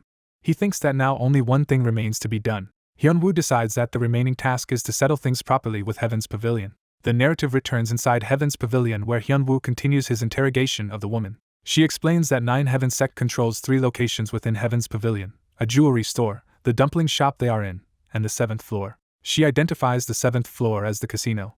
Hyunwoo realizes there must be a reason Nine Heavens Sect operated without open ties to the commercial district. He wonders whether the imperial family could really be ignorant of the sect's activities. He deduces that either Nine Heavens Sect is powerful enough to evade the Yushin Empire's notice, or, he speculates, Nine Heavens Sect may in fact be the Yushin Empire itself, at which point the quest to investigate them is marked cleared and he gains experience. A new S+ quest appears, tasking him with uncovering the true identity of Nine Heavens Sect. Hyunwoo judges that solving this new mystery is easier than expected. He grins, having already decided what to do next. Hyunwoo resolves to go straight to the Emperor for answers. The scene transitions to the golden Imperial Palace roof under the sky. The camera descends toward the entrance of the Grand Imperial Hall. Hyunwoo strides alone down the central aisle toward the enthroned Emperor. The Emperor confirms Hyunwoo is the royal guest who brought the gold medal. Hyunwoo politely introduces himself as Kang Hyunwoo. The Emperor praises his feat of crossing the Tian Mountains, calling it impressive. Hyunwoo presents a letter from the Emperor of the Yuzma Empire. A court attendant respectfully takes the scroll from him. The letter is delivered up the stairs to the Emperor's hands. Reading it, the Emperor notes that Yuzma seeks a trade treaty between their continents. He muses that the proposal sounds like a good idea. Hyunwoo requests permission to ask the Emperor a question, and the Emperor allows it. Hyunwoo asks who truly owns Heaven's Pavilion. The Emperor reacts tensely, eyes narrowing behind his bead curtain. A hidden agent above the hall interjects that Heaven's Pavilion has no real owner. Hyunwoo presses further, asking if that includes the 7th floor casino. The Emperor is visibly shaken by this pointed question. Sensing deceit and danger, Hyunwoo tenses and prepares to act. He unleashes a powerful purple strike that sends the hidden agent flying. One of the Imperial guards is caught in the blast, shocked and overwhelmed. The attack continues, warping and destroying part of the dais area. Hyunwoo then dives through the air, pummeling multiple guards with purple-charged blows. He winds up another devastating purple punch. The Emperor finally yells for them to stop. Hyunwoo halts his assault, coiling purple energy as the panicked officials recoil. The Emperor, now shaken, apologizes and admits Heaven's Pavilion is a sensitive matter. Hyunwoo internally realizes the Emperor was testing him. The Emperor explains that the 7th floor's owner, 9 Heavens Sect, is an organization founded by a previous emperor centuries ago. It was originally an institution meant to help govern the empire, but its role has since become twisted. Hyunwoo concludes that the current imperial family can no longer control 9 Heavens Sect, and the Emperor's uneasy reaction confirms it. He verifies that the imperial family now has no formal relationship with Heaven's Pavilion. Hyunwoo contemplates this answer, thinking of his next move. He admits he holds a personal grudge against 9 Heavens Sect. Hyunwoo offers to help the Emperor deal with 9 Heavens Sect if he is given any remaining information about them. Later, in another audience hall, Hyunwoo is seen acrobatically serving food around a throne. The Yuzma Emperor lounges while dishes orbit him like a conveyor belt restaurant, amusing Hyunwoo. The Emperor cheerfully praises the Eastern liquor and asks if all drinks there are this good. Hyunwoo asks whether the Emperor is satisfied with the food and drink, and the Emperor happily confirms he is. Hyunwoo continues his flamboyant serving, clearly trying to please him. He then realizes something significant is happening and that this is what he had hoped for. A notification appears that he has cleared the quest about 9 Heavens Sect's identity and finished all his delayed quests, gaining another new quest. The new S+ quest orders him to help the Yushin Empire destroy 9 Heavens Sect, promising experience and the Emperor's gift as rewards. Overjoyed, Hyunwoo exclaims that it must be his lucky day. The Yuzma Emperor casually calls out to get his attention. Hyunwoo responds nervously, wondering what comes next. A glowing scroll materializes and attaches itself to Hyunwoo. The Emperor steps forward wreathed in golden energy to bestow something on him. He begins reading out Hyunwoo's upgraded noble status from the scroll. The Emperor promotes him from Viscount to Count as the quest. The Emperor's message is completed. Hyunwoo gains 57,439 Imperial contribution points. A title screen states he is now the first player Count of the Yuzma Empire, with new combat bonuses. Hyunwoo freaks out at the massive contribution reward and his sudden promotion. Delighted, he calculates that such points should secure him territory for free and thanks the Emperor profusely. The Emperor says Hyunwoo's excitement is obvious and prepares to give him a separate reward. Hyunwoo receives the Emperor's glowing reward box and excitedly asks what it is. The Emperor teases that the answer should be obvious just by looking. Hyunwoo sees it is a land deed and reacts with stunned joy. He trembles at the thought of being granted territory so easily while the Emperor asks if he likes it. Hyunwoo shouts that of course he likes it, happily accepting the gift. The Emperor then tells him that Luvren has been looking for him and he should go meet him. The Emperor adds that Luvren will explain the rest of the situation. Elsewhere, a large muscular man bursts into laughter. Hyunwoo, now in a new uniform, demands to know why the man is laughing so hard. The man hints that Hyunwoo will soon understand what is so funny. Still chuckling, he says Hyunwoo will realize everything once he sees it with his own eyes. He slaps a document against Hyunwoo's chest for him to check. After glancing at it, Hyunwoo awkwardly says he will take his leave, and the man agrees to visit him soon.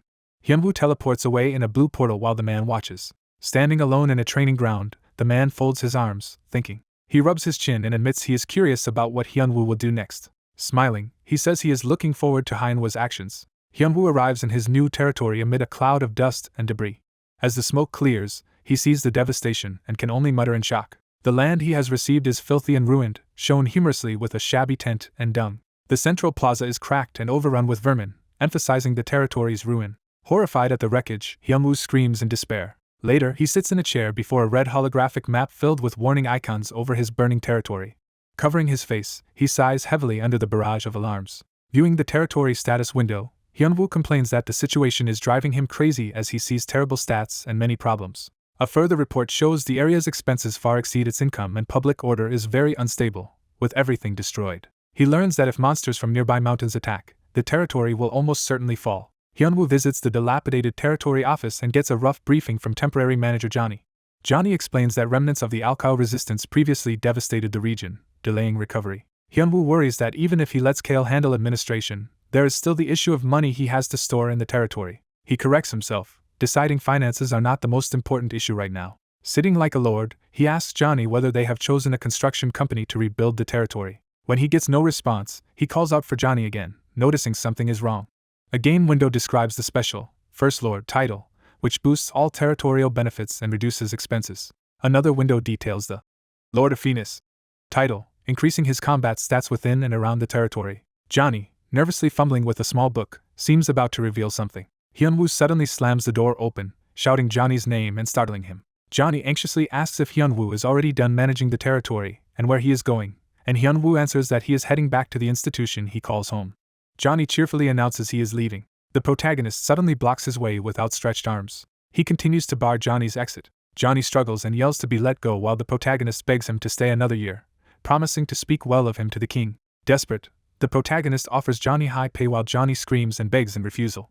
The protagonist tempts Johnny with a future where he lives comfortably next door and has every evening free. Johnny, worrying his wife will scold him, complains that there is nothing attractive about the offer. The protagonist thinks Johnny is hard to persuade but too valuable to lose, so he promises to make the territory's system first-rate. He adds that he will even import cuisine from the distant eastern continent. Johnny pauses at the doorway, intrigued by this final offer.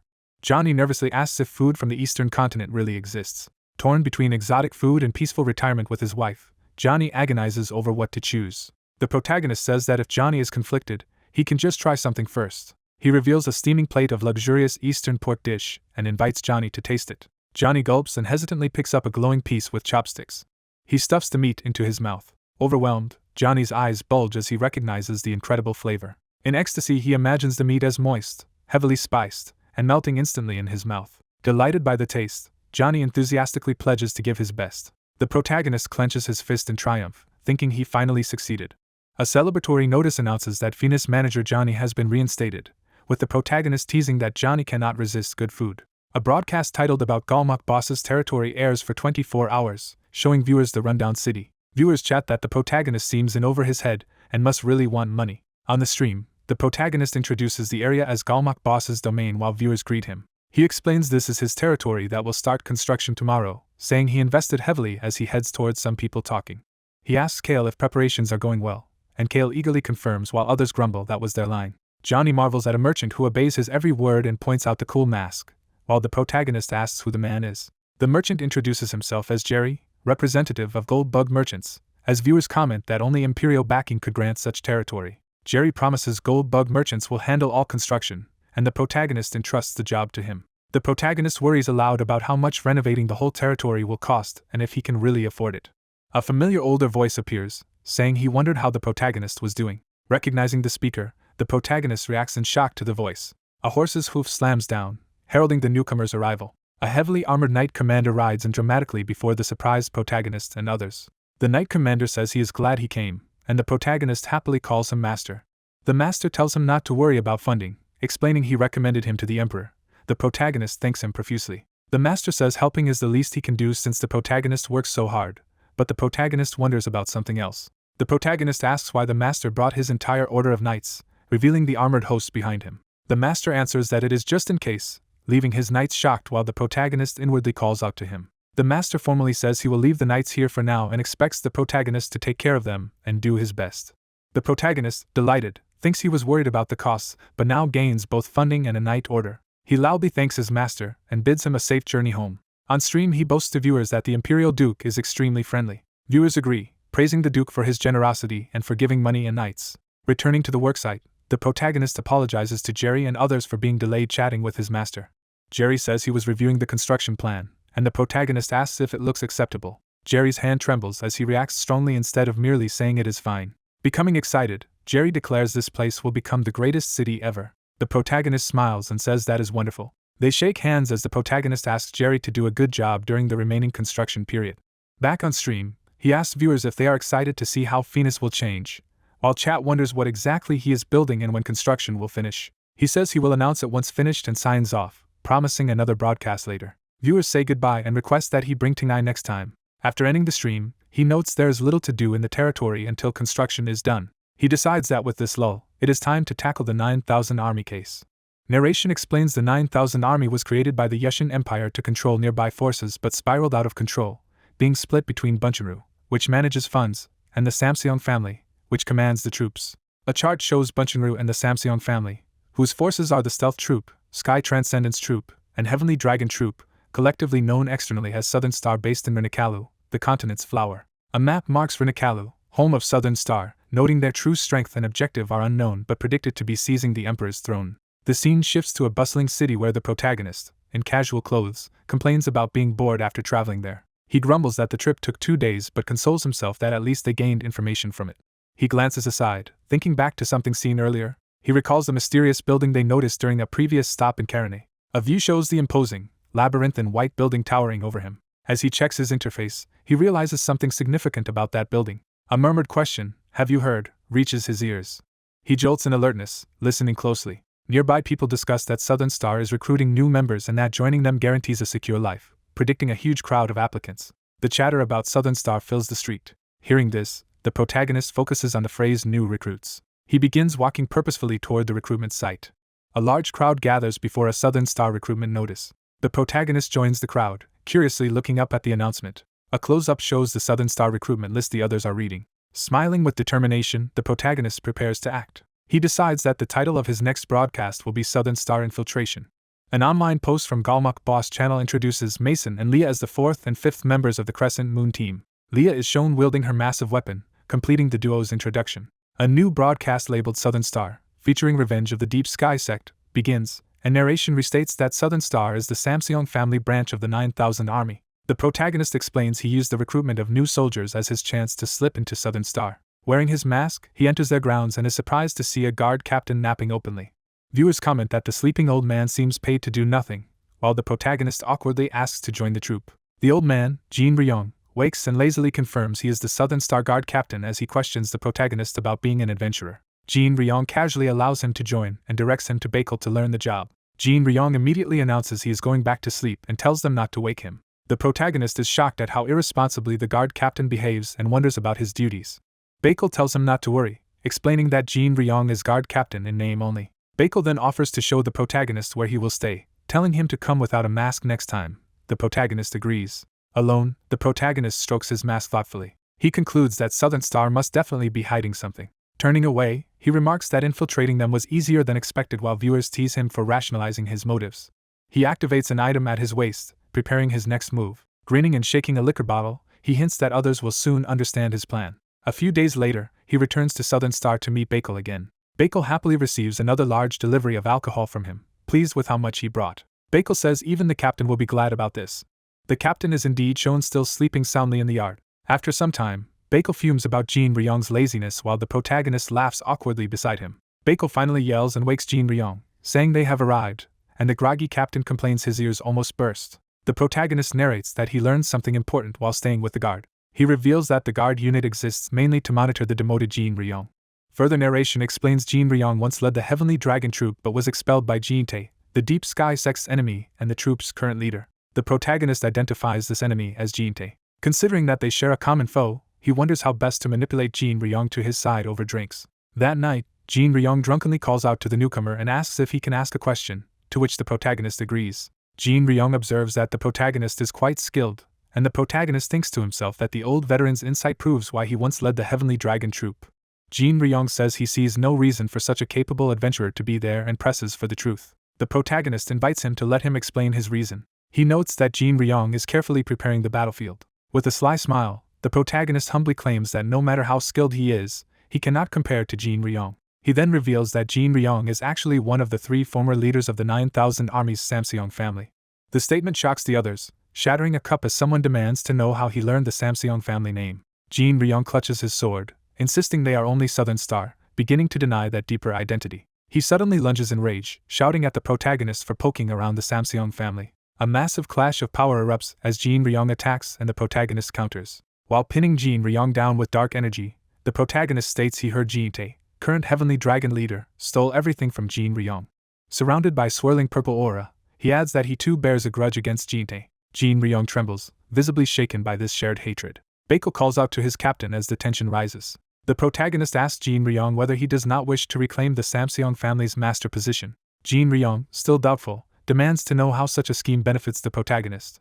The protagonist's eye glows with dark power as he prepares his decisive answer. He slams Jin Ryong into the ground with overwhelming force. Standing amid the swirling darkness, he declares that he is the current leader of the Deep Sky sect. The intimidated Jin Ryong falls to his knees before him. Staring wide-eyed, Jin Ryong wonders what Jin-tae could be thinking to create such an enemy.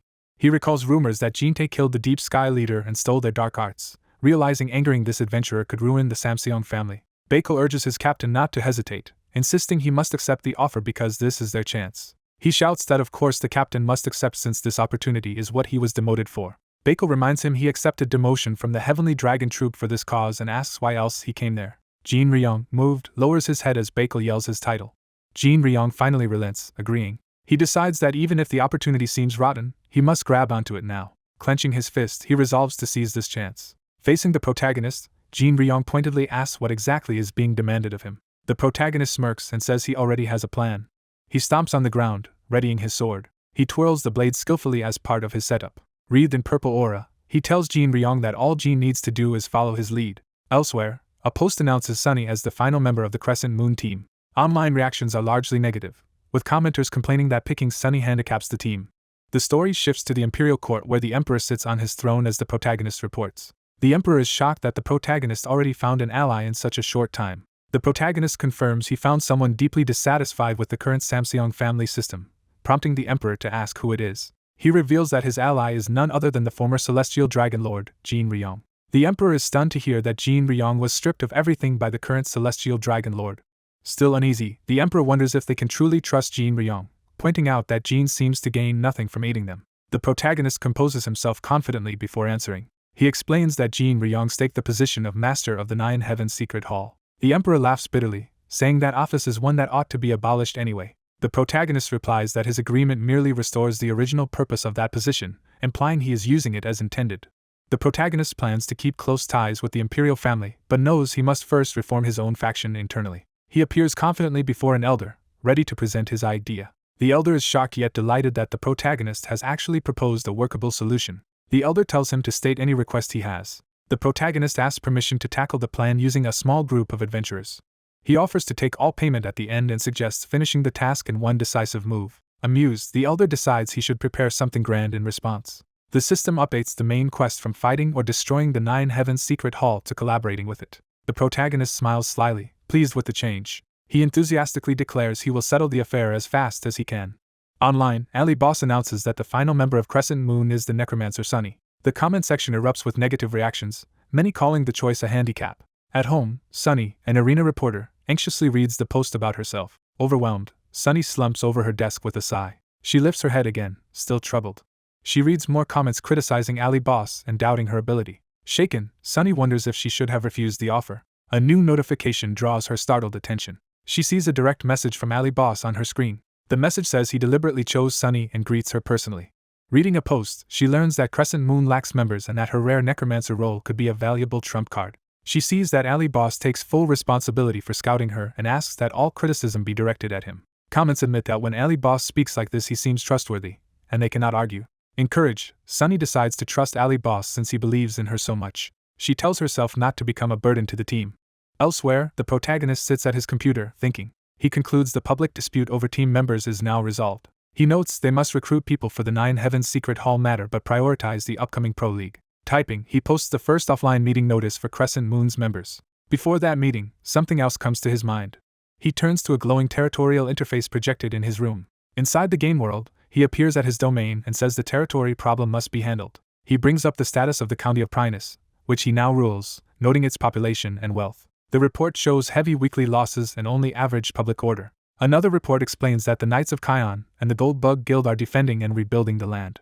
He notes that thanks to the guild and his master's knights, economy, military, and culture are recovering well, though magic remains an issue. The magic stat is low because the territory has no wizards or magical facilities at all. Disturbed, he resolves that this situation cannot continue. He summons his bear-like companion Tenji. Tenji appears and asks where they are, so the protagonist explains this is his territory and invites Tenji to explore. Tenji eagerly agrees, and the protagonist hints that the site will be surprising. During a construction site, Tenji complains that the place seems empty and undeveloped. The protagonist, seeing some visible progress, is shocked that it still looks so bare despite the improved numbers. Tenji warns him that someone is coming, embarrassing the protagonist who is still posing. The exhausted guild master arrives, respectfully greeting the count. The guild master asks why the count came suddenly, and the protagonist answers that they must build a magic tower. Horrified, the guild master protests that they are already struggling just to restore the city. The protagonist insists that without it they will not be ready for the pro league in time. Intimidated by his determination, the guild master flinches. The protagonist dramatically puts on sunglasses, preparing to pressure him. With Tenji also dressed like an instructor, he sternly scolds the guild master for lacking motivation. He then softens the demand, telling the guild master simply to build the tower steadily because he can do it. After the guild master reluctantly agrees, the protagonist secretly asks Tenji to bring out a particular item. Tenji presents a skewer of his beloved meat as a special tool. The guild master looks at the offered skewer, confused. Tenji generously tells him to eat it to regain strength, claiming it is his cherished food. Deeply moved, the guild master reverently thinks of Tenji as a noble benefactor. Inspired, he pledges to the count that he will try his best to finish the tower. Soon after, he proudly unveils a statue of Tenji, praising its outstanding magical effect. The protagonist thanks him happily and says he is looking forward to the results. Tenji then reminds his master that he wants his meat back now that the deal is secured. Watching Tenji dance joyfully with new pieces of meat, the protagonist reflects that this simple strategy works remarkably well. With construction and morale handled, he decides it is time to recruit a wizard. The scene shifts to Archmage Seft's laboratory, where the old mage is working. Seft is startled as the protagonist suddenly bursts into his lab calling his name. The protagonist bluntly says he wants to hire a wizard, while Seft sighs that he expected this visit sooner or later. Seft initially refuses, saying he has no wizards to lend, and the protagonist pretends he will just leave. Relieved, Seft cheerfully encourages him to go, saying his research will benefit. The protagonist calmly mentions that he discovered the location Seft has long been searching for. The remark shocks Seft to his core. Grabbing the protagonist in excitement, Seft frantically asks if he truly found it. The protagonist confirms he has found the place Seft has been seeking. He identifies it as the intermediate academy associated with Rake. Seft clutches his arm, overwhelmed by the revelation. Remembering years of fruitless searching, Seft stares in disbelief. Flashbacks show him wandering land and sea without clues. He exclaims that he scoured the world without success and demands to know how the protagonist located it. Dropping to his knees, he begs desperately. Bowing, Seft pleads for the location and offers to do anything in return. The protagonist calmly answers that in exchange he wants wizards. Grinning darkly, he specifies that he wants many excellent wizards for free. Later, the protagonist rushes down a corridor. He bursts into another room joyfully calling for his martial master. The master says he has heard all the news, curious what the protagonist wants. He relays that Seft requested the knights not overwork the wizards he will send. Annoyed yet amused, the protagonist wonders what impression that old mage has of him, while the master notes Seft cares for his people. The master adds that this concern is why he left his knights with the protagonist in the first place. The protagonist agrees and says he has something to show him. He produces a book containing all the heavenly demon techniques he has been using. The master flips through the book with interest. He asks why the protagonist is presenting it to him. The protagonist bows slightly and asks the master to teach him. More precisely, he wants the master to teach these heavenly demon arts to his knights. The master asks if he himself is allowed to learn such arts. The protagonist says that is fine but reminds him that, as gatekeeper, he must retain control over any disciples who learn it. The master muses aloud about being under his disciples' command. He laughs uproariously at the notion. Then his aura flares menacingly as he questions whether the protagonist really thinks a contract could bind him. The intense aura overwhelms the protagonist, who realizes how terrifying his master's power is. He senses that this force surpasses even his own 6-star level and challenges him to try controlling him. Struggling, the protagonist feels the master actively suppressing his magic. A system message confirms that the opponent is far stronger, and that the gatekeeper's authority fails against him. The master unleashes a destructive surge, noting even the Imperial Palace's monster could not issue such a threat. The protagonist roars in exertion, trying not to be crushed by the pressure. With a snap of the master's fingers, the magical onslaught abruptly ceases. Panting, he asks if his disciple has forgotten who he is. He reminds him that he is his master and the greatest knight in the Empire. The protagonist laughs nervously, realizing he had worried needlessly about controlling such a person. The master evaluates the heavenly demon art and declares it quite good. Delighted, he begins demonstrating the technique with vigorous purple energy. He then asks if he may pass the secret art on to the Knights of Kion. The protagonist gladly allows it, saying his own knights should learn as well. The master promises to treat the Knights of Primus as a second order of Knights of Kion and to drill them thoroughly. Overjoyed, the protagonist thanks his master with shining eyes. Time shifts back to the modern world, where a blonde young man waits at a city bus stop. The protagonist pulls up in a red sports car, surprising the blonde man. The blonde younger brother greets him warmly, and the protagonist urges him to get in so they can hurry. Driving, the protagonist says their teammates are surely waiting. The car speeds through the city toward their destination. They arrive at a large office building. Inside a conference room, Crescent Moon's members sit around a table awaiting the meeting. The protagonist enters apologizing for being late due to traffic, his brother following. The others welcome him and tease him for arriving late. Sunny and another man respectfully express how honored they are to finally meet him face to face. He asks if everyone has read the contract before them and invites questions about its contents. One by one, members begin signing the documents. The protagonist gathers his resolve at the head of the table. Placing his hand on the contract, he moves to finalize matters if there are no objections. He explains that besides paperwork, he wanted to meet them all personally to talk. Standing, he thanks everyone for coming and says he is truly grateful. Clenching his fist, he admits he cannot reveal his private motive but that making a pro debut means everything to him. In exchange for their trust, he says he will make them a promise. He declares that when the league ends, he dramatically raises his arm as tension builds. Pointing upward, he declares a single, decisive goal. He promises he will ensure they stand at the very top. Two teammates light up with excitement at his vow. The rest of the team, including Sunny and the foreigners, also smile with renewed determination. He adds that to achieve this they will have 2 months. He cheerfully states that within those 2 months they must each reach ranker level skill. The two younger teammates react in horror at the impossible-sounding requirement. The others are equally shocked and terrified by this demand. The younger brother asks if such progress is even possible, and the protagonist replies that they will manage through special training. Confused, the brother nervously asks where this special training will take place. The scene jumps to him already in battle gear in the game world, screaming in fear. A massive blast of purple energy erupts as the protagonist unleashes harsh training against him. A powerful enemy avatar, Radiant Sword, appears wreathed in blue flames on the screen. Watching the footage, the team doubts they can ever defeat such an opponent. Back in the lab, Seth tells his disciple that the enemy really is a monster, and praises him for lasting as long as he did. The disciple thanks his master but then asks, worried, where his older brother has gone now. The old man grumbles that someone has already entered Senu ahead of him and regrets not going first. He worries that even that person will struggle to break through Senu. A massive stone structure of Senu looms, indicating the test site. Hyunwoo materializes on a battlefield as armored soldiers notice him. Memories of a fierce cavalry battle flash around the structure. Hyunwoo looks stunned by what he is seeing. He appears in a military camp surrounded by lines of soldiers, wondering what is happening. He teleports into Senu's interior and asks if this is really Senu. Observing the surroundings, he notes that Senu's inside feels similar to Rake. A mechanical voice welcomes Kang Hyunwoo to Senu's intermediate academy. The system explains Senu has 3 stages and that the first tests his ability to command in war. It says a past battle will be simulated and he must win it as a knight leading troops. The briefing ends, stating the test finishes when the enemy is destroyed or surrenders. Hyunwoo is told he has 3 hours for the mission. He gulps nervously as the real battle environment forms around him again. He finds himself back at the frontline camp with allied soldiers. Seeing the recreated historic battle, he wonders what this spectacle is. The system announces the test start while someone calls out to the knight. A soldier orders Hyunwoo to prepare for battle and presents him with his warhorse. Hyunwoo panics because he has never ridden a horse before. He tells his subordinate Chrome to ride ahead while he follows later. Left with the horse, he frets about what to do, then gets an idea. He summons his companion Tenji, who appears tired and asks what his master wants now. Hyunwoo greets Tenji while the horse playfully chews on his head. With the horse still bothering him, Hyunwoo desperately asks Tenji if he can talk to horses.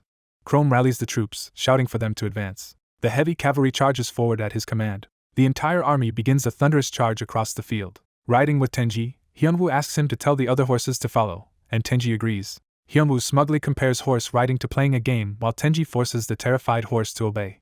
The 3 of them race across the battlefield on horseback. While charging, Hyunwoo suddenly spots enemies ahead. Chrome sees the opposing army and shouts that the enemy has appeared. The knights see a massive enemy host and react as the 2 armies draw near. The enemy host, led by a huge black bird and dark-skinned warriors, advances menacingly. The enemy commander blows a horn to signal the attack. Waves of dark-skinned warriors surge forward. Chrome commands all troops to ready for battle, raising the shield wall. The enemy archers send a storm of arrows toward the densely packed shields. The opposing infantry and archers clash violently with Chrome's line. Terrified knights fight while shouting that they do not want to die and that reinforcements are coming. Watching the chaos, Hyunwoo admits his side is completely outmatched. He thinks he cannot use full power because of later stages but knows he also cannot continue like this. Sitting with Tenji, he grimly wonders what strategy is best. He weighs 2 options, commanding for victory or holding out while trusting reinforcements. He concludes that to do either, something specific is required. He recalls the figure of a supreme leader, an absolute symbol who inspires troops. Realizing this, he rides forward to take that role at the front. He decides where he must position himself to serve as that symbol. Hyunwoo calls out to Tenji. He asks Tenji to protect the soldiers and promises a tasty reward, and Tenji gladly accepts, vowing to block everything. The melee intensifies as knights and enemies trade blows. A knight is overwhelmed by a powerful enemy and exclaims at the foe's strength. Another knight is pummeled and cries out for help. Hyunwoo intervenes with a dark attack, striking down an enemy to save the night. He then sprints toward the enemy horde as magic patterns light the ground behind him. Activating his ability Territory Declaration with the phrase "The Empire does not fall," he projects an aura that slows all enemies. A vast purple field of energy spreads out from him, engulfing the battlefield. Enemies within the field convulse as the slowing effect takes hold. Hyunwoo grips his weapon, surrounding it with swirling purple energy. He vows that they will win this battle too while his empowered line holds firm. A blue status grid shows the enemy's side and his influence blanketing the area. With confidence restored, he shouts for all troops to charge. The knights, revitalized, roar in response. Empowered by his aura, the allied army surges forward and starts cutting down enemies. Afterward, Tenji happily runs to Hyunwoo, who thanks him for his help. Tenji says Hyunwoo just looked like his dad, surprising him. Tenji explains his father acts like that when rallying villagers, then asks if all adults do it. Hyunwoo pats his head kindly, and says he will understand when he is older. Hyunwoo rewards him with a big piece of meat, which Tenji accepts delightedly. The system announces that Hyunwoo has perfectly cleared the test and will receive rewards and move to the next stage. It lists his gains, including experience, proficiency, and higher ranks for weapon mastery, body enhancement, and crescent slash, plus a new title. He reads the description of the title Ruler of the Battlefield, which boosts all stats when more than 10 people fight, and is ecstatic. Overjoyed, he shouts that this is exactly what he wanted. Rolling on the floor, he declares this title the best, recognizing how ideal it is for siege battles requiring many participants. He spins around with Tenji in celebration as the system prepares the next test. The system explains that the second stage is about surpassing others. It says his opponent will be recreated from a student's memories of Senu. The copy will be made as close as possible to the real person. Hyunwoo and Tenji brace themselves as intense flames erupt around them. He shields Tenji from the flames, enduring the heat. Gritting his teeth, he refuses to back down. Seeing the foe, he curses under his breath. Above him, a blazing figure descends, ready to attack. Tenji is engulfed in flames as the enemy manifests fully. Hyunwoo realizes in horror that his opponent is the Emperor himself. The Emperor's fiery aura continues to surge toward Hyunwoo and Tenji. Hyunwoo and Tenji hunker down together to endure the onslaught. The system declares the Emperor's implementation complete, finalizing the opponent. It instructs Hyunwoo to shout "Start" to begin, while he mutters another curse. Flames swirl around the Emperor's face as his presence looms. The Emperor, now clearly visible, stands wreathed in golden fire, prompting Hyunwoo's complaint that it had to be him. The two face each other on the arena floor as the wind from the power-up dies down. Hyunwoo orders Tenji to stay behind in support from Bung Bung Island with buffs. He tells Tenji he cannot protect him in this fight. Tenji powers up with green energy, agrees to stay back, and urges Hyunwoo to win. Hyunwoo receives multiple buffs such as Bear's Vigor and Forest's Blessing that raise his stats and regeneration. Additional Wind's Breath augments his agility and speed as Tenji's silhouette fades from the field. Cloaked in colorful aura, Hyunwoo steels himself, saying he wants to win too. He advances, rainbow flames around him, but hesitates over the challenge ahead. The Emperor, burning with power, eagerly declares this is his chance to fight. Hyunwoo smirks nervously while readying his trump card. He pulls out a special device he had reserved for an enemy named Seft. Activating it, he acquires a new skill from the floating book-like artifact. The system lists powerful temporary buffs he activates, including multiple stat boosts, debuffs on the opponent, aura emission, and territory declaration. With all buffs stacked, he resolves to crush the Emperor with a single decisive blow. The system starts the duel as the Emperor's eyes glow, signaling the beginning. The interface reports that the opponent is stronger, gains extra stats from aura and dignity, and that his overwhelming dignity hampers Hyunwoo's movement. It confirms again that the opponent's aura reduces Hyunwoo's stats, and that his own aura emission attempt fails. Hyunwoo becomes afflicted with slow, his body weighed down by red chains of energy. Despite being crippled, he grins crazily and questions what the designers were thinking making such a skill. He concludes the borrowed power is absurdly overpowered. He focuses everything on landing just one hit. He strains his slowed body, preparing for the decisive attack. Both he and the Emperor charge at each other for a final clash. The Emperor readies a counter, saying one clean hit will decide it. Hyunwoo swings down with a golden, electrified attack against the Emperor. Their blades collide violently, sending shockwaves through the arena. Hyunwoo realizes something has gone wrong and reacts in panic. His arm is shown charred and shaking from the impact. Knocked back, he determines that close combat against the Emperor is impossible. He uses his enhanced movement to dash rapidly around the arena. He whirls his injured arm, trying to build momentum, or another strike. His determined face shows he is not giving up yet. The Emperor responds by summoning a gigantic griffin-like creature behind him. Hyunwoo is knocked off his feet, falling before the Emperor. Wide-eyed, he stares up at the towering foe. He recalls other monstrous enemies he has faced, like an orc warlord and a dragon. More memories of powerful bosses and allies flash through his mind. He remembers battling huge demons and beasts as well. Faced with the Emperor's might, he scoffs and tells himself not to be intimidated. Furious at the unfairness, he screams that he refuses to die feeling this wronged and unleashes dark power. The Emperor looks up in shock at Hyunwoo's new surge of purple energy. A massive purple explosion erupts where Hyunwoo released that power. When the smoke clears, Hyunwoo sits amid the purple haze, catching his breath. He mutters that if he can land one hit with this remaining power, it will be enough. Looking down at the glowing point of light in his hand, he prepares his last resort. He dives toward the Emperor, driving a golden blade of energy downward. His inverted face shows desperation as he falls from the sky. Their clash sends light and force erupting across the arena. Hyunwoo is hurled away, sliding across the ground. He tumbles to a stop, his sword skidding away while the Emperor remains standing. The Emperor watches him with a calm, almost amused smile. Noticing something, the Emperor turns toward the spot where Hyunwoo's sword has landed. Hyunwoo's burnt hand reaches out in one last attempt as the Emperor moves. Lying on the ground, Hyunwoo can only remain silent. He forces out a few words, beginning to invoke an instant skill. At the same time, the Emperor calls forth his own great sword to finish the duel. A torrent of purple energy suddenly engulfs the scene from Hyunwoo's direction. That energy crashes down like a giant X-shaped blade toward the Emperor, concluding Hyunwoo's desperate final strike. Hyunwoo unleashes a fiery sword strike at his powerful opponent. Surrounded by blazing energy, the Emperor avatar glares intensely. Hyunwoo's attack slams into the Emperor's massive purple shield. Hyunwoo channels blue system energy into his weapon for another blow. The Emperor counters, unleashing a huge surge of purple destruction. Hyunwoo drops to one knee, barely holding himself up with his sword. Smirking despite his injuries, Hyunwoo grips his blade with renewed resolve. The two combatants face each other across the ruined arena floor. The Emperor avatar stares down, shocked at what just happened. Collapsing, Hyunwoo realizes in disbelief that he actually succeeded. The system announces that the second phase of the test has ended and compliments the examinees. The system begins processing their performance to compute results. Hyunwoo lies flat on the ground, speechless and exhausted. The defeated Emperor avatar admits his loss and wonders how strong Hyunwoo's real body must be. As the system recalculates, Hyunwoo grumbles that he hates this kind of work. The system declares Hyunwoo exceeded expectations in an impossible fight and has passed the main test, leaving him stunned. Delighted, Hyunwoo realizes he did not actually have to win outright to pass. The system announces the start of a third test as a golden trial gate opens before Hyunwoo. It explains the third test will judge not only strength but also intelligence and judgment by simulating survival in the academy. Hyunwoo learns that this test's content changes based on his choice of summoned friends, so the result depends on who appears. The system commands him to summon the first friend, causing blue energy to erupt from the platform. When the light fades, Hyunwoo is confused to see that no one seems to have appeared. The system keeps insisting on summoning the first friend, while Hyunwoo panics over the seemingly broken mechanism. A mysterious voice irritably demands to know who dared to call it at this time. Blue light and debris explode as a powerful figure forces its way through the summoning. Hearing the voice clearly, Hyunwoo recognizes it in alarm. The sudden arrival slams Hyunwoo into the ground with overwhelming force. Golden Boots step into the arena, noting that someone really tried to summon him. The Emperor avatar recognizes Hyunwoo by name, while Hyunwoo internally laments that it is the Emperor again. Hyunwoo lies embedded in the floor, stunned from the summoning impact. The Emperor asks where they are, and Hyunwoo explains this is the tower's Academy Senu, which the Emperor remembers as a ruined place. Realizing this must be the same academy he once destroyed, the Emperor casually wonders if he should destroy it again. He decides it is fine to break what is already ruined, but the system announces that the summoned friend's first skill has temporarily blocked system control, shocking the administrators. To placate the Emperor, Hyunwoo hurriedly presents special alcohol from the Eastern continent as a gift. The Emperor silently processes this unexpected bribe.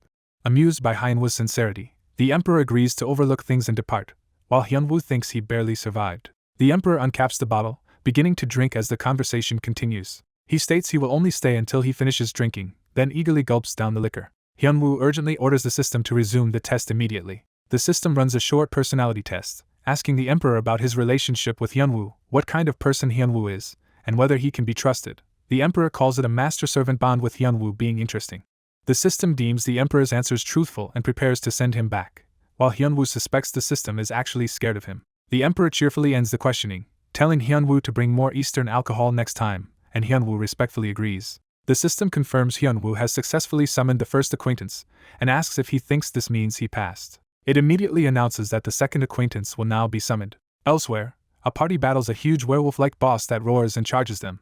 Their red-haired leader orders priests and holy knights to stack every possible buff on him so he can finish the monster. Supercharged, he rushes straight at the charging beast for a decisive clash. Just before contact, blue system light engulfs him and interrupts the fight. The buffed warrior appears in front of Hyunwoo through a blue projection, and Hyunwoo greets him casually. Furious, the warrior yells that he could have ended the boss with one more hit and begs Hyunwoo to send him back immediately.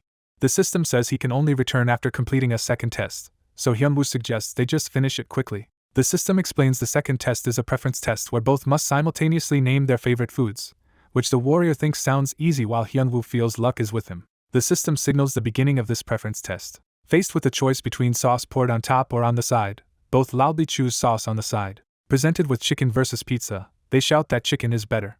The final question asks them to choose between jjangmyeon and jampong. The two stare at the projected dishes in silence, bracing for the decisive answer. Grinning, they confirm this is the last question and prepare to state what they truly like. Together they shout that their choice is an extra-large bowl of jampong. Because all their answers perfectly matched, the system declares they passed the second test and calls them soulmates.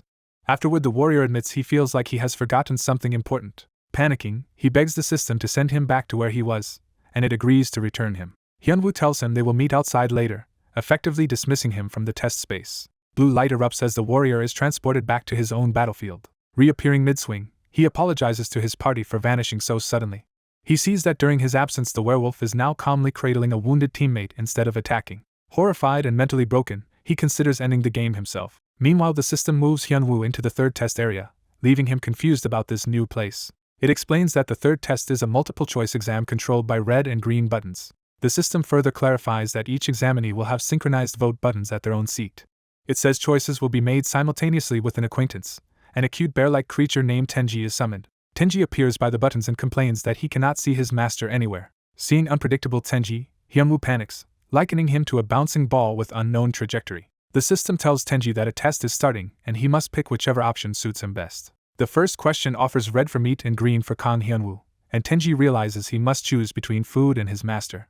Reasoning that the master gives him meat but meat will not give him a master, Tenji heroically stomps the green button, which Hyunwoo praises as rare logical thinking. The second choice offers a valuable essence versus Hyunwoo, again mapped to red and green buttons. Watching from above, Hyunwoo thinks this is another easy question if Tenji repeats his prior logic. But Tenji agonizes because essence is actually his favorite thing, making this choice far harder, which Hyunwoo curses as stubbornness. Tempted by the red button, Tenji wonders if pressing it would immediately give him essence to eat, while Hyunwoo desperately begs him to resist. Tenji ultimately declares that any master who gives essence is better and slams the green button. Hyunwoo jubilantly cheers that Tenji chose him again and encourages him to keep it up. The system announces that the next question is the final choice, alarming Hyunwoo. It reveals that this last decision is between Hugo and Kang Hyunwoo, corresponding to red and green buttons, leaving Tenji sweating. Tenji stands frozen in distress, unable to answer immediately. He reasons that if he chooses his dad Hugo, then he no longer needs his master. Conversely, if he chooses his master, he would be giving up his dad. Tenji despairs, wondering how he can ever choose just one of them. Crying, he confesses he needs both and wants to pick them both. Overwhelmed, he breaks down bawling on the floor without pressing any button. The system concludes that picking either side equates to choosing between the academy and its students, so it ends the test without forcing a choice. Tenji continues sobbing loudly even after the test ends. His tearful face fills the screen as he cries his heart out. Hyunwoo comforts the weeping Tenji, comparing raising him to raising a real child. He gently assures Tenji that he needs him too and would never abandon him. Tenji asks if the master really means it, and Hyunwoo tells him to stop crying. Tenji clings to Hyunwoo, begging never to face such a choice again. Hyunwoo smiles fondly as he hugs the still sniffling Tenji. The system congratulates Hyunwoo for passing all of Senu Academy's tests. It grants him the new title Trusted One, increasing how much NPCs will trust him. He also receives a Senu certificate and Senu certificate ring as proof of graduation. The Senu certificate ring fuses with his previous Lake ring, changing and strengthening its options. The updated ring now marks him as a Senu graduate eligible for the Advanced Academy Rondel, boosting all stats by 200 and reducing mana consumption. The system reports he gained experience points, leveled up, and fully restored his health and mana. It notes his Heavenly Demon technique has risen to 7 stars and unlocked a new skill called Heavenly Demon Strength that greatly emits mana. Holding Tenji, Hyunwoo remarks that he expected rewards but they are flooding in like a tsunami. Tenji nervously asks if this outcome really means what he thinks it does. Growing anxious, he cries out to his master as even more changes occur. Hyunwoo playfully flings Tenji upward while the bear wails and calls for him. Hyunwoo reaches out with a big grin, ready to catch the falling Tenji. The system declares Senu Academy fully cleared. Overjoyed, Hyunwoo admires his new ring and basks in his accomplishment. He reviews the improved Senu graduation ring, recognizing that its abilities increased after absorbing the Lake ring. The system also upgrades his Heavenly Demon's Dark Arts to 7 stars, granting the ranged attack Heavenly Dark Beam, which he regards as a stronger version of his magic explosion. A quest update appears, turning his vague mission into a high-level quest related to the Advanced Academy Londel. Hyunwoo giddily imagines how much the Londel quest rewards will surpass the already generous Senu rewards. His interface shows a new message from Sukjun, indicating contact from an acquaintance. Hyunwoo recognizes the sender's name in surprise. The scene shifts to clear skies, transitioning to a new location. A sign reveals the South Star establishment, setting the stage. An elderly master at South Star notes that Hyunwoo usually travels alone. He asks why Hyunwoo arrived with such a large group this time. Hyunwoo, masked, explains he brought capable adventurers who can all wield weapon auras to assist with the master's request. The master praises him for assembling elite help and hands over a scroll describing the Shadow Division's leaders, creating the Shadow Division assassination quest. He instructs Hyunwoo to return to him after eliminating all listed targets, and Hyunwoo agrees. Outside, Hyunwoo's muscular ally confirms he received the quest and thanks Hyunwoo for involving him, offering future help anytime. Hyunwoo proposes they split the 50 assassination targets evenly between himself and the others, and the group agrees. They seal the deal with a firm clasp of hands. Fired up, the ally shouts for everyone to go wipe out their enemies. He immediately smashes one Shadow Division head, registering the first kill of 50.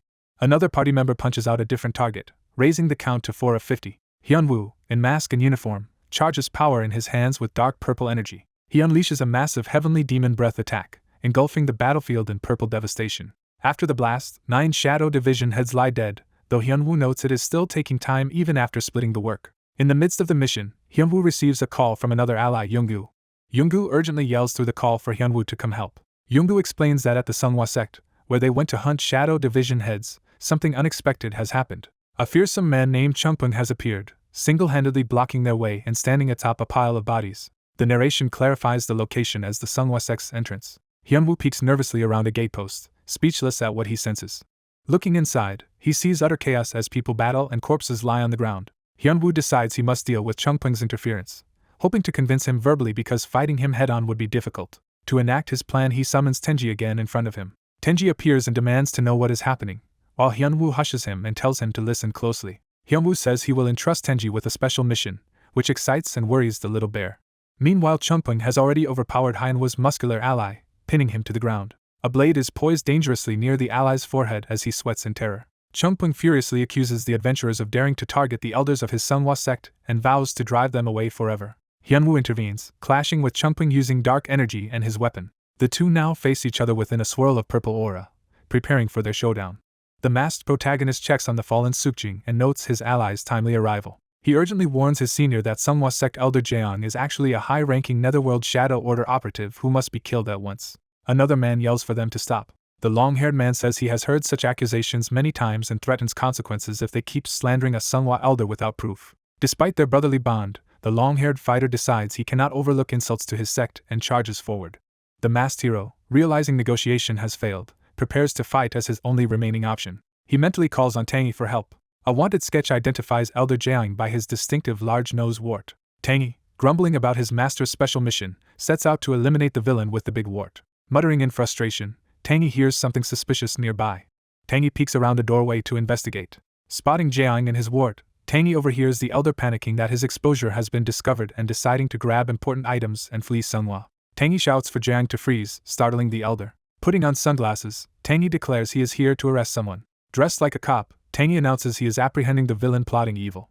Jeong, busy and flustered, angrily demands to know what Tangy wants. He then leaps to kick Tangy out, telling him to leave. Jeong's strike slams into Tangy's fluffy body. Tangy enlarges into a gigantic bear, leaving Jeong shocked. The huge Tangy calmly states he has just captured the bad guy. The impact of Tangy's move blows a hole through the building. Jeong is smashed into the courtyard and a system message records another Shadow Division head kill, while Sukjing cries out to the fallen elder and the hero comments on the convenient delivery. Tangy proudly yells at his master that he completed the mission, and the hero praises Tangy's work. Sukjing looks stunned by the revelation. Papers spill from Jeong's robes, which Sukjing begins to examine. He picks up the Seonghwa sect register with trembling hands. Reading it, Sukjing is horrified to confirm that the elder really was colluding with the Netherworld Shadow Order. Embarrassed, he admits he treated the adventurers poorly. The hero and his two companions loom over him as he kneels. One companion dryly wonders who is to blame for their injured guild members. Another notes their comrades are hurt badly enough to hinder their duties. The masked hero asks who will compensate them for such serious losses. Sweating, Sukjing is left speechless. He hurriedly bows and offers to compensate them. The scene shifts to an outpost camp established deep in a forest. Inside a large tent, a group of hostile players assemble for a meeting. A blonde leader reminds them they were previously crushed by Ali Boss. He admits Ali Boss is overwhelmingly strong and backed by New World Guild. The group concedes they cannot beat Ali Boss in a direct confrontation. The blonde leader smiles, saying brute strength is not the only path to victory. He recalls one occasion when Ali Boss reacted with extreme anger, as if they had provoked a hornet's nest. He drops documents on the table, revealing the source of that fury. The papers show photos of Reina, the blonde knight allied with Ali Boss. He slams his hand over Reina's images to emphasize his target. He announces that ruining Reina will secure their victory over Ali Boss.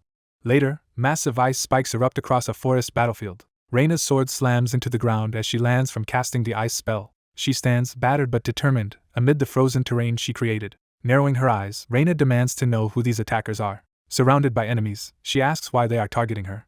A man steps forward and greets her, calling her by name. He introduces himself as Bayan of the 5 Stars. Reina recognizes them as the group that previously ambushed her guild and asks why they are attacking again. Bayan taunts that it is because she is close to Ali Boss. He gleefully imagines Ali Boss's anguish when he fails to protect an ally like her. Bayan tells Reina to hurry up and die, directly naming her as Reina of the New York Warriors. Reina, bleeding and exhausted, nevertheless stands ready to fight. One of Bayan's men lies on the ground, terrified. That henchman disintegrates into blue particles, signaling his defeat. Reina, now joined by an ally, laments the endless number of enemies and wonders how many attackers they brought. Low on mana, she worries whether she can hold out until reinforcements arrive. She forces herself to calm down and focus on how to land a decisive blow instead of panicking. Thinking of Ali Boss's example, she resolves to fight the way he would. Reina unleashes another summoning of ice crystal, attacking the enemies while imagining what Ali Boss would do in her place. Giant ice crystals bombard her foes, breaking their formations. Several enemies are struck by ice projectiles, crying out in pain. More of Bayan's subordinates are skewered by the icy barrage. Yet another muscular opponent is pierced through the gut by an ice shard. Reina attacks from above, thinking about how thoroughly she has studied Ali Boss's fighting style. She cuts down another enemy, declaring she must grow strong enough to stand beside him. Watching his forces fall, Bayan angrily questions why his men cannot handle a single girl. Desperate, he orders his flame wizards to fire all their spells, despite protests about friendly fire. Ignoring their concerns, he screams at them to cast anyway. Reina clashes blades with a heavily armored foe. She strains against the black-armored warrior in close combat. Suddenly, massive flames surge toward her from the wizard's spells. The explosion blasts Reina into the air. The armored enemy is engulfed and incinerated by the blast while Reina is thrown aside. Reina, scorched and shaken, realizes the scale of the attack. She then looks up to see multiple fiery meteors raining down from the sky. The meteors detonate in a chain of huge explosions across the field. Flames roar through the trees, burning everything in their path. Reina survives only by encasing herself in melting ice, kneeling amid the burning aftermath. Panting and near tears, she struggles to stay conscious. Bayan approaches, smiling down at the wounded Reina. He raises his weapon high over her, preparing the finishing blow. He mockingly bids Reina farewell. The killing strike descends toward her bowed head. Reina's eyes widen as she senses imminent death. In that instant, Ali Boss appears, snatching Reina away in a burst of dark energy. Bayan stares in disbelief as he realizes who has arrived. Reina's comrades shout Ali Boss's name as he stands protectively with her in his arms, surrounded by ominous aura. Kneeling by a tree, Ali Boss tells Reina he rushed over as soon as he received her message and asks if she is alright. Smiling weakly, Reina insists she is fine. Ali Boss tells her to rest while he handles the rest.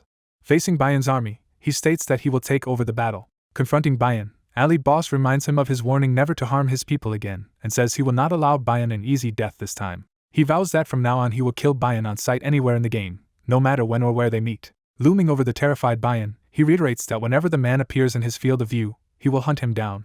Ali Boss coldly declares he will make Bayan hate this game so much he never wants to log in again. Bayan quakes in terror at the threat. Panicking, Bayan screams at his remaining followers, demanding to know why they are hesitating. He orders everyone to attack Ali Boss at once. Reina, now resting against a tree, watches surrounded by traces of Ali Boss's dark aura. Exhausted, she slowly lets her eyes close. After some time, she awakens with a groan. She opens her eyes to see Ali Boss smiling down and asking if she is awake. Startled and happy, she exclaims his name. Curious, she asks what happened to all the enemies. He casually replies that he handled them and implies it is better she not know the gruesome details.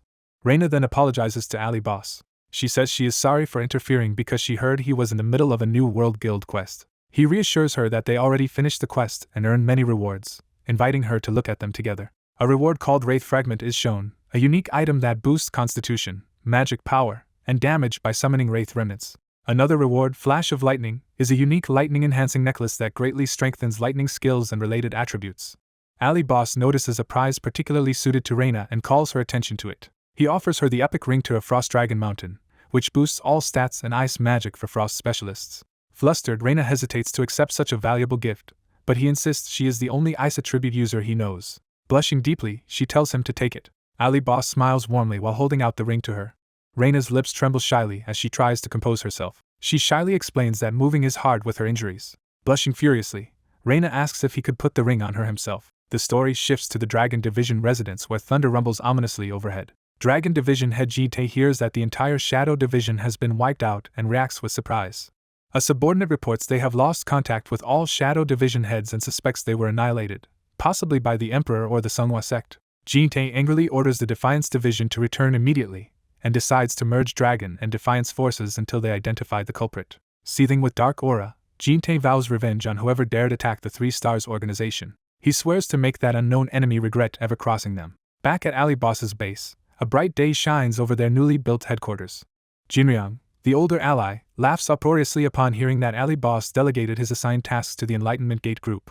Ali Boss explains that Enlightenment Gate insisted on handling the Nine Heavens Secret Hall themselves, and Jinryang says results matter more than who helps. Jinryang thanks Ali Boss for his assistance. A system notification confirms the Secret Core assassination quest is cleared, awarding experience and Jinryang's deep trust. Jinryang notes that the incident has forced Heavenly Defiance Sect and Celestial Dragon Sect to ally, making them harder to fight separately. Ali Boss grins, saying this development actually benefits them as he playfully offers Jinryang some cherries. He reasons that if their enemies gather together, it simply means he envisions crushing them all with one bloody fist. He concludes that their union allows him to wipe them out in a single strike. Fired up, Jinryang agrees enthusiastically. Jinryang declares he will start assembling troops and asks Ali Boss to gather strong adventurers as well. He confirms this will be their final showdown and tells Ali Boss to contact him when prepared. Ali Boss likes the straightforward plan and says he will be ready for the call. With preparations underway, time starts to pass at their base. Stretching outside, Ali Boss decides to handle some pending tasks while they wait.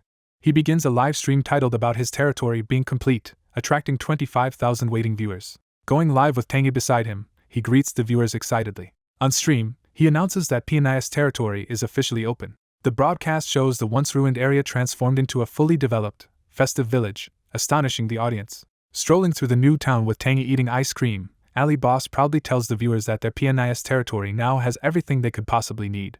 The streamer cheerfully introduces a mascot-like creature as the symbol of NIS. He points out the famous Tenji statue. Chat explodes in excitement, recognizing Tenji. He boasts that Tenji is the unmatched symbol of NIS while viewers rush to see the real and mascot Tenjis together. He hypes the audience, saying there is much more to show and invites them to experience it directly.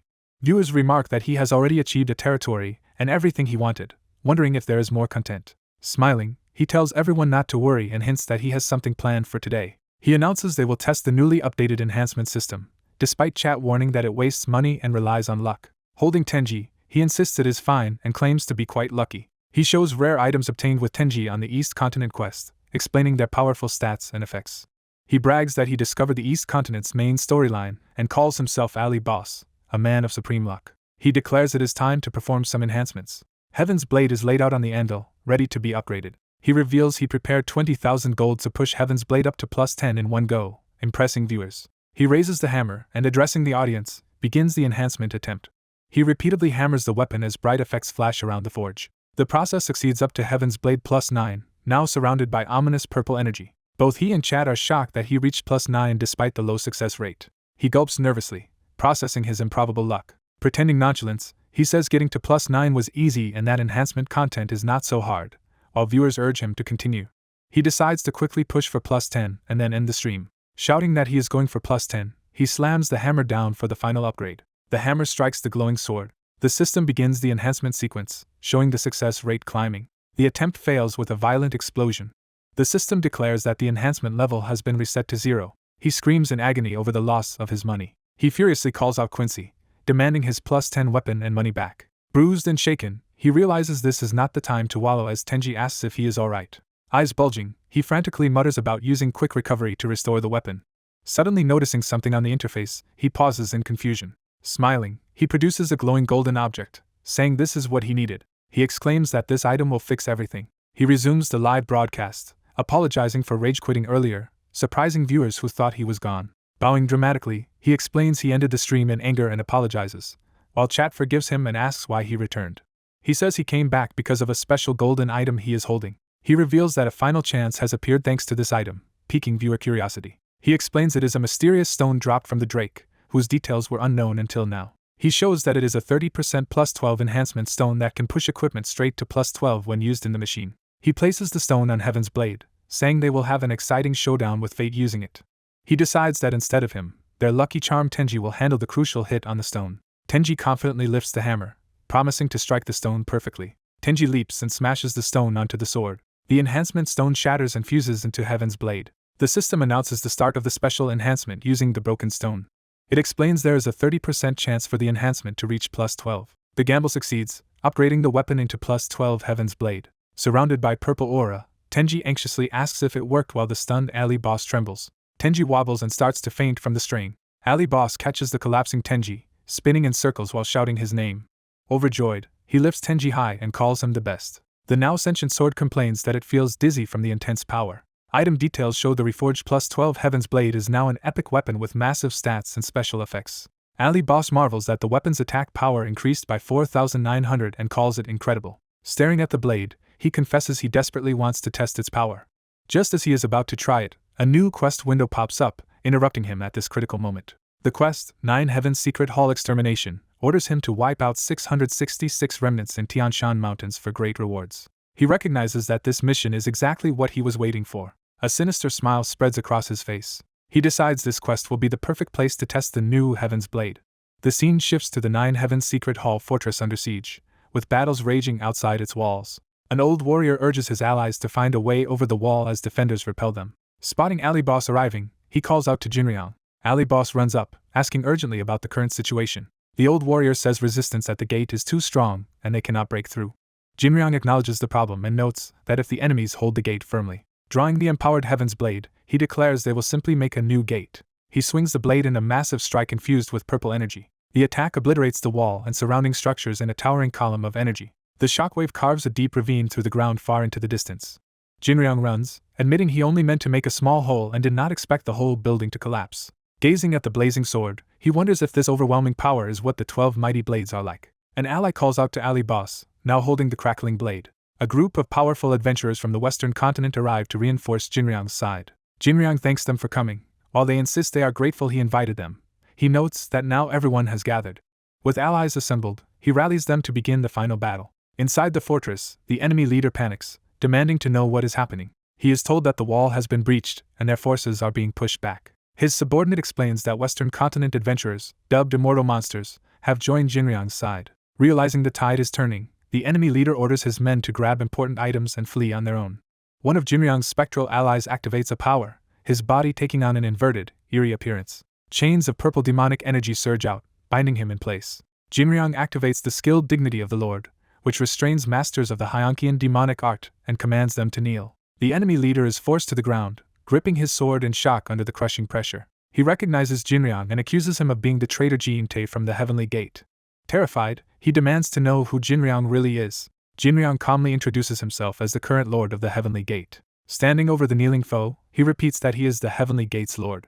Enraged, the enemy lunges, realizing Jinryang was behind the disaster. Jinryang counters with a devastating slash, sending the attacker flying. The wounded leader staggers and chases Jinryang, still brandishing his sword. He spots the emblem of the Lord on Jinryang and fixates on it. He demands that Jinryang hand over the Lord's emblem, saying someone like him does not deserve it. Jinryang casually removes the ring and asks if that is what the man wants. Grinning, he challenges the enemy to try and take the ring if he can. Both power up simultaneously, activating the Heavenly Realm. Within the Heavenly Realm, Jinryang moves at high speed, attacking with phantasmal copies while his opponent is overwhelmed. The enemy unleashes his own swirling demonic attack within the realm. Jinryang focuses, his eyes glowing with Heavenly Realm power. He dodges sharply inside the blue energy streams of the enemy's assault.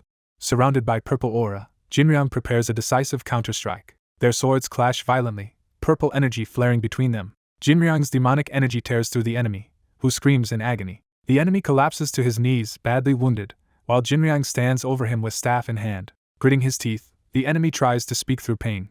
He roars in hatred and gathers a swirling black-purple orb of power in his hand. Jinryang, excited, remarks that this dramatic moment will look great on his broadcast. He unleashes Heavenly Realm Explosion, driving the orb into the foe with a massive blast. The towering palace structure looms above, moments before impact. The explosion detonates within it, obliterating the building in a storm of purple energy.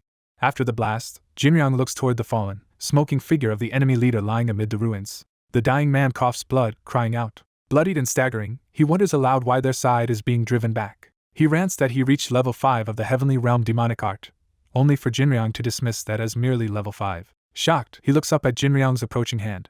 Jinryang states that he himself is level 7, overwhelming the man with his superior demonic force. He invokes Heavenly Realm demonic force, channeling power for a finishing move. The enemy's eyes roll back as the energy pours into him. A final column of purple light erupts skyward, signifying his defeat. Soldiers below stare upward in awe and fear at the aftermath. Jinryang stands tall over the battlefield, wreathed in demonic energy and victorious. The old warrior looks up at Jinryang in disbelief, saying this guy is something else. He announces that the enemy leader has died and orders the army to press the advantage and wipe out the rest. Morale surges as Jinryang's allies charge, routing the remaining enemies. The system declares that the Nine Heavens Secret Hall annihilation battle has been cleared. It further notifies him that he has gained experience points. The scene shifts to the golden-roofed Imperial Palace, signifying post-battle honors. Jinryang and his Western allies stand before the Emperor and court to receive recognition. Jinryang, eyes sparkling, thanks the Emperor for the lavish treasure chests he is given. The Emperor says he owes Jinryang greatly, as Jinryang saved him from despair. He adds that Jinryang also fulfilled the Imperial family's long-cherished wish. Standing with the Emperor and Jinryang, the old warrior reiterates that everything is thanks to Jinryang's efforts. The Emperor solemnly vows never to forget this kindness. A new title, Benefactor of the Yushin Imperial Family, is created for Jinryang, boosting his stats on the eastern continent. Another title, Benefactor of the Nine Heavens Secret Hall, is granted, further increasing his stats and granting free use of their facilities. Jinryang is thrilled to receive two powerful titles at once. The Emperor proclaims that from now on they will restore relations with the reformed Nine Heavens Secret Hall. The old warrior declares that the Hall and Empire will govern the country together as equals. Amid cheering crowds, the Emperor announces the birth of a new Yushin Empire, with Jinryang at the center of the celebration. Jinryang looks around, amazed at how far things have come. He then smiles privately, clearly pleased with the outcome. A narrator-like message states that with these events, the Nine Heavens Secret Hall storyline concludes. Two Western adventurers jokingly complain that they should have received the noble prize dogs being presented as rewards. The female and male adventurers excitedly say they are getting a territory of their own, with promised imperial support. Rejoining his companions, Jinryang praises the imperial rewards, and they ask what loot he personally received as the main protagonist of the quest.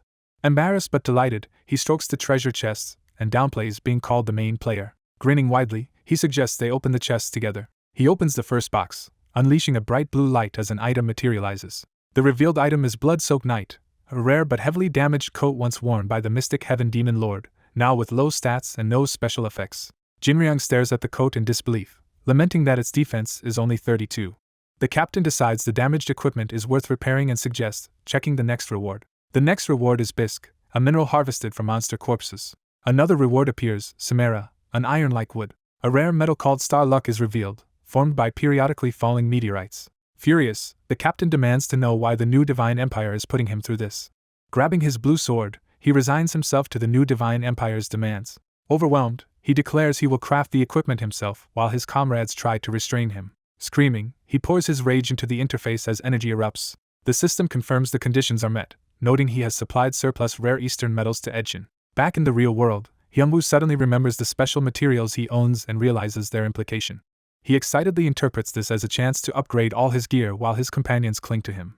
Hyunwoo mentally shouts that he is rushing to see the blacksmith Edshin. A scene transition shows a torrent of water, marking the shift to a new location. Hyunwoo calls out joyfully to Edshin as he arrives at the forge. The dwarf blacksmith greets him and Hyunwoo asks him to examine something. Hyunwoo proudly shows the rare materials, stunning Edshin. Edshin marvels at the unknown minerals and Hyunwoo explains they are rare resources from the eastern continent. Edshin eagerly begs to touch the minerals, but Hyunwoo insists they first decide what to craft. Burning with excitement, Edshin agrees to forge anything if he can work with the materials immediately. Hyunwoo hands over his gauntlets and asks Edshin to modify them. Edshin tells Hyunwoo to leave everything to him and pushes him out to go rest. Hyunwoo is literally kicked out of the workshop as Edshin gets to work. Outside, Hyunwoo grumbles about the blacksmith's rough behavior. Inside, Edshin lovingly admires the minerals while Hyunwoo thinks of him as an eccentric. Hyunwoo waits under a tree, clutching a treasure chest of remaining rewards. Opening it, he hopes the rest of the rewards are not just more minerals. He reads the description of Soul of the Mad Killer, a unique bead that can greatly raise stats and possibly grant skills. He then examines a fragment of a corrupted dragon's pearl, another unique stat-boosting, skill-granting item usable by animals. Delighted, Hyunwoo rejoices that he has obtained incredible items for stat upgrades. He summons his pet Tenji and calls him out of storage. Hyunwoo offers Tenji the Dragon Pearl fragment, which Tenji happily recognizes as his favorite essence. Tenji asks if Hyunwoo will eat something too, and Hyunwoo replies that he will consume the other bead. They clink the two orbs together like a toast before eating them. The narration notes that Hyunwoo consumes the Mad Killer Soul and Tenji eats the Dragon Pearl fragment. A surge of power hits them, and the system lists huge increases to Hyunwoo's stats. Hyunwoo exclaims at how insane the stat gains from the items are. Reading another notification, he is shocked by an unexpected effect while Tenji calls for him. Tenji happily announces that this time his body has not changed form at all. Hyunwoo checks Tenji and realizes his pet's appearance is indeed unchanged. Hyunwoo laments that the dramatic transformation he hoped to show on stream is gone. Tenji, now with more detailed eyes, asks why his master looks so upset. Hyunwoo quickly hugs him, assuring Tenji he loves him regardless of appearance, which reassures Tenji. Tenji reveals he gained a new epic skill called Pearl Refinement, which can create a dragon evolving pearl and amplify magic. Hyunwoo celebrates Tenji's epic skill, calling it amazing. In high spirits, Hyunwoo proposes a meat feast to celebrate, thrilling Tenji. Tenji drools uncontrollably at the mention of meat as Hyunwoo scolds him. The scene cuts back to the capsule where Hyunwoo logs out from the game. Sitting up, he reflects that this reward session gave him tremendous benefits. A friend rushes in, urging Hyunwoo to hurry because the trial verdict is about to be announced. Hyunwoo notes his timing is perfect. A live broadcast explains that the Seoul Central District Court is delivering the verdict in the Arena League match-fixing trial. Hyunwoo and his friend watch TV, and the friend asks if Hyunwoo is nervous. Hyunwoo confidently recalls that the competent investigator handling the case will ensure a good outcome. The announcer proclaims that the court's final ruling has been issued. The report states that the auditor and all teams and players involved in match-fixing have received the full sentences the prosecution requested. Hyunwoo remarks that with this ruling such scandals should not recur in domestic leagues, and his friend agrees. The friend says the upcoming Winter League should be exciting now. Hyunwoo asks why. The friend answers that it will be special because it is Hyunwoo's first league. He then asks if Hyunwoo's preparations to crush rival Jong Hanbik are going well. Hyunwoo replies confidently that of course they are. He adds that it is not only him. His whole in-game team is improving well. Hyunwoo imagines his party lifting the Winter League Championship trophy and vows they will win it. He clenches his fist against the window, fired up. Looking at his reflection, Hyunwoo tells Jong Hanbik to wait, promising revenge. The story shifts back into the game where Hyunwoo's party stands over a slain blue drake. His teammates cheer excitedly with a large loot chest. The healer happily notes they defeated the drake without Hyunwoo's help. Their leader starts to speak hesitantly, unsure how to proceed. He then suggests they work out how to clear the dungeon even faster next time. The rest of the party enthusiastically agrees with his ambition. Someone off-panel responds with a casual "shall we," signaling readiness. On a cliff above them, Hyunwoo watches while his party debates tactics, analyzing their performance. He smiles, pleased by what he sees. Wearing his upgraded uniform and gloves, he declares that now there is nothing to worry about. Hyunwoo smirks and asks if he should start acting according to his own plans. His interface shows a message from the Ally Guild, indicating contact. A new scene shows a vampire castle under a full moon, establishing the next dungeon. Inside, a guild member happily greets the appearing hologram of the alley boss. Hyunwoo appears to the guild, commenting that they still seek out interesting dungeons, and they reply that exploration is their guild's purpose. He thanks them for calling him despite his busy schedule, and they say helping each other is what they live for. Hyunwoo grins ominously, saying he has something special to test this time. The guild explains that the dungeon boss is a vampire with tremendous vitality that their skills could not overcome. Hyunwoo tells them not to worry. He confidently announces that he, the alley boss, will handle the vampire, and the guild thanks him. Delighted at the chance, Hyunwoo thinks he cannot resist upgrading his Vampire Slayer title. A notification states that they are entering the castle of Marquis Southrock. Hyunwoo and a companion walk into a blood-fogged hall where a dark figure waits. Pointing to the throne, Hyunwoo confirms that the posing figure is Marquis Southrock, the dungeon boss. The vampire angrily calls them persistent brats for returning to his castle. He vows that this time they will not die peacefully. Reaching forward, he begins a summoning. Southrock commands his horrific minions to appear. He orders the summoned creatures to kill the intruders surrounding Hyunwoo's group.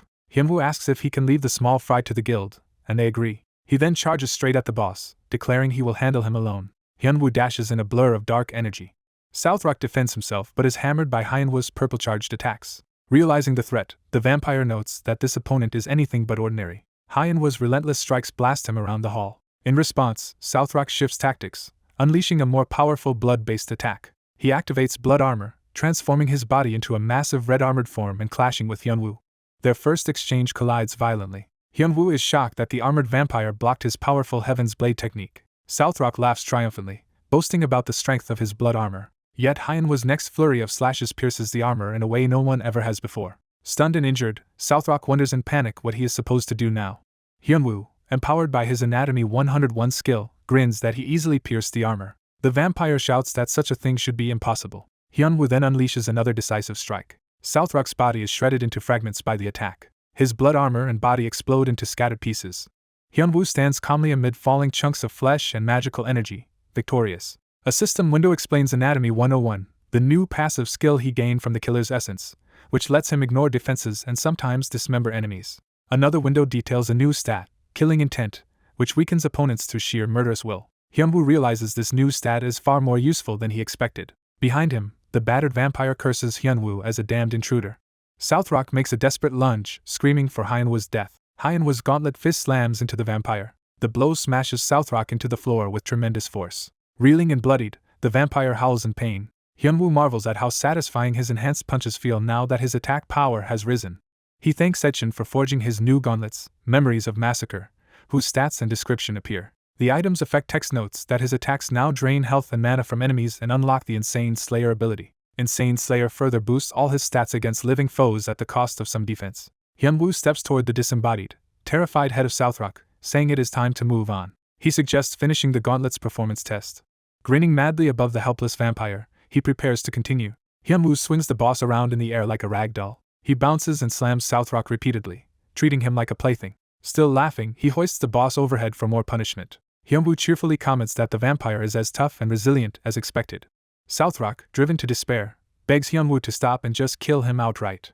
Hyunwoo refuses, saying durable humanoid monsters like him are rare and perfect for skill experiments. With a chilling smile, he declares that until his experiments are over, the vampire is not allowed to die. Southrock stares in silent horror and resignation. Seizing an opening, he wraps Hyunwoo in a blood explosion in an attempt to escape or finish things. The two clash again as Hyunwoo counters the desperate assault. Southrock thinks it is humiliating to be toyed with like this. He grabs at Hyunwoo in another frenzied move. Choosing death over further torment, Southrock decides he would rather die and prepares a self-destruct. Laughing, he shatters his own life core, triggering his demise. His body liquefies dramatically as he dies, tears on his face. From afar, guild members watch in disbelief, remarking that the boss monster actually killed himself. Hyunwoo realizes that forcing the boss into suicide counts as an alternate clear condition for the dungeon. He laments that his sturdy new toy is already broken. The system announces that the Southrock dungeon has been cleared while Hyunwoo wistfully mourns the loss of his toy. Loot drops from Southrock's body, including his coat, jewelry, blood, and the heart of Southrock. A guild member asks in amazement if Hyunwoo is really giving them all of these items. Hyunwoo answers that they can take everything since he only needs 2 skill books and has no use for inferior gear. He notes that the upgraded title Vampire Marquis Slayer alone makes the run worthwhile, granting him extra stats and damage against vampires. Satisfied that their objective is complete, Hyunwoo says it is time for them to go meet the Emperor.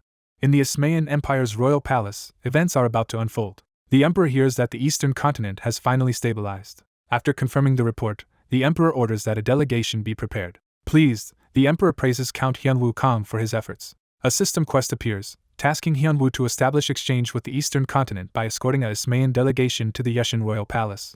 Hyunwoo, delighted by the high-ranked quest, decides to take it for himself. The Emperor muses that he now needs a representative to lead the eastern delegation. When informed that Duke LeBron has arrived, the Emperor thinks the timing is perfect. He has LeBron brought before him in the throne room. LeBron notices his disciple Hyunwoo present and asks why he is there. Complaining about his body aching from turning the Empire in place of someone incompetent, LeBron explains why he came. The Emperor grins mischievously as he prepares to speak. He abruptly appoints LeBron as leader of the Eastern Continent delegation.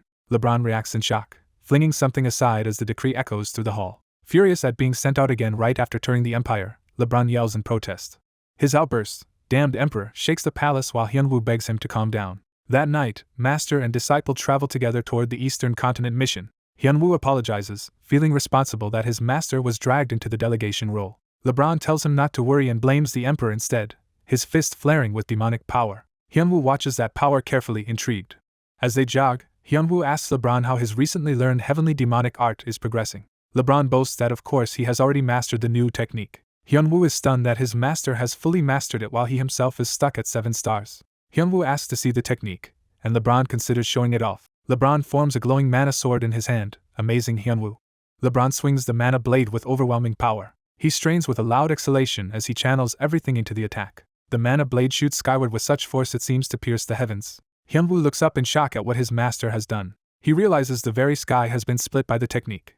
Hyunwoo sees the sky cleft open above the forest and marvels at the destructive power. Ecstatic, Hyunwoo excitedly asks how his master produced such an attack, and LeBron explains he simply compressed mana to the limit and released it. Hyunwoo contemplates this principle of extreme mana compression and release.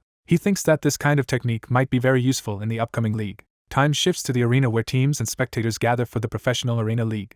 Announcer Yoon Ji-bin greets viewers and reminds them the Winter League is only a week away. She explains that all 8 domestic league teams are present today to draw lots for the match order. She details the drawing system where each team captain draws a numbered ball from a box to determine their slot. The bracket begins to fill, showing UK Whites, Valet Fighters, and Charlotte Dragons placed. In the stands, a young woman calls out to her teammate, getting his attention. She asks her masked teammate what number he hopes they'll draw. He replies that the actual number does not matter to him. He adds that as long as they win all their games, the draw is irrelevant. The announcer calls for last season's champions, JT Telecom, to step forward and draw. As the feared JT Telecom captain reaches into the box, everyone wonders what number they will pull. He draws ball number 2, placing JT Telecom in the second slot. The announcer notes that the bracket is filling naturally and that from now on any matchup is possible. She builds hype as she prepares to reveal which team will play in the opening match. She highlights the newly formed team Crescent Moon, featuring the star known as the Alley Boss. Crescent Moon is called up and their masked ace calmly walks to draw their number. One Crescent Moon teammate nervously prays that they do not get number 1, while another teases him for being cowardly. Holding the ball, the Alley Boss prepares to reveal which slot the rookie team will receive. The ball he drew reveals the number 1. He cheerfully announces that Crescent Moon has drawn number 1. Another team celebrates as the opening day matchup of the Winter League is finalized.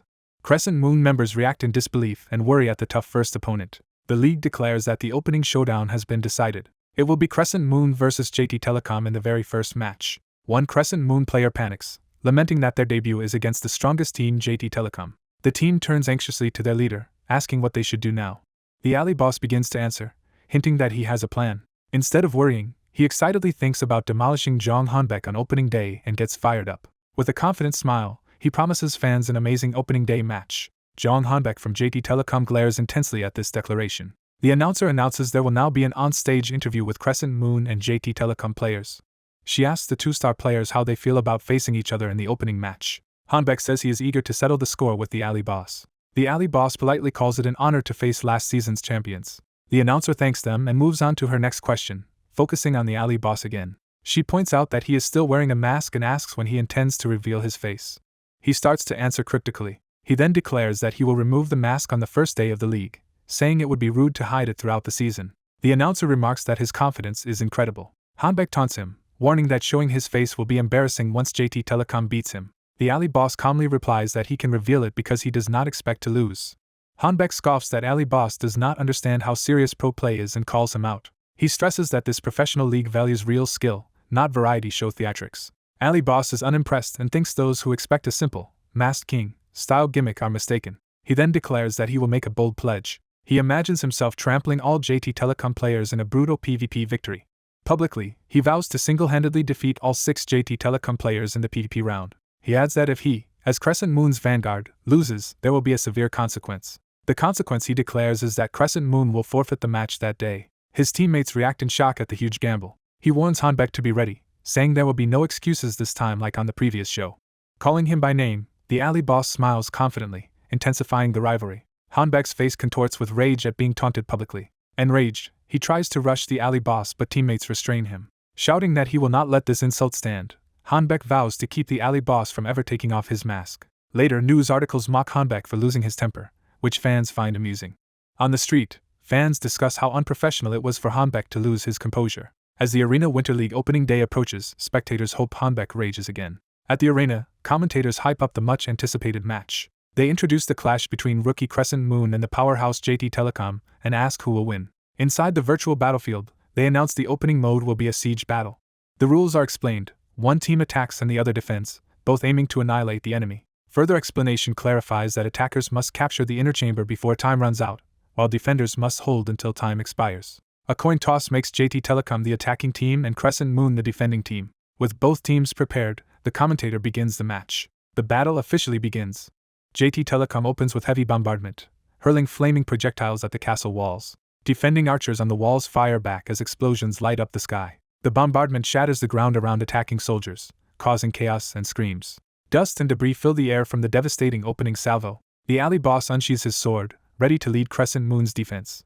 Standing tall on the battlefield, fully armed, he prepares to charge. He activates his demonic purple energy around the sword, rushing forward eagerly. His empowered strikes carve through lines of red-cloaked soldiers in a wild assault. The caster, stunned, narrates that Ali Boss is turning defense into overwhelming offense. Commentators describe Ali Boss's surprise aggression and wonder how JT Telecom will respond. JT Telecom's captain notes that, as expected, Ali Boss charged in first. He decides on his own siege response and rallies his side. He orders all his units to charge, convinced victory will be theirs.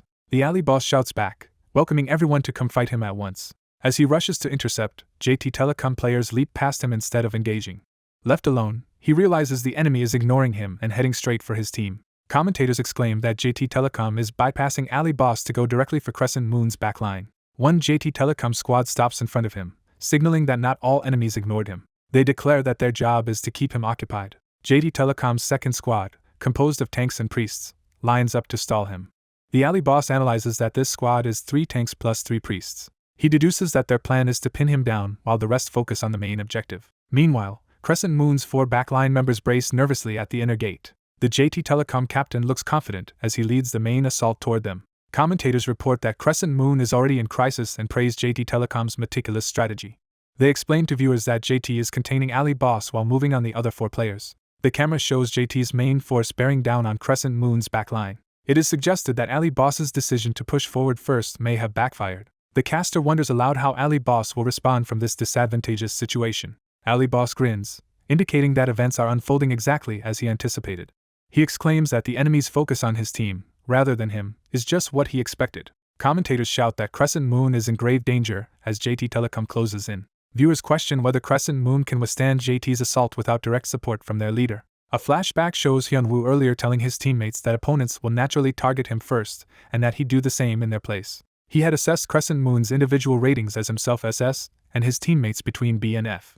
The team had been depressed by those harsh evaluations.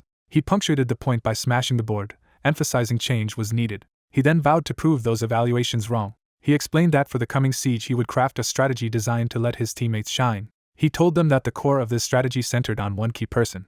He dramatically singled out Sunny, the shy necromancer girl. Her name echoed as the chosen linchpin of the plan. Sunny and another teammate reacted in shock at her sudden importance. In the present battle, Sunny unleashes her signature skill, summoning a massive undead army. She commands the undead to charge at JT Telecom's attackers. JT Telecom's frontliners brace themselves, shouting that the enemy has come. Fierce clashes erupt between skeleton warriors and JT Telecom fighters. The battlefield becomes engulfed in hordes of grotesque undead pressing the attack. JT's captain, confused, realizes Sunny is controlling her units far better than in past streams.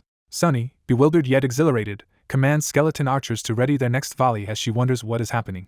The priest senses danger and decides they must disrupt the enemy's advance. He orders his ally to use magic to eliminate the enemy caster first. Their spells clash with the enemy mage's powerful magic array. The pink-haired caster is shocked by the incoming attack. A massive explosion tears through the battlefield.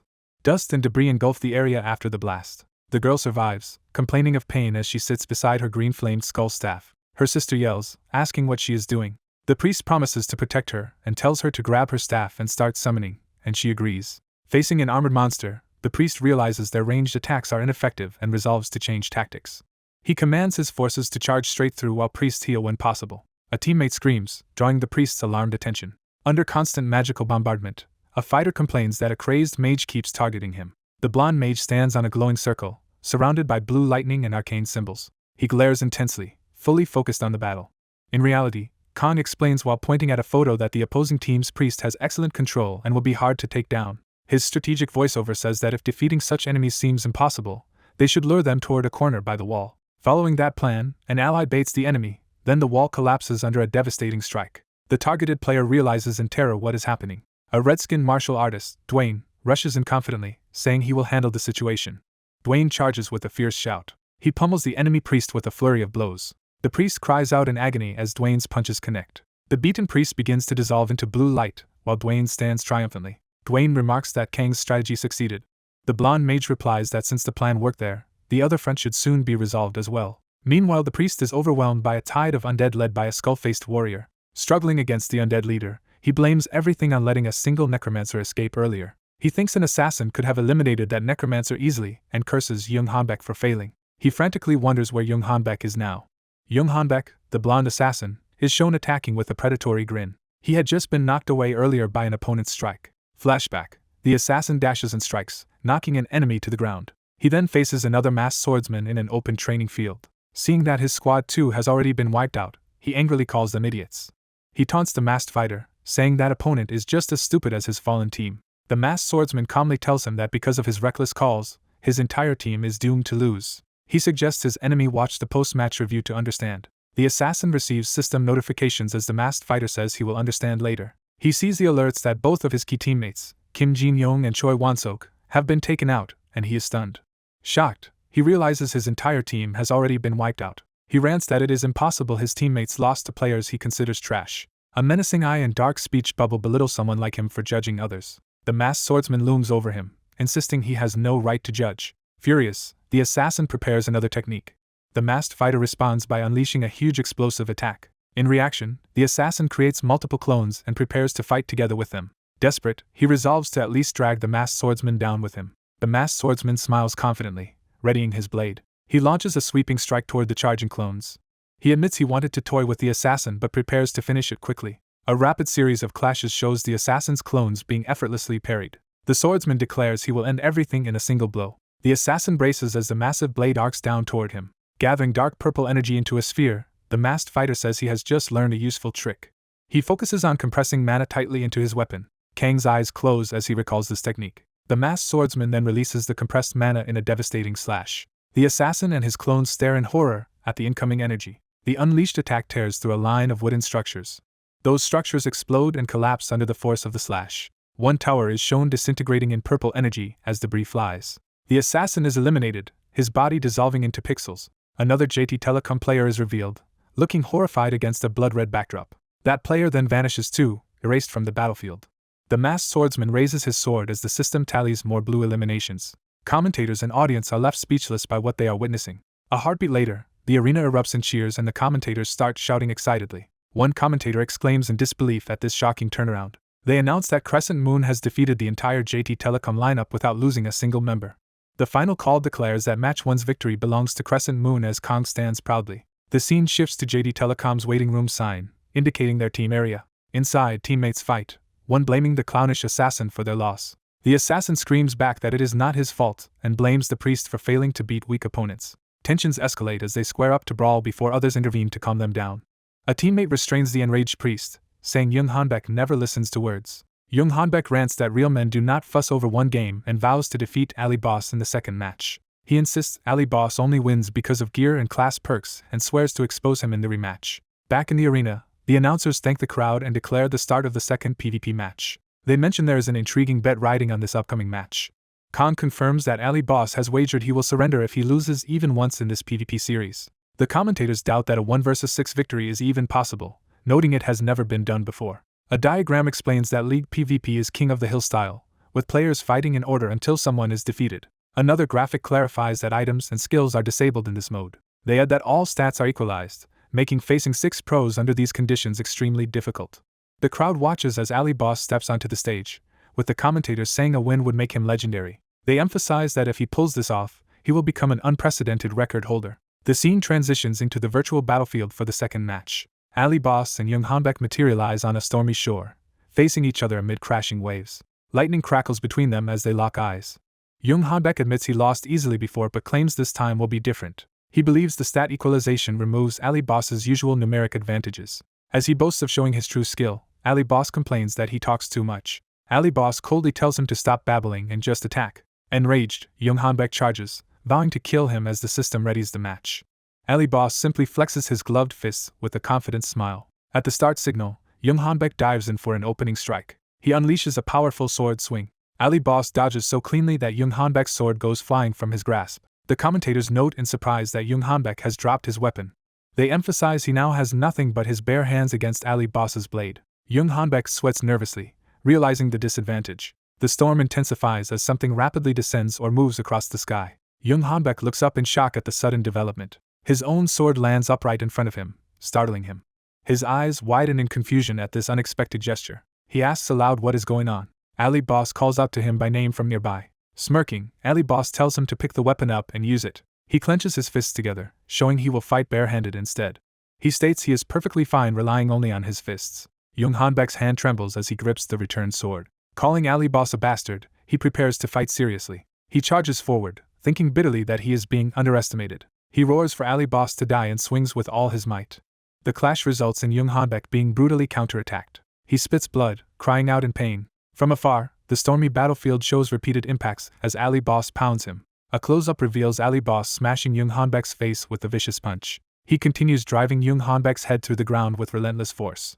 Jung Hanbek screams in agony as the beating continues. He is knocked back across the wet ground, sliding beneath Ali Boss's feet. Struggling to sit up, he groans while Ali Boss orders him to stand. Ali Boss, looming red-eyed, says the fight is not finished yet. Broken and sobbing, Jung Hanbek demands to know who Ali Boss really is. Ali Boss angrily asks why Jung Hanbek always appears before him and obstructs his path. Jung Hanbek screams what he ever did to deserve this obsession. Ali Boss falls silent, then demands to know what Jung Hanbek has done. As realization dawns, Ali Boss rips off his mask. The mask falls away, revealing his true face to Jung Hanbek.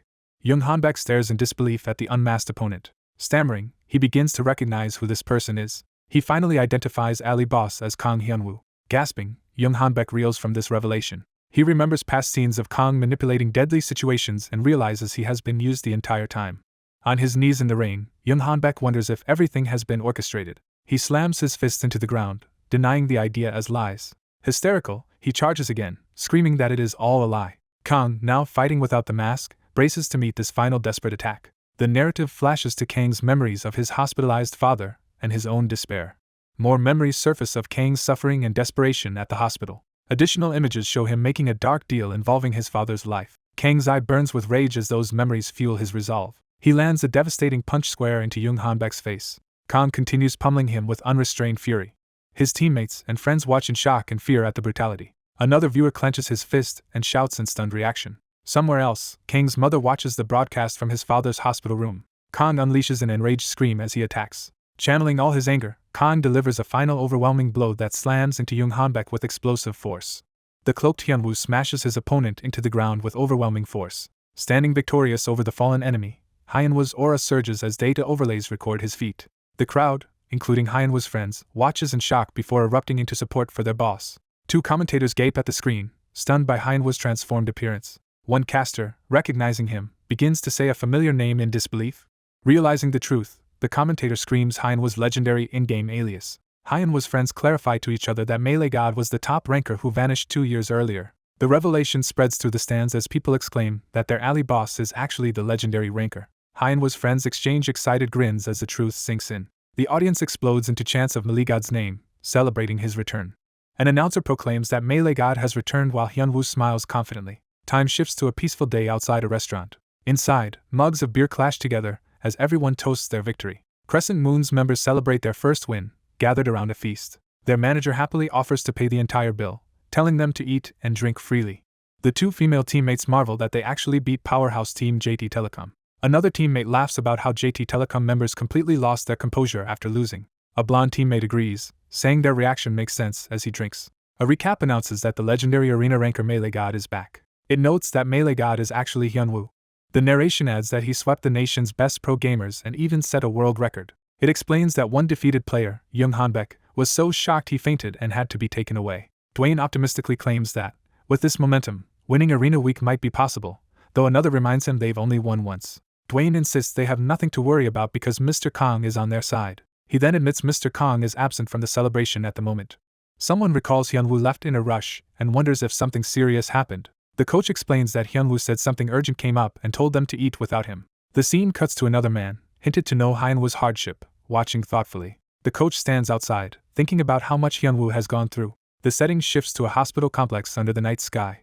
Hyunwoo runs inside, panicked and out of breath. He bursts into a room and freezes at the sight of someone standing there. Close up, he is so overwhelmed he can barely speak. His father, previously comatose, sits awake on the bed and gently greets him. His father remarks that it has been a long time since they saw each other. Hyunwoo tackles his father into a tight, emotional hug. His father comments fondly that Hyunwoo looks strong and healthy while joking that he himself has become skin and bones. Hyunwoo, still hugging him, says he has been working out hard. His father tells him he heard from Hyunwoo's mother about all the hardships his son endured while he was unconscious. His father warmly says he is proud of his son. Hearing this, Hyunwoo is stunned and deeply moved. Tears well in Hyunwoo's eyes as the words sink in. Crying openly, Hyunwoo says he is just happy his father finally woke up. His father tells him to stop crying and share how he has been, eager to hear everything. Hyunwoo narrates that he talked with his father for a long time. He recalls the many people he met during his journey in the game world. He also remembers the unusual events and incidents he experienced. Among them, he thinks back to his early matches and allies. He even recounts for his father the dramatic fight that happened earlier that very day. Later, father and son sit side by side as his father reflects on what Hyunwoo has told him. His father calls his name, and Hyunwoo responds attentively. The father firmly instructs Hyunwoo to forget about Young Chulho, saying he will handle that matter himself. He then tells Hyunwoo to focus only on his own path from now on. He adds that Hyunwoo should do it for the sake of all the people who believe in him, picturing the team. Hyunwoo silently takes in his father's words, looking thoughtful. A faint smile forms as he resolves himself. He begins to address his father again, preparing to speak his mind. The scene shifts back to the city streets where the team is still gathered outside. Without Hyunwoo around, his teammates comment that the mood feels incomplete. Hyunwoo finally arrives running, relieved to see everyone still waiting for him. They scold him playfully for being late, and he apologizes, explaining something urgent came up. When they suggest going for a second round of drinks, Hyunwoo declines, saying he needs to head home. Curious, they ask why he came back if he cannot stay, and he says he has something important to tell them. Nervous, he scratches his head as the team looks on expectantly. He thanks everyone, emphasizing that today's victory was a group effort, not his alone. He tells them the win was only possible because of all of them, and that they gave him the best day he has ever had. Blushing, Hyunwoo sincerely thanks them again. One teammate insists that they are the ones who should be grateful to him. Another excitedly says that playing games with Hyunwoo makes every day incredibly fun. Others chime in, thanking him for helping them become pros and saying they feel the same.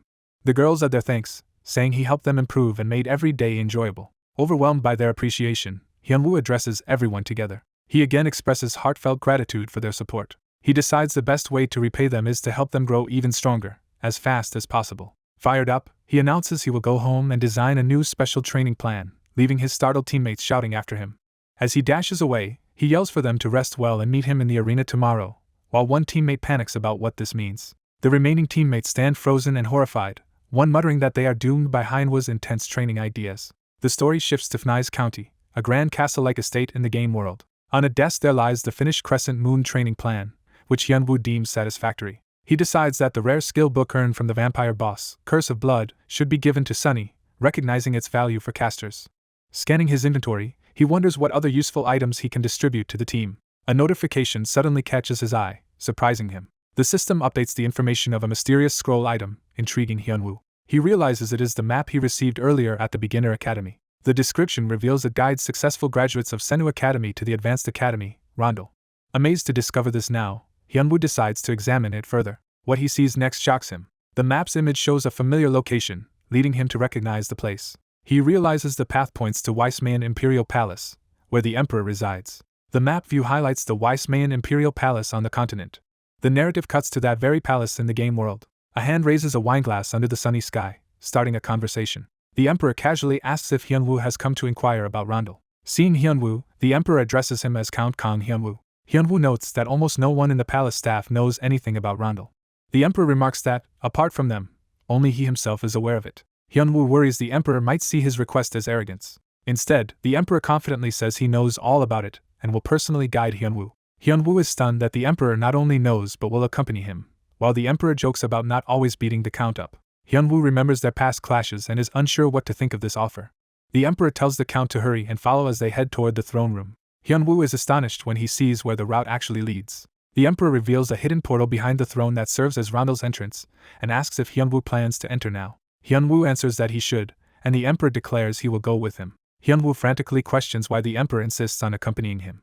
The Emperor explains that the powerful Knight LeBron is already on his way to the palace, still angry about the East Continent affair. To avoid confronting LeBron, the Emperor cheerfully suggests they escape through Rondel before the Knight arrives. A system message declares that Hyunwoo is entering Rondel Academy. Meanwhile, LeBron strides down a palace corridor, furious and determined. He grumbles about how Alexander once shoved his duties onto him and plans to return the favor this time.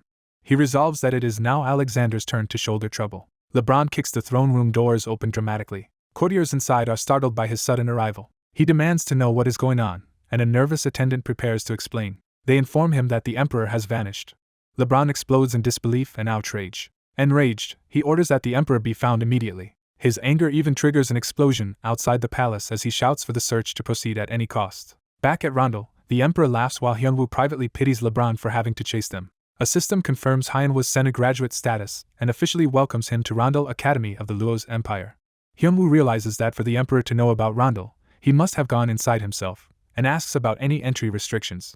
The Emperor boasts that mere restrictions could never stop someone like him, further impressing and worrying Hyunwoo. The system announces that Rondel's trial, composed of 3 stages, is beginning and can be cleared by meeting each stage's conditions. It explains the first stage is gaining combat experience against threats to the Empire, ending once the summoned enemy is defeated. A formidable dragon-like divine beast materializes as the threatening entity Hyunwoo must face. Hyunwoo readies his weapon, noting he has never seen this kind of monster and must be very careful. The Emperor identifies the creature as Ramseti, a lower-ranked divine beast. He warns that Ramseti is a light attribute being, directly countering Hyunwoo's dark powers. The Emperor further cautions that even minimal contact with the beast's attacks will be extremely dangerous. Ramseti dives in and clashes with Hyunwoo, its blow testing his defenses.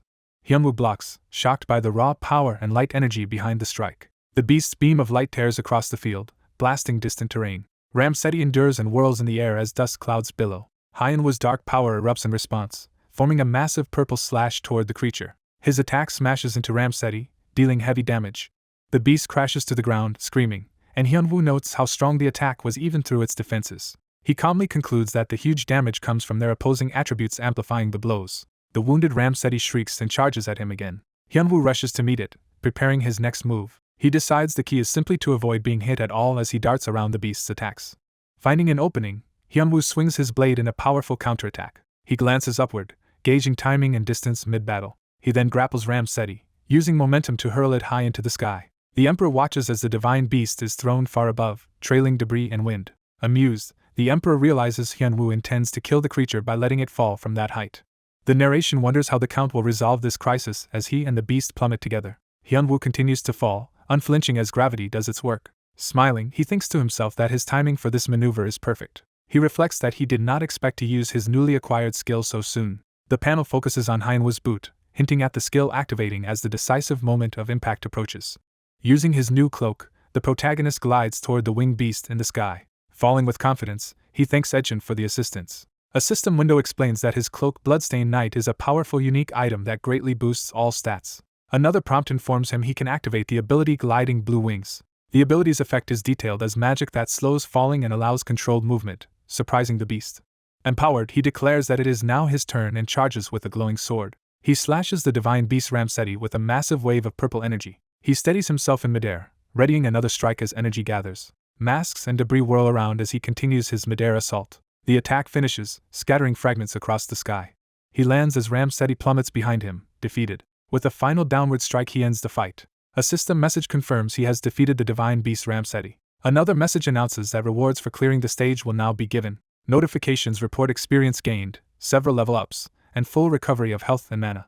Back on the ground, he notes the rewards are underwhelming, wondering if it is because this was only the first stage. A voice asks if he has finished warming up, calling him Count. The Emperor warns that the real challenge begins from the second stage and tells him to be ready. Shocked, the protagonist realizes the first stage was merely a warm-up. He asks how difficult the second stage will be as they arrive in a volcanic battlefield. A system notice explains that the second stage of Rondel tests how challengers handle disasters, which startles him. As the ground cracks and erupts nearby, he looks down in confusion. A massive explosion erupts before him from the volcanic terrain. He dodges falling lava and fire raining around him. Seeing something alarming, he gasps in recognition. He realizes their new opponent is a fearsome red dragon towering above them. He nervously asks the Emperor if they truly have to defeat that dragon, and the Emperor calmly answers yes. He wonders if he must fight it himself, but the Emperor starts to deny this. The protagonist summons Tenji, his marionette bear companion, who eagerly asks what is needed. Tenji gasps in shock when he sees the new foe. Tenji asks what they are fighting this time. The protagonist tells him to stay back and only buff him, and Tenji agrees. System messages show the protagonist receiving buffs like Bear's Might, Forest's Blessing, and Breath of the Wind. He also activates several of his own powers, including Giant Strength and another called the Yearning One. Further skills such as Twilight's Manifestation and Aura Release are unleashed, stacking his power. Wreathed in multicolored energies, he prepares to go all out.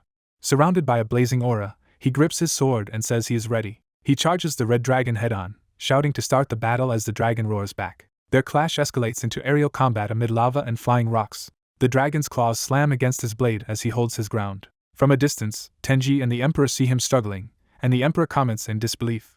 Tenji worries that his master is being pushed back even while using full power. The Emperor tells Tenji not to worry. Confidently, the Emperor assures Tenji that his master will not fall so easily. He decides they should simply observe the fight for now. The dragon continues its ferocious assault, smashing the ground near the protagonist.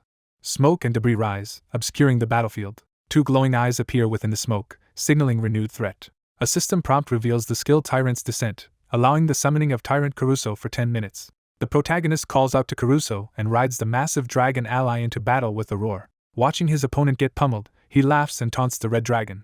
The red dragon's teeth ignite as it prepares something terrible. Caruso recognizes that the enemy is readying a devastating breath attack. The protagonist orders Caruso to respond with their own breath attack. Caruso rears back, flames gathering in its mouth as the protagonist holds on. Caruso unleashes a torrent of dragonfire straight at the enemy. The two dragons' breath attacks collide in a blazing explosion. The protagonist realizes they are being overpowered in the beam struggle. Deciding to intervene directly, he channels purple energy at the collision point. He hurls the condensed dark energy, shouting his attack. His beam pierces through the opposing breath, forcing it back toward the red dragon. The clash detonates in a massive explosion of purple and orange energy. The entire volcanic field shakes and smolders after the blast. The volcano erupts violently again from the impact. Caruso's form dissolves into blue data as the exhausted protagonist kneels with his sword. He notes that Caruso has fallen and all buffs have expired. Facing the still-standing red dragon, he wonders how he can possibly defeat it now. Panic rising, he asks himself what he should do. He starts to calmly assess the battlefield and the dragon's attacks. He searches for some element in the surroundings he can exploit. He desperately tries to think of something that could turn the situation around. Tenji reacts to this realization, startled. A grim smile forms on the protagonist's face as he thinks of a plan. He dashes toward the dragon with renewed determination. He decides he needs to reach a specific location to execute his idea. He forces himself to run through the dragon's incoming breath toward that spot. The dragon engulfs him in another wave of fire as he charges. Burned and battered, he struggles back to his feet. The red dragon prepares yet another breath attack from above. Someone chuckles ominously, signaling a change. The dragon senses danger and looks up in alarm. The protagonist, enraged, tells the dragon it is now in serious trouble. He declares that the dragon has provoked something it never should have. The emperor steps forward confidently with Tenji behind him. His expression hardens as he decides to intervene personally. Golden restraints of lightning bind the red dragon. The emperor yanks the dragon down and rebukes it as a fool that overstepped. He demands to know who the dragon thought it was to breathe on his subordinate. He then dives down with his glowing sword to finish it. The dragon is smashed into the ground and pinned beneath a massive golden construct. A cataclysmic explosion erupts as the emperor's power obliterates the dragon. Watching shards fall, the protagonist happily exclaims in relief. Proud of himself, he claims everything went just as planned, then senses something off. The emperor glares and calls his scheme a useless trick, while the protagonist feigns ignorance. With a dismissive snap, the emperor expresses annoyance. He tells the protagonist to catch such enemies himself next time. Grinning, the protagonist agrees, while Tenji fusses over whether his master is all right. A system message states he has passed the second test. Another message says rewards are being distributed and he will advance to stage 3. Notifications confirm he has leveled up again and fully recovered HP and MP. A title window grants him Hatchling Slayer, which boosts damage and magic against dragons, and he celebrates the new title. Another reward empowers his completion ring with the red dragon's breath. System logs explain that due to his dark arts the ring's attributes are adjusted so that fire and darkness now coexist. Delighted, he admires his new dual fire and darkness attributes. He brags to Tenji that he now has 2 attributes as well, but Tenji smugly replies that his own powers still surpass his master's. A prompt announces the start of Stage 3, and the protagonist eagerly says there is just one more challenge left. The rules of Stage 3 are explained. A race friendly to the Empire will be summoned, and he must earn their recognition to pass. Hearing it will be a friendly race, he hopes this means there might not be any fighting. The system states that a different race has been summoned as blue light coalesces. Seeing the figure materialize, the protagonist is surprised and curious. A blue-haired man appears, wondering about humans and asking if the protagonist is the one taking his test.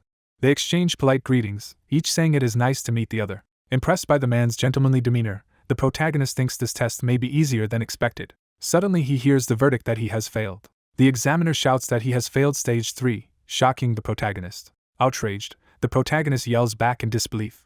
He demands to know why he failed, and the examiner prepares to explain. The examiner points at the emperor, saying it is because of the man standing behind him. He accuses the emperor of being the villain who broke the rondel system and assumes any ally of his must be the same. The emperor, annoyed, calls the examiner an old bear. Smiling dangerously while holding Tenji, the emperor warns the bear not to treat his subordinate carelessly. Recognizing Tenji as a marionette bear, the examiner is stunned and asks why such a being is here. He confirms with Tenji that the protagonist is indeed his master. Realizing this makes the protagonist a true guardian candidate, the examiner concedes that the situation is different. Transforming into a gigantic spectral bear, he agrees to administer the test seriously. Looming over them, the bear declares he will judge whether the protagonist is qualified. The protagonist notes how strong a marionette bear already is and imagines how terrifying its full guardian form must be. He starts to ask Tenji for buffs, then stops as new restrictions are revealed. The Guardian states that this is the protagonist's personal test and that any help from Tenji will cause immediate failure. The protagonist tells Tenji to stay back and not interfere under any circumstances, and Tenji reluctantly agrees. Resolved, the protagonist faces the towering bear alone, saying it cannot be helped. He launches himself forward, determined to handle the challenge by himself. The Guardian gathers a huge orb of blue lightning overhead and invites the protagonist to come at him. The bear slams the lightning down, creating a devastating shockwave that makes the protagonist cry out in surprise. Witnessing the destruction, the protagonist marvels at the Guardian's overwhelming power. Realizing he cannot afford distraction, he forces himself to stay focused. A massive fire vortex hurtles toward him, catching him off guard. Using his fire attribute, he slices through the flames while charging ahead. Suddenly green wind energy surges around him, surprising him. A powerful green gale smashes into the Guardian amid flying rubble. The protagonist lands, bracing himself with his sword as the aftermath swirls around him. He observes that the Guardian's relentless, overlapping elemental attacks make it difficult to close the distance. Deciding on a different tactic, he unleashes a wide purple energy slash from afar. The Guardian responds by coating his arm in ice crystals. Their icy defense collides with the dark slash in a vibrant explosion of blue and purple. The protagonist spots the towering ice wall the Guardian created and recognizes it as an opportunity. He declares this is his chance and readies a flaming sword technique. He leaps and cleaves through the ice wall with a blazing arc. The explosion from his attack fills the arena with fire and shockwaves. The Guardian stumbles in the smoke, complaining that his vision is obscured. Taking advantage of the cover, the protagonist dives in from above to strike the disoriented Guardian. Haravali charges in and punches the raging blue beast. Purple magic gathers densely around his fist. He slams that purple energy into the monster's torso, causing a huge detonation. The blonde ruler watching is surprised by Haravali's move. Haravali thinks he cannot perfectly replicate that technique as he attacks again. He suddenly notices something is wrong mid-fight. Another blue beast grapples him, while he angrily shouts at it. Haravali, still attacking, thinks this was reckless judgment in the current situation. He freezes when he finds the beast's mouth right next to his head. Tenji, the bear doll, fires green magic and calls out to his endangered master. Realizing his master is in danger, Tenji decides he must help. He clenches his paw, ready to act. Tenji hesitates, remembering the master said he would fail if Tenji interfered. Torn, Tenji wonders what he should do as the beast continues attacking. The training beast prepares to end the fight, saying that is enough. Tenji hurls himself at the beast, screaming for it to stop hitting his master. After bouncing off, he lies dizzy while the bewildered beast wonders what is happening. The beast reminds Tenji that interfering means his master fails. Tenji argues that the rule does not matter if the master is about to die and resolves to act despite anyone's objections. He declares in tears that he will save his master over and over if necessary. Haravali shouts Tenji's name as the beast turns away, and Tenji reacts in confusion. Haravali stands up unharmed, making Tenji joyfully call to him. Tenji clings to him crying with relief, and Haravali notes how worried the kid was. Haravali scolds Tenji for disobeying the order to stay put. Facing the beast again while holding Tenji, he asks why it forced Tenji into this. The beast reveals it only wanted to test whether their relationship was ordinary or based on trust. He concludes, seeing Haravali and Tenji together, that they truly trust each other. The beast announces that they have passed the test, shocking both of them. A system message congratulates Haravali for clearing the given test. The system says it will now grant him his reward. A new title, First Graduate of Rondel, is created for him. The description explains that this title is for graduating the Luo's Empire's Advanced Academy and increases magic power. Another title, Guardian of the Luo's Empire, is also created. That title is described as boosting all stats in combat, especially while defending. He receives the Rondel Graduate Ring, which greatly increases his stats and magic power. His existing Senate Graduate Ring absorbs the new ring. The fused equipment evolves into the Epic Ring Red Guardian, massively boosting stats and magic-related skills. Haravali exults over the plus 450 stats and magic effect boost, tossing Tenji around in celebration. He thanks Tenji for helping him clear the test, while Tenji yells at him never to pull such a stunt again. An arena official arrives to congratulate the new Guardian, and Haravali thanks him. The official pats Tenji, saying he will be on his way. He encourages Tenji to grow into a great marionette bear. Tenji repeats that he will indeed become a great marionette bear. The official's projection begins to fade away. A system message states Rondel has been cleared and Haravali will be moved to the summoning location. Back with the blonde ruler, Haravali happily tells Tenji they should go home, and Tenji demands meat as a reward. The ruler silently watches them with interest. He mentally analyzes Haravali's copied attack as injecting magic into an opponent and detonating it. Remembering how Haravali has copied skills after seeing them once, he wishes for Haravali to become stronger. He adds that Haravali must grow stronger for the sake of his own future. Elsewhere, a cathedral-like hall shakes amid battle damage. Debris explodes as a powerful blow lands inside. A furious officer punches the blonde ruler. The officer yells that the ruler dumped all the work on him and ran away. The ruler jokes that he appreciates such a warm welcome upon returning, calling the officer LeBron. Their clash sends shockwaves that even reach Haravali's location. A mission called Exchange with the Eastern Continent is summarized with its conditions and rewards. The system reports that mission cleared, granting Haravali experience and over 32,000 Imperial contribution points. Haravali notes that finishing this quest after Rondel is nice but decides to delay picking another because he has more urgent matters. He thinks that he has things to handle right now. A schedule notification reminds him of Crescent Moon raid training at 1900 hours. Text explains the upcoming raid time attack where 8 league teams race to kill the same raid monster. It further explains that, due to the raid's difficulty, the monster is revealed a week early and that today is reveal day. The scene shifts to the snowy mountain where the raid will take place. The snow mountain Cyclops roars viciously. The colossal Cyclops materializes in a green safe zone before multiple teams. 2 rookies nervously identify it as the snow mountain Cyclops and doubt whether they can handle it. A teammate reassures them because Hyunwoo is with their team and looks to him for confirmation. Hyunwoo flatly answers no. He tells them they will have to handle the raid monster themselves, shocking everyone. His teammates demand to know if he really is not participating. Hyunwoo clarifies he will compete in the tournament, but wants them to practice on their own. He explains they are starting to stand as real pro gamers and should take the next step. Hyunwoo says he wants them to reach a point where they can win even without him. He reminds them he is only playing one pro season while they must build long careers. He states that his goal is to help the teammates who trusted him become lasting pro gamers. One male teammate is moved by this responsibility, and a female teammate looks at him fondly. Hyunwoo powers up with purple magic and confirms that determination. He grabs 2 teammates and throws them toward the Cyclops using that dark energy. He then launches more teammates away, shouting as he propels them. The thrown players crash painfully into the snow while the Cyclops watches. A system message declares the raid is starting as they scramble to recover. Standing back with his huge purple sword, Hyunwoo orders them to handle the monster themselves. With a sinister grin he adds that none of them can sleep today until they clear the raid once. 2 teammates stare at him in horrified shock. The Cyclops roars and raises its weapon to attack. One teammate hastily raises a shield, screaming. The Cyclops blow smashes into the ground, causing a massive impact. In the real world, VR capsules lie under a glowing cube that controls the arena. An engineer checks Hyunwoo's capsule while a suited man watches. The man confirms that this is indeed the capsule Hyunwoo will use, and the engineer says the team's capsule spots are fixed. The engineer hands him a device, explaining that pressing its button will make the machine malfunction. The man asks if it will stop the match, and the engineer assures him the observer and referee are bribed so the match continues. The man accepts the device and praises the engineer's work. A close-up shows Hyunwoo's eye overlaid with the same yellow color as the scheming man, hinting at a link. The CEO, Young-chun, stands in his office overlooking the rainy arena. He calls to manager Kim, who answers respectfully. The CEO orders Kim to ensure Hanbik's team, JT Telecom, wins the next match. He says to make them win at any cost, whether by bribing the referee or the team itself. He adds that boosting Hanbik's confidence is necessary, and manager Kim agrees. Thunder rumbles outside as rain pours over the city. The CEO muses that Hyunwoo Kong, son of Kong Sukjun, is an interesting connection. He wonders aloud if he should force Hyunwoo down the same path as his father. Crowds gather at the arena entrance as the event approaches. The host welcomes everyone to the Arena Winter League Raid Time Attack event.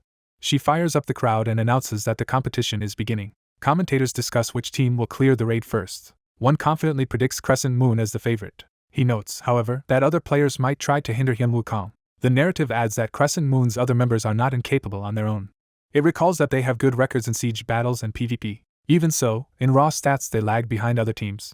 The caster says the stigma of Crescent Moon being a one-man team persists, and they need a big performance to change that. He wonders if the non-Hyunwoo members can truly make an impact in this raid. The narration invites the audience to watch and find out. Inside the simulation, the 5 Crescent Moon members stand ready with 1 minute before the monster appears. The shield user confirms everyone remembers Hyunwoo's strategy, and another replies he even dreamed about it. The 2 girls encourage each other to do their best together while their martial artist teammate looks on, puzzled. Sunny suddenly realizes Hyunwoo is missing and asks where Mr. Kong is. The martial artist frets that Hyunwoo was with them earlier. His mic is off, and the raid starts in a minute, so he wonders where Hyunwoo went. He has an epiphany as his eye flashes with determination. He tells everyone to calm down because he understands what this situation is. He declares that this is Mr. Kang's trial for them. He says Hyunwoo believes they have grown stronger over the past week. Sunny and Glass hear his voice in memory urging them to prove that growth. They conclude Hyunwoo must be watching them from somewhere, and Glass says that fits his style. Fired up, the shield user shouts that they should show everyone how much they have improved. His eye burns with resolve as he vows to show both the audience and Hyunwoo. He mentally calls out to Hyunwoo, dedicating the performance to him. Meanwhile, Hyunwoo lies face down in the snow, having collapsed.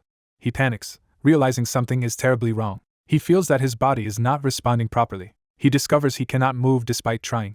The sabotaging device waits ominously on the CEO's desk. The CEO asks what will happen if he presses the button. Manager Kim explains the capsule will misread brainwaves and severely restrict the user's movement. He adds that the mic and system will also be blocked, preventing any request to stop the match. The CEO comments that without Hyunwoo, Crescent Moon will fall apart and JT Telecom will win easily. He smiles thinly, satisfied with the scheme. He says he will look forward to the outcome. Inside the raid, Hyunwoo notes again that his body feels strange. Experimenting, he finds that when he tries to move his left arm, a different limb responds. He observes that moving one limb triggers the wrong one, such as left arm input moving the right leg. Further tests confirm his left leg and right hand signals are also crossed. He concludes his nervous system signals are scrambled and wonders if the capsule is malfunctioning. He falls silent, focusing intensely. He decides that if this is the situation, he must adapt. Outside, the arena roars with cheering fans. 20 minutes into the raid, the casters decide to check each team's current situation. They report that JT Telecom is progressing the fastest, already confronting the Snow Mountain Cyclops stomp pattern. The commentators explain that the Cyclops' stomp pattern is extremely difficult, creating shockwaves with repeated stomps that can only be avoided in one specific way. During the stomp attack, players are shown needing to jump with precise timing to survive. The narration warns that failing to jump at the right time has dire consequences. A blonde player mistimes the jump and is struck by the shockwave. He is violently thrown and screams in pain from the failed dodge. The narration states that mistiming the stomp results in instant death, urging caution. The caster shifts to the next team, noting that the current second-place squad is a surprising contender. He reveals that the unexpected second-place team is Crescent Moon, currently battling a large monster. The commentators remark that even without Hyunwoo Kang, Crescent Moon is performing excellently in both mechanics and damage. Their strong execution lets Crescent Moon lock in second place almost immediately. The narration declares that Crescent Moon can now truly be considered top-tier professional gamers. The enraged Cyclops roars, preparing another powerful attack. Crescent Moon's shot-caller recognizes the stomp pattern and orders everyone to get ready to jump. The Cyclops slams the ground repeatedly as the team reacts to the stomps. The leader explains that while most players simply jump to dodge the stomps, that is only what people commonly believe. He reveals that through brutal training they discovered an alternative countermeasure. As the Cyclops leaps again, the team prepares to apply this special tactic. The leader charges forward, ready to execute their secret method. He notes that the key timing is the exact moment when the Cyclops jumps with both feet. He explains that if they cast a barrier at that moment, their plan will work. The Cyclops lands onto the glowing barrier and looks confused. The team uses the barrier to topple the Cyclops, interrupting its stomp pattern. They realize that the boss can even be stunned by this method. The leader shouts for everyone to act immediately. Crescent Moon unleashes a coordinated full-force assault on the staggered Cyclops. The commentators excitedly announce that Crescent Moon has unveiled a new way to counter the stomp pattern, while also creating a large damage window. The scoreboard shows Crescent Moon rapidly closing the gap with first-place JT Telecom. The system announces that only 30 minutes remain in the raid, adding pressure to finish. The caster questions whether Crescent Moon can still overtake JT Telecom. His co-caster anxiously echoes the question about surpassing JT Telecom. A team member is shown straining and near tears from the intense situation. The health bars show only a small percentage difference remaining between the two leading teams. The display confirms JT Telecom in first place with Crescent Moon close behind. The narration says that despite Crescent Moon's fierce pursuit, they are starting to fall behind. Observers comment that 5 players seem unable to overcome the advantage of JT Telecom's 11. The Cyclops roars again, brandishing its club for another attack. The Crescent Moon leader grimly charges, frustrated by the situation. The monster prepares another powerful swing in the snowy battlefield. It lunges forward, swinging down a massive blow toward the player. The leader looks up in shock as a long coat flutters into view above him. He recognizes the newcomer with surprise, beginning to call his name. Hyunwoo Kang appears dramatically on the field, answering his teammate's call. Dropping into a ready stance, Hyunwoo says there is no time to waste. He urges that they finish the fight quickly while binding the Cyclops in dark energy. Hyunwoo tightens his grip on the sword, showing his resolve to end the battle. Elsewhere, an official frantically asks Manager Kim what is happening with the machines. Manager Kim, sweating, insists the equipment is functioning normally. He reveals that the astonishing performance is actually due to Hyunwoo Kang himself. The staff marvel that Hyunwoo is still moving perfectly even though his signal system is malfunctioning. Hyunwoo, in the capsule, complains about the overwhelming focus he must maintain and how nauseous it makes him. Despite the strain, he clenches his fist, thinking there is another side to this experience. He realizes that, in truth, he is enjoying the challenge and excitement. Back in the fight, Hyunwoo slashes the Cyclops with a decisive blow. The system announces that the Snow Mountain Cyclops has been defeated. Hyunwoo and Crescent Moon stand before the fading corpse of the giant boss. The caster excitedly praises Crescent Moon's amazing performance. He explains that with Hyunwoo joining, Crescent Moon has overtaken JT Telecom at incredible speed. The narration states that Crescent Moon has once again secured first place, and the team celebrates. Later, Hyunwoo begins his end-of-day Ali Boss stream while riding in the team van. On stream he introduces himself as Ali Boss and Captain of Crescent Moon, greeting his viewers.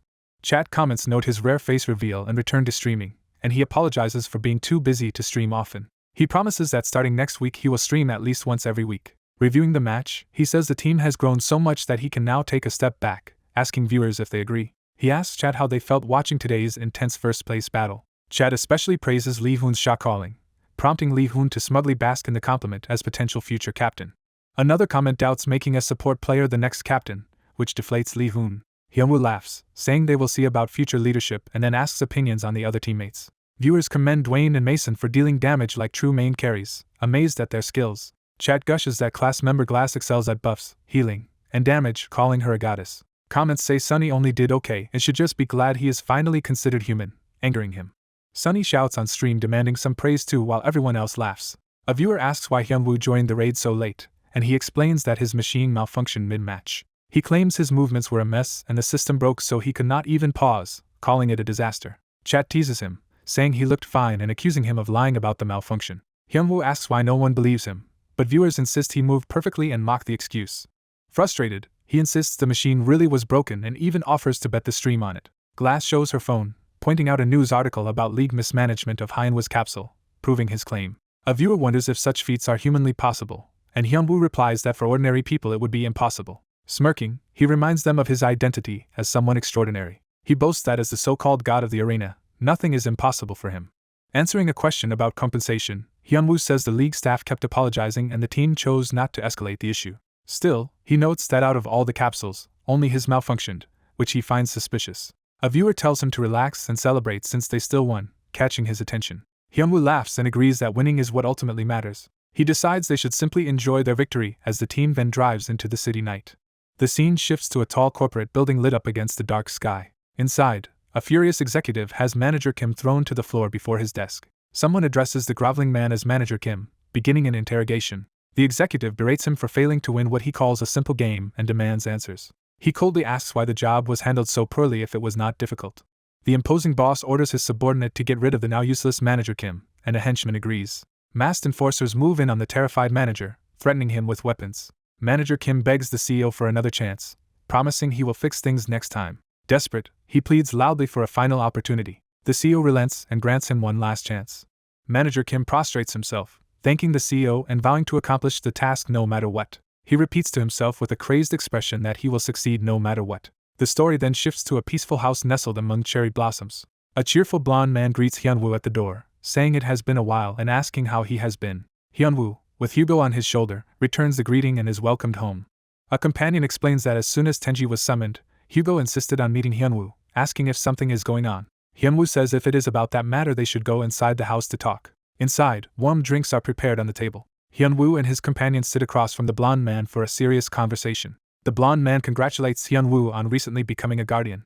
Hyunwoo confirms he met one of their ancestors in Rondel and asks if the man knows him. The blonde explains that the spirit was the great blue bear Anton, partner of the first emperor of the ancient Luo's empire. He adds that Anton created the academy to train guardians, which is why he appeared in the final test. He says Anton tasked their clan with guiding any newly born guardian to the empire. The blonde solemnly calls Hyunwoo's name, preparing to make a request. He asks Hyunwoo if he will travel to the Luo's empire. Hyunwoo is surprised, pointing out that the empire was supposedly destroyed. The blonde agrees it was long ago, and says even he is unsure whether any traces remain. However, he argues that the birth of a new guardian despite the empire's fall suggests an important hidden secret. He asks if that possibility does not imply there is a mystery to uncover, startling Hyunwoo. A quest notification appears, assigning Hyunwoo an SS+ rank mission to visit the fallen empire's capital, Refill. Hyunwoo is shocked that the task is rated as an SS+ rank quest. Excited by the high-level quest, he decides he cannot pass up such an opportunity. He eagerly accepts and asks to be guided to the Luo's empire. The blonde smiles and conjures a scroll, saying he will copy it to create a map for Hyunwoo. Hyunwoo wonders why the blonde is not coming personally, but the man says he must stay to protect the clan. Instead, the blonde tells Hyunwoo to take Tenji along, and Tenji enthusiastically volunteers. Soon after, Hyunwoo and Tenji travel to a frozen region where a massive frost golem blocks their path. The frost golem roars as it confronts them in the icy canyon. Hyunwoo and Tenji coordinate, with Hyunwoo attacking and Tenji launching fire as backup. Their combined flames engulf the frost golem. The golem explodes in a fiery blast, and the system announces that the frost golem has been defeated. Hyunwoo and Tenji stand before the shattered remains of the icy monster. Tenji boasts that his fire melted more of the golem, and claims he did more damage than his owner, which Hyunwoo disputes. Hyunwoo tells him to stop arguing and focus on finding the entrance to the empire. Examining the ice wall, Hyunwoo says the entrance should be nearby while Tenji grumbles about being ignored. Annoyed, Tenji yells for his owner to listen as he throws around his fire magic. His flames unexpectedly trigger an explosive reaction in the ice. The detonation shocks Tenji, who screams as the surrounding ice collapses. Tenji begs his owner to save him while sliding away, and Hyunwoo comments that he is overdoing it. Tenji ends up stuck upside down in the snow with only his legs visible. Hyunwoo pulls the dazed Tenji out, and Tenji complains that he thought he was going to die. Hyunwoo scolds him, saying the unstable terrain means he must not use magic recklessly. He warns that careless magic could easily cause a huge accident, then notices something. The explosion has revealed a massive ancient door made of wood and ice, astonishing him. Hyunwoo stares up at the door in shock, realizing what it means. He exclaims again in disbelief at what they have found. A system prompt appears asking if he would like to enter Refill, the capital of Luos, surprising him further. Hyunwoo laughs and praises Tenji for being great at finding dungeons, while Tenji screams that his legs are hurting. Tenji keeps shouting that his legs are splitting from the strain. They arrive in the radiant golden city that was once the Luos capital. Tenji excitedly marvels at a golden tree in the city. He then gushes over a golden house, amazed by the wealth. Finally, he is stunned to discover even a golden toilet. Overwhelmed, Tenji yells that everything is made of gold, while Hyunwoo gleefully tells him to collect all the gold they can find. Hyunwoo excitedly says that selling the loot outside will make them rich, but something suddenly interrupts him. A system message announces that the Luos Empire quest is cleared and a new title, First Visitor of the Luos Empire, is created. The title First Visitor of the Luos Empire is explained as belonging to the first player to visit the ancient capital ruins, and it boosts magic power by 15%. Overjoyed by the generous rewards, Hyunwoo celebrates and feels grateful he accepted this quest. A new SS Plus rank quest, Guardian's Appointment, instructs him to enter the Luos Empire Palace, gain the Emperor's recognition, and receive rewards including an imperial gift. Reading the requirement of the Emperor's recognition, Hyunwoo wonders if the Emperor is still alive. Looking at the gold-covered capital, he reasons that a king who could gild an entire city might still be alive. Concluding the Emperor is no ordinary person, Hyunwoo prepares while his companion declares it has picked up all the items. Seeing the palace gate, Hyunwoo decides he must stay highly alert for this dangerous appointment quest. The colossal golden doors of the palace begin to open before him. Hyunwoo and his mascot step dramatically through the open palace doors onto a golden path. Inside, Hyunwoo is startled by what he sees, breaking into a cold sweat. He finds a massive, demonic-looking figure seated on a throne, exuding ominous power. Stammering, Hyunwoo tries to react to the terrifying sight before him. The giant emperor clenches his fist and begins to speak, appraising something. Focusing on Hyunwoo, the emperor senses a remarkable presence coming from him. Hyunwoo, awed and nervous, wonders if the being before him is truly a guardian. Feeling overwhelming pressure from the towering figure, he suspects the man might actually be the emperor. Torches flare to life as the emperor acknowledges something and prepares to speak further. Rising from his throne, the emperor notes that after countless years something significant has finally occurred. He declares with joy that at long last a new guardian has been born. Hyunwoo, sweating, watches the towering emperor approach him. The emperor's looming presence fills the hall as he moves closer to Hyunwoo. Suddenly bursting into tears of relief, the emperor is overwhelmed that a guardian has appeared. The emperor's torrent of tears drenches Hyunwoo and his mascot, leaving them stunned. The emperor tearfully explains that his empire fell long ago, and that he has been unable to die despite the injustice. Still crying, he insists he is truly happy that a guardian has finally arrived. Hyunwoo notices the emperor's mood shift again, feeling that the atmosphere has become far more intense than before and doubts if he is really just an emperor. Cautiously, Hyunwoo asks the crying giant if he is indeed the emperor of the Luos Empire. Wiping his tears, the emperor apologizes for forgetting to introduce himself in his excitement. He prepares to formally introduce himself to Hyunwoo. The giant reveals that he is Larynx, the last emperor of the Luos Empire. Hyunwoo introduces himself as Hyunwoo Kang and remarks that he never expected the empire's emperor to be a literal giant. Larynx explains that the Luos Empire was founded jointly by descendants of giants and humans, and that he himself inherited giant blood. Sensing giant power in Hyunwoo, Larynx asks if he is also a giant, but Hyunwoo replies that he is an ordinary human. Hyunwoo clarifies that though human, his travels allowed him to gain a relic of the giants, which he shows on his hand. Larynx is astonished that a guardian carries a relic of the giants, and calls it a strange twist of fate. Larynx then asks if Hyunwoo has come to receive his formal appointment as guardian, and Hyunwoo confirms that he has. The emperor agrees to acknowledge him, saying Hyunwoo already has the qualifications of a guardian, which delights Hyunwoo. However, Larynx adds a condition before granting the appointment. As a member of the giants, Larynx says he must test whether Hyunwoo is truly worthy of holding their relics. Larynx promises that if Hyunwoo satisfies him, he will grant him the giant relic as a reward, which excites Hyunwoo. But Larynx warns that if Hyunwoo fails to satisfy him, he must surrender all giant relics he currently owns, shocking Hyunwoo. Larynx asks directly whether Hyunwoo will accept these high stakes. Hyunwoo thinks the risk of the quest is enormous, and that normally he would refuse such terms. He reasons that if he lets this chance pass, he may never receive another quest related to the giants. Observing Larynx's soft heart, Hyunwoo guesses the Emperor might not be as harsh as he first appeared and could give a manageable trial. Clenching his fists, Hyunwoo decides to take the gamble and addresses Larynx confidently. He announces that he will accept the test quest. Larynx approves Hyunwoo's decision and prepares to begin the trial in earnest. The Emperor hefts his thunderous spear, summoning immense power. Larynx swings his weapon with terrifying force as the trial begins. A massive explosion of lightning devastates the hall around Hyunwoo and his companion. Hyunwoo dashes through the crackling energy, bewildered by the sheer destructive power. Larynx's spear smashes the ground, sending lightning and debris flying everywhere.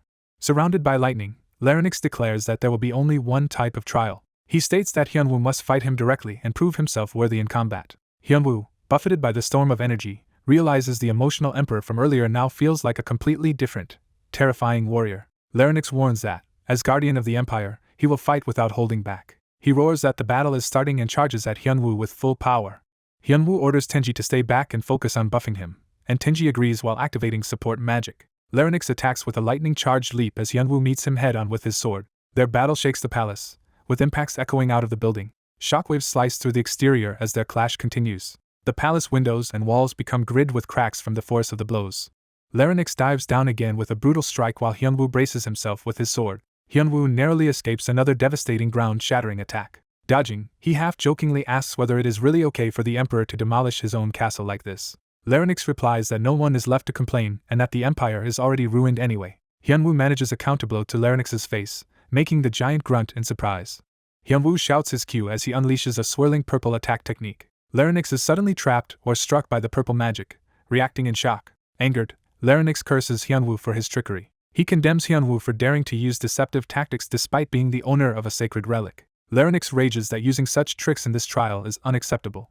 Hyunwoo detonates a series of powerful purple explosions around the Emperor. The Emperor endures the blast, still ready to fight and glaring down at Hyunwoo. He vows to show Hyunwoo the true form and might of the giants. Larynx lunges forward with another thundering lightning attack aimed at Hyunwoo.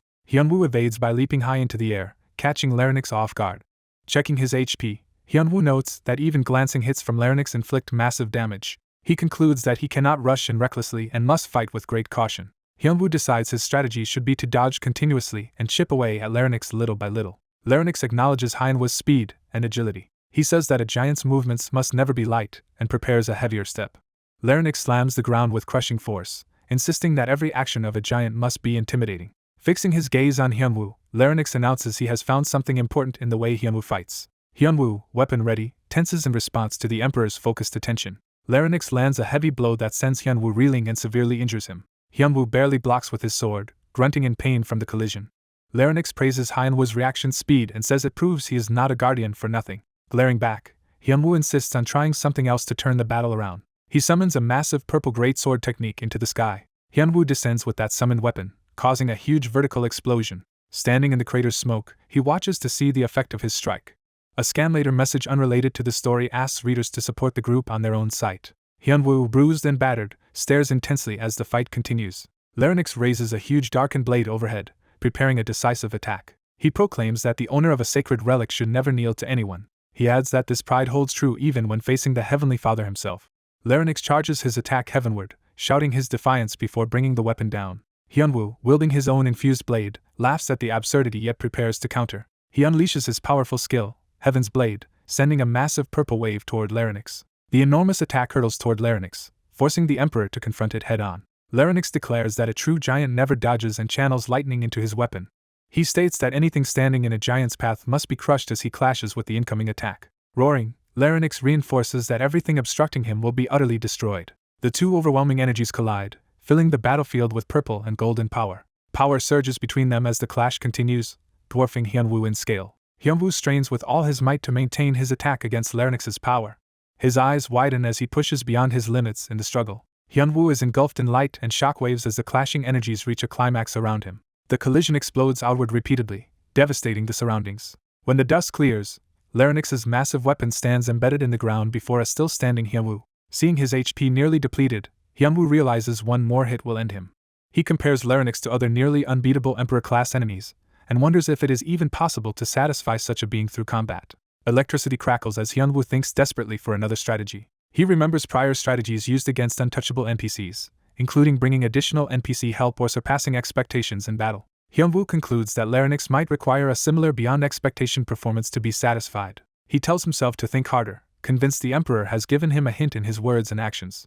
Reviewing Larynx's earlier proclamations, Hyunwoo focuses on what type of display might truly satisfy him. Battered and breathing heavily, Hyunwoo steels himself for one last attempt. He murmurs that this might be the end if his next plan fails. Larynx, looming over him, says that if Hyunwoo fails he must return all giant relics.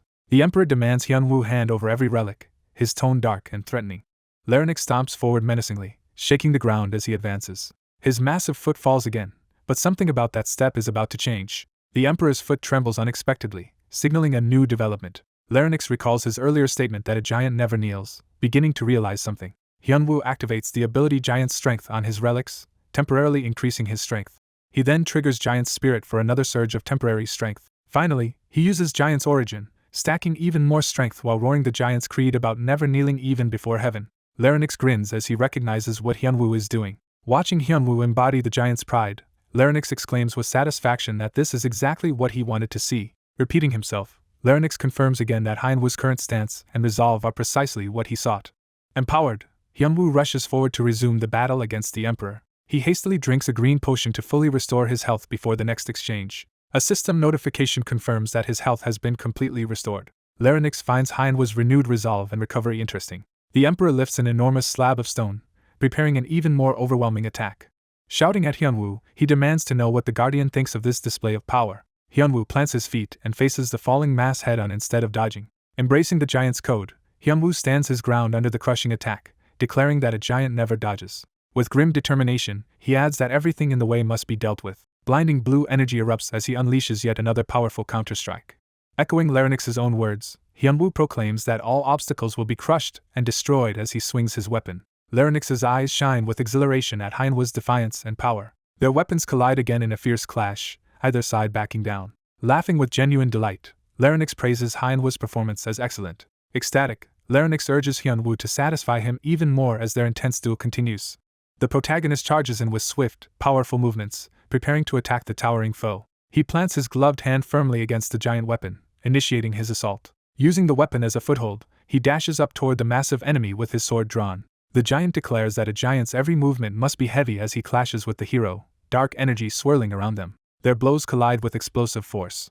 The hero channels purple energy into his sword and closes in, startling the giant. He shouts that every move must carry lethal intent as his aura flares. A huge purple cross-shaped attack forms in front of the giant. The purple blast engulfs the giant in a violent explosion. Breathing hard, the hero lands after unleashing the massive attack. Enveloped in smoke, the giant muses that he hopes this last attack is sufficient. The giant laughs and says the damage is still insufficient, shocking the hero. Roaring for greater satisfaction, the giant charges again with his enormous axe. The hero readies his blade and, sweating, begins another powerful swing, asking a question mid-attack. He screams for the giant to be satisfied already. Their strongest blows collide, yellow lightning and purple energy exploding between them. The enraged giant presses the attack through the explosion. The hero counters with more purple energy, refusing to back down. The giant, grinning fiercely, pours all his strength into the clash. The hero matches his ferocity, straining under the impact. He drives his sword deeper into the giant's weapon, refusing to yield. The giant's weapon slams into the ground with overwhelming force. The battlefield is torn open, leaving a huge trench where their attacks landed. Exhausted and battered, the hero kneels with his sword, barely holding on. Frustrated, he wonders aloud if all this still is not enough. As the giant rushes him again, the hero cries out, asking what more he has to do. The giant announces that this will be the final blow. The hero curses and swings desperately to meet the oncoming strike. He is knocked to the ground, staring up at the descending giant hand. Suddenly, a system message appears and green light heals him, restoring his health to full. As the giant crashes down, he reveals he never meant to steal the sacred relics and only wished to teach the hero. The giant explains he wanted to impart the value of the relics and what it means to be a giant. The stunned hero asks if this means he has passed Larynx's test. Smiling warmly, Larynx tells him that he has indeed passed as a guardian. Larynx begins removing his golden arm guard to hand it over. He presents the shining arm guard, saying it is the promised relic. Overjoyed, the hero accepts the glowing relic with both hands.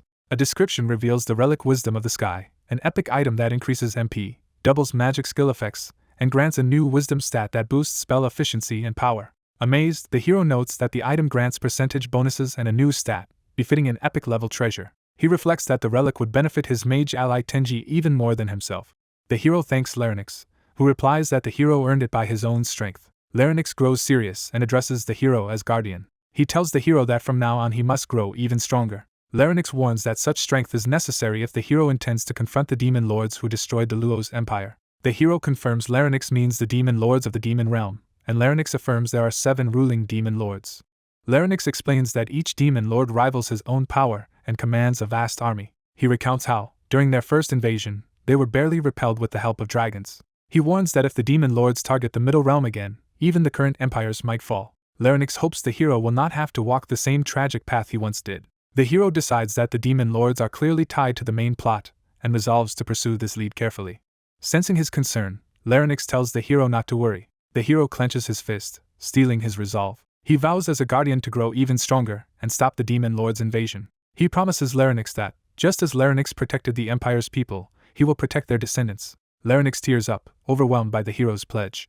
He marvels internally at how such a reliable guardian could have been born. With tears in his eyes, Larynx says he can now finally rest in peace. As his body begins to fade, Larynx thanks the hero once more. Disintegrating into light, Larynx blesses the hero's future path. The hero quietly watches as Larynx's form scatters into glowing fragments. A system message announces that the last emperor of Luos, Larynx, has been defeated. Another message grants the title Heir of the Giants, boosting all stats by 200. A new passive skill, Pride of the Giants, is described, raising strength, HP, attack, and defense and further enhancing those stats when advancing. Ecstatic, the hero exclaims that he received both a title and a skill, calling the day a jackpot of rewards. He notes that the greatest reward is yet to be revealed. His status window appears, showing him as level 300 True Knight of Kion with the Heir of the Giants title and massively increased stats. He realizes he has finally surpassed level 300. He understands this means he can now attempt his 4th class advancement. Away from the battlefield, his muscular master happily declares he is coming to find his own master. The master suddenly senses something and looks startled. Feeling uneasy, he wonders what strange event is about to occur. The scene shifts to LeBron's mansion, establishing the next location. Inside, LeBron works at his desk, surrounded by documents and books. The hero bursts in energetically, announcing his arrival to his master. LeBron, recognizing the bad premonition, asks his disciple what he wants this time. The hero leans over the desk excitedly and calls out to his master. He declares that he wants to become stronger. Narrating over images of powerful foes, he says his adventures have taught him something important. He has realized that this world is filled with beings far stronger than he is. He tells LeBron he wants to catch up to those powerful beings as quickly as possible. LeBron agrees this is true and listens seriously. LeBron acknowledges the hero's growth and says he is ready for the next stage. LeBron agrees to teach him but says there is one thing the hero must do first. The hero eagerly accepts any condition. With a sly smile, LeBron confirms the hero's willingness. LeBron ominously tells him to take his equipment off. The hero is bewildered and makes a confused face. They move to a forest clearing to begin the trial, standing facing each other with swords. The hero, now in casual clothes with a sword, asks why he had to remove his gear. LeBron brushes off the question, saying it is a secret, and the hero clicks his tongue in annoyance. LeBron summons purple energy, and states that the goal of the trial is simple. He declares that the hero must land a hit on him no matter what. A system window explains LeBron's trial. Inflict enough damage on LeBron to earn the 4th class advancement. The duel begins as they square off again in the clearing. The hero opens with a massive purple slash that LeBron meets head-on. They clash weapons at close range, purple energy exploding between their faces. The hero uses the explosion's force to vault upward and attack again from above. Surrounded by energy, he dives in for another powerful strike. LeBron counters with his own sweeping purple attack, moving with effortless power. The master's wide swing sends a shockwave that knocks the hero back. Determined, the hero charges in once more with his sword and purple aura. LeBron gathers a dense purple sphere of power in his palm, preparing a serious blow. The hero hurtles directly into LeBron's unleashed energy, their attacks colliding midair. The impact detonates into a huge purple explosion on the ground. As the dust rises, the hero stands, bracing himself amid the destruction. He continues attacking through the debris, pushing his energy to its limit. A colossal purple beam tears through the forest, showing the terrifying scale of his strike. The attack gouges a deep trench in the earth, leaving the hero panting at its edge. He admits he thought he had become stronger but is still struggling. Seeing LeBron unharmed, he despairs that he cannot even leave a scratch. He decides to pour even more mana into a stronger attack. A system bar shows his MP already empty, shocking him that he has run out so fast. LeBron asks if he has already exhausted all his mana. LeBron notes that the hero depleted it faster than expected. He scolds the hero, saying this is what happens when you rely on artifacts instead of training your mana. Nervous, the hero asks if he can at least rest to recover some mana. LeBron spits in exasperation at the request. He then bursts into loud laughter at his disciple's suggestion. Wiping tears from his eyes, LeBron says the hero really knows how to make people laugh. His expression turns dark as he asks if the hero really thinks that will happen. LeBron powers up a brutal purple strike and orders the hero to fight him head-on. The terrified hero cries out as the attack bears down on him. LeBron's overwhelming blow smashes the hero into the ground. The hero's body is hurled away, crashing amid flying rocks. Bruised and grimacing, he forces himself back up. His eyes harden as he refuses to give in. LeBron looms over him, weapon raised for another crushing blow. The hero barely blocks the descending attack with his sword. LeBron shouts at him to use his mana to defend himself immediately. He warns that his next strike is real and will not hold back. The hero protests that wishing for mana will not make it appear out of nowhere. He thinks bitterly that this difficulty goes against the usual rules of the game. LeBron grabs the hero's shirt, lifting him off the ground. Dangling in the air, the hero panics as LeBron holds him up effortlessly. LeBron yells that if the hero lacks mana he must squeeze out whatever he can and adapt, reminding him of past teachings. He preaches that will is determination and that craving and believing will create a way forward. Roaring that nothing is impossible in this world, LeBron demands the hero prove it. He throws the hero away and orders him to try again. The hero lies stunned, speechless, absorbing his master's words. He recalls that Arena's greatest strength is its freedom from fixed limitations. He remembers how the game constantly shatters preconceived notions.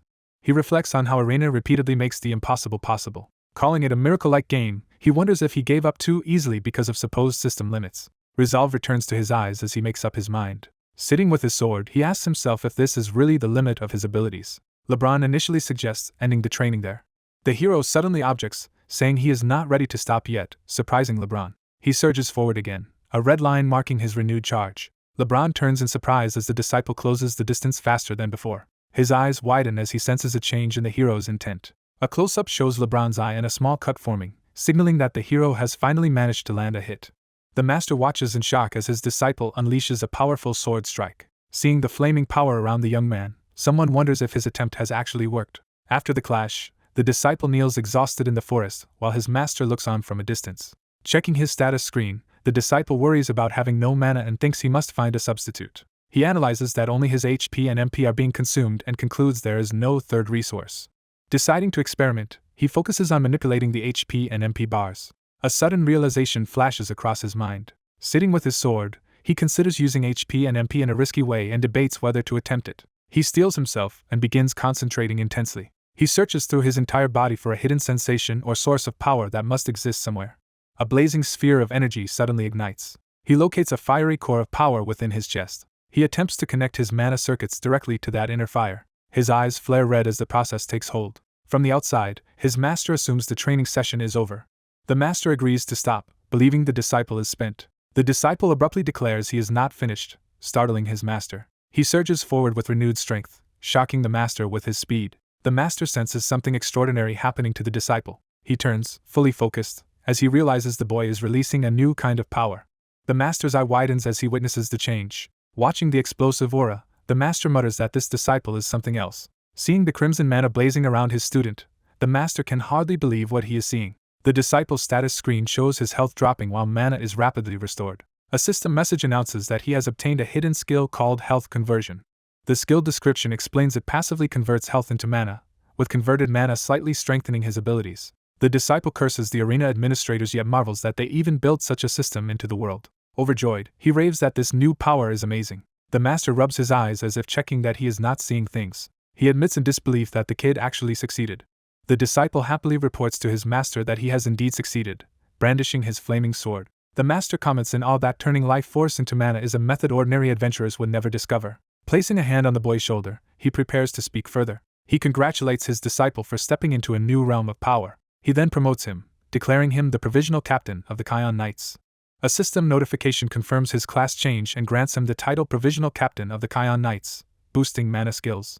Another notification grants him the unique passive skill Mana Discipline, which steadily increases his mana power. The disciple celebrates loudly, boasting that he has achieved the world's first 4th class advancement. He begins forming weapons out of purple mana. The projected weapons continue to solidify as he channels energy through his hands.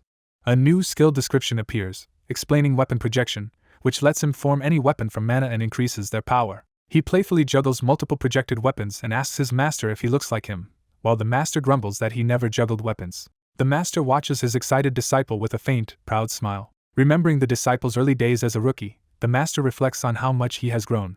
Comparing old memories with the present, the master notes how far the disciple has come in strength and demeanor.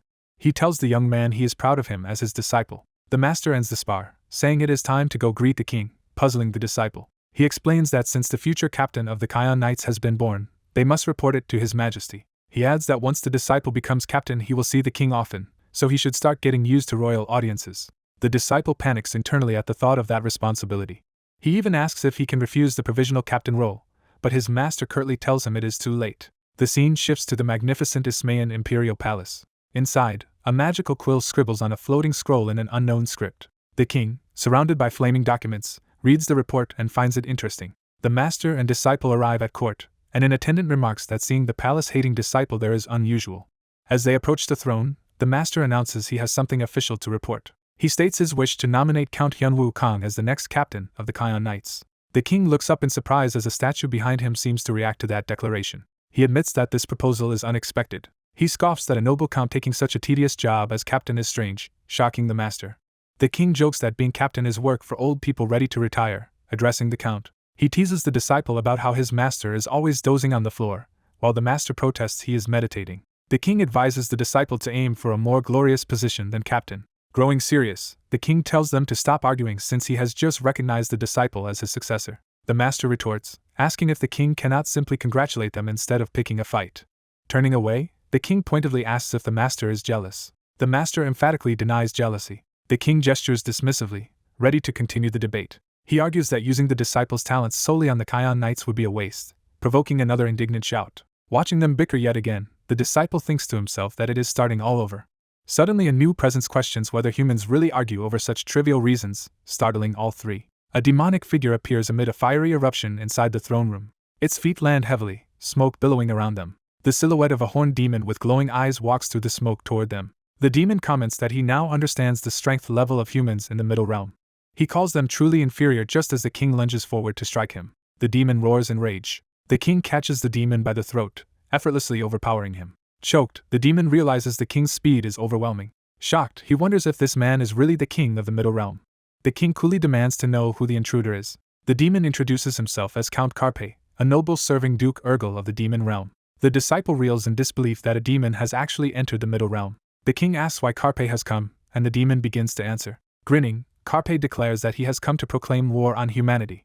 Addressing the people of the Middle Realm, he orders them to rejoice at dying by demon hands. He boasts that humans should be thankful to be slain by demons. The king contemptuously slams him to the floor. Looking down, the king mocks him for talking about invasion while being so weak, saying only the strong deserve to invade. He casually orders his men to throw the demon out. Carpe lies motionless, seemingly defeated, but his eyes flare open again with murderous intent. In a burst of motion he springs up and grabs the king from behind. His hand clamps around the king's throat. He also seizes the king's head, trying to crush it.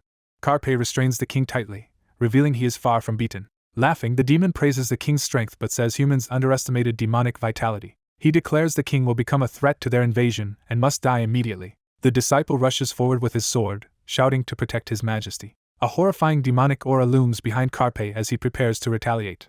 Feeling an ominous force, the demon stammers in fear. Golden chains of power bind him as he screams in confusion at what is happening. The king, eyes shadowed, begins speaking in a deadly tone. With burning eyes, he demands to know whose body the demon thinks he has touched. Terrified, Carpe breaks into a sweat under that pressure. The king contemptuously calls him a weak bug with only strong life force. Raising a flaming hand, he repeats that bugs are all they are. He proclaims that such bugs should be crushed in a single blow, and releases overwhelming power. A beam of light shoots upward and pierces the palace ceiling. The blast explodes outward, shattering the roof. A massive column of golden energy engulfs the demon, who can only cry out in shock. Carpe is consumed by the descending pillar of light. The destructive beam devastates everything in its path. From above the city, a colossal golden hammer of light is seen smashing down on the palace area. Afterward, only a demonic hand remains on the floor, twitching weakly. The hand crumbles to ash and disperses as the disciple watches. Sweating, he sighs in relief, admitting he almost died in that chaos. Something small clatters and rolls toward him. He picks up a ring identified by the system as Lord of the Domain Pen, an epic demon noble's artifact whose effect is unknown. Outside the ruined hall, the master rushes over and asks if his disciple is unharmed, and the disciple reassures him that he is fine. The king complains that unleashing such a reckless attack indoors created needless wreckage when a simple kill would have sufficed. He shrugs that he simply hates personally squashing bugs. Changing the subject, he asks the count what he knows about the demon realm. The disciple explains that he only knows of 7 demon lords who rule there, and once invaded the middle realm long ago. The master warns the king this situation is serious, and they should prepare, and the king agrees preparation is wise. The master adds that this gives them justification to summon a certain person, which puzzles the disciple. The king announces he will reinstate his own master, Duke Johann Blake. He formally assigns the count a mission to bring Duke Johann Blake back. A quest window appears, stating the objective to meet Duke Blake, former captain of the Kion Knights, with rewards including his secret technique. The disciple confirms that Duke Blake is indeed his master's master, and the master affirms that the king was also Blake's student. The master reminisces that Blake taught them swordsmanship, mana control, and much more from childhood. The disciple muses anxiously that anyone who trains such a monster must be terrifying himself. The master tells the king he has already entrusted the task of finding Blake to his disciple. The king impatiently asks why it is taking so long, and the embarrassed disciple says the duke has left no trace. The king laughs and reveals he has his own way, producing a flaming scroll. He tosses the scroll to the disciple, telling him to take it.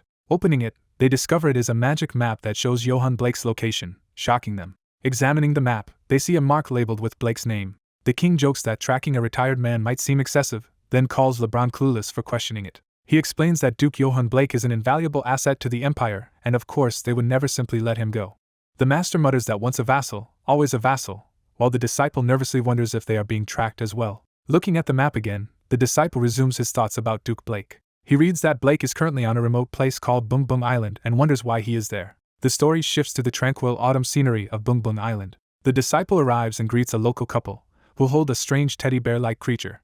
Soon he is chatting with an old man while the same bear waddles around nearby.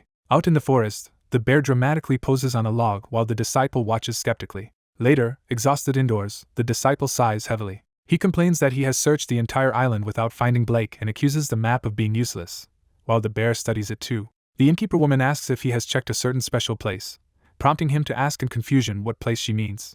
The woman cheerfully names their destination as the Central Cave on Boom Boom Island. Narration identifies this central cave as the place where monsters from the demon realm emerge. The horned man is shocked to hear the name Johann Blake, and demands to know how the other person knows that human. He angrily presses for the listener's relationship to Johann Blake. The protagonist explains that Johann Blake is his master's master, who disappeared years ago, and that he has been searching for him.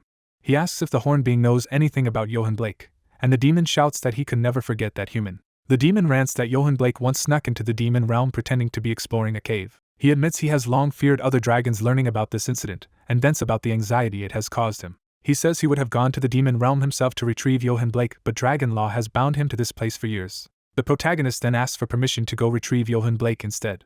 The demon is surprised but listens as the protagonist says he has personal reasons to find his master's master. He formally requests to enter the demon realm and promises to bring Johann Blake back. Delighted, the demon enthusiastically agrees, saying the protagonist's skills should make the mission possible. He grants official permission and orders the protagonist to return with Johann Blake as soon as possible. A quest window describes Leon Myra's request to secretly return Johann Blake from the demon realm to the middle realm, with an A+ rank and rewards of experience, and a special gift. The protagonist notes that this Emperor and Dragon-backed quest must have a major reward and decides to head to the demon realm quickly. A view shows the immense drop shaft that leads down toward the demon realm. Looking over the edge, the protagonist and Tenji cannot see the bottom, and Tenji nervously complains. Leon Myra explains that falling through this pit will take them to the demon realm, while the protagonist anxiously asks if the fall is survivable and is reassured with a cavalier laugh. Leon Myra hands over a rolled-up item, telling the protagonist to take it. The protagonist asks what it is and is told it is a scroll that lets him return to the middle realm. Leon Myra warns that the demon realm is far more dangerous than the middle realm and says to use the scroll to escape if things get too risky. The protagonist thanks Lord Leon Myra again and promises to bring his master's master back promptly, and Leon Myra says he is counting on him. The protagonist steps forward to depart. Waving goodbye, he announces he is leaving while Tenji yells for him to have a safe trip, still calling him a jerk. Annoyed, the protagonist grabs and shakes Tenji, demanding to know why he refuses to accompany him. Tenji clings to him, protesting that he does not want to fall and begging to be summoned only after the descent, while the protagonist insists they go together. The protagonist abruptly kicks off into the pit, telling Tenji to stop whining. He and Tenji plunge down the enormous shaft toward the demon realm. Grinning mid-fall, the protagonist tells Tenji to just follow him, while Tenji screams in terror. As they continue dropping, Tenji mentally calls his master mean while hanging onto him. A live stream announcement appears advertising an emergency broadcast from Ali Boss's channel with thousands of viewers tuning in. On the live stream, The protagonist cheerfully greets viewers as Ali boss Hyunwoo Khan while chat messages roll in asking what he is up to. Still plummeting, he informs viewers that he is currently free falling from the sky, prompting shocked and joking viewer comments. When asked why he is falling, he excitedly explains that it is because he, Ali boss, has discovered a new region. He tells the audience to watch closely as he prepares to reveal the site below. The falling pair show off the vast, glowing Demon Realm city beneath them and announce that they have arrived in the Demon Realm. He comments on the gloomy landscape and says it perfectly fits the Demon Realm vibe, expressing eagerness to land and explore. A viewer asks how he plans to land, making him remember that crucial detail while Tenji panics about their lack of a landing plan. Tenji screams at his master for being reckless, calling him an idiot for the situation they are in.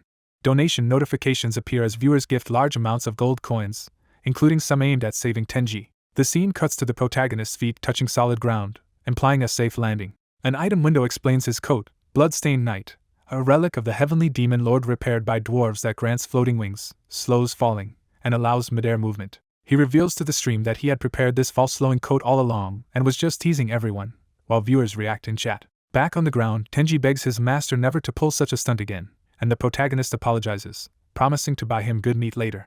As they talk, ominous figures appear around them while the protagonist's coat begins glowing with its wing effect. A horde of muscular demon beasts surrounds the small pair, closing in menacingly. Close-up shots highlight the grotesque faces of these creatures. The protagonist introduces these monsters to his viewers as Romelans, the ugliest and lowest-ranked demon beasts in the demon realm, and chat begs him to eliminate them quickly. He agrees to dispatch them fast for the audience's sake and calls Tenji into action, who responds that he is ready.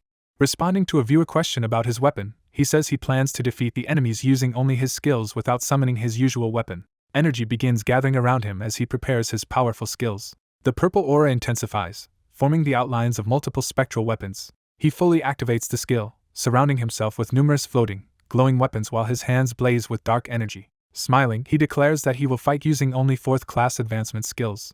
Viewers flood chat with shocked messages asking when he reached level 300 and demanding to see the 4th class abilities. Pumped up, he shouts to Tenji that it is time to attack, and Tenji enthusiastically agrees. The battle begins with the protagonist violently striking one of the demon beasts. A triumphant Tenji is shown in front of a backdrop of defeated enemies, reveling in their apparent dominance. Tenji thanks his master for an item that greatly strengthened him, and an info window shows his relic Wisdom of the Sky, which boosts mana and related skills enormously. Tenji thinks that with this new power he can finally shine alongside his master, but then realizes his master is already overwhelming the enemies alone. The protagonist unleashes massive purple constructs and weapons in a devastating attack on the horde. He continues to move gracefully while blasts of purple energy explode around him. The Romelans are seen being obliterated by the cascading magical strikes. He grabs a huge spectral hammer as part of his onslaught. He spins the hammer into a whirling construct, preparing a sweeping attack. The resulting arc of purple energy annihilates lines of demon beasts in all directions. Tenji watches the spectacle in stunned silence as the battlefield erupts with explosions. He realizes in awe that his master has become even stronger than before. Tenji resolves that if his master keeps growing stronger, he must also improve and vows to hunt more monsters to level up. Wanting to be useful, Tenji charges toward the fight wielding fire and lightning magic. One of the surviving beasts attempts a surprise attack on the protagonist from behind. That attacker is engulfed in Tenji's flames, screaming as it burns. The protagonist sees the burning enemy and calls out Tenji's name in surprise. He praises Tenji enthusiastically for the assist. The delighted Tenji beams as his master asks him to watch his back. Tenji, nearly level 300 and crackling with fire and lightning, confidently agrees to guard his master. The pair walk onward together, their footsteps echoing on the forest floor. While streaming, the protagonist asks viewers for their impressions of Demon Realm monsters, and comments joke about their hideous looks. Smiling at his device, he says he will show the audience something even more impressive.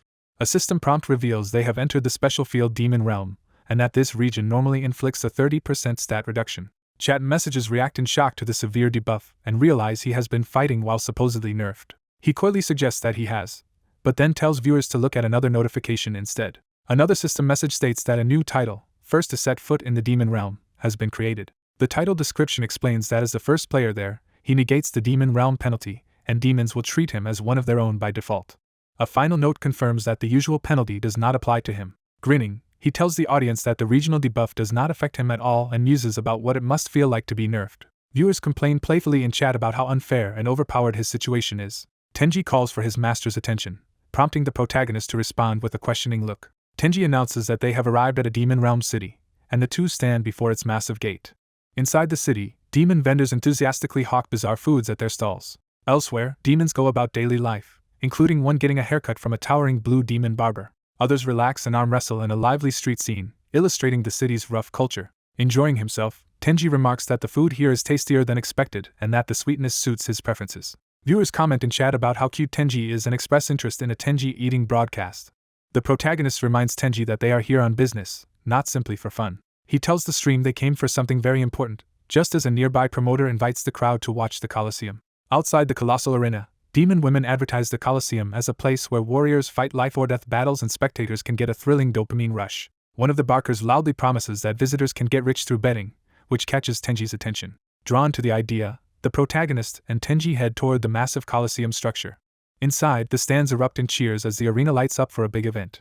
A succubus-like announcer thanks the audience for waiting and hypes up the show amid bursts of pyrotechnics. She proclaims that the coliseum matches are about to begin as the crowd, including the protagonist and Tenji, roars in excitement. The announcer says they will first hear from the coliseum's master, Duke Urgel, surprising the protagonist. A flashback reminds us of Count Carpe, a subordinate of Duke Urgel, as Hyunwoo hopes Urgel might be that powerful demon.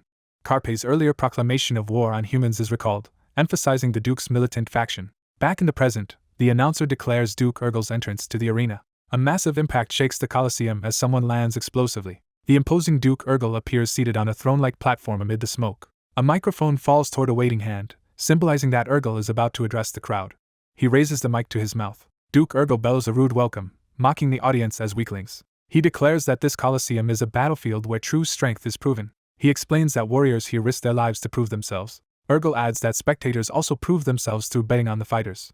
He promises wealth and glory to the last standing combatant. He urges the crowd to prove their strength with passion, further riling them up. A title card introduces him formally as Urgel, Duke of the Demon Realm, as he again welcomes everyone to his coliseum with scorn. The scene shifts to the ominous castle of Demon King Revol, overlooking the demon realm under the moon. Inside the castle, a circular council chamber stands ready for a high-level meeting.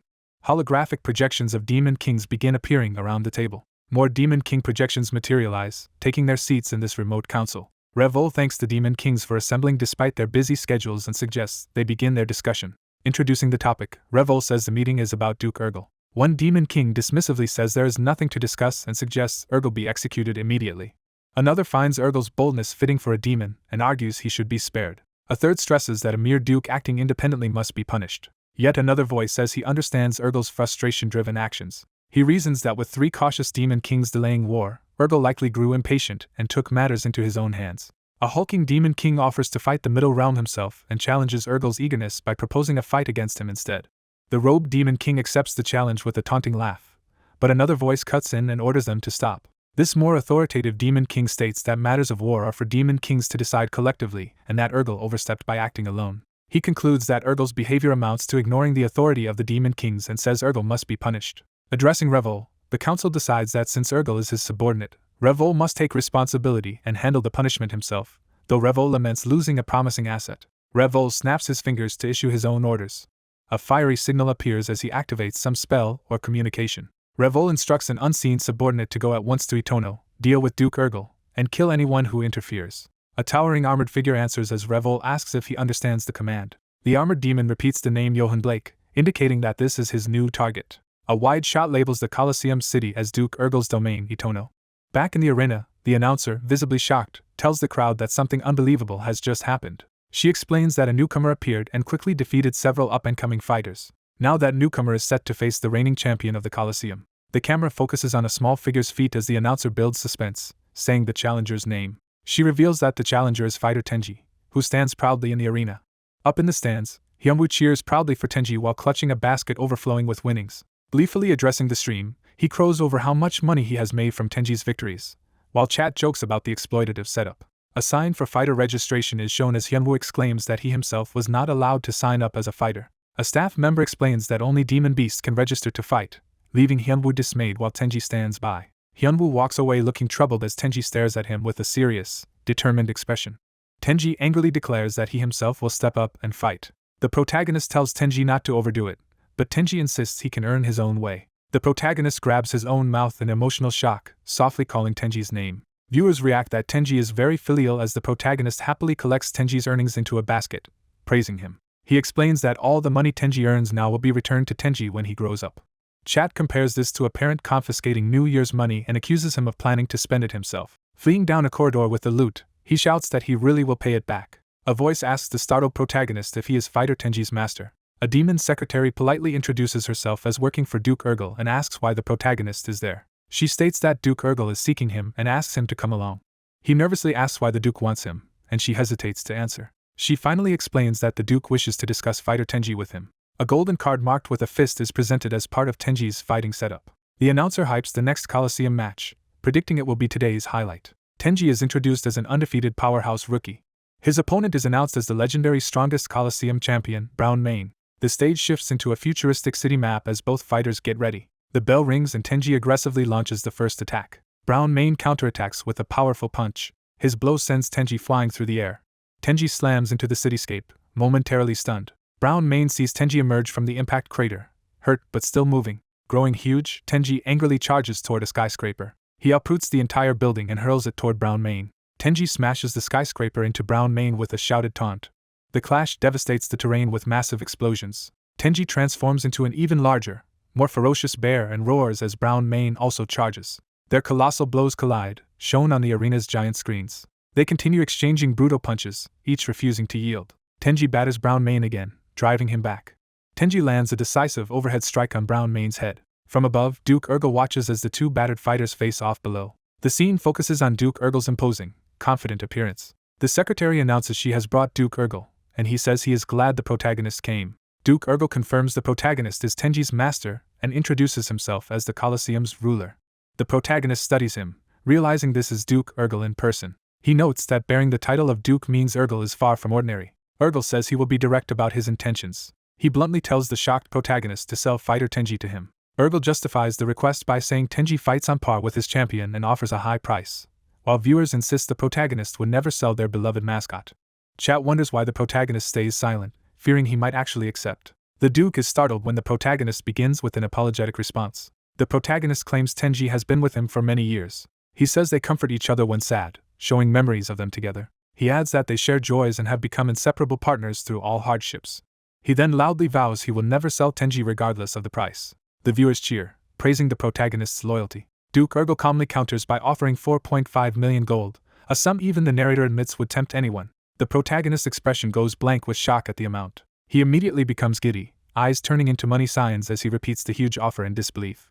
Despite chat screaming that it would be crazy to sell, he grins and agrees to the deal. He asks only to say a last goodbye to Tenji, pretending to be sentimental as Urgel accepts. Viewers complain that he is greed-driven and disappointing. Urgel agrees to the farewell while Tenji poses victoriously atop the unconscious Brown Mane. The protagonist approaches, happily calling out to Tenji. Tenji excitedly celebrates winning the match, and his master warmly praises him. The master gently tells Tenji he worked hard, leaving Tenji slightly puzzled. He then carries Tenji over toward the waiting Duke. Tenji, noticing Urgel, nervously asks his master who this stranger is. Urgel menacingly declares himself to be Tenji's new master, shocking Tenji.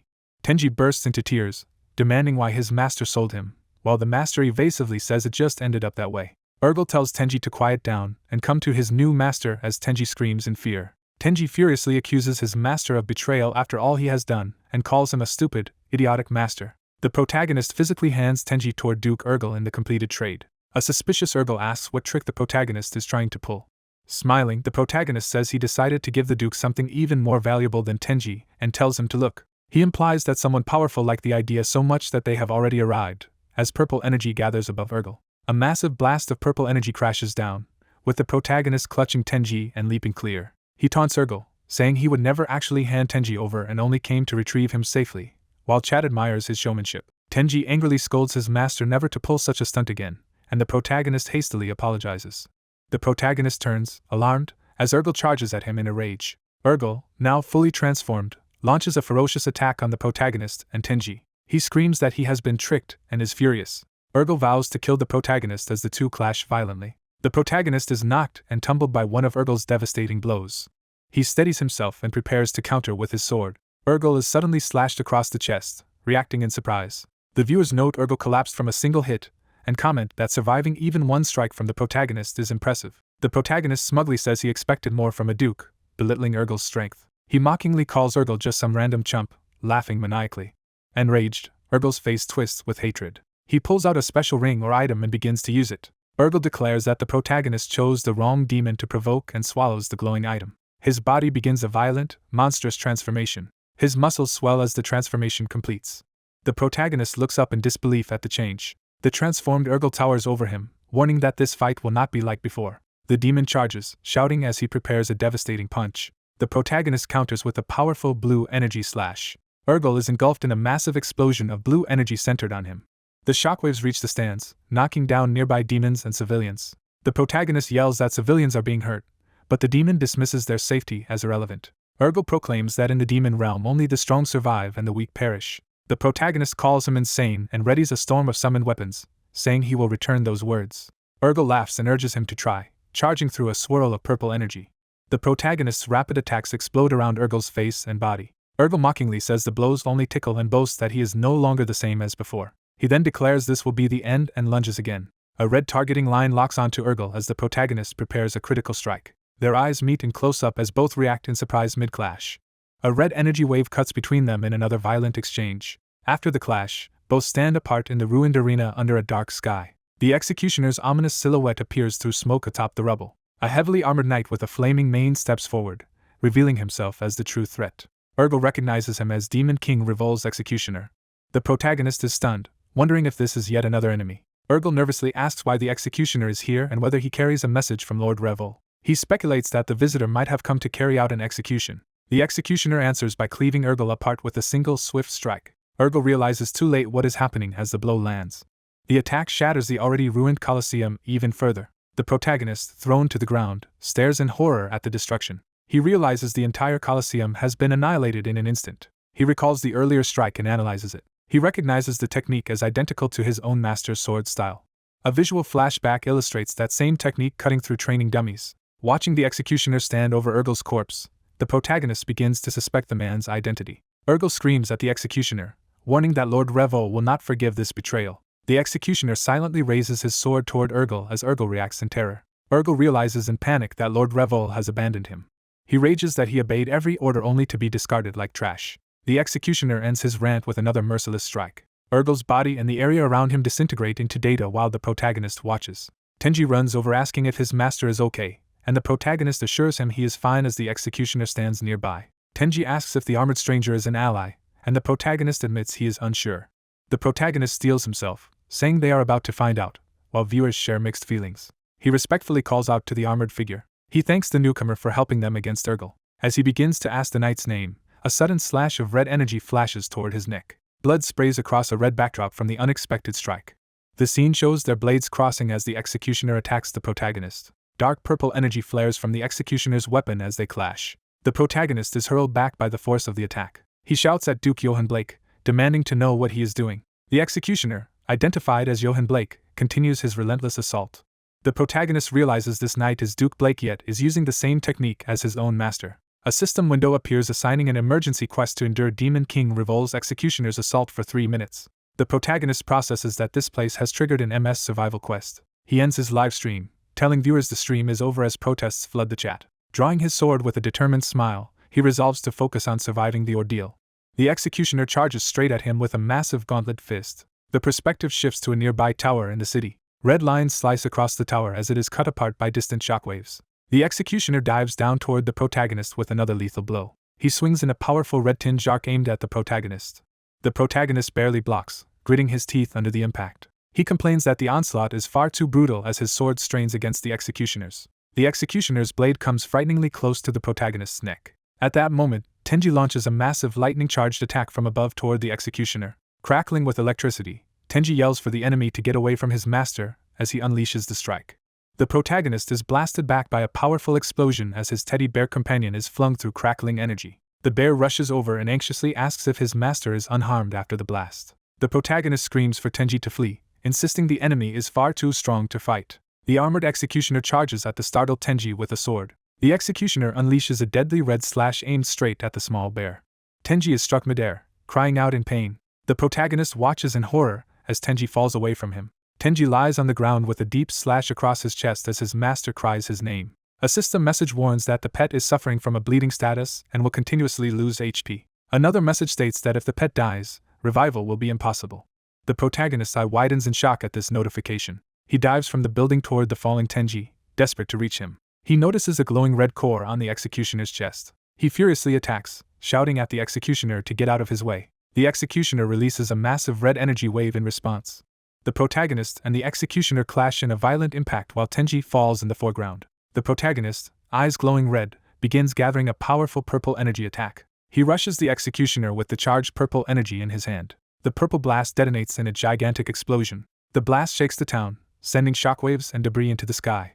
Seeing Tenji still falling, the protagonist decides to ignore the main scenario and prioritize saving his pet. Before he can act, the executioner swoops down toward him again. The executioner slams another huge attack into the ground, shattering the surroundings. Smoke and dust billow up from the latest impact. Bruised and panting, the protagonist clutches his chest and calls out for Tenji. He spots the executioner behind him and grimly turns. Standing before the executioner, he asks for a favor in a weary voice. He suddenly lashes out with chains of purple energy, yelling at the executioner not to interfere. The executioner becomes bound in glowing purple chains. Smirking, the protagonist declares that the executioner is now his and begins another purple blast. He roars for the enemy to get away as a towering purple beam engulfs the executioner. The beam surges outward in a blinding explosion of light. Afterward, he stands alone in the ruined plaza, exhausted and clutching his arm. He spots Tenji lying motionless nearby and rushes toward him. Dropping to his knees, he lifts Tenji and cries his name in panic. Weakly, Tenji calls him master, while the protagonist promises to find a cure and begs him to hang on. A system reminder repeats that the pet is bleeding and losing HP over time. The protagonist curses himself for not bringing a status recovery potion. He hastily pours a red potion into Tenji's mouth, hoping it will help. The system reports that Tenji's HP is recovering, but the bleeding effect still continues. Tenji apologizes for being defeated, blood trickling from his mouth, shocking his master. Foam begins to form around Tenji's heart-shaped wound as his condition worsens. Hugging Tenji tightly, the protagonist yells that Tenji has nothing to be sorry for. Tearfully clutching his pet, he says he is the one who should apologize. He wonders in despair what he should do now.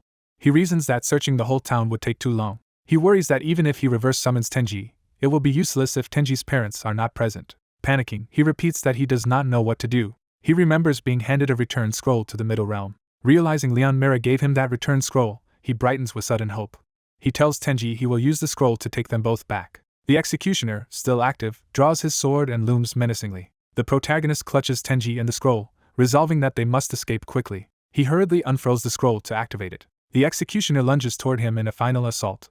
Realizing he cannot activate the scroll in time, he panics. A system alert announces that the emergency quest has been cleared and a helper has appeared. A muscular demon king crashes down in front of the executioner, wreathed in lightning. The newcomer lands between the protagonist and the executioner, startling both. His eyes flare red as he focuses on the executioner.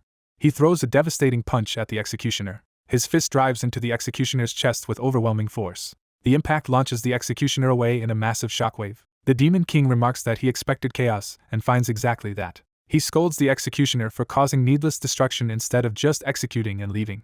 Proclaiming himself Demon King Valir, he declares he will allow no further slaughter. The protagonist stares in astonishment at his unexpected savior. Watching Valir's back as he confronts the executioner, the protagonist thinks about who this person might be. He wonders if this powerful demon king is the helper the system mentioned. Valir begins a summoning ritual, calling out to his little ones.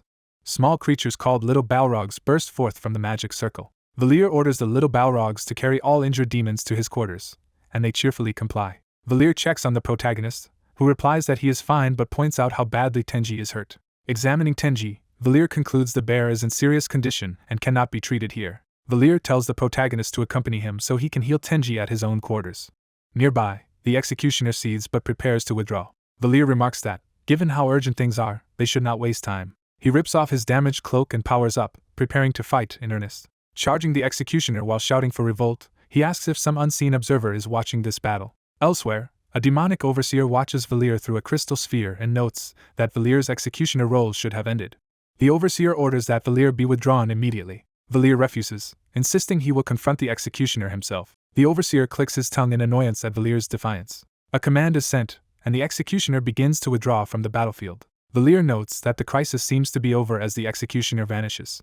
Relieved the nuisance is gone, Valir tells the protagonist they should move quickly. As they prepare to travel, Valir warns that the terrain will be rough and advises caution. Meanwhile, a colossal turtle-like demon beast begins moving. The narration identifies this creature as the colossal demon beast Teramos. The protagonist arrives at Valir's house built on Taramas's back and marvels that his quarters sit atop a living beast. Startled by a sudden noise from the house, he turns. Tenji bursts out fully healed and energetic, announcing his revival. Master and pet joyfully reunite and hug each other. They tearfully admit they each feared never seeing the other again. Valir, now in a lab coat, comments that it is good to see Tenji lively again, and the protagonist thanks him profusely. Valir says there is no need for thanks because Tenji's suffering was caused by the Demon King's own actions. He explains that Duke Urgel declared war on the Middle Realm, prompting the Demon Kings to send an executioner as punishment. However, the executioner began harming innocent demons, so Valir intervened to stop him. The protagonist deduces that this demon executioner using Kion Knight's techniques must be Johan Blake. He asks Valir what he knows about the executioner, and Valir replies that the man is human. Valir adds that the executioner is human just like the protagonist, shocking him. A title description appears explaining that being first to enter the demon realm makes demons treat the player as one of their own unless his race is revealed. The protagonist realizes the title is still active and asks Valir how he saw through it. Valir laughs, boasting that tricks cannot fool someone as powerful as a demon king. The protagonist confirms that Valir knew he was human yet still chose to save him. Valir affirms this, saying he helped knowingly. He remarks that demon or human, they are all living beings. The protagonist smiles warmly and praises Valir's kindness. He now understands why Valir lives surrounded by a field of flowers as they stand amid the daisies. Valir explains that the flowers were originally brought from the Middle Realm. He recounts how he once invaded the Middle Realm long ago. Back then he believed only battle was beautiful and constantly sought fights. On a devastated battlefield he noticed something amid the ashes. It was a single fragile flower growing in the ruined ground. He was moved by this new life blooming where so many had died. He remembers how breathtaking that sight was. He brought the flower back to the demon realm, planted it, and after many attempts learned to cultivate it. Since then he has traveled the world planting flowers wherever he goes. He hopes that one day demons will also come to appreciate the flower's beauty. Tenji imagines that if more beings like Valir existed, perhaps the demon realm could know peace. Valir laughs at himself for sounding sentimental, while the protagonist insists the story was genuinely moving. The protagonist offers to help Valir's cause and asks if there is anything he can do. Valir realizes the protagonist is from the Middle Realm, and asks him to bring back many different kinds of flowers. The protagonist eagerly agrees to gather all sorts of flowers, and Valir thanks him. A new quest appears, instructing the protagonist to deliver various flowers to the flower-loving demon king Valir in exchange for his trust. A little Balrog nurse rushes in to report that more injured demons are arriving. Valir apologizes that he must go tend to them, and the protagonist says he and Tenji will also be heading out. Before leaving, Valir asks the protagonist's name, and he introduces himself as Hyunwoo Kong. Valir calls him a friend from the Middle Realm, which Hyunwoo modestly protests is too generous. Valir downplays his title, saying he only acts grand because he is a demon king but dislikes formalities. He tells Hyunwoo to call him simply Valir when they are alone and extends a hand. Hyunwoo hesitates, surprised by the gesture. Then he smiles faintly, accepting the offered friendship. They shake hands, cementing a friendly bond while Tenji plays with a little Balrog nearby. The scene shifts back to Earth at the Charlotte Dragons team dorm. A video titled about the first discovery of the demon realm featuring Hyunwoo is shown on a monitor, having gained many views. Two Charlotte Dragons players are shocked that Melee God has discovered a new region again and note the internet is buzzing about him. Jang Hyuntae complains that Melee God may not even be practicing despite being in the league. Kim Do-hyun jokes that maybe Melee God is so strong he does not need practice. They lament that even with hard practice their team still finishes last and worry about the coach overhearing. One remarks the coach is in his room anyway, likely busy with guests. Inside that room, the coach sits tensely at a table with a sinister visitor. The visitor is identified as Charlotte Dragons coach Im Youngwon, looking anxious. The mysterious guest says he will get straight to the point. He reveals stacks of special cards, hinting they are meant for the upcoming match against Crescent Moon. With a menacing grin, he offers a game hack, asking if the coach will use the illicit advantage. The shocked players outside scream in disbelief at the idea of using hacks. Hyuntae yells that using hacks would end their pro gamer careers on the spot. The coach slams the table and shouts that their careers are already as good as over. He argues that a perpetually last-place team might not even exist next year, so their only options are selling the team or rebuilding, implying desperation to cheat. Staff mourn that if something goes wrong, every player and front office member will be ruined. A manager apologetically says he is doing something unpleasant so the team can keep their careers. A desperate man proposes using hacks one time to defeat the team Crescent Moon. He reassures a nervous player not to worry too much about being caught. The manager explains they have weeks before facing Crescent Moon and that with enough practice the cheating will go unnoticed. He hands the startled player a large bundle of cash as compensation. The manager promises even more money if they win using the hacks, shocking the players. Sweating, the players hear him say he is relying on them. The scene shifts to the Grand Yusmayan Imperial Palace. The Emperor incredulously reacts to news that Duke Blake supposedly attacked a count, finding it illogical. The scarred knight questions if the report is accurate, while the witness insists he almost died and could not be mistaken. The witness angrily asks what kind of person Duke Blake is that no one believes him. The scarred man agrees to describe his master, Duke Blake. He recounts that Duke Blake is the strongest knight in Kion history, stronger even than himself now. The listener exclaims at that strength, and the knight confirms Blake is truly that powerful. He adds that Blake was also fair to everyone. The narrative moves to the Kion Knight's entrance exam site, a fortress-like arena. In a flashback, a young man is knocked to the ground at the exam grounds. The caption introduces the youth as 17-year-old LeBron, who rises angrily. Noble candidates mock LeBron as a nameless country bumpkin unworthy of joining the Kion Knights. They threaten that if he does not leave, his family will be targeted next, leaving LeBron seething. Gritting his teeth, LeBron starts to respond. He explodes in rage, slamming his fist into the ground and calling them despicable. LeBron charges forward screaming in fury. Before he can continue, someone catches his punch in midair. LeBron is stunned as the man calmly asks if he thinks it is acceptable to destroy things just because he is angry. The man, revealed as a high-ranking knight, tells LeBron to meditate and that destroying national property is a crime. LeBron bows and apologizes, offering to repair the damage, but the knight says repairs were planned anyway. The knight says it is more important to fix LeBron's heart, surprising him. He explains he saw the bullying while on patrol, and LeBron wonders if he is just a patrolman. The knight tells LeBron not to dwell on the noble's insults, since knighthood is not about bloodline. LeBron asks what a knight truly needs, prompting the knight to begin his answer. The knight says a true knight carries an unbreakable sword in his heart. He tells LeBron that he too possesses such a sword, which is why he applied to be a knight. The knight asks LeBron why he decided to become a knight in the first place. LeBron clenches his fist and begins to answer. He declares he wants to protect his country and his family. The knight acknowledges this and says whether LeBron quits now is his own choice. He adds that a knight who carries a sword in his heart never gives up. Someone calls out for Duke Blake, and the knight excuses himself, needing to leave.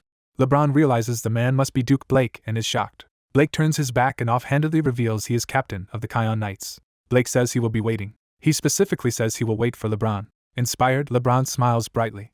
LeBron salutes and vows to definitely become a knight and meet Blake again. In the present, LeBron finishes explaining that he joined the Kion Knights and rose to his current position thanks to his master Blake. He adds that the same applies to the Emperor, prompting surprise from the young knight. The Emperor agrees, affirming Blake's importance to him. The story flashes back to a training hall where the young prince's uncontrolled power erupts explosively.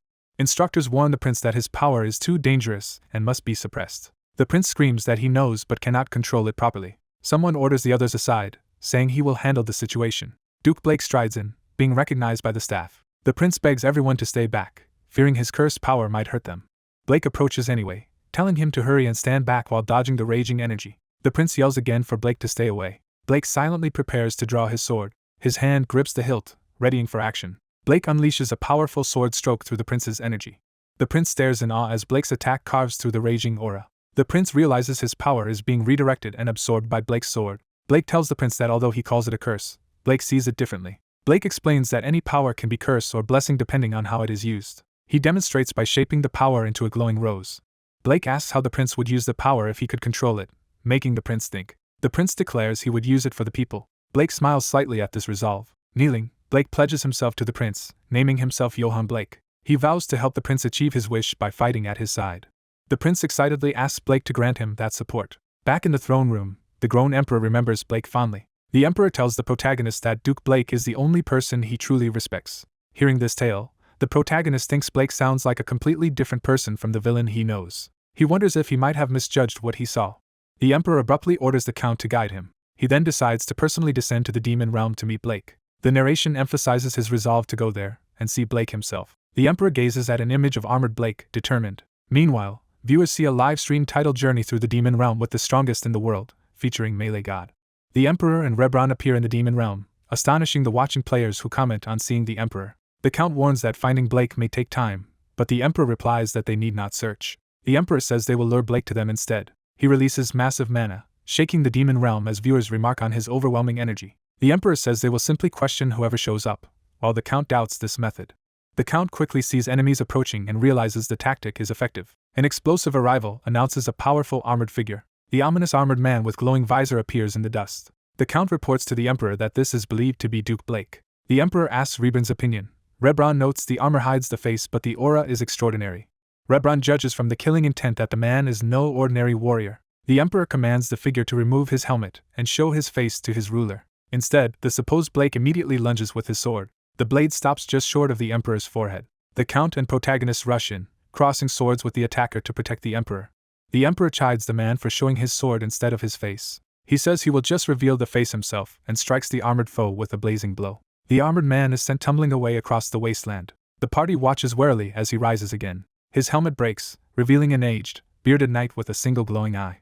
The close-up of the scar and eye shocks the Emperor. Recognizing the scar, the Emperor realizes this is indeed Duke Blake. The protagonist asks his master if this really is Duke Blake, and Rebron confirms it. Rebron notes that something is clearly wrong with his former master's condition. The crazed Blake roars and attacks the Count and Rebron.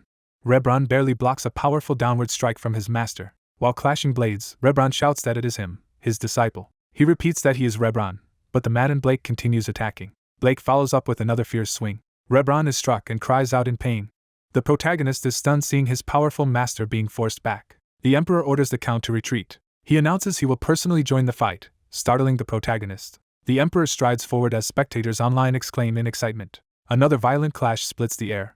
Rebron, still engaging Blake, yells in frustration that his master truly does not recognize him. The two swordsmen continue their earth-shattering duel, cracking the ground. Their battle tears the landscape apart as they exchange blows. Blake suddenly tells Rebron to get back. The Emperor warns everyone that he is about to unleash a major attack. A massive golden magic circle forms above Blake as he braces himself. Blake looks up grimly at the impending attack. A pillar of light crashes down onto him. Blake is engulfed by the devastating blast, pressed into the ground. The Emperor pleads for this place to be where his master finally falls. Blake's armor and body crack under the onslaught. He nevertheless forces himself upright through the falling energy. Blake defiantly raises his arm against the attack. The Emperor responds by summoning a new, powerful purple magic circle overhead. That purple light descends in a second overwhelming bombardment. Rebron leaps into the blast's path, charging toward his master. He cuts through the beam as both he and Blake are swallowed by the explosion. When the light fades, Rebron asks the Emperor if he is unharmed, and the Emperor confirms he is fine. The Emperor is stunned that Blake disassembled and repurposed the Emperor's magic so quickly. He thinks this feat suits the swordsman feared even by mages. The Emperor notes to Rebron that Blake appears to be under external control, though no sorcerer can be sensed, and asks how to proceed. A new attack crashes down as someone says not to worry about finding the controller. The Emperor declares that he will resolve this with his own sword. He closes his eyes, preparing himself. A toast of wine glasses transitions into a flashback. On the night before Alexander's coronation, Alexander, Rebron, and Blake share drinks while Blake urges the younger men to rest. Alexander says he wants to spend his last carefree day in a peaceful place, and Rebron agrees. Alexander remarks they will seldom see Blake after this and asks for his parting advice. Blake calls Alexander and Rebron by name to address them seriously. He tells them life is full of obstacles that cannot always be avoided. He admits he has stumbled many times and seen others take the wrong road. He advises that if one of them strays, the other must correct him, reminding them of their long training together. Blake expresses his hope that they will live like true brothers. Alexander and Rebron immediately bicker, both rejecting the idea of being brothers while clearly close. Blake begins to add another thought, continuing his heartfelt guidance. The blond man reminds his master that he fought and suffered alongside them too. The mustached man laughs off the concern, insisting he does not need that, and the others agree. Growing serious, the master says that if he ever strays, there is something he wants done. He solemnly asks the two of them to stop him should he ever go down the wrong path. The blond disciple silently recalls this vow, his eyes narrowing. He resolves to act, addressing Rebron to move together. Charging into battle with his master, he declares they must save their family. The narration explains the Ismaean holy sword, which does not wound but dispels curses, and he believes stabbing his master with it will restore his sanity. The blond prince slams the blazing holy sword into the ground, preparing to fight. He hesitates internally, thinking of a problem with this plan. Seeing the corrupted master on the cliff, he admits subduing him will not be easy. The prince checks whether Rebron can still move. Rebron apologizes, saying he is too injured to fight. The prince grips the sword and thinks that handling the master alone will be difficult. Surrounded by holy flames, he wonders if he must be prepared to kill his master. As the corrupted master leaps toward them, he questions if there is truly no other way. Before the clash, another fighter dives in to intercept, surprising them. The prince recognizes the newcomer arriving and begins to greet him. The newcomer is identified as Count Yamukong. The count apologizes for intervening uninvited, but the prince accepts his help. The prince says the count arrived just in time as the corrupted master charges. He explains the simple plan, telling the count they just need to make the holy sword touch Duke Blake. The count volunteers to lead the assault and asks the prince to support him, which the prince agrees to. The two rush the duke together, with the count vowing to give his all in support. The count clashes fiercely with the duke in close combat. They lock blades and test each other's strength. The prince joins in, attacking while the duke deflects and counters. The count tumbles away to reposition himself. He realizes brute force alone will not defeat the duke. He decides to rely on overwhelming speed instead. Using high-speed afterimages, he darts around the duke to open an opening. The coordinated assault continues, with the count and prince striking the duke together. The count disengages, moving to set up his next attack while purple flames trail his steps. He urges himself to move even faster. Pushing his limits further, he demands more speed from his body. Dark purple energy ignites around his legs as he accelerates again. Empowered by this aura, he launches another high-speed charge at the Duke. The Count surges forward, wreathed in red and purple flames. After a burst of speed, he realizes he managed to achieve the acceleration he sought. The enraged Duke transforms, radiating ominous red power. The monstrous Duke suddenly rushes the Count, catching him off guard. The Count is shocked at how fast the transformed Duke now moves. The Duke strikes Rebron hard, injuring him, while the Count reacts in horror. Rebron's subordinate shouts in alarm as the master is hit. Rebron sternly reminds the Count never to drop his guard against a powerful foe and to keep moving, and the Count apologizes. Even while being grabbed by the Duke, Rebron still prepares a counter. He uses the opening created by the Count's mistake to ready his own attack. Rebron yells Alexander's name as he prepares to support him. The prince sees an opening and orders the decisive attack to begin. He dives in with the holy sword, determined to strike Duke Blake. A green serpent-like energy suddenly erupts in front of the prince as he attacks. The conjured green serpent coils between the prince and the Duke, shocking them. The Duke begins channeling sinister green magic in his hand. The gargantuan serpent lashes out with overwhelming force toward the prince. The prince blocks but is overwhelmed and sent flying, losing grip of the holy sword.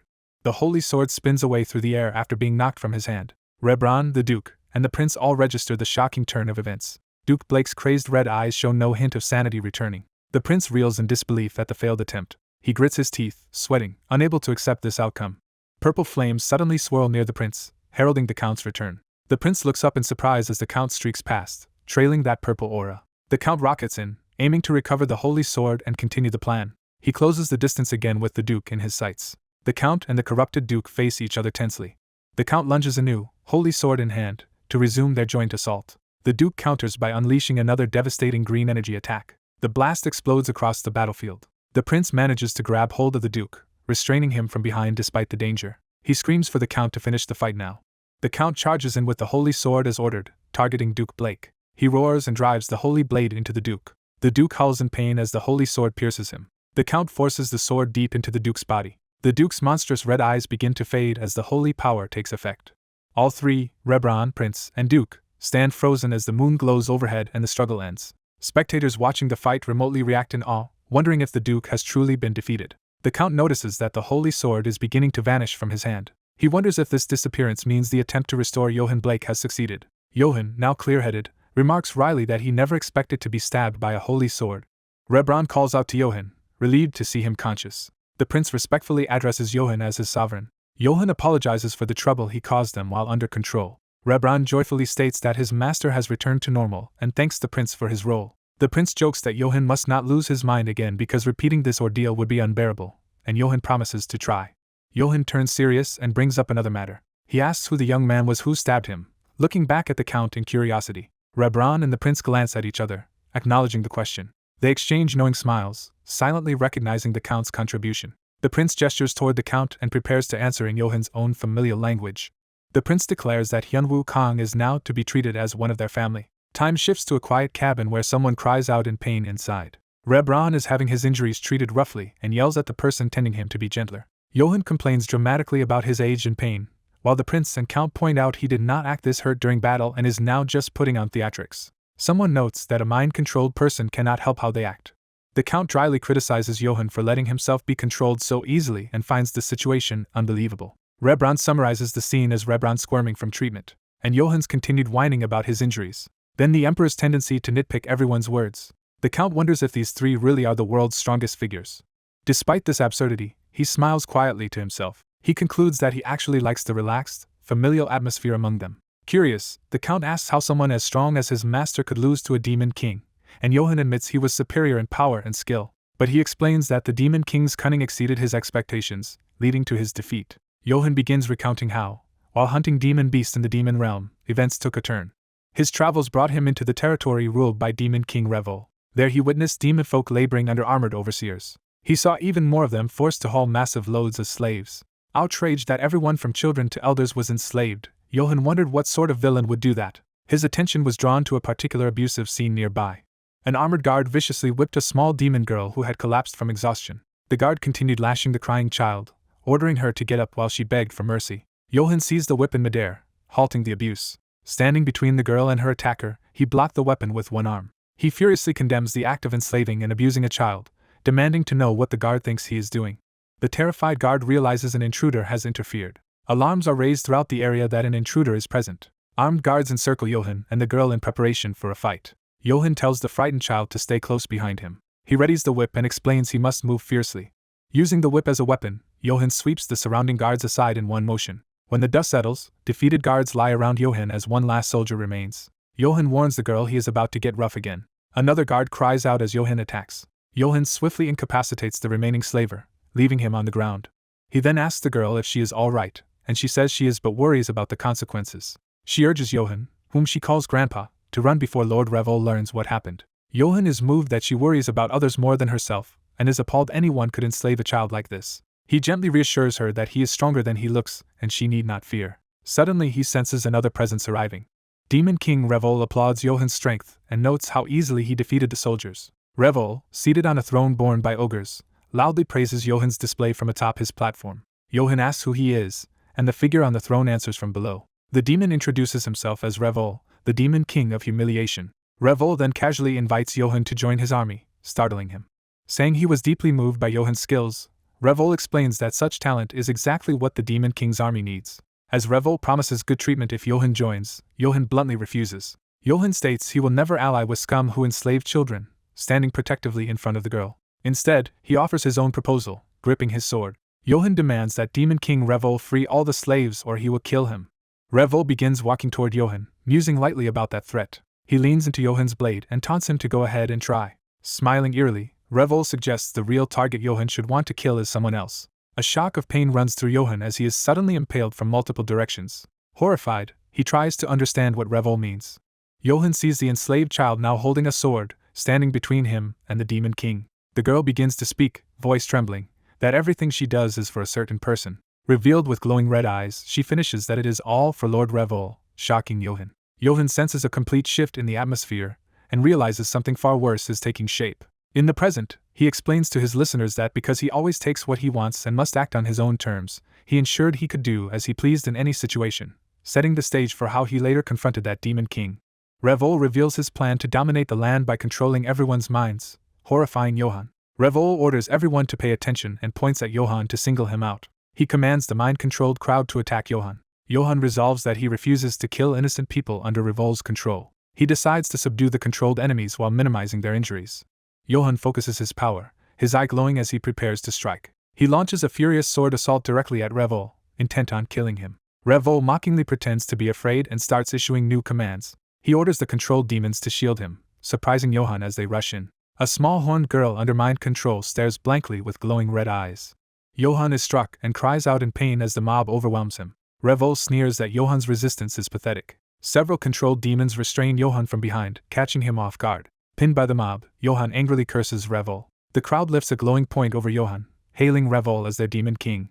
Revel watches smugly while Johan is buried under the press of bodies. While Johan struggles, Revel taunts that overwhelming power is useless when burdened by emotions. Revel explains that this is why he erases emotions through mind control, so nothing can hinder his plans. He places a glowing, spell-covered hand on Johan's head to enforce his control. Revel says he will make good use of Johan as a tool, boasting that humiliating others is his specialty. Johan narrates that afterward he spent several years as Revel's mind-controlled pawn. Tormented, he reflects on how many innocents he has killed and vows to slay Revel for their sake. Johan asks the king to let him remain behind in this place. The king accepts Johan's wish, grants permission, and prepares to depart. The king declares that Count Kan Hyunwoo will stay and assist Duke Blake, shocking the count. Hyunwoo protests that he is an adventurer and used to settling, while the king asks if he dislikes the assignment. The king suggests staying might be beneficial and hints there could be unexpected advantages. He adds that Johan might teach Hyunwoo a secret technique, startling the count. A system quest appears: meet Duke Blake, former head of the Kion Knights, with a reward of experience and Johan's secret technique. Hyunwoo becomes ecstatic upon realizing there is a quest reward. The scene shifts to Demon King Revel's imposing castle in the demon realm. Revel's communication orb reports that the specified user cannot be found. Realizing his link to Johan Blake is severed, Revel angrily wonders who broke his magic. He decides he must locate Johan quickly, fearing the invasion will fall apart if Johan returns to the Middle Realm. Revel shouts for subordinates, and a female demon rushes in, answering his call. He orders her to alert every territory and notify him immediately when Johan Blake is located. She acknowledges the command and addresses him respectfully as Lord Revel. Elsewhere, a lonely cabin in the woods is shown as someone says the place will do. Tanky, the teddy bear familiar, agrees to forgive Johan only because his master requested it. Tanky adds one condition to this forgiveness. The condition is that Johan must become one of Tanky's underlings, leaving Johan speechless. Johan cheerfully agrees to the demand. He kneels and pledges lifelong service to boss Tanky, which pleases the bear and amuses Hyunwoo. Hyunwoo tells Johan such devotion is unnecessary, but Johan insists it is fine. Johan thinks guiltily about his past actions toward Hyunwoo and resolves to obey his subordinate's wishes. Hyunwoo points out that he is also a victim and asks Johan to teach him the secret technique as well. Johan hesitates awkwardly at this request. Hyunwoo angrily complains that Tanky is allowed to learn the technique while he is not, and Johan nervously clarifies he simply cannot teach it yet. Johan explains that his body is ruined from the battle with the king and LeBron and promises to teach Hyunwoo after recovering. Hyunwoo accepts this explanation and asks instead for some other form of compensation. Johan offers him the epic ring taken from the slain Duke Urgel, which signifies ownership of the Demon Realm territory Itono. Hyunwoo wonders why Johan is giving him such a valuable item. Johan explains that in the Demon Realm whoever holds this ring is recognized as the rightful lord of that territory, shocking Hyunwoo. Realizing the implication, Hyunwoo starts to confirm what this means. Johan states plainly that he is handing Hyunwoo authority over a Demon Realm territory, saying he has no interest in ruling it himself. Hyunwoo and Johan seal the deal with a firm handshake. Overjoyed, Hyunwoo thanks Johan profusely and tells him to focus on healing, while Johan stammers agreement. A panel implies time passing or a shift as the viewpoint moves upward in the cabin. Hyunwoo declares he is heading to Itono immediately, while Tanky excitedly orders his new underling to take care of himself. Johan waves them off, wishing them a safe journey. As they leave, Hyunwoo remembers that the king ordered him to assist Johan but decides he does not really mind ignoring that command. Hyunwoo and Tanky arrive at the massive gate of Itono, identified as Demon Realm territory. Hyunwoo asks Tanky what they should do first. Tanky says he wants to try all the Demon Realm food. Tanky then asks what Hyunwoo wants to do, and Hyunwoo muses about options like the coliseum or shopping. Tanky suggests they simply enjoy everything, and Hyunwoo praises him for the idea. They decide together to enjoy all the territory has to offer as they head inside. Hyunwoo shouts excitedly that they are now the rulers of Itono. He declares that everything in the ruined city belongs to them, only to find it devastated. Hyunwoo and Tanky stare in shock at the destruction. Hyunwoo asks in disbelief what happened to the city. He wonders why Itono, once a city of pleasures, lies in ruins. Overwhelmed, Hyunwoo screams in frustration about the territory's ruined state, while Tanky whimpers beside him. Hearing a faint voice, Hyunwoo tensely asks if someone is there. He discovers a survivor under rubble pleading for help. Tanky calmly shields himself from a burst of water with an umbrella while the trapped person sobs. The rescued figure is revealed as a demon maid who laments thinking she would die under the debris. She wipes her tears, thanks them for saving her. The maid introduces herself as Garcia, a demon viscount. Hyunwoo introduces himself as Count Kang Hyunwoo and Tanky also introduces himself. Garcia is awed that a count would save a lowly viscount, and wonders how she can ever repay the favor.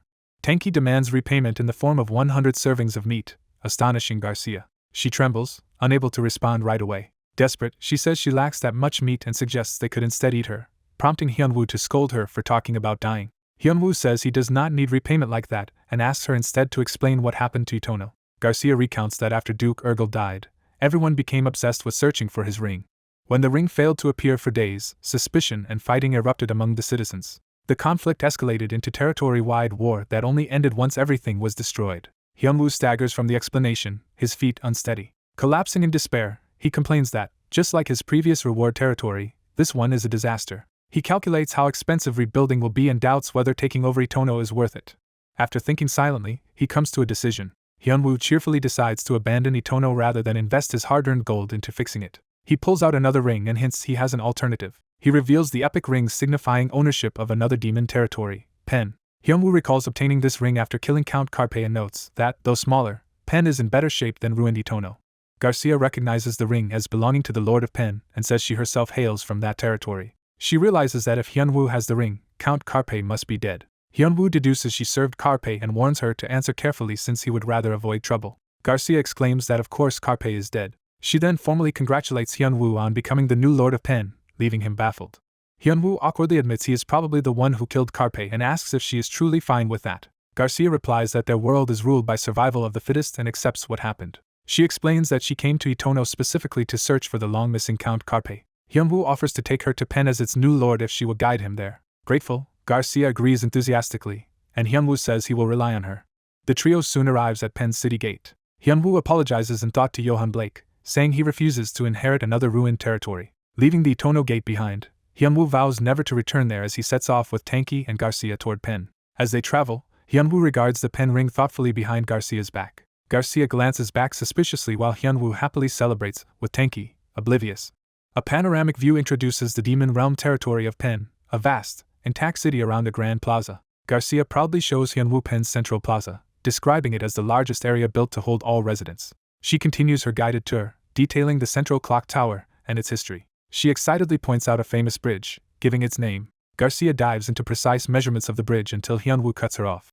Hyunwoo and Tanky gently tell her that such detailed explanations are unnecessary and boring. Watching them, Garcia wonders who Hyunwoo really is since he seems unusually knowledgeable for a non-lord. She privately questions his identity and laments that no one appreciates her enthusiastic commentary. She concludes the Pen tour and asks if Hyunwoo thinks the territory is impressive. He agrees that it has everything he could want. Hyunwoo then hints that despite Pen's beauty, something still bothers him. He notes that the residents appear drained and lifeless. Garcia admits that this is likely a result of Count Carpe's harsh rule. She explains that earlier lords of Pen pursued peaceful coexistence among all races. Carpe changed that vision into a doctrine where only the strong mattered. Under his rule, the powerless were forced into labor and gradually lost their spirit. Garcia addresses Hyunwoo solemnly, preparing to ask a serious question. She inquires how he plans to govern Pen now that he is its lord. Hyunwoo begins to answer but is interrupted. Tanky complains that he is hungry, prompting Hyunwoo to realize it is mealtime. Garcia invites them to dine at her home as thanks, and they gladly accept, Tanky cheering for meat. The scene shifts to Viscount Garcia's large mansion. Hyunwoo and Tanky stare uneasily at what they are served. Their meal is revealed as a dish called Twisted Abyssal Beast Meat Stew. Tanky predicts the food will taste worse than his mother's cooking, while Hyunwoo cautions him not to say that aloud. Garcia happily announces that she cooked it herself and urges them to enjoy it, while Hyunwoo wonders what the dish went through. Hyunwoo hesitantly takes a bite, wondering if it is safe. To his surprise, he finds the stew delicious. Garcia proudly asks Tenji's opinion, and Hyunwoo concedes that although it looks strange, it tastes great. An empty, scraped-clean plate shows the stew has been completely eaten. Hyunwoo thanks Garcia and compliments her impressive cooking, and she modestly says living alone improved her skills. Sipping wine, Hyunwoo reflects that someone living alone in such a mansion must have an important history. He calls out to Garcia, prompting her attention. Hyunwoo directly asks if she used to be the Lord of Pen, and she reacts in shock. He explains that her title, solitary life in a grand mansion, and lack of servants clearly suggest former power. He also notes how she gazed sadly at the pen ring earlier, implying a deep backstory she cannot hide. Hyunwoo adds that her love and passion when describing Pen reveal the heart of a true lord. Garcia is left speechless by how accurately he has read her. She finally admits he is right and that her family ruled Pen for generations. She explains that Count Carpe, once her father's friend, betrayed them. Garcia recounts how Carpe poisoned her father and seized control of Pen for himself. Garcia recalls how a man burdened her family with crushing debt, leading to her mother's death as she tried to repay it. She explains she became a maid for another noble and has spent her life working to pay off that inherited debt. The Count internally realizes Garcia's story mirrors his own past. He remembers the greedy lender who once handed his family a money bag, starting their ruin. He recalls his hospitalized father and his own twisted smile from that dark time. Thinking back, he feels like he is hearing a retelling of his own life. He also remembers a friend saying he could not have come this far without Youngchan's help. Garcia asks the Count, who earlier questioned her, how she would actually govern Pen. The Count replies that he has no intention of ruling Pen himself. While touching a glowing projection of the ring, he says someone else should govern Pen. He reveals that the rightful ruler should be Garcia and presents her with the ring. Shocked, Garcia wonders if this is some kind of joke, but he insists he is serious. He tells her he sensed her genuine love for Pen and believes she is more qualified to rule than he is. His bear companion dramatically begs Garcia to accept the ring and continue her father's legacy. The bear, suddenly grim, starts to react intensely. It explodes in anger, calling the Count wicked as dishes fly and chaos erupts. The bear accuses Garcia, demanding to know what she fed its master, while she is confused. It insists the Count would never normally be this nice and assumes he must have taken something strange. Threateningly, the bear tells him to confess what he did, while the Count cries out. The Count reassures the bear that he is completely fine, and the bear reluctantly admits that sounds like his usual self. Patting the bear, the Count says he usually acts for personal gain but will accept a loss in one special situation. He clarifies that this exception is when someone appears whom he truly wants to support. Turning back, he apologizes to the unseen Count and prepares for what comes next. Garcia politely refuses the offer, saying she appreciates it but feels too weak to accept. She explains that in the demon realm only the strong can rule, and a weak lord like her would face fierce resistance. She insists that only a powerful person like him can truly protect Pen. Bowing deeply, Garcia begs him to lead Pen as its lord. The Count falls silent, considering her plea. He answers that he still will not rule Pen but hints he has another idea. He excitedly announces he has a way for Garcia herself to become the rightful lord of Pen. Garcia stands confused, not understanding what he means. Time passes, and we see the peaceful town of Pen. Suddenly the town is rocked by huge explosions. Armored soldiers lie defeated on the streets amid smoke and rubble. A surviving soldier is stunned that Count Carpe's elite troops have been completely wiped out. He realizes it was accomplished by only 2 opponents. Those 2 are the Count and the Bear, both wearing terrifying demon masks as they advance. Observers question if Count Carpe was really felled by that masked man with the glowing ring. The masked Count declares he has no desire to be Lord and only craves destruction. Laughing madly, he vows to annihilate Pen and burn everything down. Someone tries to interrupt, but he turns confused. Garcia steps forward, warning that if they damage Pen any further, she proclaims as Viscount Garcia that she will never forgive them for harming her city. Off to the side, the Bear protests that the Count plans to deceive the townsfolk with this staged attack. The Count explains the plan. He and Garcia will stage a duel over the ring so she can publicly claim it. Garcia worries the duel is risky, but he says risk is necessary to become a lord. He adds that the crucial factor is actually her own will. Leaning in, he asks Garcia directly about her determination. He questions whether she truly has the will to rule Pen. Garcia lowers her gaze, thinking deeply. She remembers how under her father Pen was a joyful, happy city that she dearly loved. In contrast, she sees present-day Pen, where the residents live in misery and sorrow. Clenching her clothes, she laments that her family's legacy is being destroyed and wishes she could rule Pen again. She decides that if she could reclaim rule, she would never allow the residents to suffer anymore. At that moment, the system generates a new quest for the Count. The quest orders him to make Garcia, heir of Pen's demon noble family, its lord, promising experience and her oath as rewards. Seeing these rewards, the Count smiles in satisfaction. He rises enthusiastically and declares that their operation will begin. He announces the start of operation, make Viscount Garcia a lord. Back in the town square, explosions rage as the masked duo and Garcia engage in their staged battle. Garcia and the Count clash fiercely, with the Bear leaping in as part of the performance. The fight draws a crowd, who watch anxiously from behind. Spectators marvel that the Viscount is keeping up with such a monster, and wonder if he might actually win. Another onlooker points out the fight only looks even and urges them to watch more carefully. Garcia's heavy steps show she is being driven back. The observer notes that the Viscount is gradually losing ground and barely hanging on. He warns that a single mistake could cost Garcia everything. Garcia charges again, broom raised, as the Count readies himself. The masked Count lunges forward with a powerful kick. The blow sends Garcia flying back along the pavement. The crowd gasps that she could actually lose. Bruised but defiant, Garcia glares at the Count and starts to retort. He instead compliments her spirit, and offers to spare only her if she becomes his subordinate. He threatens to slaughter everyone standing behind her while letting her live, as he smugly asks her opinion of this.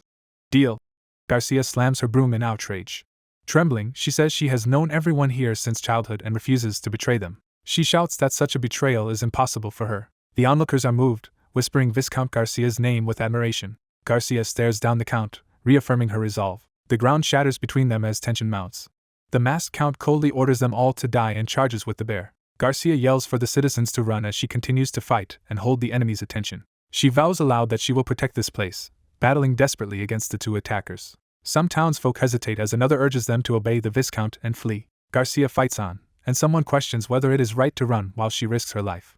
Another argues they would only get in the way if they joined the battle. The first man proposes an alternative plan instead of fleeing. Meanwhile, the staged fight smashes through a wall, continuing inside a nearby building. Garcia, still acting, asks how much longer they must keep up this exhausting show, and the Count tells her to endure just a bit more. He thinks to himself that their bait to rally the townspeople should start working soon. Outside, that same brave citizen slams his weapon into the ground in front of the Count. The strike creates a huge crater that helps sell the idea that everyone is joining the fight. He announces they have come to help Garcia, surprising her since she expected them to run. He says they cannot abandon their own land and will stand to defend it. The Count reassures Garcia that all the residents are now gathering to bring the enemy down.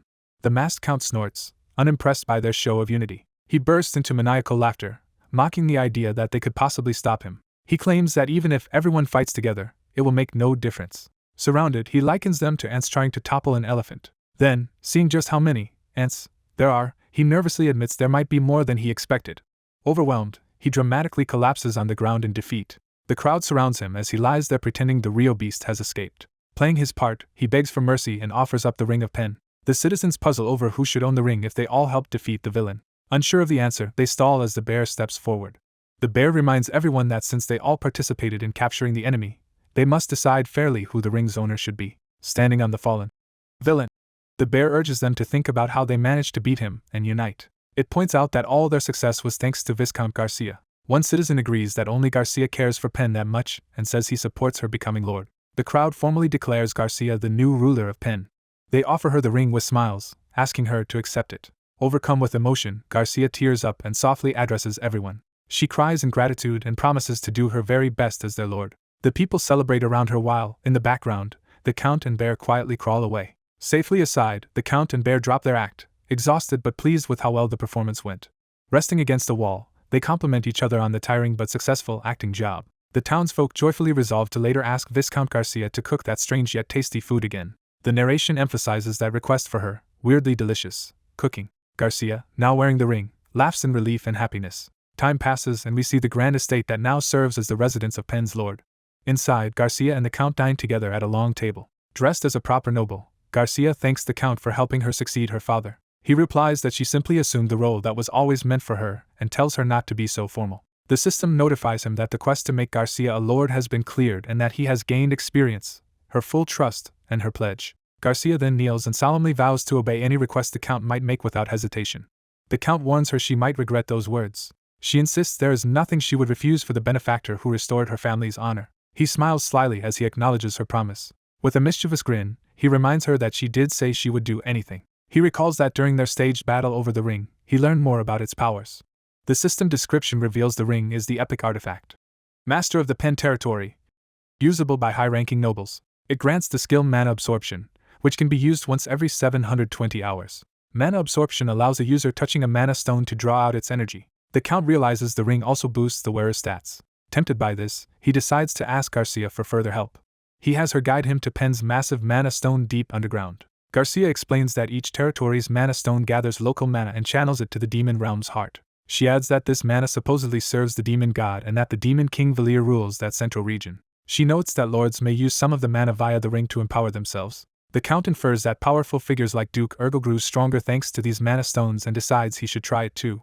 He politely asks Garcia to lend him her hand. He then slips the ring back off her finger. The system announces that ownership of Pen and its ring has now shifted from Garcia to Kan Hyunwoo. Wearing the ring himself, he activates mana absorption on the huge mana stone, stunning Garcia. Garcia panics, reminding him that such power is normally reserved for emergencies and usable only once a month. With a cheerful yet ominous smile, he argues that using it is only fair since he was the one who made her a lord. She protests again, but he pointedly addresses her as Viscount to invoke her pledge. He reminds her of the oath she swore to obey any of his requests. Resigned, Garcia allows him to use the mana stone as he wishes while he thanks her. The system confirms he is absorbing 20% of Pen's mana, and his mana stat surges dramatically. Kan Hyunwoo marvels at a ring that boosts mana and guarantees monthly stat growth. He realizes that to keep benefiting from the ring he must do something more. Looking over the ruined land of Itono, he decides he must become its lord. He worries about how to rebuild Itono in the demon realm where attracting merchants is difficult, as his aide calls to him. The aide asks him to return the borrowed ring, and he stalls, pretending he was about to. Hyunwoo hesitates, staring at the ring on his hand. He calls to Viscount Garcia and notes that he is already wearing the ring. Smiling slyly, he asks if he can use the ring's power one more time, confusing her. Time passes and Itono territory is shown, now under reconstruction. A group of monster workers in helmets stands ready to work. Hyunwoo publicly thanks the residents of Pen for supporting the Itono reconstruction project. Garcia, now in work gear, is told that everyone must follow her orders to restore Itono. She demands to know what is going on, and Hyunwoo casually says he bought Itono and expects her help. Horrified, Garcia protests that such a project will drain Pen's funds. He promises to pay everything back once Itono is rebuilt, while she doubts he can be trusted. Hyunwoo invokes a solemn pledge to reassure her. He starts reciting the pledge more emphatically. Leaning in menacingly, he reminds Garcia she has not forgotten the pledge's binding nature. In tears, Garcia resigns herself to the consequences. The workers begin breaking rocks with heavy effort. Garcia labors miserably among them while construction continues around her. Watching from above, Hyunwoo notes that spending so much gold hurts, but gaining a second territory is worth it. He reflects that more siege options for his team are always beneficial. He thinks this new territory might even generate buzz. Anticipating an upcoming siege match, he hints he still has an even flashier trump card prepared. The scene shifts to a modern arena where spectators head into a large stadium. Inside, a dazzling esports stage energizes the cheering crowd. Commentators explain that the league has reached week 6 and next week is already the final week. They review standings, noting Crescent Moon in first place and JD Telecom in second. Analysts say JT Telecom is desperately hoping Crescent Moon loses once, to secure a rematch opportunity. They highlight Crescent Moon's ace, Kan Hyunwoo, making defeat seem unlikely. Attention turns to their current opponents, Minodiris, who would need a miracle to beat him. Minodiris' armored players gather for a pre-match meeting. Their captain removes his helmet and calls to his teammates. He dramatically reveals his bald head to them. Shouting about baldness, he displays it like a source of pride. Several other bald teammates and a monk show off their shining heads in solidarity. The captain rallies them, saying that even in danger one can survive by keeping calm and collected. He narrates their past, shaving their heads, entering a temple, and training to remain composed under any circumstance. He explains that this discipline raised them to third place in the league. He vows that whatever strategy Crescent Moon uses, they will respond with rational calm. The team shouts to show their flawless, disciplined performance. On the battlefield, Hyunwoo brings a golden saxophone to his lips. He begins playing a showy saxophone solo atop a siege tower. The bald captain assumes Hyunwoo is drawing attention so his teammates can shine and plans to respond defensively. He orders the command room to strengthen their defenses while another teammate plays a violin. Crescent Moon's violinist joins in, empowering the tactic. Minodira's soldiers notice even the enemy mage is participating in the strange music. Crescent Moon's other members contribute on drums and lute. 2 more teammates add brass and harp, forming a full band. The Minodira's captain is stunned, unable to understand what Crescent Moon is doing. He yells in disbelief that they are playing music on the battlefield without weapons and wonders if it is some kind of cheer. Hyunwoo decides it is time to use the music as a signal. He blows an even louder saxophone blast that echoes across the field. Outside the walls, heavily guarded wagons respond to the signal. The wagon lids abruptly fly open. Massive crates crash down and burst apart. From the darkness inside, eerie purple lights awaken. Armored figures with purple flames in their helmets rise up. A squad of blue-cloaked knights appears, ready for battle. The Minodira's captain scoffs that all the noise was for a mere low-rank soldier. He forces himself to stay calm, reminding himself not to overreact to Crescent Moon's tricks. Hyunwoo, watching, notes that the enemy's reaction is duller than he had hoped. Deciding to escalate, he prepares another signal. The blue-cloaked soldiers leap forward, their attacks detonating with powerful blasts. One soldier soars through the air, sword glowing as he descends on the defenders. Purple flames wrap around his weapon, empowering his strike. A devastating explosion flings Minodira's defenders away amid screams. The captain recognizes the technique as Hyunwoo's famed Hyeonchan martial art. Shocked, he realizes Hyunwoo has somehow taught this elite technique to ordinary soldiers. From above, Hyunwoo proudly calls them his Hyeonchan-style soldiers and hints he has more surprises. A line of armored troops steps forward, implying additional formations are ready. Another squad drops into stance, readying synchronized strikes. Their blades crackle with purple energy as they grip them. They unleash a massive crescent-shaped slash across the wooden fortifications. The Minodira's captain recognizes the attack as Crescent Slash. The slash obliterates the enemy structures in a violent explosion. Minodira's position lies in ruins as their soldiers struggle to get up. The captain checks if his teammates are still alive, and they confirm they are. A monk healer, relieved to be unhurt, thinks he can now heal the others. Before he can act, a blue knight cuts him down mid-sentence. The captain stares in fear, realizing the healers have been eliminated. He sees Hyeonchan-style soldiers already on top of the walls, pressing the assault. He orders his remaining teammates to prepare for direct battle. The captain clashes head-on with one of the empowered knights. All around him, his comrades are pushed back by the disciplined blue knights. He strains to fend off another attack, barely keeping pace. With a powerful counter, he finally manages to knock one of the knights down. Breathing hard, he admits it is surprising that a mere soldier is this strong but believes they still have the advantage overall. Hearing reports that his team has handled the intruders, he reassures himself they can still win. The Minodira's players begin to relax slightly, puzzled by something unseen. Sudden realization hits them as something new appears. The captain narrates that he then understood his mistake. He realizes the battle is not a simple duel. Instead, they are being overwhelmed by hundreds of Hyeonchan-style troops acting at once.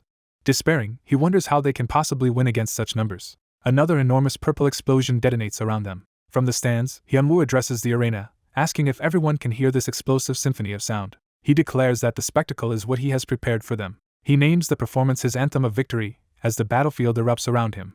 A news article later reports Hyunwoo's quote and announces Crescent Moon's overwhelming 2-0 win over Minodira's in Week 6. The schedule shows Crescent Moon's final match will be against last-place Charlotte Dragons, and online commenters mock that opponent. In response to the disparaging comments, a phone is angrily slammed to the ground. A furious Charlotte Dragons player, Jang Hyuntae, stands over his cracked phone. Hyuntae rages that people are looking down on his team. Vowing revenge, he swears Charlotte Dragons will be the ones to end Crescent Moon's undefeated run. The story shifts to a barren region of the demon realm. Hyunwoo, now there, reacts in shock to something his mentor shows him. Duke Blake summons a gigantic green serpent made of energy, prompting Hyunwoo to ask what it is. Blake explains the technique, Merong, which infuses magic with one's soul. He says Merong is a secret technique he will now teach Hyunwoo.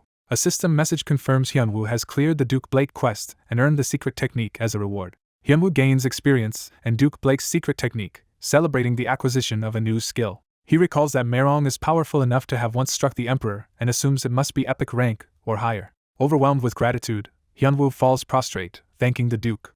He promises to bow toward Blake's direction every morning, though the Duke finds that unsettling. Before training, Blake checks that Hyunwoo already learned LeBron's life force conversion, then says this will make Merong easier to grasp. Blake places a hand on Hyunwoo's back to begin the process. He tells Hyunwoo he is about to inject him with magic. Hyunwoo's body becomes engulfed in blue flame-like mana as the power floods in.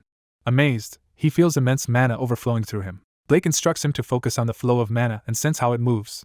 Hyunwoo is told to track that path with his own energy. He then channels his own mana and life force outward, forming a concentrated sphere. Blake praises him and tells him to imagine his own Meryong's form. Hyunwoo is told that any shape is fine as long as it is uniquely his. Closing his eyes, he muses about all the things he wants to do with his personal Merong. He smiles as an idea solidifies in his mind. Narration notes that his Merong is being created as he decides on the most important concept. A blinding burst of light erupts as the creation completes. When the light fades, Blake and Hyunwoo stare at the result in disbelief. They react with shock to whatever has appeared before them. Blake stammers in astonishment, asking what he is looking at. Hyunwoo's Merong turns out to be a small, cute purple bear-like figure. Both mentor and student silently regard the odd creation. A system window describes Merong creation as an epic passive skill that boosts all stats and mana effects by 25% and greatly accelerates mana recovery while Merong is active. Hyunwoo complains that he was envisioning his companion Tenji, and wonders why the result looks so incomplete. He asks if the form is a failure, but Blake reassures him that early Meryongs are usually rough. Blake shows that his own Merong started as a crude snake shape too. He explains that as his mastery grew, his Merong evolved. Eventually, his once simple snake became the massive, majestic serpent he wields now. Blake encourages Hyunwoo not to lose heart, saying he will reach a similar level in time, which impresses Hyunwoo. Blake proposes testing Hyunwoo's new Merong to see how well it performs. He clarifies the test will pit Hyunwoo's bear Merong directly against his own serpent Merong. The two spectral creatures face each other as Blake says their battle will reveal the bear's capabilities. Hyunwoo eagerly agrees, ready to start the fight at once. The sun sets over the rocky landscape as they prepare the duel. Blake explains that controlling Merong is as simple as issuing mental commands, and Hyunwoo impatiently urges to begin. With the tiny bear and giant serpent lined up, Blake signals the start. Blake shouts for the match to begin, sending his colossal serpent lunging toward Hyunwoo's small bear Merong. The Count summons a glowing purple bear-shaped spirit in front of him. He commands the spirit to evade as a green energy snake attacks. The spirit successfully dodges the powerful strike. Realizing the spirit moves with his thoughts, the Count tests it against the green serpent. Enjoying himself, he has the serpent repeatedly slam the ground while the bear keeps escaping. An observing Duke notes that the spirit's agile movement is impressive. The Duke comments that merely dodging is not enough. The bear prepares to change its response. The Duke says dodging alone cannot show the real power of the spirit, called Merong, and orders stronger attacks. The serpent unleashes massive destructive blows on the battlefield. The Count is amazed by the attack's overwhelming destructive force. He observes that such power would obliterate most monsters completely. Excited, he decides to test how strong his Merong truly is. He drives the spirit to clash head-on with the serpent's strike. The bear endures repeated heavy impacts from the serpent.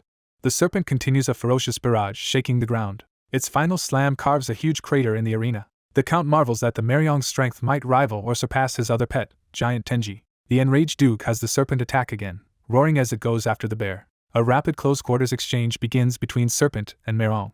The serpent's blows land, and the duel intensifies. The bear counters, trading strikes with the serpent. The Meryong's appearance suddenly shifts into a fiercer bear with a heart mark. Powering up, it hammers the serpent with fast, repeated punches. It then uses a spinning attack that smashes aside the serpent's charge. The spirit straightens, adopting Captain Tenji's characteristic posture. Its features fully morph into a burly, Tenji-like form. The Duke notices the resemblance to Captain Tenji and is amazed by the spirit's rapid growth. He is even more impressed that the Count remains so focused on controlling the Merong. He notes that the Count is so absorbed in the fight he has not realized the Meryong's transformation. The Duke concludes the Count's talent explains why the legendary LeBron accepted him as a disciple. The Duke ends the test by recalling his serpent with a command to release. The Count, surprised, asks why the Duke is stopping, and the Duke says the testing is sufficient. The Duke tells the Count to inspect his spirit. The Count finally sees the changed Merong standing like Tenji and is shocked. He grabs the bear, exclaiming in disbelief that it now looks exactly like Tenji. The Duke explains that the test greatly increased the Count's mastery over Merong creation. A system window describes Merong creation as an epic passive that forms a mana body granting various benefits. Now at mastery rank D, the Count realizes his mastery jumped from F to D. He speculates that while the skill's power is unchanged, higher mastery alters the spirit's appearance. Delighted, he regards the evolving Merong as a perfect source of streaming content. He imagines filming the spirit's growth stages as videos. He also plans surprise live streams for viewers featuring the Merong. He even imagines reaction videos of the real Tenji meeting his Merong double. Overjoyed, he welcomes the spirit as his new lucky charm and future moneymaker. Watching the Count celebrate, the Duke mutters that the boy may faint from shock once he learns a bigger truth. Another elder warns the Duke to mind his words around the boy, amused by the situation. The serpent, named Elja, coils around the elder as he addresses it. Elja replies it will obey the elder's request. Elja adds that the coming events sound entertaining. The Count hugs the Maron happily, fully satisfied with his new partner. The scene shifts to a red sky over the demon realm, signaling a change of location. The Duke tells the Count to stay and practice using the Maron while he goes to settle unfinished business. The Count guesses he means confronting Demon King Revolve, and the Duke confirms now that his body has recovered. The Duke vows to punish Revolve, who once humiliated him. The Count starts to speak again, addressing Duke Blake. With resolve, he asks the Duke to take him along. He insists that as the grand disciple of LeBron, he cannot ignore the insult to his master's master. He begs to join the Duke's revenge, promising to be useful. The Duke finds the Count's determination admirable. Smiling, the Duke agrees to bring him along, and the Count thanks him enthusiastically. The Count grins privately, already thinking ahead. He imagines the Demon King fight as a treasure chest of epic rank rewards. He is thrilled to tackle such a lucrative event alongside one of the world's strongest figures. He resolves to claim every reward from the Demon King's subjugation for himself. The narrative moves to Demon Realm territory Lu, guarded by demon soldiers. A demon guard begins a routine welcome as travelers enter the territory. Recognizing one of them, the guard is shocked and cries out. He identifies the Duke as the infamous executioner. Other guards doubt at first but accept that this is indeed the feared executioner. They remember him as the one who destroyed their entire territory in the past. The Duke thinks there is no way he could forget that burning scene either. Terrified, the guards tell each other to flee for their lives. The Count nervously asks what happened here before. The Duke explains he once came to this place while serving as the executioner. In a flashback, he recalls how a condemned target resisted fiercely and the resulting battle devastated the town. The Count suggests they choose another route. The Duke refuses, insisting they proceed as planned through the site. As they walk in, townsfolk gather and whisper fearfully about the returning executioner. The crowd regards the Duke as the bastard who once harmed them and their children. A stone hits the Duke, thrown from the angry crowd. A young demon yells at him to leave, blaming him for the village's suffering. Other townsfolk join in, shouting for the Duke to get out and never return. Rocks strike him from all directions as he stands silently and endures it. The Count steps forward, shouting for everyone to stop and insisting the Duke has changed.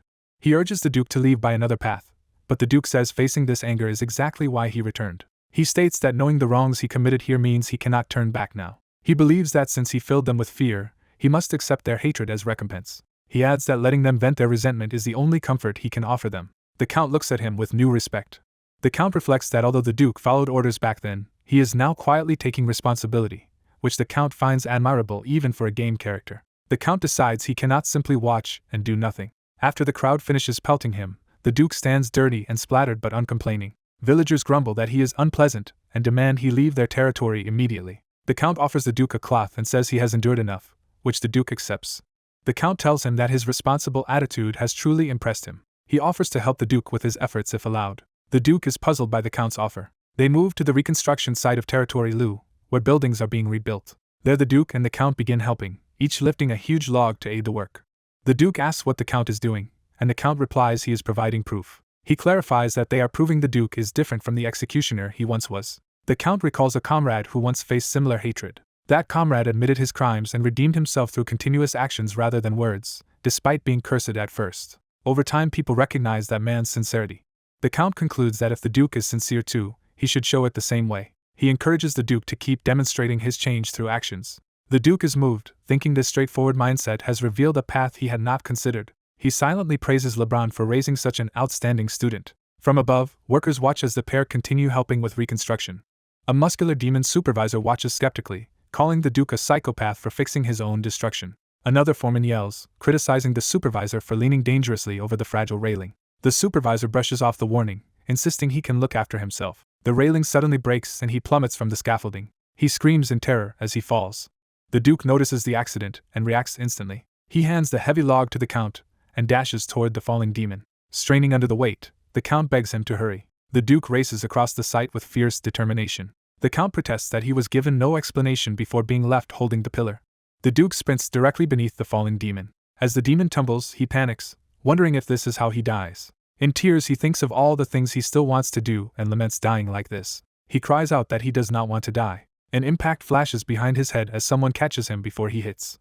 The Duke wraps him in his arms, taking the force of the fall. They skid across the ground, but both survive. The shaken demon opens his eyes to the Duke asking if he is alright. Realizing who saved him, the demon gasps in surprise. The Duke smiles gently and says he is glad the demon is safe. Embarrassed and conflicted, The demon manages a halting thank you. Emotion wells up inside him as he clenches his teeth. Still unable to accept the Duke, he clicks his tongue and stalks away. The Duke sits silently, watching him go as the Count calls out to him. The Count praises the Duke for dashing off to save a life so quickly. He notes with a bit of irony that the demon left without offering proper thanks, but the Duke answers that gratitude was never his motive. The Count insists that even so, the demon must have felt the Duke's sincerity. A narrator reinforces that belief, affirming the Duke's sincerity reached him. The demon pauses, clearly affected, while keeping his back turned. Later, the Duke asks about the wooden pillar, and the Count says not to worry about it. He reveals that he entrusted holding the massive pillar to his spirit beast, the Merong, which strains under the weight. The shot widens to show a dragon flying overhead as the scene shifts again. A large purple dragon appears in the sky, hinting at approaching danger. Elsewhere, cloaked horned figures appear as if using teleportation magic. One cloaked demon states he has found Johann Blake. Another confirms reports about Johann's presence were true. A third, holding a glowing orb, says Demon King Revolve will depart soon and asks what they should do. One of them scoffs that the answer is obvious. That figure launches himself forward, moving rapidly toward the reconstruction site. He rockets into the sky, racing toward Johann and the town, setting up the coming confrontation. A massive explosion erupts behind Blake and the young Count as debris rains down. They turn back in alarm, confused by the sudden destruction. A demonic warrior with a huge clawed arm steps forward, saying Lord Revol need not bother. The clawed demon, Duke Southpaw, declares he will personally handle the situation. Southpaw confronts Blake and the Count amid the ruins of the town. A severed demon arm begs them for mercy from under the rubble. Outraged, Blake demands an explanation for the carnage. Southpaw's allied Duke Orthodox appears, casually asking why Blake is so angry. Southpaw jokes about whether they were impressed by his flashy entrance. Orthodox mocks Southpaw, saying his spectacle is insignificant. Blake recognizes Orthodox's arrival and the Count asks if he knows this newcomer. The Count explains that Southpaw and Orthodox are the two hands of Demon King Revol. Orthodox summons a dragon-headed arm and tells Southpaw to watch carefully. The dragon arm begins forming a massive fiery blast for a grander entrance. The dragon's fireball rains flames over the town as Blake and the Count look up. Explosions devastate buildings and terrify the townsfolk. More blasts hurl demons through the air as the town burns. Blake sees the inferno consuming homes and hears people screaming. He is shaken as the flames reflect in his eyes. A close-up shows his horror and determination as he witnesses the catastrophe. Blake remembers his past as a grim, sword-wielding executioner. He recalls his former monstrous grin with blazing red eyes. Southpaw and Orthodox react tensely, realizing Blake's dangerous aura. Blake furiously accuses them of dragging innocent civilians into their fight. The demon dukes dismiss civilians as weak and not worth worrying about. Southpaw taunts Blake for acting righteous after all the evil he once committed.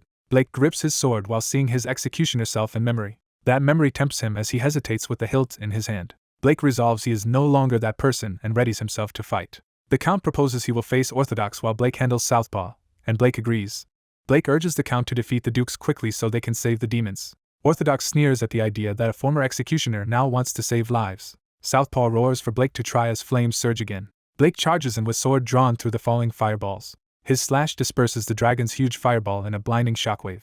The redirected blasts and sword beams batter Orthodox from every angle. Blake sprints forward, pressing the attack. He focuses sharply, eyes narrowing as he targets Orthodox. Meanwhile, a fireball hurtles toward a terrified demon girl cowering on the street. Blake leaps in front of her and intercepts the fireball with his sword.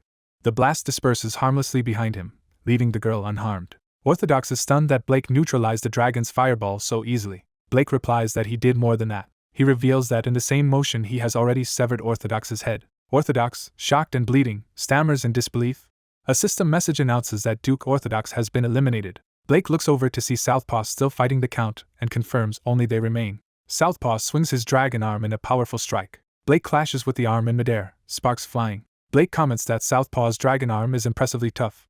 Southpaw boasts that of course it is, since it is a dragon's hand. He scoffs at the idea that Blake's sword could even scratch it. Blake's next strike slices the dragon arm clean off, making Southpaw scream. Southpaw howls, unable to understand how his dragon arm was cut. Blake playfully answers that who knows why it worked. He posits that maybe he is simply stronger than a dragon, while a system note says his skill anatomy basics can sever struck limbs. Blake warns Southpaw to watch his back. From behind, Blake's summoned purple mascot streaks down like a bomb. The mascot announces another big attack as it drops from atop a stone pillar towards Southpaw. A message reports Duke Southpaw has been eliminated and that Blake gains experience. The Count praises Blake's clean, precise sword work and Blake thanks him. Blake suggests they now focus on rescuing the demons. The grateful demon townsfolk gather around, thanking Blake and the Count for saving them. A blue-skinned demon father hears his daughter call out to him. He joyfully embraces his rescued daughter. The girl points to Blake, telling everyone that the old man saved her. Other demons murmur in disbelief that the feared monster Blake actually protected them. Another demon raises his hand and insists the story is true. He explains that, unbelievable as it seems, Blake did indeed save their lives. Others admit they saw it too and reluctantly agree. The speaker says he does not know what changed Blake, but he is clearly different now. Blake overhears them and is surprised that the townsfolk acknowledge this. The demon father thinks hard, wrestling with his feelings toward Blake. He approaches and calls out to Blake. He begins saying that when he remembers Blake's past atrocities he cannot forget them. He confesses he can never truly forgive Blake for what happened, yet he adds that for saving their people today, he bows deeply and sincerely thanks Blake. Blake is stunned by this unexpected gratitude. The emotion overwhelms him, and he lowers his head, sweating and conflicted. Blake clenches his fist and admits his own past sins born from immaturity. He bows to the crowd and offers a heartfelt apology for his former actions. The viewing count watches Blake with a faint, proud smile. High above, Demon King Revol watches the touching scene with interest. Revol mocks the heartwarming story about overcoming one's past. He then ominously asks what will happen next. Grabbing the demon father, Revol says no one can escape their past. His possessed victim's eyes go blank with a sinister grin. Blake vows to accept his past but move forward, challenging Demon King Revol. Revol cheerfully suggests they test that resolve. He prepares to see how heavy Blake's self-imposed burden truly is. Revol suddenly smashes Blake aside, sending him flying. A hooded blue-skinned demon girl silently observes the chaos. Blake recognizes the hooded demon woman with shock. He realizes she is the same child he once failed to save. A visual flashback shows the girl as a smiling child and as she is now. Blake rages inwardly at Revol for using her like this. Revol gloats that he kept her around as a convenient tool and is glad he can use her now. He taunts Blake that someone who could not protect even one child has no right to talk about saving others. Revol prophesies that Blake will stain his sword with blood again. He declares that this bloody day is today. A new quest appears ordering Blake to defeat Demon King Revol, ranked SSS+. Blake confirms that the grinning demon before them really is Demon King Revol and that he now must defeat him. One of Blake's allies thinks this is the perfect chance to strike Revol from behind. Blake starts a live stream titled First Ever Demon King Subjugation Quest in Progress, with thousands watching. Viewers excitedly chat while Blake tells them he is finally face to face with the Demon King. He introduces Revol to the stream as one of the 7 Demon Kings and the ruler of humiliation. Blake announces to his audience that the Demon King's subjugation content begins as he and the Count launch their attack. Revol, injured, hears Blake remind him of that earlier prophecy about blood on his sword. Blake agrees his sword will indeed be blood-stained. He adds that this time it will be Revol's blood and charges in. The system records that the Demon King's subjugation quest condition has been fulfilled. Another message declares the Demon King's subjugation quest cleared. Blake screams in disbelief at how quickly the quest ended. He is stunned to see Revol seemingly slain and lying in a pool of blood.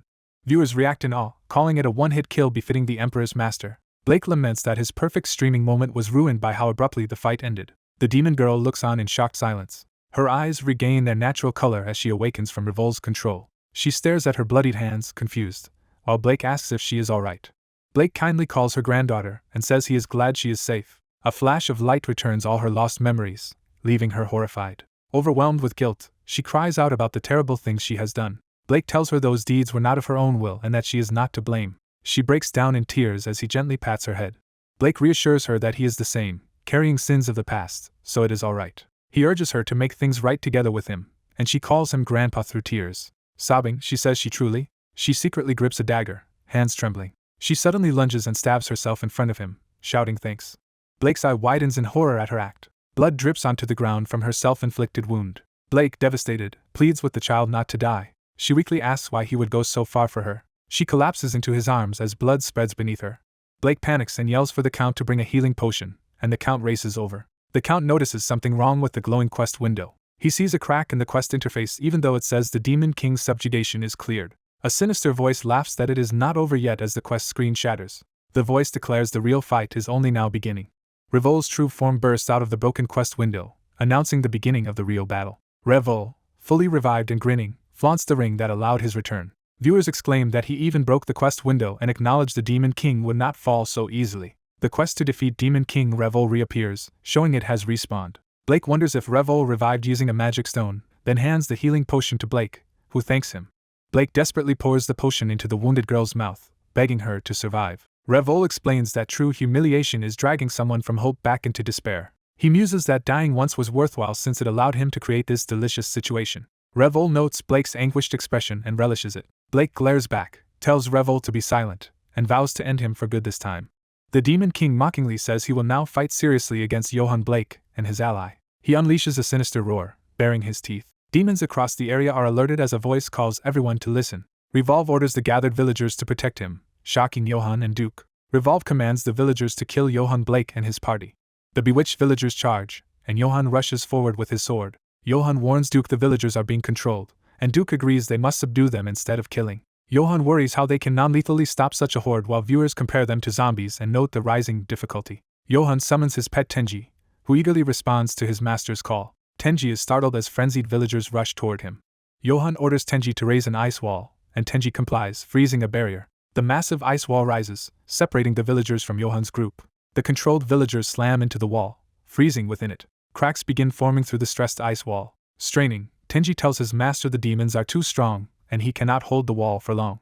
Johann confirms with Duke that he is an expert in magic analysis. Johann asks if Duke can copy Revolve's mind control magic, impressing onlookers with his quick planning. Duke replies that reproducing that magic would be difficult. He explains Revolve's mind control needs a special attribute to activate. Duke says the attribute felt unlike anything he knew, similar to a strange power he senses now.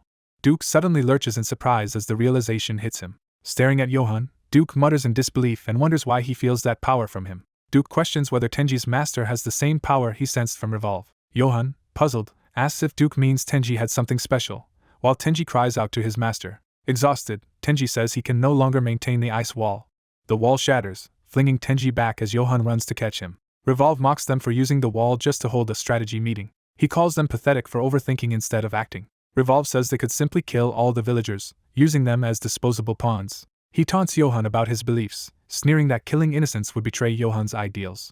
Viewers comment that the monster's trash talk is impressive. Others argue that killing the villagers might be the easiest way to clear the quest. The chat debates morality, contrasting killing NPC villagers with killing monsters, while Johann holds a teary-eyed Tenji and reflects. Johann admits slaughtering everyone would be fastest, a stance viewers praise as efficient. Smiling, he adds that if he wants to enjoy himself, that is not the route he will take. He declares that saving everyone would be far more exciting, and viewers react with respect. Johann notes that rescuing them likely brings better rewards too, prompting more praise from the audience. He and Duke finalize a plan to subdue Revolve without killing the villagers, and Duke approves the strategy. Duke begins casting a large spell to initiate their plan while Johann and Tenji stand amid the crowd. A blinding icy explosion erupts, reshaping the battlefield.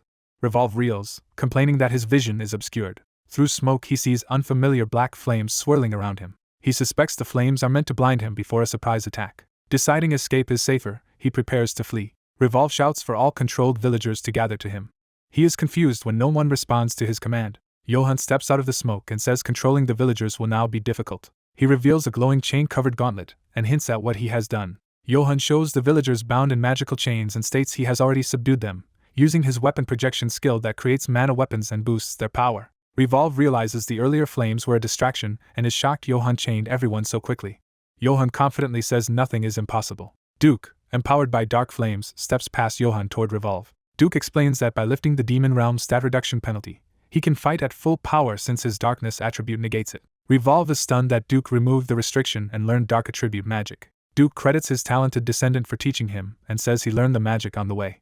He says that thanks to this, he could remove the penalty and save the villagers by restraining them with dark chains. Duke announces that Revolve's numbers advantage is gone and tells him to accept his death. Revolve laughs darkly, saying they have underestimated the Demon King. He begins invoking another power, saying in that case he will escalate further. Revolve promises to show them his true power firsthand. He transforms, sprouting many ghastly arms as green flames flare around him. Revolve hurls those monstrous arms at Johann, Duke, and Tenji, shouting for them to die. Johann warns everyone that being touched means instant mind control and urges them to avoid Revolve. One of the giant hands smashes the ground, causing massive destruction. Duke blocks an incoming arm and asks Johann if he is alright. Johann lies sprawled between several arms, insisting he is fine while viewers note he barely avoided death. As more hands slither near, Johann calls out to Tenji in alarm. Tenji is grabbed by a spectral hand and calls desperately to his master. Revolve's corruption begins flowing through that contact. Johann charges toward Tenji, promising to save him. Revolve cackles that it is too late, and claims no one can escape his mind control once caught. He commands Tenji, calling him child, and begins rewriting what Tenji sees. He finishes the command by ordering Tenji to kill the one standing before him. Under red eyes and a furious roar, Tenji launches at Johann, who reacts in shock. While fending off Tenji's attacks, Johann begs him to remember that he is Hyun Wukong, his master, and to resist the demon's control. Johann tearfully pleads with Tenji to come back to his senses. Instead, Tenji powers up, roaring as he gathers a massive ball of lightning. The lightning detonates in a huge explosion that forces Duke to shield himself. Duke realizes the situation is dire and that they must defeat Revolve quickly before Johan and Tenji are seriously hurt. Revolve threatens that if Duke takes even one step, he will order the bear to kill itself, asserting Johan cannot stop him at this distance. Revolve commands Johan just to sit and watch. He gleefully introduces the coming battle as a thrilling showtime, with the controlled Tenji facing Johan. Tenji turns away, powering up ominously. He raises a gigantic fiery sphere overhead, fully charged. Johan observes that Tenji is concentrating all his mana into that one attack, which would be dangerous even to him. Johan prepares his own dark energy in his hand. He casts Yanshin Burst, forming a violet energy sphere to counter Tenji. Viewers panic, asking if he is really going to attack his own rare pet. The injured Demon Realm girl explains that the only way to free Tenji is to knock him out, as they did to her earlier. Seeing Tenji aiming the burning sphere, Johan apologizes and resolves to strike him. As Tenji raises his arm, his expression suddenly softens. He joyfully calls out to his master, regaining himself. Johan holds his charged spell, hesitating. He lets the energy dissipate, saying he cannot go through with the attack. Johan admits there is no way he could bring himself to hurt Tenji. Revolve laughs, asking if Johan is giving up because he will not hurt his comrade. He mocks Johan's compassion but prepares to finish him through the weaponized Tenji. Revolve orders his mind-controlled slave Tenji to kill Johan immediately. Another enormous explosion lights up the sky. The blast engulfs the village in flames and destruction. Tenji stands on a ledge, watching the burning ruins below. He cheerfully comments that the result looks perfectly cooked. A battered Revolve emerges from the wreckage, and someone denounces him as a villain. Revolve, confused that his mind control failed, wonders if Tenji shares his corruption attribute. Tenji's status window reveals he indeed has the corruption attribute, explaining why the mind control could not dominate him. Tenji keeps staring at the flames as debris falls around him. He amends his joke, saying the target is now perfectly roasted. The earlier denunciation of villainy is repeated as Revolve struggles in the rubble. Johan and Duke run toward Tenji, calling his name, and Tenji happily answers his master. Johan anxiously asks if Tenji is alright and whether he was controlled, but Tenji says he only heard voices and was fine. Tenji explains he came up with a plan to deceive the villain, so he pretended to be under control. Johan praises his acting while viewers remark that Tenji schemes just like his master. In the aftermath, someone compliments Tenji for landing a solid blow on the Demon King. Revolve clutches his wounds, shocked there is another being with the same attribute as him. Johan deduces that Tenji's corruption attribute necklace nullified the mind control magic, working like opposing attributes cancelling each other, and the item's description is shown. Viewers are surprised corruption items work in the demon realm and regret discarding theirs. Johan asks Tenji for a spare corruption necklace, and Tenji obediently hands him one, whose description as origin of corruption appears. Johan offers the necklace to Duke, who declines, saying Revolve's attacks can no longer reach him. Johan confirms Duke will not use it, hinting he has another plan. Smirking, Johan says he has a different use in mind for the item. Stepping forward, he signals that it is time to act. Johan declares that this time they will finish Revolve, standing ready with Duke and Tenji. Revolve, enraged, glares at the trio. He insists he will not lose to them even now and lashes out with his many arms again. Tenji sends a buff to his master while Johan and Duke charge, and Johan asks Duke to handle the rest. Duke agrees and dashes in, cloaked in power. Together they slice through the incoming arms, advancing on Revolve. Frustrated, Revolve thinks he only needs a single successful hit but cannot land one. He considers using his Mana Stone ring but knows activating it takes time, so he resolves to endure the assault. He realizes that if he fails to endure, he will be finished. Panic overtakes him as he concludes he will truly die. Johan spots an opening and dives in. His strike connects, sending Revolve flying. Revolve crashes to the ground, screaming in agony as blue energy bleeds from his wound. Furious, he vows to kill Johan for daring to injure him. Duke appears behind Revolve and calmly tells him he is the one who will die. Revolve looks up in terror as doom closes in. Crawling away, he screams at Duke not to come any nearer. He desperately calls for anyone to protect him, but no aid comes. Reaching toward a figure, he begs for help. He is stunned to see the Demon Realm girl standing over him. Believing she will save him, he thinks he is safe. Elated, he laughs that fate favors him since this particular girl has appeared. Confident again, he orders her to kill Johan Blake immediately. Johan steps forward and muses that true humiliation is dragging someone from hope into despair, a sentiment he claims to like. He then says those same words apply equally well to Revolve. Smiling darkly, Johan points out that Revolve is now the one being dragged from hope into despair. Revolve, shaken, demands to know what Johan means. A bright, mysterious light begins to envelop Revolve's face as something happens off-screen. Blood suddenly spills from his mouth, and he weakly asks what is happening to him. Revolve panics that his mind control fails as Vivian stabs him in the gut. Vivian recognizes Revolve's necklace and realizes something about his identity or power. Viewers discuss that the protagonist handed a corruption item to an NPC to turn Revolve's own trick against him. Vivian, empowered by the item, declares her rebellion against Demon King Revolve while keeping the blade in him. She recalls the atrocities she committed under his control and vows never to forgive him. Consumed by rage, she attacks Revol, screaming that she will kill him. Vivian raises her sword in a final furious attempt to finish Revol. Johan intercepts and grabs Vivian's sword to stop the killing blow. Vivian is shocked as Johan holds her weapon mid-swing. She shouts that Revol deserves death while Johan urges her to calm down. Revol, still alive, mockingly praises Johan for protecting him. Revol tempts Johan to guard him and become a hero of the demon realm. Johan tells Revol he misunderstood and that he stopped Vivian not to save him. Johan prepares a massive spell circle, saying he wants to kill Revol with his own hands. He unleashes a devastating beam meant to inflict maximum pain. Revol screams as the spell engulfs him. While burning away, Revol warns that they will regret killing someone as entertaining as him. Revol vows to haunt Johan's memories forever as he dies. A gigantic explosion marks Revol's complete destruction as the others look on. Narration declares that the seventh Demon King, Revol the Humiliation, has been slain by Johan Blake. A new Demon King is announced, shown peacefully tending flowers. The narration names this new Demon King as Revol. It is revealed that the new Demon King's title is Sloth. Narration states Johan Blake has become the Demon King of Sloth. Johan muses that the title Demon King of Sloth is not wrong for him. He notes that Vivian has just saved him. Vivian apologizes for arriving late. She impulsively hugs Johan in relief. While embracing him, Vivian thanks Johan for saving a mere slave like her twice. She emotionally calls him grandpa and thanks him again. Vivian says that because of him, she could still find joy even when she thought her life was over. Looking at the aurora, she happily says she can see beauty again. Johan is silently moved by her words and the sight. Johan drops his sword, acknowledging her perspective as correct. They all quietly admire the beautiful aurora in the sky. Hyunwoo also gazes up, calling it a beautiful sight. He smiles and tells Tenji he worked hard. Hyunwoo notices Tenji's body darkening and asks what is happening. Tenji panics as his body changes while Hyunwoo pulls up a system window. A system message reports that Pet Tenji has reached level 300.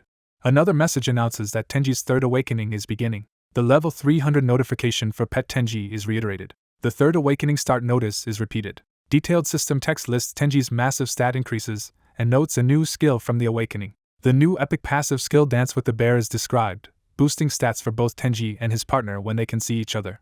Tenji exclaims that his body has turned completely black. System text explains that attributes are granted according to the environment. Tenji groans as the transformation continues. A burst of energy erupts from Tenji, startling Hyunwoo. The system declares that the attribute bestowal process is complete, and Hyunwoo sees his gloves darkened.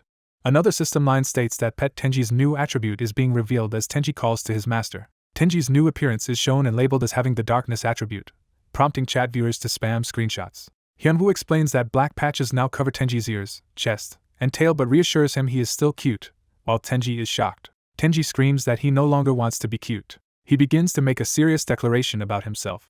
Flashbacks show Tenji deciding he must grow stronger by hunting more monsters to help his master. The memories continue with Tenji vowing to be of use to Hyunwoo. Tenji proclaims that being strong is better than being cute, surprising Hyunwoo. Hyunwoo wonders if Tenji's rejection of cuteness is part of mental maturity from the third awakening. With dark aura around him, Tenji gloomily insists that cuteness is meaningless. Hyunwoo decides to humor Tenji, thinking the darkness attribute might simply mean moody behavior. Hyunwoo starts to compliment Tenji's new black fur. He enthusiastically says the black fur looks dignified, making Tenji shyly ask if that is true. Hyunwoo likens the feeling to when he first met the terrifying black-armored duke. Internally he admits that Tenji's black fur triggers some trauma from that encounter. Hyunwoo quickly reframes black as the color of the strong, citing famous powerful beings like a black dragon. Tenji stops him, satisfied, and tells his master to say no more. Convinced, Tenji dramatically poses, claiming he already knows how strong he looks. Hyunwoo excitedly snaps photos, praising Tenji's majestic pose. Viewers comment that Hyunwoo's smooth talk is impressive, and that he could be a conman if he did not game. Hyunwoo urges Tenji to strike more poses for the fans, and Tenji eagerly agrees. Tenji does a bodybuilder-style pose that Hyunwoo says looks like a magazine cover. Hyunwoo continues complimenting Tenji's expressions and angles as perfect. He declares the latest pose perfect thumbnail material for the stream. Narration notes that Hyunwoo's stream reached its highest viewer count ever that day. Afterward, the Duke asks if Hyunwoo took all the needed pictures, and Hyunwoo sheepishly admits he was too absorbed in Tenji's power-up. The Duke says it is now Hyunwoo's turn to grow stronger, and offers him something. He transfers one of Revol's items into Hyunwoo's hands, astonishing him. The item is revealed as the epic growth-type ring Rainbow of Desire, which grants stats, houses Revol's 7 powers, and can evolve by killing many creatures. Hyunwoo joyfully exclaims that the ring is epic and growth-type. While feigning humility, Hyunwoo eagerly accepts the gift as the Duke points out his hands took it before his mouth refused. Hyunwoo's attention is suddenly caught by something off-panel. He asks about another ring on the Duke's finger, which the Duke identifies as Revol's Mana Stone ring. Hyunwoo wonders why the Duke is wearing it, and the Duke confirms he put it on deliberately. The Duke says he wears the ring to finish the duty he was given. Vivian looks at him in confusion. The scene shifts to Revol's former territory Blanc, where a crowd gathers before the Grand Castle. Johan, Vivian, and Hyunwoo arrive in the bustling plaza dominated by Revol's statue. Johan introduces himself to the populace as the newly ascended Demon King of Sloth, Johan Blake. He announces that he will give them his first and last order.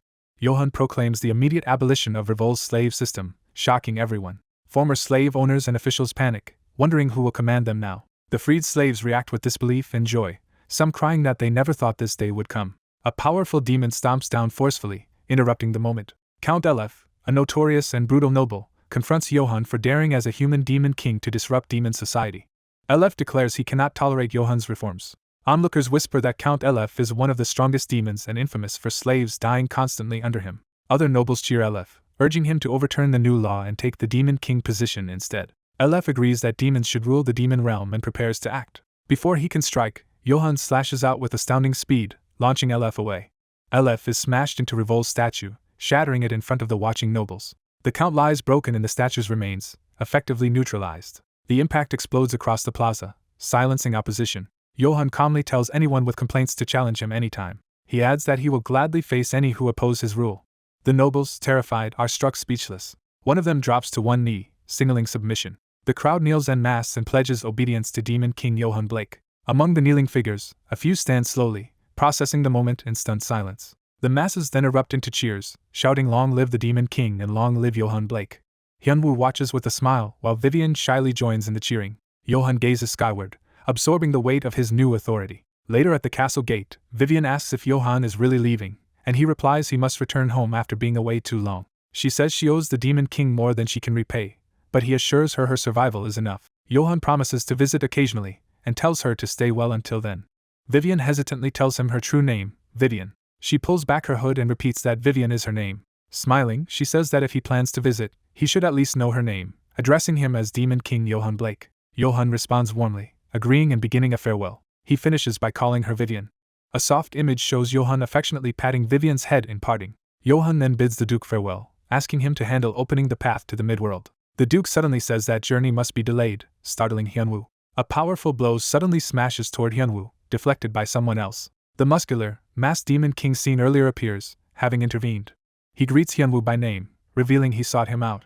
Hyunwoo, sweating, asks what brings this powerful figure here. The newcomer retorts that it should be obvious. He states he has come specifically because he has business with the Demon King of Sloth. The armored demon, Valor, tells Johan Blake they share a deep connection, and Johan addresses him by name.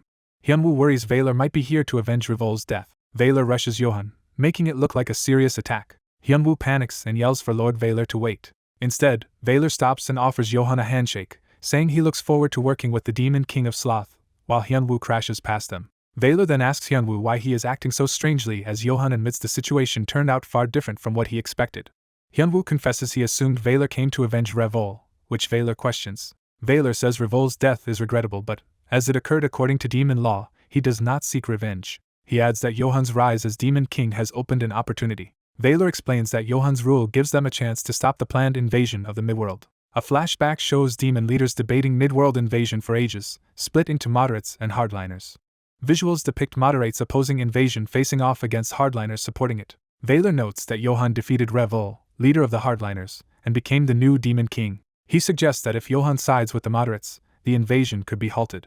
Valor sets up a board with miniature demon figures and explains that with Johan's support the midworld invasion might be cancelled, while Hyunwoo admires his quick thinking. Johan asks why Valor cannot simply join the moderates directly, and Valor says circumstances force him to remain neutral.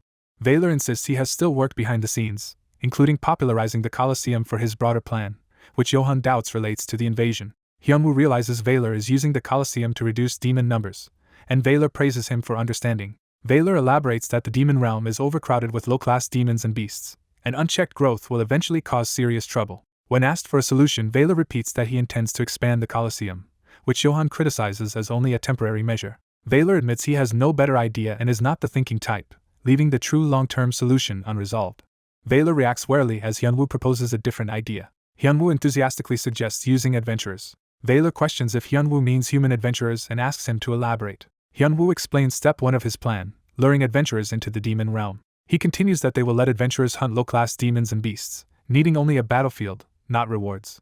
Another demon asks if nobles will provide such a place, and Hyunwoo answers that he already has one in mind. Hyunwoo reveals his own territory, Itono, as the arena. He explains that with the dragon's power he can open a passage from the demon realm to the midworld, after which Valor can quietly release beasts for adventurers to kill. Valor laughs and praises Hyunwoo's amusing plan. Valor agrees to persuade the demon kings with Johan and orders Hyunwoo to go to the midworld and win over the dragon, which Hyunwoo accepts confidently.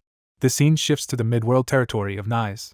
A demon realm transfer magic circle is installed there. Leon Mira tells Hyunwoo he can now reach the demon realm by channeling mana into the circle, and Hyunwoo thanks him. Leon insists he should be the one thanking Hyunwoo, glad this might finally free him from living in a cave. Leon says even if Johan has not fully returned, stopping the midworld invasion will count as Hyunwoo fulfilling his request. A quest description states Leon Mira wants Johan Blake secretly brought back from the demon realm, with conditions and rewards listed. Leon says he will remain in Hyunwoo's territory for now, and Hyunwoo politely welcomes him. After Leon leaves to enjoy the city, Hyunwoo notes that the entrance to the demon realm is ready. He moves to the next phase by opening the Arena Unified Auction House. Seeing abundant items for sale, Hyunwoo grins. He confirms the purchase of an item on the interface. Ecstatic, he repeatedly affirms the purchase. The system responds that the item he wanted does not exist. Undeterred, Hyunwoo laughs and declares that all preparations are now finished. He resolves to simply wait for his profits to skyrocket. The next morning, a tired city administrator walks through Nais. The exhausted man, Johnny, is introduced as Nais's administrator. Another overworked staff member laments relentless shifts and says their body is giving out. Johnny wishes his lord would return soon, then notices a commotion near the statue. Guards stand before the statue where the demon realm magic circle glows. Soldiers push the crowd back and declare the statue area off-limits. Citizens complain that they wanted photos with the statue and question the strange magic circle. Johnny demands an explanation from the guards, who recognize him. The guard nervously reveals the Lord himself ordered them to protect this place, shocking Johnny. Johnny wonders if the Lord is already inside the castle. He bursts into the hall, surprised to see Hyunwoo back. Hyunwoo cheerfully greets Johnny and asks how he has been, while Johnny angrily retorts that he has been stuck doing all the work and asks why Hyunwoo is only returning now. Hyunwoo apologizes, saying something urgent came up, as Johnny notices something on the floor. Johnny looks horrified as he realizes what Hyunwoo has done. Johnny stares at a mountain of potions, and Hyunwoo explains these will be the new goods sold in their territory, leaving Johnny stunned. Hyunwoo asks if Johnny saw the magic circle at the statue, and Johnny says he did but does not know its purpose. Hyunwoo calmly explains that it is actually a portal to the demon realm, terrifying Johnny. He tells Johnny not to focus on that. What matters is that news of the portal will draw countless adventurers to Nais. A narration bubble notes that the demon realm itself is extremely dangerous. System text explains that in the demon realm, abilities are restricted by a penalty that reduces all stats by 30%. Another note says monsters are everywhere there. The narration adds there is yet another drawback. It reveals there is not even a potion shop in the demon realm, shocking Johnny. Johnny realizes this means potion demand will explode, and Hyunwoo praises his perceptiveness. Hyunwoo states that while the demon realm suffers a potion shortage, Nais will supply potions. He intends to sell those potions at double price. He adds that they will also charge an entrance fee to use the demon realm portal, which Johnny fears will cause backlash. Hyunwoo reassures him, showing imperial approval of the fees and noting he will keep a larger share than the emperor. Hyunwoo privately gloats that this scheme will earn enough money to rebuild Itono. Johnny thinks Hyunwoo's greed has gone so far he even exploits the emperor. Johnny concludes in horror that his lord is completely insane. Hyunwoo, receiving some notification, mutters with satisfaction. An online news page shows that the mysterious black magic circle in Nais is drawing huge discussion, and Hyunwoo thinks everything behind the scenes is going smoothly. He plans that once he hypes up the portal and reveals himself after winning the league, people will swarm to Nais. Dreaming of both victory and immense wealth, Hyunwoo revels that everything is going perfectly. He declares that even the universe seems to be aiding his success, surrounded by piles of potions. The scene cuts to an in-game battlefield where Hyunwoo stands amid fallen allies. Hyunwoo looks aghast as something unexpected happens. A viewer in the arena control room watches his shocked face on a giant screen and cannot believe what he is seeing. The commentator announces the Winter League Grand Finals week between Crescent Moon and Charlotte Dragons. He states that the first match is a siege battle as Crescent Moon is shown being crushed. The narration declares Crescent Moon has been completely defeated in that opening set. Fireworks light up over the Winter League Arena Stadium as crowds gather. Spectators murmur and point at notable people arriving. They recognize prominent figures in the stands, including influential CEOs. One executive teases another about being the comfortable CEO of Nike and asks why he is here. The other explains he came to support one of his company's streamers and to prepare something for Mr. Kong. They laugh boisterously, one mocking the other for spending money without heart. Their competitive glares briefly clash. Their subordinates apologize for their boss's behavior. One executive admits feeling uneasy about this last match, while the other brushes off his worries. The confident man laughs that his protege would never lose to such weaklings, especially against the league's last-place team. Moments later they are shocked to hear that their favorite team is actually losing. Seeing the scoreboard showing Charlotte Dragons leading, they demand to know what is happening. The scene shifts to Crescent Moon's waiting room door. Inside, some teammates meditate or despair over mistakes from the previous game. Other members blame themselves and lament the defeat. Hyunwoo enters, sensing the room feels like a funeral. He claps to get everyone's attention. Hyunwoo tells his team not to despair over one lost set and urges them to regroup for sets 2 and 3. A staff member brings him a laptop with the replay of the first match. The analyst explains that in set 1 Hyunwoo successfully split the enemy forces, seeming to secure an advantage. However, Charlotte Dragons' Kim Do-hyun and Jang Hyuntae then outplayed Crescent Moon with superior skill, winning the set. In review, Hoon complains that it makes no sense they lost to just 2 opponents who were never that strong before. He mutters that it feels like those players are using cheats. Hyunwoo rebukes him, insisting their opponents simply trained hard and that they should not insult that effort. Hoon apologizes, admitting he spoke without thinking. Hyunwoo concedes that their sudden improvement is strange, almost as if they became different people. After hearing this, Hyunwoo firmly decides on a new approach. He announces he will personally lead the PvP second match. The narrative jumps to in-game, showing one of the dragon's swordsmen fallen. Hyunwoo stands victorious with a sword, celebrating a strong start. The scoreboard later shows Crescent Moon leading 4-0. Commentators and executives cheer as Hyunwoo continues racking up victories and the opponents crumble. Some sponsors are relieved by Hyunwoo's performance, but note the real challenge is just beginning. One executive points out that the 2 standout players from set 1 still have not fought. In the arena, Hyunwoo faces one of those key players one-on-one. Hyunwoo compliments the opponent's rapid improvement and casually asks about his training methods. The swordsman nervously says he cannot share that because it is classified team information. Hyunwoo shrugs that if it is classified there is nothing he can do. He then lunges in, saying he will learn the truth by fighting with his body. A furious, high-speed sword exchange ensues between them. The opponent is shocked that Hyunwoo is blocking all of his attacks. Hyunwoo, pushed back, thinks to himself that this guy is something else. He grins, deciding the opponent is actually interesting. The swordsman challenges Hyunwoo again, asking if he can block the next strike. He plans a feint toward Hyunwoo's midsection. Instead he actually targets from above with a powerful downward blow. Hyunwoo parries, surprised he could block even that move. The opponent is stunned that his tricky strike was still defended. Hyunwoo senses something is off about the way the other blocks and fights. He concludes that the man's defensive ability is far beyond normal skill. Remembering his teammates' earlier suspicions about cheats, Hyunwoo grows silent and thoughtful mid-battle. He tells himself there cannot be cheats in an official tournament. Yet, as the opponent continues to counter impossibly well, Hyunwoo insists that such cheating should be impossible. The swordsman believes he has finally caught Hyunwoo in an attack, but Hyunwoo twists midair, looking deadly focused. He appears behind the opponent, startling him. The opponent realizes AutoGuard saved his life from Hyunwoo's lethal strike. Hyunwoo's expression darkens in anger. He outright asks the other player if he is using cheats. The swordsman panics and denies it loudly while Hyunwoo insists he clearly saw something. Hyunwoo explains that during his attack the man's eyes had actually been closed. Flustered, the player claims he only predicted Hyunwoo's move and that the accusation is baseless. Hyunwoo says he once admired him. He recalls thinking in set 1 that the dragons had improved through hard practice, and honestly respected what seemed like pure skill. Now he says bitterly that it turns out those wins came from cheating. He describes how his own teammates sacrifice sleep to grind and study the game like true professionals. Images show his team battling a dragon as he stresses how much they have endured. More memories depict the team studying together and training day after day. Scenes of dangerous raids and shared celebrations highlight the daily effort they invested. Hyunwoo accuses the cheater of insulting all that work with a single exploit. The shaken swordsman finally drops his weapon and appears to make a decision. Hyunwoo vows to prove to everyone that these pros are so pathetic they cannot win even with cheats. The swordsman, sweating, insists he is not a pathetic professional. He screams his denial and launches another all-out attack. Hyunwoo closes the distance, grabbing him. Hyunwoo suplexes the swordsman high into the air. The opponent slams headfirst into the ground with devastating impact. The commentator shouts that Hyunwoo has abandoned his weapon and switched to grappling, a rarely used tactic due to its short reach. The shocked caster wonders what Hyunwoo is thinking as the two lie in a crater, with the opponent pinned beneath him. The fallen swordsman, bloodied and stunned, cannot believe AutoGuard failed to protect him. Hyunwoo, looming over him, begins to explain something. He tells the man that in the game, grab moves are guaranteed hits that cannot be blocked, shocking the cheater. A final narration bubble hints that if certain conditions are met, further consequences will follow.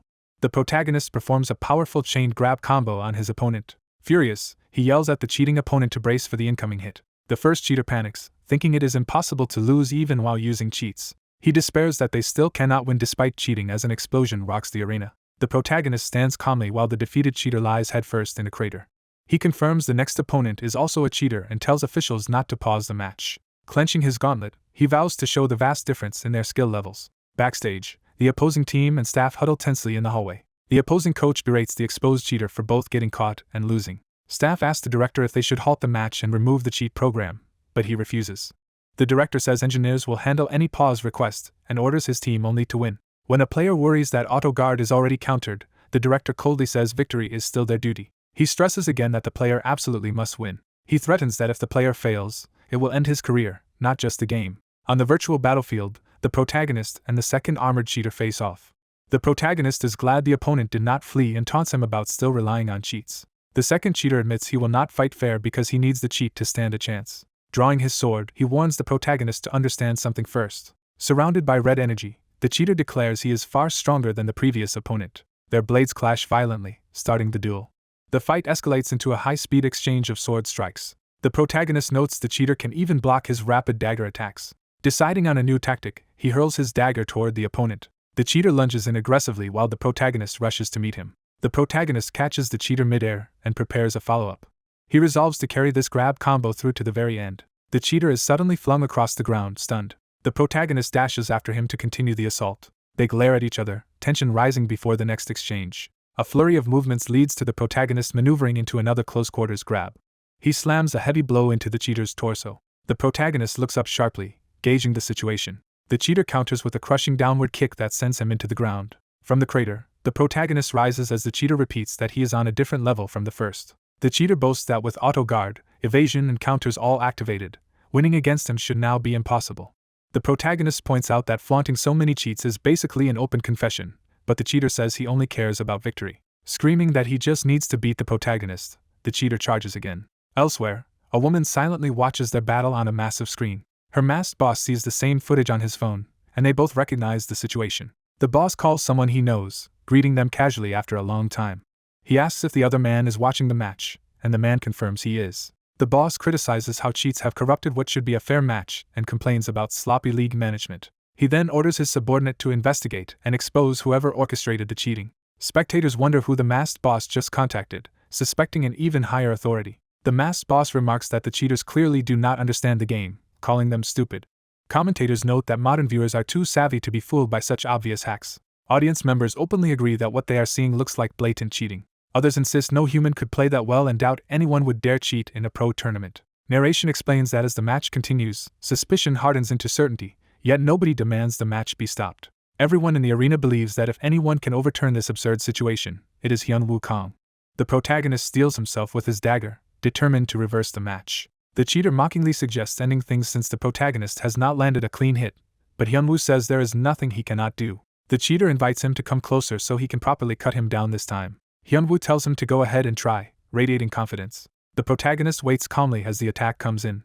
Hyunwoo slips past the assault, initiating his own maneuver. The cheater suddenly notices his health bar dropping. Shocked that his HP fell despite cheats, he demands to know how it is possible. Hyunwoo asks if he is surprised that his HP is decreasing even with hacks enabled. Smirking, Hyunwoo invites him to attack again if he wants to understand what is happening. Angered, the cheater grips his sword and growls at Hyunwoo. He roars an insult and rushes forward for another attack. Hyunwoo moves decisively to intercept. Their blades collide once more in a fierce clash. The cheater strains desperately, realizing something is off. Hyunwoo counters in close, setting up another punishing grab sequence. The cheater's expression twists with fear as he loses control of the fight. Hyunwoo lunges again, ready to seize him. As he is caught, the cheater screams in confusion, while Hyunwoo names the technique delay catch. Hyunwoo explains that every attack has a brief stopping point, and delay catch exploits that moment when the body cannot move, preventing cheats from triggering. He taunts that despite sacrificing his pride to rely on cheats, the cheater is still on the verge of losing. The cheater groans, overwhelmed and frustrated. In a last frenzy he attacks while screaming, but Hyunwoo meets him head-on. The cheater howls, demanding to know why he cannot win even though he is using cheats. He insists he trained hard as well and cannot understand why he still falls short of Hyunwoo. On the verge of breakdown, he cries that if he fails even with cheats, he will be nothing. Hyunwoo silences him with a crushing blow. Standing over the fallen opponent, Hyunwoo clicks his tongue and asks if he is done making excuses. He acknowledges that hard work does not always guarantee success and calls this a cruel reality. Hyunwoo says the cheater should never have chosen this path for his own sake. He adds that the cheater has betrayed his many fans as well. The shot lingers on the team's emblem, reinforcing whose honor was at stake. A female fan clutches her crescent moon towel, anxiously praying for Hyunwoo. Hyunwoo's fist slams into the cheater's face in a finishing uppercut. The blow sends the cheater rocketing high into the sky. He screams in agony as he is knocked out. Realizing defeat is inevitable, he laments that he is losing despite everything. As he crashes down, he thinks that all he will be left with in the end is shame. He lands headfirst in a trash can, perfectly embodying that disgrace. The screen flashes KO, declaring the knockout. The crowd erupts, shouting that Hyunwoo Kang has won. Announcers state that as the lead, Hyunwoo has single-handedly defeated all 6 opposing players. They proclaim that this performance secures victory in set 2. Hearing the roaring crowd, the corrupt director realizes something is terribly wrong. He radios the manager that they have been exposed and tells him to prepare, while the manager panics. The manager confirms they have been found out as well, shocking the director. A staff member reports that officials from the Virtual Reality Association have suddenly raided the control room. The conspirators are completely surrounded and pinned down by investigators. An official addresses everyone, announcing that a report was filed and an investigation is underway. Kim Jae-sung, president of the Virtual Reality Game Association, orders everyone to remain until the results are announced. Privately, he vows that they must catch the culprits behind the cheating. The masked boss explains to his staff that they cannot afford to offend such a powerful figure. A panicked technician begs the director for a way out. Hearing no answer, he anxiously calls out to the director again. Realizing there is no escape, the director mutters that they are completely ruined. On stage, Hyunwoo and the announcer face the audience as the atmosphere quiets. The announcer informs the crowd that the investigation confirmed Charlotte Dragons used illegal programs. He adds that all those involved are under investigation and being escorted away. Viewers are told the perpetrators will be harshly punished for disgracing the league. It is officially announced that because of the illegal programs, Charlotte's first set win is forfeited. The announcer builds suspense to reveal the final match result between Charlotte Dragons and Crescent Moon. He then declares Crescent Moon the overall victor, and the team celebrates joyfully. Hyunwoo's teammates sprint toward him on stage, shouting in excitement. They tackle him into a jubilant group hug. Commentators exclaim that the rookie team has won the championship in their debut year with a perfect 7-match, 7-win record. The announcer says they have earned the dream title of every team and prepares to announce their name. He proudly proclaims their team name, Crescent Moon, as confetti rains down. Hyunwoo thanks his teammates, saying they endured a lot because of his push into pro gaming. His friends insist becoming pro gamers was their dream and thank him for giving them experiences they never would have had. Touched, Hyunwoo thanks everyone and asks if they will continue with him a little longer. He says that from now on, everything will be decided on the arena stage. Hyunwoo strikes a familiar, slightly dramatic pose as lights flash. Narration asks if people wonder what he is doing, leading into a video highlight reel. The reel shows one of his in-game speeches about backstabbing coming back to haunt the betrayer. More clips show his daring plays, such as deflecting enemy arrows mid-charge. The video continues with him cutting through enemies while narration trails off in awe. It briefly flashes memorable comedic and intense moments from earlier in his gaming journey. Additional montage clips highlight his dramatic victories and interactions with quirky allies and foes. The reel shifts to quiet scenes around a campfire as he muses about his life story. A cutesy bear mascot NPC begs him adorably to hand over a precious essence. Fans in the stands clutch their chests, overwhelmed by the mascot's unbearable cuteness. The reel shows Hyunwoo and an ally meeting that same bear in-game. It then recalls their other party members, including a flamboyant mage tormenting a monster while Hyunwoo watches nervously. A present-day teammate blushes on stage, embarrassed seeing her in-game, antics replayed. Another clip shows Hyunwoo with his mentor-like ally posing awkwardly for the camera. That ally watches from the present, eyes fixed proudly on Hyunwoo. The video highlights the healer teammate flashing a peace sign after a past victory. She now stands on stage in uniform, smiling contentedly. A shot lingers on Hyunwoo's younger self screaming in determination. Another teammate covers his face, moved to tears or embarrassment by the memories. The montage revisits Hyunwoo's explosive finishing moves. It also shows the whole party unleashing combined attacks against a massive enemy. The reel ends on Hyunwoo punching out a foe during a crucial past duel. The closing image is of Hyunwoo and his comrades celebrating under a blue sky after that older victory. Back on stage, a congratulatory message to Crescent Moon appears as the host notes the event was organized by Nike management. The announcer invites Hyunwoo Kang to share a few words with the audience. Hyunwoo begins by publicly thanking Nike management for arranging the celebration, pleasing them. He reflects that the video reminded him of the many hardships and joys that led him here and how far someone good only at games has come. He credits reaching this point to the teammates who stood by him and hints at more thanks to come. He dedicates his gratitude to everyone in the crowd who believed in him and cheered him on. Hyunwoo smiles quietly, resolved about his next goal. He excitedly thanks everyone for their support. Determined not to stop, he thinks about all the things he still wants to show his supporters. He decides the first step toward that future begins now. 2 months from now, he plans to compete where the world's top rankers will gather.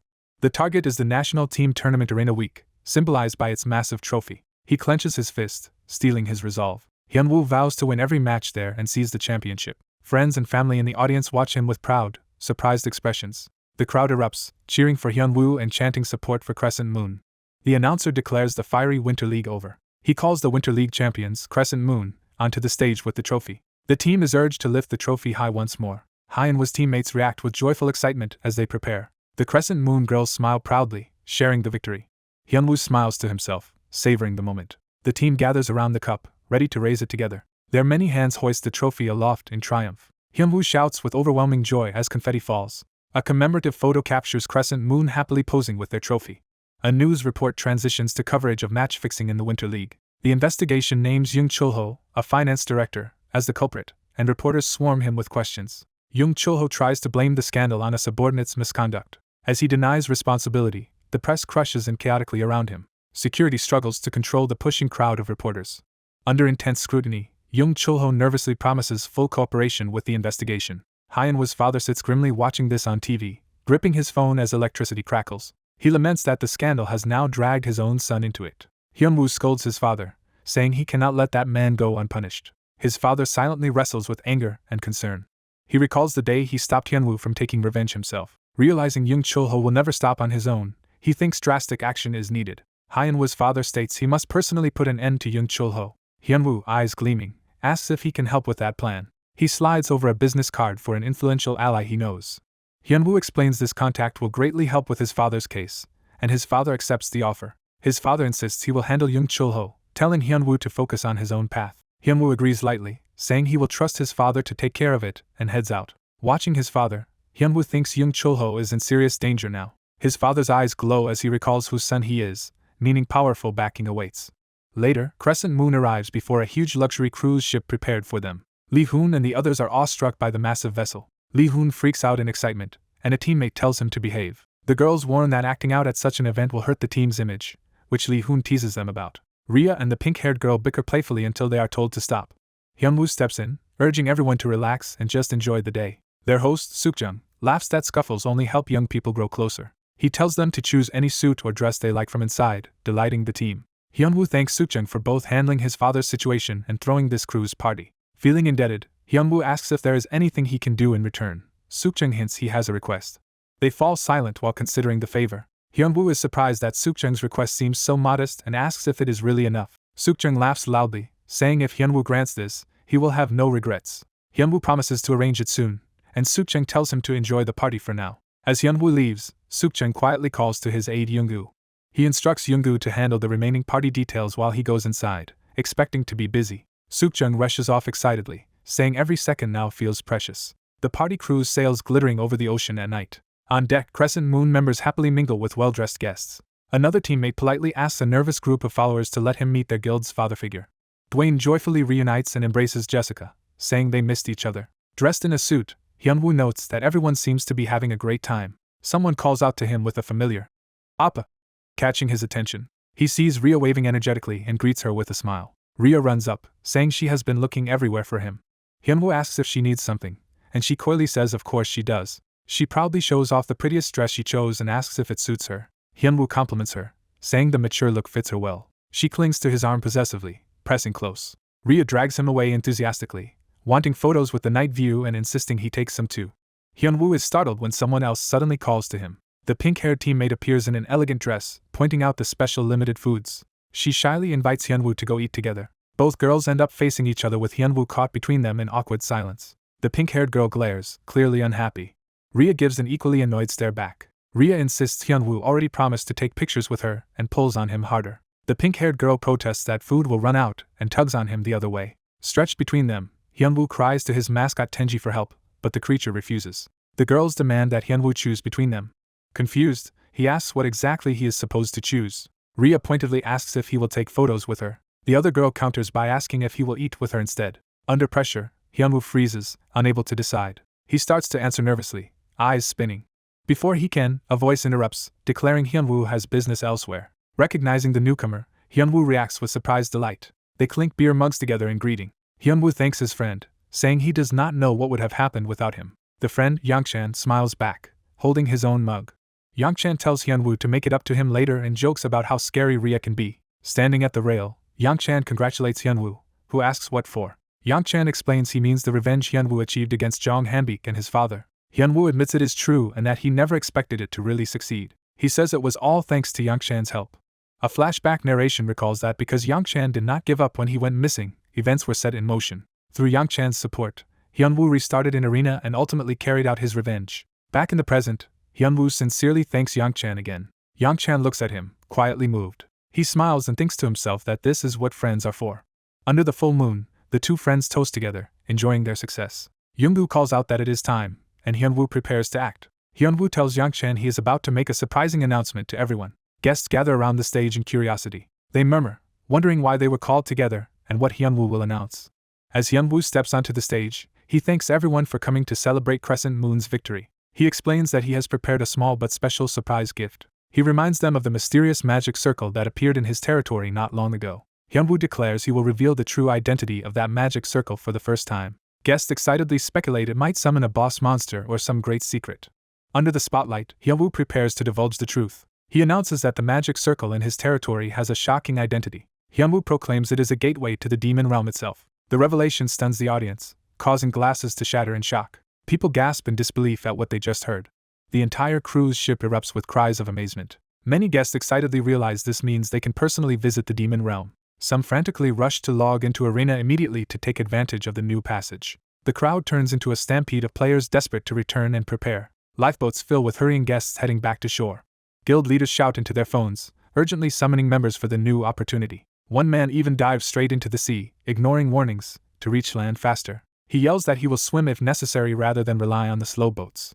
Watching people flee or even fly over the water with skills, Hyunwoo notes that the party has descended into chaos. Despite this, he grins, amused. He muses that such reckless enthusiasm is exactly what arena players are like. Soon after, Hyunwoo steps into his in-game territory, now wearing his noble outfit. Delighted to be back, he looks around eagerly. Itono's streets are beautifully restored, and locals welcome him enthusiastically. A demon woman proudly explains she rebuilt the coliseum, housing, and amusements so Itono is as good as ever. Hyunwoo bluntly asks who she even is. Flustered, she introduces herself as Viscount Garcia. Pretending to be hurt he forgot her, she then laughs that she is only joking. Hyunwoo praises her for a splendid reconstruction of Itono. Garcia boasts about her good eye for demons while blushing at the compliment. She happily thanks him, clearly pleased by his approval. Leaning close, she whispers something to him. Garcia reminds him that he still owes the money he borrowed. Hyunwoo waves off her concern and says he brought something amazing instead. His armored soldiers arrive carrying crates loaded with colorful potions, astonishing Garcia. He announces that, with the Demon King's consent, he will turn this place into a human settlement. He adds that they will invite humans here. Hyunwoo explains the plan is to sell these potions and items to visiting humans.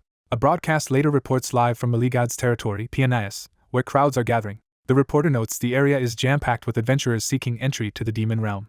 She introduces Melegad as the one who opened this new region and gateway. Hyunwoo strides out with his staff, and onlookers wonder what spectacle he has prepared now. He calls out to everyone, declaring that the gate to the demon realm, a new world, is opening. Narration promises players will encounter unfamiliar races in this new region. It also teases unknown monsters and completely new terrain awaiting beyond the gate. In a remote mountainous region, a grand fortress-like academy or castle stands beneath a red sky. Excited adventurers hype up their armored friend, insisting that as an advanced user he should be the first to try a new experience. A gloved hand reaches out dramatically as a hawker proclaims access to an unknown world for a fee of 50 gold. The black-haired organizer enthusiastically declares that his group will escort challengers to this new world for 50 gold. A confused warrior questions the sudden entrance fee, and the organizer sheepishly claims it was just decided.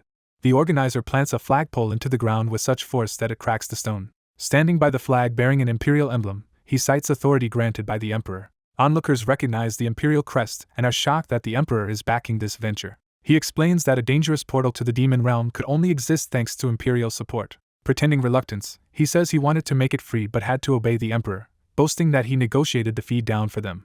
His two companions fawn over him, calling him melee god and admiring his efforts. Some guild members still whisper that 50 gold per person is expensive and reconsider bringing their whole group. Melee god slings an arm around the hesitant warrior and insists they are misunderstanding because 50 gold is cheap. He pitches the demon realm as perilous but unimaginably rewarding, hinting at Demon King level loot for the lucky. Tempted by the prospect of closing the gap with him, the armored friend agrees that the claim sounds reasonable. Fired up, the guild leader orders the vault emptied so the entire guild can head to the demon realm, and the crowd roars. From a statue platform before the adventurers, Melee God officially announces the start of the demon realm expedition. With manic excitement he raises his fist and proclaims that the expedition now begins. The scene shifts to the demon realm hunting grounds where hordes of adventurers battle massive shadowy monsters amid explosions. Two adventurers are violently knocked away by a demon's attack, screaming in pain. A badly injured man begs his healer for a quick heal, but she panics that she has no mana left. He yells at her to drink potions, only to hear that she already used all of her mana and health potions earlier. Desperate, he tells her to buy potions from the auction house while she fumbles to open the interface. The system screen shows that no potions are listed on the auction, leaving them stunned. She cries out that every potion has vanished from the market, unaware that a looming monster is approaching them. As a towering demon raises its fist, the wounded man regrets not stocking up on potions beforehand. A close-up reveals the menacing, glowing-eyed Tenji-like demon rushing in to strike. Elsewhere, crates full of pink potions are revealed, clearly stockpiled by someone. In town, a plump merchant cheerfully announces top-grade potions for sale, drawing the frantic attention of battered adventurers. Panicked fighters shove one another to buy first, screaming offers of double and then quadruple the price to get potions immediately. The merchant tells everyone to calm down and internally marvels that the potions are already selling for more than twice what they expected, praising their lord's foresight. She decides to start selling from the buyer who offered 4 times the price, and a desperate adventurer eagerly hands over his money. Gold coins spill out of bulging pouches, symbolizing the massive profits being made from the potion sales. Melee God lounges on a throne atop a mountain of coins, reveling in the wealth flowing in. Laughing maniacally, he exults that money is pouring in like a waterfall.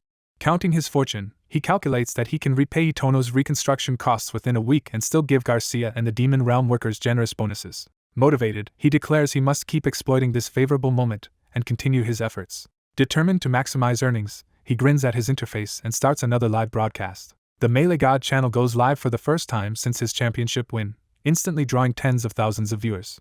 On stream, he greets viewers as the undefeated Winter League champion while chat messages congratulate him and send celebratory gold. Donation notifications flash as multiple users send increasing amounts of gold to support him. Overwhelmed, he thanks viewers for celebrating his victory and promises to work even harder on future streams. He tells the audience he has prepared a special surprise gift to commemorate the championship, teasing them as chat reacts. With a sly smile, he gathers purple energy around his hand and urges viewers to watch closely for a shocking reveal. That purple power surges outward, enveloping the streaming screen with mystical flames. The energy condenses on the ground into the glowing feet of a small summoned creature. A full-sized luminous bear-like figure, Tenji, materializes grandly as chat explodes in recognition. Melee God proudly presents the glowing bear as today's surprise, explaining it is a newly learned skill and asking if they like it. He demonstrates that the summoned Tenji clone moves exactly according to his will, astonishing viewers with its responsiveness and cuteness. Laughing, he gushes that the original Tenji's lively, breathing charm is unbeatable and delights in showing off the adorable summoned version to his audience. The protagonist slyly asks everyone if they are not interested and curious. He wonders what would happen, and how Tenji would react, if this glowing bear-like copy met the real Tenji. Repeating himself, he again urges everyone to feel curious about this situation. Kneeling beside the summoned purple bear, he muses about what would happen if this creation actually met Tenji. Excited, he proposes that they all call for Tenji together, and begins a summoning. Tenji bursts forth energetically in response to his master's call. As Tenji arrives and starts asking why he was summoned, he suddenly notices the small look-alike figure. The purple copy of Tenji looms imposingly, shocking the real Tenji. The protagonist tells the viewers they are about to see how Tenji reacts, while someone in chat assumes Tenji will love it. Tenji, horrified, demands to know what the strange look-alike is. Upset, Tenji yells at his master for carrying around a doll identical to him, and demands it be disposed of immediately. Elsewhere, a different man and spirit react with confusion to what they are seeing. The protagonist realizes in frustration that Tenji's furious reaction is not at all what he had planned. He tells Tenji to listen, explaining that the purple bear is something he personally created using magic. Smiling, he says the copy is meant to show how much he likes Tenji, but Tenji insists that should make the original special and questions why the copy is needed. Panicking, the protagonist admits internally that the situation is not unfolding according to his imagined scenario. He had expected Tenji and the copy to get along and entertain viewers who would shower them with donations. Now he despairs, unsure how to fix things, while chat comments that Tenji is far more frightened of his double than expected. At that moment someone approaches and calls out, saying they have been looking for the protagonist, startling him. 2 powerful figures, Duke Blake and Lord Valor, greet Hyunwoo and ask how he has been. Hyunwoo reels in shock at seeing them, electricity of surprise crackling around him. Struck with emotion, he begins to call Valor's name in disbelief. Overcome, Hyunwoo dives toward Valor, addressing him respectfully as Lord Valor. Grabbing Valor desperately, Hyunwoo tearfully begs him for help. Hyunwoo insists that only Lord Valor can resolve this mess, leaving Valor confused. After hearing the explanation, Valor faces the bears and Hyunwoo, preparing to respond. Valor confirms that Hyunwoo wants him to spar with Tenji and the magic copy bear, while Tenji nervously draws a boundary line and Hyunwoo politely asks for Valor's help. Viewers in chat marvel that Hyunwoo can casually request aid from a demon lord and reference an earlier video explaining their relationship. Hyunwoo reminds Valor about the special signal they agreed upon, and Valor acknowledges and agrees to remember it. Tenji nervously asks if he really has to fight his copy, but Hyunwoo says they must since they will be comrades and need to synchronize, so Tenji reluctantly accepts. Duke Blake, acting as referee, checks if everyone is ready while Valor faces the two bear combatants. At Blake's command, the spar officially begins as Tenji charges forward. Tenji immediately unleashes a massive fireball attack overhead. He boasts that this is the same powerful move that once defeated a demon lord. The fireball crashes into Valor in a huge explosion, while Valor reacts with mild surprise. Emerging with aura flaring, Valor says he dislikes being compared with Tenji's previous demon lord opponent. Valor gathers energy into a point, preparing a counterattack. A devastating blast erupts, shattering the ground and sending the purple copy flying as Tenji watches. Flames and shockwaves tear across the battlefield from the impact.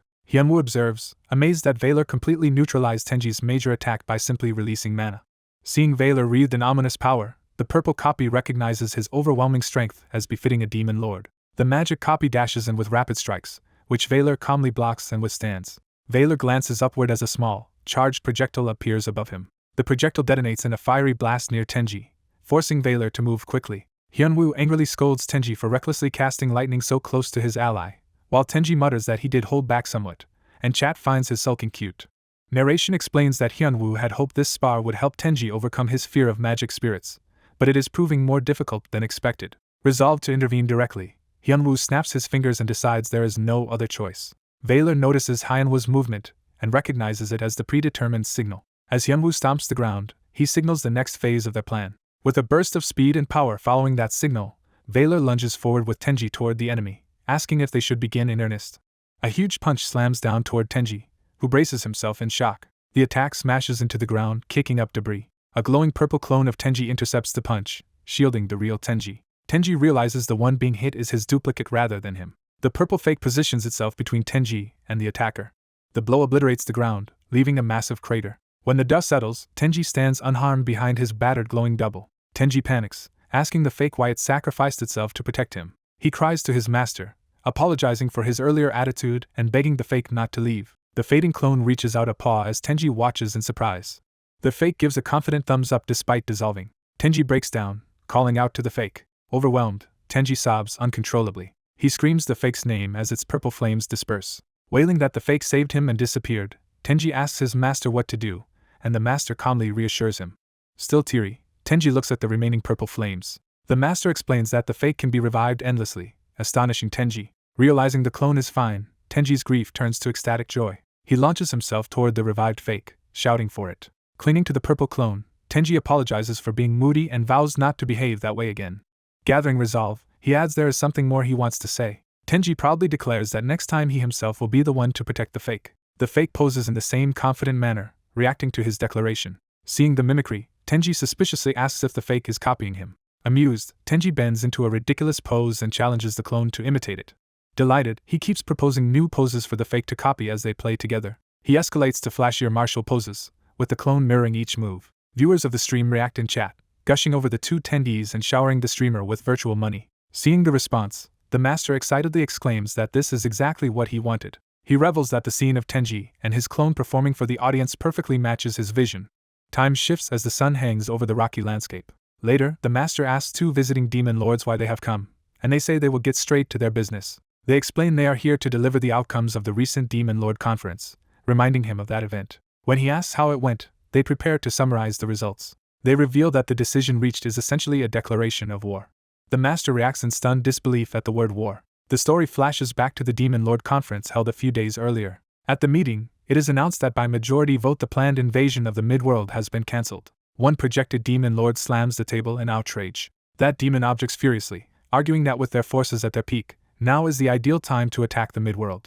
Another Demon Lord dismisses this, saying their overflowing forces are merely weak beasts and that she prefers her comfortable current life. Her sister agrees and suggests solving overpopulation by following a proposal previously offered by Valor. The presiding Demon Lord sharply tells them to stop bickering. He reflects that with Demon Lords so complacent in peace, and with one Demon King who is actually human, as well as another who feigns neutrality while secretly plotting, the conference has lost its real purpose. In response, the rebellious Demon Lords proclaim they will attack the midworld on their own. The narrative identifies Damasno as the iron-blooded Demon King, and Galia as the dreamlike Demon King, the other conspirator. Shocked, the presiding Demon Lord demands if they intend to break the Demon Realm's rules, while the others react in alarm.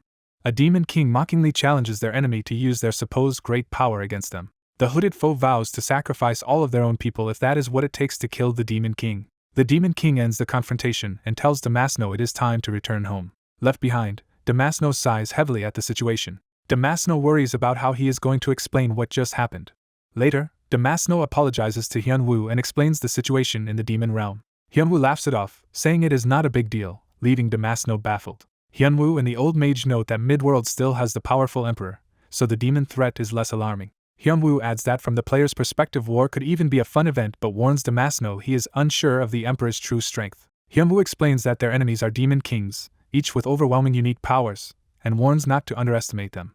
Hearing this, the mage remarks that the situation sounds dangerous again and suggests reporting everything to the emperor. A new quest appears, ordering them to report the demon king's intent to start a war to the emperor for rewards. Hyunwoo is excited to receive a rare MS rank quest. Delighted, he orders the quest accepted at once and agrees respectfully when called upon by the Duke. Hyunwoo heads to the imperial capital, promising to report the threat immediately.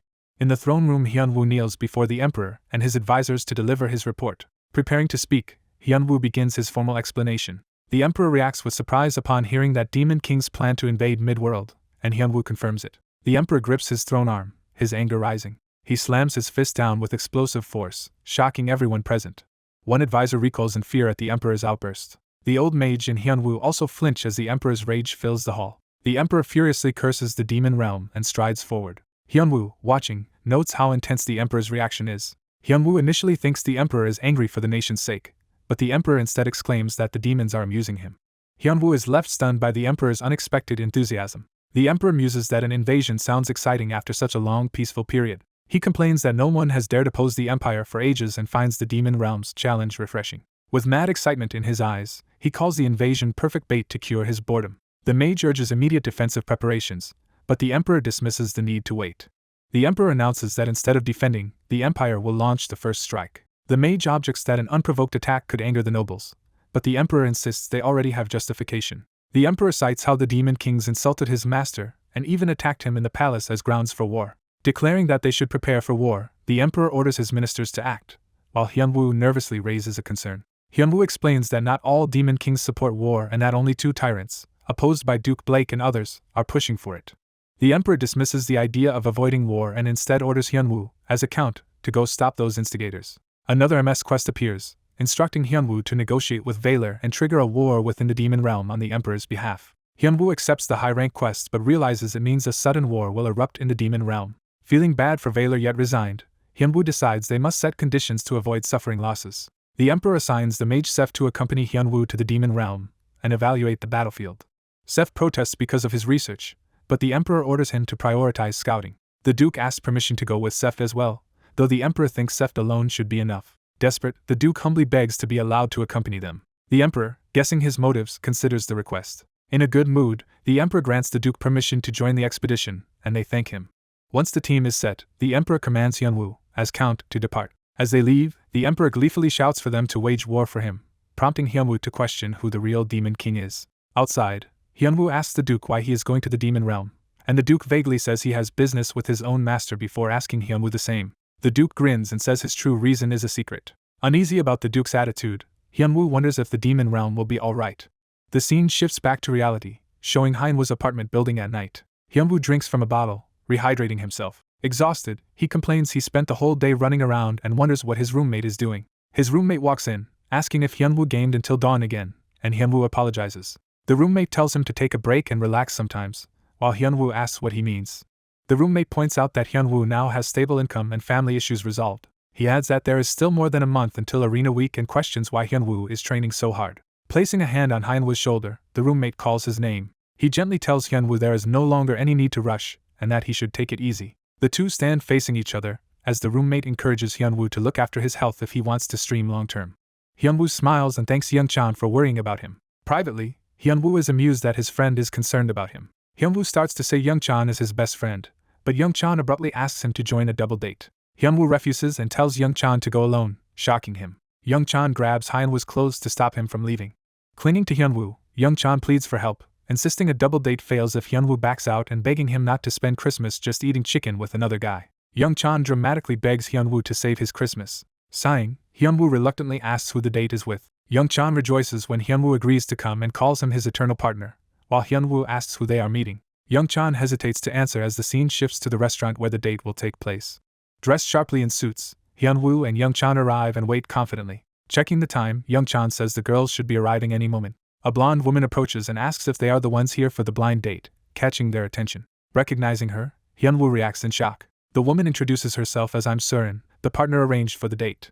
Young-chan nervously introduces himself, while Hyunwoo watches from the table. Hyunwoo asks if she came alone and where the other person is, and Surin says the second girl is already present. Hyunwoo is startled again as he realizes who that second person is. The other woman appears, and Hyunwoo exclaims Yuri's name as she cheerfully greets him. Young-chan, confused, asks what Yuri is doing there, and she says she came for the blind date. Irritated, Hyunwoo rises and drags Young-chan aside, asking to talk privately. Young-chan, sweating, tries to explain how this all happened. Hyunwoo angrily attacks Young-chan for deceiving him, ruining his carefully styled hair in the process. Young-chan apologizes frantically and begs Hyunwoo not to mess up his hair while the girls watch, bewildered. Later Yuri explains that Surin had liked Young-chan for a long time, and she arranged this meeting to help them get together. Since a one-on-one date might be awkward, Yuri set it up as a double date. She tells Hyunwoo that she and he are only there to play matchmakers. Yuri cheerfully proposes that she and Hyunwoo work together as fellow cupids. Hyunwoo uneasily wonders if Yuri really intends only to play cupid. Time passes and evening falls over the restaurant. Outside, Yuri tells her brother they will leave Surin and Young-chan alone now and asks him to take good care of her, which he agrees to. Watching from a distance, Yuri and Hyunwoo confirm that Surin seems to like Young-chan and consider the plan a success. Hyunwoo then suggests he and Yuri head home, offering to walk her, but she protests at ending the day so soon. She argues that going home now would waste all the effort she put into dressing up, while Hyunwoo says he is out of energy. Throwing a tantrum, Yuri insists she just got off work and wants to keep having fun. Giving in, Hyunwoo agrees to stay out a bit longer and tells her to get in the car, which delights her. As he drives, Hyunwoo asks where she wants to go, and Yuri thinks of a place that will not be crowded. Yuri suggests they visit a nearby park for a walk with coffee, and Hyunwoo agrees. Their car speeds through the city toward their next destination. Night falls over a brightly lit bridge spanning the river. Hyunwoo and Yuri stroll along the riverside walkway beneath the bridge, talking. Yuri comments that Young-chan has always been secretly popular but still cannot compare to Hyunwoo's popularity. Hyunwoo denies being especially popular, though memories show him receiving piles of gifts from fans. He tells Yuri that presents alone do not prove someone's feelings and that true liking is shown through words. Yuri bluntly asks why he rejected her when she confessed directly. Flustered, Hyunwoo claims he was simply too busy back then, during the Millie God era. Yuri silently listens with a small smile, now understanding him better. She says she knows he has always prioritized games above all else, both then and now. She admits that in the past she could not understand his obsession and wanted to hit him for it. But after becoming a professional herself, she finally realized why he was like that. She explains that when someone is chasing a goal, they can only see straight ahead and miss what is around them. Now, she says, she understands that feeling a little. Yuri recalls that she initially went pro just to support him, but each match made her crave more for herself. She describes wanting to improve and rise higher, driven on by the thrill of competition. Eventually, she found that she too wanted to stand at the very top. Hyunwoo's past promise to help all his teammates reach the top became her own true dream. Reaching out her hand, she asks Hyunwoo to listen to her request this time. Yuri earnestly asks Hyunwoo to help her reach the top. Hyunwoo looks at her with a soft smile, clearly moved. He takes her hand and agrees, telling her to use him as much as she needs. Nearby pedestrians recognize Hyunwoo and Yuri on the riverside, pointing them out excitedly. Fans gush that they have never seen the famed alley leader in person and marvel at how handsome he is. One of them internally vows to boast to their friends about witnessing this scene. Hyunwoo and Yuri continue to shake hands, sealing their renewed partnership. The scene returns to the demon realm, where Reina's team grinds monsters in the hunting grounds. After a hard session, Reina lowers her sword and sighs. She suggests ending practice for the day and throwing a party to celebrate their Winter League victory, which the team happily supports. Teammates remark that their captain trains hard even after winning and that it makes sense since they will face the alley leader again. One teammate opens the news and notes that the alley leader seems to be having fun elsewhere instead. Another rushes to Reina with the news screen, urgently calling for her to look. Reina is stunned to see a headline showing Hyunwoo and Yuri holding hands on a date. The rest of the team excitedly confirms the photo, teasing that it might be an office romance, and that it would be stranger if someone like Hyunwoo were single. One teammate tries to brush it off and tells the others to forget it and just go eat. Reina, now ominously serious, orders two of them to stop and demands to know where they think they are going. With an icy glare she declares that they are continuing training, terrifying the team. The veterans explain to the newer members that this is Reina's terrifying, Ice Queen state. They elaborate that when Reina is extremely stressed she obsessively immerses herself in something until the stress is gone, a condition they call Ice Queen mode. They warn that anyone caught training with her in that mode may not survive, recounting how a past teammate hunted nonstop for days and ended up hospitalized. As Reina approaches, she coldly asks what they are doing. She repeats that they are training, and the frightened teammates beg for rescue. Just then another figure approaches, greeting Reina politely by name. It is Kang Younggu of the New Continent Guild, appearing with a friendly smile. Reina asks why he is there, and he replies that he is organizing a Christmas party with acquaintances and wonders if she has been busy. Reina curtly refuses, saying she has no intention of wasting time on such gatherings and telling him to leave. Younggu accepts her answer with a smile, saying it is a shame. He casually mentions that he had hoped to host the party together with Hyunwoo's younger brother in Korea. Hearing that, Reina trembles as Younggu adds that Hyunwoo's brother would have been delighted if she also attended. As Younggu starts to take his leave, Reina hastily calls out for him to wait. Blushing, she claims her schedule has suddenly freed up and shyly asks if she can join the party after all. Younggu gladly accepts and promises to arrange her flight, while her exhausted teammates rejoice that they have been spared from Ice Queen training. A blonde knight scoffs at gossip about the alley leader dating Yuri, noting he never said he had a girlfriend. Determined, she vows to travel to Korea herself to confirm the truth. Later, Kang Hyunwoo gathers his small team in the arena. Hyunwoo announces that before Arena Week training, he has invited a special instructor for them. The team wonders who this teacher is, and Hyunwoo says they are a famous arena figure. Hyunwoo calls for the guest to appear as a tall figure approaches. A strand of long blonde hair swishes into view as the mystery person steps forward. The surprised girls hear Hyunwoo say this person will be their trainer for a while. The newcomer is introduced as Kang Younggu, Vice Guild Master of the New Continent. The team excitedly realizes they will be trained by the New Continent's Vice Master, a powerful martial-type player. Hyunwoo explains he brought Younggu so they would not tire of training only with him and asks Younggu to address them. Younggu agrees and says he will first give his evaluation of their abilities, which one teammate eagerly starts recording. Younggu coldly calls them trash, stunning everyone. He questions Hyunwoo, asking whether the team has ever truly supported him in matches. Younggu cites past games where Hyunwoo carried fights alone or turned raids around only after arriving. He adds that in every PvP loss, Hyunwoo had to clean up after them. Concluding from what he has seen, Younggu says they are essentially nothing but liabilities. He labels them Kang Hyunwoo launch pads, implying they only serve to boost Hyunwoo's spotlight. Hearing this, a teammate clenches his glowing arm in anger, repeating the insult. The fired-up group challenges Younggu to test their so-called launchpad skills. Younggu accepts with a smirk and proposes settling it with a PvP fight.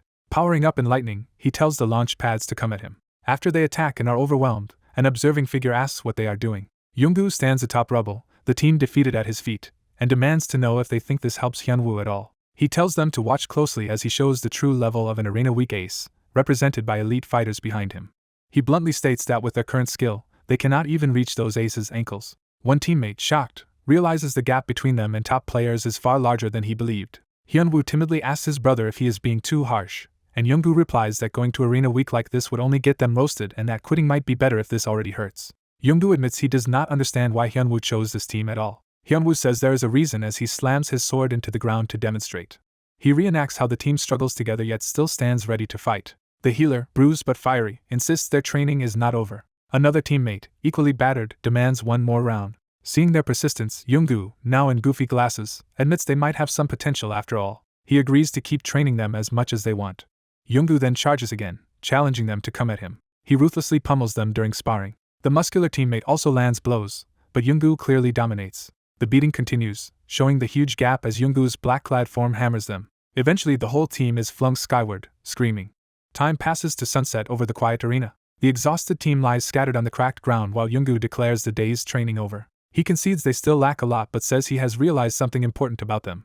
Younggu, wiping blood from his arm, tells them they all possess the power to grow. He apologizes for hastily dismissing them as Hyunwoo's launch pads. He then assigns each member specific tasks and improvement goals, saying that completing them will at least stop them from dragging Hyunwoo down.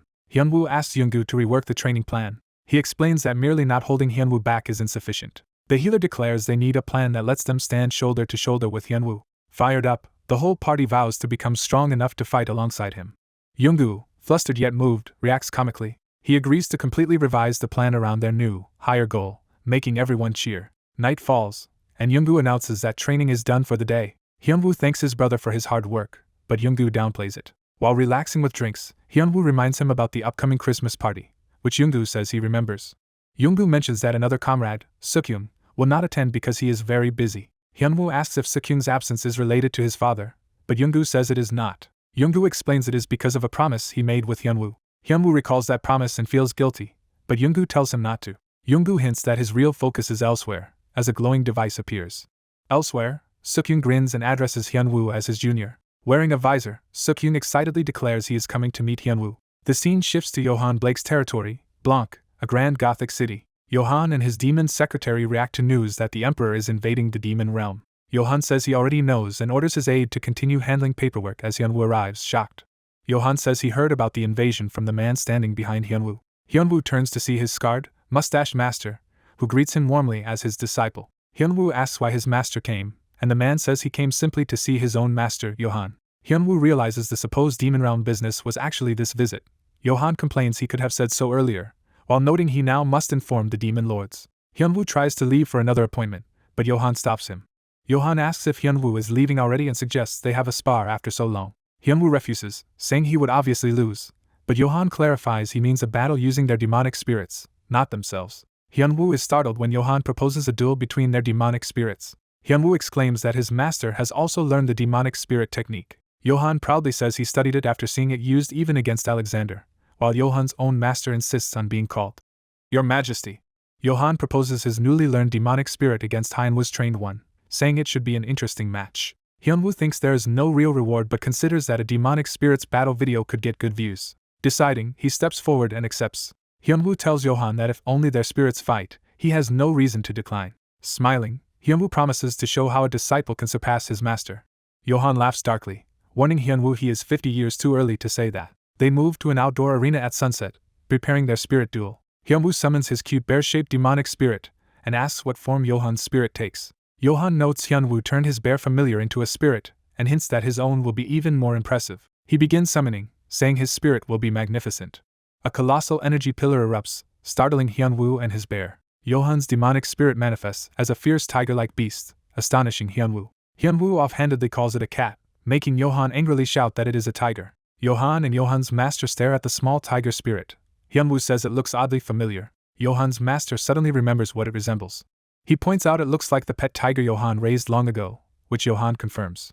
The flashback shows Johan weeping when his ex-wife took the tiger in the divorce, and he protests that this story should not be brought up. Johan's master teases that it is all in the past, while Hyunwoo, amused, confirms his master got divorced. Johan fumes as his master explains that Johan lost his family because he focused only on training. Hyunwoo mocks him for mastering mana but not understanding a woman's heart. Enraged, Johan powers up with his tiger spirit blazing, shouting at his insolent disciple. The narration notes that Johan's demonic spirit proficiency climbs. The tiger's claws tense as the match is about to truly begin. Johan warns Hyunwoo to be ready for what is coming as the enormous tiger looms behind him. Hyunwoo, sweating, is urged by Johan's master to do his best. Hyunwoo's bear spirit flares with intense light, preparing to fight seriously. The towering tiger spirit seizes the bear, showing its overwhelming size and strength. Johan's master scolds Hyunwoo for hesitating, asking if he plans to lose to someone who just learned demonic spirits. The tiger hurls the bear as Johan yells at Hyunwoo not to hold back and to do it properly. The tiger spirit charges in a blazing assault, while Hyunwoo dodges amid streaks of energy. Hyunwoo's bear rebounds painfully off the ground after another blow. Hyunwoo laments that his attempt to rattle Johan psychologically has backfired on him. He worries that the fight will end pathetically and not even be usable as a good video highlight. Hyunwoo reminds himself that demonic spirits run on mana and are only as strong as their user's mana. He notes the huge mana gap between himself and Johan, thinking there is no way he can match his master head-on. Wondering if there is any way to land a hit at all, Hyunwoo thinks hard. A sudden idea strikes him. Smiling slyly, he considers that this new tactic might work. Johan taunts him for standing still, but Hyunwoo replies that he has been devising a way to win. Johan asks if he has found one, and Hyunwoo hints that he has. Hyunwoo confidently shouts that, of course, he has a plan as his bear surges forward. Johan tells him to show what he has, sending his massive tiger to meet the bear. The two spirits clash in a flurry of explosive blows. Hyunwoo's bear drives a determined punch. The enraged tiger counters, baring its glowing fangs. Their attacks collide with a huge impact. The resulting blast pushes the tiger back, surprising everyone. Johan is stunned that his own demonic spirit is being driven backward. He narrows his eyes at the smug bear, wondering what trick Hyunwoo has pulled now. Johan looks up at Hyunwoo, newly wary. Hyunwoo decides he must not give Johan time to think and presses the assault. The tiger blocks a fierce follow-up strike. The bear then leaps high, aiming straight at Johan himself. Johan realizes too late what Hyunwoo is setting up. The bear charges a powerful Hyeonshin burst attack overhead. Johan reasons that since the spirit is born of his mana, it is only natural it can use his own techniques. Smirking, he acknowledges his disciple's cleverness. He admits to himself that Hyunwoo has devised something he never considered. The blast detonates in a massive purple explosion that engulfs the arena. As the smoke clears, Johan's master begins declaring the result of the master-disciple spirit duel. He announces that the winner is the disciple, Kang Hyunwoo, shown with his bear pinning the tiger. Hyunwoo, dazed, realizes he actually defeated his master. After a brief stunned silence, a grin spreads across his face. Hyunwoo erupts into a victorious shout, pumping his fists. He joyfully declares that he has beaten his master for the first time. Johan, looking at his own master, asks if this is how he felt back then. Johan reflects that losing to a student should be shocking, yet he feels something else. He recognizes he is actually proud and happy about his disciple's growth. Johan's master rests a hand on his shoulder and calls him by name. The elder tells Johan that this feeling is what it means to walk the path of a teacher. Hyunwoo thanks his master for the effort and is praised for a good match. Hyunwoo immediately starts bragging in a silly voice about accidentally winning, embarrassing Johan. He teases that, even if it was only a spirit fight, he beat the great knight commander of Kion but promises not to spread the story. Johan reddens with frustration as Hyunwoo jokes he would not want to hurt his master's reputation. Chuckling darkly and summoning a wisp of power, Johan says his disciple should worry less about his position and more about what comes next. Hyunwoo's master snarls that the only life that will be taken here is Hyunwoo's and grabs him with dark energy, shocking the disciple. Hyunwoo, clutching a glowing bear spirit, nervously notes his master already thinks he is arrogant after a single win. Enraged, the master swings his blade to correct Hyunwoo's attitude, while Hyunwoo panics and insists it was just a joke. A massive purple explosion erupts in the distance, and onlookers scream for their master. Under the moon, Hyunwoo reflects that the day was satisfying. Walking alone, he happily recalls that he filmed good footage and even managed to land a hit on his master. He admits he originally joined this for content, but realizes that winning feels genuinely good. Imagining mighty foes like the Demon King and powerful NPCs, he vows that if he keeps growing stronger he will eventually strike back at those monster-like NPCs. Motivated, Hyunwoo decides he now has another reason to train harder and clenches his fist. Facing the gigantic turtle fortress Teramos that houses Demon King Valor, Hyunwoo says he will deal with this opponent first. Elsewhere, Demon Lord Valir peacefully waters flowers outside his house at night with his pet nearby. Valir hears Hyunwoo arrive and calls out to him. Hyunwoo greets Valir, who asks if the matters in the Midrealm went smoothly, and Hyunwoo confirms that they did. Hyunwoo casually explains that the Midrealm side just wants to fight. Valir listens in silence, expression turning serious. Startled by Hyunwoo's news, Valir realizes that even the Midrealm King desires war. Valir confirms in disbelief that it would be an invasion, and Hyunwoo affirms it. Valir ponders the situation over tea. Hyunwoo asks if the Midrealm King is actually a demon, and Valir replies that the king is something even higher. Valir laments that he would prefer to stop the war but, having already given justification, believes it is now unavoidable, leaving Hyunwoo silent. Hyunwoo tells Valir that in his world there is a certain saying. He explains that if something cannot be avoided, one should instead enjoy it, leaving Valir confused. As his mascot devours cookies, Hyunwoo says everyone sometimes faces inescapable situations. He snatches the cookie from the mascot, insisting their current situation is exactly such a moment. Breaking the cookie in half, he points out that resisting still will not let them escape anyway.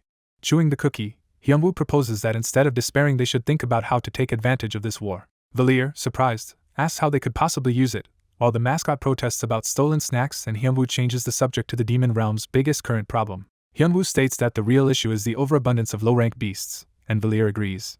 Hyunwoo suggests using the war to send all those surplus beasts to support the hardline demon lords so they get consumed quickly instead of being sent to Itono. Valir realizes this means hardliners will exhaust the beasts first so fewer civilians are drafted, calling it an ideal opportunity. The mascot worries about casualties on the Midrealm side, but Hyunwoo tells him not to worry because he already has a plan. Grinning darkly, Hyunwoo declares he has devised a solution. When Valir asks if that means Hyunwoo approves of the war, Hyunwoo answers that they must turn a crisis into an opportunity. Valir finally consents to the plan while the mascot lies stuffed, and Hyunwoo judges Valir's decision as sound. Hyunwoo presents Valir with a book and bagged items as a personal gift, surprising the demon lord. He explains they are Midrealm flower seeds plus a detailed field guide, leaving Valir shocked. Overjoyed, Valir gushes that he has not seen new flower seeds in a long time and thanks Hyunwoo enthusiastically. The system announces that the quest Hope to the Demon Realm has been cleared. The quest description reveals it involved delivering various flowers to the flower-loving demon Lord Valir in exchange for his trust. The system declares that Hyunwoo has gained Valir's trust. As Valir eagerly studies the guide, he wonders what to plant first while Hyunwoo watches. Hyunwoo internally notes that with these gifts Valir will be absorbed in flower research for quite some time. Seeing Valir's house surrounded by blossoms, Hyunwoo remarks that this problem is now handled. The story shifts to Hyunwoo Kang's Demon Realm territory, Itono, dominated by a grand castle. Hyunwoo returns through ornate doors into his residence. Exhausted, he complains that simply moving around consumes entire days, and a floating servant offers him a drink. Hyunwoo gratefully downs the water in one go. He suddenly senses something strange. The Emperor Alexander appears with a glowing pitcher, proudly asking how Hyunwoo likes water personally poured by the Emperor, causing Hyunwoo to scream. Hyunwoo nervously asks why His Majesty has come, and Alexander replies he could no longer stand the boredom. Alexander explains that ever since deciding on the invasion, time has crawled, and he fears dying of boredom. He says he descended to the demon realm to watch the coming battlefield and play at war simulations, while Hyunwoo realizes the emperor is eager to start fighting. Hyunwoo cautions that the emperor's sudden descent without preparation causes chaos for his ministers, but Alexander brushes this off, saying he is escaping reality and does not want to hear about it. Leaning back, Alexander says what really matters is whether Hyunwoo convinced the demon lord. Hyunwoo confirms that Valir agreed without trouble, and Alexander praises him as a capable count. The system reports that Hyunwoo has cleared negotiation with Valir, gained experience, and earned the emperor's full trust. Alexander then hands over a blazing sheet as this mission's reward, surprising Hyunwoo. Hyunwoo discovers it is a promotion permit elevating Count Hyunwoo Kong. Alexander congratulates him on becoming Marquis Hyunwoo Kong, confirming the promotion. A title card explains that as the Empire's first Marquis he gains a powerful passive effect reducing damage from lower ranks, and increasing his damage to them. Delighted, Hyunwoo exclaims that the title upgrade stat boost is incredible. He prostrates himself and vows lifelong loyalty to the Emperor in gratitude. Alexander says that with this settled, Hyunwoo can now prepare for war and suggests starting troop recruitment. Hyunwoo hesitantly says he has something to discuss about troop recruitment, proposing that adventurers should be the war's main force. Hyunwoo waits as Alexander curiously asks why. Hyunwoo explains that adventurers revive after death and will fight to the death for rewards, making them ideal expendable frontline soldiers. Alexander agrees that using adventurers avoids civilian casualties and will help persuade the nobles. The Emperor says they must recruit adventurers and asks if Hyunwoo knows someone suitable to handle that. Anyone except Hyunwoo himself, to Hyunwoo's dismay. Alexander admits Hyunwoo's enthusiasm feels suspicious, while Hyunwoo grudgingly acknowledges the Emperor's perceptiveness. Hyunwoo concedes he cannot fool Alexander and decides to be honest. He tells Alexander that although the war is a huge clash of realms, for him personally it is an unmissable chance. Smiling, he admits he became a bit greedy because of the opportunity. Alexander feels Hyunwoo is still hiding something but decides it probably does not matter. Choosing to trust him, Alexander entrusts the preparations to Hyunwoo. A new quest appears ordering Hyunwoo to recruit players into the Demon Realm Invasion Army under the Emperor's banner, promising rewards proportional to the number recruited. Leaving the audience, Hyunwoo wipes sweat and notes that things nearly went catastrophically wrong with Alexander. He reflects that if the Emperor organized everything himself, the war would erupt in about a month. Hyunwoo recalls that this timing would fall 1 month before Arena Week. He worries that simultaneous events would divide public attention and stop his own achievements from standing out. Therefore, he needed to delay the war somehow. He recounts how he distracted Valir with the Flower Guide and then obtained from Alexander the authority to slowly recruit adventurers, buying extra time. Hyunwoo remembers how close Alexander came to seeing through him, but is relieved that he safely pulled it off. Alexander then changes the subject and orders Marquis Hyunwoo to check on the progress of a mage named Seft. He explains that Seft was assigned to investigate the Demon Realm but has sent no reports. Hyunwoo travels to Seft's Demon Realm laboratory to inspect his research. On the way, Hyunwoo muses that Seft's eccentric staff and style really stand out. Knocking on the lab door, Hyunwoo announces himself with his new Marquis title. Getting no reply, he wonders if Seft is simply too absorbed in research to hear. Hyunwoo cautiously opens the dark lab door and announces he is coming in. Wandering the corridor, he wonders aloud where Seft has gone. Peeking into a darker room, Hyunwoo calls Seft's name again. Seft finally answers, recognizing Hyunwoo as LeBron's disciple and saying his timing is perfect. Standing amid a magic circle and slaying monsters, Seft tells Hyunwoo he has just finished his research. Hyunwoo sees the ominous scene and approaches as the magic circle glows. Horrified expression aside, he begins to speak in disbelief. Hyunwoo lights the chandelier and scolds Seft for working in darkness that will ruin his eyes, while Seft winces at the sudden brightness. Hyunwoo then questions a pile of grotesque plush dolls, and Seft sheepishly says they soothe him when research tires him, prompting Hyunwoo to comment on his odd tastes. Hyunwoo relays the Emperor's request to check the research, and Seft says the research is finished but he lacks a place to test its performance. While wondering aloud about a suitable test site, Seft suddenly has an idea. He exclaims that Hyunwoo's territory is ideal and declares the Emperor sent Hyunwoo at the perfect time, leaving Hyunwoo confused since he thinks Seft already uses his demon territory. Seft clarifies that he means Hyunwoo's other territory, Nai's, and Hyunwoo is baffled why that place is needed. Seft shows a grand magic circle and explains that this particular circle cannot be tested in the demon realm. Grabbing Hyunwoo, Seft begs for permission to test it, saying a success would bring a huge advantage in the war, and Hyunwoo asks if it is really that important. Seft then activates the teleportation, pulling Hyunwoo along. As the circle flares, Hyunwoo again mutters in disbelief. Looking at the runic design surrounded by dolls, he wonders what this magic circle is actually meant to do. They move to a vast open field in Hyunwoo's Nai's territory, designated as the test site. Seft redraws the circle on the grass with red energy, and announces that everything is ready to begin, while Hyunwoo nervously addresses him. Hyunwoo asks if Seth can at least explain what the magic circle is before they start. Seth brushes off the question, saying they are about to start anyway, and plants his hand on the circle. The circle erupts with purple energy as Seth tells Hyunwoo to witness it himself. Massive dark pillars surge into the sky, and Hyunwoo recognizes the ominous sensation. As the scenery warps, Hyunwoo stares upward in shock. He realizes that Seth has done something outrageous. Hyunwoo sees that Seth has reproduced the demon realm itself in a special field called Artificial Demon Realm. Awestruck, Hyunwoo praises Seth for actually creating such a realm, though Seth modestly says it is an imperfect, failed copy. Hyunwoo notes it is weaker than the true demon realm, but the system texts show the artificial field reduces stats moderately compared to the real demon realm, which still makes it extremely useful to him. He recalls how Arena Week organizers recently sent notice about changing the siege battle rules. The new rules describe a siege where one team defends against many simultaneous attacking teams, with victory going to whoever holds out the longest. Hyunwoo realizes that defending his own territory has become more important than ever, and imagines how installing this magic circle at home could help. He envisions his Nai soldiers empowered by dark affinity dominating the siege, and sees a path to perfect victory during Arena Week. Fired up, Hyunwoo vows to etch into everyone's minds his overwhelming strength. He imagines himself and his Crescent Moon Guild standing triumphant, proving both he and their team are the best. Back in the artificial realm, Hyunwoo asks Seth if the magic circle could be extended to cover the entire territory, and Seth questions what purpose that would serve. Hyunwoo pretends it is for strengthening defenses while he is away, but Seth says the magic is not suited for combat, prompting Hyunwoo to ask what he means. Seth raises his heart-shaped staff and tells Hyunwoo to watch carefully. He unleashes a barrage of devastating energy that shatters the test field, startling Hyunwoo. Hyunwoo shields himself and shouts, demanding to know what Seth just did. Seth calmly explains that field magic circles are extremely fragile and deactivate the moment they take damage, as just demonstrated. He adds that to cover an entire territory would require an enormous circle that would be dispelled almost instantly in real battle, making it impractical, and Hyunwoo laments that this makes the idea useless. Thinking further, Hyunwoo suggests instead dividing the large circle into many smaller circles scattered around the territory. Seth then asks how those many circles would be activated, saying mass simultaneous casting would be obvious and easy to disrupt. Hyunwoo keeps sketching alternative ideas on the ground while Seth keeps rejecting each attempt. Frustrated, Hyunwoo crushes a piece of chalk in his hand. He angrily complains that field circles are worthless and demands to know why Seth researched them at all, and Seth retorts that they are intended for environmental adaptation, not direct combat. Sighing, Hyunwoo rues that they cannot use something this impressive as is. He strains his brain, convinced there must be some workaround. Searching his memories from past travels, he thinks through all the information he has gathered. He wonders if any prior encounter or artifact might be useful for this problem. Images of complex networks and enclosed arenas jog his memory. A sudden realization hits him. He urgently calls out to Seth.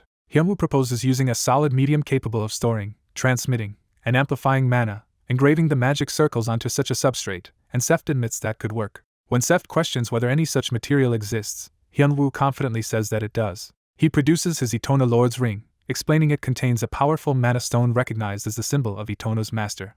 Hyunwoo explains that the ring itself is a mana stone that can store and release mana on demand. Examining it, Seth notes the ring's structure channels mana from a single source and concludes it might allow multiple circles to be linked together. Seth says he must research further but finds this approach the most promising, delighting Hyunwoo. Hyunwoo asks Seth to collaborate on this research and promises ample payment, and Seth agrees out of sheer interest, making Hyunwoo thank him excitedly. Later, Hyunwoo laughs in amazement that Seth actually succeeded in advancing the project. The old mage recalls how the kid never quit on hard problems, and judges him to be innately gifted as a mage. He regrets that such a talent chose the warrior path instead of becoming a mage. The kid, now a confident warrior, happily examines a new piece of gear. Discussing their project, the old mage says materials are ready and now they need a top crafter, and the kid says he knows the perfect person. The kid explains that this person was recently recruited to their territory, and will need some time to arrive. At a shore, heavy footsteps signal that this craftsman has reached land. A massive hammer is hoisted over the shoulder of a burly man who deems it satisfactory. Carrying the hammer and travel gear, the man proposes they set off. Time skips to the arena coliseum, where the kid stands before his gathered trainees. He announces that today's training will include special guests, startling his students. He begins introductions with Kang Young-gu, a powerful fighter. He presents Kim Suk-jun, guild master of New Continent, and Taika, ranked 3rd in the arena coliseum. The kid thanks busy Taika for coming, and Taika says he is honored to help at Melee God's request. The kid apologizes to Suk-jun for rescheduling so they could spend Christmas together, moving Suk-jun to tears. Suk-jun says there is no need to apologize and they bump fists. Suk-jun declares that he has already finished all preparations for the training. The kid says he is eager to see how everyone turns out after this session. One trainee asks what kind of training it will be, and the kid says it will differ from their previous one-on-one duels. He asks the guests to get ready as they activate glowing weapons and gauntlets. He begins to reveal that today's training is something specific. The guests launch a sudden coordinated assault on the trainees. The surprise attack slams the trainees around the arena. The whole trainee group is hurled and battered under the ferocious onslaught. The narrator clarifies that this is siege battle style team training. The trainees are repeatedly beaten down in a chaotic melee by the powerful guests.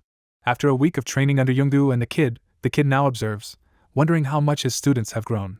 Taika suggests they simply watch the battles unfold. Youngdu criticizes a trainee for just tanking hits, saying endurance alone is not real determination. That trainee agonizes over how to land even one hit and what method to use. He considers different magical openings such as fire, then ice to obscure vision.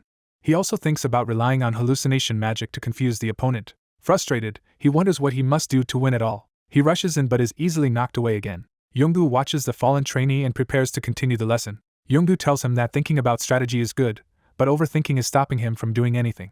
He urges the trainee not to waste his grit, and to at least try something. The words trigger the trainee's memory as he realizes he has heard this advice before. He recalls that it was said to him in the past. Flashback to the Imperial training grounds devastated by previous magic training. In the flashback, his master angrily scolds him for being too slow and not attacking. The master says the trainee thinks but never acts, leaving him sluggish even though half-baked ideas cannot defeat the master either. He yells that the boy cannot know an attack is mediocre without trying it, and that real combat is about testing, gathering data, and adapting on the fly. The trainee protests that because he is weak he overthinks everything, while his strong master cannot understand how frustrating that is. The master calls him pitiful but says he does understand because he went through the same thing. He recounts facing the monstrously strong LeBron hundreds or thousands of times without ever winning. He says he only beat LeBron once and asks if the trainee wants to know how. He reveals that he used magic to slow his heartbeat and fake death. When LeBron panicked while checking his pulse, the master blasted him with magic at that opening. He proudly calls that his first victory against LeBron, to the trainee's dismay at how dirty the tactic was.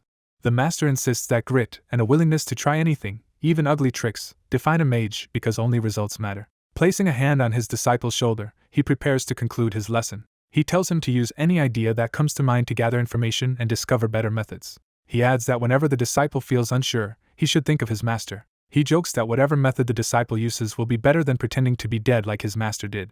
Returning to the present, the trainee pushes himself back up, resolved. Younggu asks whether he intends to continue despite his condition. The trainee answers that he must, because losing without trying anything would be unacceptable. He thinks of his master and charges forward using Blink to teleport. He decides to start by attacking with the gear Hyunwoo gave him, activating its powers. An info panel explains that his Great Ravine Wind Leather set boosts stats and grants limited-use Blink teleportation. He fires a blazing ranged magic attack at Younggu. Younggu dodges the blast, closing the distance. The trainee notes that Younggu evades long-range magic easily and blinks behind him. He resolves to fire his spell at close range instead. But Younggu anticipates the teleport and kicks him the moment he appears. Crashed into the wall, the trainee wonders how Younggu knew his teleport location and whether it was coincidence or a counter. Younggu remarks that his puzzled face shows he does not understand how his position was revealed. He explains that he has fought many Blink users and that the skill, though powerful, has exploitable tells. Younggu elaborates that Blink users reveal their destination with eye and body cues, making it predictable to counter. The trainee decides to adapt and creates multiple blinking afterimages around Younggu. He combines Blink with hallucination magic, surrounding Younggu with many copies of himself and demanding how Younggu will handle it. Younggu recognizes the clever mix of Blink and hallucinations and finds it interesting. However, he calmly powers up. He declares that even this tactic can be countered and unleashes a shockwave. The trainee is overwhelmed by the blast. The explosion spreads across the arena near the other students. The watching allies are stunned and comment on how extreme Sukjung is going, while Taika tells him to ease up. Amid the smoke and cracked arena floor, the trainee realizes he barely survived. Seeing his remaining health, he concludes the next hit will finish him and wonders if this is the end. He lowers his head as if in defeat. Instead, he suddenly dives forward. Younggu assumes he will blink again for close combat. While Younggu reads his expression and body and prepares to counter, the trainee's body does not shift as expected. Sensing something off, Younggu attacks behind him but finds no one there. Realization dawns and he is shocked. He discovers the trainee is not behind him at all. Confused, Younggu spins, trying to locate him. The trainee's voice calls from below, drawing Younggu's gaze downward. Younggu is startled to see the trainee directly under him on the ground. Younggu realizes the boy lowered his head not in surrender but to look down, and planned this under the leg's teleport. He is impressed that the trainee chose such a crude but unexpected position. Younggu admits he never anticipated someone would drop straight to the floor like that, and calls the tactic ugly. The trainee says he does not care about appearances, because a mage's job is to get results. Younggu smiles darkly and praises that mindset as excellent.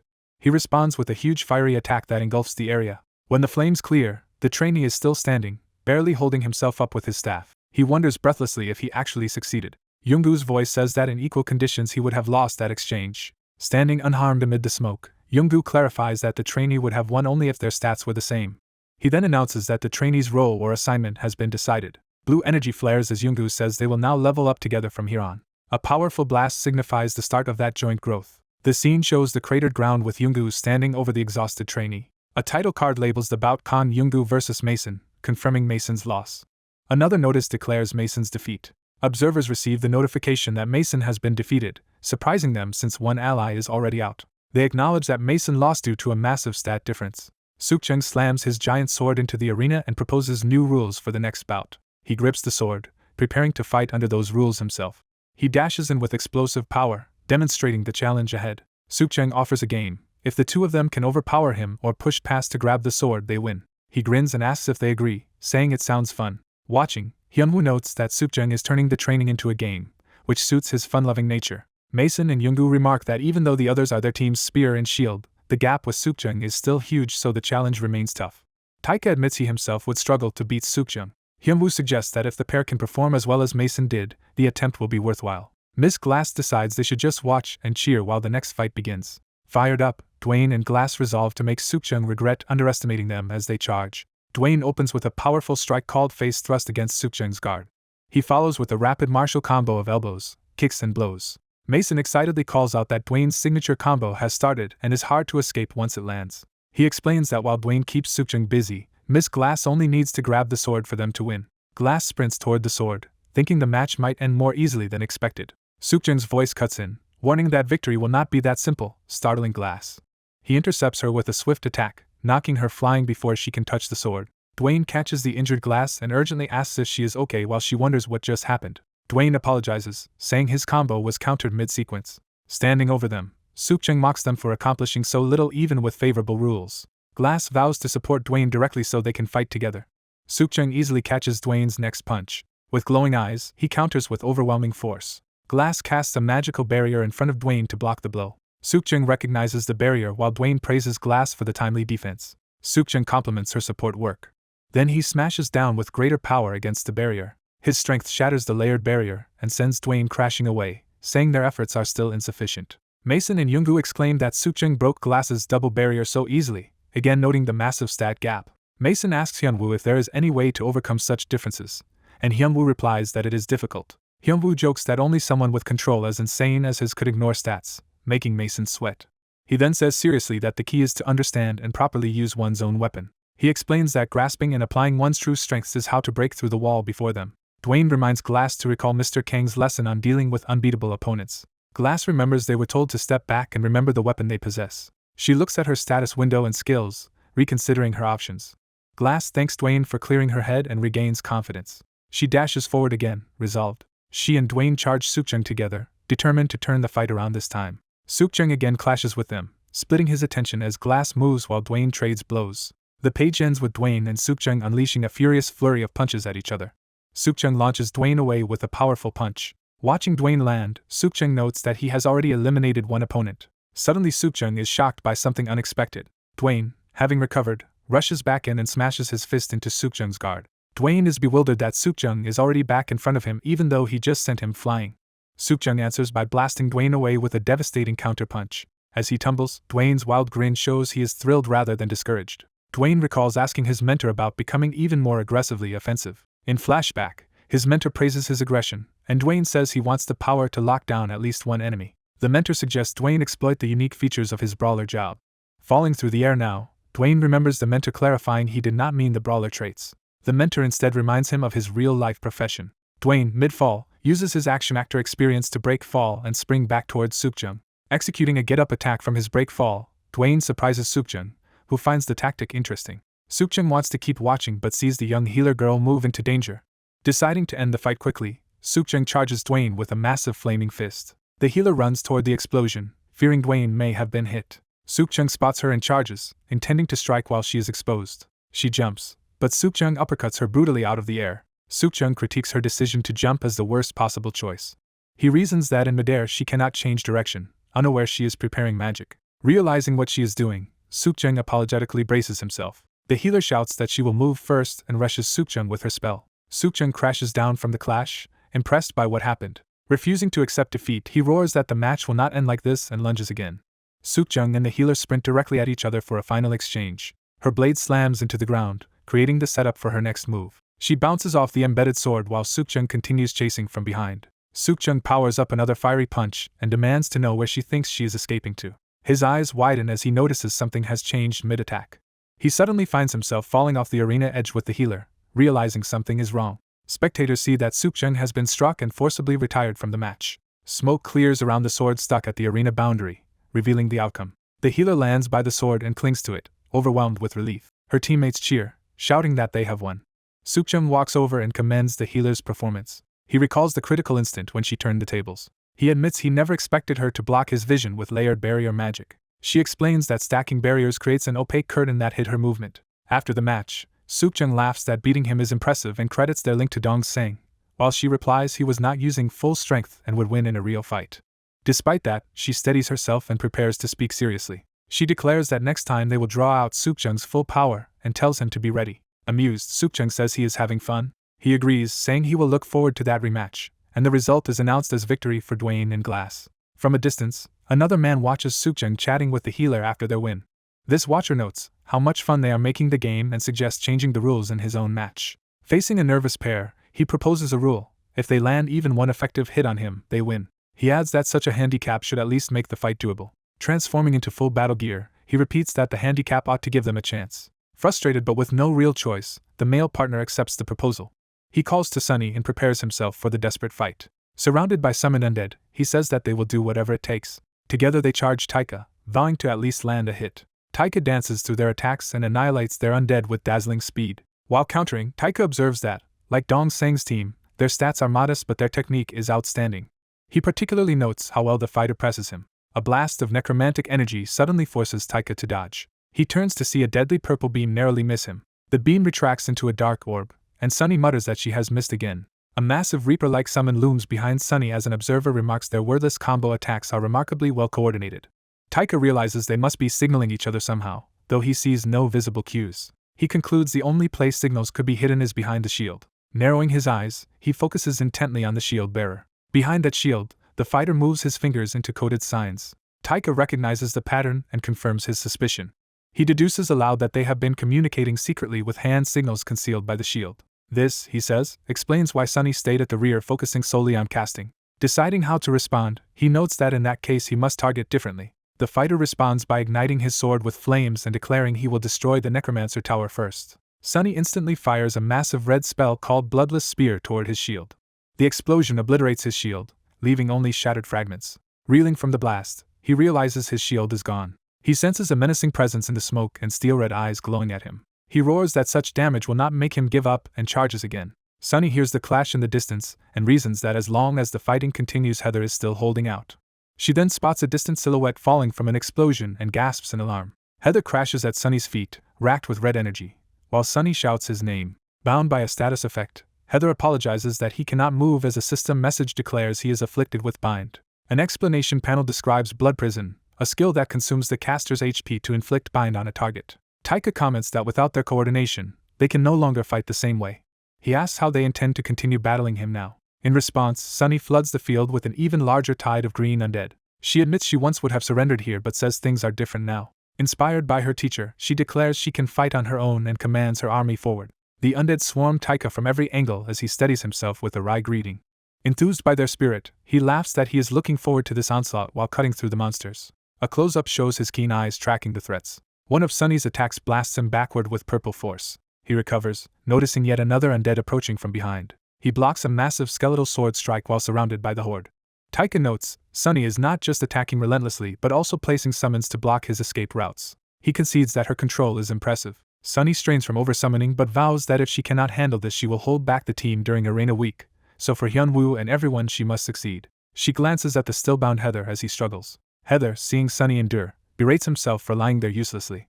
He desperately searches for a way to help, and refuses to waste the precious training Hyunwoo arranged. He steels his resolve, deciding to act despite his condition. He calls to Sunny and says he has a request, prompting her to ask what it is. He begins to explain his idea off-screen. Sunny listens in stunned silence at what he is asking.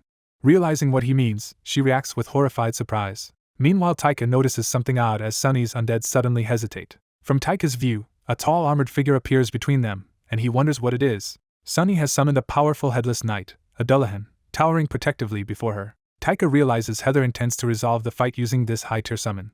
The deletion raises its flaming blade to attack. It smashes down in an explosive clash that rocks the arena. Taika strains to hold off the empowered blow, confused by the unexpected power. He then sees that the deletion's body is actually inhabited by Heather's undead revived form. Heather, now a skeletal warrior, charges at Taika with a feral scream. Taika is shocked, wondering why the necromancer tower has suddenly moved right in front of him. A flashback voice recalls Heather's earlier request to Sunny. That request was for Sunny to kill him immediately. He proposed she then use her revival skills so he could fight again free of status effects, and she warns revival will turn him into undead.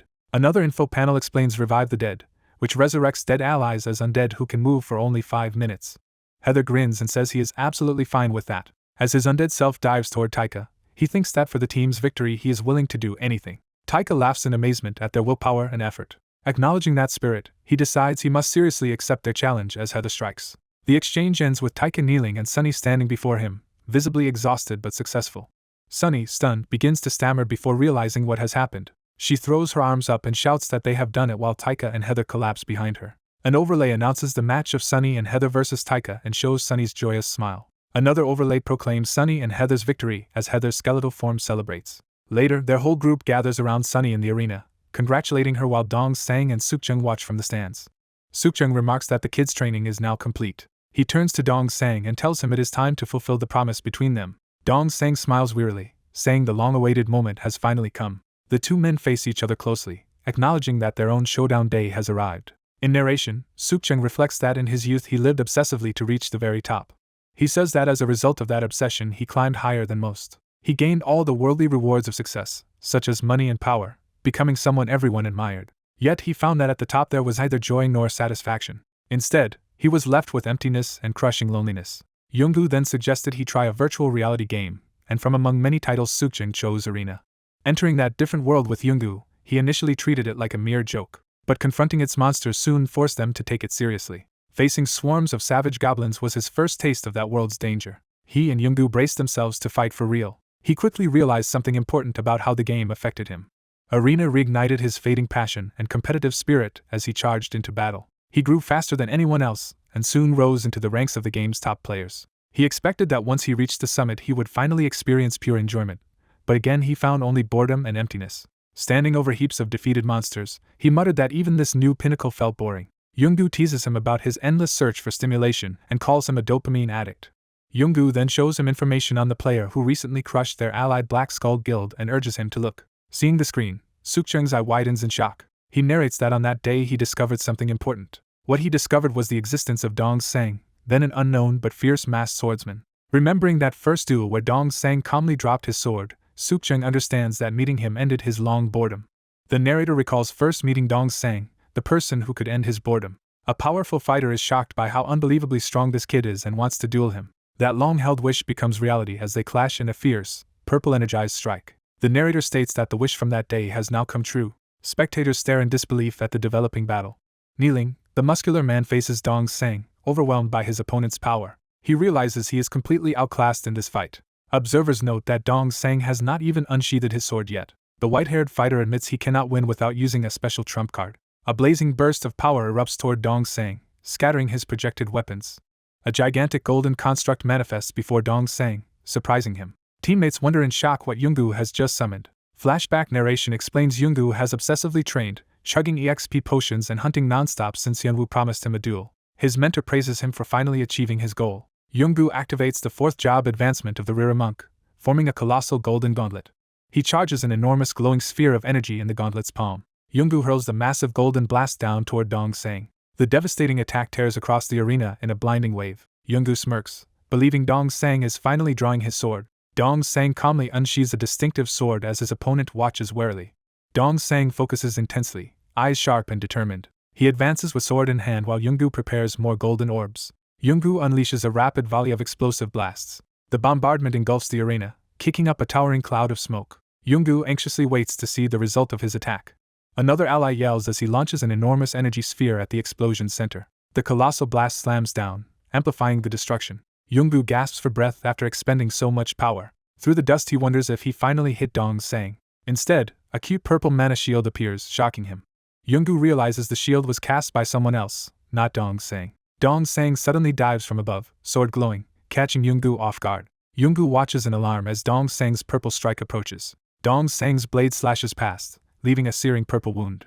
Yoongu coughs blood from the heavy blow. Dong Sang follows up with another explosive purple attack. Yoongu is blasted into the arena wall, buried in rubble. He grits his teeth, admitting that even his fourth awakening skill has not landed a solid hit, and the situation looks grim. Dong Sang steps forward, still composed with sword drawn. Despite his disadvantage, Yoongu's trembling hand grabs Dong Sang's armor. Yoongu, exhilarated, shouts that this battle makes him feel truly alive. He erupts in an even more intense golden aura. He reflects that fights with other rankers only made him afraid to lose. He tells Hyunwoo that this time feels different. Facing Dong Sang, Yoongu says Hyunwoo makes his will to win surge and swings his massive golden hammer. Yoongu roars for Dong Sang to take his ultimate blow. The gargantuan golden hammer descends toward Dong Sang. Dong Sang combines Hyanshin Demon Force, which fires powerful mana, with weapon projection that creates any weapon from mana. Numerous projected weapons and mana spheres gather, charged with purple energy. Dong Sang stands beneath the floating arsenal, preparing his counterattack. A condensed purple star forms at his blade's edge. He unleashes a gigantic purple wave of energy. The purple wave collides with Yoongu's hammer, pushing against the golden titan. The overwhelming energy bears down on Yoongu, who braces in shock. He still manages a faint smile as the attack engulfs him. The purple torrent completely swallows Yoongu and the arena wall. When the dust settles, Yoongu lies defeated but conscious amid the rubble. Hyunwoo approaches and asks his Hyung how the fight was. Hyunwoo wonders if the duel left Yoongu satisfied. Bruised and silent at first, Yoongu tries to compose himself. Then he smiles and says he was satisfied, calling Hyunwoo's performance incredible. Time passes and the teams gather peacefully in the arena, with Hyunwoo and Yoongu standing together.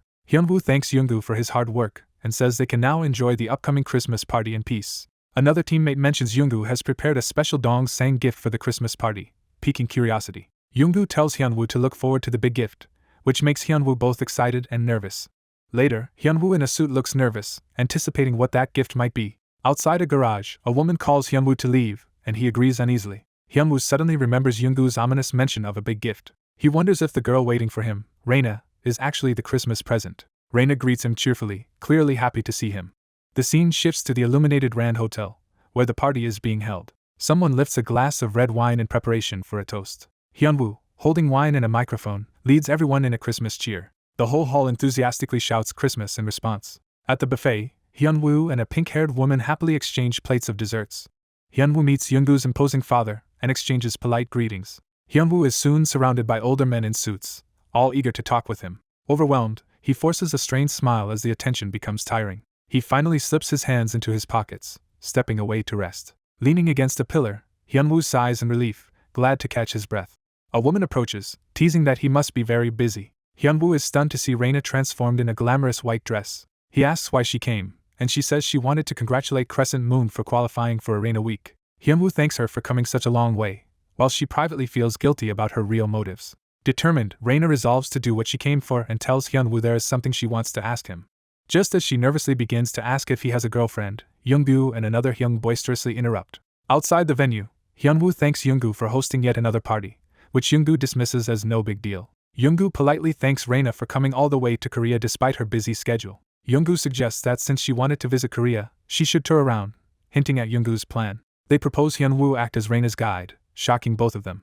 Hyunwoo hesitantly asks if he is really suitable for that role. Reina blushes and says she is fine with it if Hyunwoo agrees. Yoongu immediately declares it settled and urges them to go out right away, despite Hyunwoo's protests. The others insist they leave now because Reina's schedule forces her to depart tomorrow, and she confirms it. Hyunwoo awkwardly scratches his head, resigning himself to the sudden date. He asks Reina if there is anywhere she particularly wants to go. They head to a festive night market lined with stalls and lights. Reina looks around in wonder, excited by the atmosphere. She marvels at how much food there is, while Hyunwoo explains the market's fame. Spotting taiyaki-like pastries, she eagerly asks to try them, and Hyunwoo agrees. When asked how many she wants, she confidently orders 10, surprising Hyunwoo. Hyunwoo pays for 10 bunjiapang as Reina happily cheers. People in the crowd start whispering, recognizing Reina. More onlookers realize Reina is in Korea and gather to see her in person. Hyunwoo notes that people recognize Reina immediately, while she is surprised to be this famous even in Korea.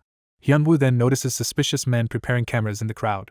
A reporter boss orders his cameraman to hurry and film them, calling it a huge scoop. Gossip spreads as bystanders wonder why Hyunwoo and Reina are together and speculate about their relationship. Sensing trouble, Hyunwoo apologizes to Reina, grabs her hand, and says he needs to step away briefly. He pulls her into a run through the night market, leaving her startled. The reporters yell that the pair is escaping and give chase. Reina is confused by the sudden dash and calls out to Hyunwoo. Hyunwoo explains he ran because the crowd was getting too big and rumors would be troublesome for her. Reina thanks him while hurrying after him. She privately thinks she would not have minded the rumors that much. Meanwhile, the reporters, exhausted, complain they lost the couple. They decide to keep searching nearby, unaware the pair is hiding close. Hyunwoo and Reina are concealed together inside a photo booth. Catching their breath, they confirm that they seem to have shaken the reporters. Hyunwoo suggests they stay hidden a bit longer, but Reina suddenly reaches out to grab his hand. Flustered, Hyunwoo apologizes for keeping her too long, but she reassures him. She blushes and admits the night has been more fun than she expected, which pleases Hyunwoo. A quiet, slightly awkward silence falls between them in the cramped booth. Reina changes the subject by commenting that it has been a while since she used an instant photo booth, reminiscing about student days. Hyunwoo admits he has never taken such photos because he only played games as a student, surprising her. She excitedly suggests they try it now since it is more fun than he thinks, while he half-heartedly refuses. She stares at him with puffed cheeks and sparkling, pleading eyes. Hyunwoo gives in and agrees, which makes Reina shout happily. The first photo captures a stiff Hyunwoo and a peace sign Reina as the camera flashes. Laughing, she teases him for his rigid posture, and he says posing for photos feels awkward despite being fine with broadcasts. She declares they will keep taking pictures until he gets used to it. To his horror, Hyunwoo mentally cries for help as Reina cheerfully insists she has plenty of change for more photos. A montage shows strip after strip of playful photos where Hyunwoo gradually relaxes and the two pose together happily. Later that night, the scene returns to the exterior of the Rand Hotel. By the car, Reina says she had a lot of fun and promises to act as Hyunwoo's guide if he ever visits the US, which he says he will look forward to. As Hyunwoo starts to say goodbye and leave, Reina hurriedly calls him to wait. Nervous and blushing, she struggles to bring up what she wants to say. Her hands fidget anxiously as she gathers her courage. She finally blurts out a stuttering question asking if Hyunwoo has a girlfriend. The two face each other in a quiet, tense moment after her confession-like question. Hyunwoo, surprised, asks why she is suddenly asking that. Reina hastily explains she was just worried any paparazzi photos from today might upset his hypothetical girlfriend. Hyunwoo laughs it off and tells her not to worry because he does not have a girlfriend. Reina then brings up the previous rumors about him and Glass that spread online. Hyunwoo clarifies those were baseless and that Glass is only like a close sibling to him. Reina admits those rumors actually caused her some trouble emotionally. Realizing the truth, she blushes deeply and touches her hair, relieved. Smiling softly, Reina says she is glad to hear he is single. Hyunwoo stands stunned and flustered by her reaction. Reina apologizes for keeping him so long and says she will head back now, while Hyunwoo politely wishes her a safe return. A suited man waits by a car and silently watches the blonde woman walk away, as if unsure whether to call out to her. The man, now shown up close and sweating nervously, hesitates with a raised hand, clearly conflicted about what to say or do next.